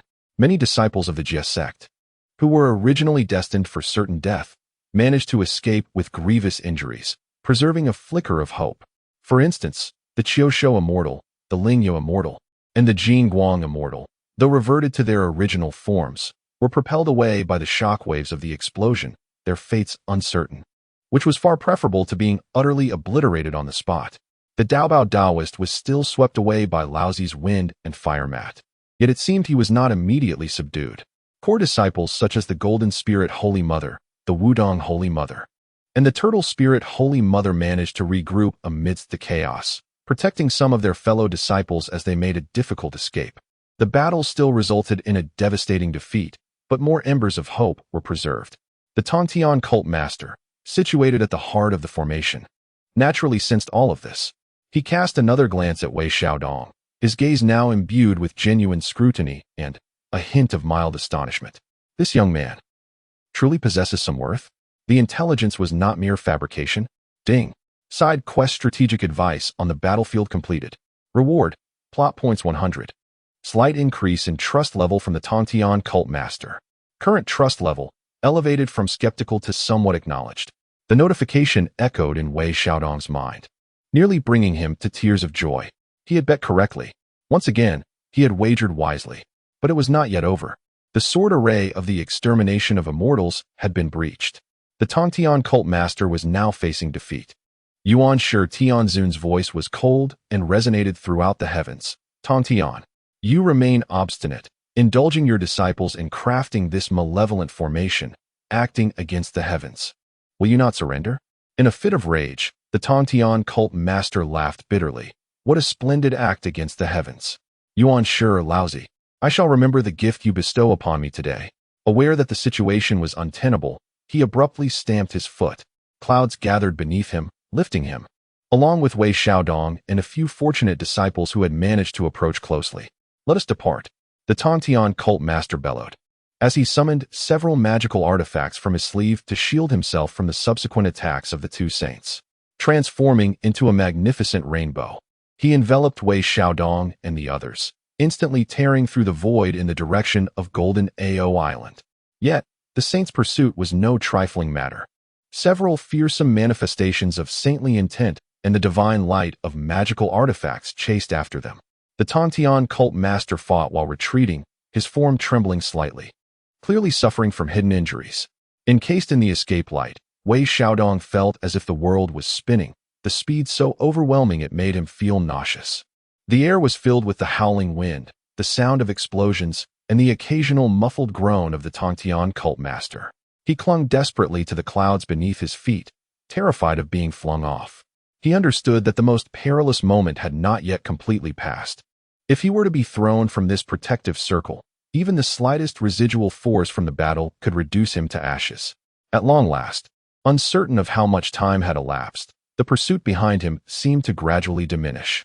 Perhaps it was due to the wisdom of Laozi, who believed that a cornered foe should not be relentlessly chased, or perhaps the Tong Tian cult master had paid some price to elude his pursuers. Ahead lay the ravaged scenery of a celestial island, specifically Jinao Island, the abode of Bio Palace. However, the once grand spectacle of myriad immortals paying homage had vanished. The palaces lay in ruins, the spiritual veins severed, and chaos reigned, leaving only shattered walls and a scattering of terrified disciples from them. The Tong Tian cult master repressed his escape light and descended upon the plaza before the main hall of Bio Palace. In the square, a number of returning disciples had already gathered, each bearing wounds, their expressions a mix of sorrow, fury, trepidation, and the bewilderment of having survived a calamity. Upon witnessing the return of their leader, they all lifted their gazes, a flicker of hope igniting in their eyes, only to be swiftly extinguished. They had suffered defeat, a crushing defeat. The Tong Tian cult master swayed momentarily before regaining his composure. Clad in his dark robe, his aura appeared slightly disordered. The battle of saints had exacted a tremendous toll, compounded by his inner turmoil, rendering him unwell. His gaze swept over the remaining disciples, mingling sorrow and anger within his eyes. Ultimately, his attention settled upon a frail young Taoist beside him, who could barely stand, his pale visage marred by tattered robes. All eyes of the surviving disciples, following the cult master's lead, fell upon Wei Xiaodong. Confusion, scrutiny, suspicion, and bewilderment, various gazes pierced him like needles. Who was this individual, dressed in the garb of the Yushu Palace? His cultivation pitifully low. How could he return with the cult master, even under his personal protection? Wei Xiaodong felt a cold sweat trickle down his back, more intense than when he had been targeted by the Zhuxian sword Qi. He understood that the true test had only just begun. Clinging to the powerful was merely the entrance examination. The real challenge lay in convincing those around the powerful that he was one of their own. The Tong Tian cult master fell silent for a moment, seemingly to steady his breath and organize his thoughts. At last, he spoke slowly, his voice weary yet still commanding, clearly resonating in the ears of every surviving disciple. Today's defeat is not due to our faults in battle, but rather the workings of fate and calculations. He set the tone, seeking to stabilize the hearts of his followers. Then he pointed towards Wei Xiaodong. This young man is Wei Xiaodong, a pawn I secretly dispatched to infiltrate the Yushu Palace 3 years ago. Had he not risked his life to relay crucial intelligence on this battlefield, our losses would have been far graver. He is a hero of Bio Palace. As his words fell, a profound silence enveloped the crowd. The sound of a falling pin could be heard. All disciples of the stared wide-eyed at Wei Xiaodong in disbelief. An undercover agent? A hero? Him? The Daobao Taoist had been captured, the Holy Mother of Golden Spirit grievously injured, the Holy Mother of Turtle Spirit missing. and the 7 fairies either dead or captured. Countless comrades had perished on that divine list. How could a mere weakling from the Yushu Palace be deemed a hero? The skeptical gazes nearly coalesced into something tangible. Cold sweat began to bead on Wei Xiaodong's back once more. He knew the cult master's words were merely a prelude. The true proof would depend solely on him. System, it is your turn to take the stage. Ding! A vast atmosphere of skepticism was detected. The Identity Verification Auxiliary Program was initiated, consuming 50 plot points. The simulation generated the exclusive heart seal of the Dark Chess in the Bo Palace and the fragment of the Master's secret order from 3 years ago, forged. It also produced an emotional rendering aura, slightly enhancing the credibility of his words. A gentle warmth rose from Wei Xiaodong's dantian, circulating throughout his body and ultimately forming a faint, yet pure, ethereal mark at his brow, which flickered and vanished. Simultaneously, a stream of encrypted memories flooded his mind. Taking a deep breath, Wei Xiaodong stepped forward and bowed respectfully to the Tongtian master and the assembly, ensuring his demeanor was appropriate. He raised his head, his face reflecting the profound excitement of a long-awaited return home, mingled with a touch of well-placed grievance and trepidation. Disciple Wei Xiaodong, following the Master's secret order from 3 years prior, infiltrated the Yushu Palace. I have lived in constant fear, treading on thin ice, ever fearful of exposure and failing the Master's trust. His voice, though soft, resonated with sincerity due to the system's emotional rendering aura. Today, witnessing the Master setting up the grand formation, I recognized the moment had arrived, and I approached at the risk of my life. Gratefully, the Master has acknowledged me, and I have no regrets in death. He artfully expressed boundless admiration for the Tongtian master before skillfully shifting the conversation to detail certain observations. During my period of concealment, I overheard a discussion between Guang Chengzi and Tai Yijunren outside the Sutra Pavilion of the Yushu Palace. They spoke of our sect as friends being forthright and genuine, ironically criticizing their own sect's hypocritical regulations. I also witnessed the cowardly Lu Sunday. That fellow, maintaining close contact with individuals from the Western sect. Furthermore, there is Qi Jingzi, who seems overly reliant on a particular supreme yang treasure during his cultivation, which may pose a risk. These pieces of information, half-truths and half-fabrications, stemmed partly from his vague recollections of the original text and partly from the system's whimsical fabrications. Yet they sounded plausible and rich in detail. Most crucially, when he mentioned these observations, the ethereal mark at his brow flickered faintly once more, creating a subtle resonance with the vast ethereal essence of the Tongtian master. This resonance, a simulated certification from the system, may have gone unnoticed by the other disciples, but the Tongtian master perceived it distinctly. Any lingering doubts he had were entirely dispelled. The power of the system's cognitive alteration, coupled with this evidence, formed a perfect loop. The Tongtian master nodded slowly, his gaze sweeping over the crowd, commanding respect as he declared, indeed, this heart seal is exclusive to those personally instructed in the dark chess. You need not harbor doubts. The master himself certifies it. Instantly, the intense atmosphere of skepticism in the square dissipated by more than half. What remained transformed into astonishment, inquiry, and a hint of sympathy. 3 years as an undercover, especially in such a place as the Yushu Palace, must have been arduous. No wonder his cultivation was so lacking. He likely had no opportunity for proper training. To have returned alive, conveying intelligence, was indeed no easy feat. The gazes directed at Wei Xiaodong now held a touch more acknowledgement, even a hint of admiration. Wei Xiaodong exhaled a sigh of relief. Having finally navigated through the first hurdle, he understood that this was merely the beginning. The Bo Palace resembled a powder keg, ready to explode with a myriad of emotions, sorrow, anger, humiliation, and confusion intertwined. As a newly arrived benefactor, his days would undoubtedly be far from easy. Yet, for the moment, he felt a sense of temporary safety. He had acquired an identity, a foothold, albeit precariously situated beside a recently defeated and seething powerhouse. Stealing a glance at the cold, hard profile of Tongtian, he inwardly mused. This leg to cling to is indeed scaldingly hot. Chapter 67. The cold eye of the ruined palace and the new system, is it safe? Perhaps. Wei Xiaodong stood amidst the shattered plaza of the Bo Palace, feeling the scrutinizing gazes surrounding him, more discomforting than the residual waves of the exquisite sword formation. The fleeting moments of sympathy and admiration he had briefly sensed were swiftly supplanted by more pragmatic emotions: sorrow, anger, confusion, and doubt. The sect had suffered a devastating defeat, a calamity most grievous. Familiar comrades had ascended to the divine ranking or met their demise, their true spirits extinguished. Those who survived bore wounds and anguish, harboring an unquenchable fire within, seeking an outlet for their pent-up frustrations. At this moment, a figure clad in the robes of the Yushu Palace emerged, suddenly hailed as a hero. How glaringly ironic. How painfully sardonic. Even with the Master's explicit endorsement, one's heart cannot be easily swayed. The knots within their hearts are not so easily unraveled. Wei Xiaodong could feel the piercing stares directed at him, particularly from several severely injured disciples whose fierce gazes seemed to regard him as a potential traitor, a suspicious entity requiring vigilant oversight. He instinctively recoiled, striving to diminish his presence. He understood that anything he said now would be wrong. The more he acted, the more mistakes he would make. The Celestial Master, evidently aware of the oppressive atmosphere, had himself been defeated and was in no mood to attend to the subtle emotional currents among his disciples. With a weary wave of his hand, he instructed, "Tend to your wounds individually. Wudong, Jinling, manage the palace affairs temporarily."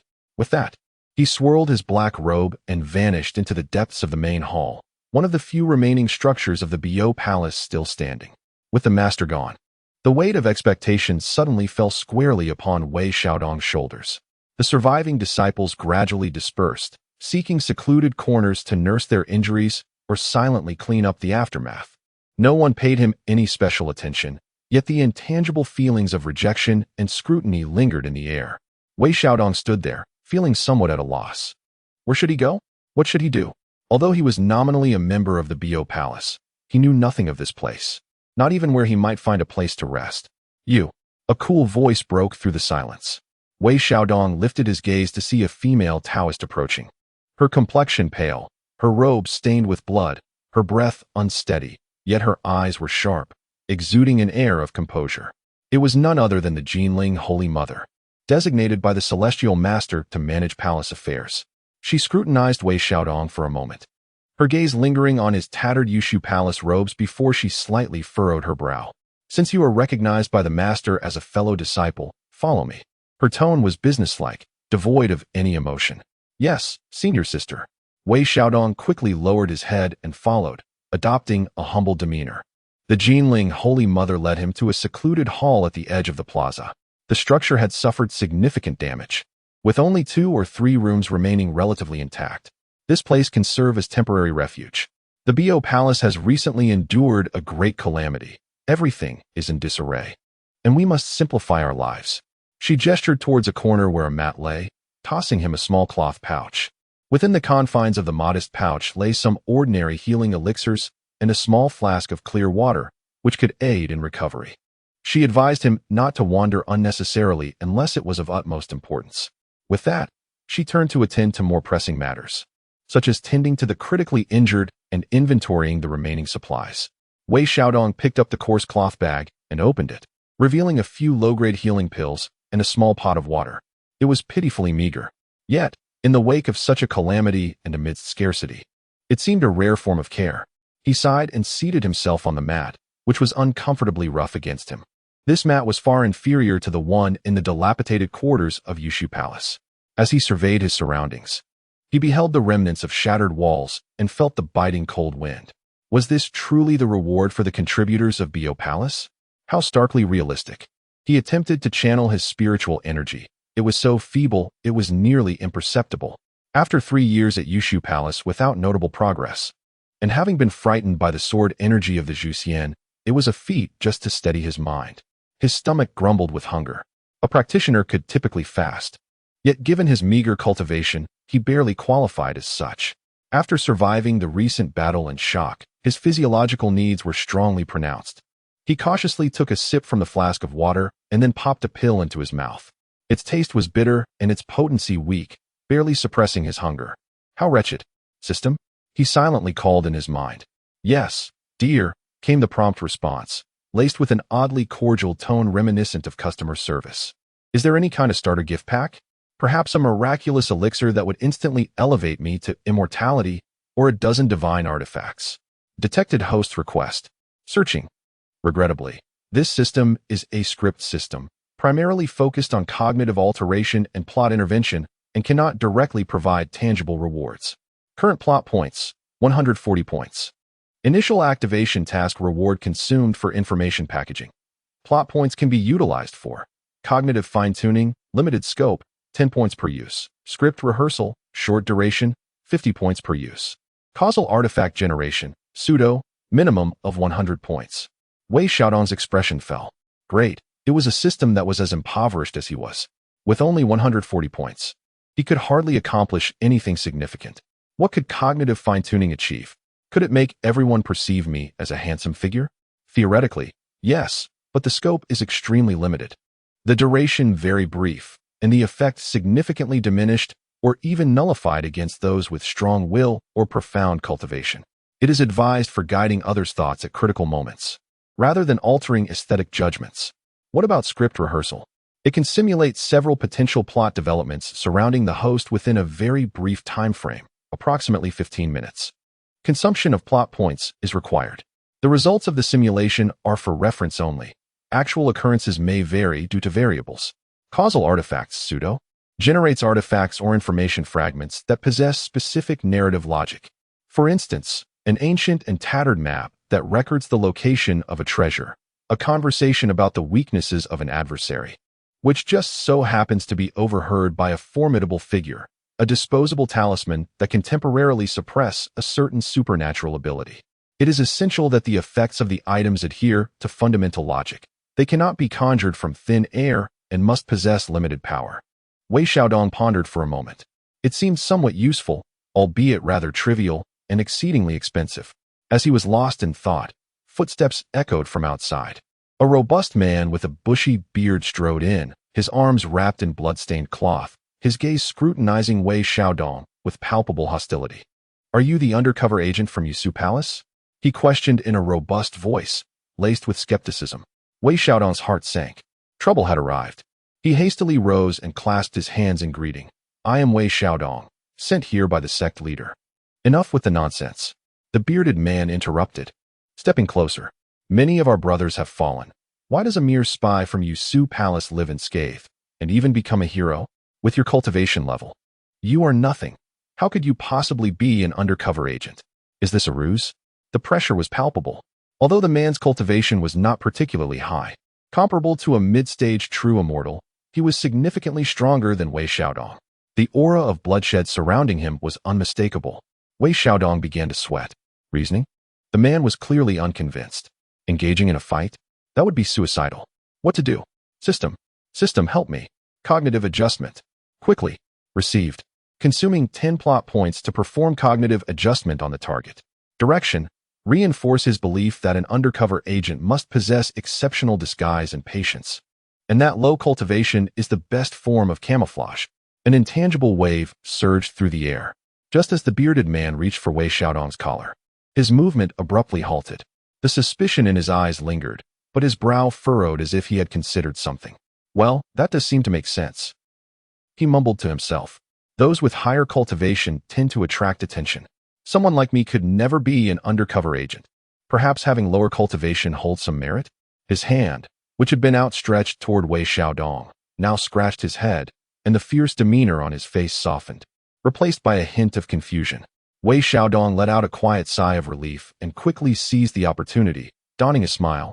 "Esteemed senior, you see, being an undercover agent is akin to dancing on the edge of a knife. It is not a path I willingly chose. I must strive to remain concealed and preserve my life, so as not to betray the sect leader's trust, delivering that crucial information when the time is right." His words, a blend of truth and fabrication, enhanced by the system's adjustments, sounded far more agreeable. The bearded man grunted, still wearing a stern expression, though the animosity had evidently diminished. "You do possess some valid reasoning. But let me make this clear. Bayou Palace does not harbor idlers, and certainly not traitors. You'd best take care." With that stern warning, he shot Wei Xiaodong a glare before turning to leave. Wei Xiaodong exhaled deeply, collapsing back onto the mat. 10 plot points. Just like that. They were gone. How distressing. Yet, a minor crisis was averted. This BO palace indeed evokes a sense of trepidation at every turn. Before he could regain his composure, another figure appeared at the doorway.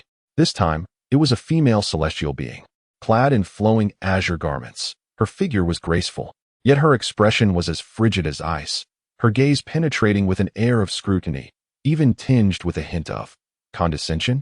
Her cultivation level was beyond Wei Xiaodong's comprehension, exuding an overwhelming pressure that far surpassed that of the bearded man. "Are you Wei Xiaodong?" The woman spoke, her voice chilling and devoid of emotion. "Indeed, I am a disciple. I pay my respects to my senior sister." Wei Xiaodong hastily rose, inwardly lamenting his predicament. This woman appeared even more formidable. "I am the direct disciple of the sect leader, the Turtle Spirit Holy Mother." The woman introduced herself, her gaze sharp as a blade, sweeping over Wei Xiaodong's entire being. "Your master believes in you, yet I remain skeptical. The Jade Void Palace is rife with treachery, employing schemes such as feigned injury and sowing discord." She began to pace, circling Wei Xiaodong. "You claim to relay intelligence to assist our sect in mitigating losses. But what precisely is this intelligence? How is it conveyed? Elaborate on the details. Should there be a single falsehood?" Her words trailed off, yet the atmosphere around them instantly turned frigid, an undercurrent of murderous intent palpable. Wei Xiaodong's back was drenched in cold sweat. "Here it comes. The true interrogation has commenced. The Turtle Spirit Holy Mother, a top-tier expert of the, known for her fiery temperament, intolerant of any deceit. Could she directly read memories? Soul-searching? She would undoubtedly resort to such measures. Lying?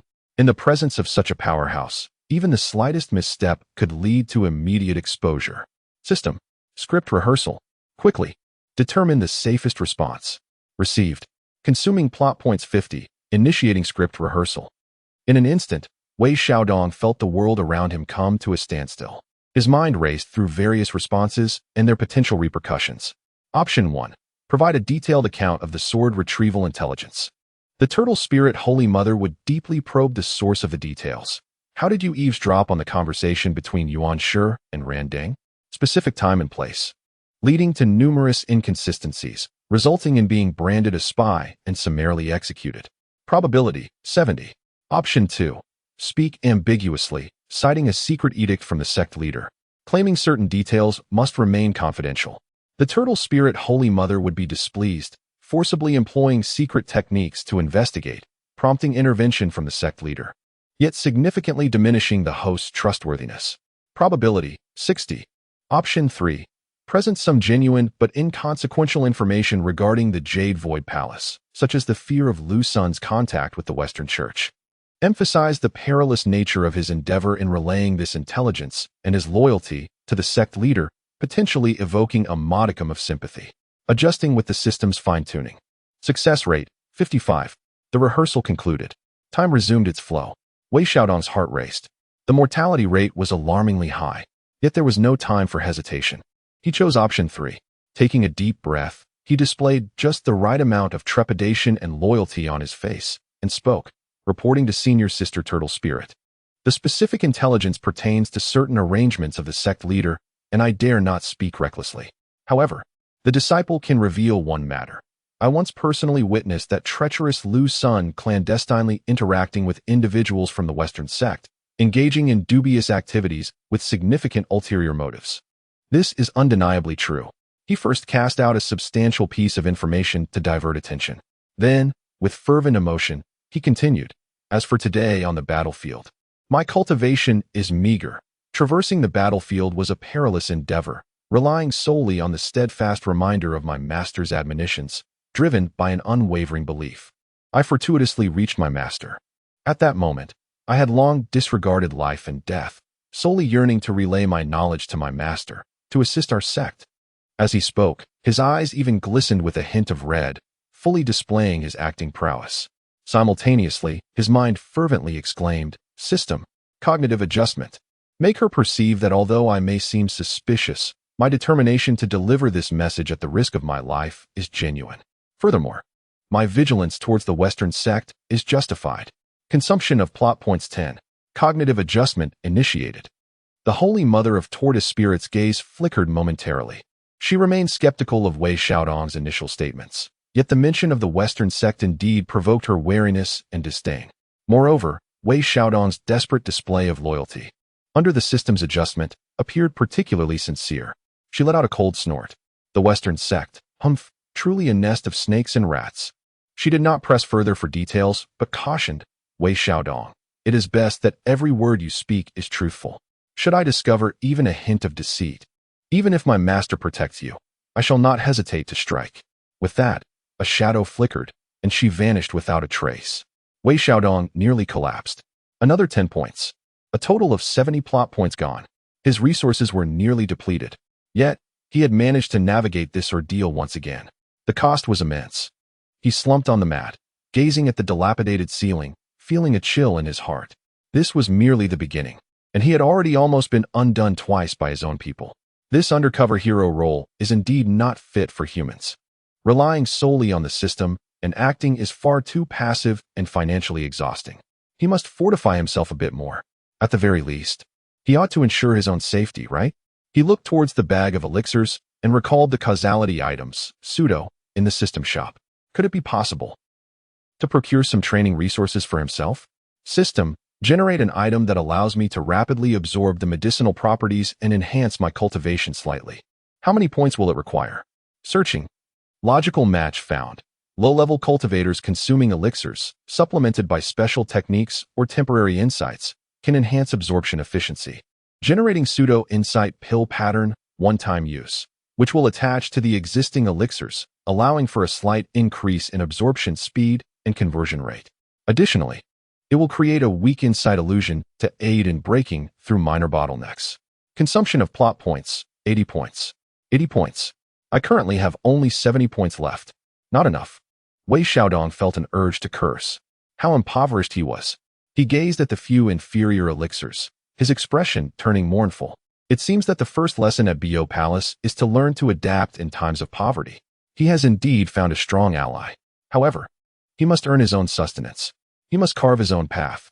In this desolate and frigid palace, he must first devise a means to survive, and subsequently, to become of value. Otherwise, the next arrival may not bring mere doubts and warnings, but rather the true blade of extermination. Chapter 68. The business within the ruined hall. Cold, hungry, destitute. Wei Xiaodong curled up on the mat, feeling akin to a stray dog cast into an ice pit. The winds of Bo Palace were more biting than those of Yushu Palace. It was not the weather, but the hearts of men. The suspicions of the bearded man and the cold gaze of the turtle spirit mother hung over him like two daggers, poised to strike. He understood that when the daggers fell again, the meager narrative points from the system might not suffice to protect him. He needed to grow stronger, even if only a little. Strong enough to breathe, strong enough to straighten his back slightly. But how to achieve that? Elixirs? Those few bean-like pills in his pouch were hardly enough to fill a gap. Techniques? At this moment, the celestial teacher was likely venting his frustration by smashing things in the hall, with no time to concern himself with a small fry like him. Resources? Bo Palace had just been plundered, leaving it emptier than his own face. He was left with a mere 70 narrative points and a stomach that felt as if it were about to collapse from hunger. System, he weakly called out. Can I buy it on credit? Just give me an enlightening pill worth 80 points, and I promise to repay double when I succeed. This system does not offer credit. The cold response shattered his illusions. Desperate for funds, Wei Xiaodong ground his teeth. It appeared he had to devise a way to make money himself. He surveyed the dilapidated hall. Half the wall had collapsed, and the cold wind howled through the openings. Apart from the uncomfortable mat beneath him, it was utterly bare. Wait. The mat? He looked down at the dusty, cracked old mat. This item, could it also be considered a treasure? Regardless of how ruined Bo Palace was, it was still a holy ground. Something to sit upon could not be mere commonality. He suddenly leaped up and approached the mat, scrutinizing it closely. The material was indeterminate, neither grass nor hemp, cool to the touch, with a faint, almost imperceptible aura of spiritual energy. A thought struck him like a bolt of lightning. System, identify this mat. How much will it cost?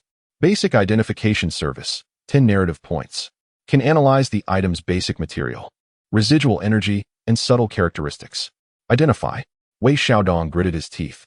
One must risk to gain. consuming 10 points. Identifying. Item, tranquil heart mat, inferior. Material, tranquil heart grass, withered, calm jade powder, trace, stardust sand, residue. Residual effect, slightly tranquilizing effect, beneficial for true immortals and below. Long-term use may slightly enhance meditation efficiency. Condition, severely damaged, spiritual energy on the verge of dissipating. Wei Xiaodong's eyes brightened. Indeed, there was something of value.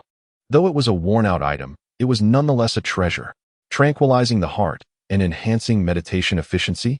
For low-level cultivators, this was a gem, especially now, when Bo Palace was steeped in anxiety, resentment, and sorrow. Achieving tranquility for cultivation was akin to scaling the heavens.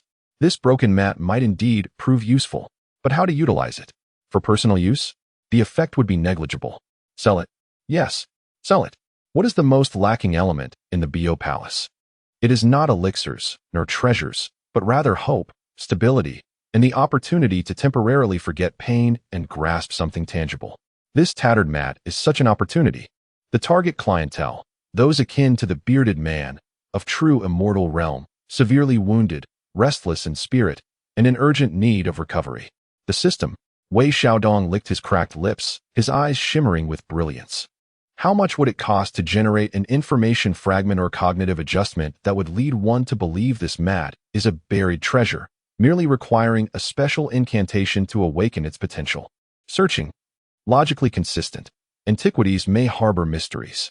Generate pseudo-gem appraisal technique, one-time use, which would allow the target to momentarily believe the host possesses a secret method to unlock the potential of certain artifacts. With appropriate performance, the effect would be even more pronounced. Consumption, 30 plot points. And let me have a script rehearsal to see how to best persuade. Market it effectively. Script rehearsal, targeted single-person sales, consumption 20 points. A total of 60 points. He had exactly 60 points left. It was a gamble. Wei Xiaodong stamped his foot. Let us do it. Rehearsal begins. Several schemes flashed quickly through his mind. Direct selling? A 90 chance of being labeled a fraud. Pretending to be profound? An 80 chance of being ignored. Finding a plant? No conditions for that. The best scheme. Precisely targeting the individual, creating a fortuitous opportunity for them to discover the mat's uniqueness on their own, allowing the host to act accordingly. Nudging them along. Rehearsal ends. Wei Xiaodong felt reassured. He adjusted his tattered robe, took a deep breath, and, cradling the tranquil mat, stepped out of the dilapidated hall. In the square, the atmosphere remained oppressive. The injured were either seated or lying down, sighing heavily. Those cultivating to heal were mostly frowning, their breaths uneven. Wei Xiaodong scanned the area and quickly locked onto a target. Not far off, in the corner by the wall, a man was anxiously attempting to cultivate. But his chest heaved irregularly, his face flushed, clearly struggling for breath. He coughed up a small mouthful of stagnant blood, cursing, "Damn it! This broken heart technique. I can't calm down." It was indeed the bearded man who had previously sought trouble. The opportunity had arrived. Wei Xiaodong, holding the mat, casually strolled over and sat down at a distance, neither too close nor too far from the bearded man, deliberately sighing heavily.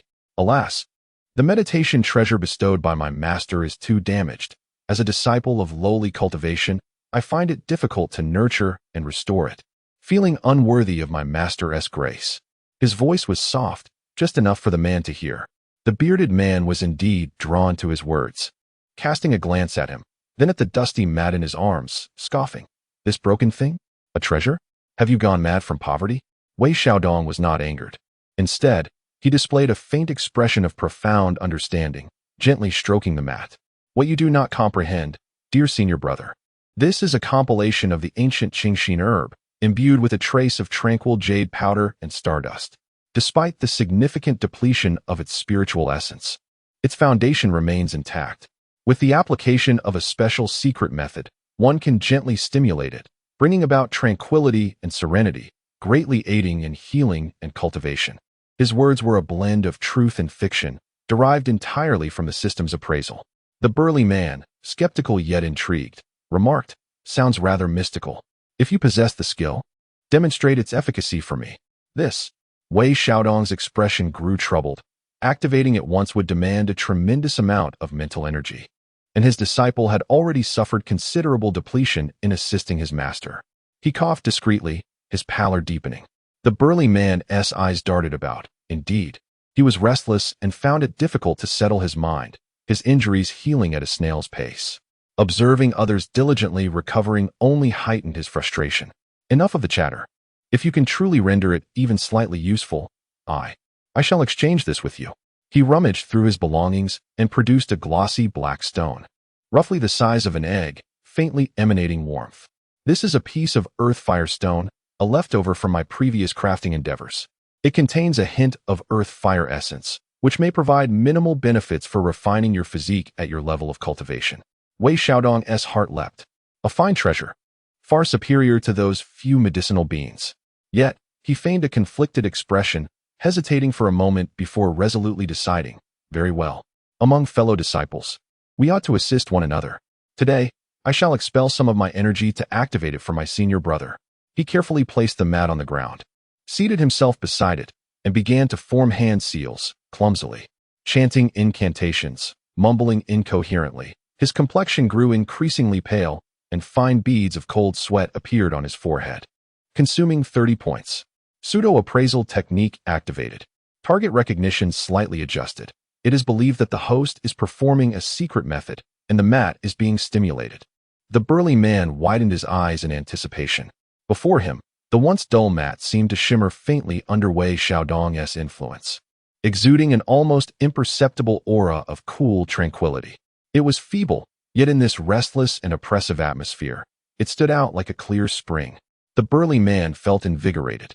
It works. He eagerly snatched the mat and plopped down upon it. Instantly, a gentle wave of coolness surged into his body, soothing some of his turbulent energy.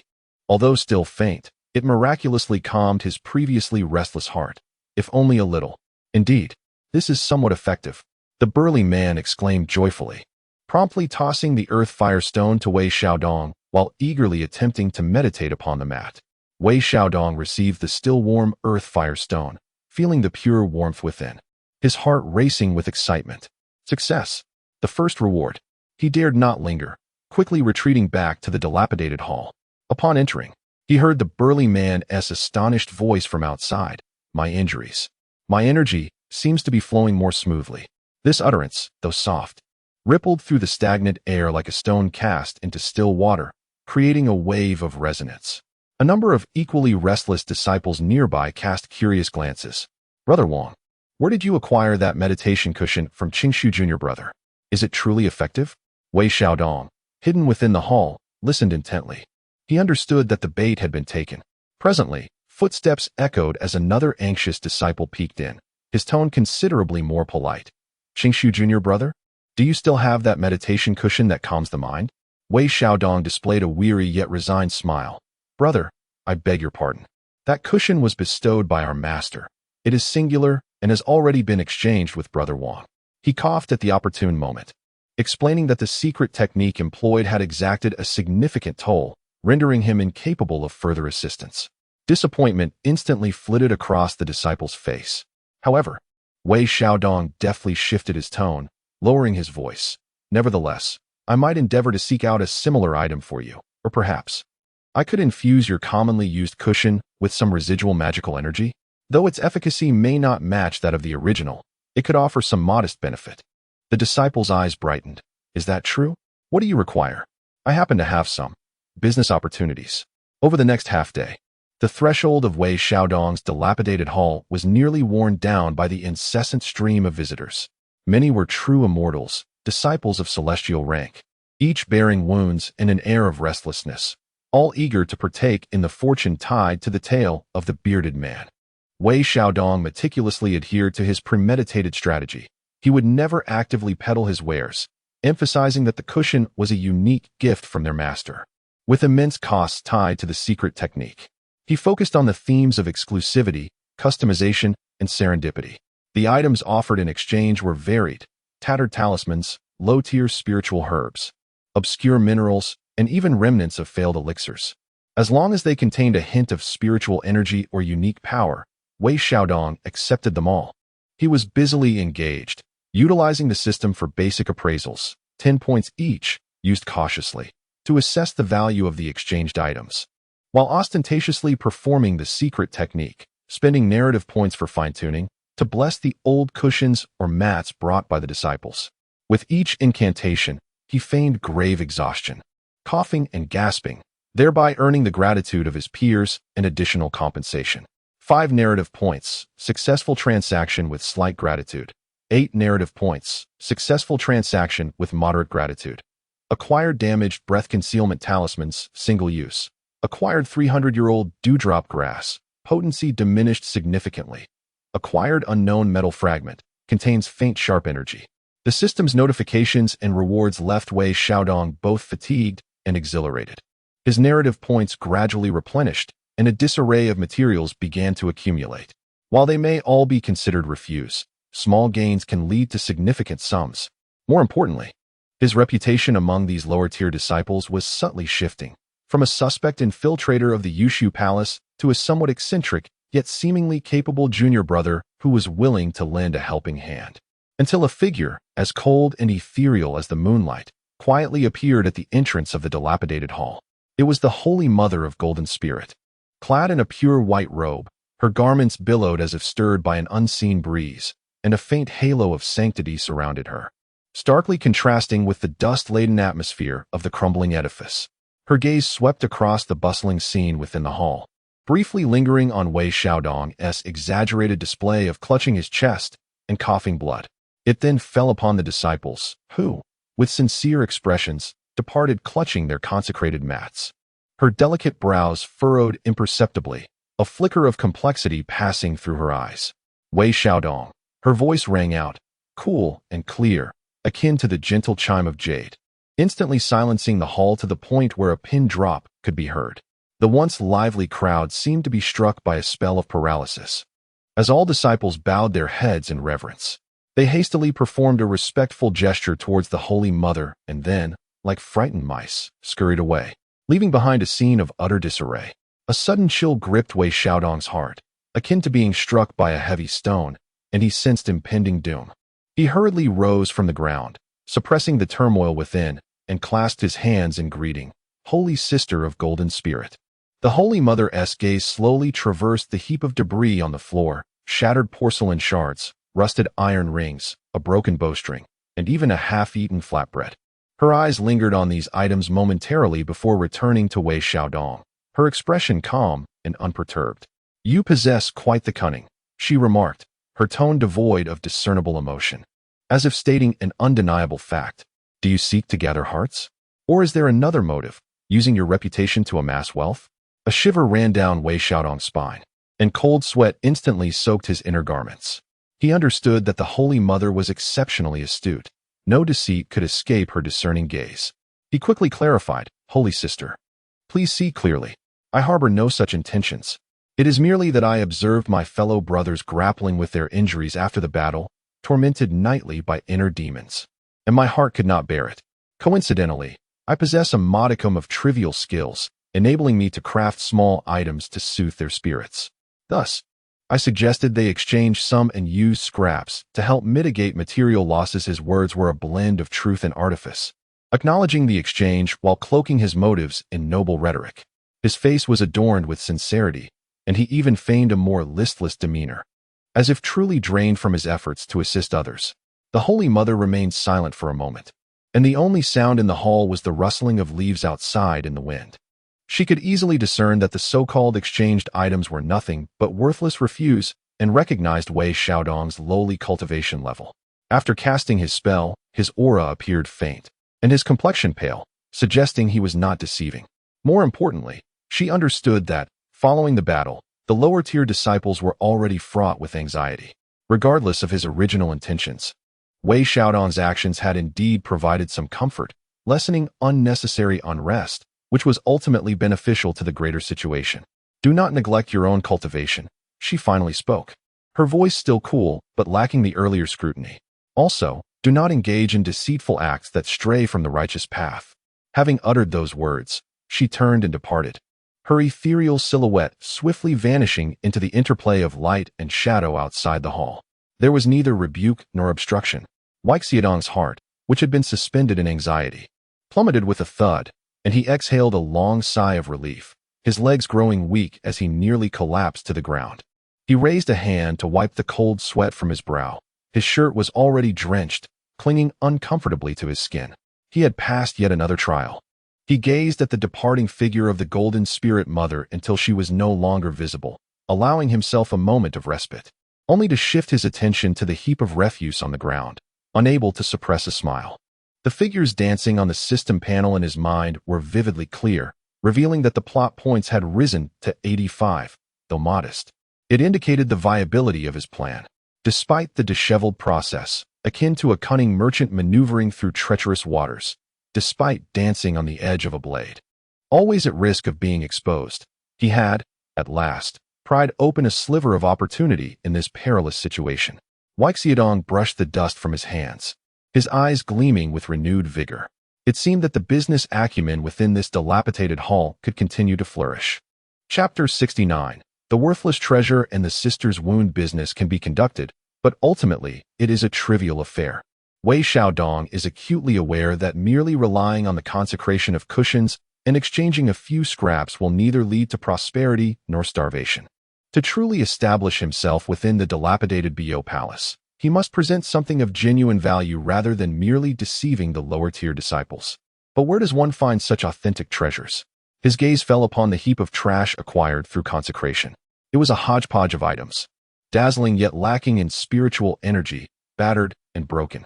His fingers tingled with anticipation as he pondered the system's treasure hunting from the garbage heap service, wondering if there lay a hidden gem among these discarded remnants.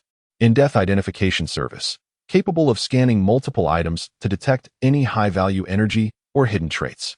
Cost, 50 plot points. 50 points. Wei Xiaodong grimaced. He only possessed 85 points in total.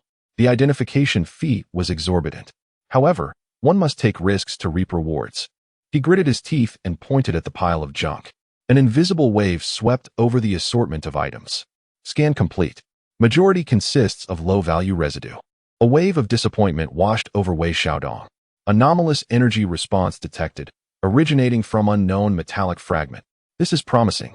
He quickly rummaged through the refuse, extracting a small, dull black metallic lump, roughly the size of an egg, which he had previously obtained in exchange for a consecrated cushion. Its surface was coarse and unremarkable, yet it exuded a faintly sharp sensation upon touch. Is this it? In-depth analysis of unknown metallic fragment. Cost 30 points. Analyze. Wei Xiaodong felt his heart bleed as his points diminished rapidly. Analysis complete. Item. Essence of gung metal, fragment. Source. A minuscule remnant from a shattered innate metal spiritual treasure. Worn down by eons, its spirituality nearly dissipated. Residual effects. Contains a trace of supremely pure innate gung metal energy. Usable for 1. Slightly enhancing the quality of metal-based artifacts. Flying swords. Requires a master refiner. 2. Assisting in the cultivation of specific metal-based divine abilities. Requires corresponding techniques. 3. In extreme circumstances, can detonate the gung metal energy within, producing a one-time powerful piercing attack, power equivalent to a full-force strike from a peak true immortal. Though difficult to control and prone to backlash. Warning, its energy structure is highly unstable. Improper external stimulation may lead to premature detonation. Essence of gung metal. Even a fragment is a treasure. The last option, equivalent to a peak true immortal strike, left Wei Xiaodong's eyes wide with astonishment. This could serve as a life-saving card. Despite its instability and potential for backlash, it could intimidate or serve as a desperate measure when needed. He carefully concealed this precious item on his person, feeling a significant boost in his sense of security. The remaining 5 plot points felt pitifully meager. Just as he reveled in his fortune, a faint commotion arose outside the hall, accompanied by suppressed groans of pain and anxious discussions. Wei Xiaodong leaned forward to investigate.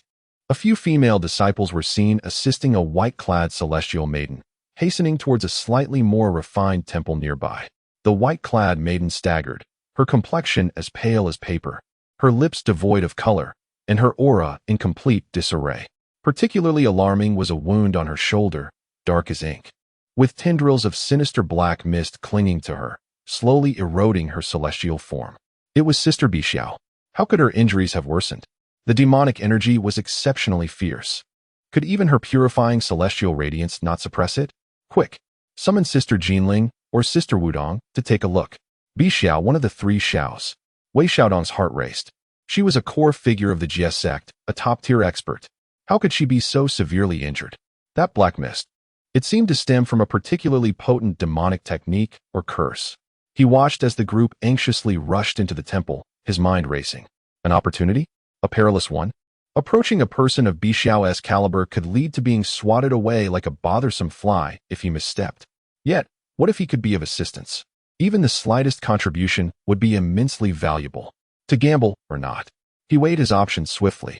The system had only 5 points left, utterly useless. His own cultivation was negligible, rendering him incapable of offering aid. The remnants of the metal essence he possessed were offensive in nature, entirely unsuitable for combating the encroaching demonic energy. What to do? Wait, hadn't he received a peculiar herb from that trash heap? He hurried back to rummage through his belongings and soon unearthed a half-dried, 300-year-old dew grass, its spirit energy nearly depleted. System. Might this grass prove even marginally effective against the demonic energy, even if it could alleviate a fraction of the pain? Dew grass, sweet and mild, slightly cold. It possesses a faint purifying and moisturizing effect. It has some restraint against low-tier malevolent energies, but its efficacy against high-tier demonic energy is almost negligible. Almost negligible, but not entirely without merit. If he could make it appear more valuable? Wei Xiaodong fixed his gaze upon the dew grass, his eyes shimmering with a bold idea. He adjusted his robe, took a deep breath, and forced a concerned yet selfless expression onto his face as he approached the temple where Bi Xiao resided. Surrounding the temple were several female disciples, each bearing a look of worry. Upon seeing Wei Xiaodong approach, they displayed expressions of wariness and confusion. Junior brother Qingxiu, what brings you here? Learning of Sister Bi Xiao's worsened condition, the disciples were filled with anxiety.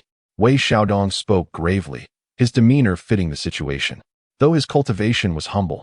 During his travels in earlier years, he had stumbled upon a rare herb that might possess slight efficacy in dispelling evil and purifying toxins. He had come to offer it, hoping it could alleviate Sister Bi Xiao's suffering. With that, he produced the wilted dew grass. Upon seeing it, the disciples immediately revealed disappointment and a hint of disdain. Dew grass?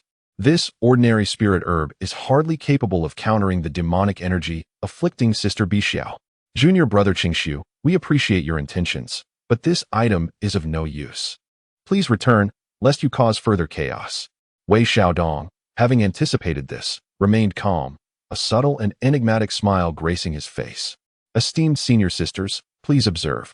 This herb may appear ordinary, yet its unique growth environment harbors a rare essence known as morning dew purity. It requires a special method to activate its effects.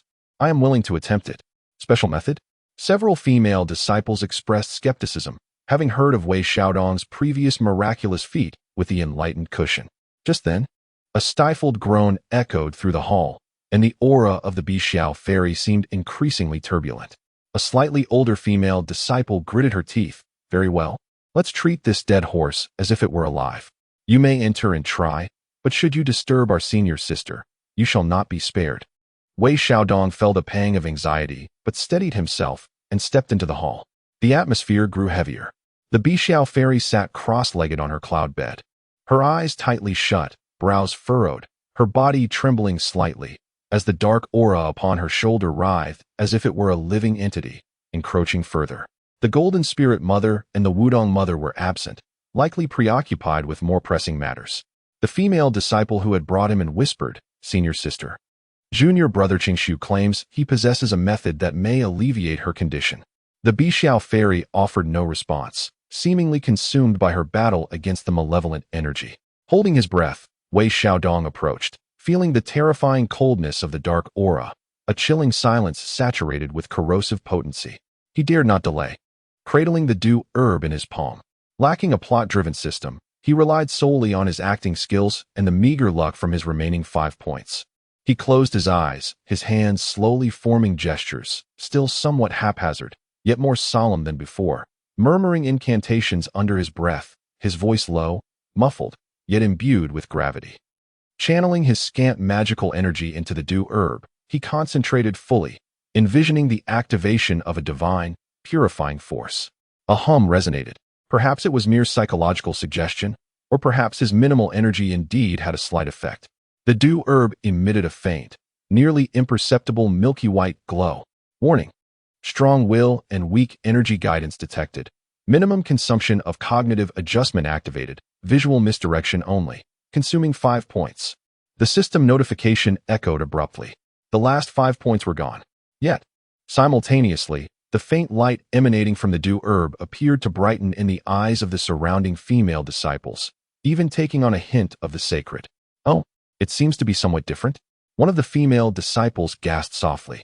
Wei Xiaodong's heart soared with joy, realizing the system was at work. He dared not pause. Continuing his incantation, sweat poured from his forehead, half from fright, half from exertion, as he carefully brought the glowing dew herb closer to the Bixiao fairy's wounded shoulder. The moment the dew herb made contact with the dark aura, a faint sound, almost imperceptible, echoed in the air, as if the dark vapor had been singed, retreating ever so slightly. Indeed, it was but a mere whisper of retreat, nearly negligible. Yet, in that fleeting moment, the frown of the celestial maiden Bai Xiao appeared to ease by a millimeter, her tense form relaxing just a fraction. It was effective, though the impact was minuscule, verging on mere psychological solace. In the depths of excruciating torment, even this slight alleviation felt like a monumental difference. Slowly, Bai Xiao opened her eyes, despite their exhaustion. They shimmered with a hint of astonishment and inquiry as they fell upon Wei Xiaodong. She gazed at the drooping dew grass in his hand, its brilliance fading rapidly. "This is..." Her voice was weak yet distinctly clear. Wei Xiaodong hastily withdrew his hand, revealing a fatigued yet gratified smile. "I am but an incompetent disciple, barely able to elicit a trace of purity from this herb, failing to eradicate the demonic energy. I beg for your forgiveness, senior sister." Bai Xiao glanced at the dark cloud lingering on her shoulder. Although it remained, the momentary relief was undeniably real. She regarded Wei Xiaodong with a deep gaze. "Your intent is commendable. This grass, indeed, possesses some peculiar properties." She spoke little more, closing her eyes once again to continue her battle against the malevolent aura. However, the expressions of the surrounding female disciples towards Wei Xiaodong underwent a complete transformation. From skepticism and disdain, they shifted to astonishment and even a hint of gratitude. "Junior brother Qingxiu, thank you. I never anticipated this spiritual herb would prove useful. Although the effect is modest, it seems senior sister felt a bit more at ease just now." Wei Xiaodong humbly lowered his head. "As fellow disciples, it is only right to assist one another. Regrettably, my cultivation is too shallow to wholly relieve senior sister's burdens." He adeptly conveyed a sense of regret and helplessness. As he exited the grand hall, Wei Xiaodong felt his steps slightly unsteady, not feigned, but born of exhaustion and lingering trepidation. He had won the gamble. Though he had exhausted his last resources and the effect was faint, he had left an excellent impression on Bai Xiao and the assembly of female disciples. This favor held immeasurable value. Returning to the desolate hall, he gazed at the empty balance of storyline points, feeling both a pang of regret and excitement. The seemingly worthless treasure had proven its worth in a critical moment. Senior sister's injury had become his stepping stone to ascendancy. Life in the Bayou Palace no longer seemed so arduous. At the very least, he had discovered an alternative path to survival. One that did not solely rely on seeking the favor of others, but rather on discernment, performance, and a touch of audacity. Chapter 70. The Gamble at 5 o'clock and Sister's Tea 5 o'clock. Only 5 o'clock remained. Wei Xiaodong gazed at the meager digits displayed on the system panel, feeling his heart colder than the stones within this dilapidated hall. His resources had been depleted, leaving him to start anew from scratch. Although he had garnered some goodwill from Sister Bixiao, such distant assistance could not quench his immediate thirst. He could not rely on the misfortunes of core disciples to provide him with a modicum of support. In this Bio Palace, resources were scarce, and the hearts of the people were restless. Even the slightest incident could provoke a fierce uproar. As anticipated, trouble soon arose. It was not directed at him, but rather at his neighbor. Next door resided a tall, slender disciple named Lu, who had entered the sect a few years prior to Wei Xiaodong. At mid-level of true immortal cultivation, he was typically taciturn, yet his injuries were severe. On this day, for reasons unknown, he engaged in a quarrel with another disciple, who bore lighter wounds but had a fiery temperament. The conflict seemed to stem from a dispute over a slightly sheltered corner of the hall, where the spiritual energy was marginally superior. This spot was claimed by me first. Lu's voice was hoarse, weakened by his injuries, yet he stood his ground. Nonsense. In Bo Palace, who cares about precedence? The strong take what they want. The fiery disciple sneered, his fists cracking ominously, though he too bore injuries. His aura was evidently more potent than Lu's. The surrounding disciples watched with indifferent eyes, none stepping forward to mediate. In the aftermath of great calamity, the bonds of camaraderie appeared to have thinned significantly, replaced by a pervasive apathy. Wei Xiaodong huddled at his doorstep, lamenting his misfortune. Should a fight erupt, he would undoubtedly be collateral damage. His humble abode was already fragile, and any commotion could lead to its collapse. Intervening? He possessed neither the capability nor the prestige to do so. As the tension escalated, it seemed a confrontation was imminent. Ding! A minor conflict detected. Triggering optional task, quell the dispute. Task description, prevent the conflict with minimal cost, avoiding damage to the host's dwelling and unnecessary attention. Task reward, plot points 1030, depending on the resolution method and its effectiveness. Failure penalty, minor damage to the dwelling, attracting unwarranted attention. The task had arrived. The reward was enticing. 10 points would be splendid. But, minimal cost? He had only 5 points. What could he achieve with that? System. Simulate how to resolve this predicament with just 5 points. Script simulation, localized, consuming 5 points. Wei Xiaodong's lips twitched. Great. After the simulation, his points would be wiped clean. To gamble or not. He decided to gamble. At worst, he could start over. Simulation commences. Various strategies flashed before him. Step in to mediate. Probability of being accidentally injured, 99. Assist Lu. Probability of being struck, 100. Cry out for help. This would attract patrols, leading to both parties receiving punishment. With an 80 chance of the host being penalized for the uproar. The optimal strategy, create an unexpected diversion to temporarily disrupt the rhythm of the conflict. Simulation concluded. Recommended strategy, utilize cognitive microadjustment, 5 points, to subtly influence the fiery disciple's perception, creating the illusion that the Holy Mother of Gold spirit is approaching for a fleeting moment. Wei Xiaodong's eyes lit up. What a splendid idea. Just as he noticed the hot-tempered disciple raising his fist, ready to strike, Wei Xiaodong concentrated all his spirit and silently murmured to the disciple. System. Cognitive adjustment. Make him believe that senior sister Jinling has arrived. Consuming 5 points. Cognitive adjustment activated. The furious disciple's fist abruptly paused in midair, his expression shifting dramatically as he turned, bewildered, to gaze towards the entrance of the hall, as if he truly perceived a formidable figure approaching. Jinling's senior sister? He gasped in disbelief, instinctively lowering his raised fist. His previously arrogant demeanor evaporating in an instant, and even subconsciously straightening his back, revealing a mixture of respect and fear. Beside him, Brother Lu and the surrounding disciples were momentarily taken aback, following his gaze with curiosity. The passageway was utterly empty. Yet, the disciples' genuinely terrified expression appeared unfeigned. In that brief moment of astonishment and silence, Wei Xiaodong suddenly coughed lightly. Although the sound was not loud, it was sufficient to capture attention. Leaning against the doorframe, he feigned weakness, appearing disturbed by the commotion, and weakly remarked, "Brothers, cough, cough. What matter cannot be discussed calmly? If we were to disturb any senior sister, it might, cough, cough, end poorly for us." His words perfectly corroborated the hot-tempered disciple's earlier delusion. The disciple's expression fluctuated, casting a fierce glare at Brother Lu, then casting a wary glance towards the empty passage. Ultimately, he spat in frustration. Consider yourself fortunate. I shall not stoop to your level." With that, he indeed turned to leave, abandoning the quarrel over the corner. Brother Lu sighed in relief, glancing curiously at the passage before looking back at the feeble Wei Xiaodong. After a moment's hesitation, he softly said, "Thank you, Brother Qingxiu." He then silently retreated to his side. Thus, the impending conflict dissipated without a trace. The onlooking disciples murmured among themselves, their gazes towards Wei Xiaodong now tinged with a newfound intrigue. This Brother Qingxiu seems to possess an unexpected knack for resolving situations. Ding. Optional task completed. Reward. 25 plot points. Skillfully diffuse the conflict at a minimal cost, without causing adverse effects. A prompt echoed in Wei Xiaodong's mind, nearly bringing him to tears of joy. 25 points. Not only had he broken even, but he had also profited by 20 points. A successful gamble.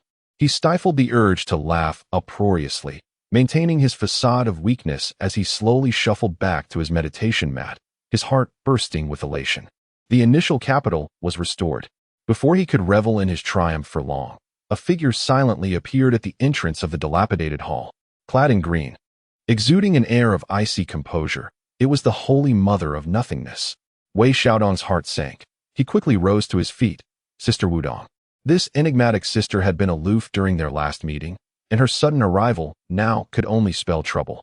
The unfathomable Holy Mother cast a discerning glance over him, seemingly pausing momentarily upon his face, as if she had seen through his little ruse, yet she uttered nothing. With a tone that brooked no dissent, she simply said, "Follow me." A tumult of emotions stirred within Wei Xiaodong, compelling him to obediently comply. The unfathomable Holy Mother moved at a measured pace, yet her ethereal presence made it difficult for him to keep up, prompting him to jog slightly in order to stay alongside her. They traversed a dilapidated corridor, arriving at a relatively intact side hall. This space appeared to serve as a temporary refuge for several core disciples to rest and attend to matters. Upon entering the hall, Wei Xiaodong was taken aback. There, seated upon a cloud bed, was the azure celestial maiden, her pallor still evident but slightly improved. Upon noticing Wei Xiaodong, she inclined her head slightly, her gaze softening considerably. The golden spirit Holy Mother stood nearby, scrutinizing a jade slip, her brow furrowed in concentration. Upon seeing the unfathomable Holy Mother enter with Wei Xiaodong, she lifted her gaze, fixing her eyes upon him. The three core senior sisters had gathered.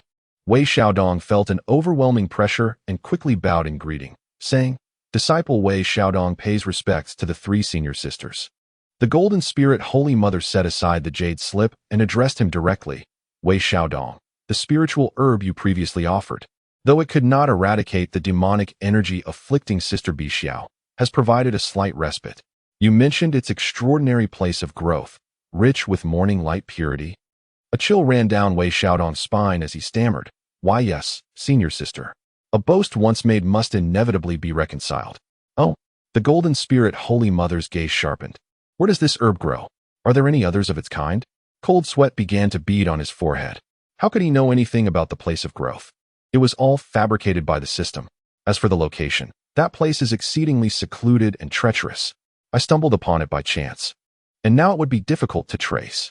He stuttered, attempting to maintain an air of vagueness. The golden spirit Holy Mother exchanged a glance with the unfathomable Holy Mother, evidently skeptical but opting not to press further. The azure celestial maiden suddenly spoke softly, coming to Wei Xiaodong's aid. "Enough. Spiritual herbs are rare and precious, a matter of fate. As long as junior brother Qingxiu is sincere, it suffices." She paused. "Regarding Wei Xiaodong, your cultivation is modest, and having expended your vital energy to assist me, this item may benefit you." With a delicate gesture, she sent forth a subtle glimmer toward him. Instinctively, Wei Xiaodong caught it, discovering a small jar of tea leaves in his grasp. The leaves were a pale azure, exuding an extremely subtle yet refreshing fragrance that invigorated his spirit upon inhalation. "What is this?" Wei Xiaodong exclaimed in astonishment. "Cloud mist celestial tea." The azure celestial maiden replied, her tone still frail but imbued with a hint of tranquility. "It is of little use for my recovery, but for you, it may help to calm your mind and enhance your magical powers." Wei Xiaodong was overjoyed. This was indeed a treasure, far surpassing the earth firestone and dew grass. Truly, investment yields returns.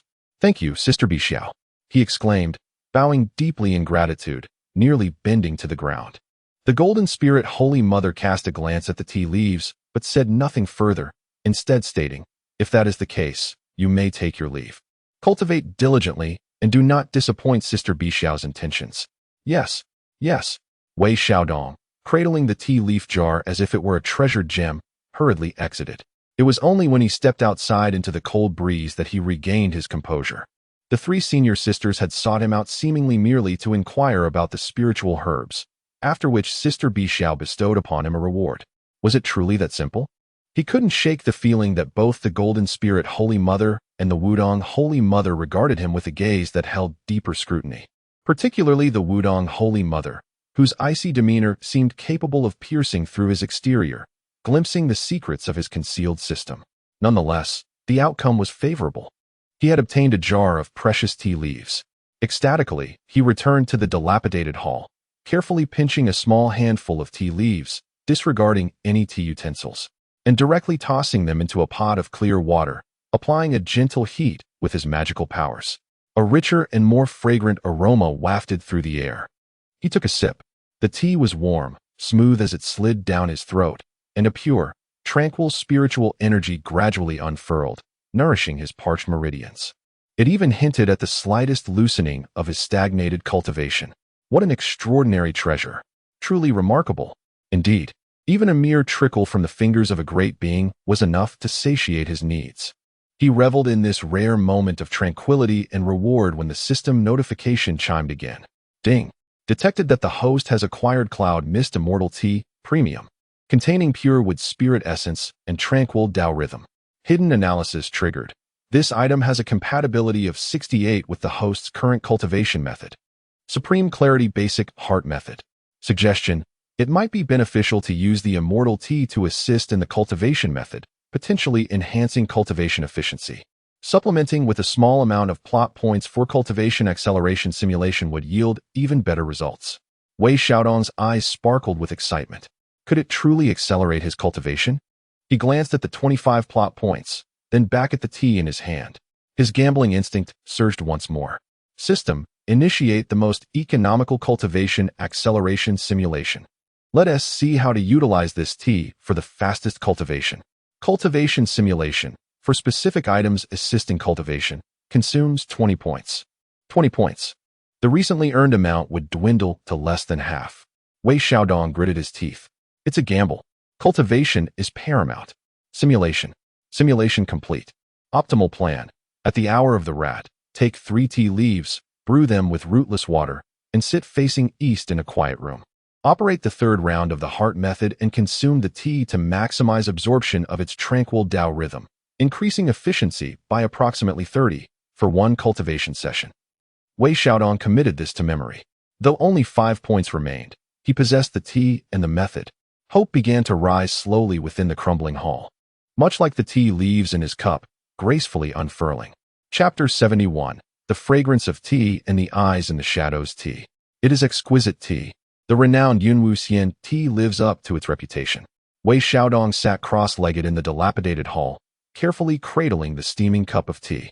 The emerald green leaves unfurled in the water, releasing an aromatic fragrance that invigorated his very soul with each sip. Midnight. A tranquil chamber. Facing east. He adhered strictly to the plan derived from the system's calculations. Although this crumbling hall was permeated with drafts and hardly constituted a serene environment, he found a general direction and silently recited, "East, east, this will suffice." He began to circulate the upper clarity fundamental heart method. This technique, which had eluded him during his 3 years at Yushu Palace, now seemed to flow with a hint of ease, perhaps due to the calming essence of the tea. As he reached the third cycle, he carefully lifted the teacup and took a sip.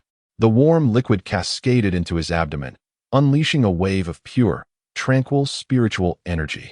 Unlike the overwhelming force of earth-fire stones, it resembled a gentle spring rain, silently nourishing every sinew and bone, revitalizing his withered meridians. It felt sublime.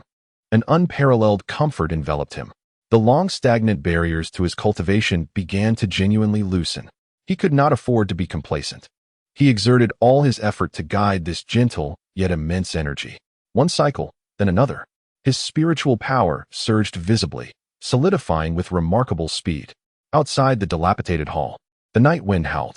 Within, the fragrance of tea lingered, and the spiritual energy ebbed and flowed. Wei Xiaodong's entire being radiated a faint azure glow, a sign of abundant spiritual power on the verge of a breakthrough. He could scarcely believe it. Was this truly the moment of breakthrough? Transitioning from the early to mid-stage of qi refinement? So effortlessly.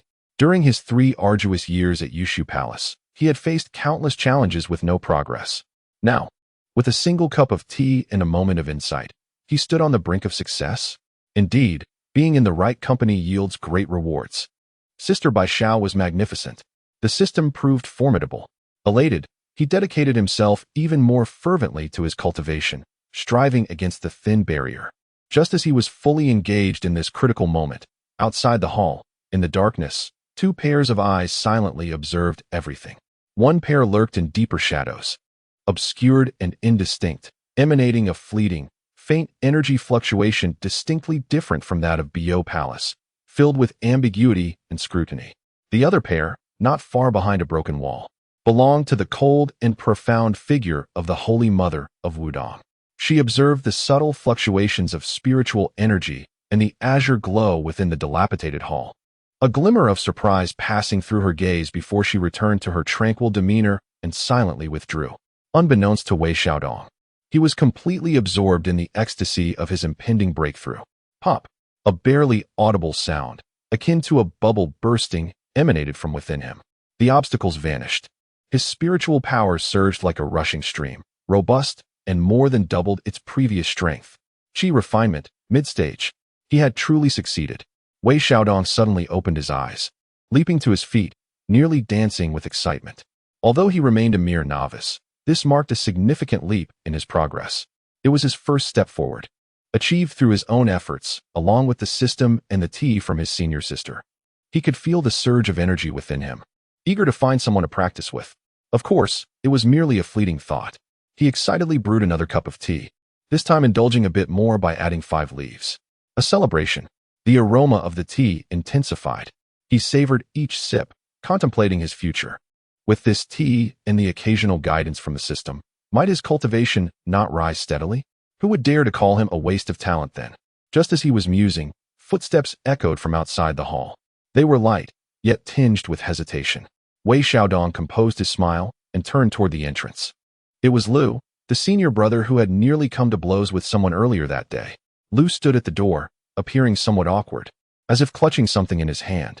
Qingshu Jr. brother, not resting yet? Lu senior brother? Is there something you need? Wei Xiaodong inquired, a bit surprised. This senior was typically rather taciturn.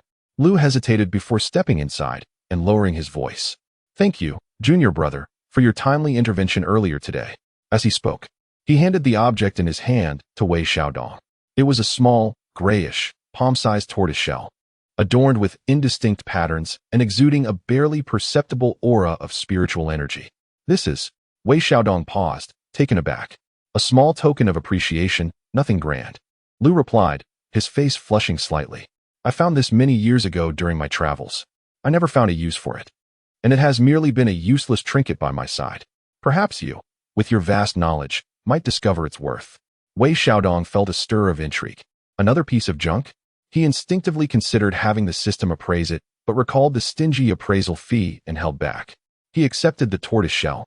Its surface cool to the touch, the patterns ancient and obscure, certainly lacking any immediate significance. Lu was being overly courteous. Mutual assistance among fellow disciples was only natural. While he spoke polite words, his grip on the tortoise shell tightened. What if it turned out to be a treasure? Seeing him accept it, Lu seemed to breathe a sigh of relief, exchanged a few more pleasantries, and hastily departed. Wei Xiaodong toyed with the tortoise shell, inspecting it from every angle without any revelation. System, how much is this worth for appraisal? Basic appraisal, 10 points.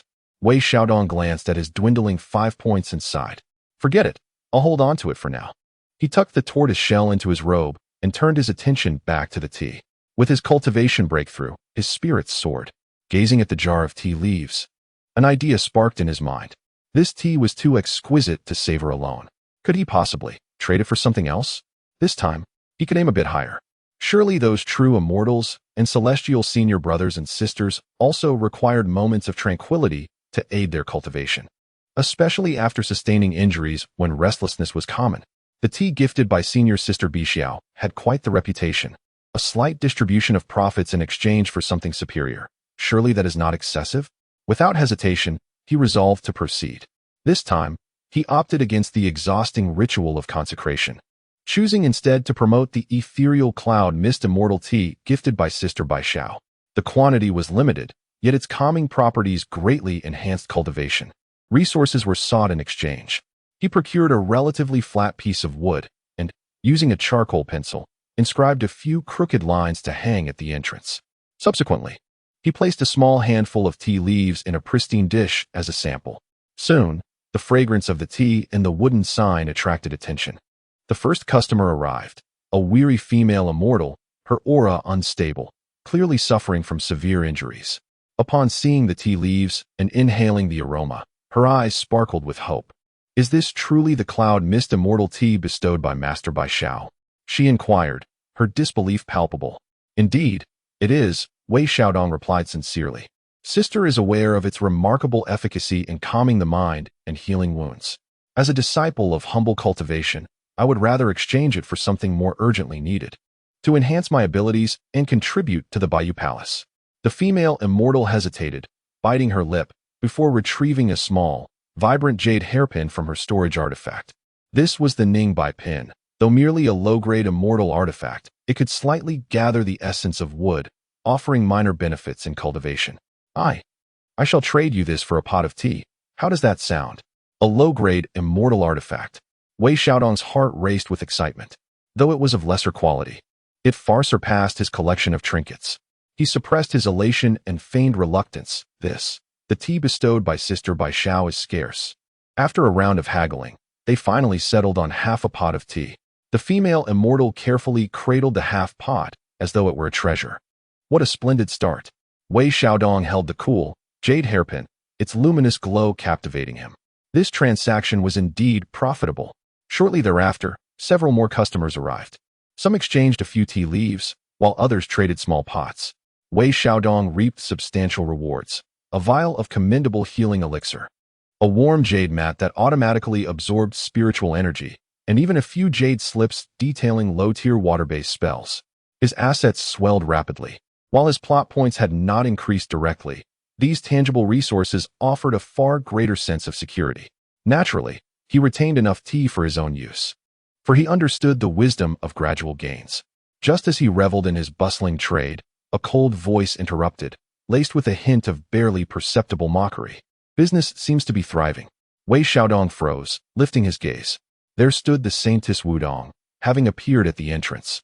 Her gaze fixed indifferently upon the wooden sign and the sample dish.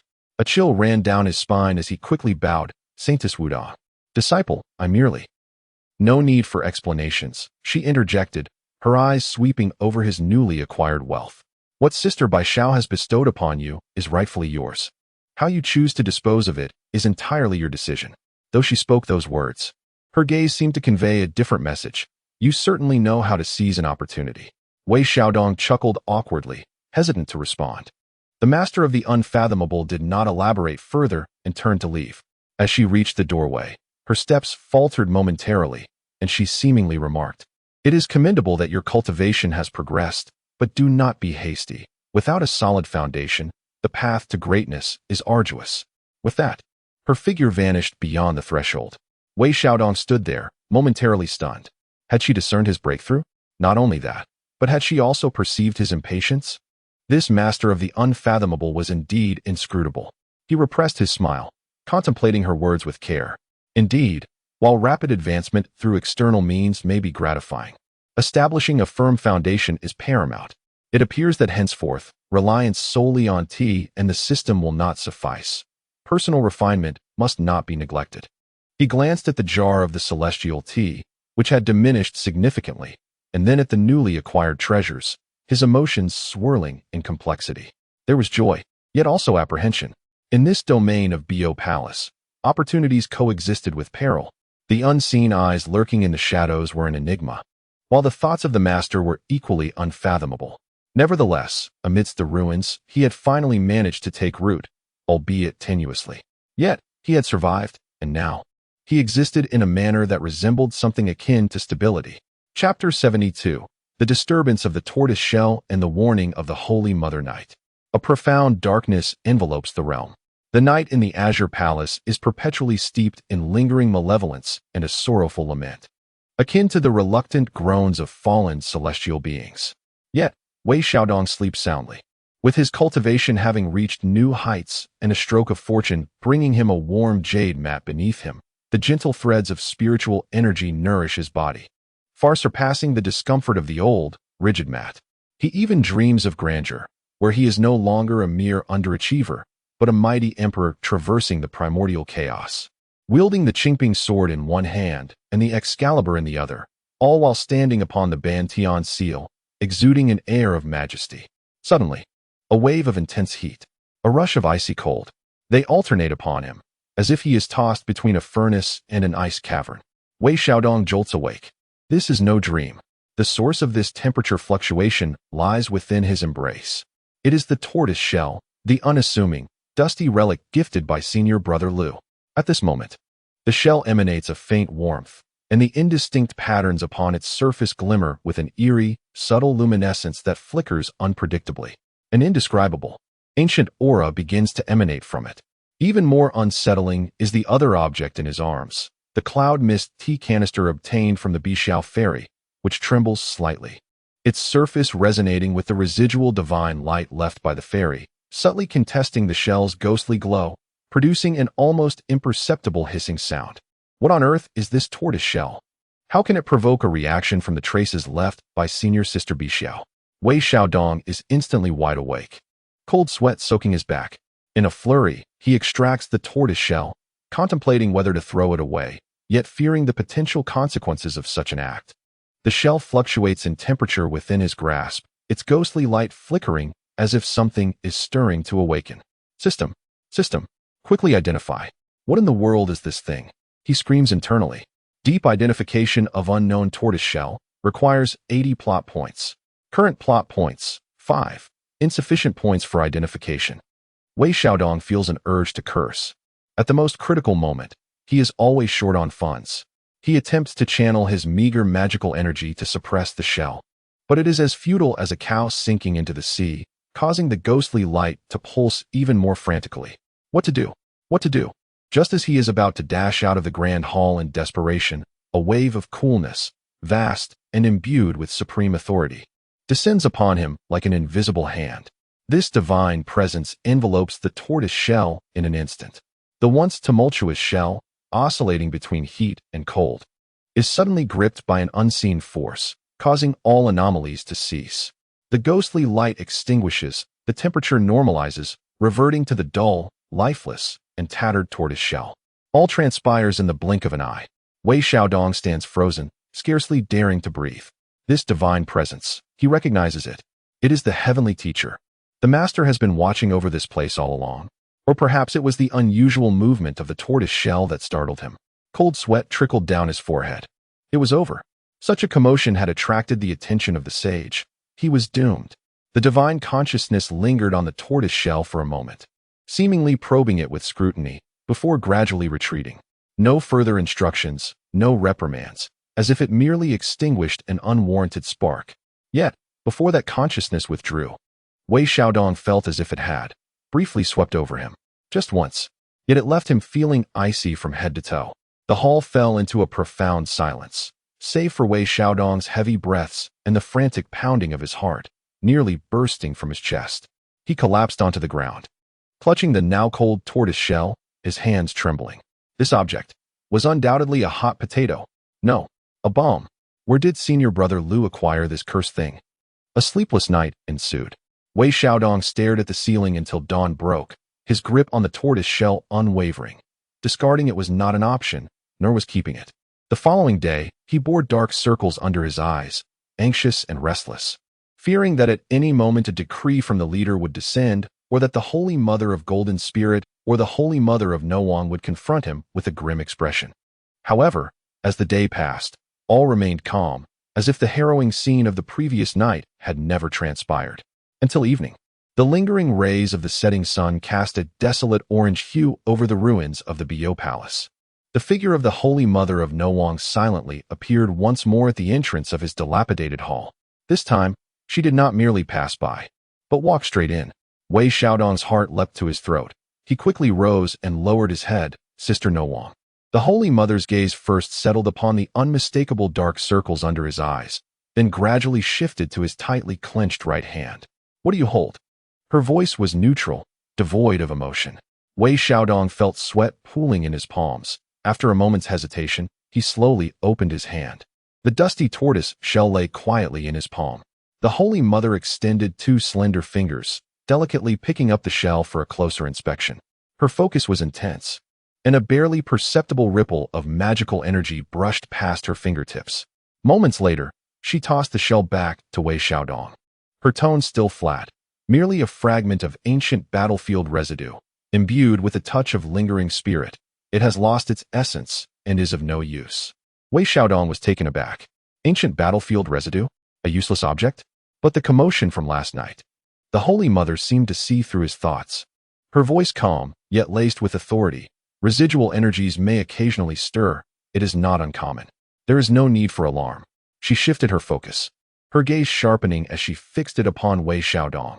However, your cultivation is lacking, yet your knack for attracting trouble is considerable.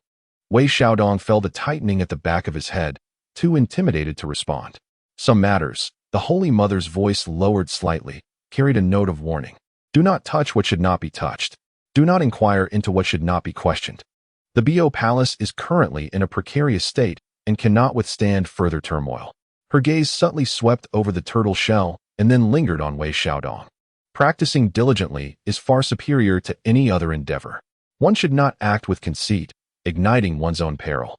Having spoken, she ceased her words and turned away. The cerulean figure melded into the twilight's glow, swiftly vanishing from sight.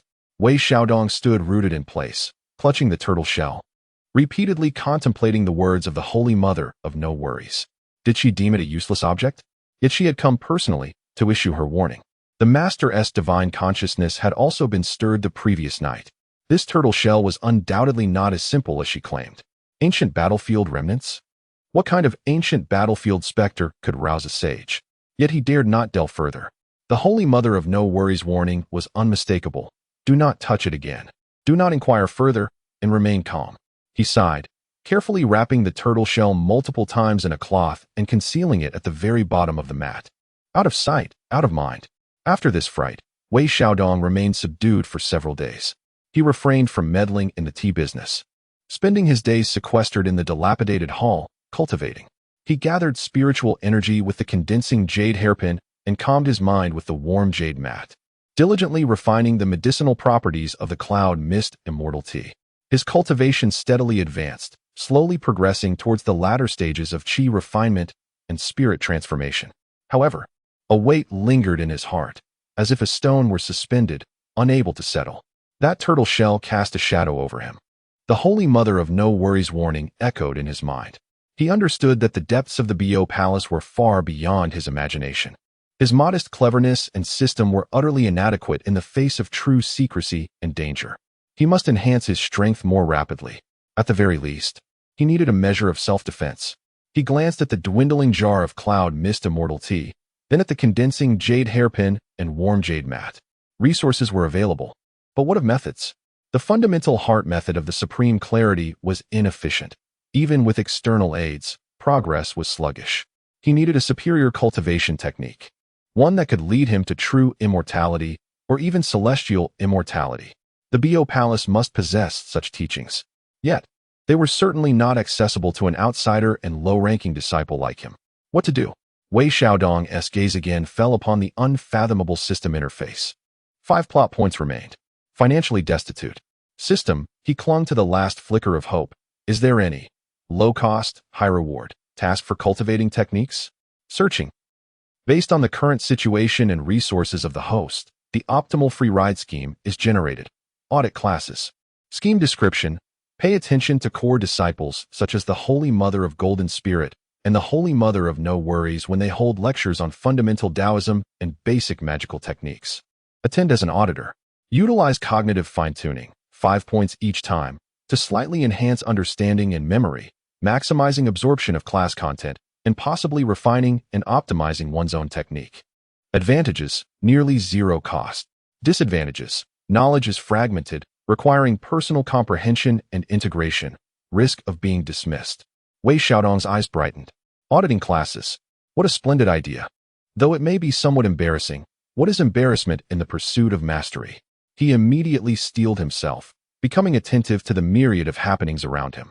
Indeed, within a mere 2 days, news arrived to assist newly initiated disciples and those recovering from injuries in solidifying their foundations. 3 days hence, The revered Golden Spirit Matriarch would publicly expound upon the upper clarity celestial essence refinement method and the essentials of basic evasion techniques in the lecture hall. The opportunity had arrived. 3 days later, in the lecture hall, a space that, while referred to as a hall, was essentially a semi-open ruin. Tidied up with a few cushions arranged for seating, numerous disciples gathered, most being of true immortal or celestial immortal rank, each one displaying an intense focus. Wei Xiaodong nestled himself in the farthest corner of the last row, striving to minimize his presence. The Golden Spirit Matriarch seated herself above, her countenance solemn and her voice cold, yet she elucidated the intricacies of the refinement method and the nuances of the evasion techniques with remarkable clarity and depth. Wei Xiaodong was utterly entranced. This was genuine knowledge, far superior to the upper clarity basic heart method he had previously studied. As he fervently absorbed the teachings, he silently implored, system, cognitive adjustment, enhance comprehension and memory. Quickly, 5 points consumed, cognitive adjustment activated. A refreshing sensation surged into his mind. Every word spoken by the Golden Spirit Matriarch, every detail of the incantations, became strikingly clear. They etched themselves deeply into his consciousness, allowing him to draw inferences and grasp the underlying principles of the methods. By the end of the lecture, Wei Xiaodong had gained immensely. Though the techniques were disparate, many key aspects had become distinctly illuminated. He even felt that his rudimentary upper clarity basic heart method could be optimized and supplemented according to these more profound theories. What a worthy endeavor! Though his 5 points of storyline energy had reset, he felt no regret. Knowledge is truly priceless. He returned to the dilapidated hall with excitement, immediately commencing the optimization of his own cultivation pathways based on what he had learned that day. Initially, the process felt a bit clumsy, but gradually, the flow of his energy became increasingly smooth, and the efficiency of absorbing spiritual essence had indeed improved. Though the enhancement was modest, it was undeniably real. Wei Xiaodong was overjoyed. The path of auditing lectures held great promise. However, he remained oblivious to the presence of the undying matriarch, who had quietly taken her place in the shadows of the lecture hall. She observed his departing figure with a penetrating gaze. She noted his extraordinary focus, akin to a moment of enlightenment, in stark contrast to the surrounding disciples, who, despite their earnestness, appeared somewhat bewildered. His comprehension was commendable. She mused softly to herself, tinged with an elusive significance. Yet, it was all a bit too swift. Chapter 73. The shocking gamble of the Yellow River Array and the system attending classes without enrollment became Wei Xiaodong's new livelihood. After Jinling Xingmu concluded her lecture, Wu Dang Xingmu occasionally took the stage, focusing more on the intricacies of divine arts and the fundamentals of formations. Though profound and obscure, it opened Wei Xiaodong's eyes to new knowledge. He resembled a parched sponge, ravenously absorbing information. Each time he attended, he nestled in a corner, utilizing his meager 5 plot points, accumulated from previous resource exchanges, to make subtle cognitive adjustments, desperately committing the material to memory. Upon returning, he gradually digested the knowledge, refining his version of the Qingshu optimized Shangqing heart method, which had been altered beyond recognition yet significantly improved in efficiency. His cultivation steadily advanced, nearing the late stage of qi refinement. Life seemed to return to a tense tranquility until that fateful day, while he concealed himself at the back of the hall, attempting to practice a rudimentary escape technique known as the earth slip from the earth movement art. Its effects were akin to an accelerated form of tumbling on flat ground. Suddenly, an overwhelming wave of oppressive sorrow, coupled with a fierce malevolence, surged from the distant horizon. The remnants of the formation at Bo Palace resonated, emitting a deep, resonant hum.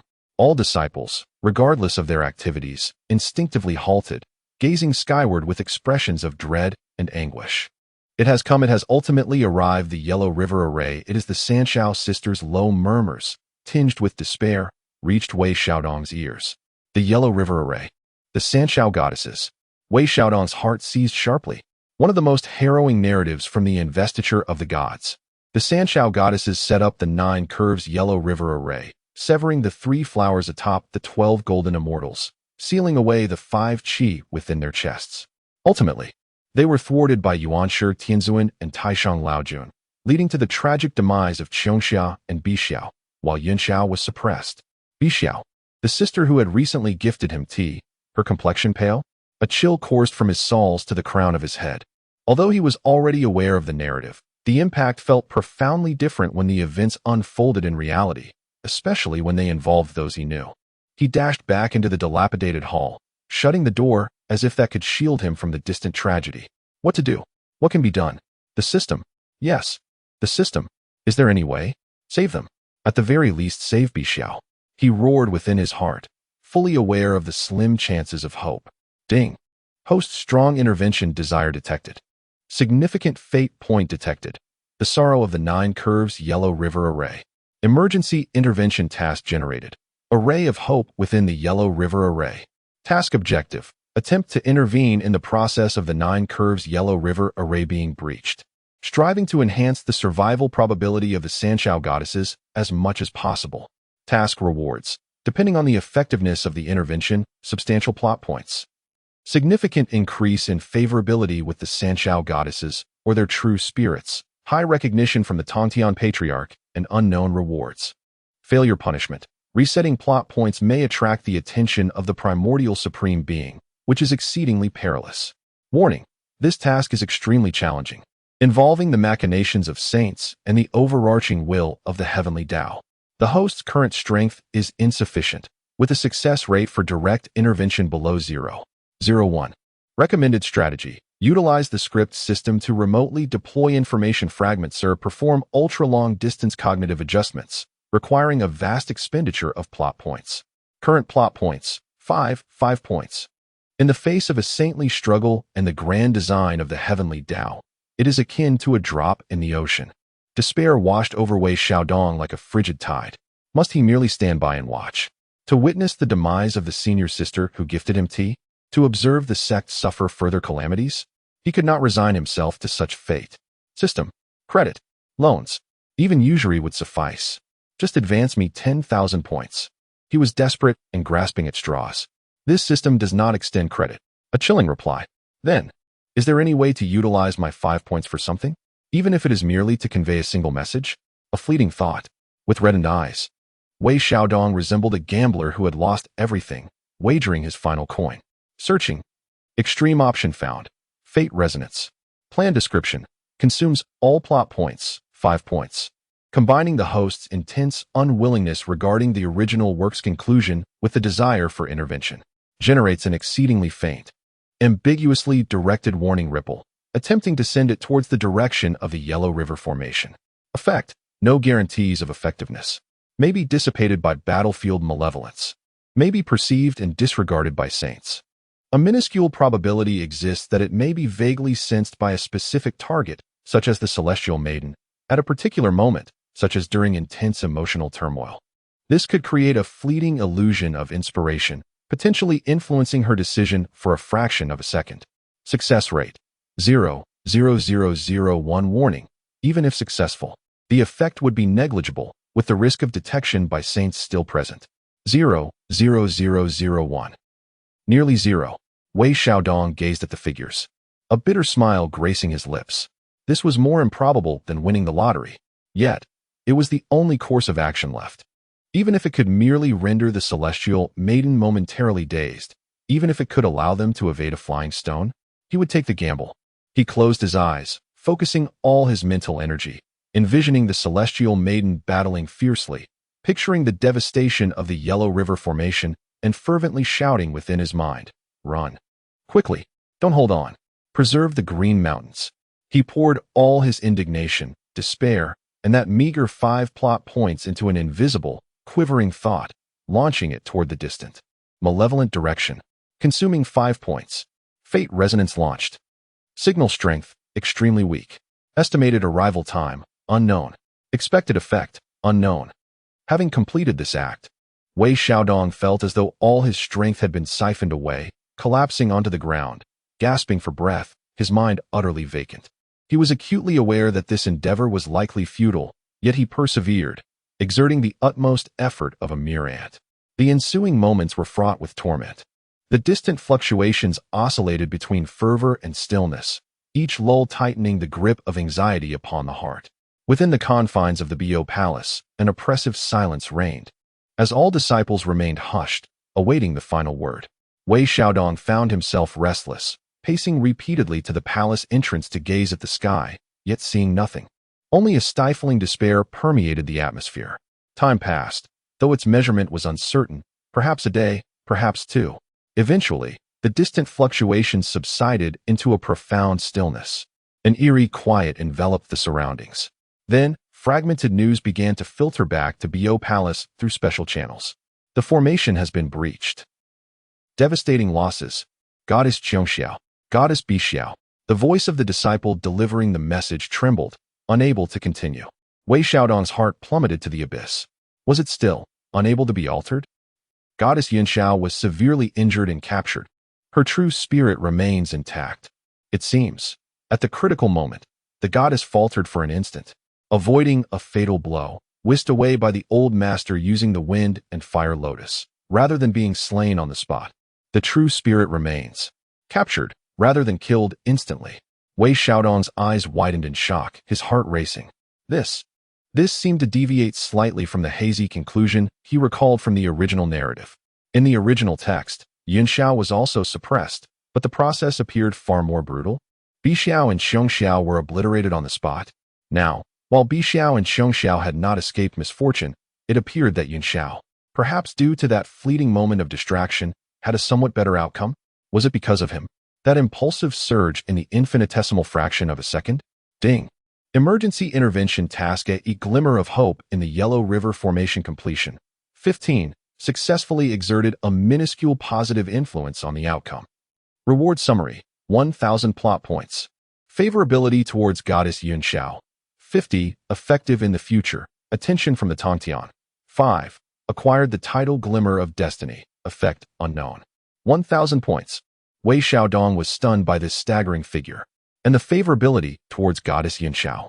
The attention from the Tongtian. Although Bixiao and Xiongxiao still faced calamity, which was heart-wrenching, it seemed he had indeed shifted something, however slight. With that 5-point gamble, he had exchanged it for 1,000 points and a threadbare yet tangible glimmer of hope. Elation, trepidation, excitement. A whirlwind of emotions surged within him, causing his body to tremble. At that moment, a vast, sorrowful yet ineffably potent holy thought swept over the entirety of Bo Palace. It was the Tongtian. The holy thought lingered on each surviving disciple for a moment, bringing solace yet also scrutiny. When the holy thought passed over Wei Xiaodong, it lingered slightly longer than usual. Wei Xiaodong held his breath, frozen in place. He felt as though the sacred will could see through his very essence, including that insignificant effort he had just made. The sacred will made no remarks and slowly receded. Yet, Wei Xiaodong understood that things had changed. The leader had undoubtedly taken note of something.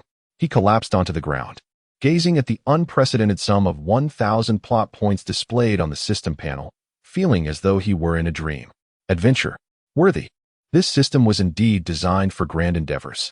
Before he could revel in his joy for long, a new system notification chimed. Detected sufficient plot points in the host's possession. New features unlocked. Advanced cognitive manipulation. Intermediate script rehearsal. Basic causal law item customization. Detected the host's indirect involvement in significant plot events. Reputation increased. Triggered long-term mission. Revival of the Phase 1.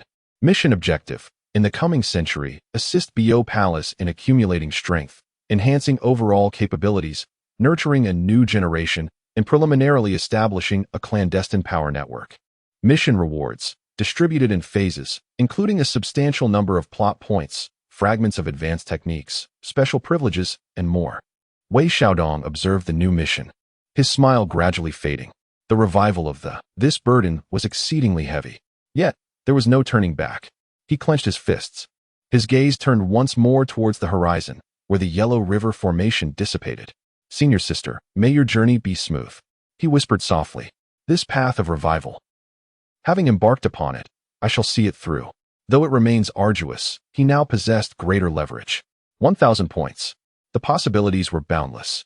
His expression deepened with resolve. Chapter 74. The enormous wealth and the blueprint for revival wealth has arrived. Overnight prosperity. Wei Xiaodong gazed at the glaring figure of 1,000 on the system panel, feeling as if his very breath was infused with the essence of gold. 1,000 points. What a staggering sum. Previously, he had meticulously counted every point. Now, he could stand tall with pride. Of course, only in the presence of the system. In reality, he remained a humble Taoist residing in a dilapidated temple, his cultivation at the lowest tier. Yet, his mindset had irrevocably transformed. His first impulse was to decipher that tantalizing tortoiseshell system. Conduct a thorough appraisal of this tortoiseshell. I am now wealthy, he proclaimed with grandiosity. Deep appraisal of unknown tortoiseshell. Consumes 80 plot points. Confirm? Confirm. Wei Xiaodong waved his hand boldly. An invisible force swept over the tortoiseshell, concealed beneath a cloth and tucked beneath a meditation cushion. Appraisal complete. Item. Ruins formation diagram. Fragment. Imitation. Source. Suspected to be a flawed remnant created by a powerful being imitating the formation intent of the primordial ruins, devoid of spiritual essence. Retaining only a faint trace of the ruins' Tao resonance. Effects. 1. Extremely low probability of inducing spatial ripples under specific conditions. Requires extreme energy stimulation. 2. Almost imperceptible misleading interference. Provides minimal disruption to divination and tracking. 3. Material is exceptionally hard, difficult to destroy. Value, extremely low. Further investment, not recommended. Upon reading the appraisal report, Wei Xiaodong nearly spat out a mouthful of blood. Ruins formation diagram, fragment, imitation. A failed remnant. Devoid of spiritual essence. Of extremely low value. This worthless item caused such a commotion last night. It even caught the attention of the sect leader, and senior sister Wudong came specifically to warn me. Are they mocking me? He felt that the 80 points spent were utterly wasted, his heart bleeding. However, upon reflection, if it weren't for this item stirring up trouble, he would not have received the sect leader's special attention, perhaps. The 1,000-point reward would not have been so easily obtained. With this thought, it seemed the loss was not as grievous after all. Reluctantly, he repackaged the tortoise shell and tucked it back into the corner. A chicken rib, tasteless to consume, yet he dared not discard it for now. Having resolved his inner turmoil, Wei Xiaodong began to meticulously plan the utilization of this newfound wealth. First and foremost, enhancing his own strength was paramount. System. Devise the most suitable cultivation plan for my current situation, including optimization of techniques, resource allocation, and breakthrough opportunities, ensuring the highest cost-effectiveness. Comprehensive simulation service. Consumes 150 points. Generates optimized version of Qingshu's Heart Method 2.0 and accompanying training plan. Purchase. Wei Xiaodong did not hesitate. A wealth of information surged into his mind. The new cultivation route becoming increasingly intricate, with an estimated 30 increase in efficiency for energy absorption. It also included methods to maximize the utilization of the remaining cloud mist immortal tea and the condensed jade hairpin, even pinpointing several easily overlooked key aspects in the cultivation process. Worth it. Next, he turned his focus to life-preserving abilities, exchanging for a technique of escape. It must be swift and discreet, suitable for those at the true immortal stage. Searching. Recommendation: 5 elements escape technique. Smoke chapter, beginner. Cost: 50 points. Can transform into smoke, allowing for short-range evasion, relatively concealed. Learn. A flash of white light, and the essence of the escape technique was inscribed in his mind. Now, for another life-saving card. A one-time use, with considerable power. Recommendation: Pseudo-Void Teleportation Talisman, one-time use. In the face of imminent danger. Can randomly teleport up to 100 miles away. Cost: 200 points. Purchase. An ancient talisman materialized in the system's storage, instilling a sense of reassurance.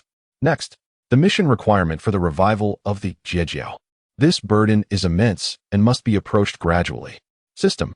Scan the general status of the existing disciples of the Bo Palace, low permission, and provide the most cost-effective preliminary plan for enhancing cohesion. Scanning. Cost: 10 points. Analyzing. Plan. Utilize the host cell chemical refining, pseudo or artifact refining, pseudo, methods to provide low-tier yet practical elixirs or artifacts in a limited scope, in exchange for reputation and trust.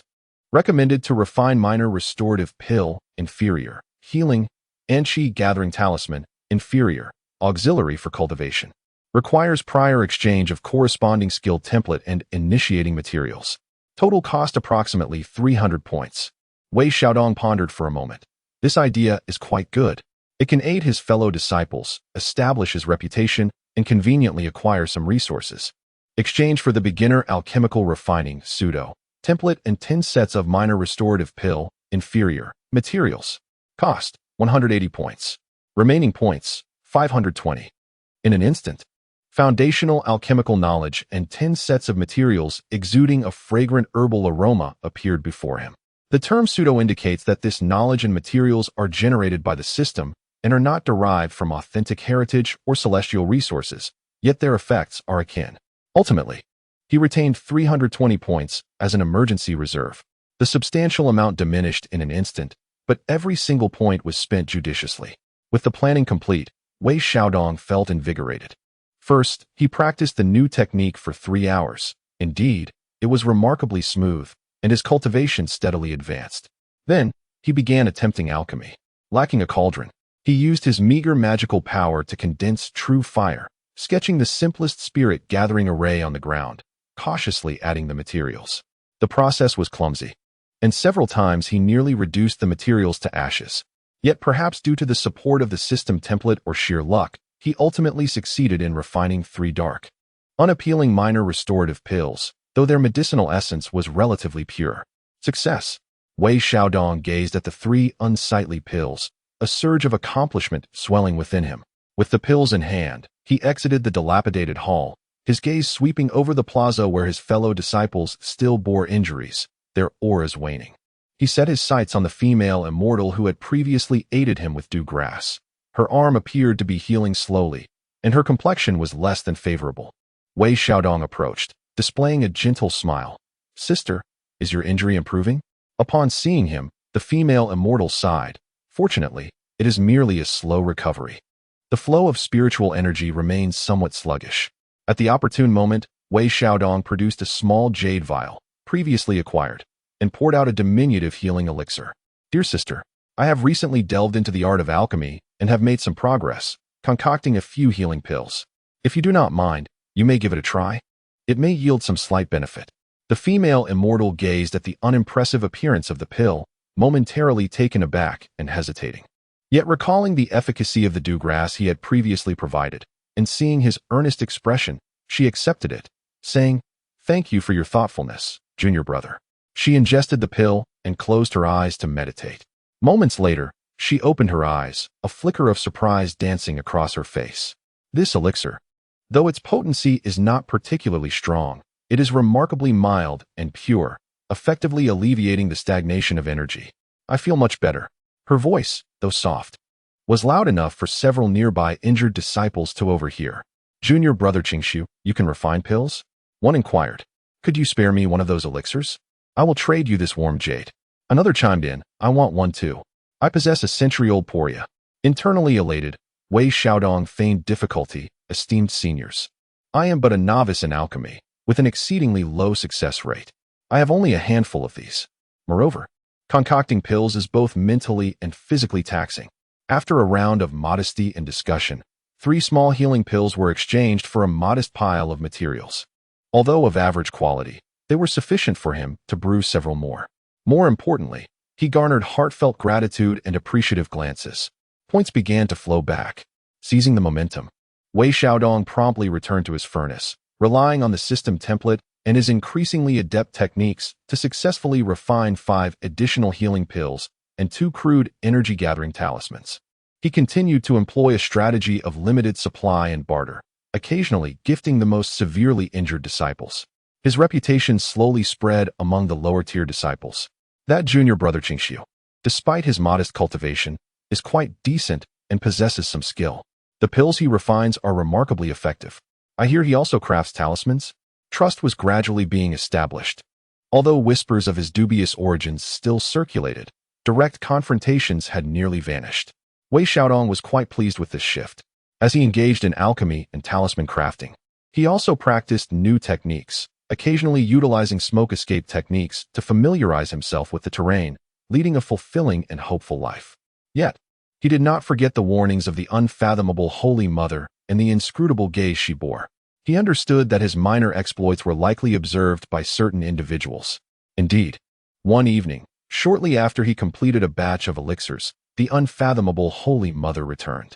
She surveyed the residual medicinal vapors lingering in the air and the alchemical residue on Wei Xiaodong's face and remarked lightly, "I underestimated you. Alchemy, talisman crafting, escape techniques.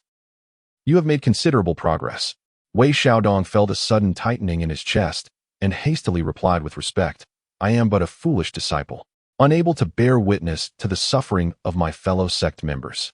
I have pondered recklessly, and by mere chance, have gleaned some insights."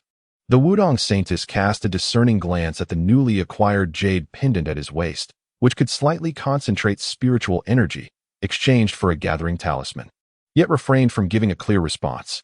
Understanding the importance of concealing one's capabilities is indeed commendable, she remarked abruptly, her words seemingly disconnected. However, the winds of change had already begun to stir. Wei Xiaodong stood momentarily in bewilderment, unable to comprehend her meaning. The Wudong Saintess, showing no intention to elucidate, turned to depart, leaving him with a final pronouncement. The sect leader has decreed that in 3 days, at the main hall of the Bio Palace, the disciples shall be evaluated on their progress in cultivation, and the most outstanding shall be awarded the first volume of the Supreme Clarity Secret Transmission Heart Method. Take heed of your own conduct. With that, her figure vanished. Wei Xiaodong remained rooted in place, his heart racing with sudden intensity. The sect leader's evaluation. The Supreme Clarity Secret Transmission Heart Method.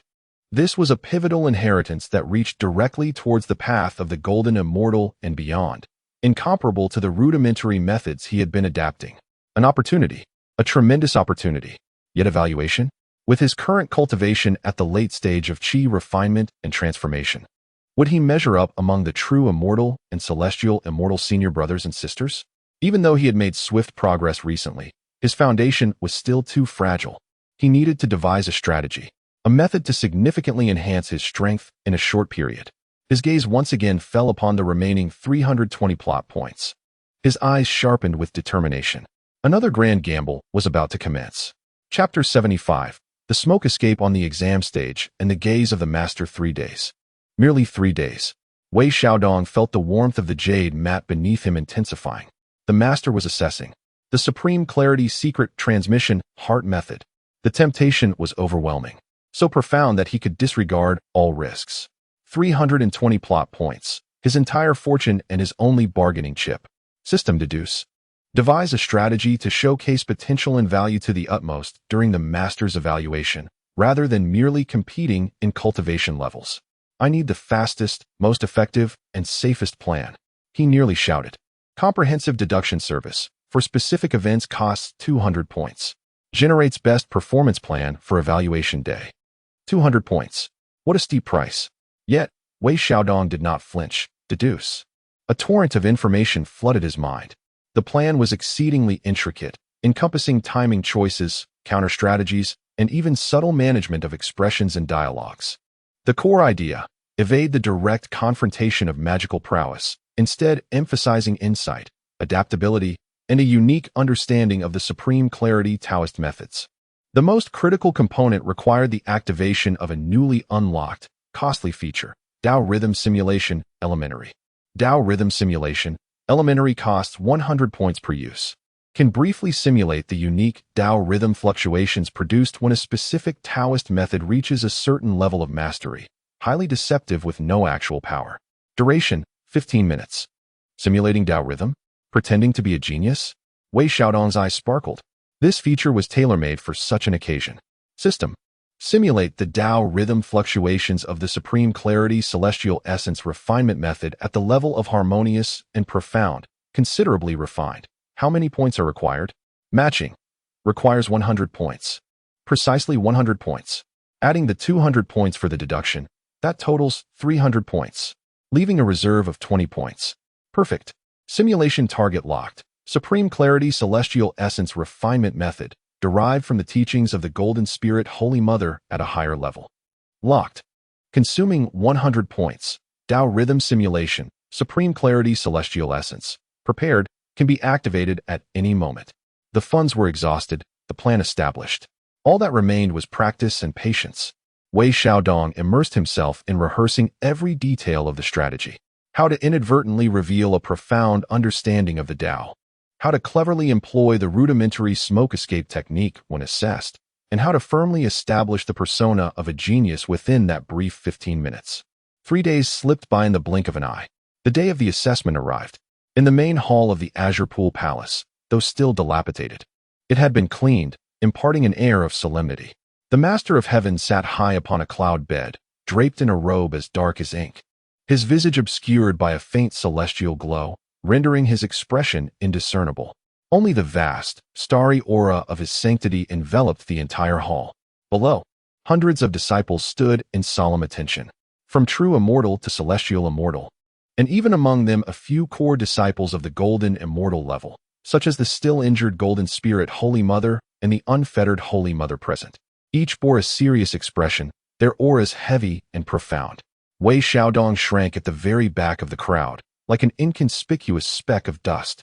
He could feel countless gazes, some powerful, some inquisitive, sweeping through the throng, sending chills down his spine. The assessment commenced. The leader did not personally take the stage. Instead, it was the water and fire child who called out names. When a disciple was summoned, they stepped forward to either demonstrate their Tao techniques, circulate their profound powers, or respond to the leader's casually posed inquiries regarding the complexities of the Tao.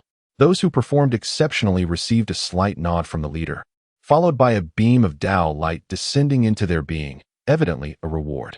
Those whose performance was mediocre were met with the leader's silence. Occasionally, those who faltered were gently pushed aside by an invisible force, their expressions awkward. The atmosphere was so tense it felt suffocating. Wei Xiaodong's heart raced, his palms drenched in sweat. He watched the exquisite Tao techniques and immense powers displayed by the true immortals and celestial immortal disciples, feeling akin to a husky that had inadvertently wandered into a pack of wolves. Next, Qing Su. The voice of the water and fire child resounded, clear and penetrating to all ears. Here it comes. Wei Xiaodong took a deep breath, striving to calm his frantic heart, and stepped forward from the back of the crowd. One deliberate stride after another, he sensed all gazes suddenly converge upon him. Surprise, skepticism, disdain, curiosity, a myriad of emotions. A late-stage qi refinement cultivator? How audacious to participate in the assessment. Surely he must have taken shortcuts. Upon reaching the hall, he bowed respectfully towards the cloud bed. Disciple Qing Su pays respect to the leader. The gaze of the Tongtian leader fell upon him. Though not piercing, it seemed to penetrate all facades. Wei Xiaodong felt as if he had been stripped bare and placed beneath a microscope, each thought laid bare. Daring not to be negligent, he immediately began his performance according to the devised plan. First, he circulated the optimized version of the Pure Heart Method 2.0, his power flowing smoothly, balanced, and serene. Though subtle, it was extraordinarily pure and refined, far surpassing the standard of his peers, an outcome of his diligent cultivation and system optimization, undeniably genuine. A faint note of surprise emanated from the cloud bed, seemingly taken aback by the solidity of his foundation and the purity of his power. Wei Xiaodong felt a slight sense of reassurance. The first step was secure. He then proceeded to address a common inquiry posed by the leader concerning the refinement of power. Rather than a straightforward answer, he wove together insights from the Golden Spirit Holy Mother's teachings and his own optimization experiences, articulating them with eloquence. He even ventured a couple of slightly unconventional, yet self-consistent perspectives. His words were not particularly profound, but his unique angles and innovative thinking conveyed an uncanny persuasiveness, as if he possessed a deep understanding despite his low cultivation level. The surrounding disciples exchanged glances, some frowning, others deep in thought. A faint smile flickered in the eyes of the unfettered Holy Mother. The Golden Spirit Holy Mother nodded slightly, seemingly in approval of his reasoning. After a moment of silence, the Tongtian leader spoke slowly. Your reasoning is commendable, and your foundation is solid. Alas, your cultivation level is too low. With a demeanor devoid of any discernible emotion, Wei Xiaodong felt a tightening in his chest, signaling that the critical moment had arrived. He immediately bowed, declaring, "My skills are modest, and I cannot compare myself to my esteemed seniors.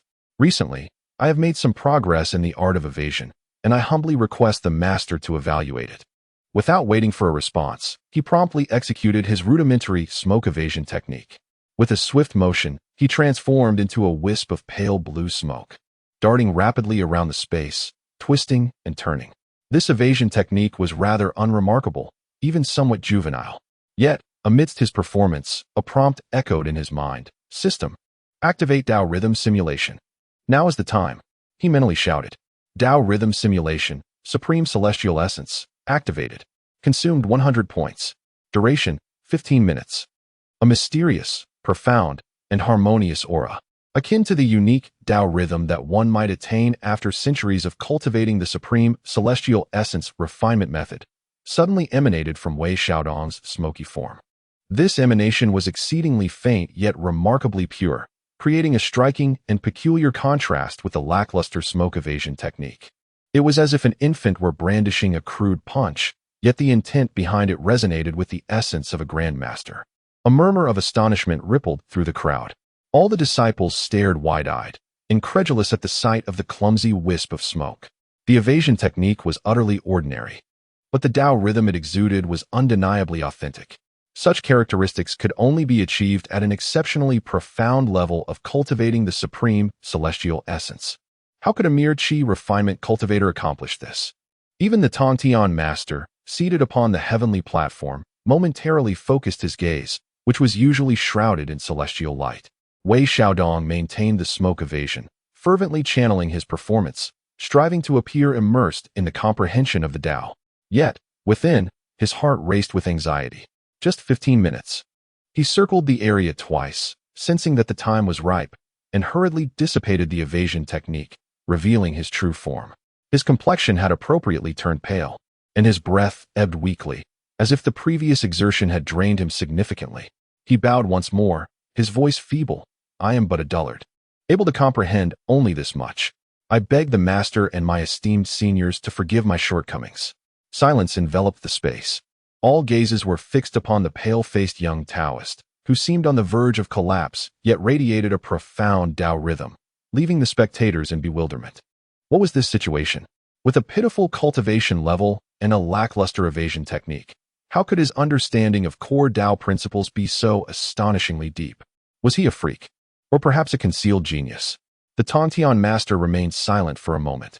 The vastness of his holy presence swept over Wei Xiaodong once more, this time with an unprecedented scrutiny. Wei Xiaodong felt his very soul tremble, fearful of having the false Tao rhythm, conjured from those 100 points, seen through. Finally, the master spoke, his voice still flat, yet imbued with an indescribable significance. Your comprehension is acceptable. Pausing, a faint azure light descended from the heavenly platform, merging into Wei Xiaodong's being. I bestow upon you the preliminary chapters of the Supreme Clarity Secret Transmission Heart Method, hoping you will diligently practice and not squander this innate understanding. A stream of vast, pure energy surged within him, unfurling instantaneously. It was indeed the profoundly enigmatic Supreme Clarity Secret Transmission Heart Method. Simultaneously, a gentle force nourished his body, instantly dissipating the overwhelming fatigue he had just experienced, and his cultivation subtly advanced. He had succeeded, truly succeeded. Wei Xiaodong stifled the urge to howl at the heavens, hastily bowing in gratitude. Thank you, Master, for your generous bestowal. I shall certainly practice diligently and uphold the honor of our sect. He retreated to the back of the crowd, feeling as though his feet barely touched the ground. The gazes cast upon him had entirely transformed, from skepticism and disdain to astonishment, curiosity, and even a hint of reverence. The gaze of the Holy Mother of Wudong lingered on him for a moment, tinged with intrigue. The Holy Mother of Golden Spirit also glanced slightly aside. The assessments continued. Yet Wei Xiaodong no longer cared. He was immersed in the joy of having received the true core inheritance. Until the evaluations concluded and the crowd dispersed, Wei Xiaodong followed the stream of people outward, his heart aflame with emotion. Suddenly, a voice resonated deep within his mind, calm, indifferent, yet imbued with supreme authority. It was the voice of the Heavenly Master. Your insight is rare. Take heed. The revival of the Bio Palace is not a task of a single day. As for you, observe the days to come. The voice vanished, as if it had never existed. Wei Xiaodong stood frozen, his body chilled. The Master had indeed perceived it. Had he discerned the issues with his insight? But that phrase, observe the days to come, was it a warning? Or perhaps some form of tacit approval? His euphoric elation was abruptly extinguished, replaced by a profound sense of reverence and vigilance. The might of the sage was unfathomable. His petty tricks, in the eyes of true powers, were likely mere child's play. He cast one last glance at the profound hall, took a deep breath, and clenched his fists. The road ahead was long. He must be more cautious and work harder. At the very least, he had taken the first step, accompanied by both luck and inevitability. The Supreme Clarity Secret Transmission Heart Method was finally within his grasp. Chapter 76. The Secret Heart Method and the Unfathomable Tea Gathering Silence. A silence akin to death. Wei Xiaodong sat cross-legged in the dilapidated hall, yet cold sweat drenched his back. The last two phrases uttered by the Heavenly Master echoed incessantly in his mind. Rare is the insight. Take care of yourself. The revival of the Bo Palace is not a task to be accomplished in a day.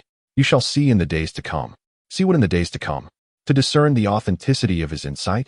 To ascertain whether he could contribute to the revival? Or to observe when he would reveal his flaws? The heart of the saint is inscrutable. Yet Wei Xiaodong understood that he was momentarily safe. The master had not exposed him, nor had he punished him. Instead, he had bestowed upon him the true core inheritance.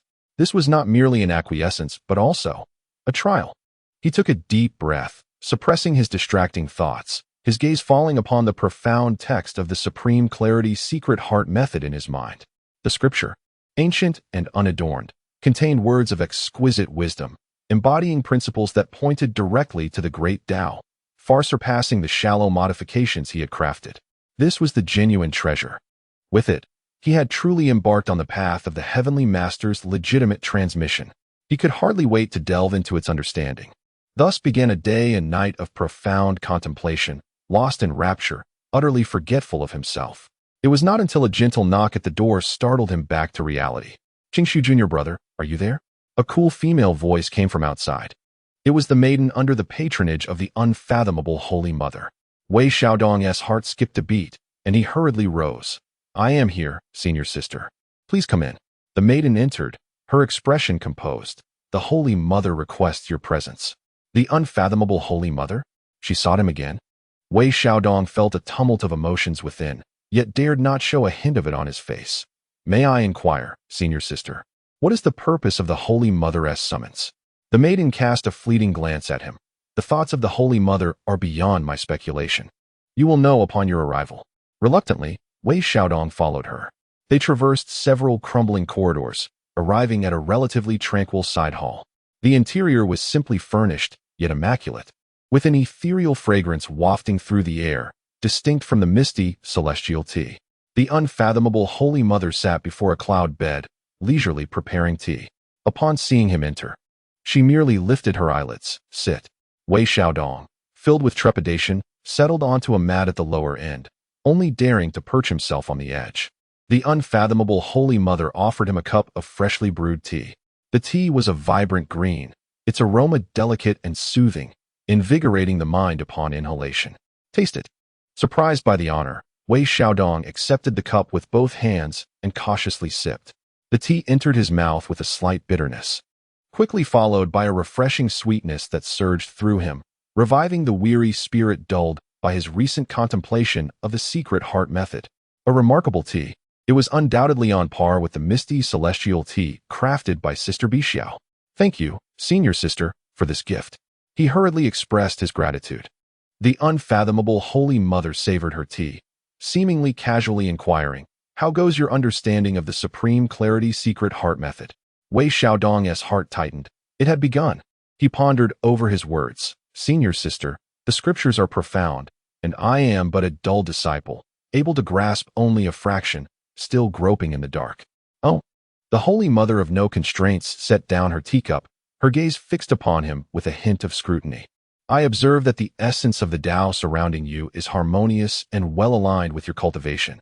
You do not appear to be someone who merely comprehends a fraction. Cold sweat instantly broke out on Wei Xiaodong's back. Harmonious essence of the Tao. That was an effect simulated from 100 narrative points. It had long since expired. How did she see through it? Or perhaps, she was attempting to deceive him? He quickly lowered his head. Senior sister, you flatter me.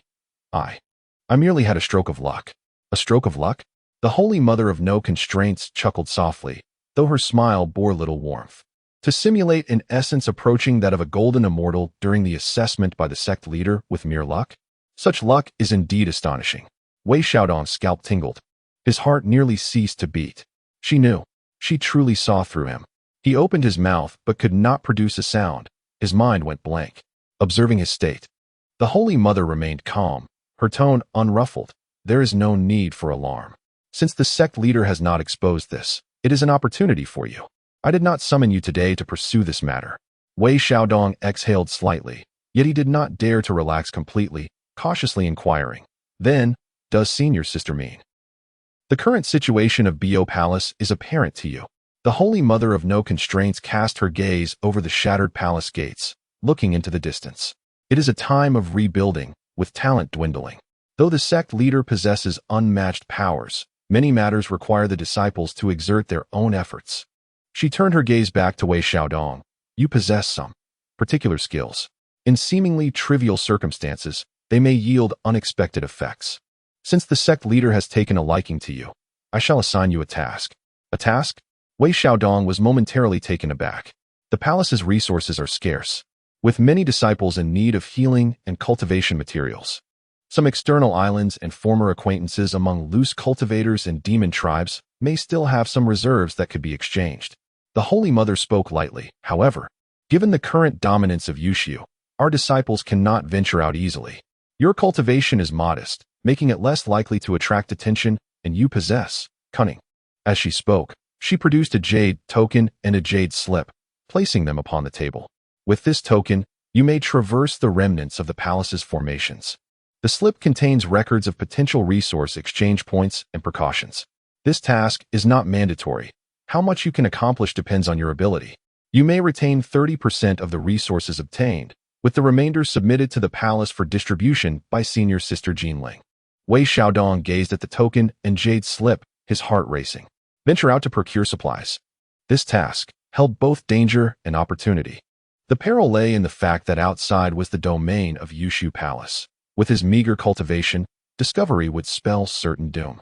The opportunity, however, lay in the chance to leave Bo Palace openly, engage with the outside world, and seek greater prospects. Moreover, he could keep 30% of the resources.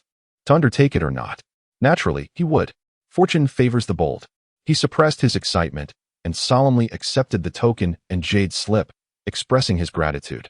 Thank you for your trust, senior sister. I shall do my utmost. The unfettered saintess nodded and added, remember, safety comes first. Do not attempt to show off, nor disclose the secrets of the Bo Palace. In case of an emergency, you may shatter the token for a slim chance of survival. Yes, I understand, he affirmed. Go.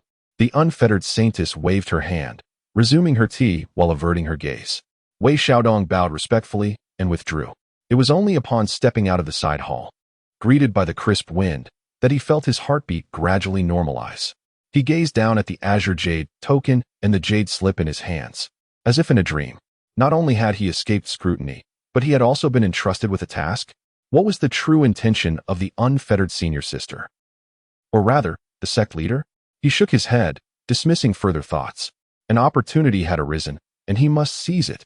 He returned to the dilapidated hall and immediately immersed himself in examining the jade slip. It contained a wealth of information, marking 7 or 8 potential trading locations, including remote islands, ancient caves and deep mountains, and abandoned marketplaces. The trading partners varied widely, encompassing reclusive cultivators, minor demon clans, and even a few underground black market points labeled as highly risky yet potentially lucrative. The precautions were meticulously detailed, covering how to disguise one's identity, identify traps, and basic trading lingo, among other essentials. Preparation was imperative. He plunged into a frenzy of preparations. First, he focused on disguise. System. Exchange for a reliable transformation and concealment technique. Recommendation. Illusion technique, beginner, and turtle breathing method, basic, package. Cost, 60 points. Purchase. A flash of white light engulfed him as he acquired the 2 foundational spells. Next, he turned to escape abilities. The smoke escape technique was too rudimentary. It needed an upgrade. Exchange for a faster, more enduring evasion technique. Recommendation. Golden escape, flash of light, beginner. Short distance burst speed is decent, with moderate consumption. Cost, 80 points. Learn. Then came the focus on offense and defense. His cultivation was too low. Engaging in direct combat would be suicidal, necessitating reliance on external means. He exchanged for 3 disposable sword talismans, true immortal level, and 1 disposable protective spirit shield, true immortal level. Cost, 120 points.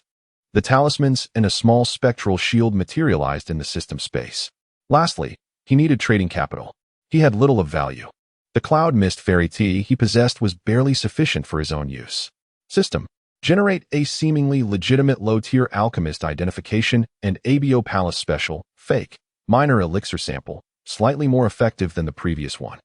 Generate fake, alchemist association certification badge, level 1, and minor elixir, superior, 3. Cost, 40 points. An ancient badge and 3 visually appealing elixirs appeared before him. His substantial 300 points had been reduced to 0 once more. Yet what he gained was an abundance of security and confidence. With his preparations complete, Wei Xiaodong did not set off immediately. He devoted 3 arduous days to diligently practicing his newly acquired spells and mastering the nuances of the elusive escape technique, meticulously refining his state to its zenith. On the 3rd morning, as dawn broke gently, Wei Xiaodong employed the art of illusion, transforming into a disheveled wanderer with a sallow complexion. His cultivation merely at the level of refining essence into qi. He concealed all traces of his presence, and, with the token bestowed by the unfathomable Holy Mother, silently traversed the remnants of the concealment array surrounding the Bayou Palace, stepping into the vast and primordial wilderness. Casting a glance back at the dilapidated celestial isle shrouded in a delicate mist, Wei Xiaodong inhaled a breath of icy air. A new adventure was about to commence. Would it lead to overflowing riches or an untimely demise in a foreign land? The outcome awaited him. Chapter 77. Entering the black market and the talented alchemist, the icy wind whipped through the air, carrying grit that struck painfully against his face. The atmosphere was permeated with a faint scent of blood and decay, starkly contrasting with the dilapidated yet still pure spiritual aura of the Azure Palace. Wei Xiaodong, or rather, the pale-faced, lowly skilled, and timid rogue cultivator Huang San was trudging through a desolate expanse of gravel. According to the jade slip given by the saintess of the unfathomable, deep within this wasteland lay a clandestine trading point known as Ghost Crime Market. This place was a haven for fugitives, outlaws, and those small sects wishing to remain unnoticed by the Azure Palace, where rogue cultivators and demonic beings exchanged illicit goods. It was perilous, yet rumors spoke of the occasional discovery of valuable items. Wei Xiaodong tightened the tattered coarse robe he had traded for with a small elixir from a down-and-out disciple, his heart racing with apprehension. It was his first time venturing out alone, especially to such a place. To claim he was unafraid would be a blatant falsehood. However, he had no alternative. The Azure Palace required resources, and he sought opportunities. Deep within the wasteland lay a valley filled with bizarre, jagged rocks. At the entrance stood 2 cold and sinister cultivators, their faces obscured by ghostly masks. Token, one rasped, his voice akin to sandpaper. Wei Xiaodong hastily produced the jade token, subtly altering its appearance with an illusion spell to resemble an ordinary low-tier talisman. One of the masked figures inspected it, sensing the faint array's passage permission within, arranged by the saintess, and waved him through. Understand the rules? Troublemakers die. Understood, understood. Wei Xiaodong nodded submissively, shrinking his neck as he slipped inside. The valley revealed a hidden world. The light was dim, shadows danced eerily, yet an unusual silence enveloped the air. Each individual was tightly wrapped, concealing their faces and auras through secret methods, maintaining a vigilant distance from one another. Stalls were haphazardly arranged on either side, offering a bizarre assortment of goods. Ores tainted with dark energy, unknown beast bones, fragments of shattered magical artifacts, and even some sealed, writhing creatures. Bargaining was conducted through soundless communication, eyes flickering, transactions swift. Wei Xiaodong felt a chill creep down his spine, forcing himself to remain composed as he meandered past the stalls, his gaze scanning like a radar. His objectives were clear: basic healing herbs, materials for refining qi-gathering pills, and any affordable items that might aid in restoring his foundation and nurturing his spirit. These were currently in dire need for the Azure Palace. After several fruitless rounds, he was disheartened, Either the prices were exorbitant or the items suspicious, laden with too much malevolent energy to consider. Just as he began to lose hope, his attention was drawn to a stall in the corner. The vendor was shrouded in a veil of black mist, their aura fluctuating unpredictably. The stall held only a few items, several dull metallic pieces, a few wilted herbs, and a severely damaged white jade alchemical furnace. Wei Xiaodong's gaze fell upon a few delicate lavender plants, their leaves curled yet faintly exuding a hint of pure wood spiritual energy beside the alchemical furnace. Is this the spirit-gathering herb? A thought stirred within him. This was one of the primary materials for crafting high-quality small elixirs and tranquilizing pills, exceedingly rare in the outside world. He crouched down, feigning nonchalance as he picked one up, weighing it in his hand. "My friend, how much for this herb?" A hoarse voice emerged from the black mist. 3 low-grade spirit stones, or equivalent refining materials. 3 low-grade spirit stones? What a ripoff. For this quality of spirit-gathering herb, the normal price would only be 1.5. Wei Xiaodong furrowed his brows, setting the herb down and shaking his head. Too expensive. He feigned an intention to leave. "Wait," the black mist quivered slightly. "If you are truly interested, 2.5. Wei Xiaodong continued walking. 2 stones. He had already reached the neighboring stall. The black mist seemed to hesitate momentarily before finally transmitting. 1.5. That's the lowest. Any lower, and I'll keep it to feed my mouth." A surge of joy filled Wei Xiaodong's heart, though his expression remained one of reluctant concession as he strolled back. Retrieving a small elixir he had crafted, quality, superior, and offering it. "I don't have spirit stones, but will this suffice?" The black mist suddenly stirred violently as a bony hand emerged, grasping the elixir for a meticulous appraisal. The medicinal potency is pure, though the crafting technique is rudimentary. The heat control is quite commendable. "Did you make this yourself?" The voice carried a note of surprise. Wei Xiaodong's heart skipped a beat, yet he maintained an air of profundity, lowering his voice. "A secret passed down from my master, not something I can elaborate on. Will you trade?" The black mist fell silent for a moment before suddenly asking, "How many of such elixirs do you possess? I can offer other items in exchange." A business opportunity had presented itself. Wei Xiaodong suppressed his excitement, glancing at the stall, and shook his head. "Not many elixirs. Unless you possess something of greater value." His gaze subtly indicated the dilapidated furnace and a few metal pieces. The black mist pondered for a moment, then produced a small cloth bag from behind, untying it. Inside were several beads the size of pigeon eggs, their luster dim, yet radiating pure earthy spiritual energy. "These are earth vein stone pearls, beneficial for strengthening the foundation and refining the body, albeit slightly. I'll trade you 5 of your elixirs for these." Earth vein stone pearls. A splendid treasure, far superior to warming jade cushions. Wei Xiaodong's heart raced, yet he feigned a pained expression. "My friend, you jest. These stone pearls have significantly diminished spiritual energy, 3 at most." After a vigorous exchange of soundless bargaining, a deal was struck, 4 superior small elixirs in exchange for the spirit-gathering herb and 5 earth vein stone pearls. Clutching his newfound treasures, Wei Xiaodong hastily departed, elation bubbling within him. He had profited, exchanging the system-generated inexpensive elixirs for genuine treasures. With his initial victory under his belt, he felt emboldened to continue exploring. Relying on the rudimentary appraisal skills provided by the system, a feature acquired by consuming a few plot points, and his scant knowledge of alchemy, he exchanged several pills and a qi-gathering talisman for a small bundle of qiyong vines, a material used in the crafting of qi-gathering pills, along with a piece of or containing a faint essence of thunderous iron. As he contemplated whether to withdraw while the going was good, a commotion ahead captured his attention. A stall was surrounded by a few individuals, the atmosphere thick with tension. The stall owner, a burly man with a face full of flesh and a sinister aura, was furiously gripping the collar of a frail old Taoist, shouting, "Old man, dare you deceive Lord Xiong with fake goods? You seek death." The old Taoist's face turned pale as he trembled. "Lord Xiong, please discern. This purple cloud pouch is indeed an ancient artifact, albeit its spirituality has diminished over the years." "Nonsense," roared the bear demon. "This is clearly a worthless item. It possesses not a shred of spiritual energy. How dare you ask for 3-century-old spiritual herbs? Compensate me for my losses, or I shall tear you apart." The onlookers watched with cold indifference, none daring to intervene. Wei Xiaodong instinctively considered slipping away, yet subconsciously scanned the so-called purple cloud pouch with his system. It was a palm-sized, purple, mesh-like artifact, severely damaged and devoid of any spiritual radiance.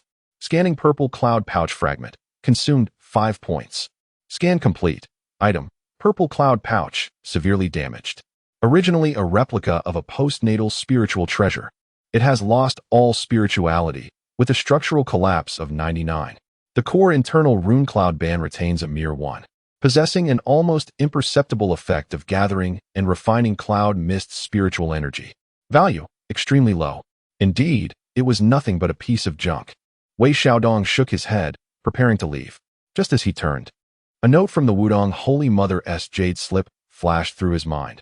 The Ghost Cry market is a mixed bag, often filled with cultivators lacking discernment who misidentify treasures, and there are also many counterfeit and aged items. One must exercise utmost caution.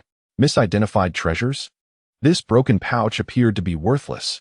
Wait, an almost imperceptible gathering effect, refining cloud mist spiritual energy? Cloud mist spiritual energy. This substance holds no value for ordinary cultivators, but for those practicing unique cloud and mist techniques or crafting specific pills. A thought struck him like lightning. Sister Bixiao's cloud mist immortal tea.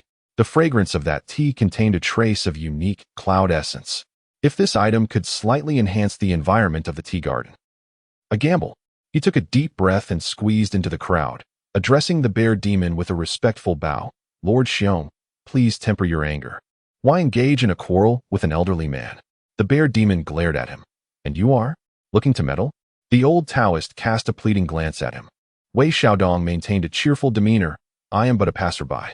Seeing Lord Xiong's robust vitality, you must be a hero. It is not worth your ire over such a trivial matter. As for this pouch, he picked up the purple cloud pouch, weighing it in his hand. While it indeed lacked spirituality, the material seemed to be thousand-year purple silkworm silk. Though ruined, perhaps it could be dismantled for some value. To repair small items? He merely spoke nonsense, seeking any excuse. The bear demon paused, taking the pouch and feeling it. Purple silkworm silk? It does seem somewhat similar. Clearly, he too was not knowledgeable. Weixiadong seized the opportunity, addressing the bear spirit. It so happens that I am in need of materials to mend my robe. I propose to offer 2 healing elixirs in exchange for this scrap and the old man. What do you think? You would gain compensation while also showcasing your magnanimity.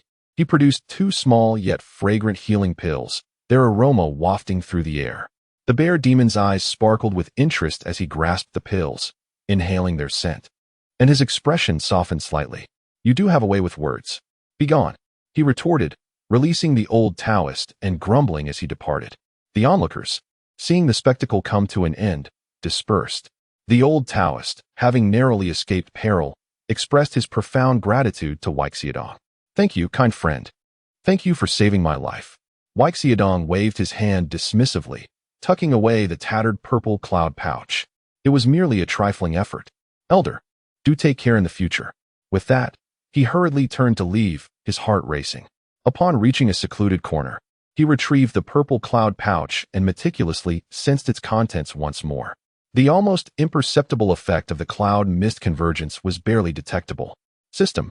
How many points are required to restore this one of the cloud band rune, or to enhance its effects? Restoration requires 800 points.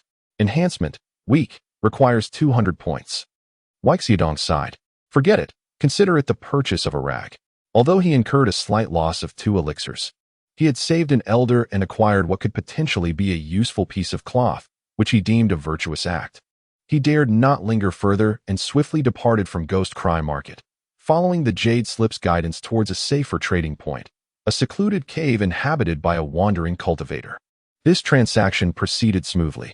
He exchanged his remaining elixirs and gathering talismans for a substantial quantity of much-needed ordinary herbs and several basic refining materials. As the sun descended, Weixiadong returned quietly to the outskirts of Bo Palace, his storage pouch now bulging with goods, acquired in exchange for a piece of low-quality ore. Once he dispelled the illusion and restored his true appearance, he exhaled deeply in relief. His first outing had been fraught with tension, yet ended favorably, yielding a bountiful harvest. He began to tally his gains. earth vein stone milk pearls, concentration grass, red sun vines, thunder essence iron ore, various basic materials, and that tattered purple cloud pouch. The only cost incurred was a few system-generated elixirs and talismans. A profitable venture indeed. In high spirits, he first sought out the maiden under the guidance of the Golden Spirit Mother to present 70% of his haul. The maiden, upon inspecting the supplies, expressed mild astonishment. So much. Junior brother Qingshu, you seem to have some connections. Wei Xiaodong humbly replied, just fortunate, just fortunate. With his retained 30% of resources, he returned to the dilapidated hall to contemplate his findings. The earth veinstone milk pearls could be utilized for body refining. The concentration grass and red sun vines might be experimented with to concoct superior elixirs. Thunder essence iron. Perhaps it could one day be forged into a teleportation artifact? Finally, he picked up the tattered purple cloud pouch, scrutinizing it once more. 200 points. Too steep. He decided to set it aside, casting it into a corner to keep company with the fragment of the Return to Ruins array, fake. After a busy day, he succumbed to a deep slumber. In his dreams, he transformed into a magnate of the black market, amassing unparalleled wealth. Outside the palace, amidst the shadows, the figure of the unfettered saintess quietly emerged, casting a glance at the pile of resources within. Her gaze lingered momentarily on a piece of purple cloud cloth, and a barely perceptible smile graced her lips before she vanished. Perhaps fortune was indeed on his side. Chapter 78. The anomaly of the purple cloud pouch and the sister's doubt's wealth had multiplied once more. Wei Xiaodong gazed at the pile of resources before him, his eyes shimmering with delight.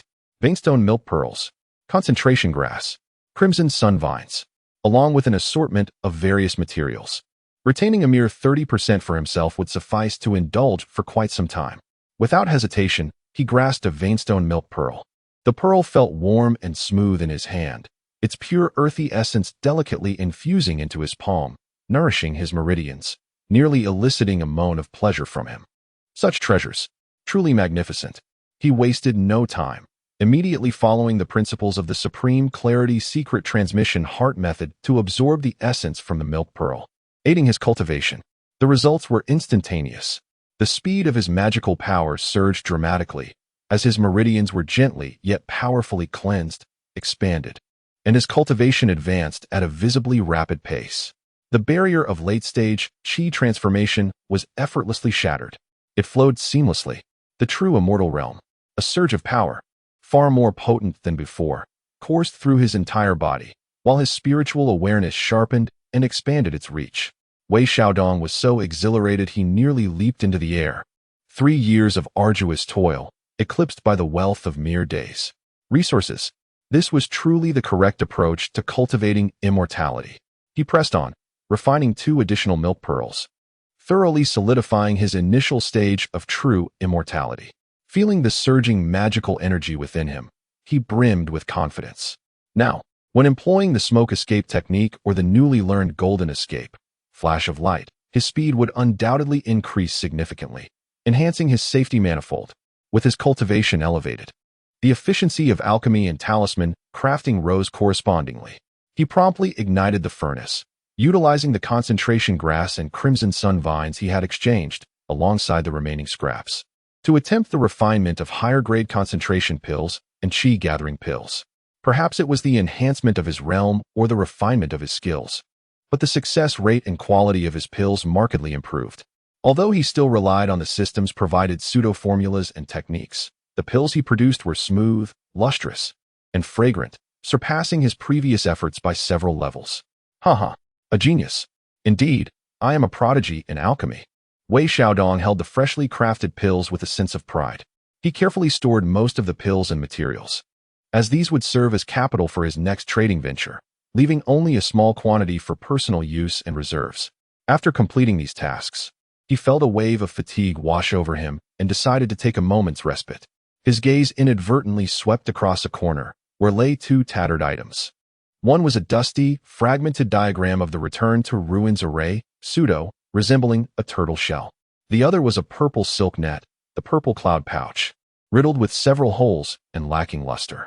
Upon seeing the purple cloud pouch, Wei Xiaodong recalled the 2 small elixirs he had squandered. What a loss. A grievous waste.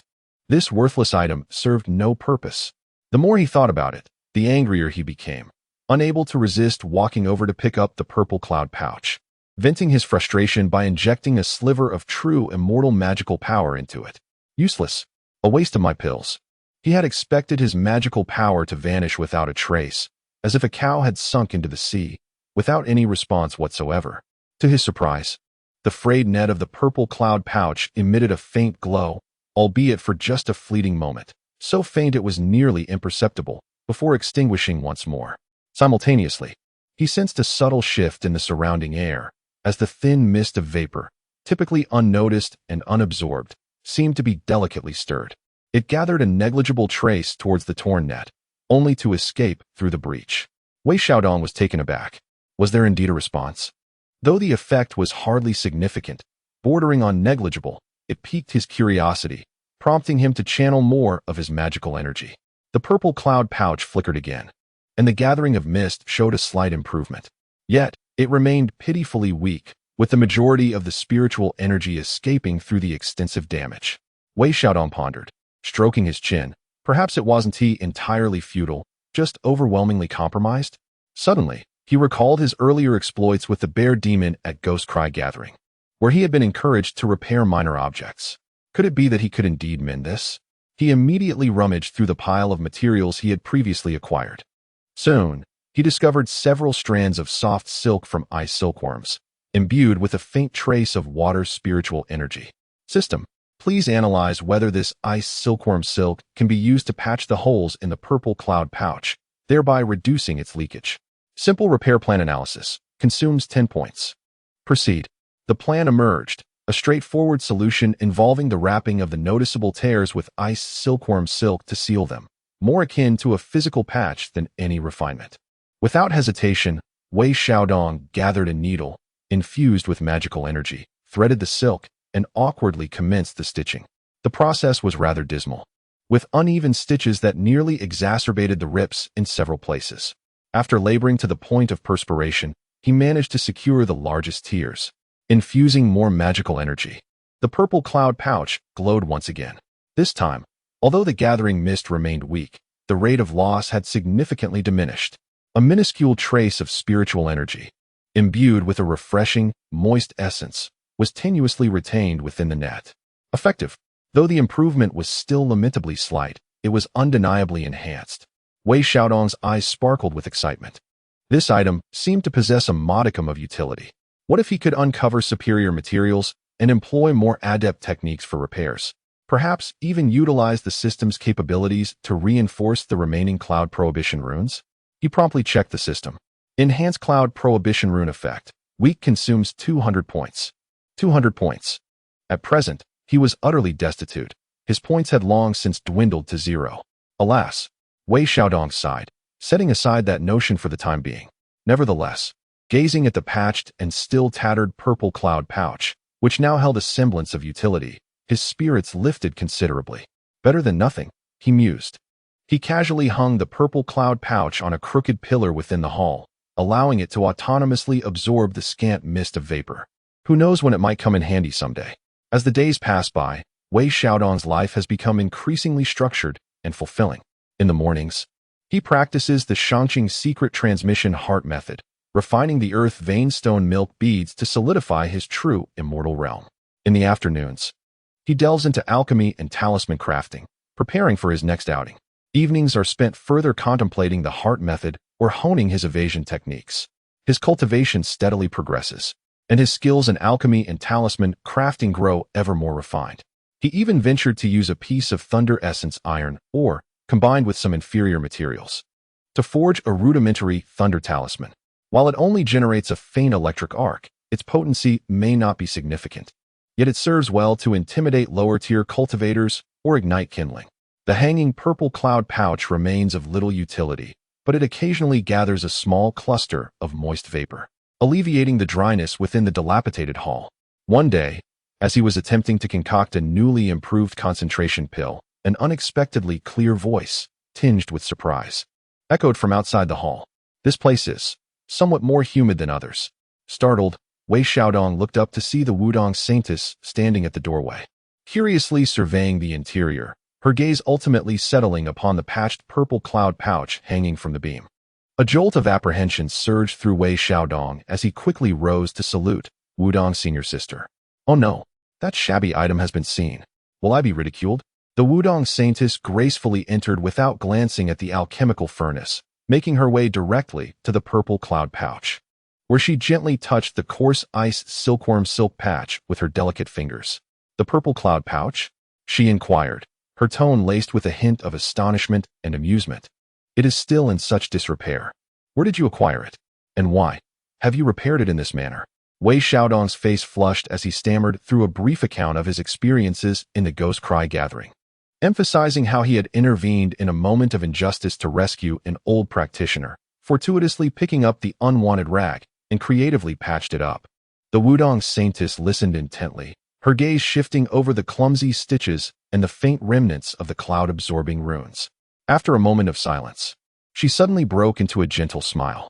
This smile, akin to the melting of ice and snow, momentarily captivated Wei Xiaodong. Indeed, there are some thoughts to ponder, she remarked, her tone neither entirely complimentary nor disparaging. Though it is undeniably rough, it inadvertently preserves a trace of its original essence, which gathers clouds and absorbs mist. It could be used to nurture moisture-loving spiritual plants, albeit with limited effectiveness. She paused, seemingly offering a casual suggestion. Ice silkworm silk is cold in nature, and may not be the best match for the purple cloud pouch's ethereal essence. To enhance the repair, seek scraps of warm jade silk or morning glow brocade, and fuse them through careful refinement with true fire. The results may yield a slight improvement. Wei Xiaodong was momentarily taken aback. Warm jade silk? Morning glow brocade? They sound exceedingly expensive. True fire refinement? With his current meager supply of true fire, what could he accomplish? The Wudong Saintess appeared to have merely mentioned this in passing, not pursuing the matter further, as her attention turned to the alchemical furnace. How has your alchemical practice been progressing of late? Wei Xiaodong quickly collected his thoughts and respectfully stated, I have gained some insights, and my success rate in refining elixirs has slightly improved. He presented several newly refined concentration pills and chi gathering pills. The Immaculate Mother picked one up, sensed it momentarily, and nodded. The medicinal potency is pure, and the control of the fire is acceptable. It seems that you have not neglected the Supreme Clarity secret transmission method. She tossed the pills back to Wei Xiaodong with a calm tone. Diligent practice is the true path. External aids may provide support, but one must not become overly reliant. With that, she turned and floated away, as silently as she had arrived. Wei Xiaodong bowed in farewell, and only after her figure had vanished did he straighten up and exhale in relief. Thankfully, he had not faced criticism. Instead, he had received a hint on how to mend the violet cloud pouch, though he currently could not implement it. He approached the violet cloud pouch, gazing at its crooked patches while pondering the words of the Immaculate Sister. Was it a serendipitous discovery, preserving the essence and intent? Could it be that his aimless meddling had inadvertently led him to some understanding? At that moment, he suddenly noticed, beneath the violet cloud pouch, a small patch of lush green moss had sprouted in the shadowy corner of the beam, nourished by the continuous gathering of water vapor. This moss emanated an exceedingly faint spiritual aura, a type of unknown spiritual moss. Wei Xiaodong's eyes widened. This seemingly worthless object actually possesses some utility. He gazed at the faint green, recalling the words of the Immaculate Sister as she departed. While external aids may provide support, one must not become overly reliant. He took a deep breath, his gaze solidifying with determination. The system and resources are but external entities. One's own cultivation and understanding are paramount. This anomaly of the violet cloud pouch may well be a reminder. He ceased his musings, returned to the alchemy furnace, and continued to concentrate on controlling the fire. His mind settled, forgetting both self and surroundings. Only the fragrance of the elixirs lingered in the air. Outside the hall, in the distance, the Immaculate Mother did not leave immediately. She stood upon the clouds, gazing back at the dilapidated hall. Her eyes seemed to penetrate the walls. Perceiving the young figure engrossed in alchemy and the comically patched violet cloud pouch upon the beam, a faint smile, imperceptible to any other, graced her lips. The notion of returning to the void, the cloud ceiling patterns, how fortuitous. Master, your seemingly idle move appears to be growing increasingly intriguing.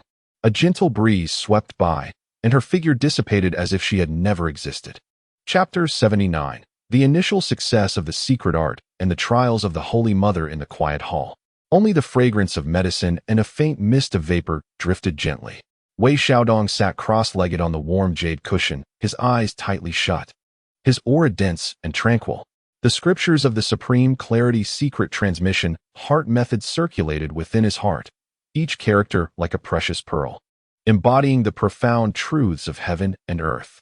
He had refined more than half of the essence from the earth's veins and stone milk pearls, firmly establishing his early stage of true immortal realm, and even steadily advancing towards the middle stage. This core inheritance was indeed extraordinary. As his magical energy flowed, it became harmonious and transparent, imbued with a dignified yet unparalleled essence of the supreme clarity, far surpassing the haphazard modifications of his previous practices. He was immersed in the ecstasy of cultivation, completely lost in the experience. Suddenly, an extremely faint yet exceptionally pure and condensed sword intent pierced through his perception without warning. This sword intent was not real. It resembled a spiritual warning and pressure. Cold, sharp. It cut through his very soul. Wei Xiaodong jolted awake, cold sweat instantly beading on his forehead. Who? He opened his eyes wide, his magical energy instinctively mobilizing in defense. The hall was empty. Only the tattered purple cloud pouch hanging from the beam continued to lazily gather the trivial vapor. Yet, the residual might of the sword intent still reverberated in his sea of consciousness, carrying a familiar, chilling aura. Sister Wudong? Is it her? Why? A test? A warning? Wei Xiaodong's heart raced like a drum, filled with uncertainty. He carefully recalled that fleeting sword intent. It did not seem intended to harm him, but rather felt like a measurement, measuring his reaction speed, his sensitivity to perception. He took a deep breath, gradually calming his aura, his gaze warily scanning the surroundings. No discoveries. However, the feeling of being scrutinized, of being tested, did not entirely dissipate. He dared not delve deeply into meditation again, maintaining only a shallow level of cultivation, while his mind remained perpetually tense. As expected, not long after, another wave of differing intent quietly approached. This time, it was no longer sword intent, but a lingering, poignant, illusionary fluctuation, subtly concealing deadly intent, attempting to disturb his mind. Wei Xiaodong was prepared, steadfastly guarding his spirit platform, silently circulating his heart method to painstakingly dissipate that wave. Sweat beaded on his forehead once more. For the better part of the day, various strange and peculiar tests followed in succession. Sometimes it was a barely perceptible miasma of poison seeping into the hall's spiritual energy. Other times, it was an extremely faint sense of spatial distortion interfering with the operation of his magical energy. Occasionally, it was even a misleading thought directly targeting a crucial point of the Supreme Clarity Secret Transmission Heart Method he had just cultivated. It was relentless. Wei Xiaodong was exhausted from coping, his spirit highly strung, severely affecting his cultivation progress. He was nearly certain that it was the Holy Mother Wudong orchestrating this. What could this inscrutable sister be plotting? Until evening, all tests abruptly ceased, as if they had never occurred. Wei Xiaodong slumped onto the cushion like a fish out of water, drenched in cold sweat, utterly drained. Faint footsteps echoed from outside the hall. The figure of the Holy Mother Wudong reappeared at the doorway, her expression as calm and indifferent as ever. "How was your cultivation today?" she inquired lightly, as if merely expressing casual concern. Wei Xiaodong cursed internally, yet dared not reveal his true feelings, forcing a smile as he replied, "Thank you for your concern, senior sister. It has been relatively smooth." The Holy Mother of Wudong cast a brief glance over his somewhat pallid face and nodded. "It seems you have not been negligent. The foundation of cultivation is not achieved in a day. One must endure solitude and maintain focus, for that is the true path." Her words carried a deeper meaning. Wei Xiaodong lowered his head, acknowledging, "Your teachings are invaluable, senior sister."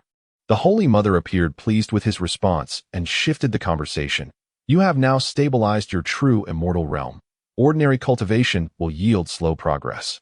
Isolating oneself is not a wise strategy." A spark of interest ignited within Wei Xiaodong, prompting him to raise his head. He observed as the Holy Mother produced a new jade tablet and handed it to him.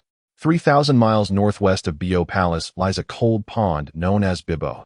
At the bottom resides a peculiar creature, its silk shimmering silver white, warm in nature, imbued with the essence of water and wood.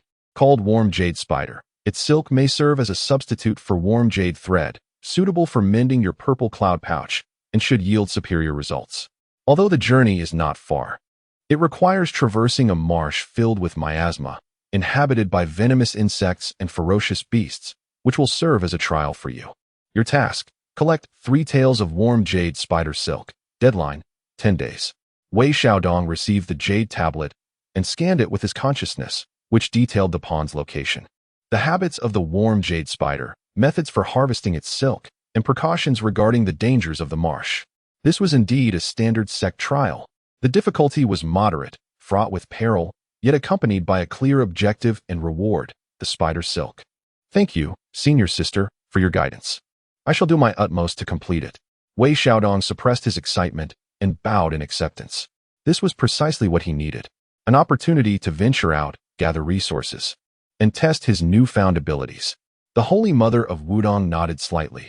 Act according to your capabilities. Safety is paramount. If things become too challenging, retreat promptly. With that, she turned and departed.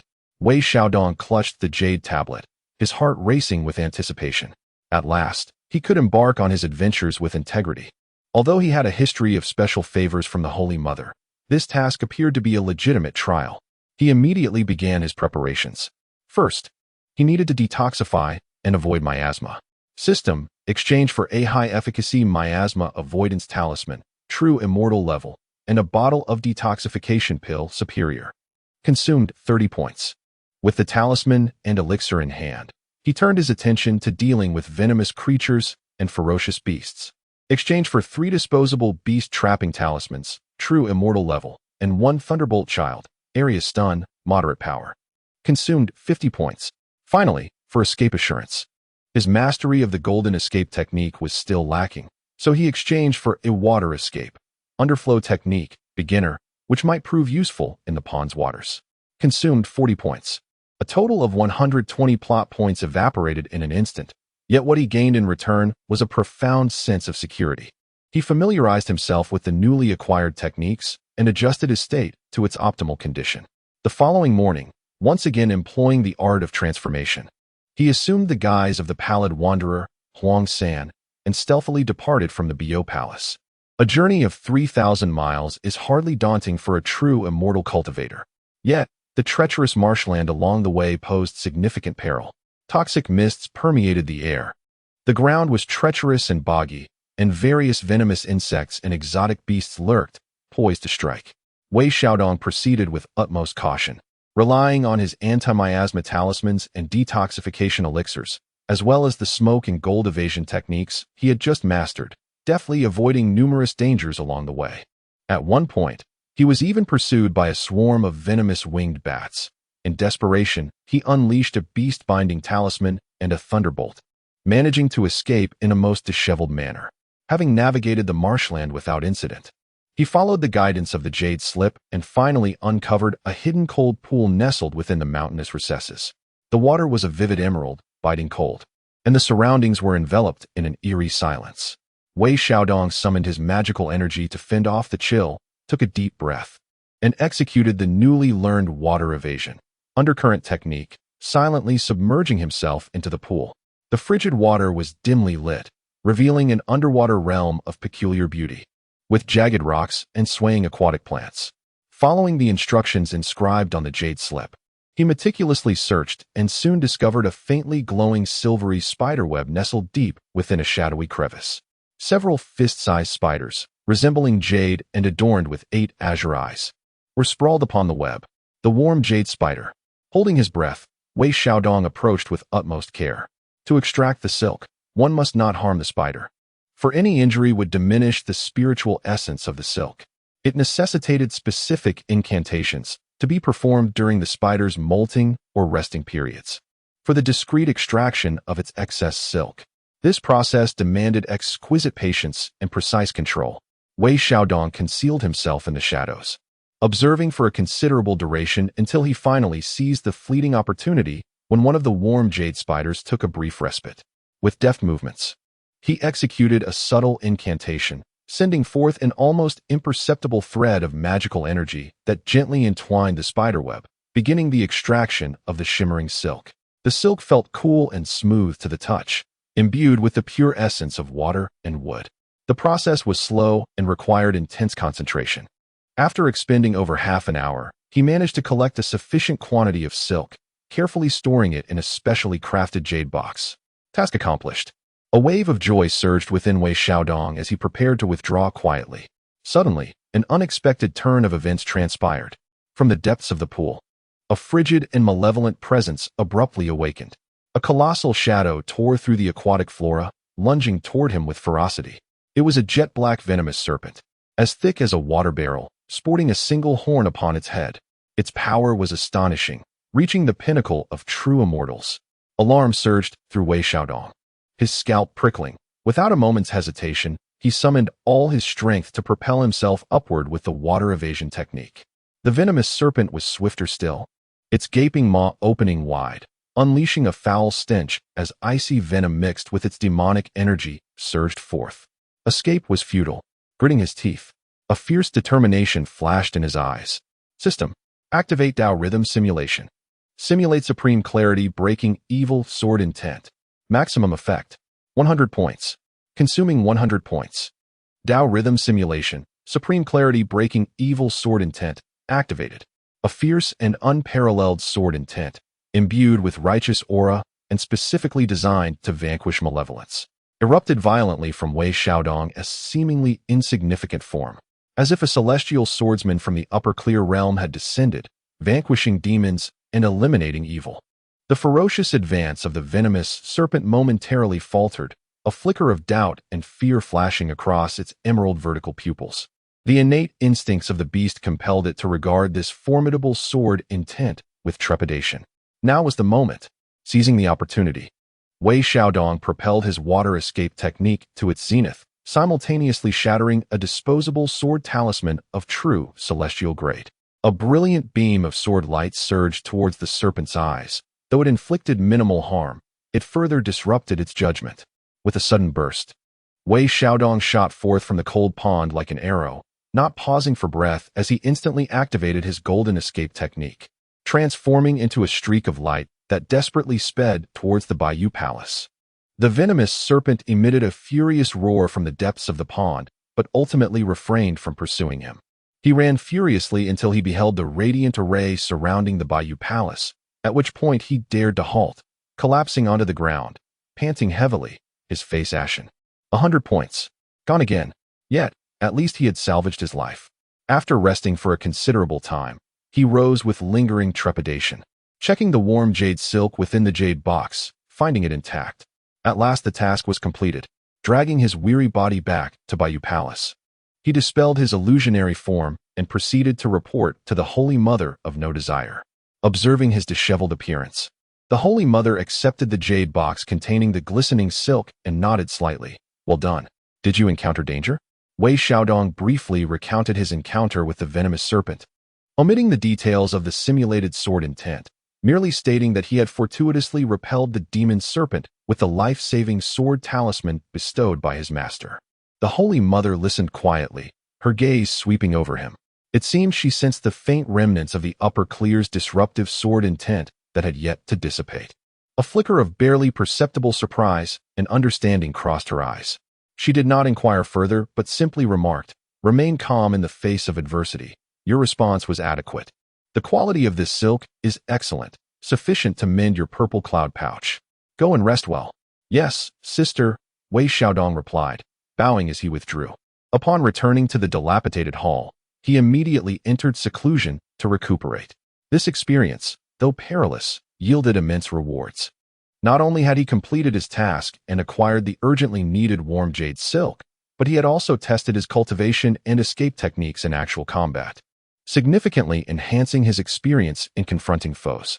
After 2 days of rest, he could hardly contain his eagerness as he retrieved the warm jade silk and the damaged purple cloud pouch.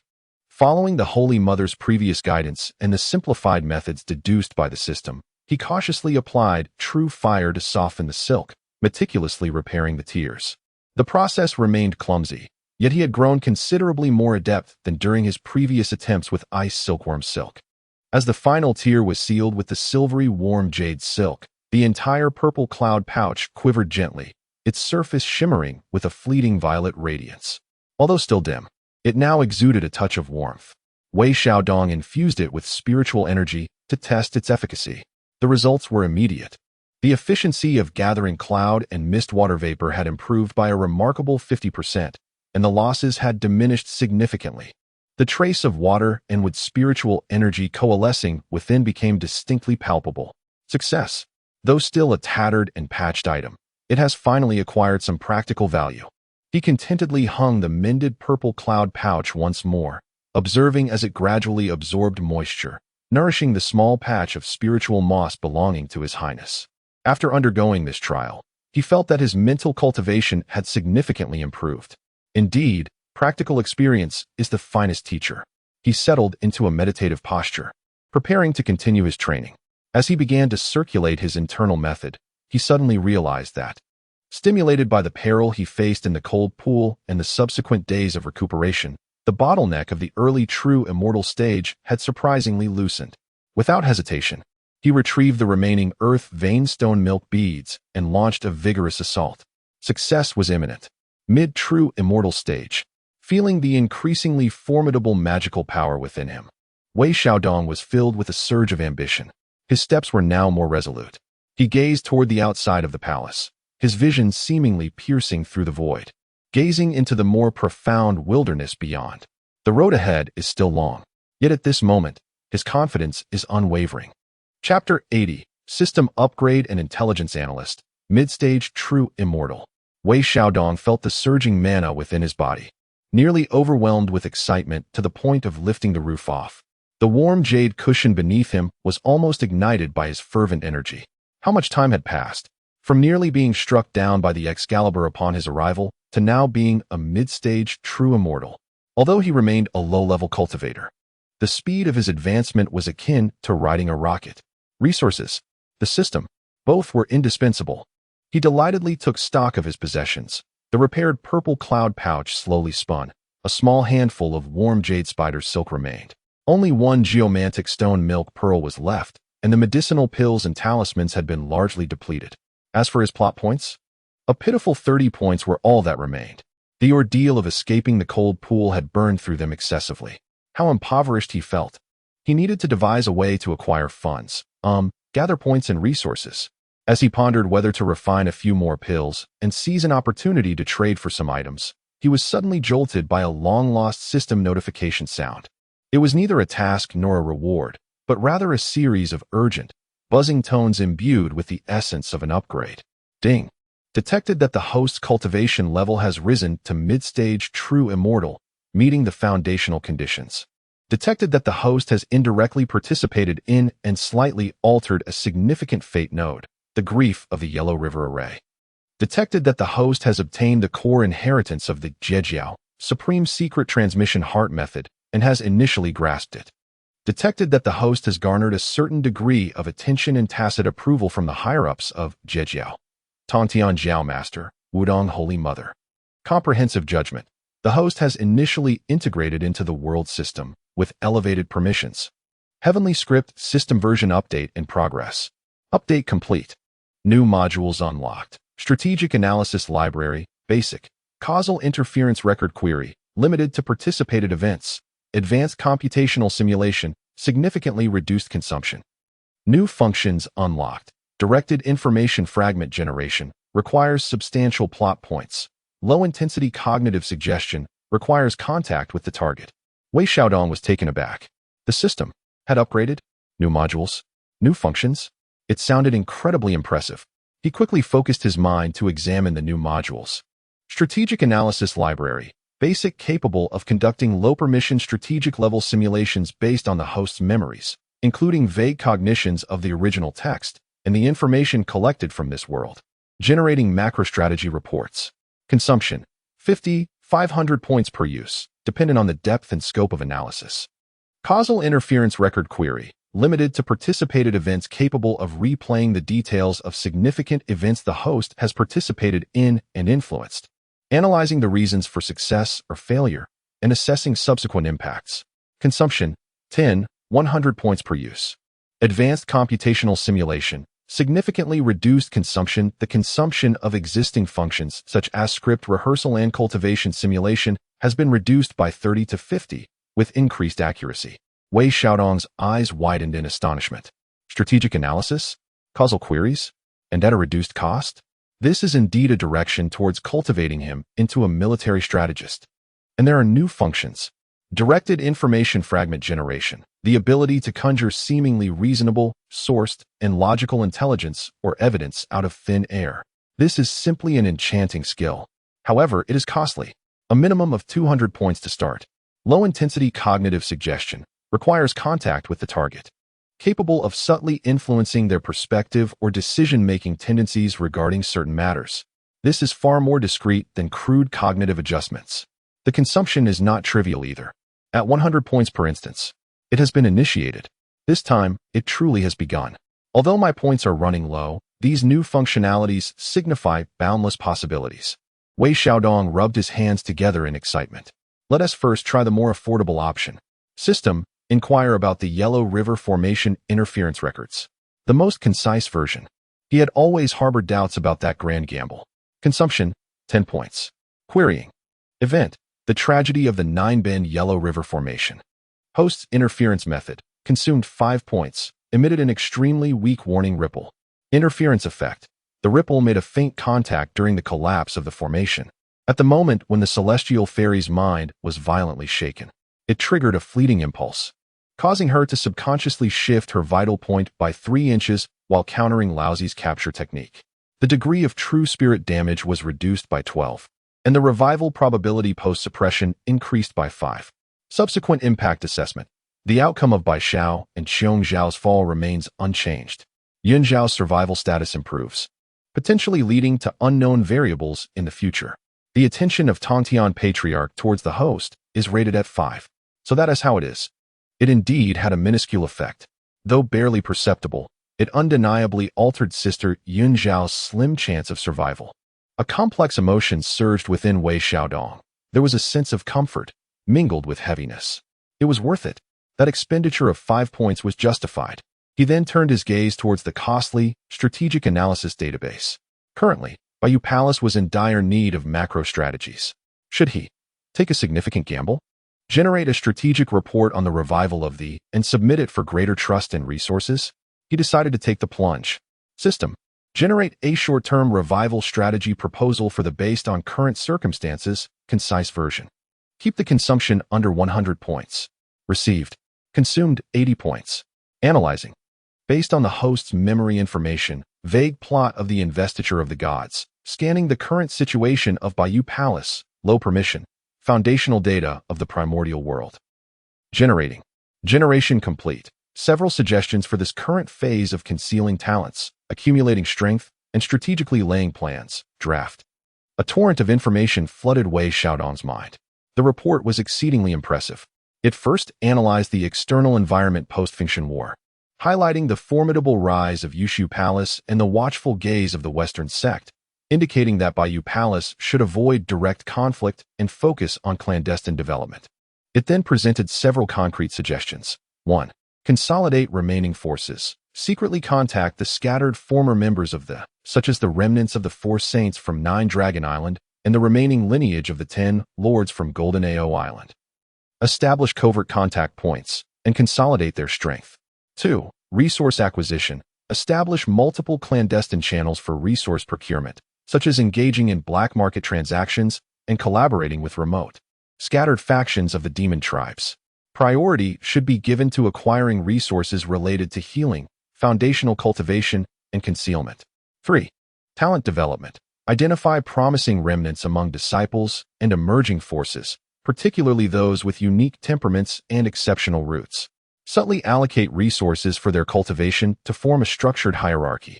4. Intelligence network. Leverage the inconspicuous identities of certain disciples to initiate the construction of an intelligence gathering system, with a primary focus on monitoring the activities of the Yushu Palace and the movements of Western sections. 5. Methodological adjustments. In anticipation of potential conflicts, Research and refine certain versatile mid to low-tier techniques and divine abilities to enhance the practical combat capabilities of ordinary disciples. Each recommendation is accompanied by seemingly plausible implementation challenges and preliminary concepts, appearing well-reasoned and thoroughly considered. Notably, the report cleverly cites several examples. For instance, it is rumored that remnants of the Yushu Palace's past, specifically the presence of the Cloud Lady's former associates, have been spotted near the Sanxian Island, a vague recollection from the original text. Furthermore, it seems that the Gikiji black market may soon release a batch of concealed array materials originating from the North Julu continent, which he indeed heard whispers about during his last visit. Additionally, Neza, a third-generation disciple of the Yushu Palace, has been frequently patrolling the Eastern Sea, which may warrant observation of his behavioral patterns, a mere guess on his part. Truth mingles with deception, and the meticulous phrasing combined with profound strategic insight lends the document the air of a sagacious recluse.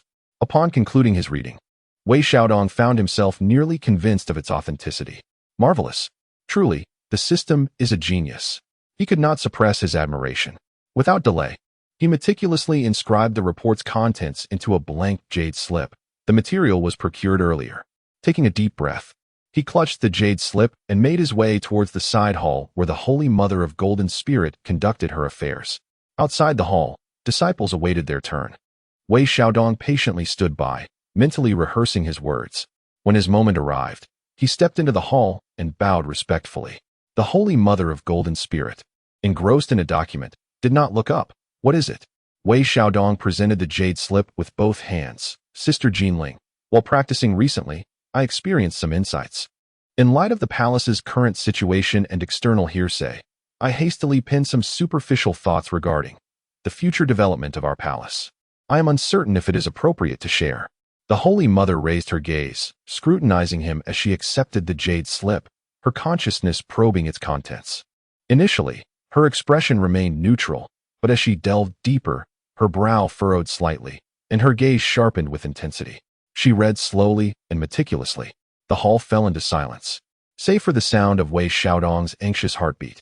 After a considerable time, the Holy Mother set down the jade slip, her eyes flashing like lightning as she fixed her gaze upon Wei Xiaodong. Where did this content originate? Is it your own contemplation? Wei Xiaodong was prepared for this inquiry. Bowing deeply, in response to Sister, it is indeed the result of my idle musings. The disciple, possessing a humble cultivation and limited insights, observed the difficulties within the palace with a heart full of anxiety. Thus, he recorded some scattered thoughts, many of which were erroneous, and sought the sister's correction. His demeanor was modest, and his tone sincere. The Golden Spirit Holy Mother gazed silently at him, her eyes seemingly piercing through his very soul to discern truth from falsehood. Cold sweat trickled down Wei Xiaodong's back as he steadfastly maintained his composure, daring not to make the slightest movement. After a long pause, the Golden Spirit Holy Mother slowly spoke, her tone inscrutable, integrating the old factions, developing resources, nurturing new talents, and constructing an intelligence network. Your ideas are indeed coherent. However, the implementation is fraught with challenges, particularly regarding intelligence. From whence does it originate? She pointed to a passage within the jade slip concerning Neza's patrol of the Eastern Sea. Wei Xiaodong, steeling himself, replied according to the system's suggested phrasing, disciple.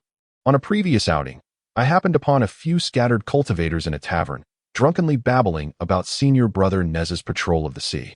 I cannot attest to the truth of their words, but I thought it prudent to jot it down. Perhaps it may prove useful. His reasoning was tenuous, yet the ramblings of drunken cultivators were, after all, a source of intelligence that could not be easily disproven. The Golden Spirit Holy Mother fell silent once more, before suddenly stating, "The elixirs you previously provided have proven quite effective in healing lower-tier disciples. Might the method of concoction be disseminated?" Wei Xiaodong's heart stirred, and he quickly responded, "Disciple is willing to share the formula and insights for its creation. However, the required medicinal materials must still be procured." The Golden Spirit Holy Mother nodded slightly, refraining from further inquiry, and stored the jade slip. "I shall consider your superficial insights. You may retire now. Regarding the elixirs, I will have someone connect with you." "Yes, sister."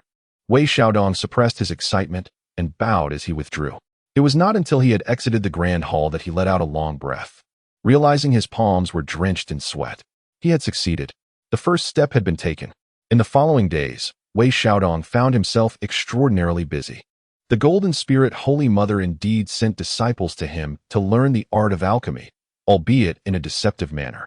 And he unreservedly shared the simplified formula and insights provided by the system.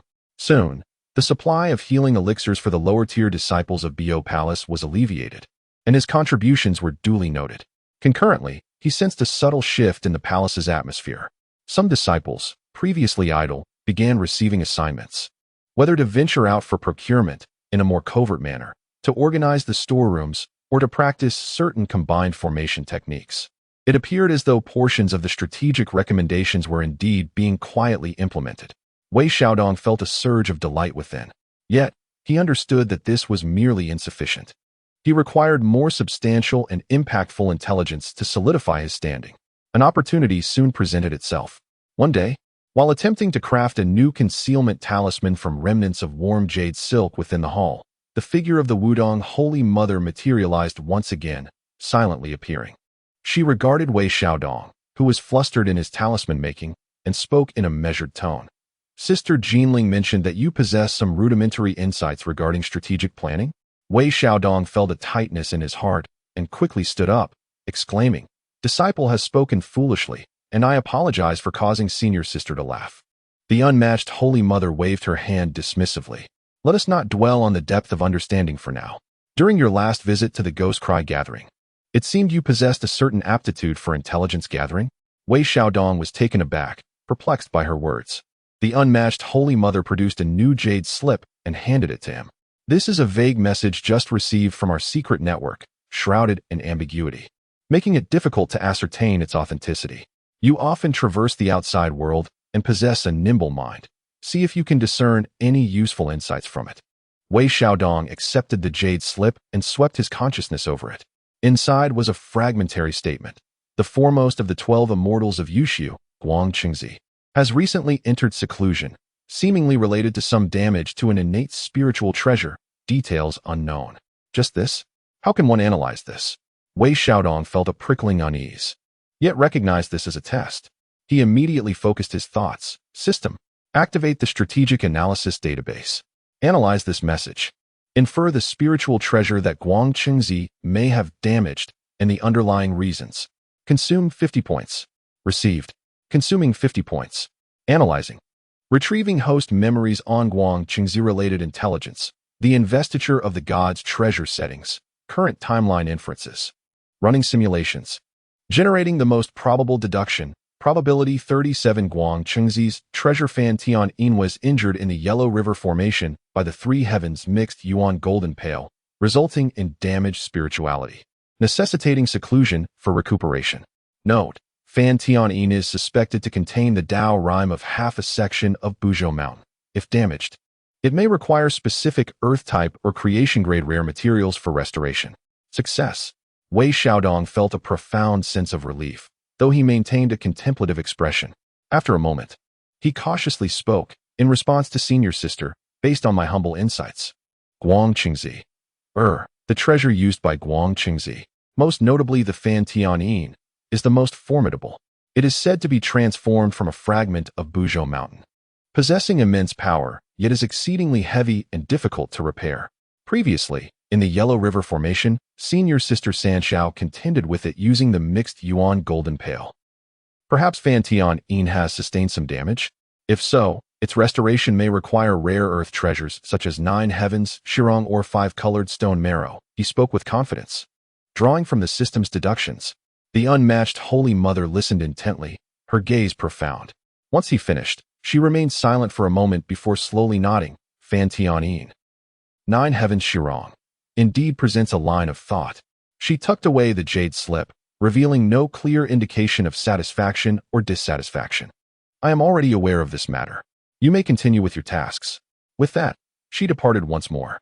Wei Xiaodong bowed to see her off, his heart brimming with joy. He felt as if the persona he had adopted as an intelligence analyst was beginning to solidify. Though the expenditure was considerable, a total of 140 points gone, it was worthwhile. He envisioned a golden path unfurling slowly beneath his feet. Relying on the system and his courage, he had finally found his most suitable position in this primordial world. To stir the winds and clouds did not necessarily require invincible strength.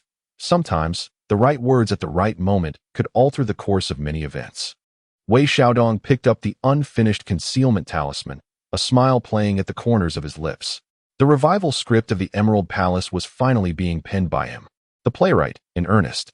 Chapter 81. A moment of inaction before the Yellow River Array silence. A deathly stillness hung over the Bio Palace, more oppressive and frigid than ever before. The wind carried a mournful wail laced with the scent of blood. Every disciple, regardless of their mastery, felt a profound tremor and sorrow arising from the depths of their souls. In the distant horizon, a cataclysmic tremor reverberated, causing pallor to wash over every face. The Yellow River Array. Ultimately, the three heavenly maidens had laid down that fateful formation. Wei Xiaodong stood at the entrance of the crumbling hall, gazing at the sky stained crimson by ominous energy, his palms icy. He was acutely aware of the narrative, aware of the inevitable conclusion, tragic and insurmountable. Qiong Xiao had fallen. Bai Xiao had perished, and Yun Xiao had been subdued. The elite combat strength of the had suffered another grievous blow. What could he possibly do? Should he, as before, wager everything he had to emit that dismally feeble warning ripple? Yet, while the last time was aimed at an individual, this time it was a battle of saints. Affecting the entire array, his paltry power would create not even a ripple. A sense of helplessness gnawed at his heart like a venomous serpent. Beep. Detection of supermassive Fate Node 9 curves of the Yellow River Array in full eruption. Warning, the energy level of this event is excessively high. The host's direct intervention success rate is below 0.00001. Based on the host's new permissions, a high-risk intervention plan has been generated. Enaction of Fate. Plan description. Rather than directly intervening in the main battlefield, utilize the directed information fragment generation function, combined with the host's understanding of the original text conclusion. Create a highly misleading prophecy or warning that appears to emanate from a mysterious source, pointing towards specific details. This will be disseminated through particular channels to key individuals who may influence the nuances of the battle. Objective: to slightly disrupt the judgment of either the Primordial Lord or the Supreme Old Lord at a critical moment, or to provide the three heavenly maidens with a fleeting chance to adapt. Consumption: 500 plot points, minimum standard. Success rate: 1. Failure penalty: high probability of alerting the saints, resulting in backlash. 500 points. A success rate of merely 1, and it might attract the attention of the saints. Wei Xiaodong gazed at his meager balance of 30 points, his lips twitching. He could not afford such a wager. Was he to merely watch helplessly? He refused to yield. Desperately, he scoured the new functionalities of the system, seeking any possible alternative. Low-intensity cognitive suggestion. Requires contact with the target, utterly impossible. Advanced computational deduction. Deducing the combat of saints. Even if he were drained, he could not move them. Strategic analysis database. Analyzing how to preserve one's life. Wait, the strategic analysis database. If direct intervention was off the table, could it perhaps identify a loophole? A detail that could be exploited? System. Activate the strategic analysis database. Analyze the process of the 9 curves of the Yellow River Array being breached, identifying any minute. Non-core habitual actions or cognitive blind spots of the Primordial Lord or the Supreme Old Lord. Or analyze the most likely survival instinct response of the Three Heavens Mother at the moment the formation is broken. Narrow down the scope. Enhance accuracy. Consumption. Consuming 100 points. Squeeze every last bit out of this. He shouted with reddened eyes. Received. Consuming 100 points. Overload computation in progress. Based on the host's vague memories, world information has been scanned, and the behavioral patterns of the saints are being deduced with low permissions. Computation results, extremely uncertain one. When the Primordial Supreme breaks the formation, he may habitually first lock onto the core of the formation, the Primordial Golden Dipper, with his divine sense before delivering a thunderous strike. This process entails an extremely brief 0.001 breath interval of pure divine sense scanning. 2. When the formation eye is breached and the Three Heavens Mother is shaken, there may be an exceedingly slight probability that, driven by instinct, She will prioritize safeguarding her true spirit over her magical treasures. The information is scant, vague, and filled with maybes, possibilities, and extreme uncertainties. Yet this is the only direction. That 0.001 breath divine sense scanning interval? The instinctual safeguarding of the true spirit by Sister Yinxiao? What use is this? How can this information be conveyed? How can it be made effective? Wei Xiaodong's mind raced. Directly conveying the information to Yinxiao? Impossible. It would be intercepted by the saint in an instant, creating a false impression to mislead the primordial? Even less feasible. The saint's heart is like the vast sea. How could he mislead it? Unless this information is not meant to be conveyed, but rather to be validated. At a critical moment, validate the correctness of Sister Yinxiao's instinct. Transform her fleeting hesitation of 1/10,000th of a second into a resolute choice. How to validate? A seemingly reasonable, external rationale supporting her instinct for self-preservation is required. System. Generate a minimal targeted information fragment. The content must be vague.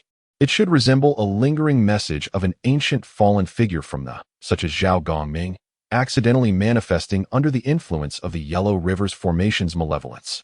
The content should emphasize concepts like as long as the true spirit remains, there is no fear of lacking fuel, and treasures may be lost, but the true spirit endures. Deployment location, the edge of the Yellow River formation, within an area perceptible to the Three Heavens Mother. Timing. The moment the formation eye is about to be breached. Wei Xiaodong nearly shouted.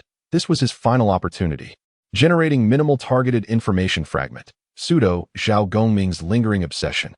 Consumption, 200 points. Host's plot points insufficient.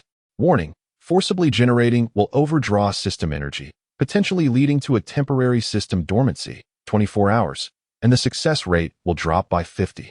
Overdraw. Dormancy. Wei Xiaodong's eyes turned blood red. I'm betting it all. Generate. Generate immediately. Overdraw confirmed. Consuming 200 points. Owed 170 points. Generating. Deploying. The system's prompt sound grew faint. Deployment completed. Effect unknown. System entering dormancy. Undergoing repairs. Wei Xiaodong felt his mind go blank, as if some form of support had vanished in an instant, leaving him collapsed on the ground, utterly drained, his vision darkening. He had done everything within his power, exhausting all resources and pushing the system to its limits, casting a nearly desperate idle move. What remained was to leave it to fate. The distant roar and the waves of malice reached their zenith, only to suddenly diminish. It was as if, after the storm, a profound silence had descended. It was over. Everything had come to an end. News soon returned through clandestine channels, fragmented and obscure, yet imbued with an unbearable sorrow. The formation has collapsed. So tragic. Oh, Lady Qiongxiao, Lady Bi Xiao, utterly annihilated. Lady Yinxiao, gravely wounded and captured. The true spirit, seemingly unscattered, suppressed beneath the Qilin cliff by the old ancestor. Yet, it is said that before her capture, the lady appeared momentarily dazed, enveloping the remnants of the primordial Golden Dipper's power around her true spirit, thus preventing it from being shattered on the spot. How strange. The true spirit remains intact. It has not been dispersed. Wei Xiaodong suddenly lifted his head, his bloodshot eyes bursting with ecstasy. Was it a success? Did that idle move truly have an effect? In that fleeting moment when the formation shattered, the fabricated obsession of Zhao Gongming was precisely sensed by the mentally shaken Sister Yinxiao. This corroborated her instinctive choice, prompting her to subconsciously prioritize the protection of the true spirit. Beep. System forcibly awakened, detecting the outcome of fate node intervention. 9 conclusion slightly altered. Integrity of Yinxiao's true spirit at 18. Future escape probability increased by 12. Hidden mission the idle move of fate completed. Evaluation. B. Leveraging a minimal cost to incite a slight variable. Reward settlement. 1,000 plot points. Favorability of Lady Yinxiao at 80. Effective in the future. Attention from the Master of Heaven at 10. Obtain special status the Sage's doubt. Yuan Shirtian Zun experiences a faint, imperceptible doubt regarding the last moment of the Yellow River formation, lasting a very brief time. Repayment of credit, 170 points. Current plot points, 830 points. 830 points. A substantial sum. And the favor of Sister Yinxiao. The Master's attention. Wei Xiaodong collapsed to the ground, laughing and crying, appearing utterly deranged. He had won the gamble. He had triumphed once more. Although sisters Bi Xiao and Qiong Xiao could not be rescued, leaving him heartbroken, yet Sister Yin Xiao ultimately had bequeathed a glimmer of brighter hope. It was worth it. After the ecstatic moment came an overwhelming fatigue. As the system fell into slumber, he too felt drained of energy, succumbing to a deep sleep. He did not know how long it had been before he gradually awoke. The system was still in a state of hibernation and repair. Yet the 830 points were undeniably real. Outside the hall, the atmosphere remained thick with sorrow. He struggled to sit up, his gaze resolute. He must do something. He must do something for the survivors. He immediately immersed himself in alchemy and talisman crafting, pouring all his spiritual energy and focus into the endeavor. In his hands, a furnace produced superior spirit-condensing pills and chi-gathering pills, albeit still rough, yet imbued with earnestness. He no longer withheld, generously distributing the majority of the pills to those among his brethren who had yet to recover from their injuries and were engulfed in despondency. Senior brother, do try this. It may bring you some relief. Senior sister, take care of your health. Our sect still needs us. He refrained from uttering excessive words of comfort, silently offering the pills with resolute eyes. His actions quietly spread, and in this sorrowful moment, this seemingly trivial warmth and tangible assistance appeared extraordinarily precious. As numerous disciples accepted the pills, their eyes reflected not only sadness, but also a glimmer of gratitude and acknowledgement. Junior brother Qingxiu, your thoughtfulness is appreciated. Thank you. We absolutely cannot succumb to despair. An invisible bond of cohesion began to subtly blossom in the minutiae of their shared experience. Days later, the system repair was complete. System awakened. Functions restored. Wei Xiaodong exhaled in relief. Simultaneously, he sensed a vast holy presence gently sweep past him, lingering for a moment, laden with an ineffable curiosity, before vanishing. The Heavenly Lord must surely have learned of the outcome of the Yellow River formation and recognized his modest endeavors. There were no accolades, no inquiries, merely an elevation in attention. That sufficed. Stepping out from the dilapidated hall, Wei Xiaodong inhaled the frigid air deeply. His gaze traversed the shattered Bayou Palace, sweeping over his sorrowful yet gradually resolute companions. He clenched his fists tightly. The journey ahead was long. Though the losses were grievous, the flame had not been extinguished. As the playwright, he must continue to script the narrative. In his own manner, piece by piece, he would strive to alter this damned fate. He turned back towards the hall, his eyes landing upon the pile of materials in the corner. The next procurement expedition needed to be scheduled. This time, he intended to reap even greater rewards. Chapter 82. The Unwarranted Commission and the Enigma of the Buddha's Treasure Wealth. Truly, genuinely wealthy. 830 plot points. Wei Xiaodong gazed at the string of numbers on the system panel, feeling as though each breath was infused with affluence. How many life-preserving charms could this buy? How many times could he iterate through his techniques? How many times could he simulate the rhythm of Tao? He suppressed the immediate urge to squander, reminding himself, funds must be spent judiciously. The foremost priority now was to solidify his standing and acquire greater resources. While he continued to refine pills to assist his fellow disciples, enhancing his favorability and reaping meager plot point returns, he patiently awaited an opportunity. Soon, the opportunity arrived. This time, it was a maiden under the auspices of the unwarranted mother. Junior brother Qingxiu, the lady beckons you. A stir of anticipation surged within Wei Xiaodong as he adjusted his attire and promptly followed. Once again, he found himself in the elegant side hall. The unwarranted mother was still brewing tea. Upon his entrance, she gestured for him to take a seat. This time, she did not meander around the subject, but directly presented him with a new jade slip and a small storage bag. Take a look at this. Wei Xiaodong accepted the jade slip, his consciousness sinking into it. Inside lay a list detailing several exceedingly rare materials: star tears, millennia-old silverwood heart, void dust, all of which were top-tier auxiliary materials for crafting spatial and concealment treasures. Attached were several potential acquisition locations, one of which was notably a hidden exchange market. The nameless bazaar, located at the fringe of the western Bulhuzhou, near the realm of the Ling Mountain. A jolt of excitement coursed through Wei Xiaodong's heart. The western Bulhuzhou? At the foot of Ling Mountain? This location was exceedingly sensitive. After the investiture of the gods, The Western sect had undoubtedly reaped significant benefits and was flourishing. The unwarranted mother's voice resonated calmly. The palace wishes to forge several concealment array flags and requires these materials. The earlier locations have others assigned. Only this nameless bazaar. Its delicate position necessitates a clever and inconspicuous individual to venture forth. Her gaze settled upon Wei Xiaodong. Your previous outing was satisfactory. This time, do you wish to go? Wei Xiaodong's heart raced. An opportunity. Undoubtedly an opportunity. Not only could he access a more advanced trading circle, but he could also earn tangible merit for the Bio Palace. Yet, the risks were immense. If discovered on the territory of the Western sect, should he gamble? He must gamble. Taking a deep breath, he bowed slightly. The disciple is willing to go. I shall exert every effort to retrieve the required items for the palace. The unwarranted mother nodded slightly, pushing the small storage bag toward him. The bazaar requires a special token for entry. This bag contains a token and 100 high-quality spirit stones, which should suffice to purchase the items listed. The remaining spirit stones you may keep as compensation. 100 high-quality spirit stones. A fortune. An absolute fortune. Wei Xiaodong's hands trembled slightly as he hurriedly accepted. Thank you, senior sister, for your trust. This journey is fraught with peril, far beyond previous ones. The unwarranted mother's tone grew solemn. The Western sect employs cunning tactics, particularly adept at manipulating hearts and probing souls. Exercise utmost caution. Once exposed, the consequences could be dire. With a flick of her finger, a delicate jade talisman, as thin as a cicada's wing, fell into Wei Xiaodong's hands. This is the shadowless talisman, which, when activated, can completely conceal one's form and presence for the duration of an incense stick's burn, rendering it nearly imperceptible beneath the great luo. Use it wisely. It is a life-saving trump card.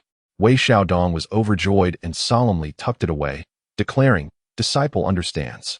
Go forth, but prepare thoroughly before embarking. The Holy Mother of No Constraints waved her hand, choosing not to elaborate further. Wei Xiaodong bowed and exited, returning to the dilapidated hall, his emotions still in turmoil. He immediately checked his storage pouch. Indeed, there lay a peculiar black token inscribed with Buddhist Sanskrit, alongside 100 high-grade spirit stones, suffused with ethereal energy and glowing subtly. Just holding these spirit stones would significantly enhance his cultivation speed. He carefully stowed away the stones and the token, then began to prepare fervently. First and foremost, the concealment and disguise must be of the highest caliber. System. Exchange for the most advanced illusionary shape technique and turtle breathing method. They must be capable of evading detection by peak true immortals and even ordinary profound immortals. Recommendation: 1,000 illusions without form, beginner, and returning to the void breathing method, beginner, package. Cost: 200 points. Purchase. A flash of white light surged, and more exquisite techniques flooded his mind. Next, he needed an escape mechanism. The golden escape and water escape were insufficient. Exchange for a long-distance escape technique. It must be swift and energy efficient. Recommendation: soaring golden light technique, fragmented beginner. Decent speed, average consumption, suitable for long-distance fleeing. Cost: 150 points. Learn. Following that, he turned his attention to potential tactics from the Western sect. Exchange for talismans or artifacts specifically designed to guard against soul probing and to resist alluring whispers. Recommendation: heart-purifying soul-settling pendant, single use. Capable of withstanding one soul attack or temptation at the level of a profound immortal. Cost: 100 points. 2 of those 200 points vanished. Lastly, he required intelligence. Activate the strategic analysis database. Analyze the potential dangers at Nameless Market, common reconnaissance methods employed by the Western sect, and how to masquerade as a qualified buyer. Cost: 100 points. Analyzing. Report generated. Pay attention to the disguise identity. Recommended to pose as an overseas loose cultivator or a representative of a minor demon clan. Exercise caution in using divine thoughts to avoid probing sensitive information. Leave immediately after the transaction. Attached. List of reconnaissance techniques commonly used by low-ranking disciples of the Western sect and straightforward countermeasures. Preparations complete. A total of 650 points consumed. 180 points remain as reserve. His resources had once again dwindled, yet what he gained was an unprecedented sense of security and confidence. He adjusted his state to its peak and activated the illusionary shape technique once more. This time, he transformed into an overseas loose cultivator with a dark complexion, slightly infused with aquatic demon energy, boasting mid-level true immortal cultivation.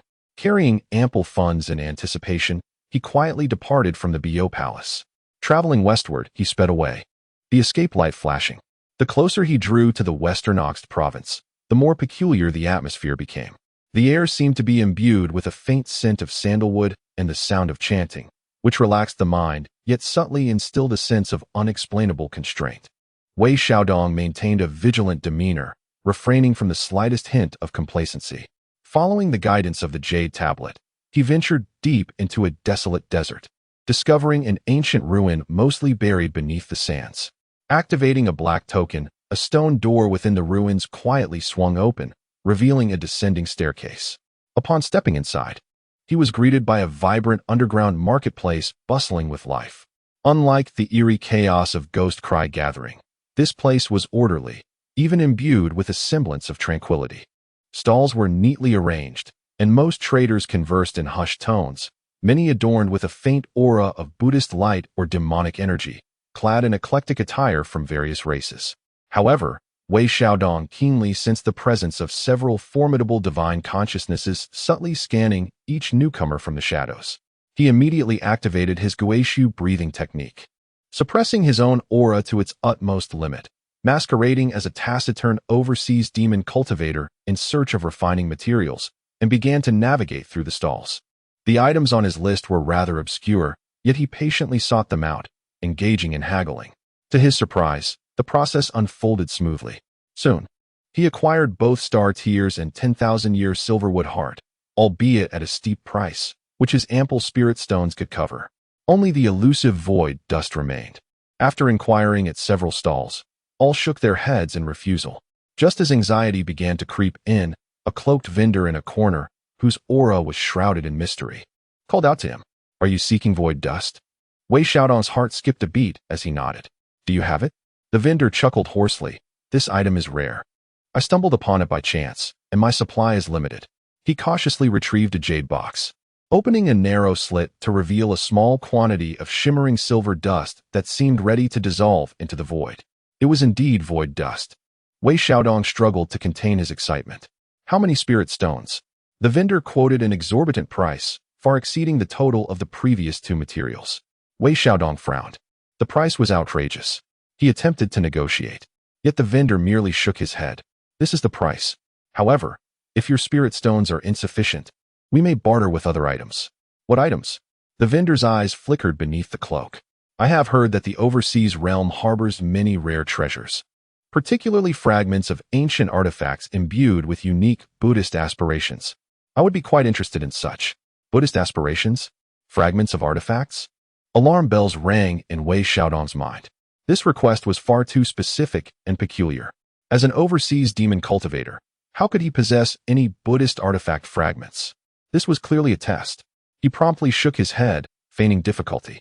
"Buddhist items? They are quite rare overseas. I possess no such collection." As he feigned a departure, the vendor seemed unwilling to relent. "Why rush to leave? If you lack the items, information would suffice. For instance, where might such ancient objects be unearthed? I would pay handsomely for such intelligence." Wei Xiaodong quickened his pace. He could not linger here. This vendor was most likely a spy from the Western sect. He feigned calmness and inquired at several other stalls, yet no one else possessed the elusive Void Dust. It appeared that this item was either exceedingly rare or deliberately suppressed. With the task nearly complete, he found himself lacking this crucial material. Wei Xiaodong, feeling discontented yet hesitant to take further risks, prepared to leave the market when his peripheral vision caught sight of a nearby stall surrounded by a few individuals engaged in a heated dispute. "This is clearly a counterfeit. What nonsense, claiming it to be a Buddhist relic. It lacks any trace of spiritual light." One buyer exclaimed. "Nonsense. This is a relic left by my master upon his passing. Its age has dulled its spiritual essence," retorted the stall owner. "Dulled? It appears utterly lifeless. Merely a piece of worthless stone." Intrigued, Wei Xiaodong stealthily approached. The stall owner was a sorrowful, gaunt monk of modest cultivation. Arrayed on the table were several tattered artifacts.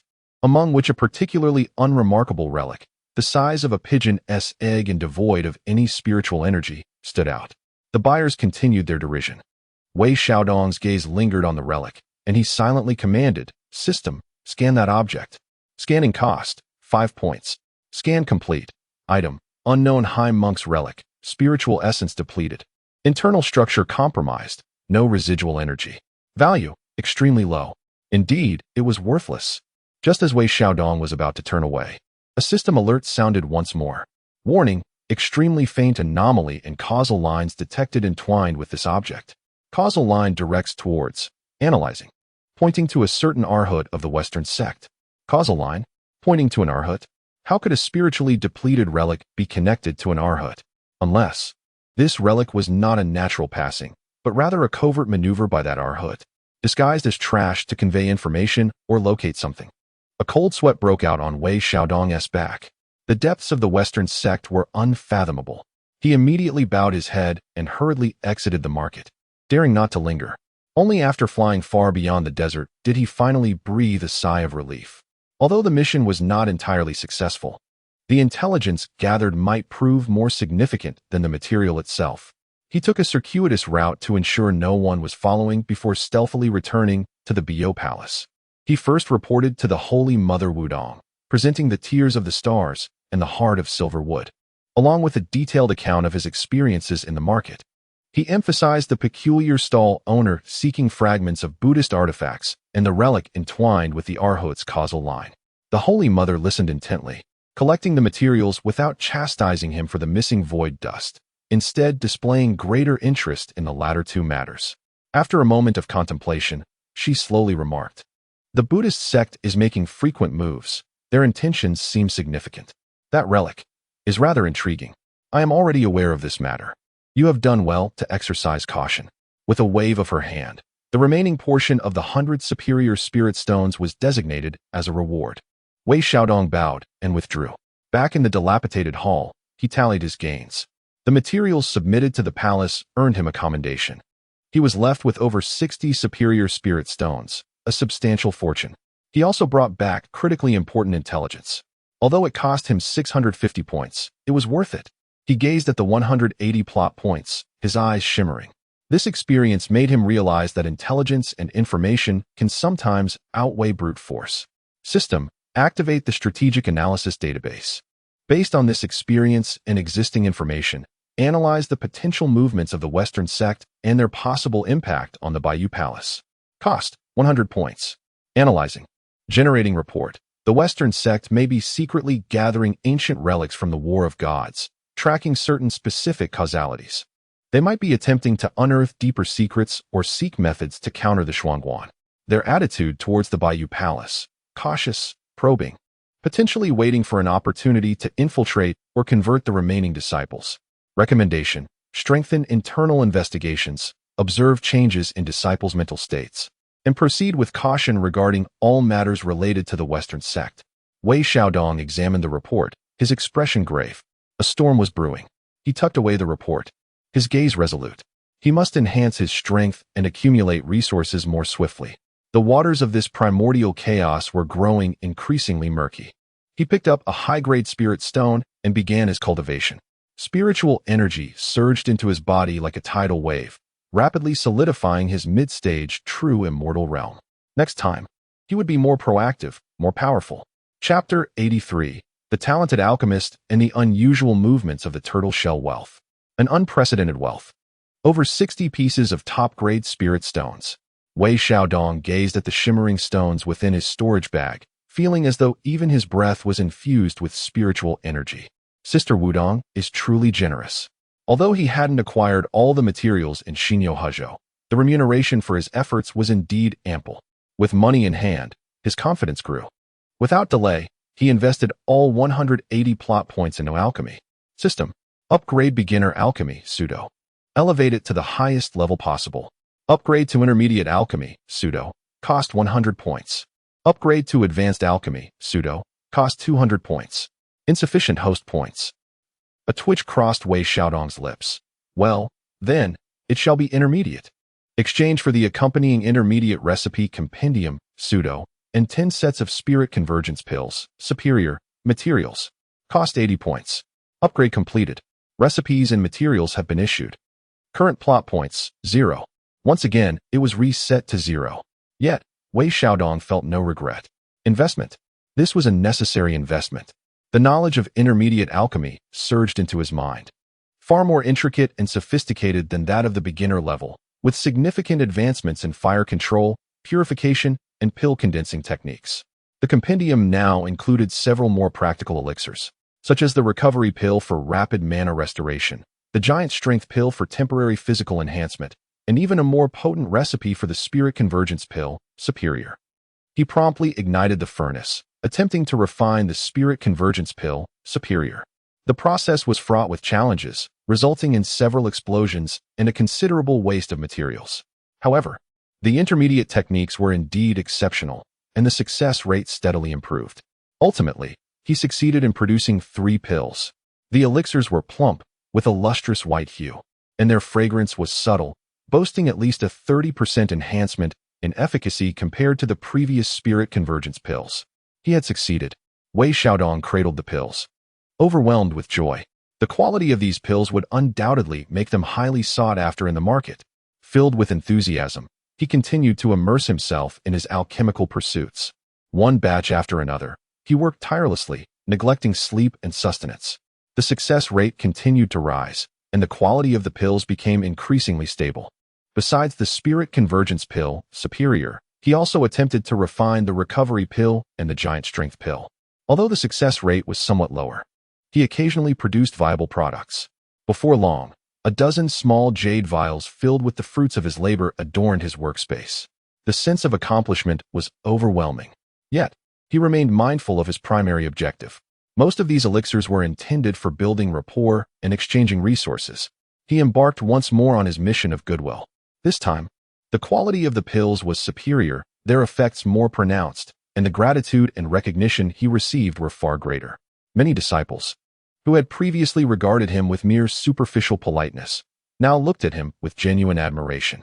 "Junior brother Qingxiu, your alchemical skills are truly remarkable," exclaimed one disciple, giving him a thumbs up.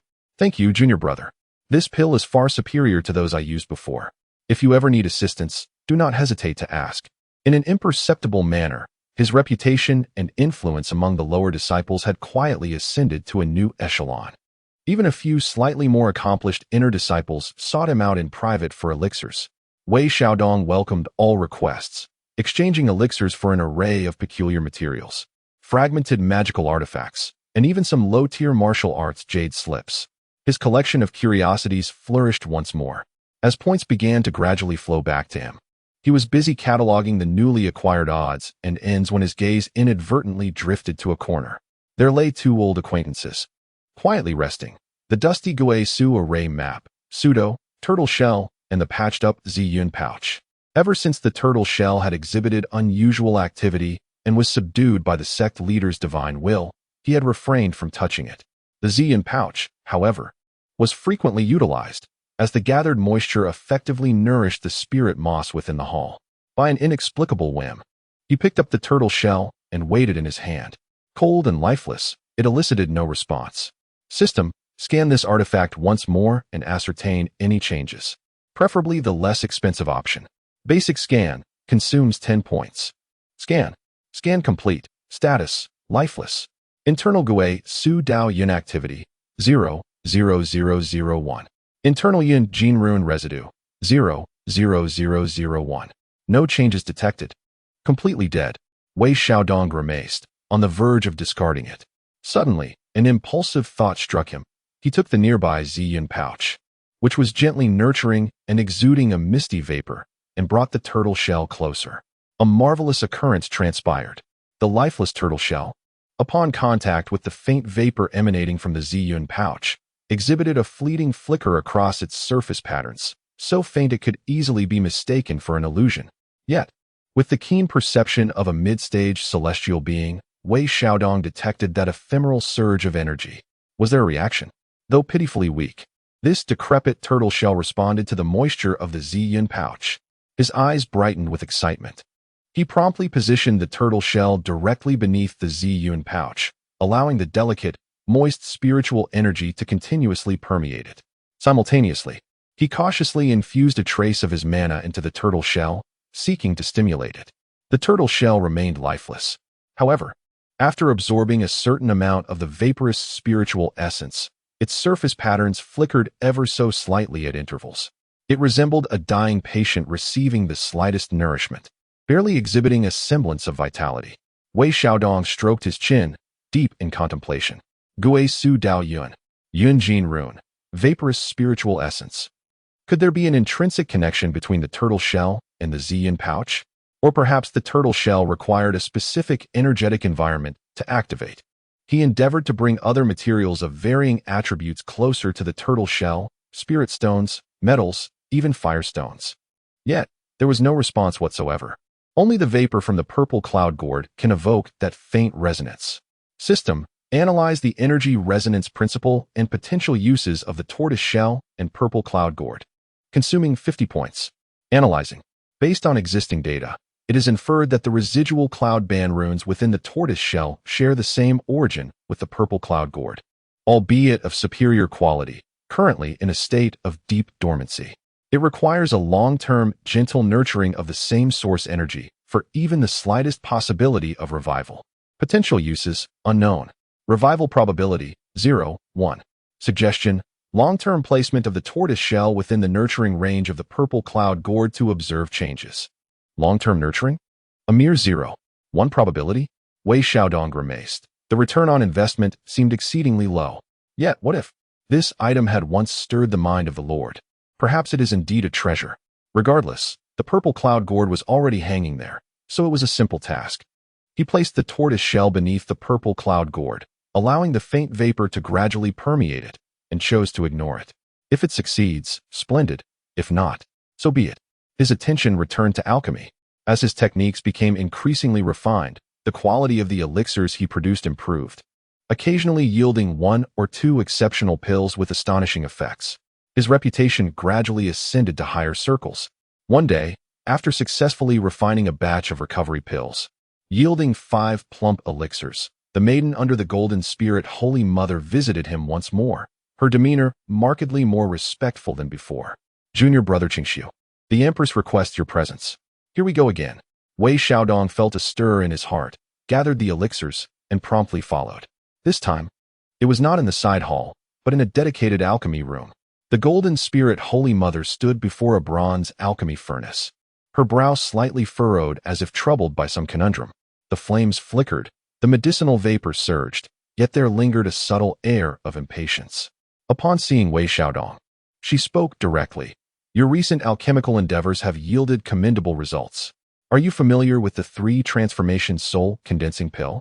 Wei Xiaodong's heart sank. The 3 transformation soul condensing pill. This was a top-tier elixir at the celestial immortal stage, capable of stabilizing the soul and healing hidden injuries, notoriously difficult to concoct. He had only encountered its name and description in the intermediate formulas provided by the system, with no knowledge of the specific methods. He answered honestly. Disciple has heard of this pill, a sacred item for solidifying the soul and nurturing vitality, but the methods for its refinement are profoundly elusive, and Disciple has yet to delve into them. The golden spirit Holy Mother nodded, seemingly having anticipated this. She gestured towards the bronze furnace. I am opening the furnace to refine this pill, yet the combination of the sovereign and ministerial herbs, along with the timing of the flame adjustments, is fraught with difficulties, making it hard to achieve perfection. You possess a certain talent in alchemy. Come and see if you have any insights. Wei Xiaodong felt a chill run down his spine. How could he, a mid-stage celestial immortal, dare to offer guidance to the golden spirit Holy Mother, a being of at least the great Luo level? Wasn't this akin to showing off one's skills before an expert? Yet, he could not defy the command. Gritting his teeth, he approached the furnace, cautiously probing with his consciousness. Suddenly, a vast yet somewhat chaotic surge of medicinal power assailed his senses. The energies of the sovereign and ministerial herbs clashed, the assistant herbs failed to harmonize, and the intensity of the flames fluctuated. A multitude of issues arose. But how could he dare to speak candidly? He hurriedly cried out in his mind, System, initiate advanced computational simulation. Analyze the issues with this furnace and the optimal solutions. Consumed 50 points. Simulation in progress. Based on the host's knowledge base of intermediate alchemy, pseudo, and real-time data from the furnace. Simulation complete. It is recommended to adjust the timing for the soul-consolidating herb to the moment when fire transitions to earth, and to reduce the refining temperature of calming flower by 30%. Replace clear spring water with icy heart jade powder for the final harmonization. Estimated success rate increased by 15. With the system's endorsement, Wei Xiaodong felt somewhat reassured. He organized his thoughts and spoke with as much humility and uncertainty as he could muster. Your Grace, forgive my impertinence. Perhaps the soul-consolidating herb should be added when the furnace's fire transitions from fierce to gentle. The calming flower seems intolerant of intense heat, and perhaps a slight reduction in temperature would be beneficial at the final harmonization stage.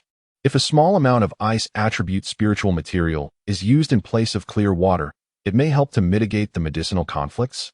His speech was halting, and at times he struggled to articulate his thoughts. However, what manner of being was the Golden Spirit Holy Mother?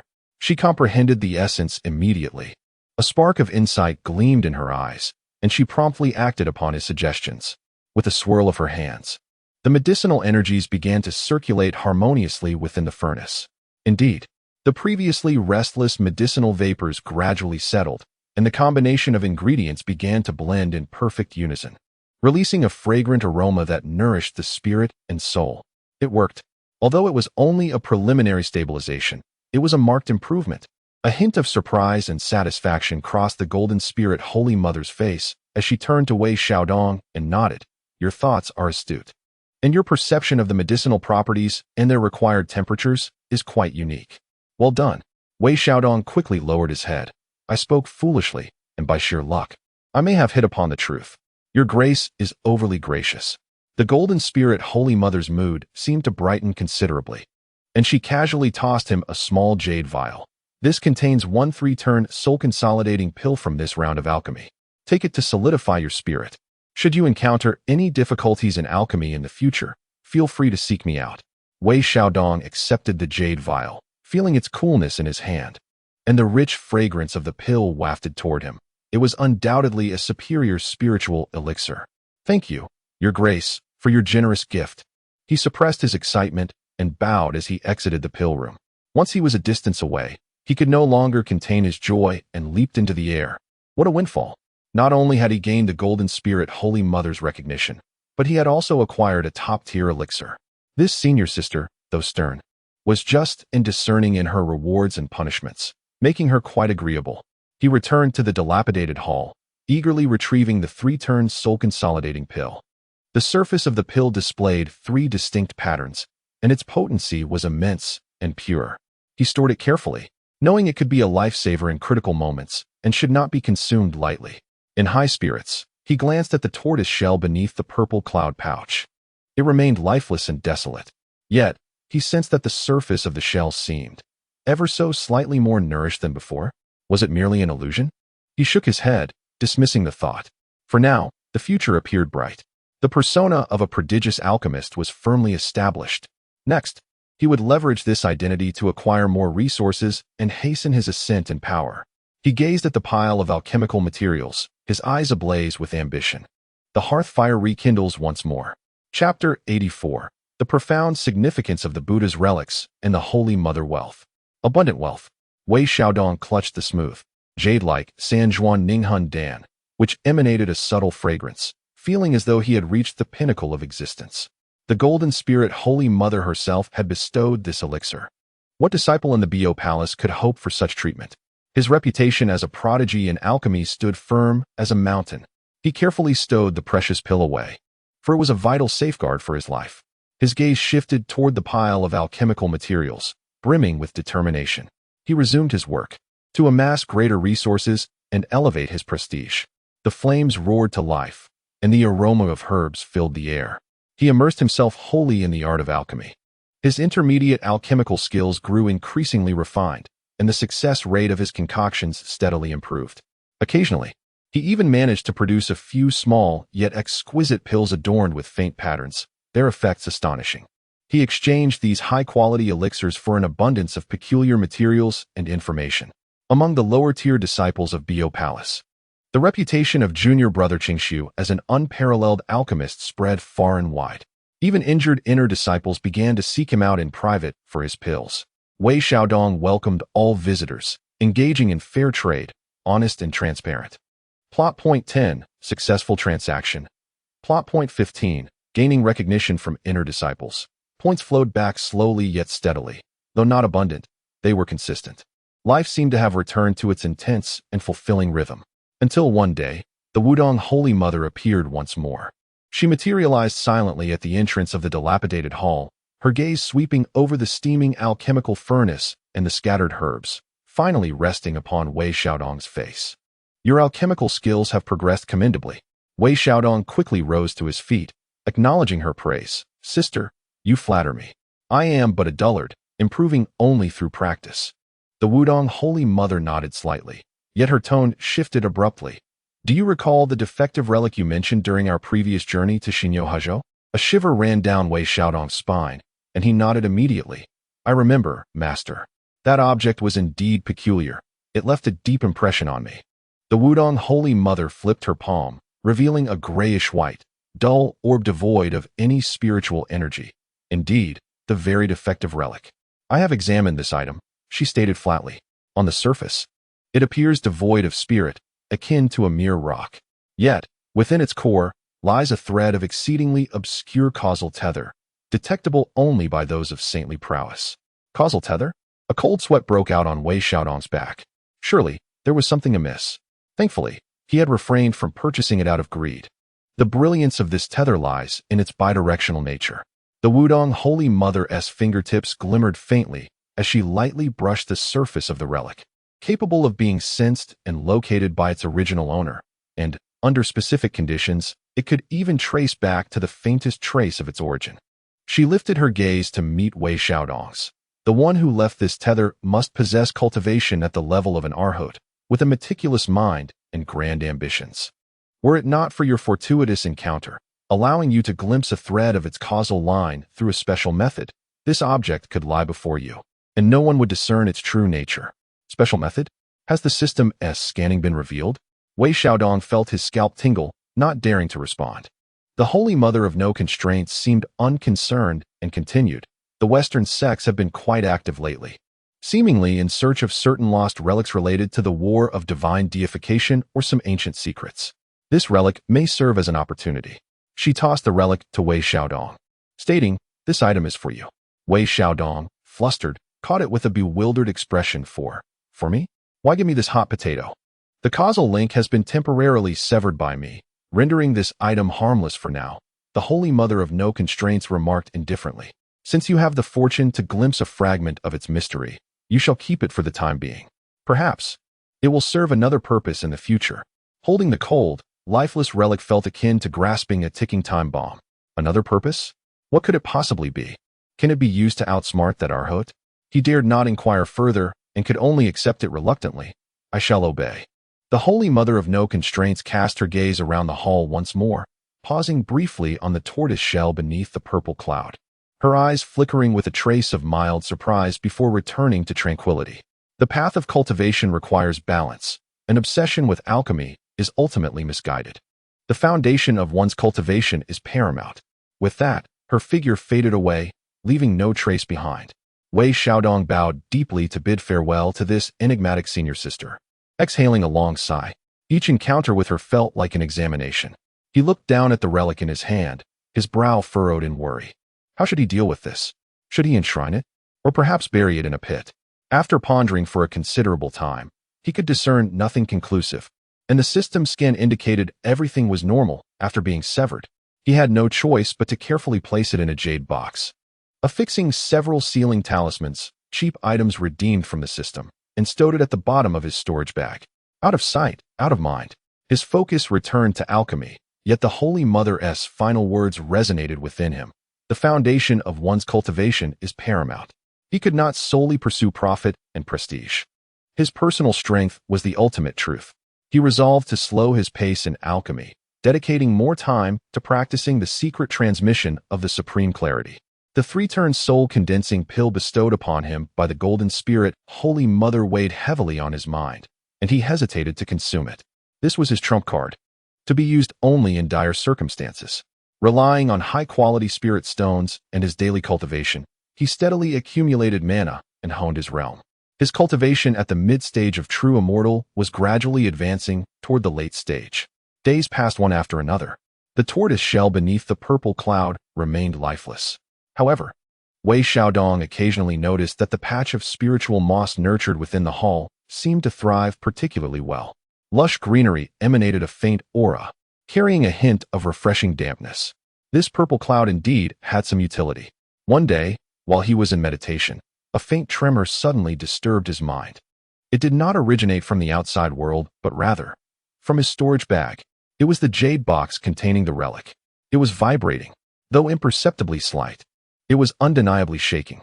Wei Xiaodong's eyes snapped open, his heart racing. What was happening? Wasn't the Wudong junior sister supposed to sever the connection of causality? How could there still be a reaction? He cautiously retrieved the jade box and unsealed the talisman. Inside, the grayish-white relic remained devoid of any spiritual energy. Yet, at the moment he opened it, the vibrations ceased. An illusion? He furrowed his brow and attempted to infuse a trace of mana into the relic. No response. He probed with his divine sense, but it remained eerily silent. How peculiar. He dared not be careless, sealing the jade box once more and reinforcing it with several talismans. However, a sense of unease lingered in his heart. In the following days, he remained vigilant, occasionally scanning the jade box with his divine sense. For the most part, there were no anomalies. Yet, occasionally, at the stroke of midnight or during the zenith of the moonlight, a fleeting, almost imperceptible vibration would emanate from the box. It was as if it were receiving some signal, or perhaps resonating faintly with some distant existence. A chill ran down Wei Xiaodong's spine. This object was undoubtedly a considerable trouble. He initially thought to report to the Wudong Saint Mother. However, upon reflection, the significant attitude she displayed when entrusting him with this object. Did she foresee this outcome? Was this a test of sorts? Or perhaps a scheme? Wei Xiaodong hesitated. Would reporting it directly disrupt his sister's plans? Furthermore, he could not adequately explain how he discerned such a subtle vibration. The sensitivity of his system scan far exceeded that of the same tier. After much contemplation, he resolved to remain still for the moment, enhancing his monitoring to discern the intentions of this peculiar object. He expended 50 plot points to exchange for a low-level monitoring array, one-time use, placing it around the jade box to record the times and frequencies of its anomalous fluctuations. Simultaneously, he accelerated his cultivation pace. Strength. He must swiftly elevate his power. Only then could he confront the potential troubles ahead. He devoted more high-grade spirit stones to his training and even began to consume a small quantity of those exquisite elixirs as assistance. His rate of cultivation surged. The barrier of the late true immortal stage was now within sight. Just as he was making a concerted effort, a maiden under the golden spirit Saint Mother paid him another visit. This time, her countenance was grave. Qingshu junior brother, the goddess urgently summons you. Wei Xiaodong was taken aback and immediately ceased his cultivation to follow. Upon arriving at the side hall where the golden spirit Saint Mother conducted her affairs, he sensed an atmosphere markedly different from before. The golden spirit Saint Mother wore a stern expression, and several inner disciples stood below, each emanating a heavy aura. Their faces serious.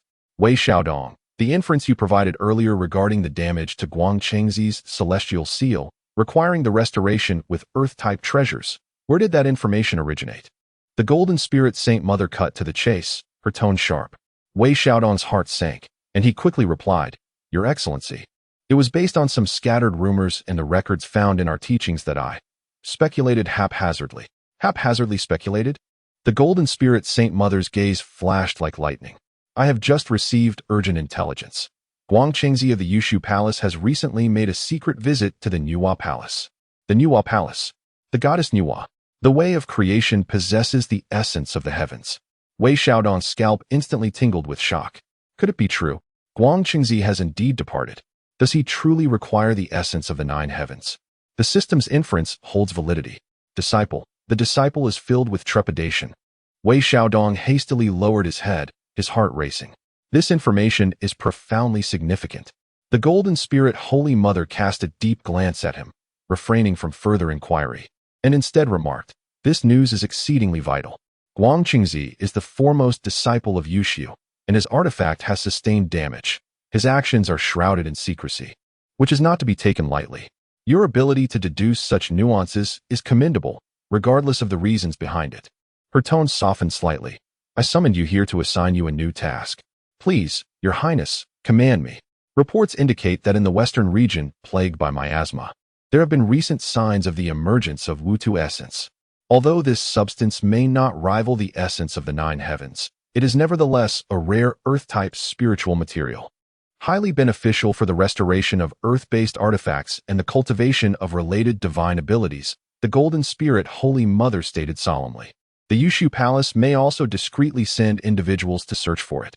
Your skills in tracking and reconnaissance are commendable. This time, you shall lead a team of 3 external disciples to investigate the matter. If possible, strive to seize the Wutu essence. Lead the team, seize a spiritual object, and potentially confront individuals from the Yushu Palace. Wei Xiaodong felt the palms of his hands begin to sweat. This mission is more perilous than any previous one, yet he had no choice. The disciple accepts the command. Here are the detailed instructions. The Golden Spirit Holy Mother tossed him a jade slip. This journey is fraught with danger. Utmost caution is imperative. Should you succeed, I shall grant you the mid-tier of the Shangqing Secret Transmission Heart Method and permit you to peruse the outer archives of the Cangjing Pavilion for 3 days. The mid-tier of the Shangqing Secret Transmission Heart Method. Access to the Cangjing Pavilion. A tremendous reward. Wei Xiaodong inhaled sharply, a glimmer of resolve flashing in his eyes. The disciple shall not disappoint. Accepting the jade slip, he took a deep breath and strode away with purpose. A new adventure begins. This time, he is no longer a lone wolf, but a leading mentor. The pressure is immense. Yet, the opportunities are equally grand. Chapter 85. The Mentor and the Struggle for the Element of Earth Mentor? What team? Wei Xiaodong gazed at the 3 outer disciples standing before him, feeling overwhelmed. One was a tall, lean individual named Lu, the very same who had almost engaged in a brawl earlier. He was at the mid-stage of true immortal. His injuries nearly healed, yet his eyes reflected a hint of defiance and restlessness. The second, a stout fellow named Wang, was at the initial stage of true immortal, his round face adorned with a smile that belied a shrewdness lurking beneath. The final member, a female disciple named Lu, was also at the initial stage of true immortal, possessing a delicate visage and an aloof demeanor, rarely speaking. Was this the competent team that the Golden Spirit Saint Mother had assigned him? None possessed a cultivation level superior to his, and their experience seemed scarcely richer. Rather than leading a team, it felt akin to being a caretaker. Wei Xiaodong silently grumbled but maintained a composed facade. Clearing his throat, he endeavored to project an air of calm authority. Esteemed seniors, I trust that Sister Jinling has briefed you on our mission. In the treacherous western miasma region, the essence of Earth has emerged, and we must venture forth to investigate and seize the opportunity. This journey is fraught with peril, and we must unite our efforts and proceed with caution. In unison, the trio responded, We shall heed your instructions, junior brother or senior brother, Qingxiu. Their tone was respectful, yet the scrutiny and skepticism in their gazes were palpable. A junior disciple at the mid-stage of true immortal leading them? Especially one renowned for alchemy? Could he manage? Wei Xiaodong felt uncertain, yet with no turning back. He had to press on. He produced the jade slip bestowed upon him by the Golden Spirit Saint Mother, sharing the intelligence. The target area is marked here. The miasma is thick with venomous insects, and ferocious beasts may lurk nearby. Reports suggest that the Jade Void Palace might also dispatch personnel, so we must remain vigilant. He paused, surveying the 3. What are your specialties? Do you have any suggestions? Brother Lu spoke first, his voice robust. Old Lu may not possess many skills, but I have strength to spare, and I'm tough enough to pave the way and shield against blades. With a cheerful grin, Brother Wang chimed in, As for me, I have some understanding of formations and restrictions, which might come in handy. Sister Lu succinctly added, I have decent perception and am adept at detoxification. Wei Xiaodong felt a sense of relief. At last, they each had their strengths. Excellent. In that case, Brother Lu will scout ahead. Brother Wang will be on the lookout for traces of formations, and Sister Lu will be responsible for vigilance and detoxification. I shall coordinate our efforts and oversee the overall strategy. He swiftly allocated tasks, striving to project an organized demeanor. Let us depart. The quartet quietly left the Bayou Palace, heading westward. The atmosphere along the journey felt somewhat oppressive. Wei Xiaodong endeavored to recall the team action points and wilderness survival techniques provided by the System Analysis Library, which he had exchanged for 10 points, occasionally issuing commands. Brother Liu, the miasma is dense in the valley ahead. Reduce your speed and consume an anti-miasma pill. Brother Wang, there are faint spiritual fluctuations emanating from the right cliff. Investigate whether they are naturally occurring. Sister Liu, be cautious of the ground. There are signs of poisonous scorpions. Initially, the trio regarded him with mild skepticism, deeming their junior brother overly cautious. However, reality soon imparted a harsh lesson. Relying on his tough exterior, Lu Shixiang nearly stumbled into a natural vortex of poisonous miasma. But fortunately, Wei Xiaodong called out just in time. Wang Pengzi attempted to unravel a seemingly simple natural maze, only to trigger concealed quicksand, barely escaping in disarray. Although Sister Liu was perceptive, she overlooked a well-camouflaged nest of illusionary demon bees as the swarm launched its ambush. Had it not been for the timely effect of a disposable insect repellent smoke, 20 points, that Wei Xiaodong had previously exchanged, the four would likely have been stung into a state of disarray. After several narrow escapes, the trio's gaze towards Wei Xiaodong gradually shifted, filled with astonishment, admiration, and even a hint of reliance. This little junior brother, despite his modest cultivation, possessed vast knowledge and an uncanny intuition, truly remarkable. On the surface, Wei Xiaodong maintained his composure. Yet internally, he was bleeding over the expenditure of points, hard-earned points. To uphold the image of a wise leader, he was compelled to exchange various disposable items and intelligence, watching as his resources dwindled at a visible pace. Nonetheless, the results were significant. The team's pace quickened, allowing them to evade numerous dangers and delve deeper into the miasma-laden territory. Guided by the jade slip, they arrived at the edge of a vast swamp, exuding a pungent earthy scent. Here, the noxious fumes coalesced almost into solidity, the air filled with the incessant cries of venomous insects, and massive dark figures occasionally rolled within the mire. The essence of the earthly quintessence subtly emanated from the depths of the swamp. This was the place. Wei Xiaodong's expression grew grave, sensing that something guarded this area. Before he could finish his thought, the swamp erupted. A colossal crocodile, as thick as a barrel and covered in heavy mud armor, suddenly leaped forth, its single horn glinting in the light, accompanied by a nauseating stench. Its power was astonishing, reaching the pinnacle of true immortal. The swamp mud crocodile, Lu Shixiang shouted, raising a heavy black shield to block the attack. Bang! The giant crocodile collided with the shield, causing Lu Shixiang to grunt in pain, blood spilling from his mouth as both he and the shield were sent flying. Trap it, Wei Xiaodong urged urgently. Wang Pengzi, in a flurry, deployed several array flags, attempting to restrain the giant crocodile, but was sent sprawling by a sweeping tail. Sister Liu scattered a handful of medicinal powder onto the crocodile's skin, which fizzed but had little effect. They were utterly outmatched. Retreat, Wei Xiaodong decisively commanded, simultaneously summoning the shadowless talisman granted by the Golden Spirit Mother to momentarily conceal their presence, while exerting all his strength to activate the Golden Escape technique. Follow me. The four fled in a state of disarray from the swamp, taking refuge behind a stone forest, each one injured and gasping for breath. Damn it, this beast is too tough. Lu Shixiang spat blood in frustration. The array couldn't contain it. Wang Pengzi appeared despondent. The poison was ineffective. Sister Lu's face turned pale. Wei Xiaodong furrowed his brow. A direct confrontation was certainly futile. They needed to outsmart it. System, scan for the swamp mud crocodile as weaknesses. Optimal elimination strategy. Cost, 50 points. Scanning. Weakness, the abdomen is relatively soft, and the eyes are vulnerable. Habit, lethargic, gluttonous, especially fond of earthworm. Optimal strategy, use earthworm, can simulate the essence of earthly quintessence to lure it into exposing its abdomen, focusing attacks on the junction between its eyes and abdomen. With precision and formidable force, the earth dragon worm.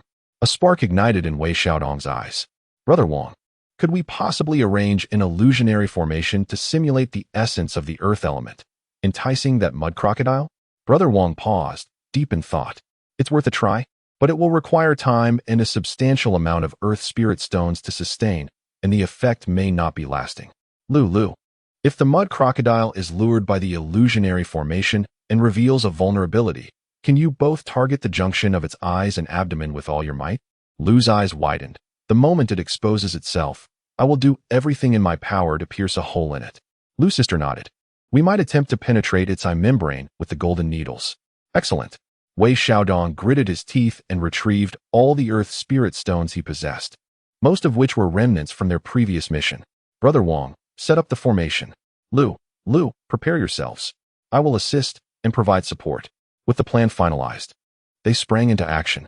Brother Wang stealthily approached the swamp's edge, meticulously arranging the illusionary formation.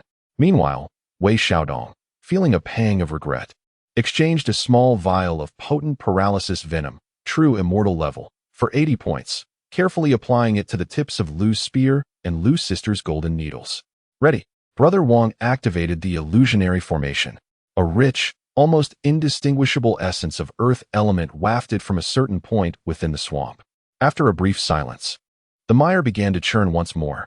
The mud crocodile suddenly erupted, following the scent towards the formation, its massive jaws agape, revealing its relatively soft throat and abdomen. Now is the time. Attack! Lu roared, his muscles taut, igniting his vital essence as he hurled the poisoned spear like a streak of black light towards the area beneath the crocodile's eyes. Simultaneously, Lu's sister unleashed 3 silent, poisoned golden needles, aimed directly at the crocodile's eyes. Wei Xiaodong did not remain idle.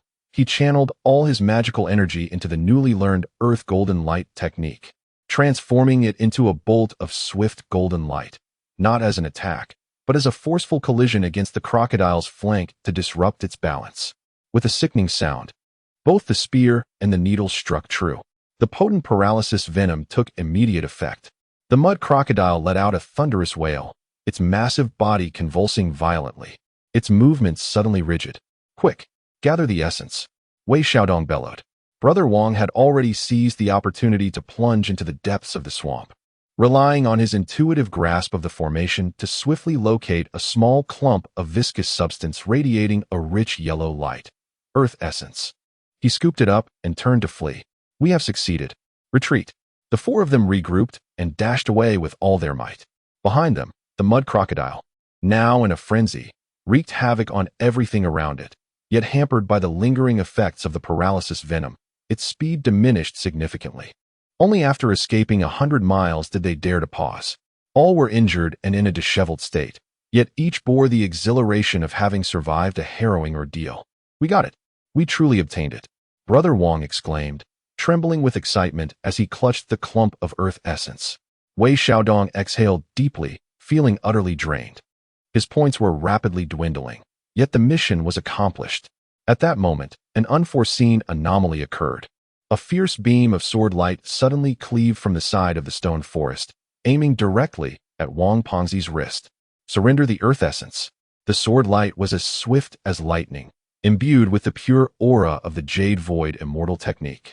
A young cultivator clad in a Jade Void robe, with a stern countenance, emerged, his cultivation level undeniably at the late stage of true immortal. Behind him trailed 2 fellow disciples, both at the mid-stage of true immortal. Indeed, members of the Jade Void Palace had arrived. They had been lurking in the shadows, waiting for the moment when their adversaries were utterly spent before striking to seize the opportunity. Be careful. Wei Xiaodong's pupils constricted, without a moment's hesitation. He summoned the last of his magic and forcefully pushed Wang Pengzi aside. The sword light grazed Wang Pengzi's arm, leaving a trail of blood. Scoundrels from the Jade Void Palace, sneaking an attack on me. Brother Lu roared angrily, swinging his large shield to retaliate. Sister Lu unleashed a flurry of golden needles, targeting the eyes of their assailants. Instantly, chaos erupted into a melee. The 4 from Wei Xiaodong's side were battered and bruised, their magical energy severely depleted. The 3 from the Jade Void Palace, having conserved their strength, possessed superior cultivation and wielded sharp sword techniques, swiftly gaining the upper hand. Wei Xiaodong felt a surge of anxiety. If this continued, not only would they fail to protect the essence, but their very lives would be at stake. With a fierce glint in his eyes, he decided to risk it all. System. Activate Dao Rhythm Simulation. Simulate upper clear breaking evil sword intent. Maximum effect. 100 points. 100 points consumed. Tao rhythm simulation initiated. That magnificent righteous aura, which specifically targeted evil forces and also had a certain restraint against the Jade Void techniques, erupted once again. Though it remained merely an empty display with no real power, the fleeting momentum momentarily froze the movements of the 3 Jade Void disciples, their faces reflecting astonishment. Upper clear sword intent. How is this possible? It was precisely in this fleeting moment of hesitation that Wei Xiaodong shouted, "Brother Liu, strike!" Inspired by a sudden insight. Brother Liu channeled all his strength into the shield and hurled it not at a person, but with tremendous force at the ground beneath the leading Jade Void disciple. Boom! The ground cracked, and dust billowed into the air. Let us go. Seizing the opportunity, Wei Xiaodong activated the earthly golden light once more, whisking the 3 away as they fled for their lives. The Jade Void disciple, dispersing the dust, glared in the direction where the 4 had vanished and coldly snorted, bluffing. Pursue them.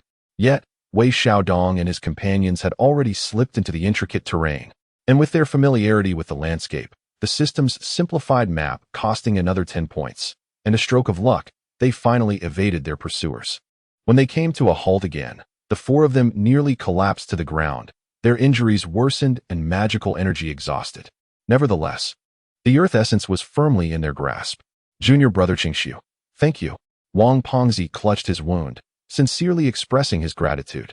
Had it not been for Wei Xiaodong pushing him away just now, he would have lost his hand. Brother Liu and sister Liu cast appreciative glances his way. Wei Xiaodong waved his hand, panting heavily, feeling a lingering sense of dread. They had won the gamble. Yet, their resources truly could not withstand such turmoil.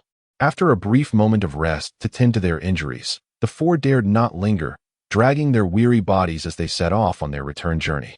This time, the atmosphere within the team had transformed entirely. No longer is there any doubt, only reverence, and even a hint of awe.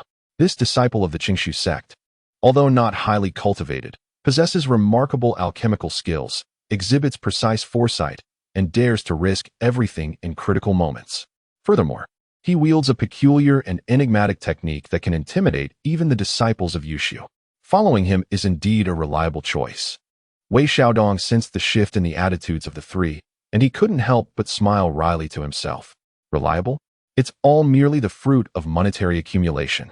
This leading mentor truly seems beyond the realm of ordinary mortals. Nonetheless, the mission has finally reached its conclusion. The middle section of the secret teachings of the Supreme Clarity and the right to access the Sutra repository. It's worth it. He gazed toward the direction of the Bio Palace, his eyes brimming with anticipation. This time, he had indeed achieved a substantial military merit. Chapter 86. The Intermediate Heart Method and 3 days in the Scripture Pavilion. Exhaustion enveloped Wei Xiaodong, akin to having his very marrow drained, leaving his spirit utterly depleted. He lay slumped upon the tattered mat in the ruined hall, devoid of the strength even to lift a finger. The wounds on his body burned fiercely. His magical energy diminished, and his meridians ached subtly. Yet within his heart flickered a blazing fire, parching his throat and tongue. Worth it. Incredibly worth it. He had obtained the quintessence of the earth element. The mission was accomplished. More importantly, he had firmly established his position in the minds of those 3 temporary companions. The awe and trust reflected in their gazes were undeniable. This arduous task of leading had not been in vain. Summoning his remaining strength, he propped himself up, retrieved several recovery pills, and popped them into his mouth, followed by crushing a piece of high-grade spirit stone to greedily absorb its ethereal energy. A warm current spread within him, nourishing his withered meridians and alleviating his fatigue slightly. Without a moment's rest, he hastened towards the Golden Spirit Mother to report, burdened by the weighty quintessence radiating a robust earthy luminescence. Within the side hall, the Golden Spirit Mother regarded the presented quintessence of the earth element and then glanced at the disheveled, battle-worn appearances of the 4. Particularly, Wei Xiaodong's near unsteady stance elicited a faint glimmer of approval on her authoritative visage. Indeed, it was commendable that with your cultivation, you managed to wrest sustenance from the jaws of a peak true immortal beast and repelled disciples of the Yusu Palace.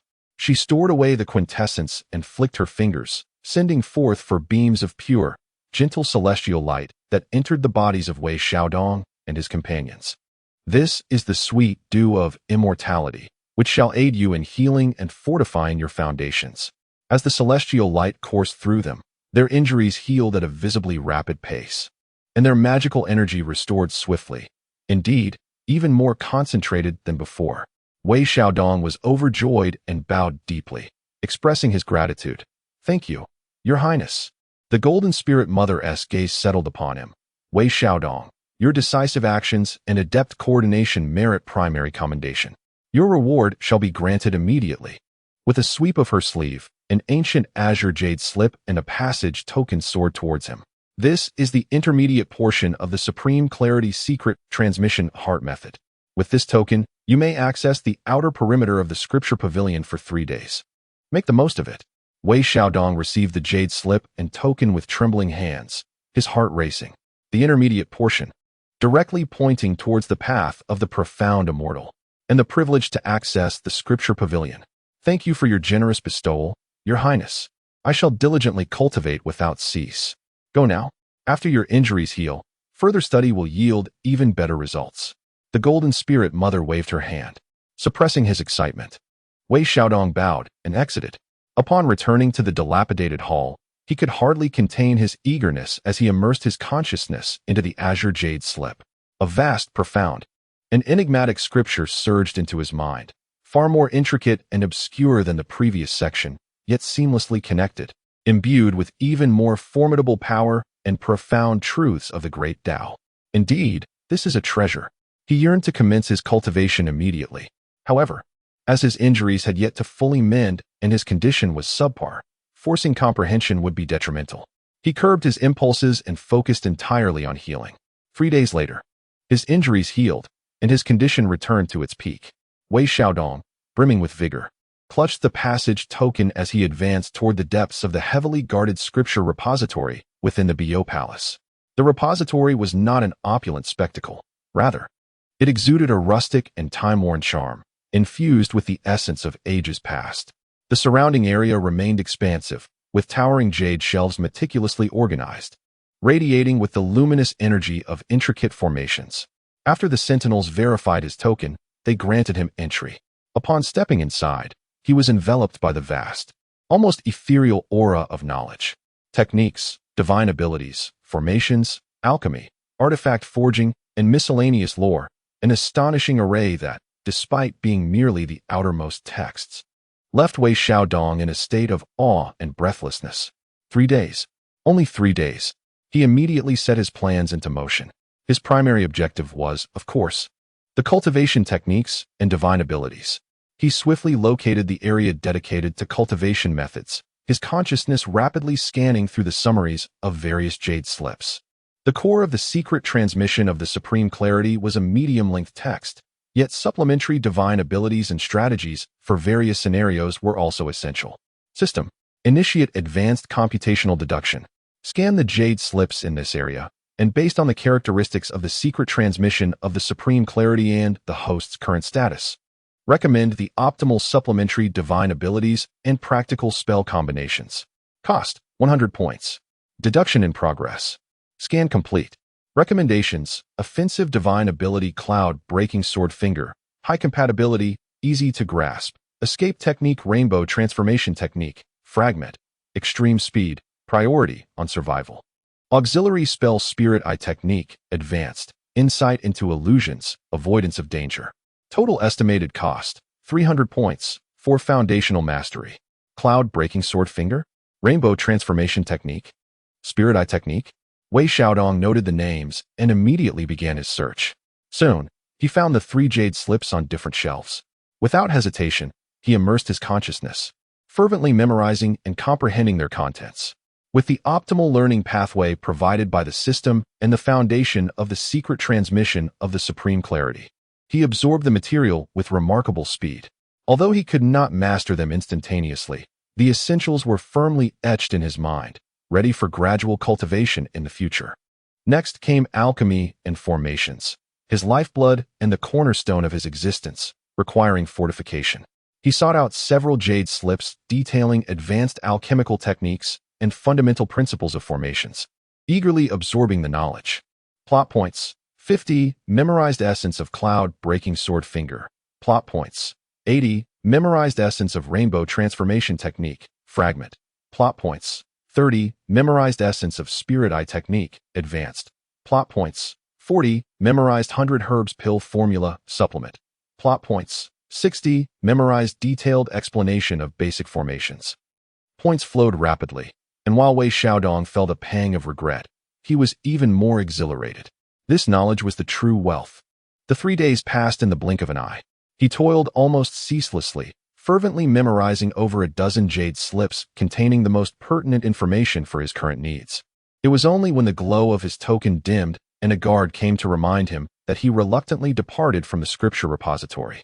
Upon returning to the broken hall, he immediately entered seclusion. His foremost task was to cultivate the medium-length text of the secret transmission of the supreme clarity. The scriptures resonate, and the mystical powers surge forth with an even greater grandeur and purity than before, launching an assault against the barriers of the Xianxian realm. The progress may be slow, yet it is remarkably solid. Meanwhile, he seizes moments to practice his newly acquired spells. The breaking cloud sword finger demonstrates commendable might. With a mere gesture, it pierces the void, unleashing a fierce sword energy that requires relentless honing. The transforming rainbow technique is exceedingly swift but exhausts immense magical energy, rendering it unsustainable. The spiritual eye technique allows one to pierce through simple illusions and concealments, proving to be highly practical. Days once again become fulfilling, filled with cultivation, spell practice, and the occasional alchemical endeavor to solidify his reputation as a prodigy. His cultivation steadily progresses, and his methods grow increasingly diverse. During this time, his senior brothers and sisters, Lu, Wang, and Lu, have visited him several times, either to express their gratitude for his life-saving assistance or to discuss challenging aspects of their cultivation. Their demeanor marked by respect and warmth. Wei Xiaodong is also pleased to forge connections, offering appropriate guidance, with the aid of system analysis and gifting some elixirs, further enriching their rapport. His network and reputation among the disciples at the lower levels of Bo Palace silently weave into an intricate web. All of this, it seems, has not escaped the notice of certain individuals. On this particular day, he is practicing the breaking cloud sword finger, the wind from his fingers crackling as it leaves shallow marks upon the stone walls of the hall. The figure of the unfettered Holy Mother silently materializes once more. Wei Xiaodong hastily concludes his practice and salutes, "Senior sister." The unfettered Holy Mother's gaze sweeps over the sword marks on the stone wall before she nods slightly. "Breaking cloud sword finger? Your progress is commendable. Did you gain much from 3 days in the scripture pavilion? Thanks to your blessings, senior sister, I have greatly benefited." Wei Xiaodong replies respectfully. Indeed, the unfettered Holy Mother responds in a subdued tone, seemingly casually moving to a corner of the hall, her attention drawn to the tortoise shell beneath the purple cloud. At this moment, the tortoise shell, having been nourished by moisture over a long period, appears slightly less ashen and no longer feels so cold and piercing to the touch. Rather, it exudes a hint of warmth. The spiritual moss beneath flourishes splendidly, verdant and lush, emanating a faint aura imbued with a delicate ethereal essence. The unfettered Holy Mother extends her slender finger, gently brushing the surface of the tortoise shell. The shell remains unresponsive, yet a flicker of understanding passes beneath her eyes, barely perceptible. Patience does hold some merit, she muses, seemingly to herself, yet directed at Wei Xiaodong. He refrains from interjecting, pondering inwardly, why does this senior sister keep fixating on this shabby object? The unfettered Holy Mother turns to face him. Your cultivation has solidified, and your methods have grown. Do you comprehend why I bestowed upon you the midsection of the upper clear secret transmission heart method and permitted you entry into the scripture pavilion? Wei Xiaodong's thoughts race, and he cautiously replies, Your Highness's kindness overwhelms me.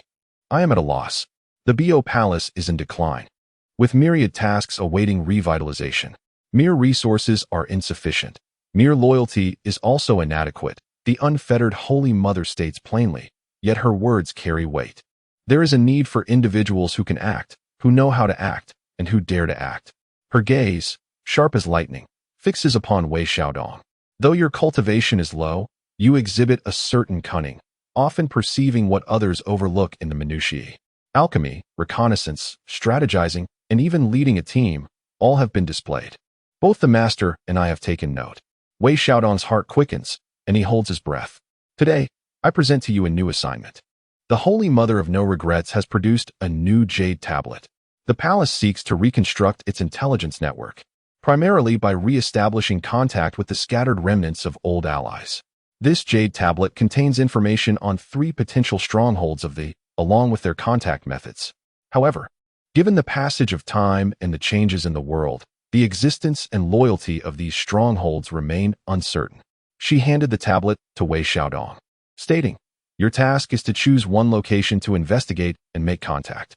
If the stronghold still exists and the personnel are trustworthy, endeavor to establish communication and bring back intelligence. If it has become obsolete or has undergone changes, record the details and retreat promptly." Wei Xiaodong accepted the jade tablet, scanning its contents with his consciousness. The 3 strongholds are located at the edge of the eastern Victory Divine Continent, within the territory of the Demon Tribe in the southern Glimpse Continent, and in the frigid lands of the northern Bitter Continent. Each destination is distant and fraught with complexity. The risks are considerable, yet this is indeed the core mission, engaging with the clandestine operatives. This signifies his entry into the true inner circle of the Bio Palace. The disciple acknowledges the command. He suppressed his excitement and replied solemnly, "This journey will be undertaken alone, far from the protection of the Bio Palace. Caution is paramount." The Holy Mother of No Regrets advised, prioritizing concealment and reconnaissance, avoiding conflict unless absolutely necessary. If danger arises, prioritize your own safety. She paused, adding with significant weight, "Those clever tactics you have employed before should be utilized without hesitation when the time comes." Wei Xiaodong's heart stirred. The disciple understands. Go forth. Prepare thoroughly before setting out. The figure of the Holy Mother faded away. Holding the jade tablet, Wei Xiaodong felt a surge of emotions. The intelligence network, contacting the clandestine operatives. This is a truly significant responsibility. He immediately began to devise a plan. Traveling alone increases the danger manifold. Thus, preparations must be even more meticulous. System. Activate the strategic analysis database. Assess the risk levels of the 3 strongholds, the optimal routes, required disguises, and contingency plans. Cost, 150 points. Analysis in progress. Report generated. Prioritize the investigation of the Valley of 10,000 Demon stronghold in the southern Glimpse Continent. Relatively low risk, easy to disguise as a demon. Preparations needed. Exchange for the top-tier disguise and concealment technique 1000 Phantom Demon form. Adapted to the demon aura of the southern Glimpse Continent. Cost, 200 points. Exchange successful. Exchange for the long-distance flying artifact cloud-piercing shuttle replica. Adequate speed, conserving magical energy. Cost, 180 points. Exchange successful. Exchange for 3 powerful one-time attack talismans Thunderbolt Child, Celestial Grade. 3 defensive talismans Diamond Wall, Celestial Grade. Cost, 300 points. Exchange successful. Exchange for 1 high-grade healing elixir life creation pill pseudo. 3 detoxification elixirs antidote fairy pill pseudo. Cost, 250 points. Exchange successful. A significant expenditure.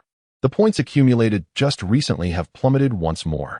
Yet what has been gained is a profound sense of security and operational capacity. With preparations complete, Wei Xiaodong took a deep breath, his gaze sharp. Southern Glimpse Continent, Valley of 10,000 Demons. Clandestine operatives of the. Here I come. He swayed slightly, transforming into a malevolent wolf demon with a fierce visage, riding upon a cloud-borrowing shuttle, silently vanishing into the sea of clouds beyond the Azure Palace. A new adventure begins. As he embarks on his solitary journey. Chapter 87. The hidden stake in the simple little demon of the Valley of 10,000 Demons. The air was thick with an overwhelming aura of malevolence, pungent and wild. Chaotic, yet imbued with a primal vitality. Wei Xiaodong, or rather, the fearsome wolf demon Wangya, now exuded the ferocity of a wolf clan as he tread cautiously through a vast gorge, constructed from rugged boulders and colossal bones. This was the Valley of 10,000 Demons, situated at the edge of the southern Zhan continent, a considerable stronghold for the demon race, where dragons and serpents coexisted, a realm defined by the survival of the fittest. The atmosphere was saturated with the scent of blood, the musk of beasts, and the erratic fluctuations of various demonic energies. Strange and grotesque figures of demons were ubiquitous. Some were half human, half beast, others fully animalistic, while some retained a humanoid form adorned with beastly ears and tails, each possessing fierce gazes and brutish demeanors. Wei Xiaodong maintained a tight grip on his mental state, executing the Thousand Illusions demon form technique to its utmost. His simulated wolf demon aura fierce and vigilant, seamlessly blending into the surroundings. He kept his head lowered, hastily navigating his way, avoiding eye contact with any demon, fearful of inciting unnecessary trouble. According to the Jade Slip provided by the Holy Mother of No Restraint and the analysis from the system database, the hidden stake set by the Jiejiao was ostensibly a small artifact workshop named the Withered Bone Cave. The proprietor was an elderly and disheveled demon, not particularly powerful, but skilled in mending crude magical tools, well known among the lower-tier demons. Wei Xiaodong soon located the establishment, a dilapidated cave hewn into the mountainside, adorned with several rusted blades and bone armor at the entrance, the business appearing rather desolate. Taking a deep breath to adjust his expression, he endeavored to present himself as a downcast wolf demon in dire need of weapon repairs and stepped inside. The cave was dimly lit, suffused with the scent of metal and beast blood. A hunchbacked elder demon, wearing a single crystal lens and with paws smeared in grease, was laboriously hammering a cracked bone shield on a stone platform. Upon hearing footsteps, he did not look up, languidly inquiring, repairs or crafting. Materials provided, prices negotiable. After scanning the surroundings to confirm the absence of other patrons, Wei Xiaodong lowered his voice and rasped, "Shopkeeper, do you accept jobs involving Yinbone?" Yinbone. The elder demon paused in his work, still not raising his gaze. "What Yinbone? I only repair weapons from the Yang realm. The Yinbone of the Third Watch requires tempering with biosecret fire." Wei Xiaodong stated the first half of the code recorded in the Jade Slip, his heart rate quickening slightly. The elder demon fell silent for a moment, slowly setting down his hammer, and lifted his head. His murky eyes peered through the lens, scrutinizing Wei Xiaodong, as he drawled. "The biosecret fire has long extinguished. Only the residual warmth of the Laojuan furnace remains." A sense of elation surged within Wei Xiaodong. This was indeed the response he sought. Yet, he maintained his vigilance, replying, "Residual warmth can still warm the bones. I seek but a glimmer of hope." The elder demon studied him for a few seconds, then suddenly let out a high-pitched chuckle. "Hope? In this day and age, what hope remains? Speak, where do you come from? What is it that you desire?" His demeanor was casual, even tinged with impatience, seemingly uninterested in this meeting. Wei Xiaodong cautiously remarked, "I come on orders to investigate the situation here and, if possible, to re-establish contact." "Orders?" The old demon scoffed. "Given the current state of the Green Immortal Palace, what orders could there possibly be? I have been barely surviving here for years. Maintaining this meager operation is already quite the achievement. Contact? And what of it? Drawing the attention of the Jade Void Palace would mean a swift demise." Wei Xiaodong felt a heaviness in his heart. This attitude was rather troubling. Was it a test? Or genuine despair? He steeled himself and replied, "The palace is in the process of recovery and requires assistance from all parties.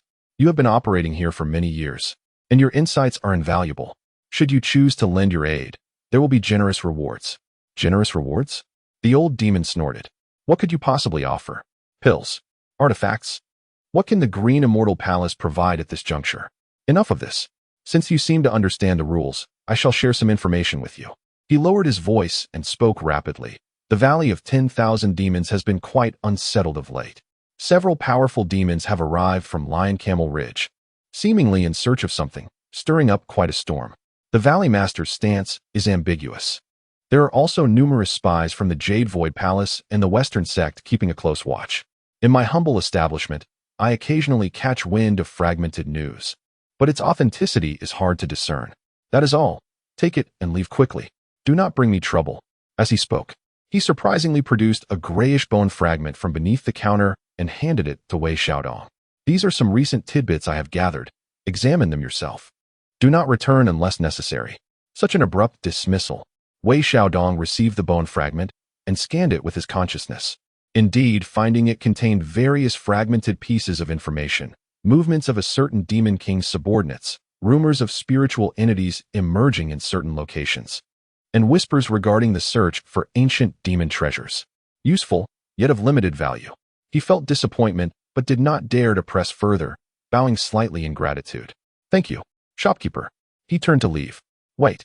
The old demon suddenly called out to him again, tossing a small cloth bag his way. "You seem agreeable. Take this little trinket. Now hurry and go." Wei Xiaodong caught the bag, feeling its weight. It appeared to contain some metallic components. He paused for a moment, expressed his thanks once more, and hastily departed. Upon exiting the bone cave, his emotions were conflicted. He had indeed located the dark pawn, yet the attitude was discouraging, and the intelligence provided was scant. Was this truly a task accomplished? He found a secluded corner to examine the cloth bag. Inside were a dozen roughly polished wolf fang poison nails, exuding a faint aura of malevolence, alongside a small piece of parchment marked with several rudimentary maps and symbols. System: scan the parchment and the poison nails. Scanning cost: 20 points. Poison nails: low-grade demon artifact, moderate potency, imbued with paralyzing toxin. Parchment: basic map of the Valley of 10,000 Demons, indicating 3 locations: Blood Spring, dangerous; Bone Fragment Slope, abandoned; Mute Woman Forest, secretive. Notably, Mute Woman Forest bears a faint mark of a secret mark? Wei Xiaodong's spirit lifted. This old demon was indeed far more complex than he appeared. The parchment contained genuine substance. He immediately stealthily advanced towards the direction of the Silent Woman Forest. Guided by the map, this forest was situated at the edge of the Valley of 10,000 Demons, a desolate grove of withered, monstrous trees, shrouded in an eerie atmosphere. Rarely approached by any demon clan, Wei Xiaodong cautiously infiltrated the woods, searching for hidden markings. After a prolonged search, he finally discovered a nearly moss-covered, exceedingly concealed dark mark at the root of a colossal dead locust tree, a simplified version of the green whisk sword emblem. The mark pointed towards a hole at the base of the tree. Wei Xiaodong hesitated for a moment, gritted his teeth, and crawled inside. The passage was narrow and damp, extending downward. After approximately the duration of an incense stick, he emerged into a modest underground cavern. The cavern was empty, save for a pile of long-extinguished campfire ashes in the center and several hastily scrawled lines inscribed upon the stone walls. The script was written in demonic characters, and its content sent a chill down Wei Xiaodong's spine. The lion-trooping ridge was in search of the ancient demon hall's relic key, possibly entangled with the Western sect. The Valley Lord might be aware of it. Spies from the Jade Void Palace were active near the Blood Spring. The Bone Cave was under surveillance. Exercise caution. The ancient demon hall's relic key, the Western sect, the lion-trooping ridge, the Valley Lord. The implications were vast. Moreover, they pointed directly to a significant conspiracy. This was indeed the vital intelligence the cunning demon intended to convey. That seemingly apathetic demeanor was clearly a guise. The Bone Cave was indeed being monitored. He was protecting this lead. Wei Xiaodong immediately committed the contents of the stone wall to memory and carefully erased any traces. Just as he was about to depart, an exceedingly faint groan suddenly emanated from a pile of scattered stones in the corner. Someone else? Wei Xiaodong's heart tightened as he gripped the wolf fang poison-coated spikes. Cautiously approaching, behind the pile of stones lay a frail figure, a small demon, appearing quite youthful, resembling a badger, covered in wounds, its breath faint, unconscious. Wei Xiaodong furrowed his brow. How did this little demon end up here? Judging by its injuries, it seemed to have fled here after being pursued. To save or not to save? Saving it might invite trouble. Not saving it would weigh heavily on his conscience. And what if it could provide more information? System: scan the little demon's injuries and origins. Scan cost: 15 points. Injuries: multiple blunt force traumas, poisoning, excessive blood loss. Origin: suspected local minor demon. Cultivation: peak refinement of essence into chi. Pure demon energy within, devoid of Jade Void or Western sect influences. A local minor demon with pure demon energy. It was not an enemy. Wei Xiaodong sighed, crouched down, and retrieved the celestial dew bestowed by the Holy Mother of Golden Spirit, which he had been reluctant to use up. He dropped a single drop into the little demon's mouth and employed a common detoxifying pill along with an internal medicinal remedy to attend to its injuries. The effects of the celestial dew were extraordinary. The little demon's condition quickly stabilized, and its breathing became steady. After a while, it slowly regained consciousness. only to see Wei Xiaodong disguised as a wolf demon, trembling in fright and curling into a ball. "Please, don't eat me." Wei Xiaodong lowered his voice, making it sound more rugged. "Who are you? How did you end up here?" The little demon trembled, saying, I am Aji, a native badger demon of this valley. A few days ago, I inadvertently overheard a secret conversation among several formidable demons from Lion Camel Ridge and was chased down. I collapsed upon fleeing here. Lion Camel Ridge demons discussing in secret? Wei Xiaodong's interest was piqued. "What did you hear?" Aji struggled to recollect, speaking in fragmented sentences. It seemed they were mentioning something about a key, ancient demon hall, and monk cooperation. Then I was discovered. Indeed, this aligned with the intelligence from the stone wall. Wei Xiaodong's gaze sharpened. "Do you know anything else about Lion Camel Ridge, the ancient demon hall, or the Valley Master?" Aji shook his head. I am just a small demon, only aware that the demons from Lion Camel Ridge are fearsome, and the Valley Master seems somewhat afraid of them. The ancient demon hall is a legendary place said to contain treasures of ancient demon saints, but no one knows its location. It appeared that his knowledge was limited. Wei Xiaodong pondered for a moment. This little demon was a clue, but could not be kept nearby. He took out several pills and a small amount of low-grade spirit stones, handing them to Aji. "Your injuries are not severe. This place is not safe for long. Quickly leave the Wanyao Valley and find a place to hide." Aji, in shock, accepted the items and looked at Wei Xiaodong, suddenly exclaiming, You are not an ordinary wolf demon, are you? The aura around you is rather unusual."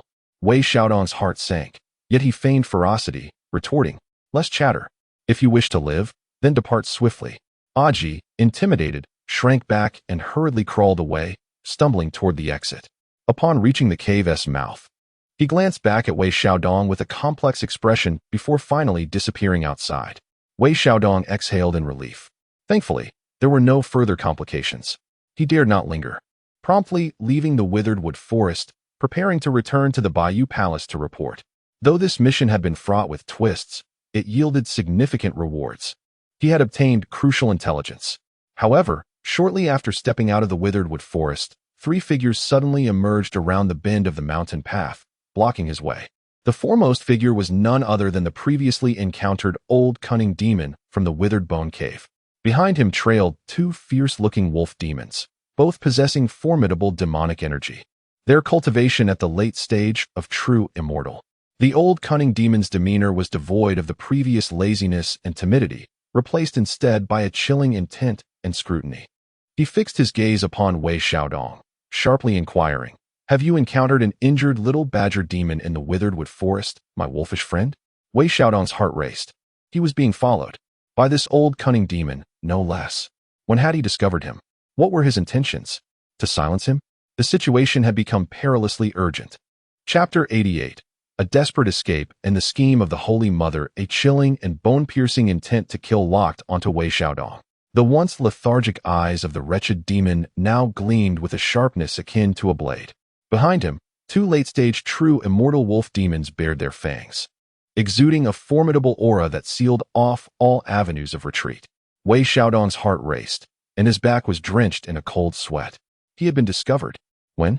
How did they find out? Was it the mute woman in the forest? Or even earlier? This wretched demon was indeed no ordinary foe. The previous display of indifference had merely been a facade.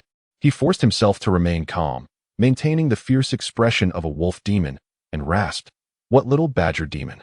I see nothing. I just emerged from the withered bone cave and was about to leave the valley of 10,000 demons."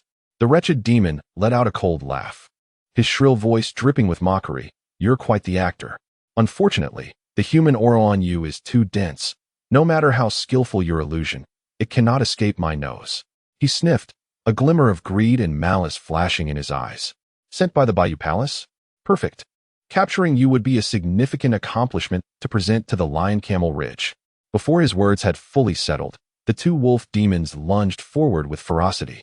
Their sharp claws tore through the air, conjuring a bloody gale. Wei Xiaodong felt his soul leave his body. Late-stage true immortal, and 2 of them. Facing them head-on would spell certain death. Flee. Without hesitation, he activated the cloud-piercing shuttle. In a fleeting moment, he narrowly evaded the assault. transforming into a streak of light racing towards the valley's exit. Thinking of escaping, the wretched demon bellowed, summoning a black banner that flapped ominously, releasing several tendrils of foul black light that ensnared the cloud-piercing shuttle. The two wolf demons roared, transforming into a whirlwind of demonic energy in hot pursuit. Wei Xiaodong's scalp tingled as he desperately urged the cloud-piercing shuttle onward, while simultaneously activating the Vajra barrier talisman behind him. Boom, boom. The black light collided with the golden barrier, causing it to shudder violently, fissures spreading across its surface. The onslaught from the late-stage true immortal was overwhelmingly fierce. The talisman could not withstand much longer. System. Optimal escape route. Hurry. Wei Xiaodong screamed inwardly. 50 points consumed. Analyzing. Based on the map of the Valley of 10,000 Demons and the enemy's speed. Recommendation. Detour towards the Blood Spring and utilize its chaotic aura and intricate terrain to evade pursuit. Success rate, 35. Blood Spring? ISNT that where the spies from the Jade Void Palace are stationed, with wolves behind and tigers ahead. No time to think. Wei Xiaodong gritted his teeth and sharply turned the cloud-piercing shuttle towards the direction of the Blood Spring. Behind him, the wretched demon and the two wolf demons relentlessly pursued, their attacks unceasing. Although the cloud-piercing shuttle was swift, it was merely a replica. Under the interference of the attacks, its speed plummeted. The distance between them was rapidly closing. Let it go? One wolf demon sneered, unleashing a foul and fiery demonic breath that surged towards him. Wei Xiaodong felt a searing pain in his back, and with a determined bite of his teeth, he pulled out a thunderbolt seed, casting it backward without even glancing. Take this. Boom. A blinding flash of lightning erupted, and a deafening roar filled the air. The wolf demon, caught off guard, was engulfed in the explosion, its body charred and letting out a wretched scream. Its speed significantly diminished. The old cunning demon let out a furious curse, the black banner swaying as it deflected most of the oncoming impact, its speed not diminishing but rather increasing. Another wolf demon circled around the lightning, once again lunging forward. Wei Xiaodong's heart bled. One life-saving talisman was lost just like that. He desperately urged the cloud-piercing shuttle, while simultaneously activating the Thousand Illusions demon form, attempting to alter his aura and confuse their perception. Ahead, a crimson marsh appeared, the air thick with a pungent smell of blood and a violent demonic aura. The blood spring had arrived. Countless bizarre demons were slaughtering each other in the swamp, roaring and creating utter chaos. Wei Xiaodong plunged into the fray. Chase him. He cannot escape. The old cunning demon barked, also rushing into the blood spring's domain. The chaotic demonic aura and sounds of battle indeed hindered the pursuit. Yet, the old cunning demon seemed to possess a special method, guided by the black banner. He could roughly lock onto Wei Xiaodong's direction. Wei Xiaodong weaved through the tumultuous marsh, narrowly avoiding the frenzied demons several times. His heart raced, his magical power depleting rapidly. This cannot continue. He must shake them off. With a fierce determination, he glanced at the system panel. Only 2 thunder talismans and 1 diamond barrier remained. He would gamble everything. He abruptly lowered the cloud-piercing shuttle, charging towards a pit where several powerful beasts were entangled in combat. Seeking death, the old cunning demon sneered, the black banner emitting dark light once more. Just as the black light was about to engulf him, Wei Xiaodong hurled both thunder talismans backward. The target was not the old cunning demon, but the chaotic mass of beasts behind him. Simultaneously, he slapped the last diamond barrier onto himself. Boom, boom. 2 deafening explosions erupted within the beast horde. Lightning ravaged, flesh and blood scattered. The battling beasts were thoroughly enraged, emitting earth-shattering roars as they violently attacked everything living around them. The old cunning demon and the wolf demon were instantly swept into the fray. Bastard! The old cunning demon, in a state of exasperation, defended against the beast's onslaught, the black banner straining under pressure. The wolf demon was ensnared by several furious giant crocodiles, unable to escape. Seizing this opportunity, Wei Xiaodong drained his remaining magical power, urging the cloud-piercing shuttle to dash desperately deeper into the marsh. He dared not look back. Focused solely on fleeing, time seemed to stretch, and gradually, the roars and sounds of pursuit faded into the distance. Wei Xiaodong's magical power was exhausted. The cloud-piercing shuttle's light dimmed, teetering on the brink of collapse. He barely managed to steer it into a concealed hollow of a dead tree, collapsing to the ground. Gasping heavily, trembling all over. I survived, once again. That was perilous. He quickly swallowed a medicinal pill to restore his magical power and tend to his injuries. His back was scorched by demonic fire, charred black, causing him to grimace in pain. After resting for a moment, unwilling to linger, he stowed away the cloud-piercing shuttle and activated the Thousand Illusions demon form once more, transforming into an inconspicuous vulture demon, cautiously flying towards the outskirts of the 10,000 Demon Valley. The journey was fraught with trepidation, fearing another pursuit. Fortunately, it seemed the old cunning demon was entangled with the beasts and could not follow. Having safely navigated the treacherous confines of the 10,000 Demons Valley, Wei Xiaodong finally exhaled a long sigh of relief and quickened his pace towards the direction of the Azure Palace. Days later, he returned to the Azure Palace in a disheveled state. Upon shedding his disguise, he promptly reported to the Holy Mother of Wudong. In the side hall, the Holy Mother observed his battered form and weary demeanor, raising an eyebrow. "Did you encounter peril?" Wei Xiaodong, still haunted by his recent escapades, recounted the events of the 10,000 Demons Valley in detail. He emphasized the peculiar demeanor of the cunning demon, the intel from the mute woman in the stone cave, the rescue of the young badger demon, and the final pursuit that culminated in his exposure. The Holy Mother listened intently. A flicker of coldness crossed her eyes at the mention of the cunning demon's betrayal, while a pensive expression emerged upon hearing the news regarding the stone cave and the young badger demon. The old cunning demon from the bone cave, she mused, realizing it was an old subordinate of the Qiu immortal who had managed to escape after the sealing of the gods and had since lurked in this realm. Given his treacherous and suspicious nature, such behavior was hardly surprising. Wei Xiaodong was taken aback. So it was an old subordinate of the Qiu immortal? No wonder. The collusion between the Lion Trojan Ridge and the Western sect, plotting for the key to the ancient demon palace. The Holy Mother lightly tapped her fingers on the table, recognizing the gravity of the situation. The ancient demon palace was entwined with the fate of the ancient demon sage. Should the Western sect succeed, the repercussions would be dire. She turned her gaze towards Wei Xiaodong. "The intelligence you brought back is quite valuable. Though the process was fraught with danger, the mission has been accomplished satisfactorily." Wei Xiaodong felt a wave of relief. It seemed his efforts were not in vain. The Holy Mother shifted her tone. "As for the young badger demon, you did well to not become overly entangled. Its fate shall depend on its own fortune." She retrieved a vial of elixir and handed it to Wei Xiaodong. "This is 9 turns restorative pill, remarkably effective for healing and restoring vitality. I bestow it upon you for your recovery." Wei Xiaodong accepted it with delight. "Thank you, senior sister. Go now and rest well." The Holy Mother waved her hand. "Do not venture out in the coming days. Changes may arise within the palace." Changes? A sense of unease stirred within Wei Xiaodong. Yet he dared not inquire further and bowed as he retreated. Upon returning to the dilapidated hall, he consumed the 9 turns restorative pill. As the medicine took effect, his injuries healed rapidly, even enhancing his magical prowess slightly. Truly, as expected from his senior sister, it was a remarkable product. While recuperating, he reflected on the mission. The rewards were immense, yet so were the risks. The betrayal of the cunning demon served as a stark warning. The remnants of the were not a monolithic entity. The collusion between the Western sect and Lion Trojan Ridge posed a significant threat. The Holy Mother's final words regarding potential changes within the palace instilled a sense of vigilance in him. It appeared that the Azure Palace was not at peace either. Days later, as his injuries fully healed, Wei Xiaodong immersed himself in further cultivation and alchemy. His cultivation steadily advanced towards the late stage of true immortal, and his alchemical skills grew increasingly refined.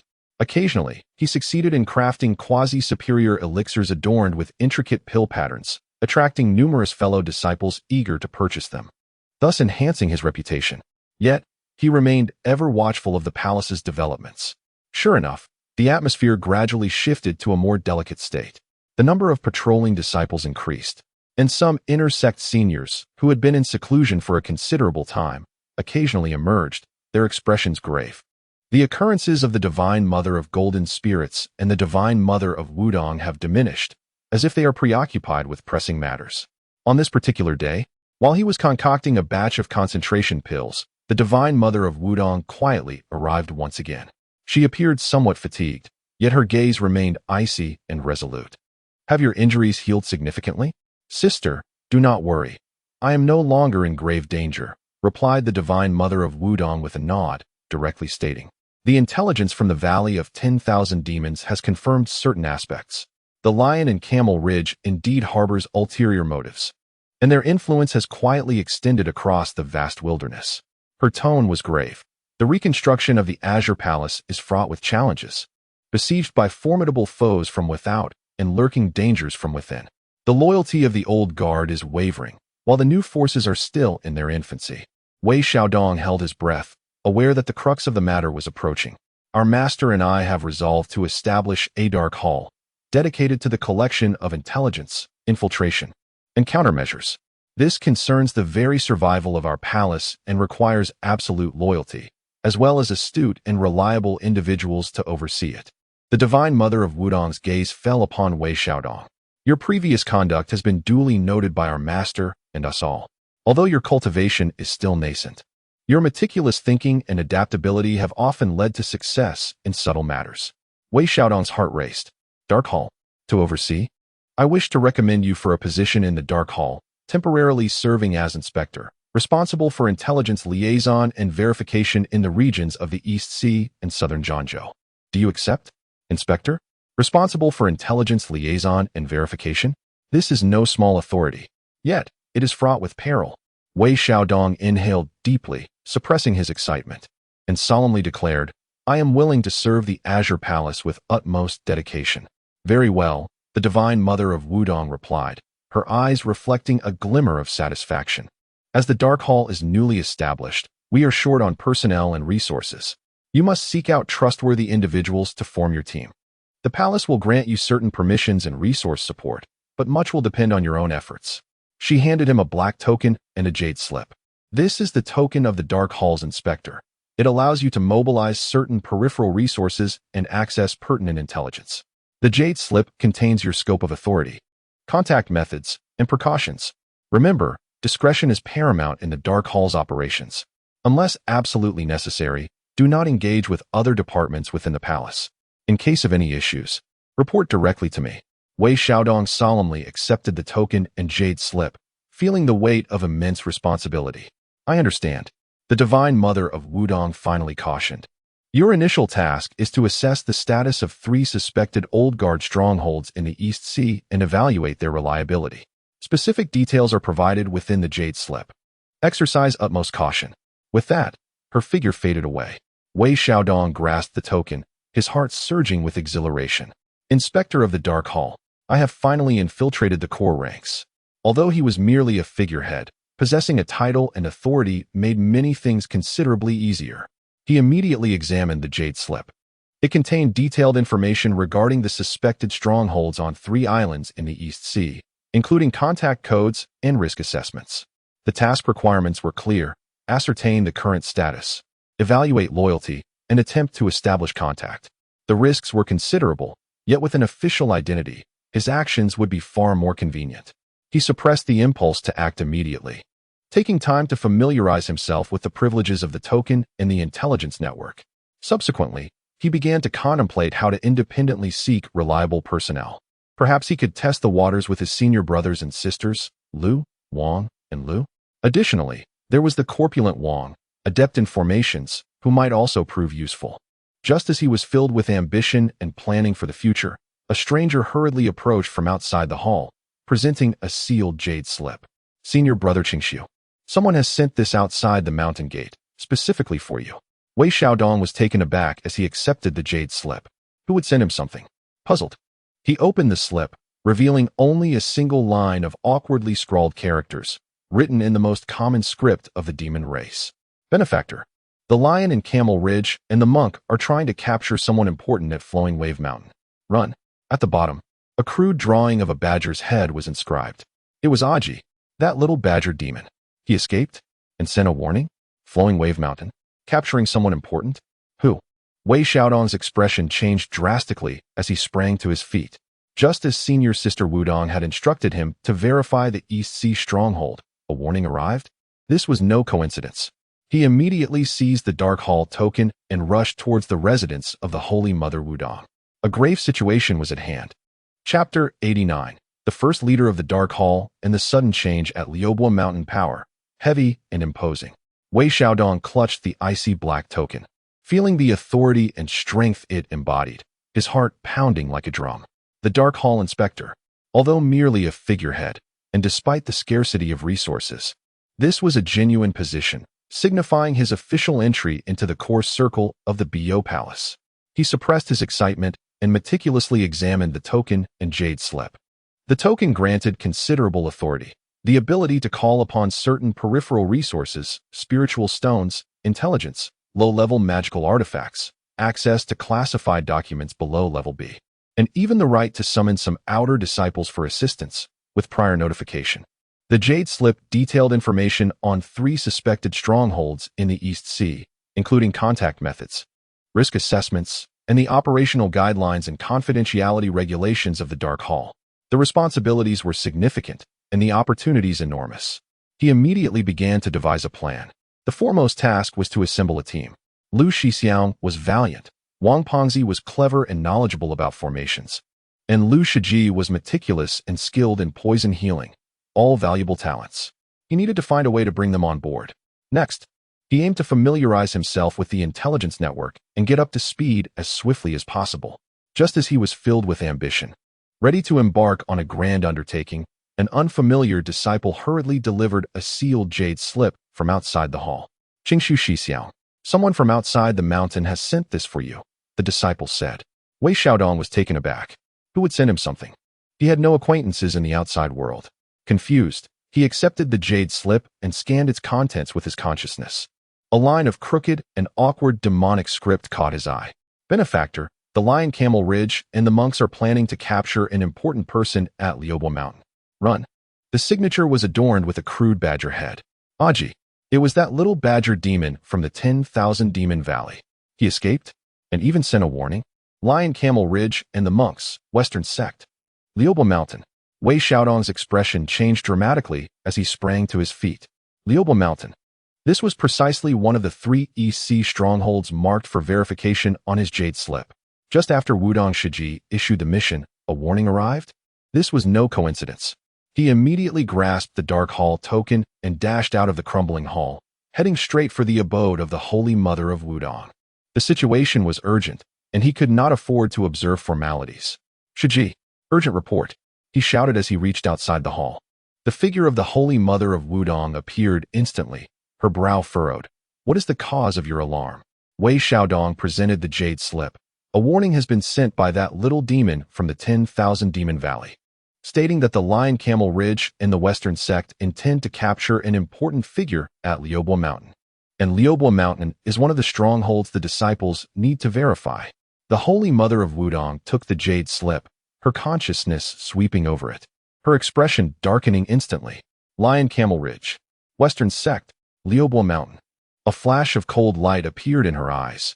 Their movements were swift. She turned to Wei Xiaodong. What is your assessment? Wei Xiaodong replied urgently. The warning came abruptly, but in conjunction with previous intelligence. There is indeed collusion between the Lion Camel Ridge and the Western Sect, plotting nefariously. The Liubo Mountain stronghold may have already been exposed, and it could even have been infiltrated. The so-called important figures may, well, refer to the leaders of the strongholds or their associated remnants. We must act immediately. The unfettered Holy Mother pondered for a moment before decisively stating, what you say holds merit. The Liubo Mountain stronghold was clandestinely established by Jin Guangxian, one of the 7 fairies who once served. Though Jin Guangxian has met with misfortune, she may have left behind a legacy or something of importance. The Western Church and the ambitions of the Lion Trojan Ridge must be related to this. Her gaze sharpened as she turned to Wei Xiaodong. This matter shall be your inaugural task as the inspector of the Dark Hall. Depart at once for Liubo Mountain. Ascertain the situation. If the stronghold still exists, do your utmost to provide warnings and rescue. If the situation proves untenable, prioritize your own safety and gather intelligence. I will heed your command. Wei Xiaodong felt a chill within him. His first task was fraught with peril. Remember, you are now the inspector of the Dark Hall, and your actions must be more discreet and thorough. The token allows you to mobilize resources and serves as proof of identity. In times of crisis, you may decide on the spot. The unfettered Holy Mother handed him a small pouch containing a 10,000 lead disguise talisman, a safeguard for your life in dire moments. Use it wisely. Wei Xiaodong accepted the pouch, nodding solemnly. I understand. He turned to leave, immediately setting his plan into motion. First, he utilized his token's privileges to withdraw a batch of high-quality spirit stones, healing elixirs, and several advanced invisibility and escape talismans from the storeroom. Then, he hesitated for a moment, contemplating whether to summon Lu, Wang, and Lu. Time was of the essence, and given the confidential nature of this matter, he ultimately decided to proceed alone. Once prepared, he again employed the 1,000 illusions technique, transforming into an unremarkable, low-key water cultivator, and set off at full speed towards the Liubo Mountain in the East Sea. The vastness of the East Sea was tumultuous and wild. Liubo Mountain lay deep within, a celestial isle perpetually shrouded in mist, rumored to experience strange phenomena. Throughout the journey, Wei Xiaodong felt restless, Aji's warnings echoing in his mind. Who could the important figure be? The collaboration between Lion Trojan Ridge and the Western Church would undoubtedly summon formidable experts. With his limited cultivation, would he not just be offering himself as a sacrifice? Yet, duty called, and he had no choice but to go. He could only adapt to the circumstances as they unfolded. Days later, approaching the waters surrounding Liubo Mountain, the island's silhouette loomed in the mist, appearing tranquil. However, as Wei Xiaodong employed the spirit eye technique, advanced, he discerned a faint yet exceedingly strange mixture of Buddhist light and demonic energy enveloping the island, a barrier of sorts. Indeed, an ambush awaited. His heart tightened, and he immediately retracted his cloud-piercing shuttle, employing the water escape technique to silently submerge beneath the waves, approaching the island from below. As he neared the isle, the barrier's fluctuations became increasingly pronounced. It was not a complete blockade, but rather akin to a vast, invisible sieve, silently monitoring everything that entered and exited. Were it not for his unique spirit eye technique, he would have remained oblivious. Such exquisite craftsmanship. Wei Xiaodong dared not force his way through and carefully circled the island to investigate. At last, within a concealed crevice of a reef on the island's reverse side, a relatively weak point in the barrier was discovered. System: analyze the weaknesses of the barrier node and seek a safe means of infiltration, consuming 100 points. Analyzing.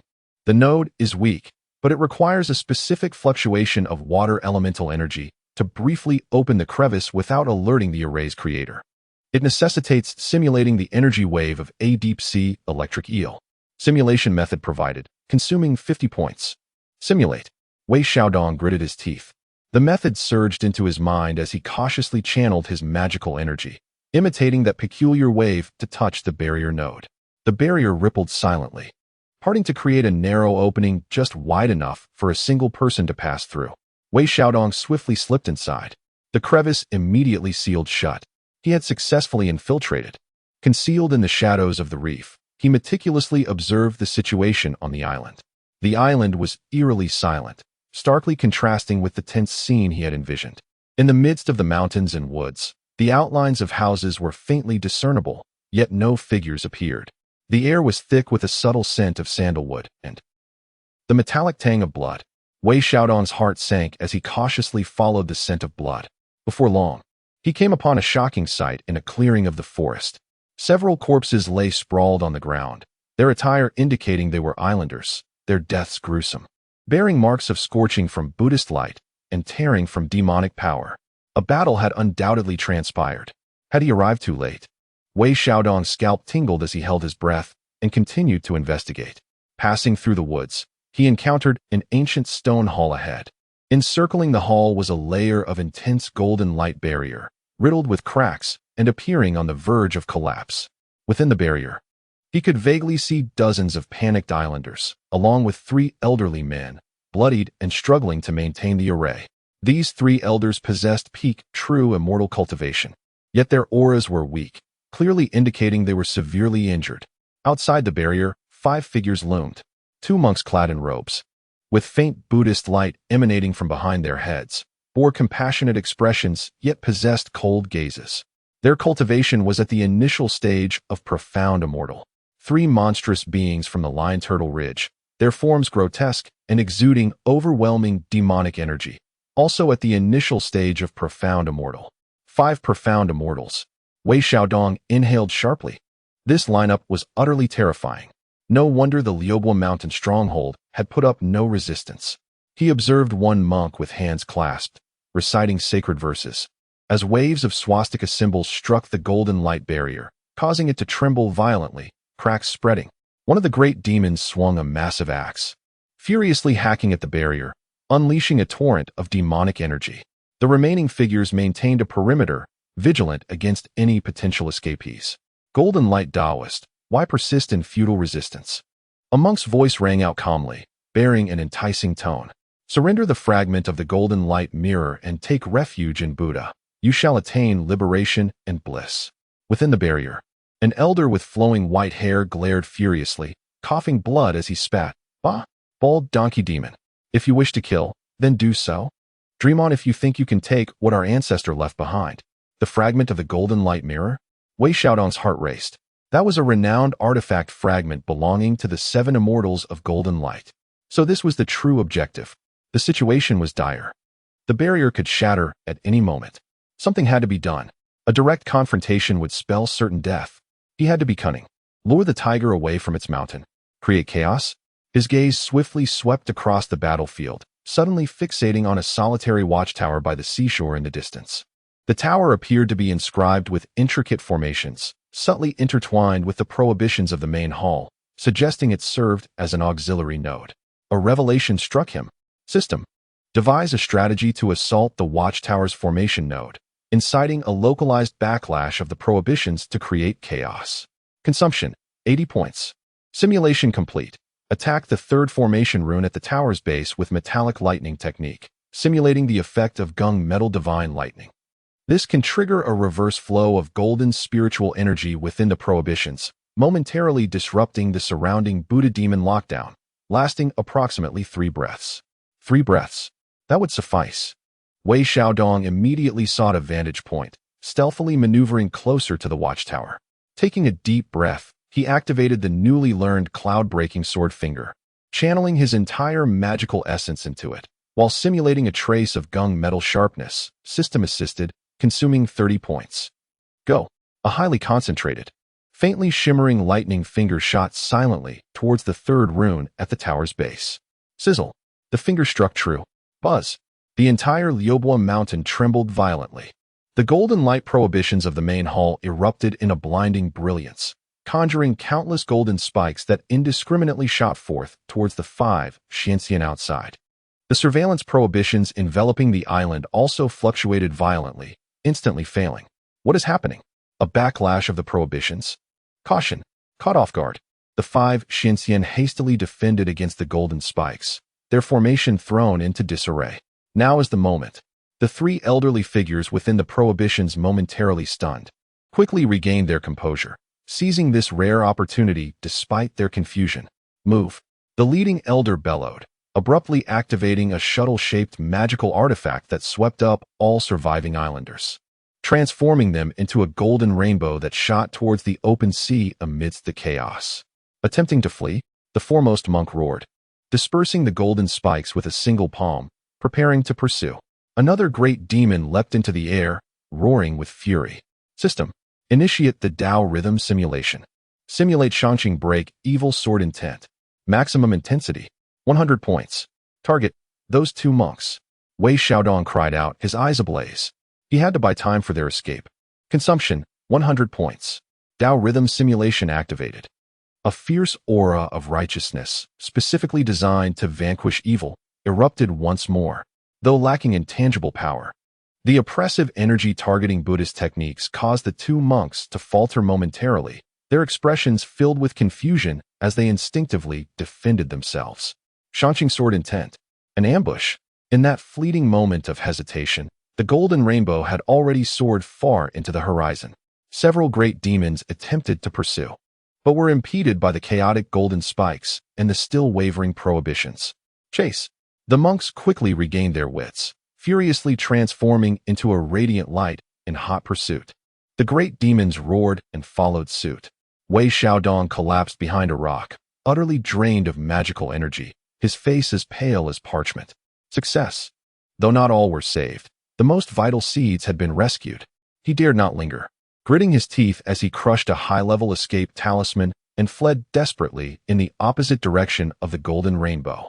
Behind him, the furious roar of the celestial being and the thunderous clash of spells echoed ominously. It was evident that the fleeing golden rainbow was under relentless pursuit.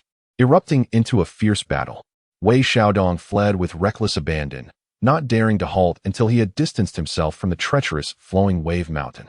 Only then did he find refuge in a secluded cave on a desolate island, gasping for breath, overwhelmed by the near brush with death. How perilous it was. He nearly lost his life there. Hurriedly, he consumed a healing elixir to mend his wounds and restore his magical energy. Yet, his thoughts remained tethered to the fleeing golden rainbow, wondering if they had managed to escape. Days later, as his injuries began to mend, he cautiously returned to the Jade Palace, seeking an audience with the Mother of Nothingness. In a side hall, he meticulously reported all he had witnessed at Flowing Wave Mountain. The mother listened intently, her expression serene, though her eyes flickered with emotion upon hearing about the remnants of the golden mirror and the fleeing golden rainbow. "You have performed admirably," she spoke slowly. "Though the stronghold could not be preserved, the spark of the Golden Light's legacy has been salvaged, and the schemes of the Western sect and the Lion Camel Ridge have been thwarted.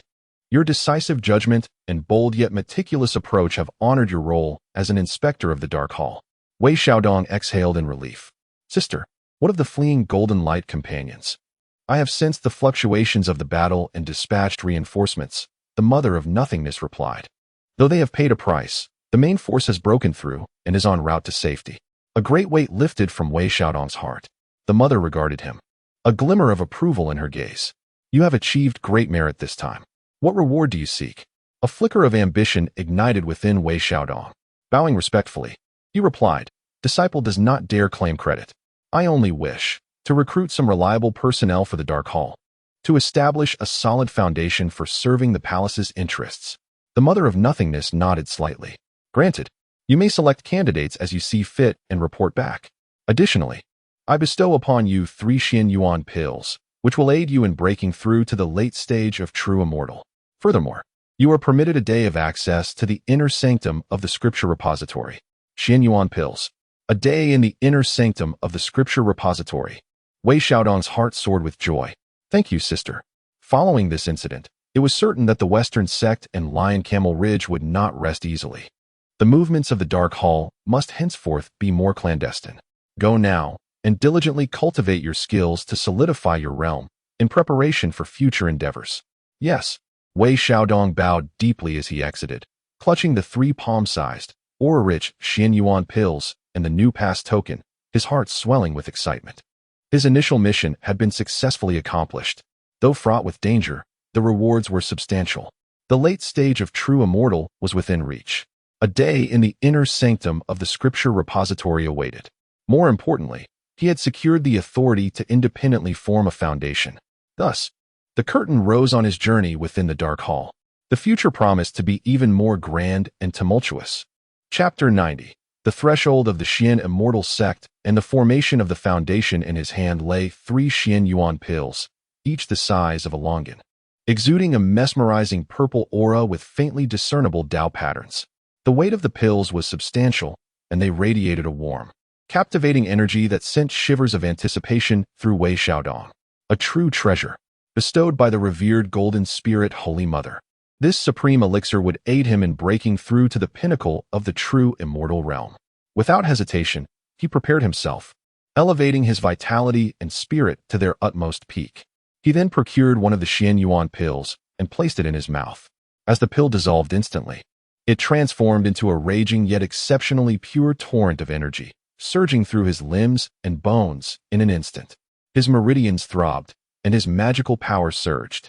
The medium of the upper clear secret transmission heart method operated frantically, greedily absorbing this immense energy and converting it into the purest upper clear immortal essence.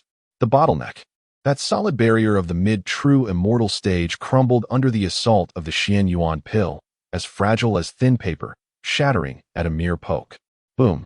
His magical power skyrocketed. His consciousness expanded, His physical form underwent a transformation. He was now a late-stage true immortal, a natural progression. Wei Xiaodong let out a long howl that reverberated through the hall, surrounded by swirling celestial light. His aura now more than doubled in strength.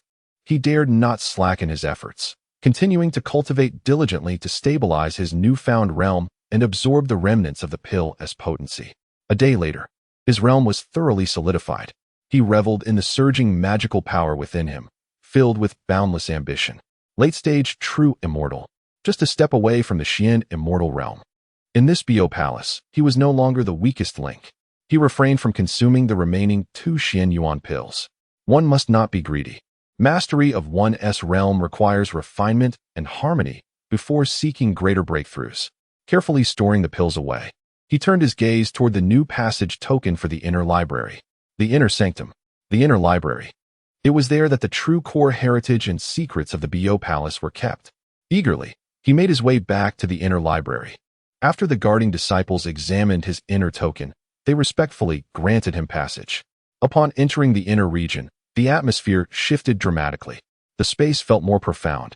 The number of jade slips significantly reduced, yet each radiated an ancient and formidable aura, safeguarded by layers of prohibitions. Techniques, divine abilities, formations, alchemy, and artifact forging. All were unfathomably advanced, far surpassing those in the outer area. Wei Xiaodong's heart raced, his gaze aflame with fervor. Time was limited, only one day. He must be judicious in his selections. System. Initiate advanced computational simulation. Scan the jade slips of the inner library, low permissions, and based on the host's current cultivation, techniques, and dark hall duties, recommend the optimal choices. Cost, 200 points. Simulation in progress. Scan complete. Recommendations: offensive divine ability, upper clear thunder spell, fragment, high compatibility, immense power, escape technique, golden crow transformation, rainbow technique, beginner, extreme speed, unparalleled for survival. Auxiliary secret technique, heart perception, pseudo, low-tier version, can faintly sense others' emotional fluctuations, beneficial for interrogation and investigation. Total estimated cost, 500 points, mastery at beginner level.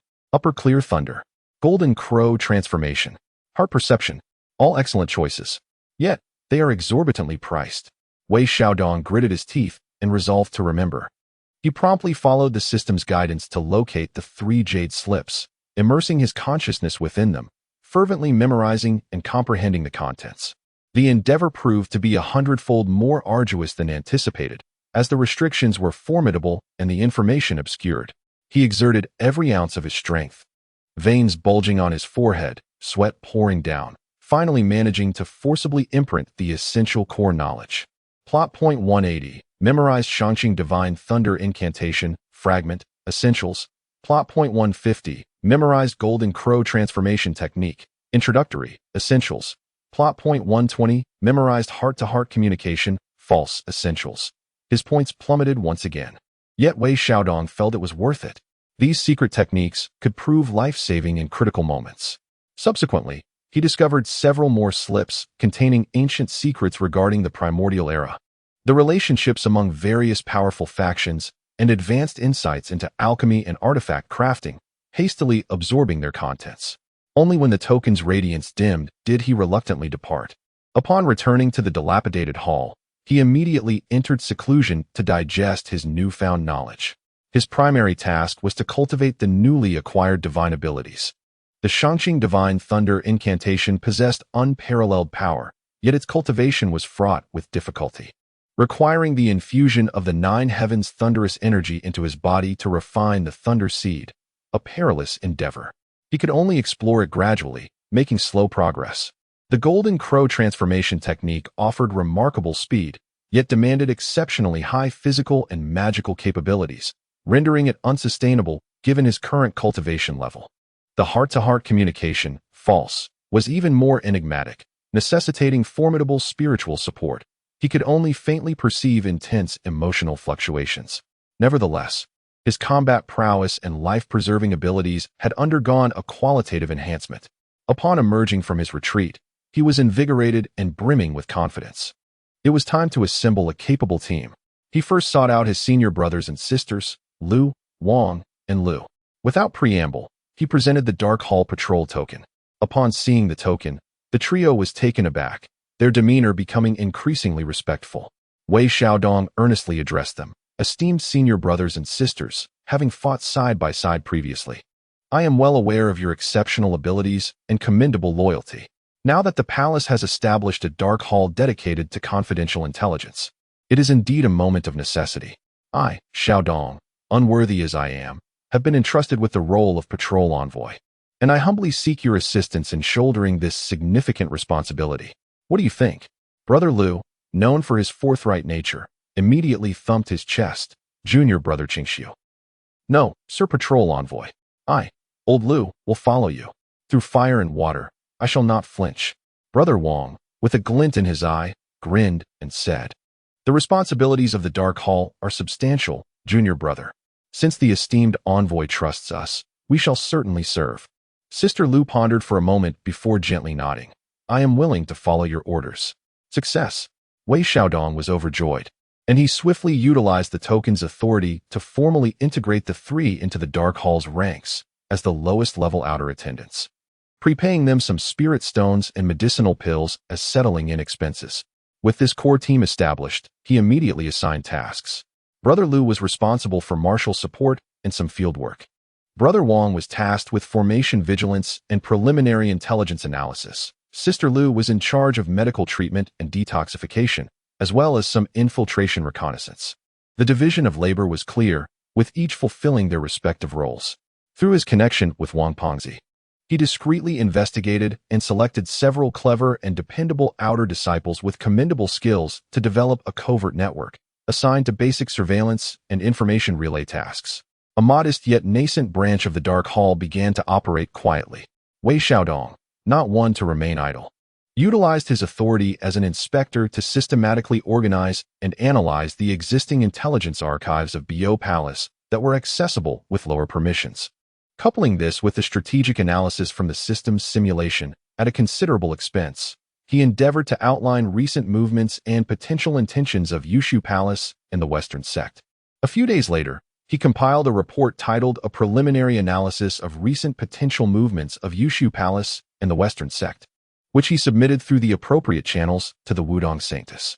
In the report, he skillfully incorporated snippets of hearsay from his time as an undercover operative generated by the system.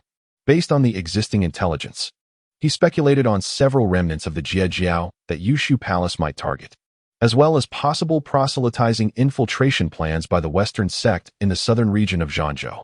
The content was a blend of truth and fiction, yet the logic was clear, presenting a semblance of insight. The Wudong Saintess summoned him shortly thereafter. Did you compose this report? She inquired, her gaze piercing as she scrutinized the jade slip. Wei Xiaodong bowed and replied, It is a rough conjecture based on past hearsay and current intelligence. I humbly request your guidance on its shortcomings. The Wudong Saintess remained silent for a moment before responding with measured words. Your thought process is commendable. Some points align with our knowledge. It seems your position as an inspector is not merely nominal. She then shifted the conversation. Recently, there have been unusual movements at Jinao Island, possibly indicating that the remnants of the 10 Heavenly Lords formations have been activated. Given your familiarity with formations, thanks to Wang Pengzi's contributions, would you be willing to investigate? Jinao Island. The 10 Heavenly Lords. Wei Xiaodong's heart stirred. This was a significant event. I am willing to go, he declared. This expedition may encounter a Yushu Palace reconnaissance team, so utmost caution is required. You may take 1 or 2 capable individuals with you. Report any findings promptly. Understood. With the mission assigned, Wei Xiaodong immediately summoned Lu and Wang. We have a task. Jinao Island may harbor individuals from Yushu Palace. Are we afraid? Lu, grinning widely, replied, Just the right opportunity for some action. Wang Pengzi rubbed his hands together, saying, The remnants of the 10 Heavenly Lords formations? How intriguing. The trio made brief preparations before stealthily departing the palace once more. Jinao Island, situated deep within the East Sea, was once a crucial site for the Jiejiao, where the 10 Heavenly Lords had laid down the 10 Absolute Formation, instilling fear throughout the wilderness. After the Fengshan War, the place fell into disrepair, shrouded in malevolent energy and fraught with danger. Along the journey, Wei Xiaodong leveraged his inspector's authority to access fragmented records regarding the geography and remnants of formations on Jinao Island, which Wang Pengzi analyzed and deduced. Liu was tasked with maintaining vigilance as they forged ahead. The difference between having a support team and not was palpable. Efficiency surged, and safety was significantly enhanced. As they approached the vicinity of Jinao Island, they indeed sensed the chaotic, malevolent energy of the formations mingling with a faint aura of Yushu, celestial magic in the air. Individuals from Yushu Palace had arrived ahead of them. The trio proceeded with utmost caution, utilizing Wang Fatty's understanding of formations and Wei Xiaodong's keen eyesight. They adeptly navigated numerous perilous traps and residual formations, stealthily infiltrating the island.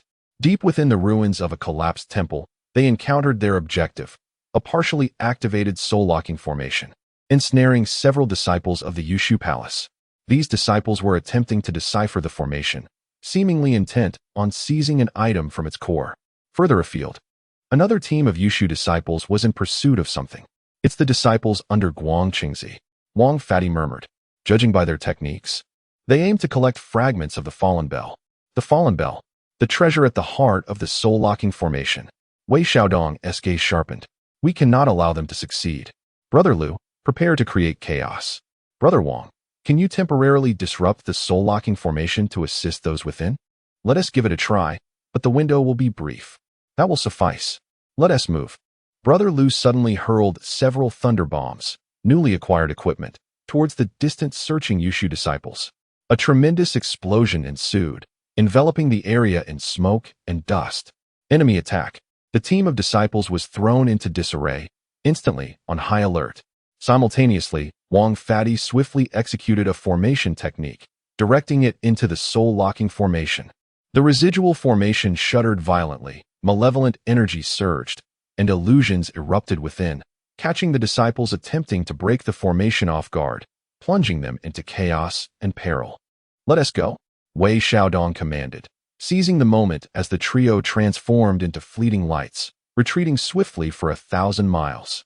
Behind them, the furious shouts of the Yushu disciples and the frenzied fluctuations of the soul-locking formation echoed in the air. They had successfully disrupted their adversaries. Although they did not procure any tangible benefits, they thwarted Yushu Palace's attempt to collect the treasure fragments, thereby sabotaging their operation and accomplishing their mission. Upon returning to Bo Palace to report, the unfettered Saintess nodded slightly after hearing the account. Your response was commendable, though you did not obtain physical items. Thwarting Yushu's scheme is indeed an achievement. It seems your foundation is beginning to show results.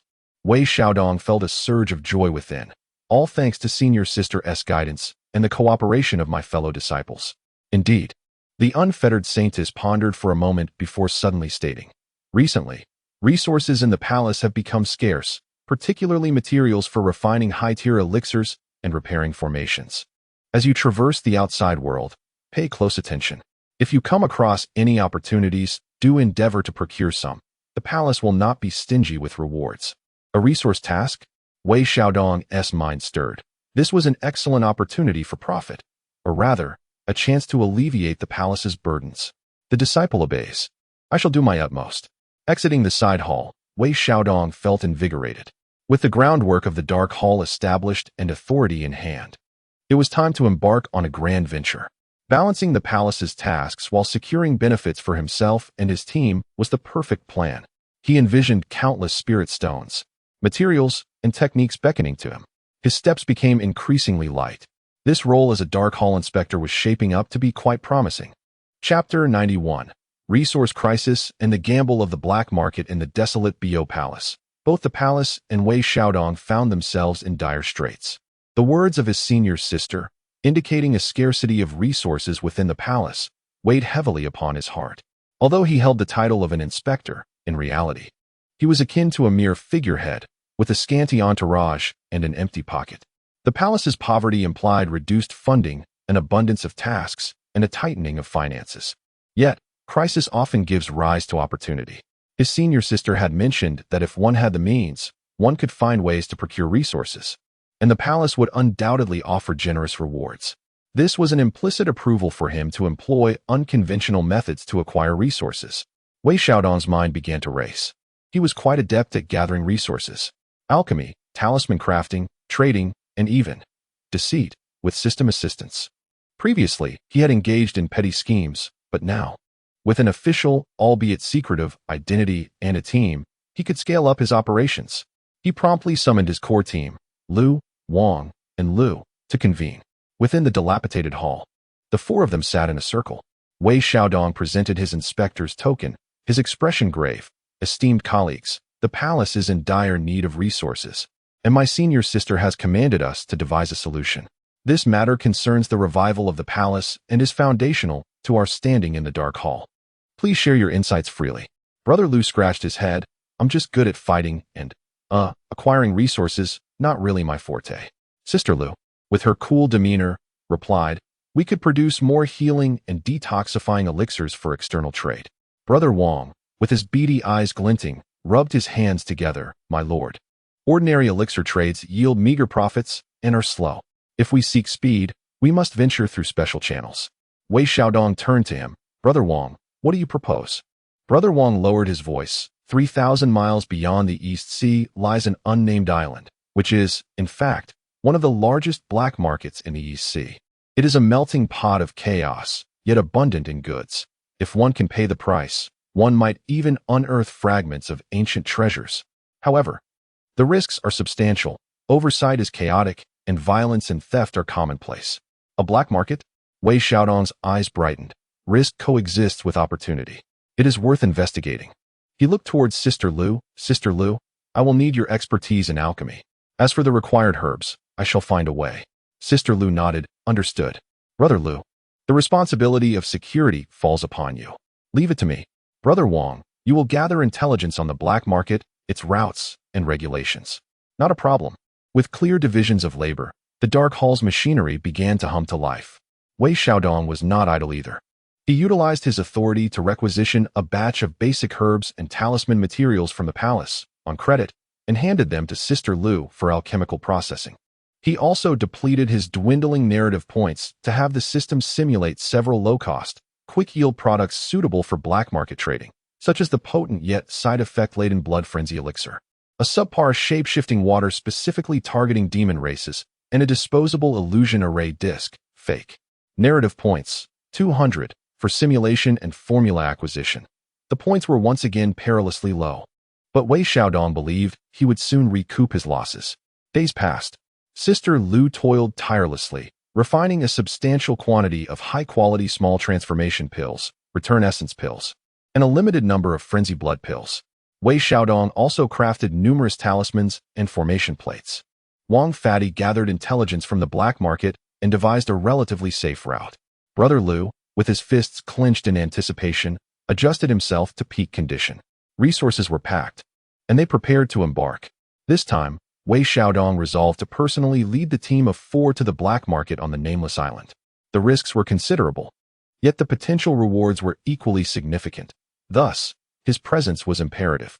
Once again employing the art of thousand illusions, the quartet transformed into a group of wandering cultivators from overseas, their powers concealed at the mid-stage of true immortal, ensuring they neither drew attention nor provoked hostility.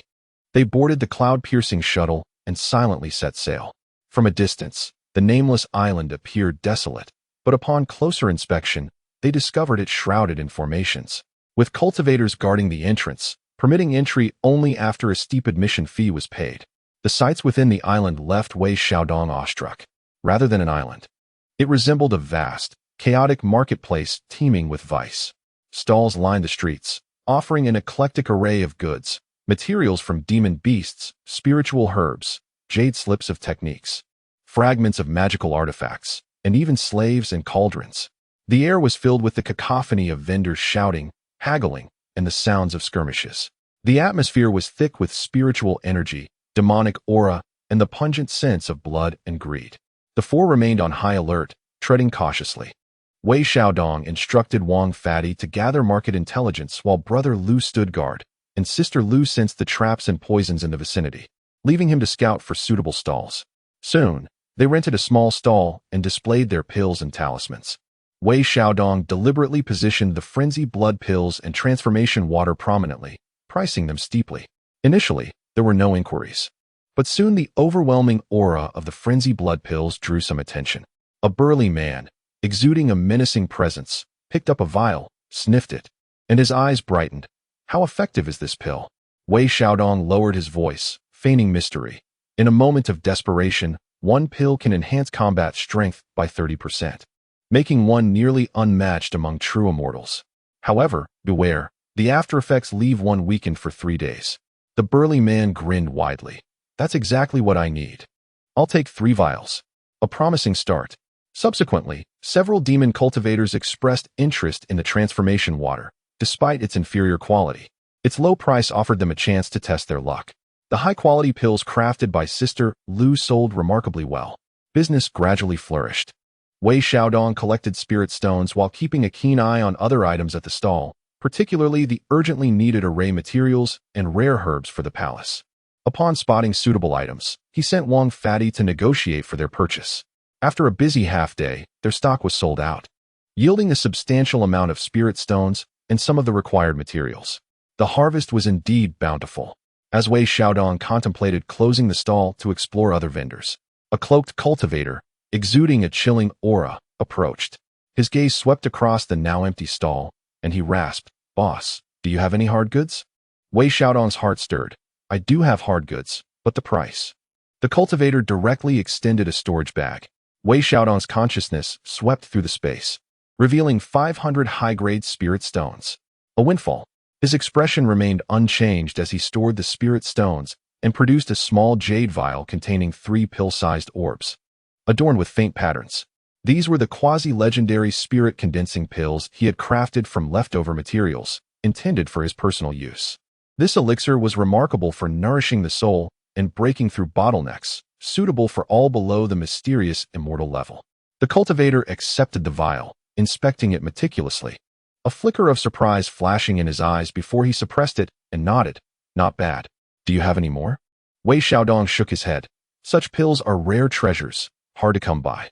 The cultivator did not press further and turned to leave. A windfall indeed. Wei Xiaodong felt elated and resolved to explore the auction area. The auction zone was even more chaotic and frenzied, with various unspeakable treasures being bid upon at exorbitant prices. He spotted the much-needed star sand and void crystals for the palace, but the prices were far beyond his means. Just as disappointment washed over him, a final item was presented on stage. A battered, rust-covered bronze arrowhead radiated an extremely faint, yet ancient malevolent aura. The host announced loudly, "This is a remnant of the sun-shooting arrow used by the great archer Ho-E during the ancient war against the Lich. Although it has lost its spirit, its unique material contains a trace of the Tao of Ruin, proving exceptionally effective in weapon crafting and comprehending the principles of slaughter. The starting bid is 1,000 high-grade spirit stones. The remnants of the sun-shooting arrow." Wei Xiaodong's heart raced. This object was undoubtedly a treasure. Even with just a trace of Taoic resonance, it was worth a fortune. However, the price was far too steep for him. The bidding intensified, quickly surpassing 3,000 spirit stones, leaving Wei Xiaodong to watch helplessly, longing for it. Suddenly, a spark of inspiration ignited in his mind. "System, scan the arrowhead. Confirm the residue of its Taoic resonance and whether it can be activated, albeit falsely." Deep scan, consuming 100 points. Scan complete. Contains a faint ruined Taoic resonance, 1 in a billion. Structure compromised, unable to be activated. However, Taoic simulation, false, can be performed, creating a temporary illusion of revival. Consumption, 300 points per use. Unable to be activated, yet capable of simulating an illusion? Wei Xiaodong's eyes sparkled as a bold plan formed in his mind. If he couldn't buy it, he could deceive. He immediately whispered instructions to Wang Pengzi. Initially taken aback, Wang Pengzi's eyes gleamed with excitement as he nodded repeatedly before stealthily merging into the crowd. At this moment, the bidding soared to 4,500 spirit stones, secured by a rotund cultivator adorned with jewels. The plump cultivator triumphantly approached the stage to complete the transaction. Just then, Wang Pengzi suddenly exclaimed, pointing at the arrowhead, trembling with excitement. "Goodness, goodness! This resonance, this malevolence, could it be a fragment of the god-slaying spear? No, wait. It's older, more terrifying." His voice was not loud, yet infused with mana, It resonated clearly in the ears of everyone present. A fragment of the god-slaying spear, older than the god-slaying spear. In an instant, silence enveloped the audience, with every gaze fixated upon the rusted arrowhead. The plump monk stood frozen, inspecting the arrowhead with great care. At that moment, Wei Xiaodong discreetly activated the system. System: Dao Rhythm Simulation. Maximum Intensity. Simulate Heavenly Slaughter Chi. Target: Arrowhead. Consuming 300 points. 300 points consumed. Dao Rhythm Simulation initiated. Buzz. The bronze arrowhead trembled violently. Its surface seemed to shed some rust, and an ancient, exceedingly faint yet terrifying aura, capable of tearing apart chaos and annihilating all things, suddenly erupted. Though it lasted but a fleeting moment, it sent shivers through the souls of everyone in the auction hall. Those with lower cultivation even collapsed to the ground. Heavenly Slaughter Chi. Penga the Great. Someone screamed in shock. The crowd erupted into chaos and frenzy. The plump monk, flushed with excitement, clutched the arrowhead tightly. 5,000. I bid 5,000. 6,000. 7,000. 10,000. The price soared in an instant. The plump monk, in a frenzy, shouted, "I've purchased it. No one is allowed to snatch it." Clutching the arrowhead, he leapt off the stage, hurriedly leaving amidst a throng of guards, fearful of being robbed. The audience was filled with regret, speculating wildly about the origin of the arrowhead.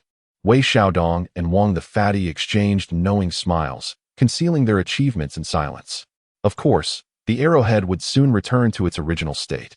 But the plump monk was destined to suffer a loss. In the black market, one bears the consequences of authenticity. After the commotion, Wei Xiaodong lost interest in lingering and swiftly departed from Nameless Island with his companions, returning to Bio Palace to tally their gains. Selling elixirs and talismans yielded a net profit of 2,000 high-grade spirit stones. The materials acquired were valued at over 1,000 spirit stones. They even enjoyed a free premium Dao Rhythm experience, though it was illusory. A windfall. Wei Xiaodong submitted the majority of the spirit stones and materials, depositing them into the Dark Hall's public account, keeping a portion for event expenses. He also included a report detailing the black market experience, omitting the more exploitative details. He notably highlighted the astronomical price fetched by the remnants of the sun-shooting arrow, subtly indicating the fierce competition for external resources. The Holy Mother of the Undying soon summoned him. Upon seeing the substantial spirit stones and materials submitted, a flicker of surprise crossed her eyes. After listening to the report, she nodded slightly. "Excellent. Remarkable efficiency. It seems the position of the Dark Hall Inspector suits you perfectly." She collected the resources and tossed Wei Xiaodong a small pouch. "This is a reward. In the future, resources can be allocated as deemed appropriate." Wei Xiaodong accepted the pouch, feeling its weight. Within were 300 high-grade spirit stones and several vials of precious elixirs. A private reward. Generous. "Thank you, senior sister. The disciple shall certainly do his utmost." Exiting the side hall, Wei Xiaodong's spirits soared. The path he had chosen was indeed correct. Not only could he utilize public funds for the palace's resources, but he could also receive private rewards. Moreover, he could seize the opportunity to amass personal wealth, crossed out, and accumulate event funds. Life in the Dark Hall was becoming increasingly promising. He envisioned countless resources beckoning him forth. Cultivation, magical artifacts, and elixirs shall no longer pose a challenge. My steps grow increasingly light. In this primordial realm, ultimately, it is the spirit stones and intellect that shall prevail. Chapter 92. The Authority and Undercurrents of the Inspector Wealth. Unprecedented wealth. Wei Xiaodong gazed at the mound of spirit stones and materials in the Dark Hall's public account, feeling as though he were inhaling the very essence of affluence. 2,000 superior-grade spirit stones, and a plethora of rare materials. This was merely the bounty from his inaugural venture into the black market. The private rewards from Senior Sister Wudong were even more generous. He finally grasped the sweet allure of power. With riches at his disposal, he stood tall and resolute. He promptly distributed a portion of the spirit stones and elixirs to Lu, Wang, and Lu as rewards and operational funds. The trio was overjoyed, their motivation surging. The cohesion within the Dark Hall quietly intensified. Subsequently, he embarked on a vigorous initiative to enhance the Dark Hall. First, he upgraded the equipment. System. Exchange for 3 sets of shadow cloaks, standard, accompanied by basic stealth and defensive formations. consuming 300 points. Exchange successful. 3 garments, crafted from peculiar fabric with dark, intricate patterns, fell into his hands, which he handed over to Lu, Wang, and Lu. These were the standard cloaks of the Dark Hall, designed to assist in concealing their movements while providing a modicum of protection. Use them wisely. As the trio donned the cloaks, their presences instantly blurred, becoming inscrutable. They were astonished and elated. Thank you, my lord. Next, he sought to enhance their skills, drawing upon their individual strengths. He utilized his authority to exchange for corresponding advanced techniques from the outer repository. Rock Body, Fragment. For Lu, detailed explanation of the minor 5 elements restriction for Wang, and True Resolution of All Poisons, Volume 1, for Lu. He also expended narrative points to optimize these techniques, consuming 150 points, thereby improving their training efficiency and practicality. Finally, he expanded their ranks. He instructed Wang to conduct discreet investigations, subsequently recruiting 5 clever and reliable outer disciples with unblemished backgrounds as undercover operatives to oversee external surveillance and communication tasks. A small yet burgeoning branch of the Dark Hall began to take shape. Having completed these tasks, the public account of spirit stones dwindled significantly, and he was left with a scant 100 points. Yet, Wei Xiaodong felt it was worthwhile. Investing in the team was, after all, an investment in the future. With a solid foundation, the efficiency of operations markedly improved. Various fragments of intelligence began to converge upon him. Though much of it seemed trivial, the accumulation of small details could indeed piece together some valuable insights. Wei Xiaodong engaged daily in processing intelligence, analyzing and deliberating, thoroughly engrossed in his work. He even utilized the system's strategic analysis database, spending liberally, in an attempt to integrate information and speculate on the movements of Yushu Palace and the Western Church. Days later, he compiled another report, titled A Brief Analysis of Recent Intelligence Regarding Yushu Palace's Movements in the East Sea, second draft, which he submitted to the Holy Mother Wudong. In the report, he boldly hypothesized that Yushu Palace might be secretly establishing a forward base somewhere in the East Sea and casually mentioned several potential locations, probability points deduced by the system. After perusing the report, the Holy Mother Wudong remained silent for a considerable time. Your inference is not without merit, she said slowly. We too have sensed something amiss. However, determining the precise location remains a challenge. She turned to Wei Xiaodong and said, if you harbor doubts, then go and investigate. I command you to lead a team to explore the Black Reef Sea and ascertain whether there are traces of the Jade Void Palace. Should you make any discoveries, report back immediately without alarming the enemy. Another reconnaissance mission. However, this time it was under the official capacity of an inspector from the Dark Hall, thus holding greater significance. The disciple obeys the command.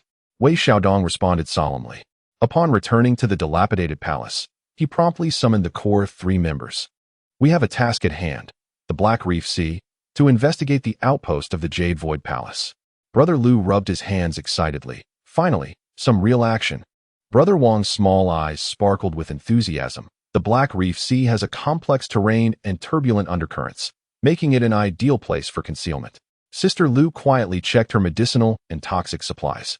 This mission primarily focused on reconnaissance. Engagement was to be avoided unless absolutely necessary. Wei Xiaodong instructed. Brother Wang will be responsible for surveying the terrain and formations. Sister Lu will handle vigilance and detoxification, while Brother Lu will provide support and protection. I shall coordinate from the center. Let us depart. The 4 donned their shadowy cloaks and quietly left the palace. The Black Reef Sea lay deep in the eastern sea, scattered with dark, jagged rocks and perpetually shrouded in mist, with treacherous currents making navigation arduous, an excellent sanctuary for hiding one's tracks. Along the way, leveraging Brother Wang's knowledge of formations and Sister Lu's keen perception, the quartet deftly evaded numerous natural hazards and concealed surveillance formations, presumably set by the Jade Void Palace. Gradually venturing deeper into the core of the sea. Discovery. Brother Wang suddenly whispered a warning, indicating a weak fluctuation of formation energy at 3 o'clock ahead, unnatural in origin. The 4 immediately concealed themselves. Wei Xiaodong activated his spiritual eye technique for a thorough examination. Indeed, hidden within a vast cluster of colossal rocks, lay an exceedingly concealed illusion formation.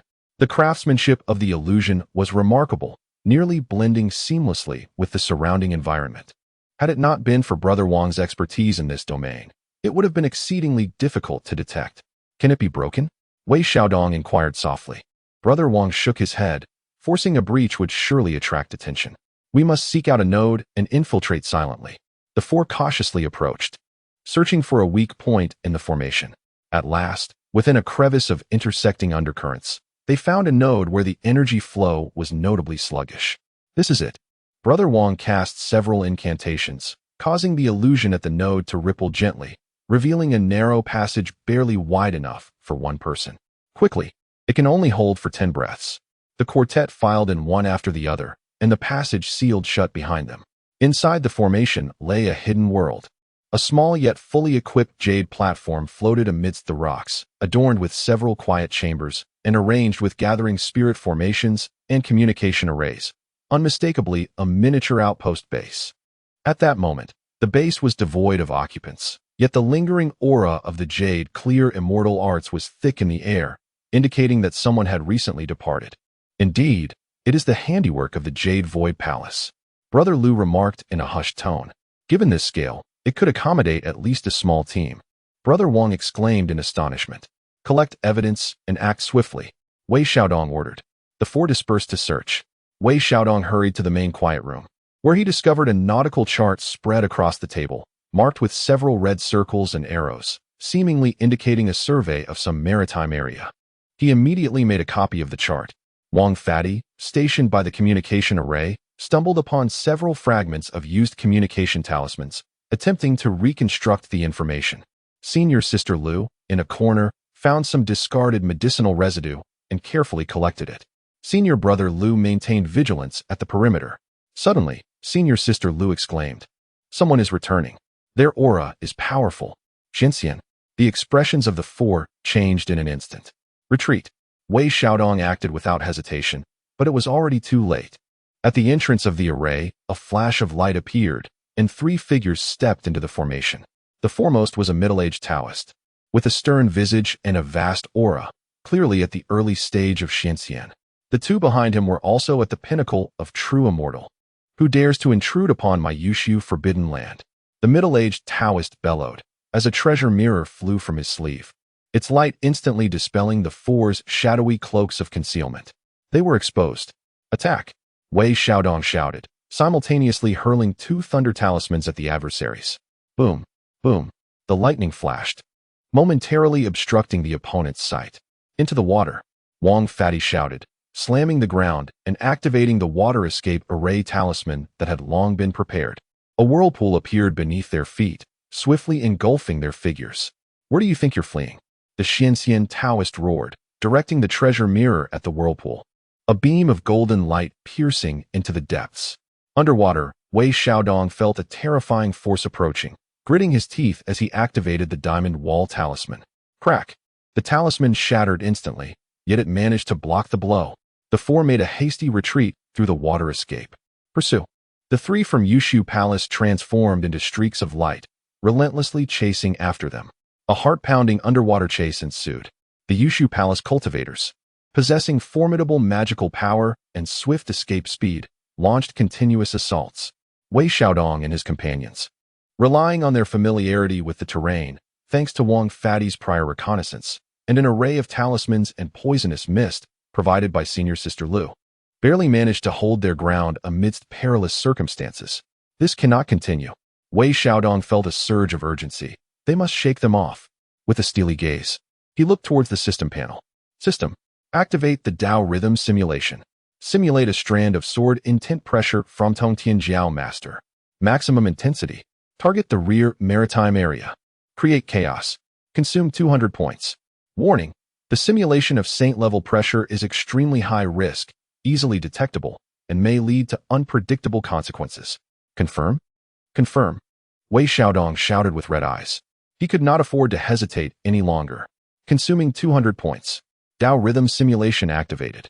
An overwhelming, majestic, and utterly destructive sword intent, as if transcending time and space, suddenly descended upon the rear maritime area.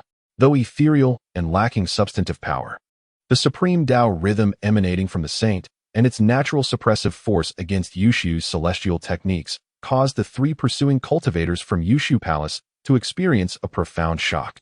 Their blood surging, and their escape light abruptly faltering, their faces displaying horror. Tongtian holy might. How is that possible? In that fleeting moment of hesitation, Wei Xiaodong and his companions plunged into an exceedingly intricate labyrinth of dark currents, vanishing without a trace. Master Uncle? What was that just now? A true celestial disciple spoke with uncertainty. The Xianxian Taoist's countenance darkened as he meticulously sensed the air, his brows knitting tightly. It seems ambiguous, not entirely real. Yet it indeed harbors a hint of the upper clear Tao rhythm. Peculiar. He dared not pursue further, fearing an ambush. They are fortunate. Return and bolster our defenses. The three returned reluctantly. Deep within the dark current labyrinth, Wei Xiaodong and his companions collapsed within a makeshift water-evading vessel conjured by Wang Fatty, each bearing injuries and gasping for breath. Damn, Xianxian, truly formidable. Brother Lu spat blood. I nearly met my end. Wang Fatty's complexion was pale. Sister Lu silently distributed healing elixirs among them. Wei Xiaodong was still shaken. The previous encounter had been perilously close. 200 points lost. Their resources utterly depleted. Yet, they had managed to salvage their lives. After a brief respite to tend to their wounds, the four dared not linger, circumnavigating the area to ensure no one was following before quietly returning to Bo Palace. They reported directly to the Mother of No Obstructions, presenting a map imprint, transmitting fragmented information, a few scattered words, exploration, ruins, vigilance, along with the analysis of the medicinal residue, a type of elixir for rapid mana recovery. The Mother of No Obstructions scrutinized the information, her expression grave. The Black Reef Sea region indeed has a stronghold. Exploration of ruins? What relics in the East Sea warrant such clandestine investigation by Yushu Palace? She turned her gaze to Wei Xiaodong. You encountered a Xianxian and managed to retreat unscathed. That is no small feat. Did you reveal your identity? Wei Xiaodong lowered his head. The disciple employed a single instance of imitating the Master's sword intent, which startled the opponent. My identity should remain concealed. A flicker of surprise crossed the Mother of No Obstructions' eyes as she regarded him deeply but refrained from further inquiry. Merely nodding. In extraordinary times, one must take extraordinary actions. Your quick wits were commendable. This mission was executed exceptionally well. The intelligence gathered is quite valuable. She collected the items. Now, go and recuperate well. Your rewards will be delivered to you shortly. Thank you, sister. Upon exiting the side hall, Wei Xiaodong exhaled a sigh of relief. The task was accomplished, and the evaluation was favorable. Upon returning to the dilapidated hall, the rewards arrived swiftly. 500 high-grade spirit stones, a vial of 9-turn golden elixir, a holy medicine for healing, and an official seal of the Dark Hall's inspector, enhancing authority. A generous reward. Wei Xiaodong rejoiced, allocating the spirit stones to the communal account, distributing the elixir among his companions for their recovery, while keeping the seal for himself. Following this ordeal, the prestige and cohesion of the Dark Hall soared to new heights. As an inspector, Wei Xiaodong had genuinely earned the respect and trust of his team. Yet, a sense of unease lingered within him. Imitating the saintly sword intent carried immense risk. The profound glance from Sister No Obstructions made him feel as though his secret had been partially unveiled. He must accelerate his cultivation. The power and resources of the Dark Hall must be transmuted into tangible strength. He gazed at the bottle of 9-turn golden elixir, then cast his eyes upon the remaining 2 Xian Yuan pills. It was time to strive for the Celestial Immortal. Chapter 93. The Threshold of the Celestial Immortal and the Mystery of the Turtle Shell, Celestial Immortal. The profundity of profundities, the gateway to myriad wonders. Wei Xiaodong sat cross-legged in the center of the dilapidated hall, his gaze intensely fixed upon the 3 elixirs before him. One was the 9-transformation golden pill, shimmering with golden light, its medicinal fragrance lingering in the air, a sacred remedy for healing, capable of fortifying one's essence and nurturing vitality. The other 2 were the Xian Yuan pills, enveloped in a mist of purple aura, with ethereal patterns subtly manifesting, offering unparalleled assistance in breaking through bottlenecks. This constituted all his possessions, the very hope for transcending to the realm of celestial immortals. The transition from true immortal to celestial immortal is an insurmountable chasm. One's magical power, consciousness, physical body, and Tao heart must all undergo profound transformation. Countless cultivators find themselves ensnared at this juncture, often struggling for a lifetime without progress. Wei Xiaodong took a deep breath, his eyes brimming with determination. He possessed systematic deductions, the inheritance of the Supreme Purity sect, and the aid of elixirs. Success was imperative. He first adjusted his state, elevating his spirit and vitality to their zenith. Subsequently, he retrieved one of the Xian Yuan pills and placed it into his mouth. As the elixir dissolved, an overwhelming surge of energy surged forth. This time, he was in the late stage of true immortal, his meridians more resilient, his magical power more refined, and his capacity for endurance significantly heightened. The secret heart method of supreme purity was executed to its utmost, fervently refining the medicinal potency, fiercely assaulting the invisible barrier. Boom, boom, boom. The magical power crashed against the barrier like tumultuous waves. The barrier remained as steadfast as divine iron, utterly unmoved. Veins bulged on Wei Xiaodong's forehead, sweat pouring down as he exerted himself to the fullest. Time became an enigma as the medicinal energy gradually waned. The barrier still stood. Only a slight loosening was perceptible. Undeterred, Wei Xiaodong promptly consumed the second Xian Yuan pill. A more ferocious energy erupted. Gritting his teeth, he guided the torrent, launching a more vigorous assault. Crack! A subtle sound reminiscent of shattering porcelain. The barrier finally revealed a fissure. Yet, it was still far from breaking.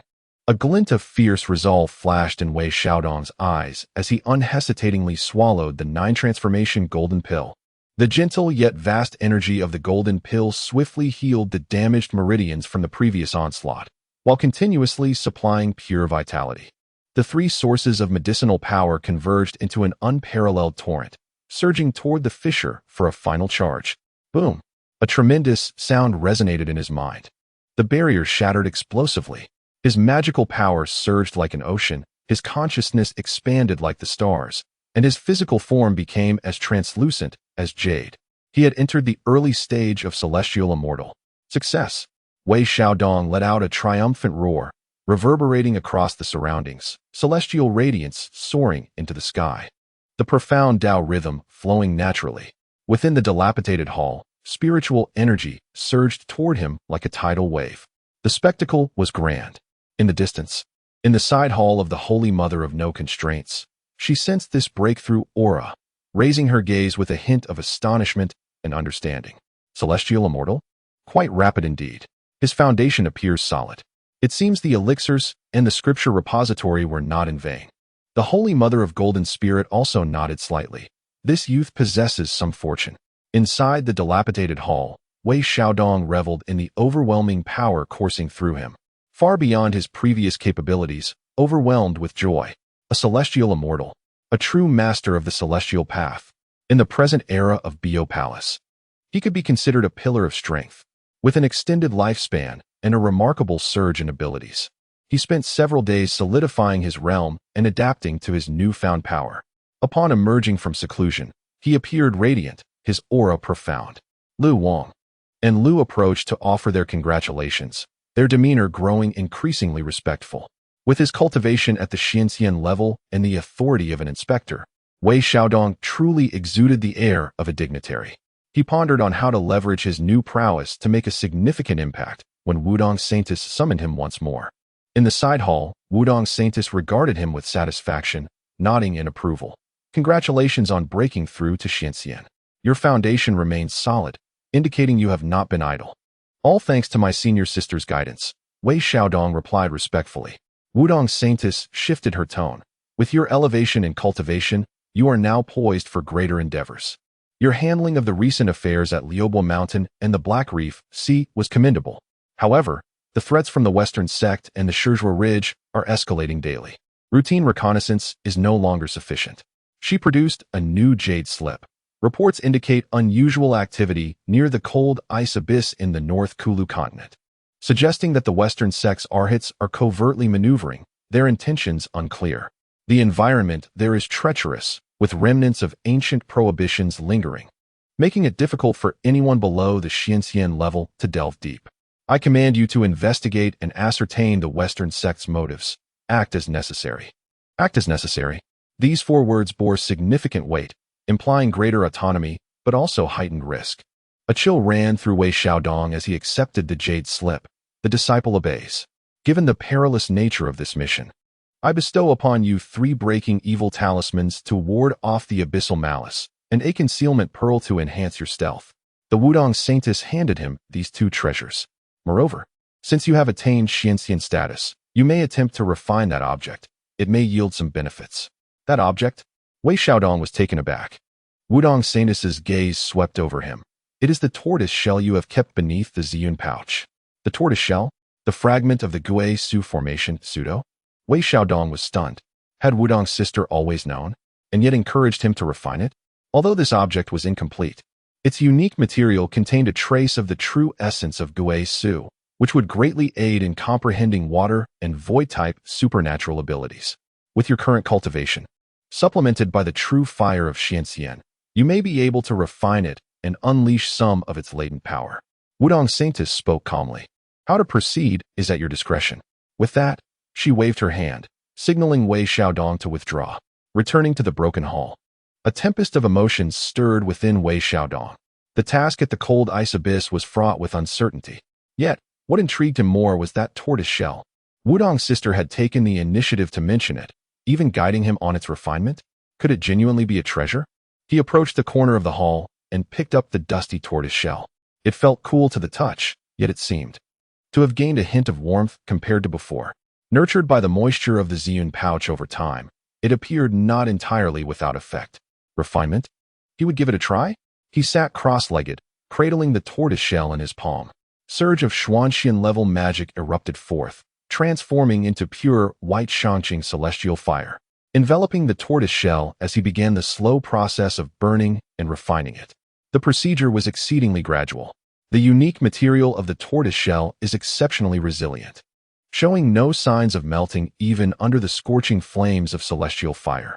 Only the indistinct patterns on its surface seemed to emit a barely perceptible ethereal glow amidst the flames. Wei Xiaodong remained calm and composed, continuously channeling his magical energy. 1 day, 2 days passed, until the 3rd day, when his magical reserves were nearly depleted, a subtle change finally manifested in the tortoise shell. A thin layer of lifeless material gradually melted away, evaporating to reveal a deeper, starry black beneath. The once vague patterns became somewhat clearer, resembling a fragmented array. Simultaneously, an extremely faint yet vast and desolate aura, akin to an all-consuming void, began to emanate from within. Wei Xiaodong's spirit trembled violently, as if he beheld the end of the universe, a scene of all things returning to silence. He quickly steadied his mind, striving to comprehend this ephemeral essence. Though faint, it possessed profound layers of meaning. It greatly benefited his cultivation of the Supreme Clarity Secret Heart method in relation to water and obliteration. It even resonated with his newly learned Supreme Clarity Divine Thunder spell, fragment, and Golden Crow transformation technique. A treasure. This tortoise shell is indeed a treasure. Although still a fragment, its value far exceeds imagination. Sister Wudong's insight is truly remarkable. He suppressed his excitement and ceased the refinement. With his current cultivation, he could only advance this far. However, the gains were already immense. He carefully stored the tortoise shell, preparing to slowly ponder over it in the future. His focus shifted back to the new task at hand. The Ice Abyss, a desolate land in the North Julu continent, and the western sect's Arhut. Another arduous battle awaited. He immediately summoned his team and assigned tasks. Senior Brother Liu and Senior Sister Liu, for this mission, we must delve into the extreme cold. Where the environment is harsh and formidable foes lurk, you too shall accompany me. Senior Brother Wang will remain to coordinate intelligence and provide support. Understood. The 3 acknowledged their orders. Wei Xiaodong then exercised his authority to requisition a supply of cold-resisting elixirs, array-breaking talismans, and a flying magical artifact. The ice boat, more suited for polar conditions. With preparations complete, the trio set forth quietly. As they journeyed northward, the climate grew increasingly frigid, the spiritual energy diminished. A malevolent aura pervaded the air. The Ice Abyss, located deep within the North Julu continent, is a vast chasm spanning thousands of miles, unfathomably deep, perpetually buffeted by bone-chilling winds, infused with the remnants of ancient battles' malice. Utilizing the array-breaking talismans and the ice boat, the three struggled to penetrate the depths of the abyss. Following the guidance of the Jade Slip, they arrived at a suspected ice cave where the Western sect had been active. Inside the cave, indeed, traces of Buddhist presence lingered, along with a faint scent of blood. Signs of battle were evident. Senior Brother Lu spoke solemnly, pointing to a charred palm print on the ice wall, a result of Buddhist powers, and several torn pieces of beast hide from the local demon clan.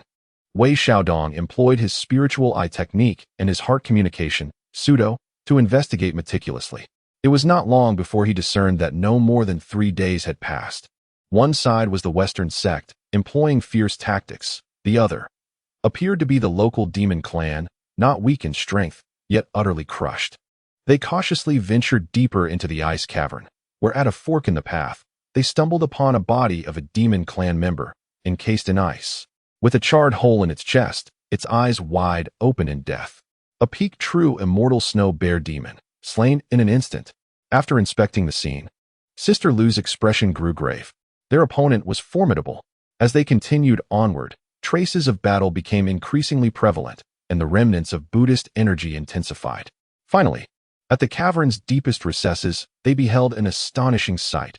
A rudimentary altar lay in ruins, surrounded by 7 or 8 demon corpses, all of true immortal cultivation. Their deaths lamentably tragic. At the center of the altar, where something was once venerated, only a trace of an extremely pure, yet vengeful, icy aura lingered. What had the Western sect taken? Wei Xiaodong furrowed his brow. News arrived via a remote communication array from Wang Fati. My lord, we have discovered that this location is a small altar belonging to the Ice Soul clan. It was said to have housed an ancient Ice Soul pearl, a sacred object of their clan, renowned for its efficacy in refining frost-based divine abilities. The Ice Soul pearl? Why would the Western sect covet such a thing? Wei Xiaodong meticulously examined the altar's remnants, and suddenly, beneath the shattered altar's base, he uncovered a small piece of fabric deliberately concealed, stained with golden blood. Buddha's blood. Furthermore, there was a faint trace, akin to the aura of the discarded relic, emanating a connection of causality. Was it that Arhot again? Was he injured? Pursue. Wei Xiaodong's gaze sharpened. He had not departed long, and was wounded, thus could not have ventured far. The trio followed the faint trail of causality and the scent of Buddha's blood, exiting the ice cavern and delving into the abyss ravaged by fierce winds. After half a day's pursuit, the scent abruptly ceased. Ahead lay an ice fissure shrouded in mist, its terrain intricate, making it difficult for their divine senses to reach far. Be cautious, there may be an ambush, Wei Xiaodong warned, secretly activating the concealment pearl. The three of them cautiously infiltrated the ice fissure. Inside, an eerie silence prevailed, broken only by the howling winds. Suddenly, golden Buddha light illuminated from all directions. A Vajra demon suppression array sprang to life, ensnaring the three within its confines. Amitba, you wretches, you have indeed followed us. A furious voice resonated. 3 monks clad in white robes, their expressions icy, emerged from the mist. Led by that early-stage profound immortal Arhot. His countenance was pale, clearly bearing injuries, yet his gaze was sharp as an eagle's. They had fallen into a trap. The adversary was well prepared. Form the array. Break through, Wei Xiaodong commanded, first summoning a dispelling talisman to strike the array's shield. Brother Lu roared in anger, revealing his half-demon true form, a hint of ancient bloodline, wielding a massive axe to deliver a ferocious blow. Sister Lu scattered a multitude of poison powder to corrode the Buddha light. Yet, the Vajra demon suppression array was exceedingly resilient, proving difficult to breach. The 3 monks on the periphery continuously chanted spells, reinforcing the array while unleashing various Buddhist techniques to assault them. System. Analyze the array's weaknesses. Optimal solution for breach. Cost. 100 points. Wei Xiaodong urged. Analyzing. Weakness. The connection point of the demon suppression staff illusion in the northwest corner with the ground. Requires extreme icy power to instantly freeze, followed by immense force to shatter it. Icy power. Brother Lu wields the power of earth and stone. Sister Lu commands the force of wood and poison, and I possess the might of thunder and fire. Yet none of these aligned perfectly. As the formation tightened and the Buddha's light intensified, Wei Xiaodong's gaze hardened. He drew forth the ancient turtle shell. Damn it, I shall risk it all. The concept of the void, akin to extinction. Let it absorb. He fervently channeled the faint essence of the void contained within the shell, simultaneously pouring his celestial energy into it with reckless abandon. The turtle shell trembled violently. The intricate patterns on its surface glimmered with an ethereal glow. An intangible aura of all-consuming annihilation radiated outward. The Buddha's light from the Vajra suppression formation faltered upon contact with this essence, as if it had been partially digested. Though exceedingly faint, it momentarily disrupted the operation of the formation. Now is our chance. Brother Lu, the northwest corner. With all your strength. Wei Xiaodong bellowed.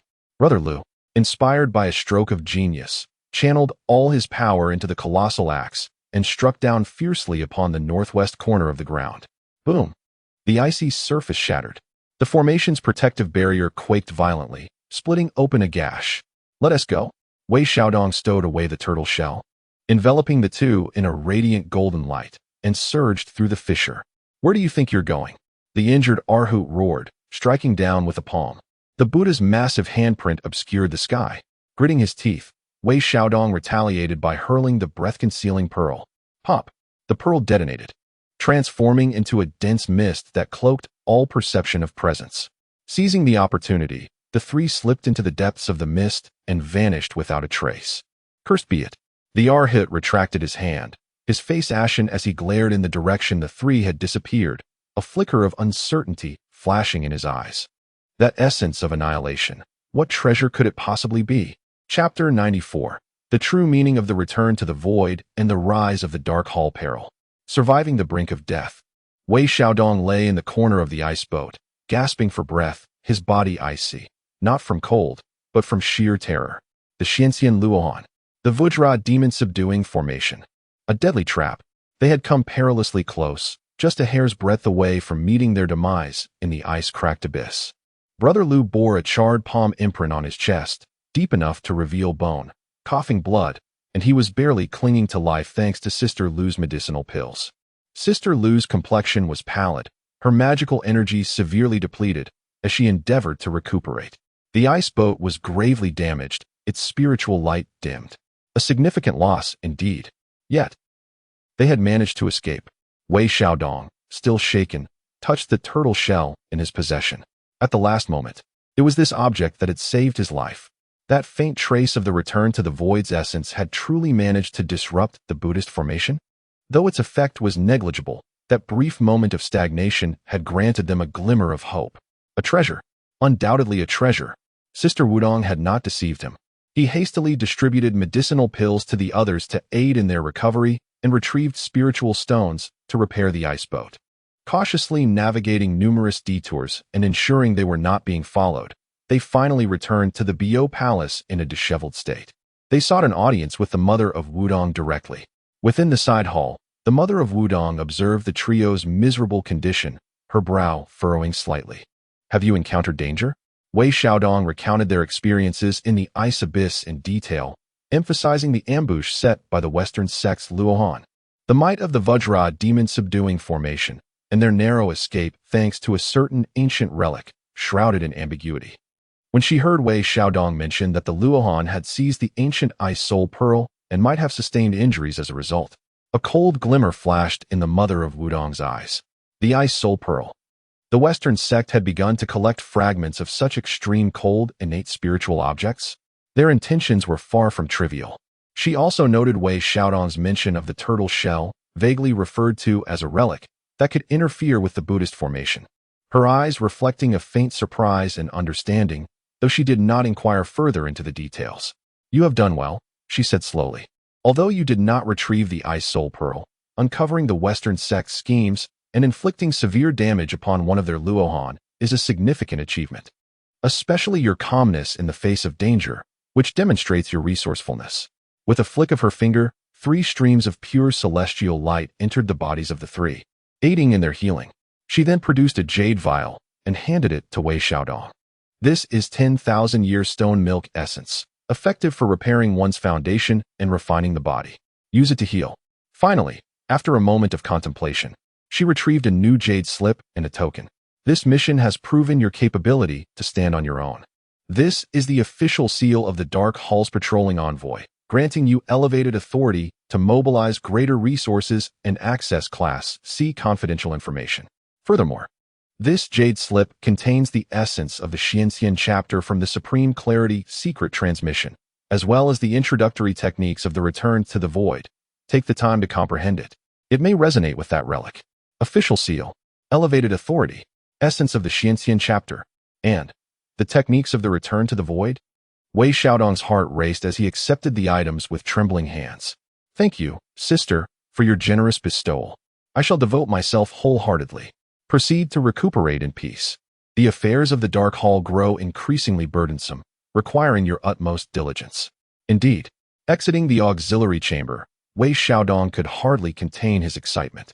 A generous reward. It is undoubtedly a substantial reward. The technique of Gui Su Yin is clearly bestowed to complement the cultivation of the turtle shell. Undoubtedly, Sister Wudong knows everything. Upon returning to the dilapidated hall, he first distributed the ancient stone milk essence among Lu and Lu Er to aid in their recovery. Lu, having sustained the most grievous injuries, received the bulk of it, reserving only a small portion for himself. He then immediately entered seclusion to study the newly acquired technique. The Shangqing Mi Chuan Xinfa, particularly the essence of the Xianxian chapter, is vast and profound, providing him with a clearer understanding of the Xianxian realm, allowing his magical powers to flow with greater harmony. Moreover, Gui Su Yin is even more arcane, serving as a method to guide and refine the true essence of the Gui Su. Though merely at the introductory level, it aligns perfectly with the subtle intent embodied in the turtle shell he held. He endeavored to operate Gui Su Yin, his consciousness sinking into the turtle shell. The expansive and desolate essence of Gui Su reemerged, and this time, it was no longer a vague sensation, but rather something that could be gradually guided, absorbed, and refined. Although the process was exceedingly slow and inefficient, with each refinement, his comprehension of water, annihilation, and emptiness deepened, and his consciousness became increasingly refined. Even the portion concerning destruction in the Shangqing Shun, Lei Zhou gained new insights. This turtle shell is akin to an accelerator for cultivation. He treasured it immensely, immersing himself in contemplation day and night, steadily enhancing his cultivation and gradually mastering the essence of Gui Su. After several days, Lu and Lu Er's injuries improved. Wei Xiaodong emerged from his seclusion and summoned his core team. He informed the three of them about the official seal and the elevation of their privileges, rewarding them with numerous spiritual stones and medicinal pills. The trio was overjoyed, their motivation further ignited. With enhanced privileges and increased resources, it is time for our Dark Hall to expand its scale and truly make an impact. Wei Xiaodong was filled with ambition. He appointed Wang Fati to oversee the matter, selecting 10 reliable outer disciples after a rigorous evaluation and a discrete system scan, incorporating them into the Dark Lines, dispersing them throughout Bo Palace and several external strongholds, responsible for foundational intelligence gathering. Simultaneously, he utilized his new authority to requisition a batch of standard robes, communication talismans, cloaking talismans, and other equipment to arm the team. He also exchanged for several combined attack formations and stealth techniques for team drills. A small yet refined intelligence network began to take shape. Daily, fragments of information flowed into Wei Xiaodong's possession. He no longer engaged personally in every matter, but rather commanded from a central position, directing operations, analyzing, and making judgments. Significant intelligence was compiled into reports submitted to the Holy Mother Wudong, while ordinary intelligence was categorized and archived or employed for team training. The benefits brought by power and resources were unmistakable. His cultivation steadily advanced, aided by Gui Su Yin and the turtle shell, and his control over the Dark Hall grew ever stronger. Lu, Wang, and Lu each performed their duties, honing their abilities and making progress in their cultivation. Everything seemed to be advancing positively, until that fateful day. Wang Fati hurriedly approached, his expression grave. "My lord, there is a situation.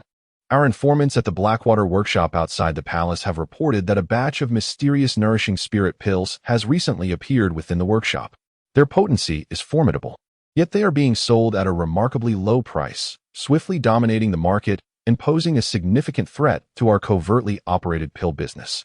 The Blackwater Workshop is a small market for scattered cultivators on the outskirts of the Bayou Palace.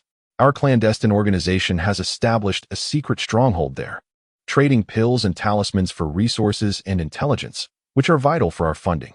Wei Xiaodong furrowed his brow. Have we traced the source? Wang Fatty shook his head. The other party is quite cautious. The pills are being sold in batches through several minor cultivators, making it difficult to track their origin. However, our observers have noted that these cultivators have recently been in frequent contact with a demon cultivator named Mo Jiao. This demon is at the late stage of true immortal and is a dominant force in the market, with an unknown background. Mo Jiao? Wei Xiaodong's eyes narrowed, a chill creeping in. Are they trying to undermine our business? Is it mere coincidence? Or is it a direct attack on us? My subordinate finds it suspicious, Wang Fatty murmured.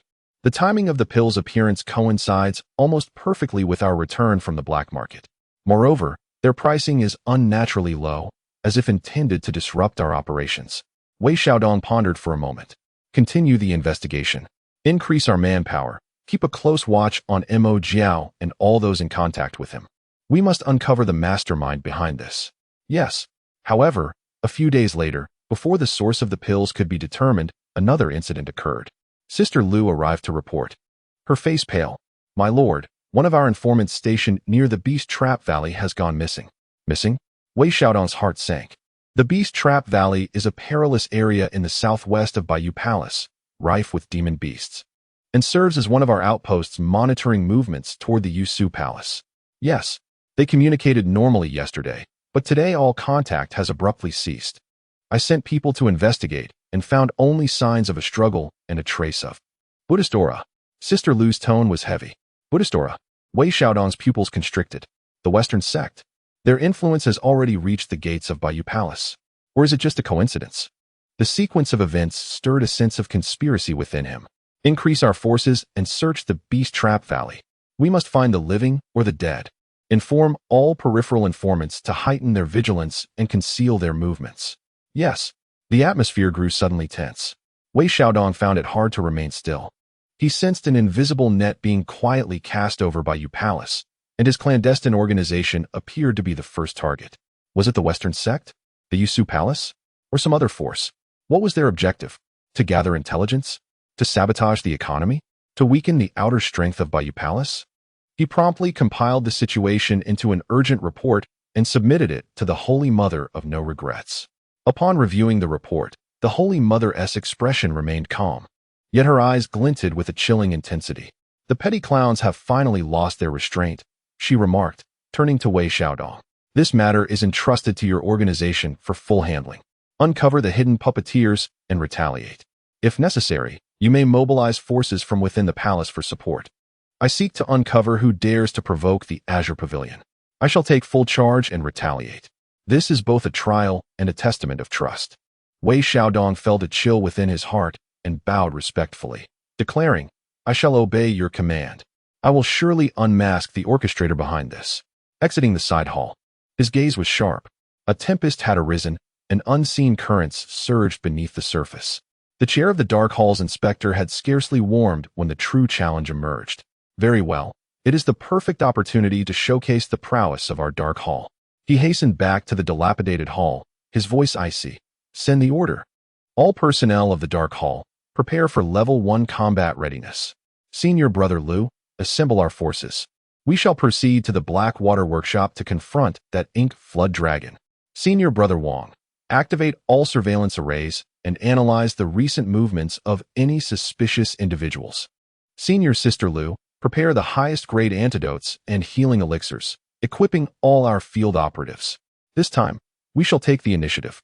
Chapter 95. The undercurrents of the Blackwater Lodge and the demise of the ink flood dragon. The entire clandestine hall stirred to life. Functioning like a finely tuned machine suddenly set into rapid motion. With the issuance of a first-level state of emergency, Lu, Wang, and Lu appeared solemn, springing into immediate action. Wang, the corpulent figure at the helm, activated all surveillance formations, gathering a multitude of subtle information streams. His fingers danced across the controls, swiftly sifting, analyzing, and marking anomalies. Senior Sister Lu opened the apothecary, meticulously repackaging the finest healing, detoxifying, and explosive elixirs for each field operative. Senior Brother Lu assembled the 10 most elite operatives from the newly developed Dark Lines, checking their equipment with an air of lethal intent. Within the hall, the atmosphere was as heavy as iron. Wei Xiaodong stood at the center, his gaze sweeping over the assembled group. The affairs of the Blackwater Lodge were no mere coincidence. Someone had dared to tread upon our territory, testing the limits of Bio Palace. His voice was cold and resolute. Today, we shall confront the Ink Flood Dragon and uncover the identity of the deities backing him. Senior Brother Lu, take 5 men and accompany me for a frontal visit to the Ink Flood Dragon. Senior Sister Lu, lead 3 individuals to infiltrate the market and monitor all entry and exit points.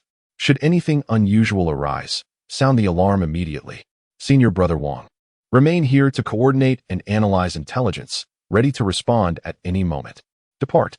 Over a dozen individuals silently exited Bio Palace, dispersing into several factions. Blending into the vast expanse of the East Sea, the Blackwater Lodge remained as raucous and chaotic as ever, a veritable melting pot of beings. The air was thick with the scent of the sea, the aroma of medicinal herbs, and an almost imperceptible tension. Wei Xiaodong, accompanied by Senior Brother Lu and the 5 others, made their way deep into the market, approaching a humble palace established within a massive reef cave. The lair of the Ink Flood Dragon. The guarding minor demons attempted to obstruct their path, but a mere glance from Senior Brother Lu rendered them incapacitated. Upon entering the dimly lit hall, they encountered a towering figure, dark-skinned, with a single horn protruding from his forehead, exuding an air of ferocity. This was the Ink Flood Dragon, a being of profound demonic energy, a true immortal in the late stage of his cultivation. Flanking him were several formidable demon cultivators. Upon seeing Wei Xiaodong and his group intrude, a flicker of surprise crossed the Ink Flood Dragon's eyes, swiftly morphing into a sinister grin. What audacious creature dares to intrude upon my domain? Wei Xiaodong revealed a disguised rogue cultivator's token, specially crafted by the clandestine hall, and calmly stated, Ink Flood Dragon. I inquire whether the recent batch of low-price concentration pills circulating in the market originated from your establishment? The Ink Flood Dragon's expression shifted slightly, a derisive laugh escaping his lips. And if it did? Or if it did not? Do I owe you an explanation for my business dealings? Anyone is free to engage in commerce. Wei Xiaodong stepped forward, his gaze sharp and unwavering. Yet, to propagate products that harm others, disrupt the market, and possess unclear origins borders on impropriety. Impropriety? The Ink Flood Dragon erupted, demon's energy surging forth. In this Blackwater Lodge, I am the law. What are you to question me? Get out. Behind him, the demon cultivators brandished their weapons, their expressions unfriendly. Senior Brother Lu emitted a cold snort, stepping forward, his initial stage profound immortal aura unabashedly pressing down upon them. Boom. The expressions of the Ink Flood Dragon and his companions changed drastically, retreating in alarm, fear glimmering in their eyes. Profound immortal. Can we speak properly now? Wei Xiaodong's tone was calm. Mo Jiao's expression fluctuated as he gritted his teeth. Is the Shenxian so impressive? This is not a place for you to act recklessly. That elixir was provided by a significant figure.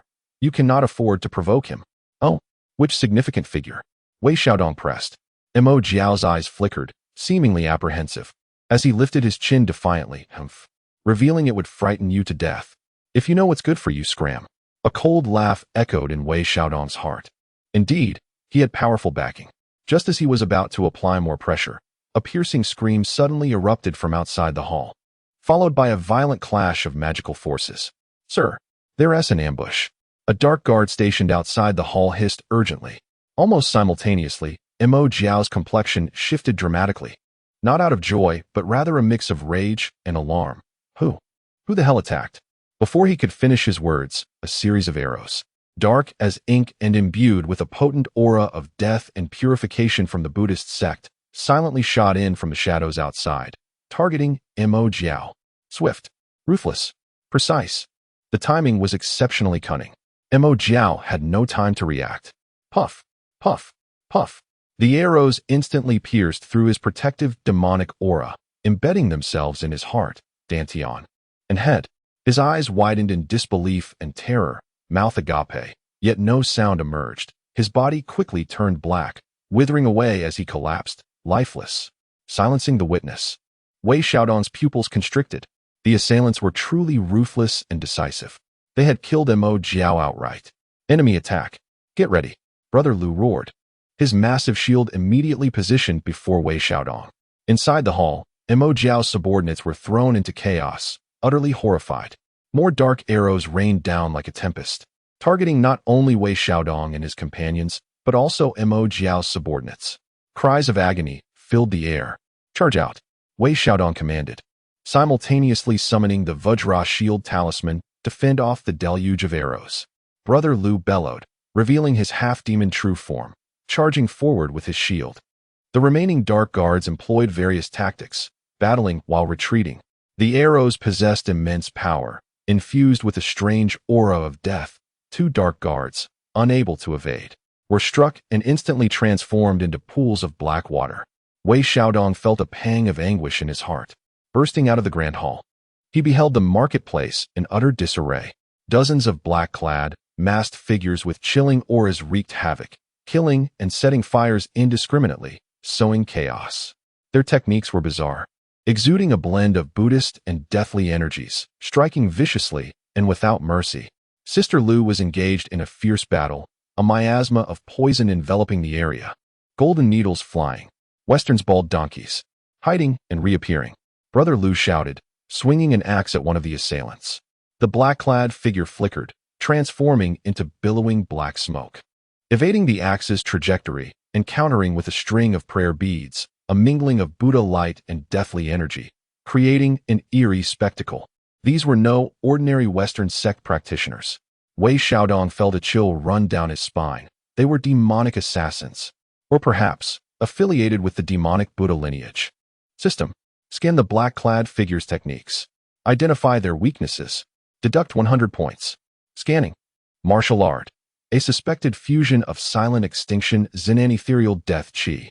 Weakness. Fear of the utmost yang and unyielding thunder power and pure Buddhist light. Mutually exclusive. Thunder? Buddhist light? Wei Xiaodong's gaze sharpened. Lu Shixiao. Use thunder technique. Lu Shiji, disrupt their consciousness. He initiated the spell first. Supreme Clear Divine Thunder Spell. Bang! A bolt of violet lightning descended from the heavens, striking a cloaked figure. The figure, caught off guard, was struck by the thunder, and the death chi surrounding him instantly dissipated, emitting a chilling scream as his form stiffened. Seizing the opportunity, Lu Shixiang cleaved him in half with an axe. Lu Shiji scattered a handful of bewildering incense as smoke swirled, causing the cloaked figure's movements to falter. His gaze becoming dazed, the remaining dark forces launched a vigorous assault. Effective. Wei Xiaodong's spirit surged as he continually summoned divine thunder. Although he was merely at the initial stage of the profound immortal realm, the supreme clear divine thunder spell, embodying the utmost rigidity and brightness, was perfectly suited to counter the enemy. Lu Shixiang was even more valiant, wielding his thunder axe with unmatched ferocity. Perceiving the grim situation, the cloaked figures began to retreat, merging into the shadows and vanishing swiftly. The chaos within the market gradually subsided. The ground was strewn with debris and bodies, predominantly those of market cultivators and Mo Jiao's subordinates. Wei Xiaodong's side had also suffered 3 casualties and multiple injuries. Clear the scene, treat the wounded, search for clues. Wei Xiaodong commanded gravely, his expression darkened. The mission had not only faltered, but had also resulted in personnel loss. Lu Shiji took charge of tending to the wounded and examining the bodies. Lu Shixiang led the search for Mo Jiao's lair and the location where the cloaked figures had vanished. Soon, Lu Shiji returned to report, "My lord, the bodies of the cloaked figures have transformed into black water, making them difficult to examine.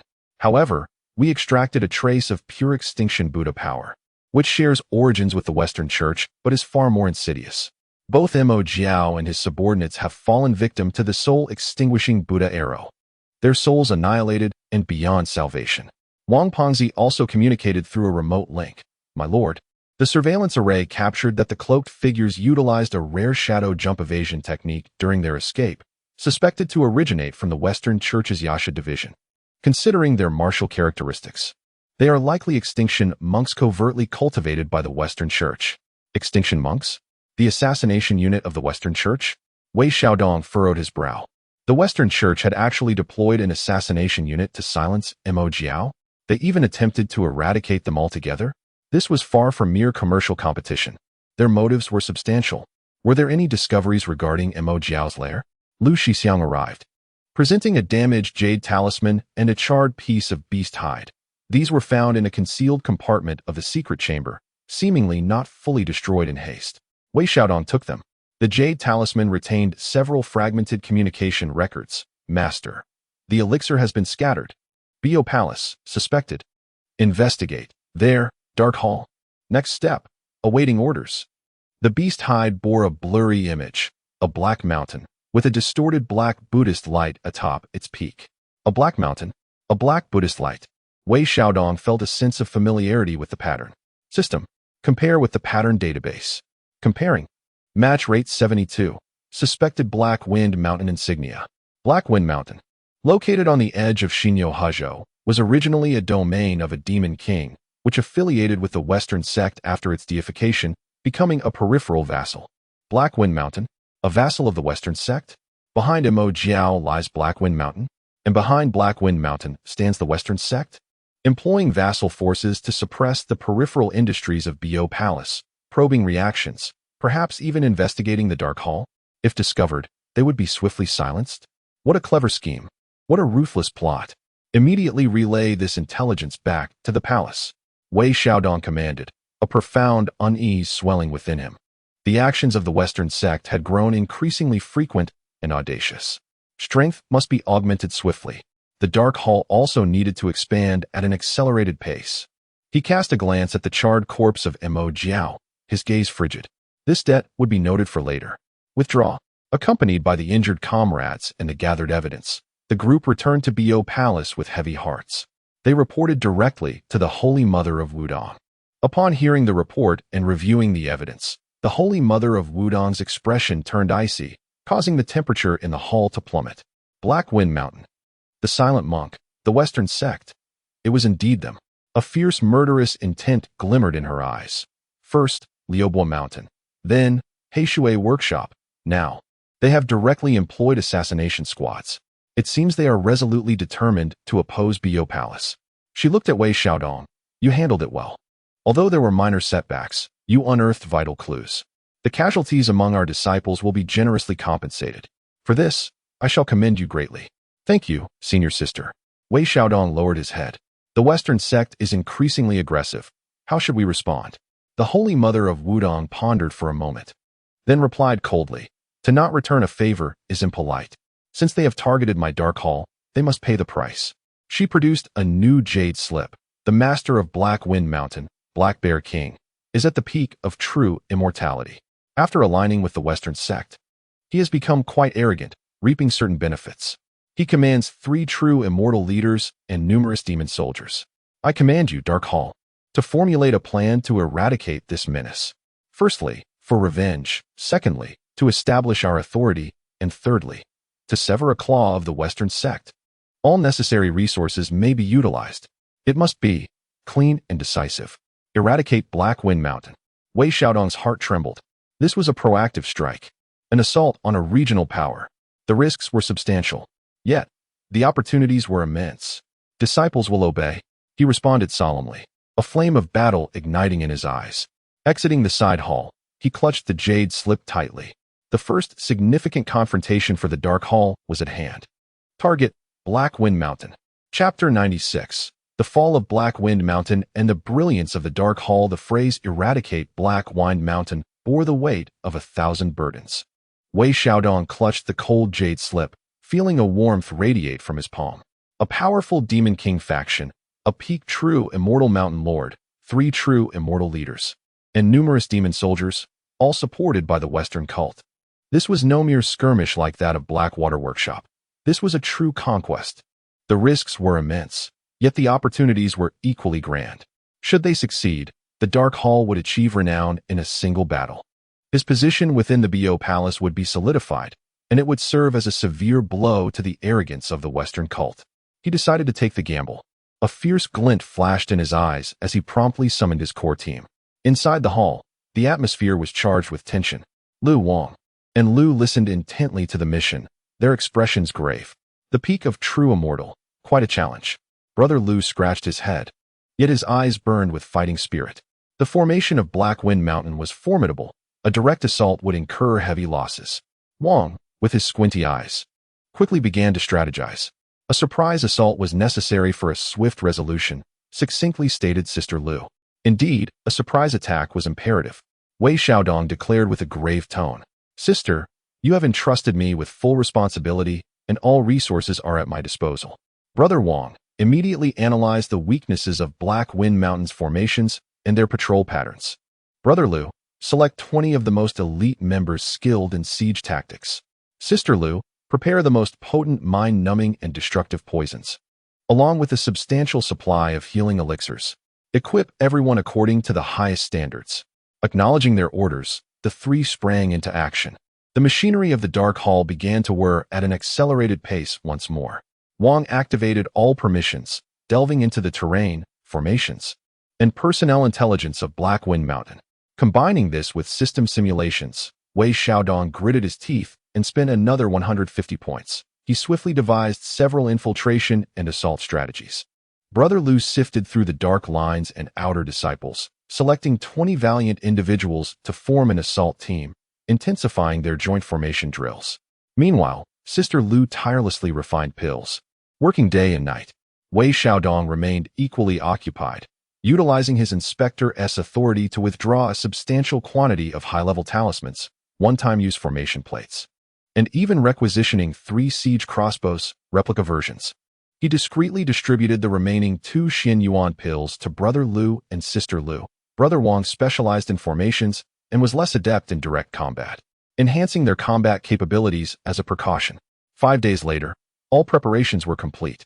The assault team of 20, along with the core trio and Wei Xiaodong, totaling 24 individuals, were all above true immortal level, well-equipped and stocked with ample medicinal elixirs. Wei Xiaodong had securely concealed the turtle shell for protection, which could prove vital in a critical moment. As night deepened, the 24 transformed into ethereal shadows, silently departing Bio Palace. They boarded a cleverly disguised cloud-piercing vessel, heading straight for the treacherous Black Wind Mountain in Xinyo. The mountain loomed steeply, its aura of demonic energy palpable, with the formation's luminescence flickering ominously. At the summit stood a grand black stone hall, brightly lit and bustling with activity. Within the vessel, Wei Xiaodong conducted a final confirmation of the plan. At the third watch, during the shift change, when the formation's energy tide would be at its lowest, they would infiltrate through the Yin Wind Gorge in the northwest. Brother Wang led the team, breaking through the first layer of the defense array. Brother Lu commanded the assault squad, charging directly towards the Grand Hall to slay the Black Bear King. Sister Lu guided her companions to seize control of the array's core, unleashing a noxious miasma. I positioned myself centrally to provide support and intercept reinforcements. We must resolve the battle within the span of a single incense stick. Then we shall withdraw immediately. Understood. At 1:15 midnight, the cold winds howled through the Yin Wind Gorge, and the light of the array flickered faintly. Brother Wang, with both hands forming a seal, unleashed several rays of spiritual light, quietly creating a gap. Enter. 24 shadowy figures slipped in like phantoms, swiftly advancing through the shadows. The patrolling lesser demons remained oblivious. Soon, the group approached the summit's grand hall. Inside, the Black Bear King reveled with 3 leaders, boasting of the glory attained since aligning with the Western sect. Utterly unaware of the impending doom. Attack! With a command from Wei Xiaodong, Brother Lu roared, unleashing a powerful aura as he transformed into a crimson whirlwind, crashing through the hall's entrance with his massive axe aimed at the Black Bear King. Ambush! The Black Bear King, filled with fury and surprise, hastily grabbed a black-tasseled spear to defend himself. Boom! The shockwave surged forth, shattering the hall's furnishings. Simultaneously, Sister Lu and her team rushed towards the side hall's array core, the toxic mist enveloping the area, causing the guarding demon soldiers to collapse instantly. Brother Wang swiftly set up a barrier array on the periphery to prevent any noise from escaping. Kill! The 20 assault team members charged like wolves towards the 3 true immortal leaders and the demon soldiers within the hall. The clash erupted instantaneously. The Black Bear King, at the pinnacle of true immortality, wielded his spear with the grace of a dragon, his demonic aura overwhelming. Yet, bolstered by the Xinyuan pill, Brother Lu's cultivation surged. And with fearless determination, his axe struck with tremendous force, proving to be an equal match. The three leaders found themselves ensnared by the assault team, unable to escape for the moment. Wei Xiaodong refrained from joining the fray, instead fully extending his spiritual sense to monitor the battlefield. He continuously cast protective charms to shield his teammates and occasionally unleashed Qingling thunderbolts to disrupt the enemy. The battle raged fiercely, blood splattering everywhere. Demon soldiers fell, and several assault team members sustained injuries. Sister Lu's toxic mist and golden needles proved immensely effective, incapacitating numerous low-tier demon soldiers. Brother Wang's barrier array also successfully delayed reinforcements from below the mountain, albeit temporarily. However, the ferocity of the Black Bear King was undeniable, and the prolonged battle became increasingly precarious. With a steely gaze, Wei Xiaodong discreetly conveyed to Brother Lu, "Feign a weakness." Brother Lu understood immediately. Swinging his axe through empty air, his figure momentarily faltering. The Black Bear King, overjoyed, lunged with his spear straight towards Brother Lu's exposed chest. Just then, Wei Xiaodong abruptly summoned the one-time phantom array disc acquired from the black market, which had never been used before. Buzz. Instantly, multiple phantoms of Brother Lu appeared within the hall, indistinguishable from the real one. The Black Bear King's spear momentarily faltered. Now is the moment. Wei Xiaodong bellowed. With all his might, he activated the return to the void induction, attaching a faint trace of the void's essence to a piercing sword gesture, aiming for the Black Bear King's heart. The strike, though not powerful, carried an eerie resonance of universal tranquility that left the Black Bear King momentarily stunned. Seizing the opportunity, Senior Brother Lu unleashed his giant axe, which radiated an unprecedented crimson light, cleaving down with ferocity. A resounding crack echoed as the Black Bear King's head was severed. Astonishment etched in his eyes. The Mountain Lord lay dead, and the remaining demonic soldiers were thrown into disarray. The three leaders, hearts trembling with fear, attempted to flee but were swiftly surrounded and exterminated by the assault team. Secure the battlefield. Loot the treasury. Hurry, Wei Xiaodong commanded sharply, simultaneously swallowing a handful of recovery elixirs. The team sprang into action. Before long, they discovered the treasury within the Black Bear King's hidden chamber, filled with numerous spirit stones, materials, and several fine magical artifacts. Most conspicuous was a jade box sealed with a Buddhist emblem. Upon opening it, Wei Xiaodong was astonished to find 3 black pills radiating pure Buddhist energy and deathly aura, alongside a token inscribed with the character for silence. Silencing elixir? A reward from the Western Church? A chill ran down Wei Xiaodong's spine as he swiftly stored them away. Retreat. The team gathered their spoils and hastily withdrew. Wang Pengzi detonated the preset explosive array, and the entire main hall of Black Wind Mountain erupted into flames. The cloud-piercing shuttle soared into the sky, vanishing into the night. Arriving in silence, departing like fire, Black Wind Mountain was obliterated in a single night. Upon returning to the Bo Palace, they tallied their gains. 1 demon king slain, 3 leaders eliminated, and hundreds of demonic soldiers dispatched. They had seized spirit stones, materials, and several magical artifacts. Most importantly, the box containing the silencing elixirs and the token served as irrefutable evidence of the Western Church's direct involvement. The casualties included 5 members of the assault team killed, 7 severely injured, and all others sustaining minor wounds. Senior Brother Lu was exhausted from battle. Senior Sister Lu had depleted her magical energy, and Wang Pengzi suffered backlash from the formation. The cost was not insignificant, yet the victory was resplendent. Wei Xiaodong promptly drafted a detailed report of the battle, along with the evidence, and submitted it to the Holy Mother of Unfathomable. Within the side hall, the Holy Mother studied the report and evidence in silence for a prolonged moment. The atmosphere was thick with tension. Eventually, she slowly raised her gaze, her eyes flashing like lightning as they swept over Wei Xiaodong and the 3 battle-worn, yet resolute companions behind him. Well, very well. Her voice was calm, yet tinged with barely contained admiration and murderous intent. With thunderous resolve, she eradicated the malignant tumor, severed the enemy's leadership, and secured this solid evidence. The battle at Black Wind Mountain amplified the might of Bo Palace while thwarting the schemes of the Western Church. Wei Xiaodong, you have indeed not disappointed me. She rose and approached Wei Xiaodong. This battle shall be recorded as a primary achievement. All participants shall be generously rewarded. The fallen disciples shall be honored, and their families supported by the palace. She produced a new token, crafted from ancient materials and inscribed with intricate runes. I hereby promote you to the position of Wind Patrol Envoy within the Dark Hall, with authority equivalent to that of an intersect elder. You may mobilize resources at the Xianxian level and access classified information of the second tier. Additionally, I bestow upon you one Shangqing spirit-nourishing pill, which will aid you in stabilizing your realm and advancing to the mid-level of Xianxian. Wind Patrol Envoy, authority of an intersect elder, spirit-nourishing pill, such bounteous rewards. Beyond imagination, Wei Xiaodong's heart raced as he bowed to accept. Thank you, senior sister, for your profound grace. The credit for this victory belongs not solely to me, but to the entire team who fought valiantly. Indeed, the gaze of the Holy Mother swept over Lu, Wang, and Lu, proclaiming, "You are all to receive rewards. Depart now and rest well." Yes. The four exited the side hall, their excitement barely contained.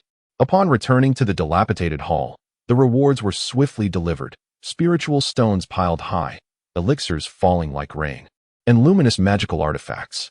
Every participant in the battle received generous recompense, while the families of the fallen were awarded astonishing compensation. Cheers erupted throughout the dark hall, and the sense of cohesion and loyalty soared to new heights. Wei Xiaodong carefully stored the spirit-nourishing pill, choosing not to consume it immediately. He understood that his level of cultivation required time to settle, and haste would be unwise. Instead, he promptly directed a significant portion of the resources towards the construction of the Dark Hall, compensating for casualties, rewarding the meritorious, expanding manpower, and upgrading equipment. Following this battle, the power of the Dark Hall surged dramatically, and its reputation soared. Wei Xiaodong, as the Wind Patrol Envoy, reached the pinnacle of his prestige. Yet, he remained grounded, not allowing victory to cloud his judgment. The Western sect, having lost a vassal, would certainly not relent. Retribution would soon follow. He commanded the Dark Hall to enter a state of semi-concealment, enhancing defenses and fully monitoring the movements of the Western sect. Indeed, just days later, intelligence began to pour in. The Western sect did not openly retaliate, but several vassal forces subtly stirred, increasing harassment and probing around the periphery strongholds of the Bayou Palace. A clandestine elixir trading post was even destroyed by mysterious forces, with personnel reported missing. A storm was brewing. Wei Xiaodong remained at the helm, diligently processing intelligence, mobilizing personnel, and countering the infiltration and sabotage by the Western sect. The struggle between the Dark Hall and the shadowy forces of the Western sect escalated along an invisible front. There were victories and losses, with each side sustaining damage. However, the Dark Hall withstood the pressure and gradually gained the upper hand.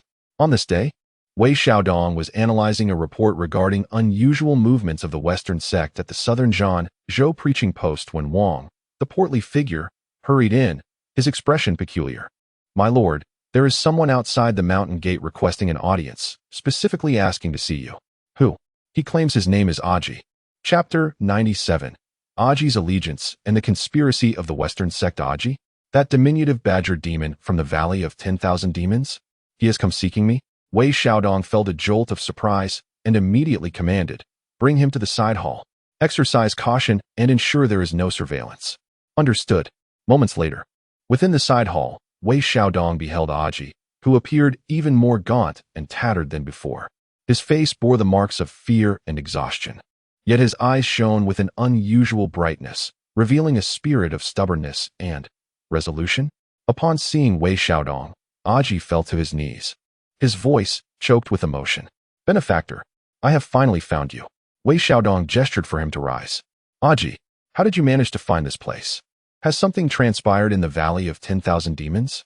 Aji climbed to his feet and wiped his face in haste. "Benefactor, I can no longer remain in the valley. The monks from Shizhuo Ridge and the Western sect have grown increasingly arrogant, capturing people and looting treasures. Those who comply thrive, while those who resist perish. After I sent you word last time, they set their sights on me, and I barely managed to escape." He paused to catch his breath and continued. I concealed myself along the way and heard that Bo Palace is recruiting former members to shelter the demon clan, so I took a chance and came here.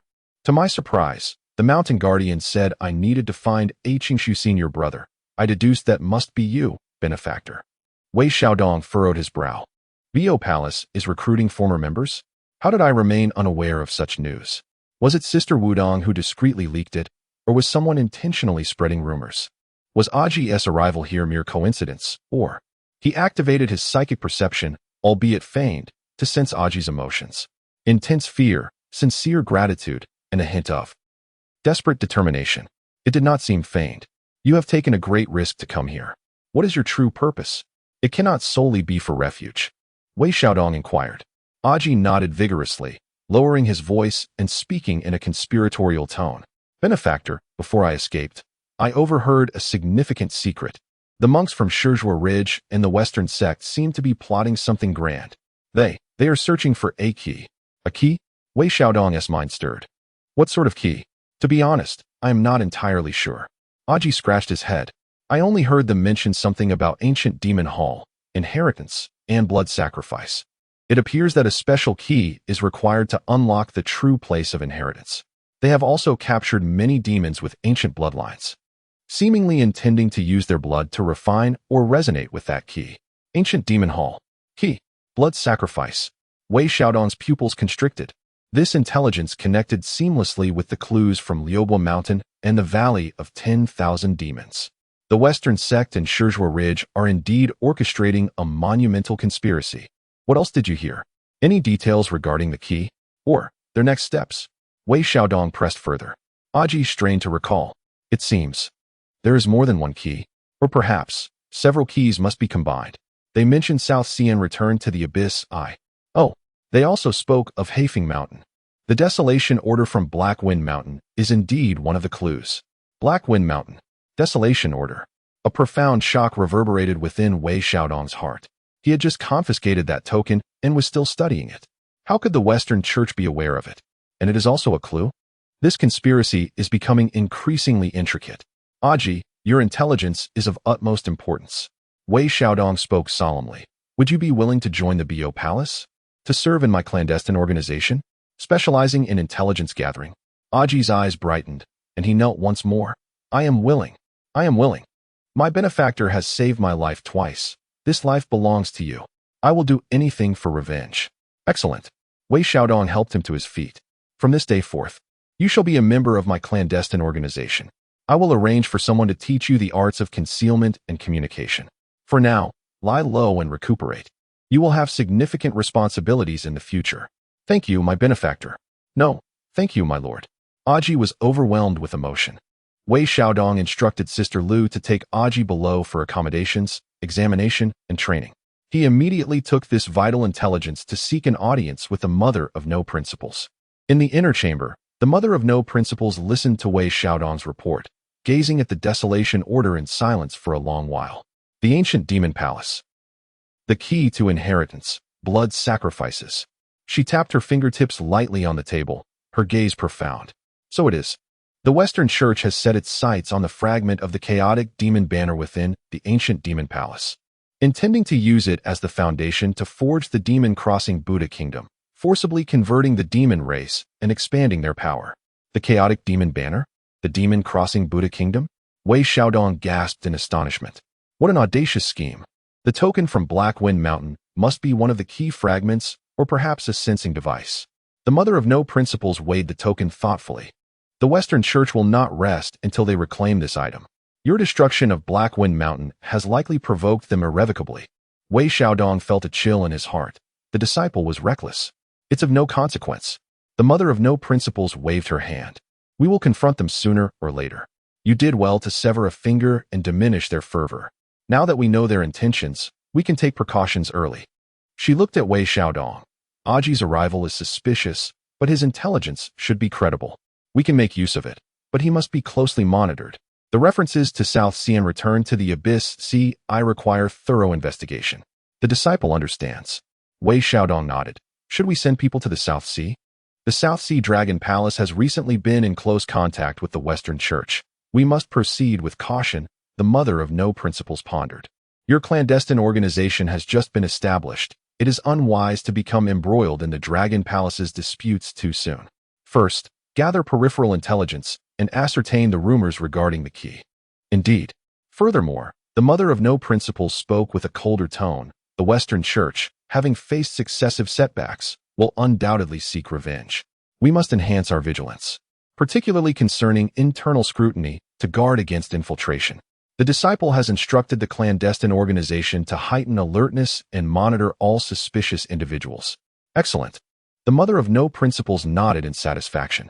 You are fully authorized to handle this matter. Utilize any resources you require. It is imperative to uncover the truth behind the key and thwart the Western Church's conspiracy. Understood. Exiting the inner chamber, Wei Xiaodong felt a heavy yet exhilarating burden. The key. The ancient demon palace. The chaotic demon banner. The entanglement has escalated. It is perilous, yet it signifies immense opportunities. He promptly returned to the Dark Hall to orchestrate a mission. Brother Wang, diligently gather all rumors and records pertaining to the South China Sea, the Guishu Ci, and the key to the ancient demon hall. Utilize all intelligence networks. Brother Liu, enhance internal patrols and surveillance, paying particular attention to unfamiliar faces and suspicious behaviors. Sister Liu, expedite the training of Aji, ensuring he swiftly attains combat readiness. All external missions must elevate their risk levels. Teams of 3 are mandated, no solo actions. The Dark Hall resumed its rapid operations. Days later, intelligence began to coalesce. Numerous legends regarding the key to the ancient demon hall emerged, yet most were nebulous. Some claimed it to be a tangible key, others spoke of an incantation, while some suggested a specific bloodline, leaving opinions divided.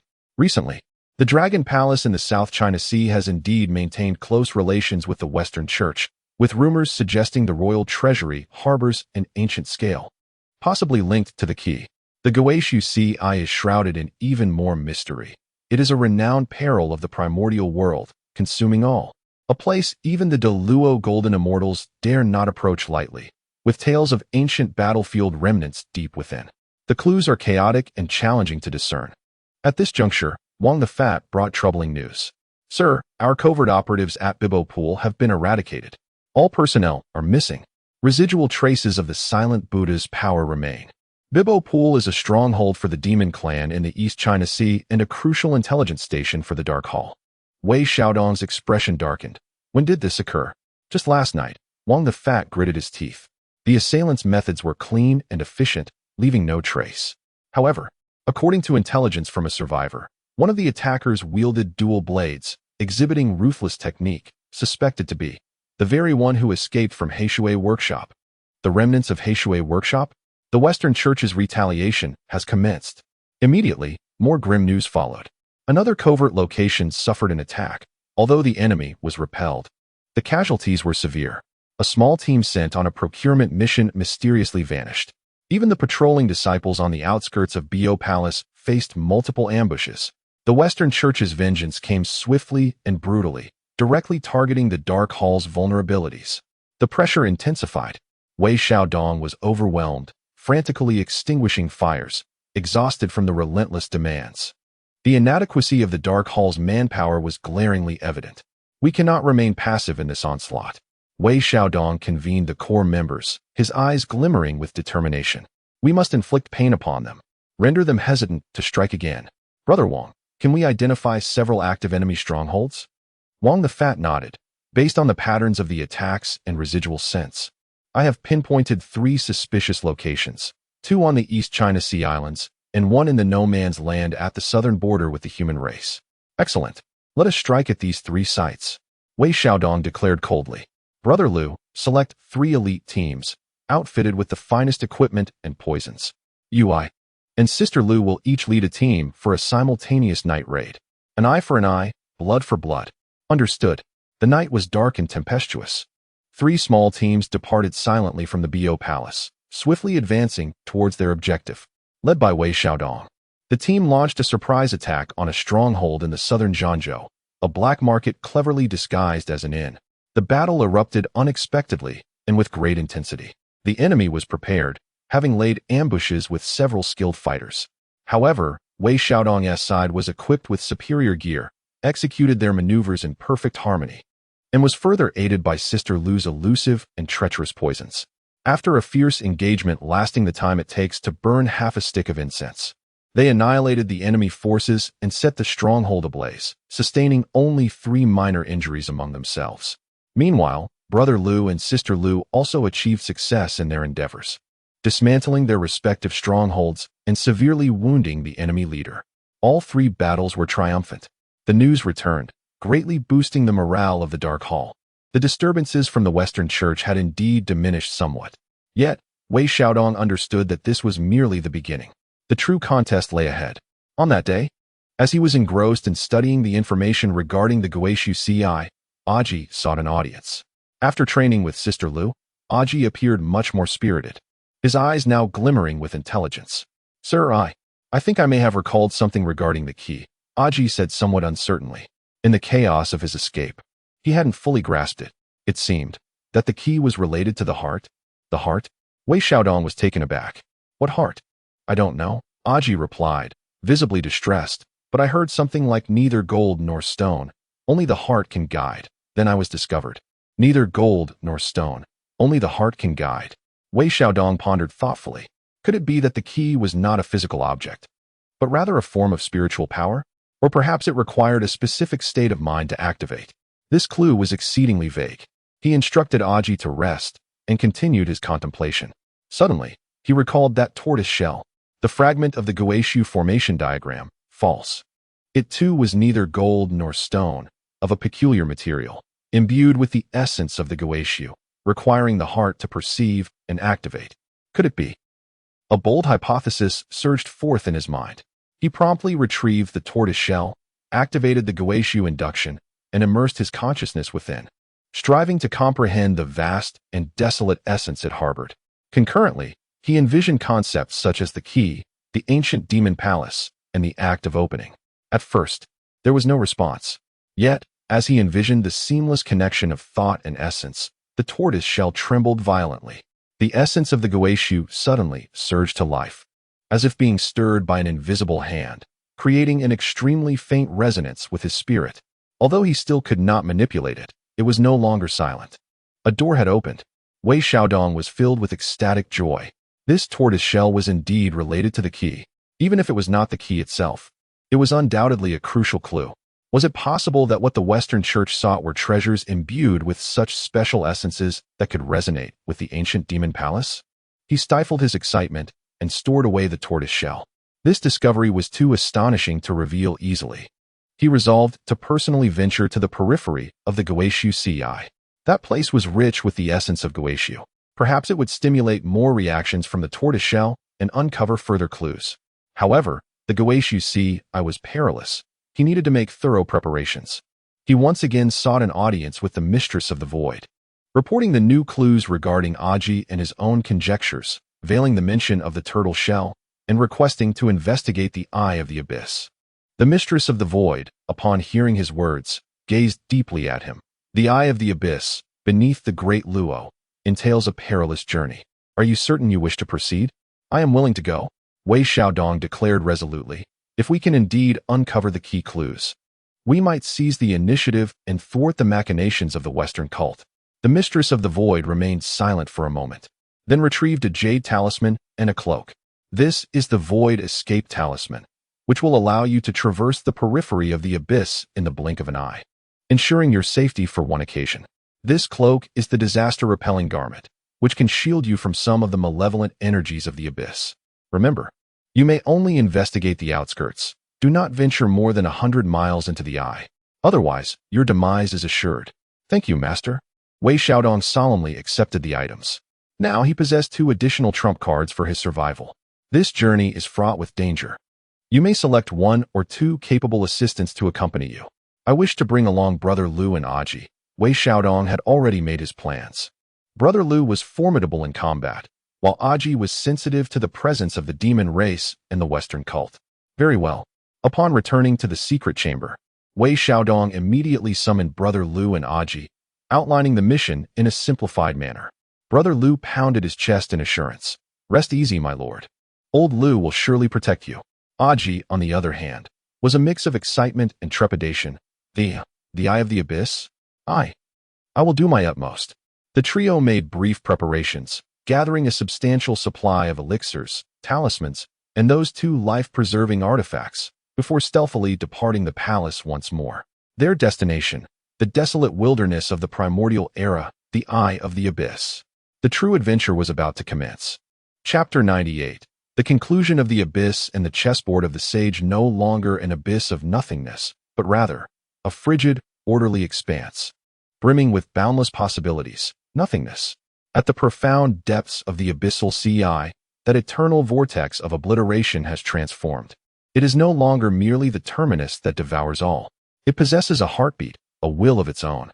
Wei Xiaodong's consciousness, akin to a sovereign enveloped in darkness, coldly surveys the chessboard of the fragmented yet tumultuous realm of the celestial beings. His gaze sweeps across the temples of the western Bulhuzhou, bathed in the resplendent light of the Buddha, traverses the mystical caverns of the eastern Victory divine continent, shrouded in ethereal energy, glides over the desolate plains of the northern Julu continent, thick with demonic aura, and scans the ruins of the southern Jianbu continent, where dragons and serpents intertwine. Countless strands of information, like gentle streams, converge into his thoughts, forged from the essence of annihilation. The cyclical shifts of power, the flow of resources, the inclinations and aversions of the human heart, the breeding of enmity, all fall within the purview of his calculations. Resources, pieces, power, these three elements constitute his newfound frigid desires. The dark hall serves as his arm, sharp and loyal, yet still somewhat juvenile. The few scattered dark pieces, Zhu Ying, Song Wu, Miao Fa, Dan Shun, have begun to yield results, providing intelligence, sowing chaos, and delivering resources. Yet, they are too weak, too dispersed, like candles flickering in the wind, needing careful nurturing to ignite a greater flame.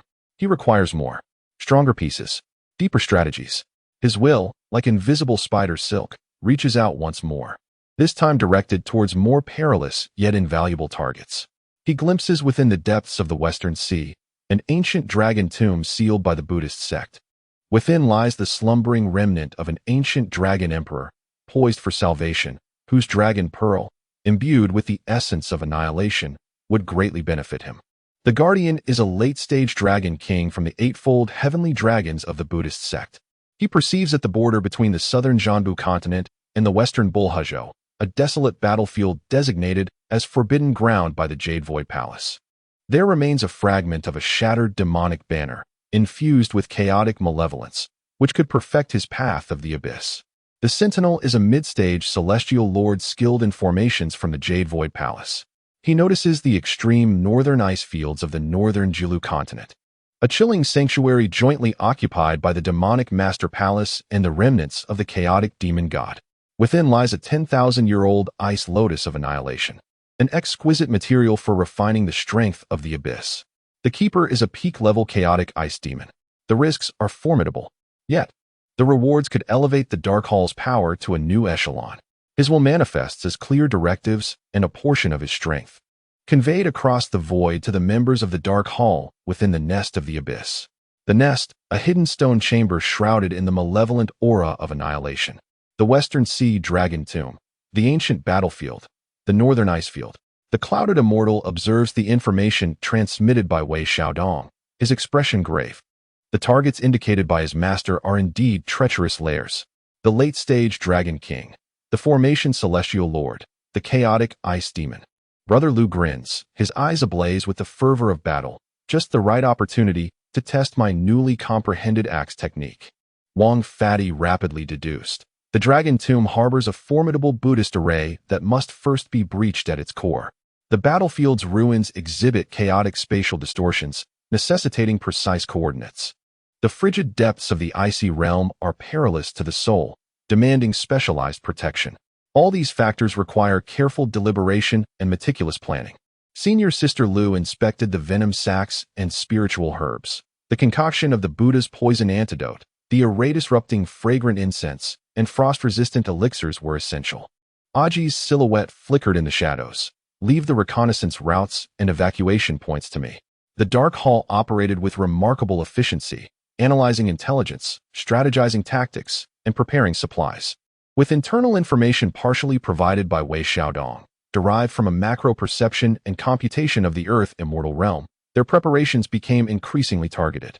Months later, the operation commenced. At the West Sea Dragon Tomb, Wang Fati utilized the Return to Ruins array plate to disrupt the nodes of the Buddhist array. While senior brother Lu and the Cloudy Cloud Immortal forcefully breached the tomb, clashing fiercely with the Dragon King. Senior sister Lu unleashed toxic mists that eroded the dragon race's spiritual forms. Aji infiltrated to steal the Dragon Pearl. At a crucial moment, Wei Xiaodong summoned the ancient death energy accumulated deep within the Dragon Tomb, temporarily ensnaring the Dragon King. The Dark Hall successfully seized the pearl and made a swift escape, though the enraged Dragon King was unable to pursue. In the ancient battlefield, the mysterious method Loose Cultivators, Dark Chess, provided intelligence on certain weaknesses in the array. The Dark Hall infiltrated but encountered resistance from the array immortal. Wang Fati disrupted the array to entangle the immortal, while senior brother Lu and the Cloudy Cloud Immortal launched a fierce assault on the array's core, seizing fragments of the demonic banner. Wei Xiaodong's will descended, momentarily disrupting the space to facilitate their escape. The northern abyssal ice field proved to be the most treacherous. The Kangwu Grand Sorcerer, Dark Chess, weakened the ice demon with distant curses. The Dark Hall infiltrated the secret realm, ambushed by the Ice Demon and the Yao Master Palace's patrol teams. They fought valiantly. Senior brother Lu's battle axe shattered. The Cloudy Cloud Immortal was injured. Senior sister Lu exhausted her toxins, and Aji's evasion techniques were thwarted. In a moment of desperation, Wei Xiaodong, disregarding the cost, forcibly summoned the power of the Return to Ruins CI. A wave of obliterating cold surged through the void, instantly freezing 1,000 miles, inflicting severe damage upon the Ice Demon and the Yao Master Palace troops. The Dark Hall seized the opportunity to acquire the Ice Lotus and fled, heavily wounded. All three operations succeeded, yet each came at an increasingly steep price. During the final endeavor, Wei Xiaodong's intervention even provoked a slight backlash from the Return to Ruins CI, with the fluctuations of his will lingering for several days before settling. Nevertheless, the rewards were immense. The Dragon Pearl, fragments of the demonic banner, and the obliterating Ice Lotus were swiftly refined and absorbed, causing the Dark Hall's members to experience a dramatic surge in power, many reaching the threshold of mid-level profound immortals. Wei Xiaodong's core of Return to Ruins also became more refined, further enhancing his perception and control over the Earth immortal realm. However, the frequent exertions, particularly the last large-scale intervention, ultimately left traces. The undercurrents of the Earth immortal realm began to swell ominously. At the Western Spirit Mountain, within the Great Hero Hall, the Amitabha Buddha and the Guiding Saint, Incarnation, slowly spoke, their gaze piercing through the void towards the direction of Return to Ruins. The anomalies of Return to Ruins grew increasingly frequent, capable of accurately plundering the Dragon Tomb and disrupting the Buddhist conversion. Their power surged at an alarming rate, defying all reason. The master, Avalokiteshvara Bodhisattva, joined palms in prayer. It seemed capable of peering into the celestial mechanisms, foreseeing destinies, and wielding an uncanny power to tempt hearts, inciting rebellion among followers. If this continued, it could lead to grave consequences. Could it be related to that which has vanished? The sage of the supreme purity frowned. Although the calamity has passed, uncertainties still linger. The guide pondered, it is imperative to seek the Master's decree, to thoroughly investigate the anomalies of the Return to Ruins, if necessary. Purification might be required. At Kunlun Mountain, in the Jade Void Palace. A mere jester. The incarnation of the primordial Lord's countenance was stern, relying on the sinister powers of the Return to Ruins to employ treacherous tactics, daring even to disturb the seals of the ancient battlefield. My master, Guang Qingzi bowed. His actions have grown increasingly audacious, seemingly emboldened. Could there be another force behind him? Hinting at Tongtian, the remnants of Tongtian are barely surviving. How could they possess the strength? The primordial lord scoffed. Yet, the Return to Ruins itself is indeed a variable.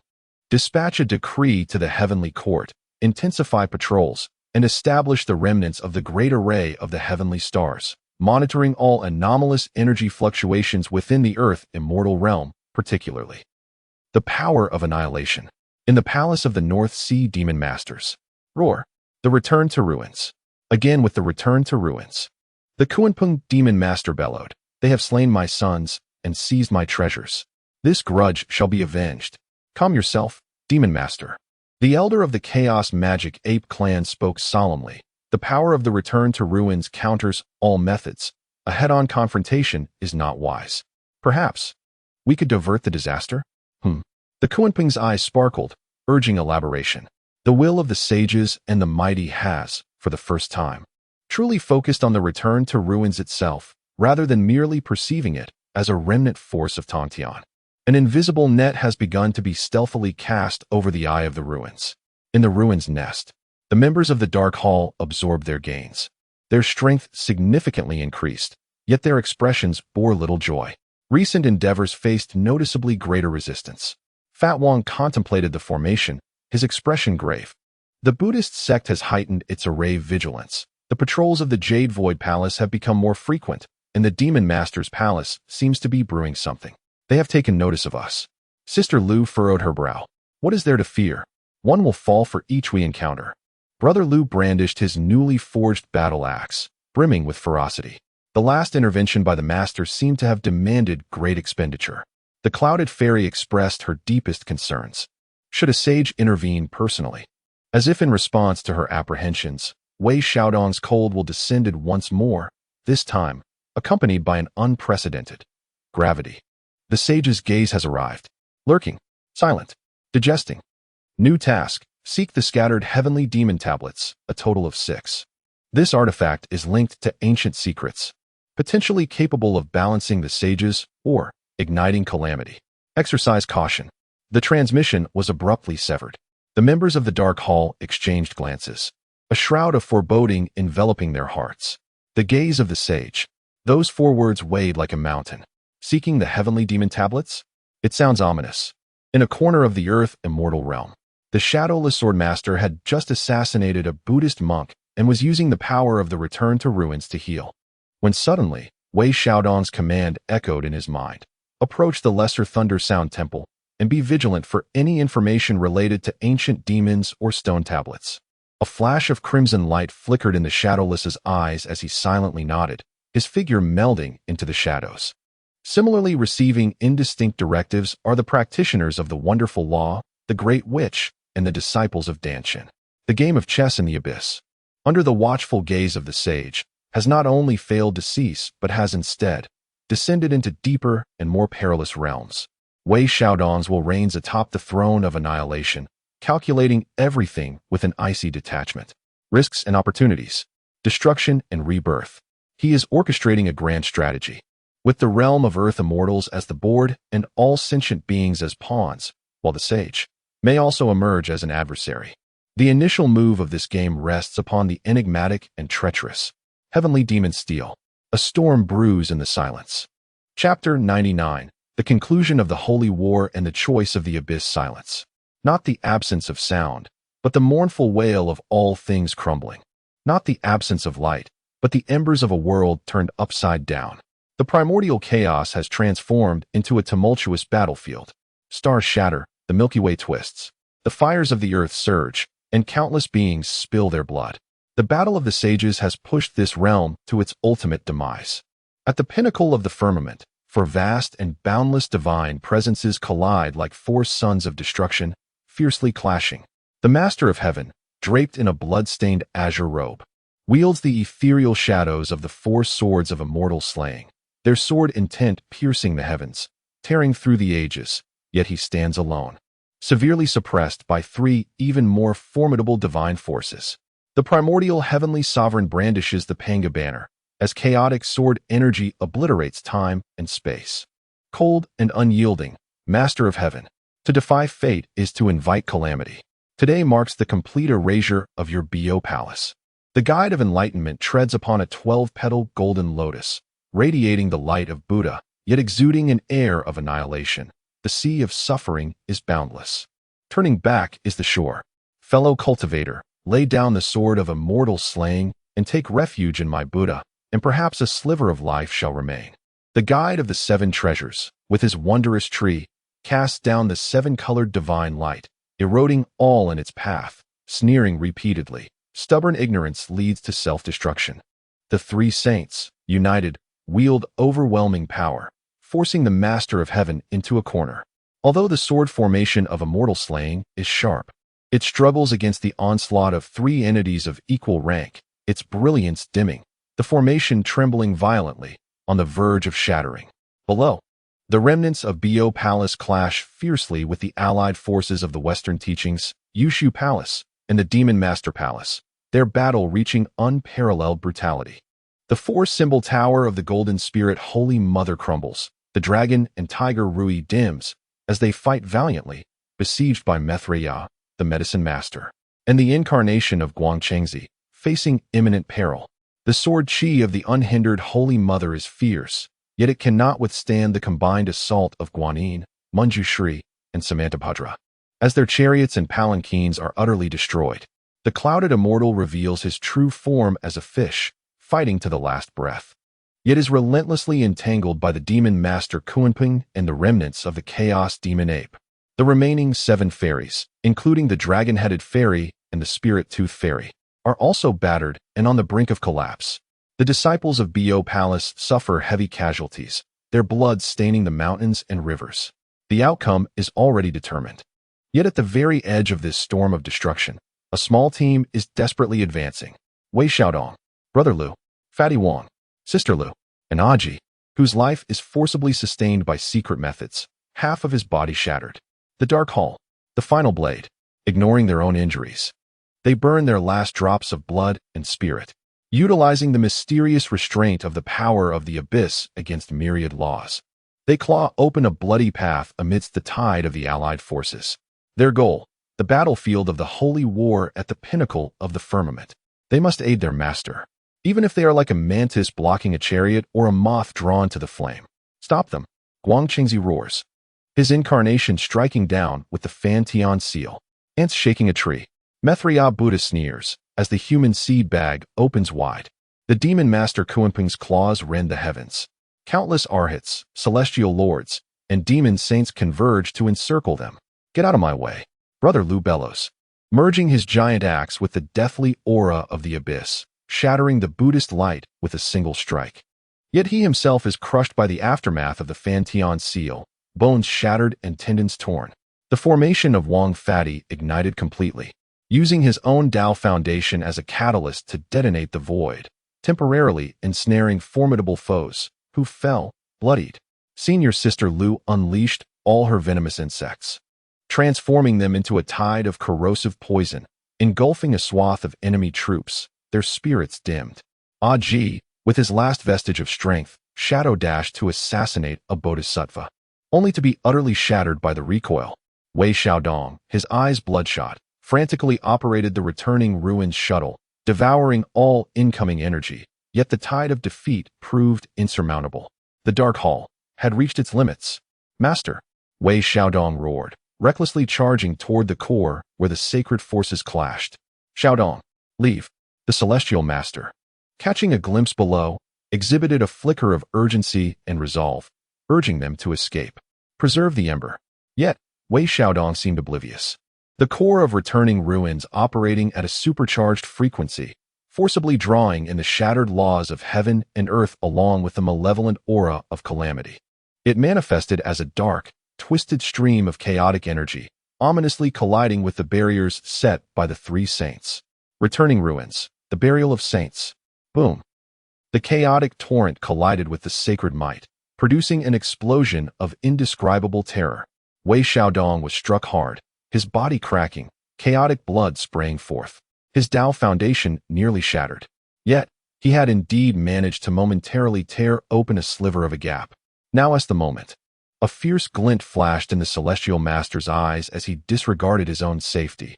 The intent of the exterminating immortals sword suddenly converging, all infused into Wei Xiaodong. Go! An irresistible force swept up Wei Xiaodong and the remaining Dark Hall members, preparing to whisk them away. Want to escape? Stay behind. The primeval heavenly sovereign snorted coldly, wielding the Panga banner with all his might, the chaotic sword aura severing the void. The welcoming Taoist's golden lotus descended, sealing time and space. The precise Taoist seven treasures wonderful tree surged toward Wei Xiaodong. Just at this critical juncture, an abrupt change occurred. The void, long suppressed by the celestial master and subtly connected to the eye of returning ruins, violently trembled. A chilling, deathly, yet boundlessly vast will, seemingly capable of ending all, suddenly descended. The calamity has ended. The time has come. Returning ruins shall stand. The eye of returning ruins. At this moment, it began to stir of its own accord, as if completely invoked by the aura of the holy war and the impending catastrophe. Following that, the chaotic lotus seed, the remnant of the green lotus's annihilation core, which had long integrated with Wei Xiaodong's body, shot forth uncontrollably.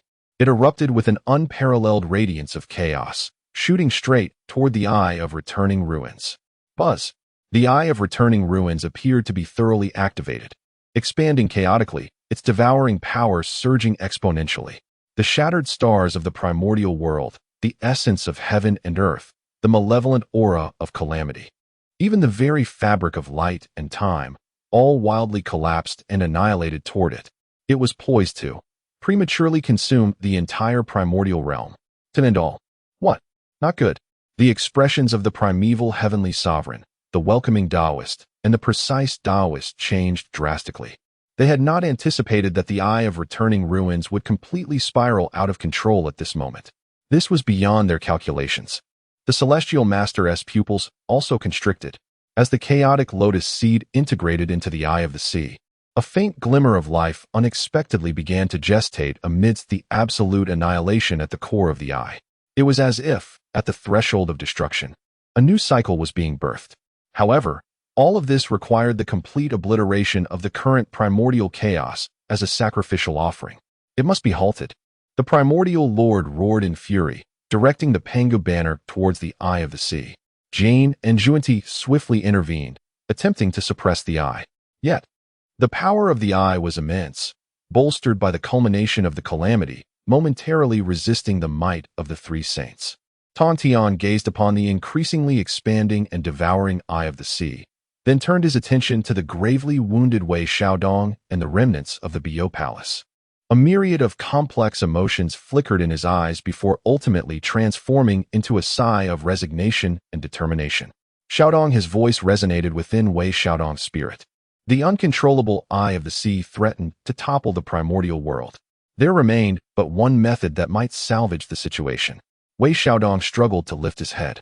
Utilizing your inherent essence of the eye of the sea, merge it with my lifelong cultivation and the intent of the Excalibur.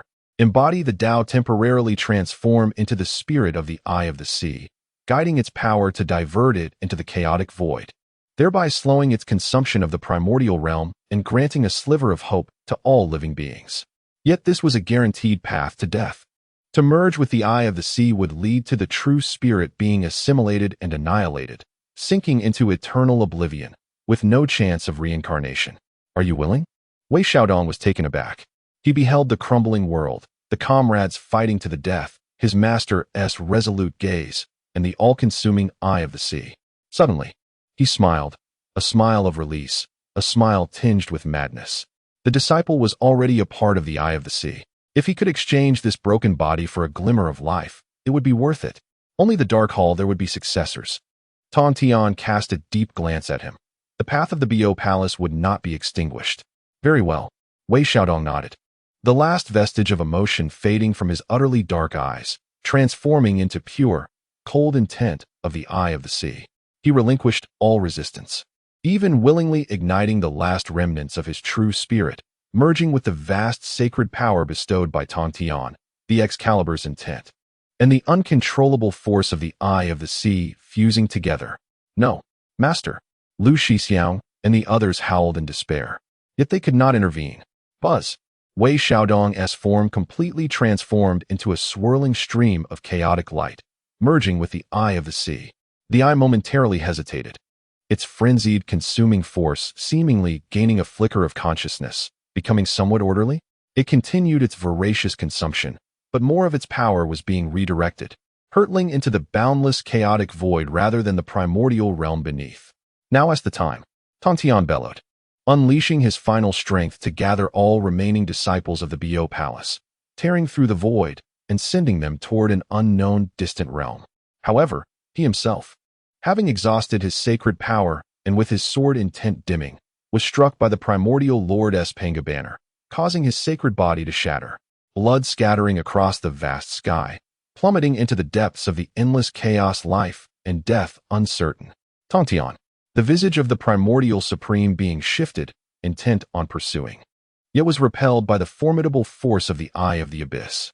The figures of Jane and Juanti observed the temporarily diverted power of the eye, casting their gaze upon the shattered wilderness and the vanishing Tongtian, their expressions fraught with uncertainty. Though the threat of the Eye of the Abyss had momentarily abated, the primordial realm lay in ruins. The calamity appeared to have reached its conclusion, yet it harbored immense latent dangers. The Eye remains unsettled, and Tongtian is not entirely extinguished. Their objectives remained unfulfilled: to restore the cosmos and reshape the order, the primordial supreme being stated coldly, his gaze sweeping across the ravaged heavens and earth, ultimately settling upon the still formidable, slowly revolving Eye of the Abyss, and the faint glimmer of the mark belonging to Wei Xiaodong within it. As for the Abyss, it would be dealt with once the heavens and earth regained stability. The Holy War concluded in a manner unforeseen by any, with tragic finality. The wilderness lay in ruins, and life had all but vanished. The lineage of the Bio Palace faced near obliteration, and the master of Tongtian had gone missing. The Western sect and the Yushu Palace, though having emerged victorious, began to divide the spoils of triumph, embarking on the path of deification and the reconstitution of cosmic order. Meanwhile, the Eye of the Abyss loomed overhead, silently consuming the remnants of calamity, seemingly awaiting something.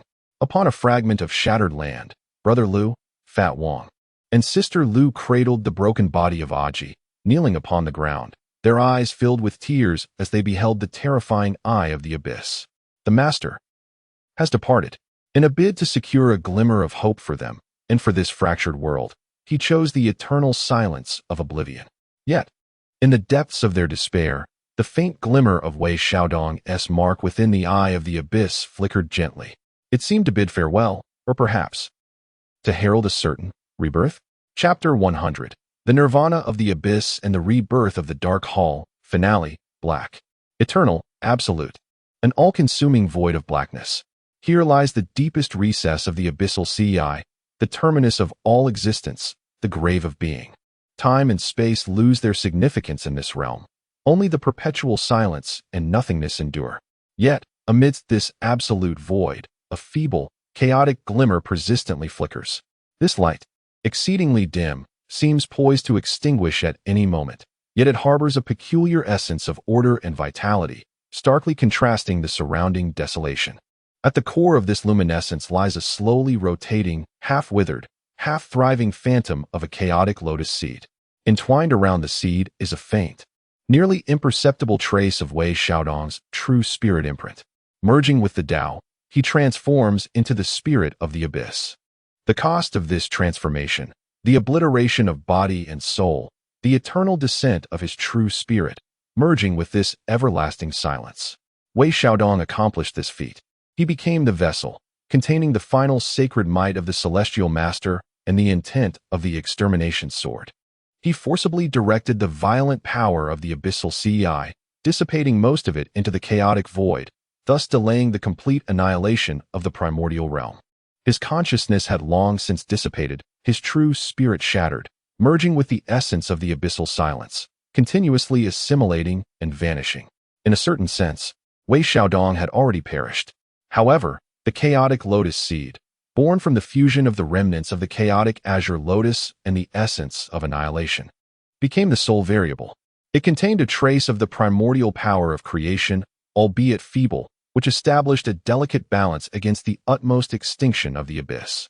It was this balance that preserved the last vestige of Wei Xiaodong's true spirit, preventing its complete assimilation, akin to a seed waiting for spring amidst an endless winter. Time unfurled, perhaps a fleeting moment or an eternity, under the relentless cleansing of the essence of annihilation and the nurturing of the chaotic lotus seed. That faint spirit imprint began to undergo an exceedingly slow metamorphosis. It ceased to resist the extinction of the abyss, instead beginning to comprehend, absorb, and ultimately Master this power. The abyss is not merely annihilation. It is the terminus of cyclical existence, a process of returning to the void. From the extremes of nothingness, new existence may emerge. Destruction precedes creation. Death gives rise to life. Fragments of Wei Xiaodong's remaining consciousness began to coalesce and reassemble. No longer merely the celestial soul and Tao foundation of the past, it assumed a more essential form, closer to the primordial essence of the Tao, a pure, cold manifestation, yet imbued with infinite potential, the will of the abyss. His body became the entirety of the abyssal Ci. His power epitomized the consuming essence of silence. A wholly new, unprecedented form of life was quietly gestating within this ultimate death. The Abyss Walker was in the process of becoming the abyss itself. Meanwhile, amid the shattered ruins of the primordial realm, on a massive fragment of land adrift in the chaotic currents, the remnants of the Dark Hall struggled for survival. Brother Lu's severed arm had begun to heal, his fierce aura palpable as he wielded a newly forged giant axe, entwined with the essence of obliteration, cautiously surveying his surroundings. Wang, with a pallid countenance, struggled to arrange a rudimentary defensive formation to fend off the omnipresent chaotic currents and the occasional onslaught of colossal void beasts. Sister Lu tended to the unconscious, faintly breathing Aji, whose body was grievously shattered. Although protected by Wei Xiaodong's last vestiges of power, his true spirit was severely compromised, teetering on the brink of dissolution. The clouded immortal sat nearby, inhaling the thin spiritual essence, laced with chaotic energy and tribulation force, attempting to mend his wounds, his expression grave. This new realm, referred to as the Earth Immortal Realm or the Four Great Continents, was formed from the four largest fragments of the shattered primordial world, tenuously stabilized by the victors, the Western Sect and Yushu Palace, through divine power. The remaining shards had transformed into myriad small worlds, secret realms, or death zones. Adrift in chaos, fraught with peril. Though the calamity had ended, the primal essence of heaven and earth was gravely injured, the laws fractured, making cultivation arduous. With slaughter and strife laid bare, will the master truly never return? Brother Lu gazed at the hauntingly swirling eye of the returning ruins, suspended in the heavens, its aura unsettling. No one responded. Wang sighed. The eye of the returning ruins. Even saints dare not approach lightly. The master. Silence. The clouded immortal abruptly opened his eyes. Xiaodong is undoubtedly still alive. He simply exists in a different form. Despite his words, sorrow was evident in his gaze. At that moment, a sound of tearing space resonated from the horizon.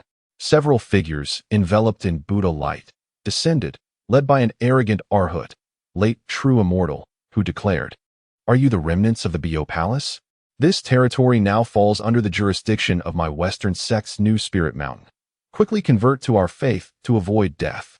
Another beam of celestial light descended, revealing several disciples of Yushu Palace, mid-true immortal, who coldly retorted, "This is the domain of Yushu Palace. Intruders must leave at once." The Western sect and Yushu Palace were aggressively dividing the Earth Immortal Realm, expanding their influence and purging all who resisted their control. A fierce glint flickered in Brother Lu's eyes as the giant axe hummed ominously. The clouded immortal rose slowly, malevolence radiating from him. Wang's formation shimmered to life. Sister Lu shielded Aji behind her. Just as conflict seemed imminent, an unforeseen change occurred.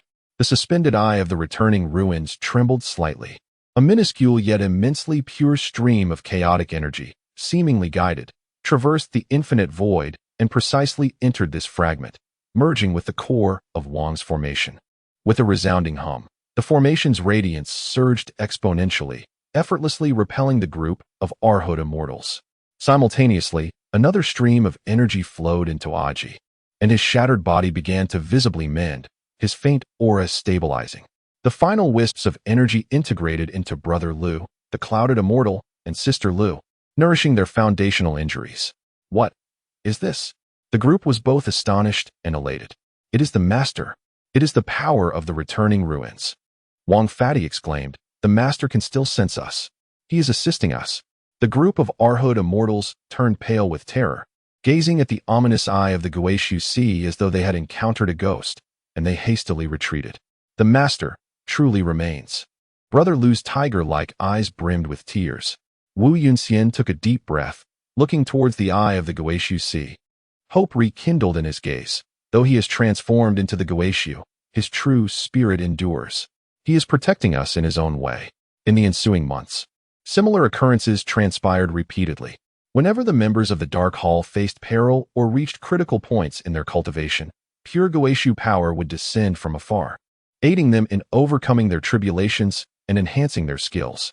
Moreover, Wei Xiaodong's will occasionally transmitted vague fragments of information through the Guishu power regarding the distribution of forces in the Earth Immortal Realm, resource points, perilous forbidden zones, and some incomplete but more suitable methods of cultivation for the current environment, particularly the continuation of the Jimmy Guiyuanju. It was as if an invisible pair of eyes quietly observed and guided them. The members of the Dark Hall felt a profound sense of security, and under the covert protection of Wei Xiaodong, the Guishu, they struggled to establish themselves in the chaotic Earth Immortal Realm, quietly accumulating strength. Brother Lu perfected his axe technique, advancing his Jimmy battle body further. Wang Fatty's formation combined with the Guishu Dao rhythm became inscrutable. Sister Lu refined a new Jimmy poison pill. Aji's injuries gradually healed, and his shadow evasion technique blended seamlessly with the void, becoming even more elusive. Wu Yunxian restored his mid-level Xianxian cultivation, boasting formidable combat prowess. They no longer easily revealed their identities as members of the Bo Palace. Instead, they operated under the name of the Dark Hall, navigating the shadows of the Earth Immortal Realm. At times they acted as rogue cultivators, at others as mercenaries, clandestinely gathering intelligence, forging alliances, sabotaging the schemes of the Western Sect and Yushu Palace, and quietly safeguarding the remnants of the Bo Palace's legacy. One day, the members of the Dark Hall, guided by the vague information transmitted by Wei Xiaodong, discovered a concealed entrance to an ancient secret realm on the fringes of the Earth Immortal Realm, one that had escaped the notice of the Western Sect and Yushu Palace. Within the secret realm lay remnants of the Bo Palace's heritage and a trove of precious spiritual materials suited to the new world's environment. This was precisely what they urgently needed. It is the Master's guidance that has led us here, Wang Fatty exclaimed with excitement. Quick, gather the resources and leave at once, Wu Yunxian urged. However, just as they were about to successfully withdraw, the entrance to the secret realm suddenly collapsed with a thunderous roar. Several powerful presences sealed off their escape routes. Remnants of the Bo Palace. Your thieving hearts remain unquenched. How dare you attempt to steal resources from the secret realm? The cold voice of Guang Chengzi echoed, his avatar descended. Moreover, the figures of Methria Buddha and the demon master Kuanpeng, in avatar form, materialized. They had long been lying in ambush. It was a trap. We have fallen into their scheme. Flee! Wu Yunxian roared in fury, revealing her true form to desperately resist. Yet, the combined might of the three saints was overwhelming, instantly inflicting grievous harm upon Wu Yunxian. Brother Lu, Wang Fatty, Sister Lu, and Aji found themselves plunged into dire straits in an instant. As they faced imminent annihilation, the eye of the Guishu Sea trembled violently once more. This time, it was not merely a subtle breeze, but rather a condensed, chaotic beam of light spanning countless miles of void, descending with the force of divine retribution. The beam disregarded all defenses, enveloping the members of the Dark Hall in an instant. The countenance of Guang Qingzi and his companions changed dramatically as they hastily attempted to obstruct it, only to be effortlessly swept aside by the immense power of the return to the void contained within the beam. Buzz. As the light dissipated, the members of the Dark Hall vanished, forcibly transported to an unknown sanctuary. The power of the return to the void. How could he interfere with the mortal realm to such an extent? Guang Qingzi's face turned ashen. This fiend has become a grave internal threat. The smile of the Bodhisattva Methria faded. It is imperative to report to the master or ancestor promptly and to eradicate the return to the void completely. The Kuanpeng demon master hissed. Meanwhile, deep within the eye of the return to the void, the chaotic glow dimmed noticeably after its eruption. The act of forcibly intervening in the mortal realm, opposing the sacred might, placed an immense burden on the newly reborn Wei Xiaodong. Yet his will grew ever clearer and more resolute. In a secluded valley within the Earth Immortal Realm, the members of the Dark Hall remained shaken, exchanging glances. It was the Master who saved us, Sister Lu murmured. The cost borne by the master was likely substantial. Fatty Wong gazed anxiously at the sky. The cloud fairy wiped the blood from the corner of her mouth, yet her eyes sparkled with unprecedented brilliance. Xiaodong is becoming stronger. He is adapting, mastering the power of the return to the void. Looking at the group, she spoke solemnly. We cannot forever rely on his protection. We must grow stronger swiftly, establish our foothold in the earth immortal realm, rebuild the Dark Hall, and become a support for the master in the future. Yes, the others responded with solemnity, their fighting spirit rekindled. Within the eye of the return to the void, Wei Xiaodong's newly awakened will sense the determination of the Dark Hall members, causing a slight ripple. A new, clearer method of cultivation and a diagram of forces within the earth immortal realm gradually infused into their consciousness through an invisible connection. Simultaneously, a vague coordinate pointing to a mysterious black peak deep within the earth immortal realm was also transmitted. There, it seemed, lay hidden ancient secrets related to the return to the void, a new era, new challenges. The will of the return to the void has awakened, and the brilliance of the Dark Hall shall be reforged. Above the shattered primordial chaos, a new tale is just beginning. The end.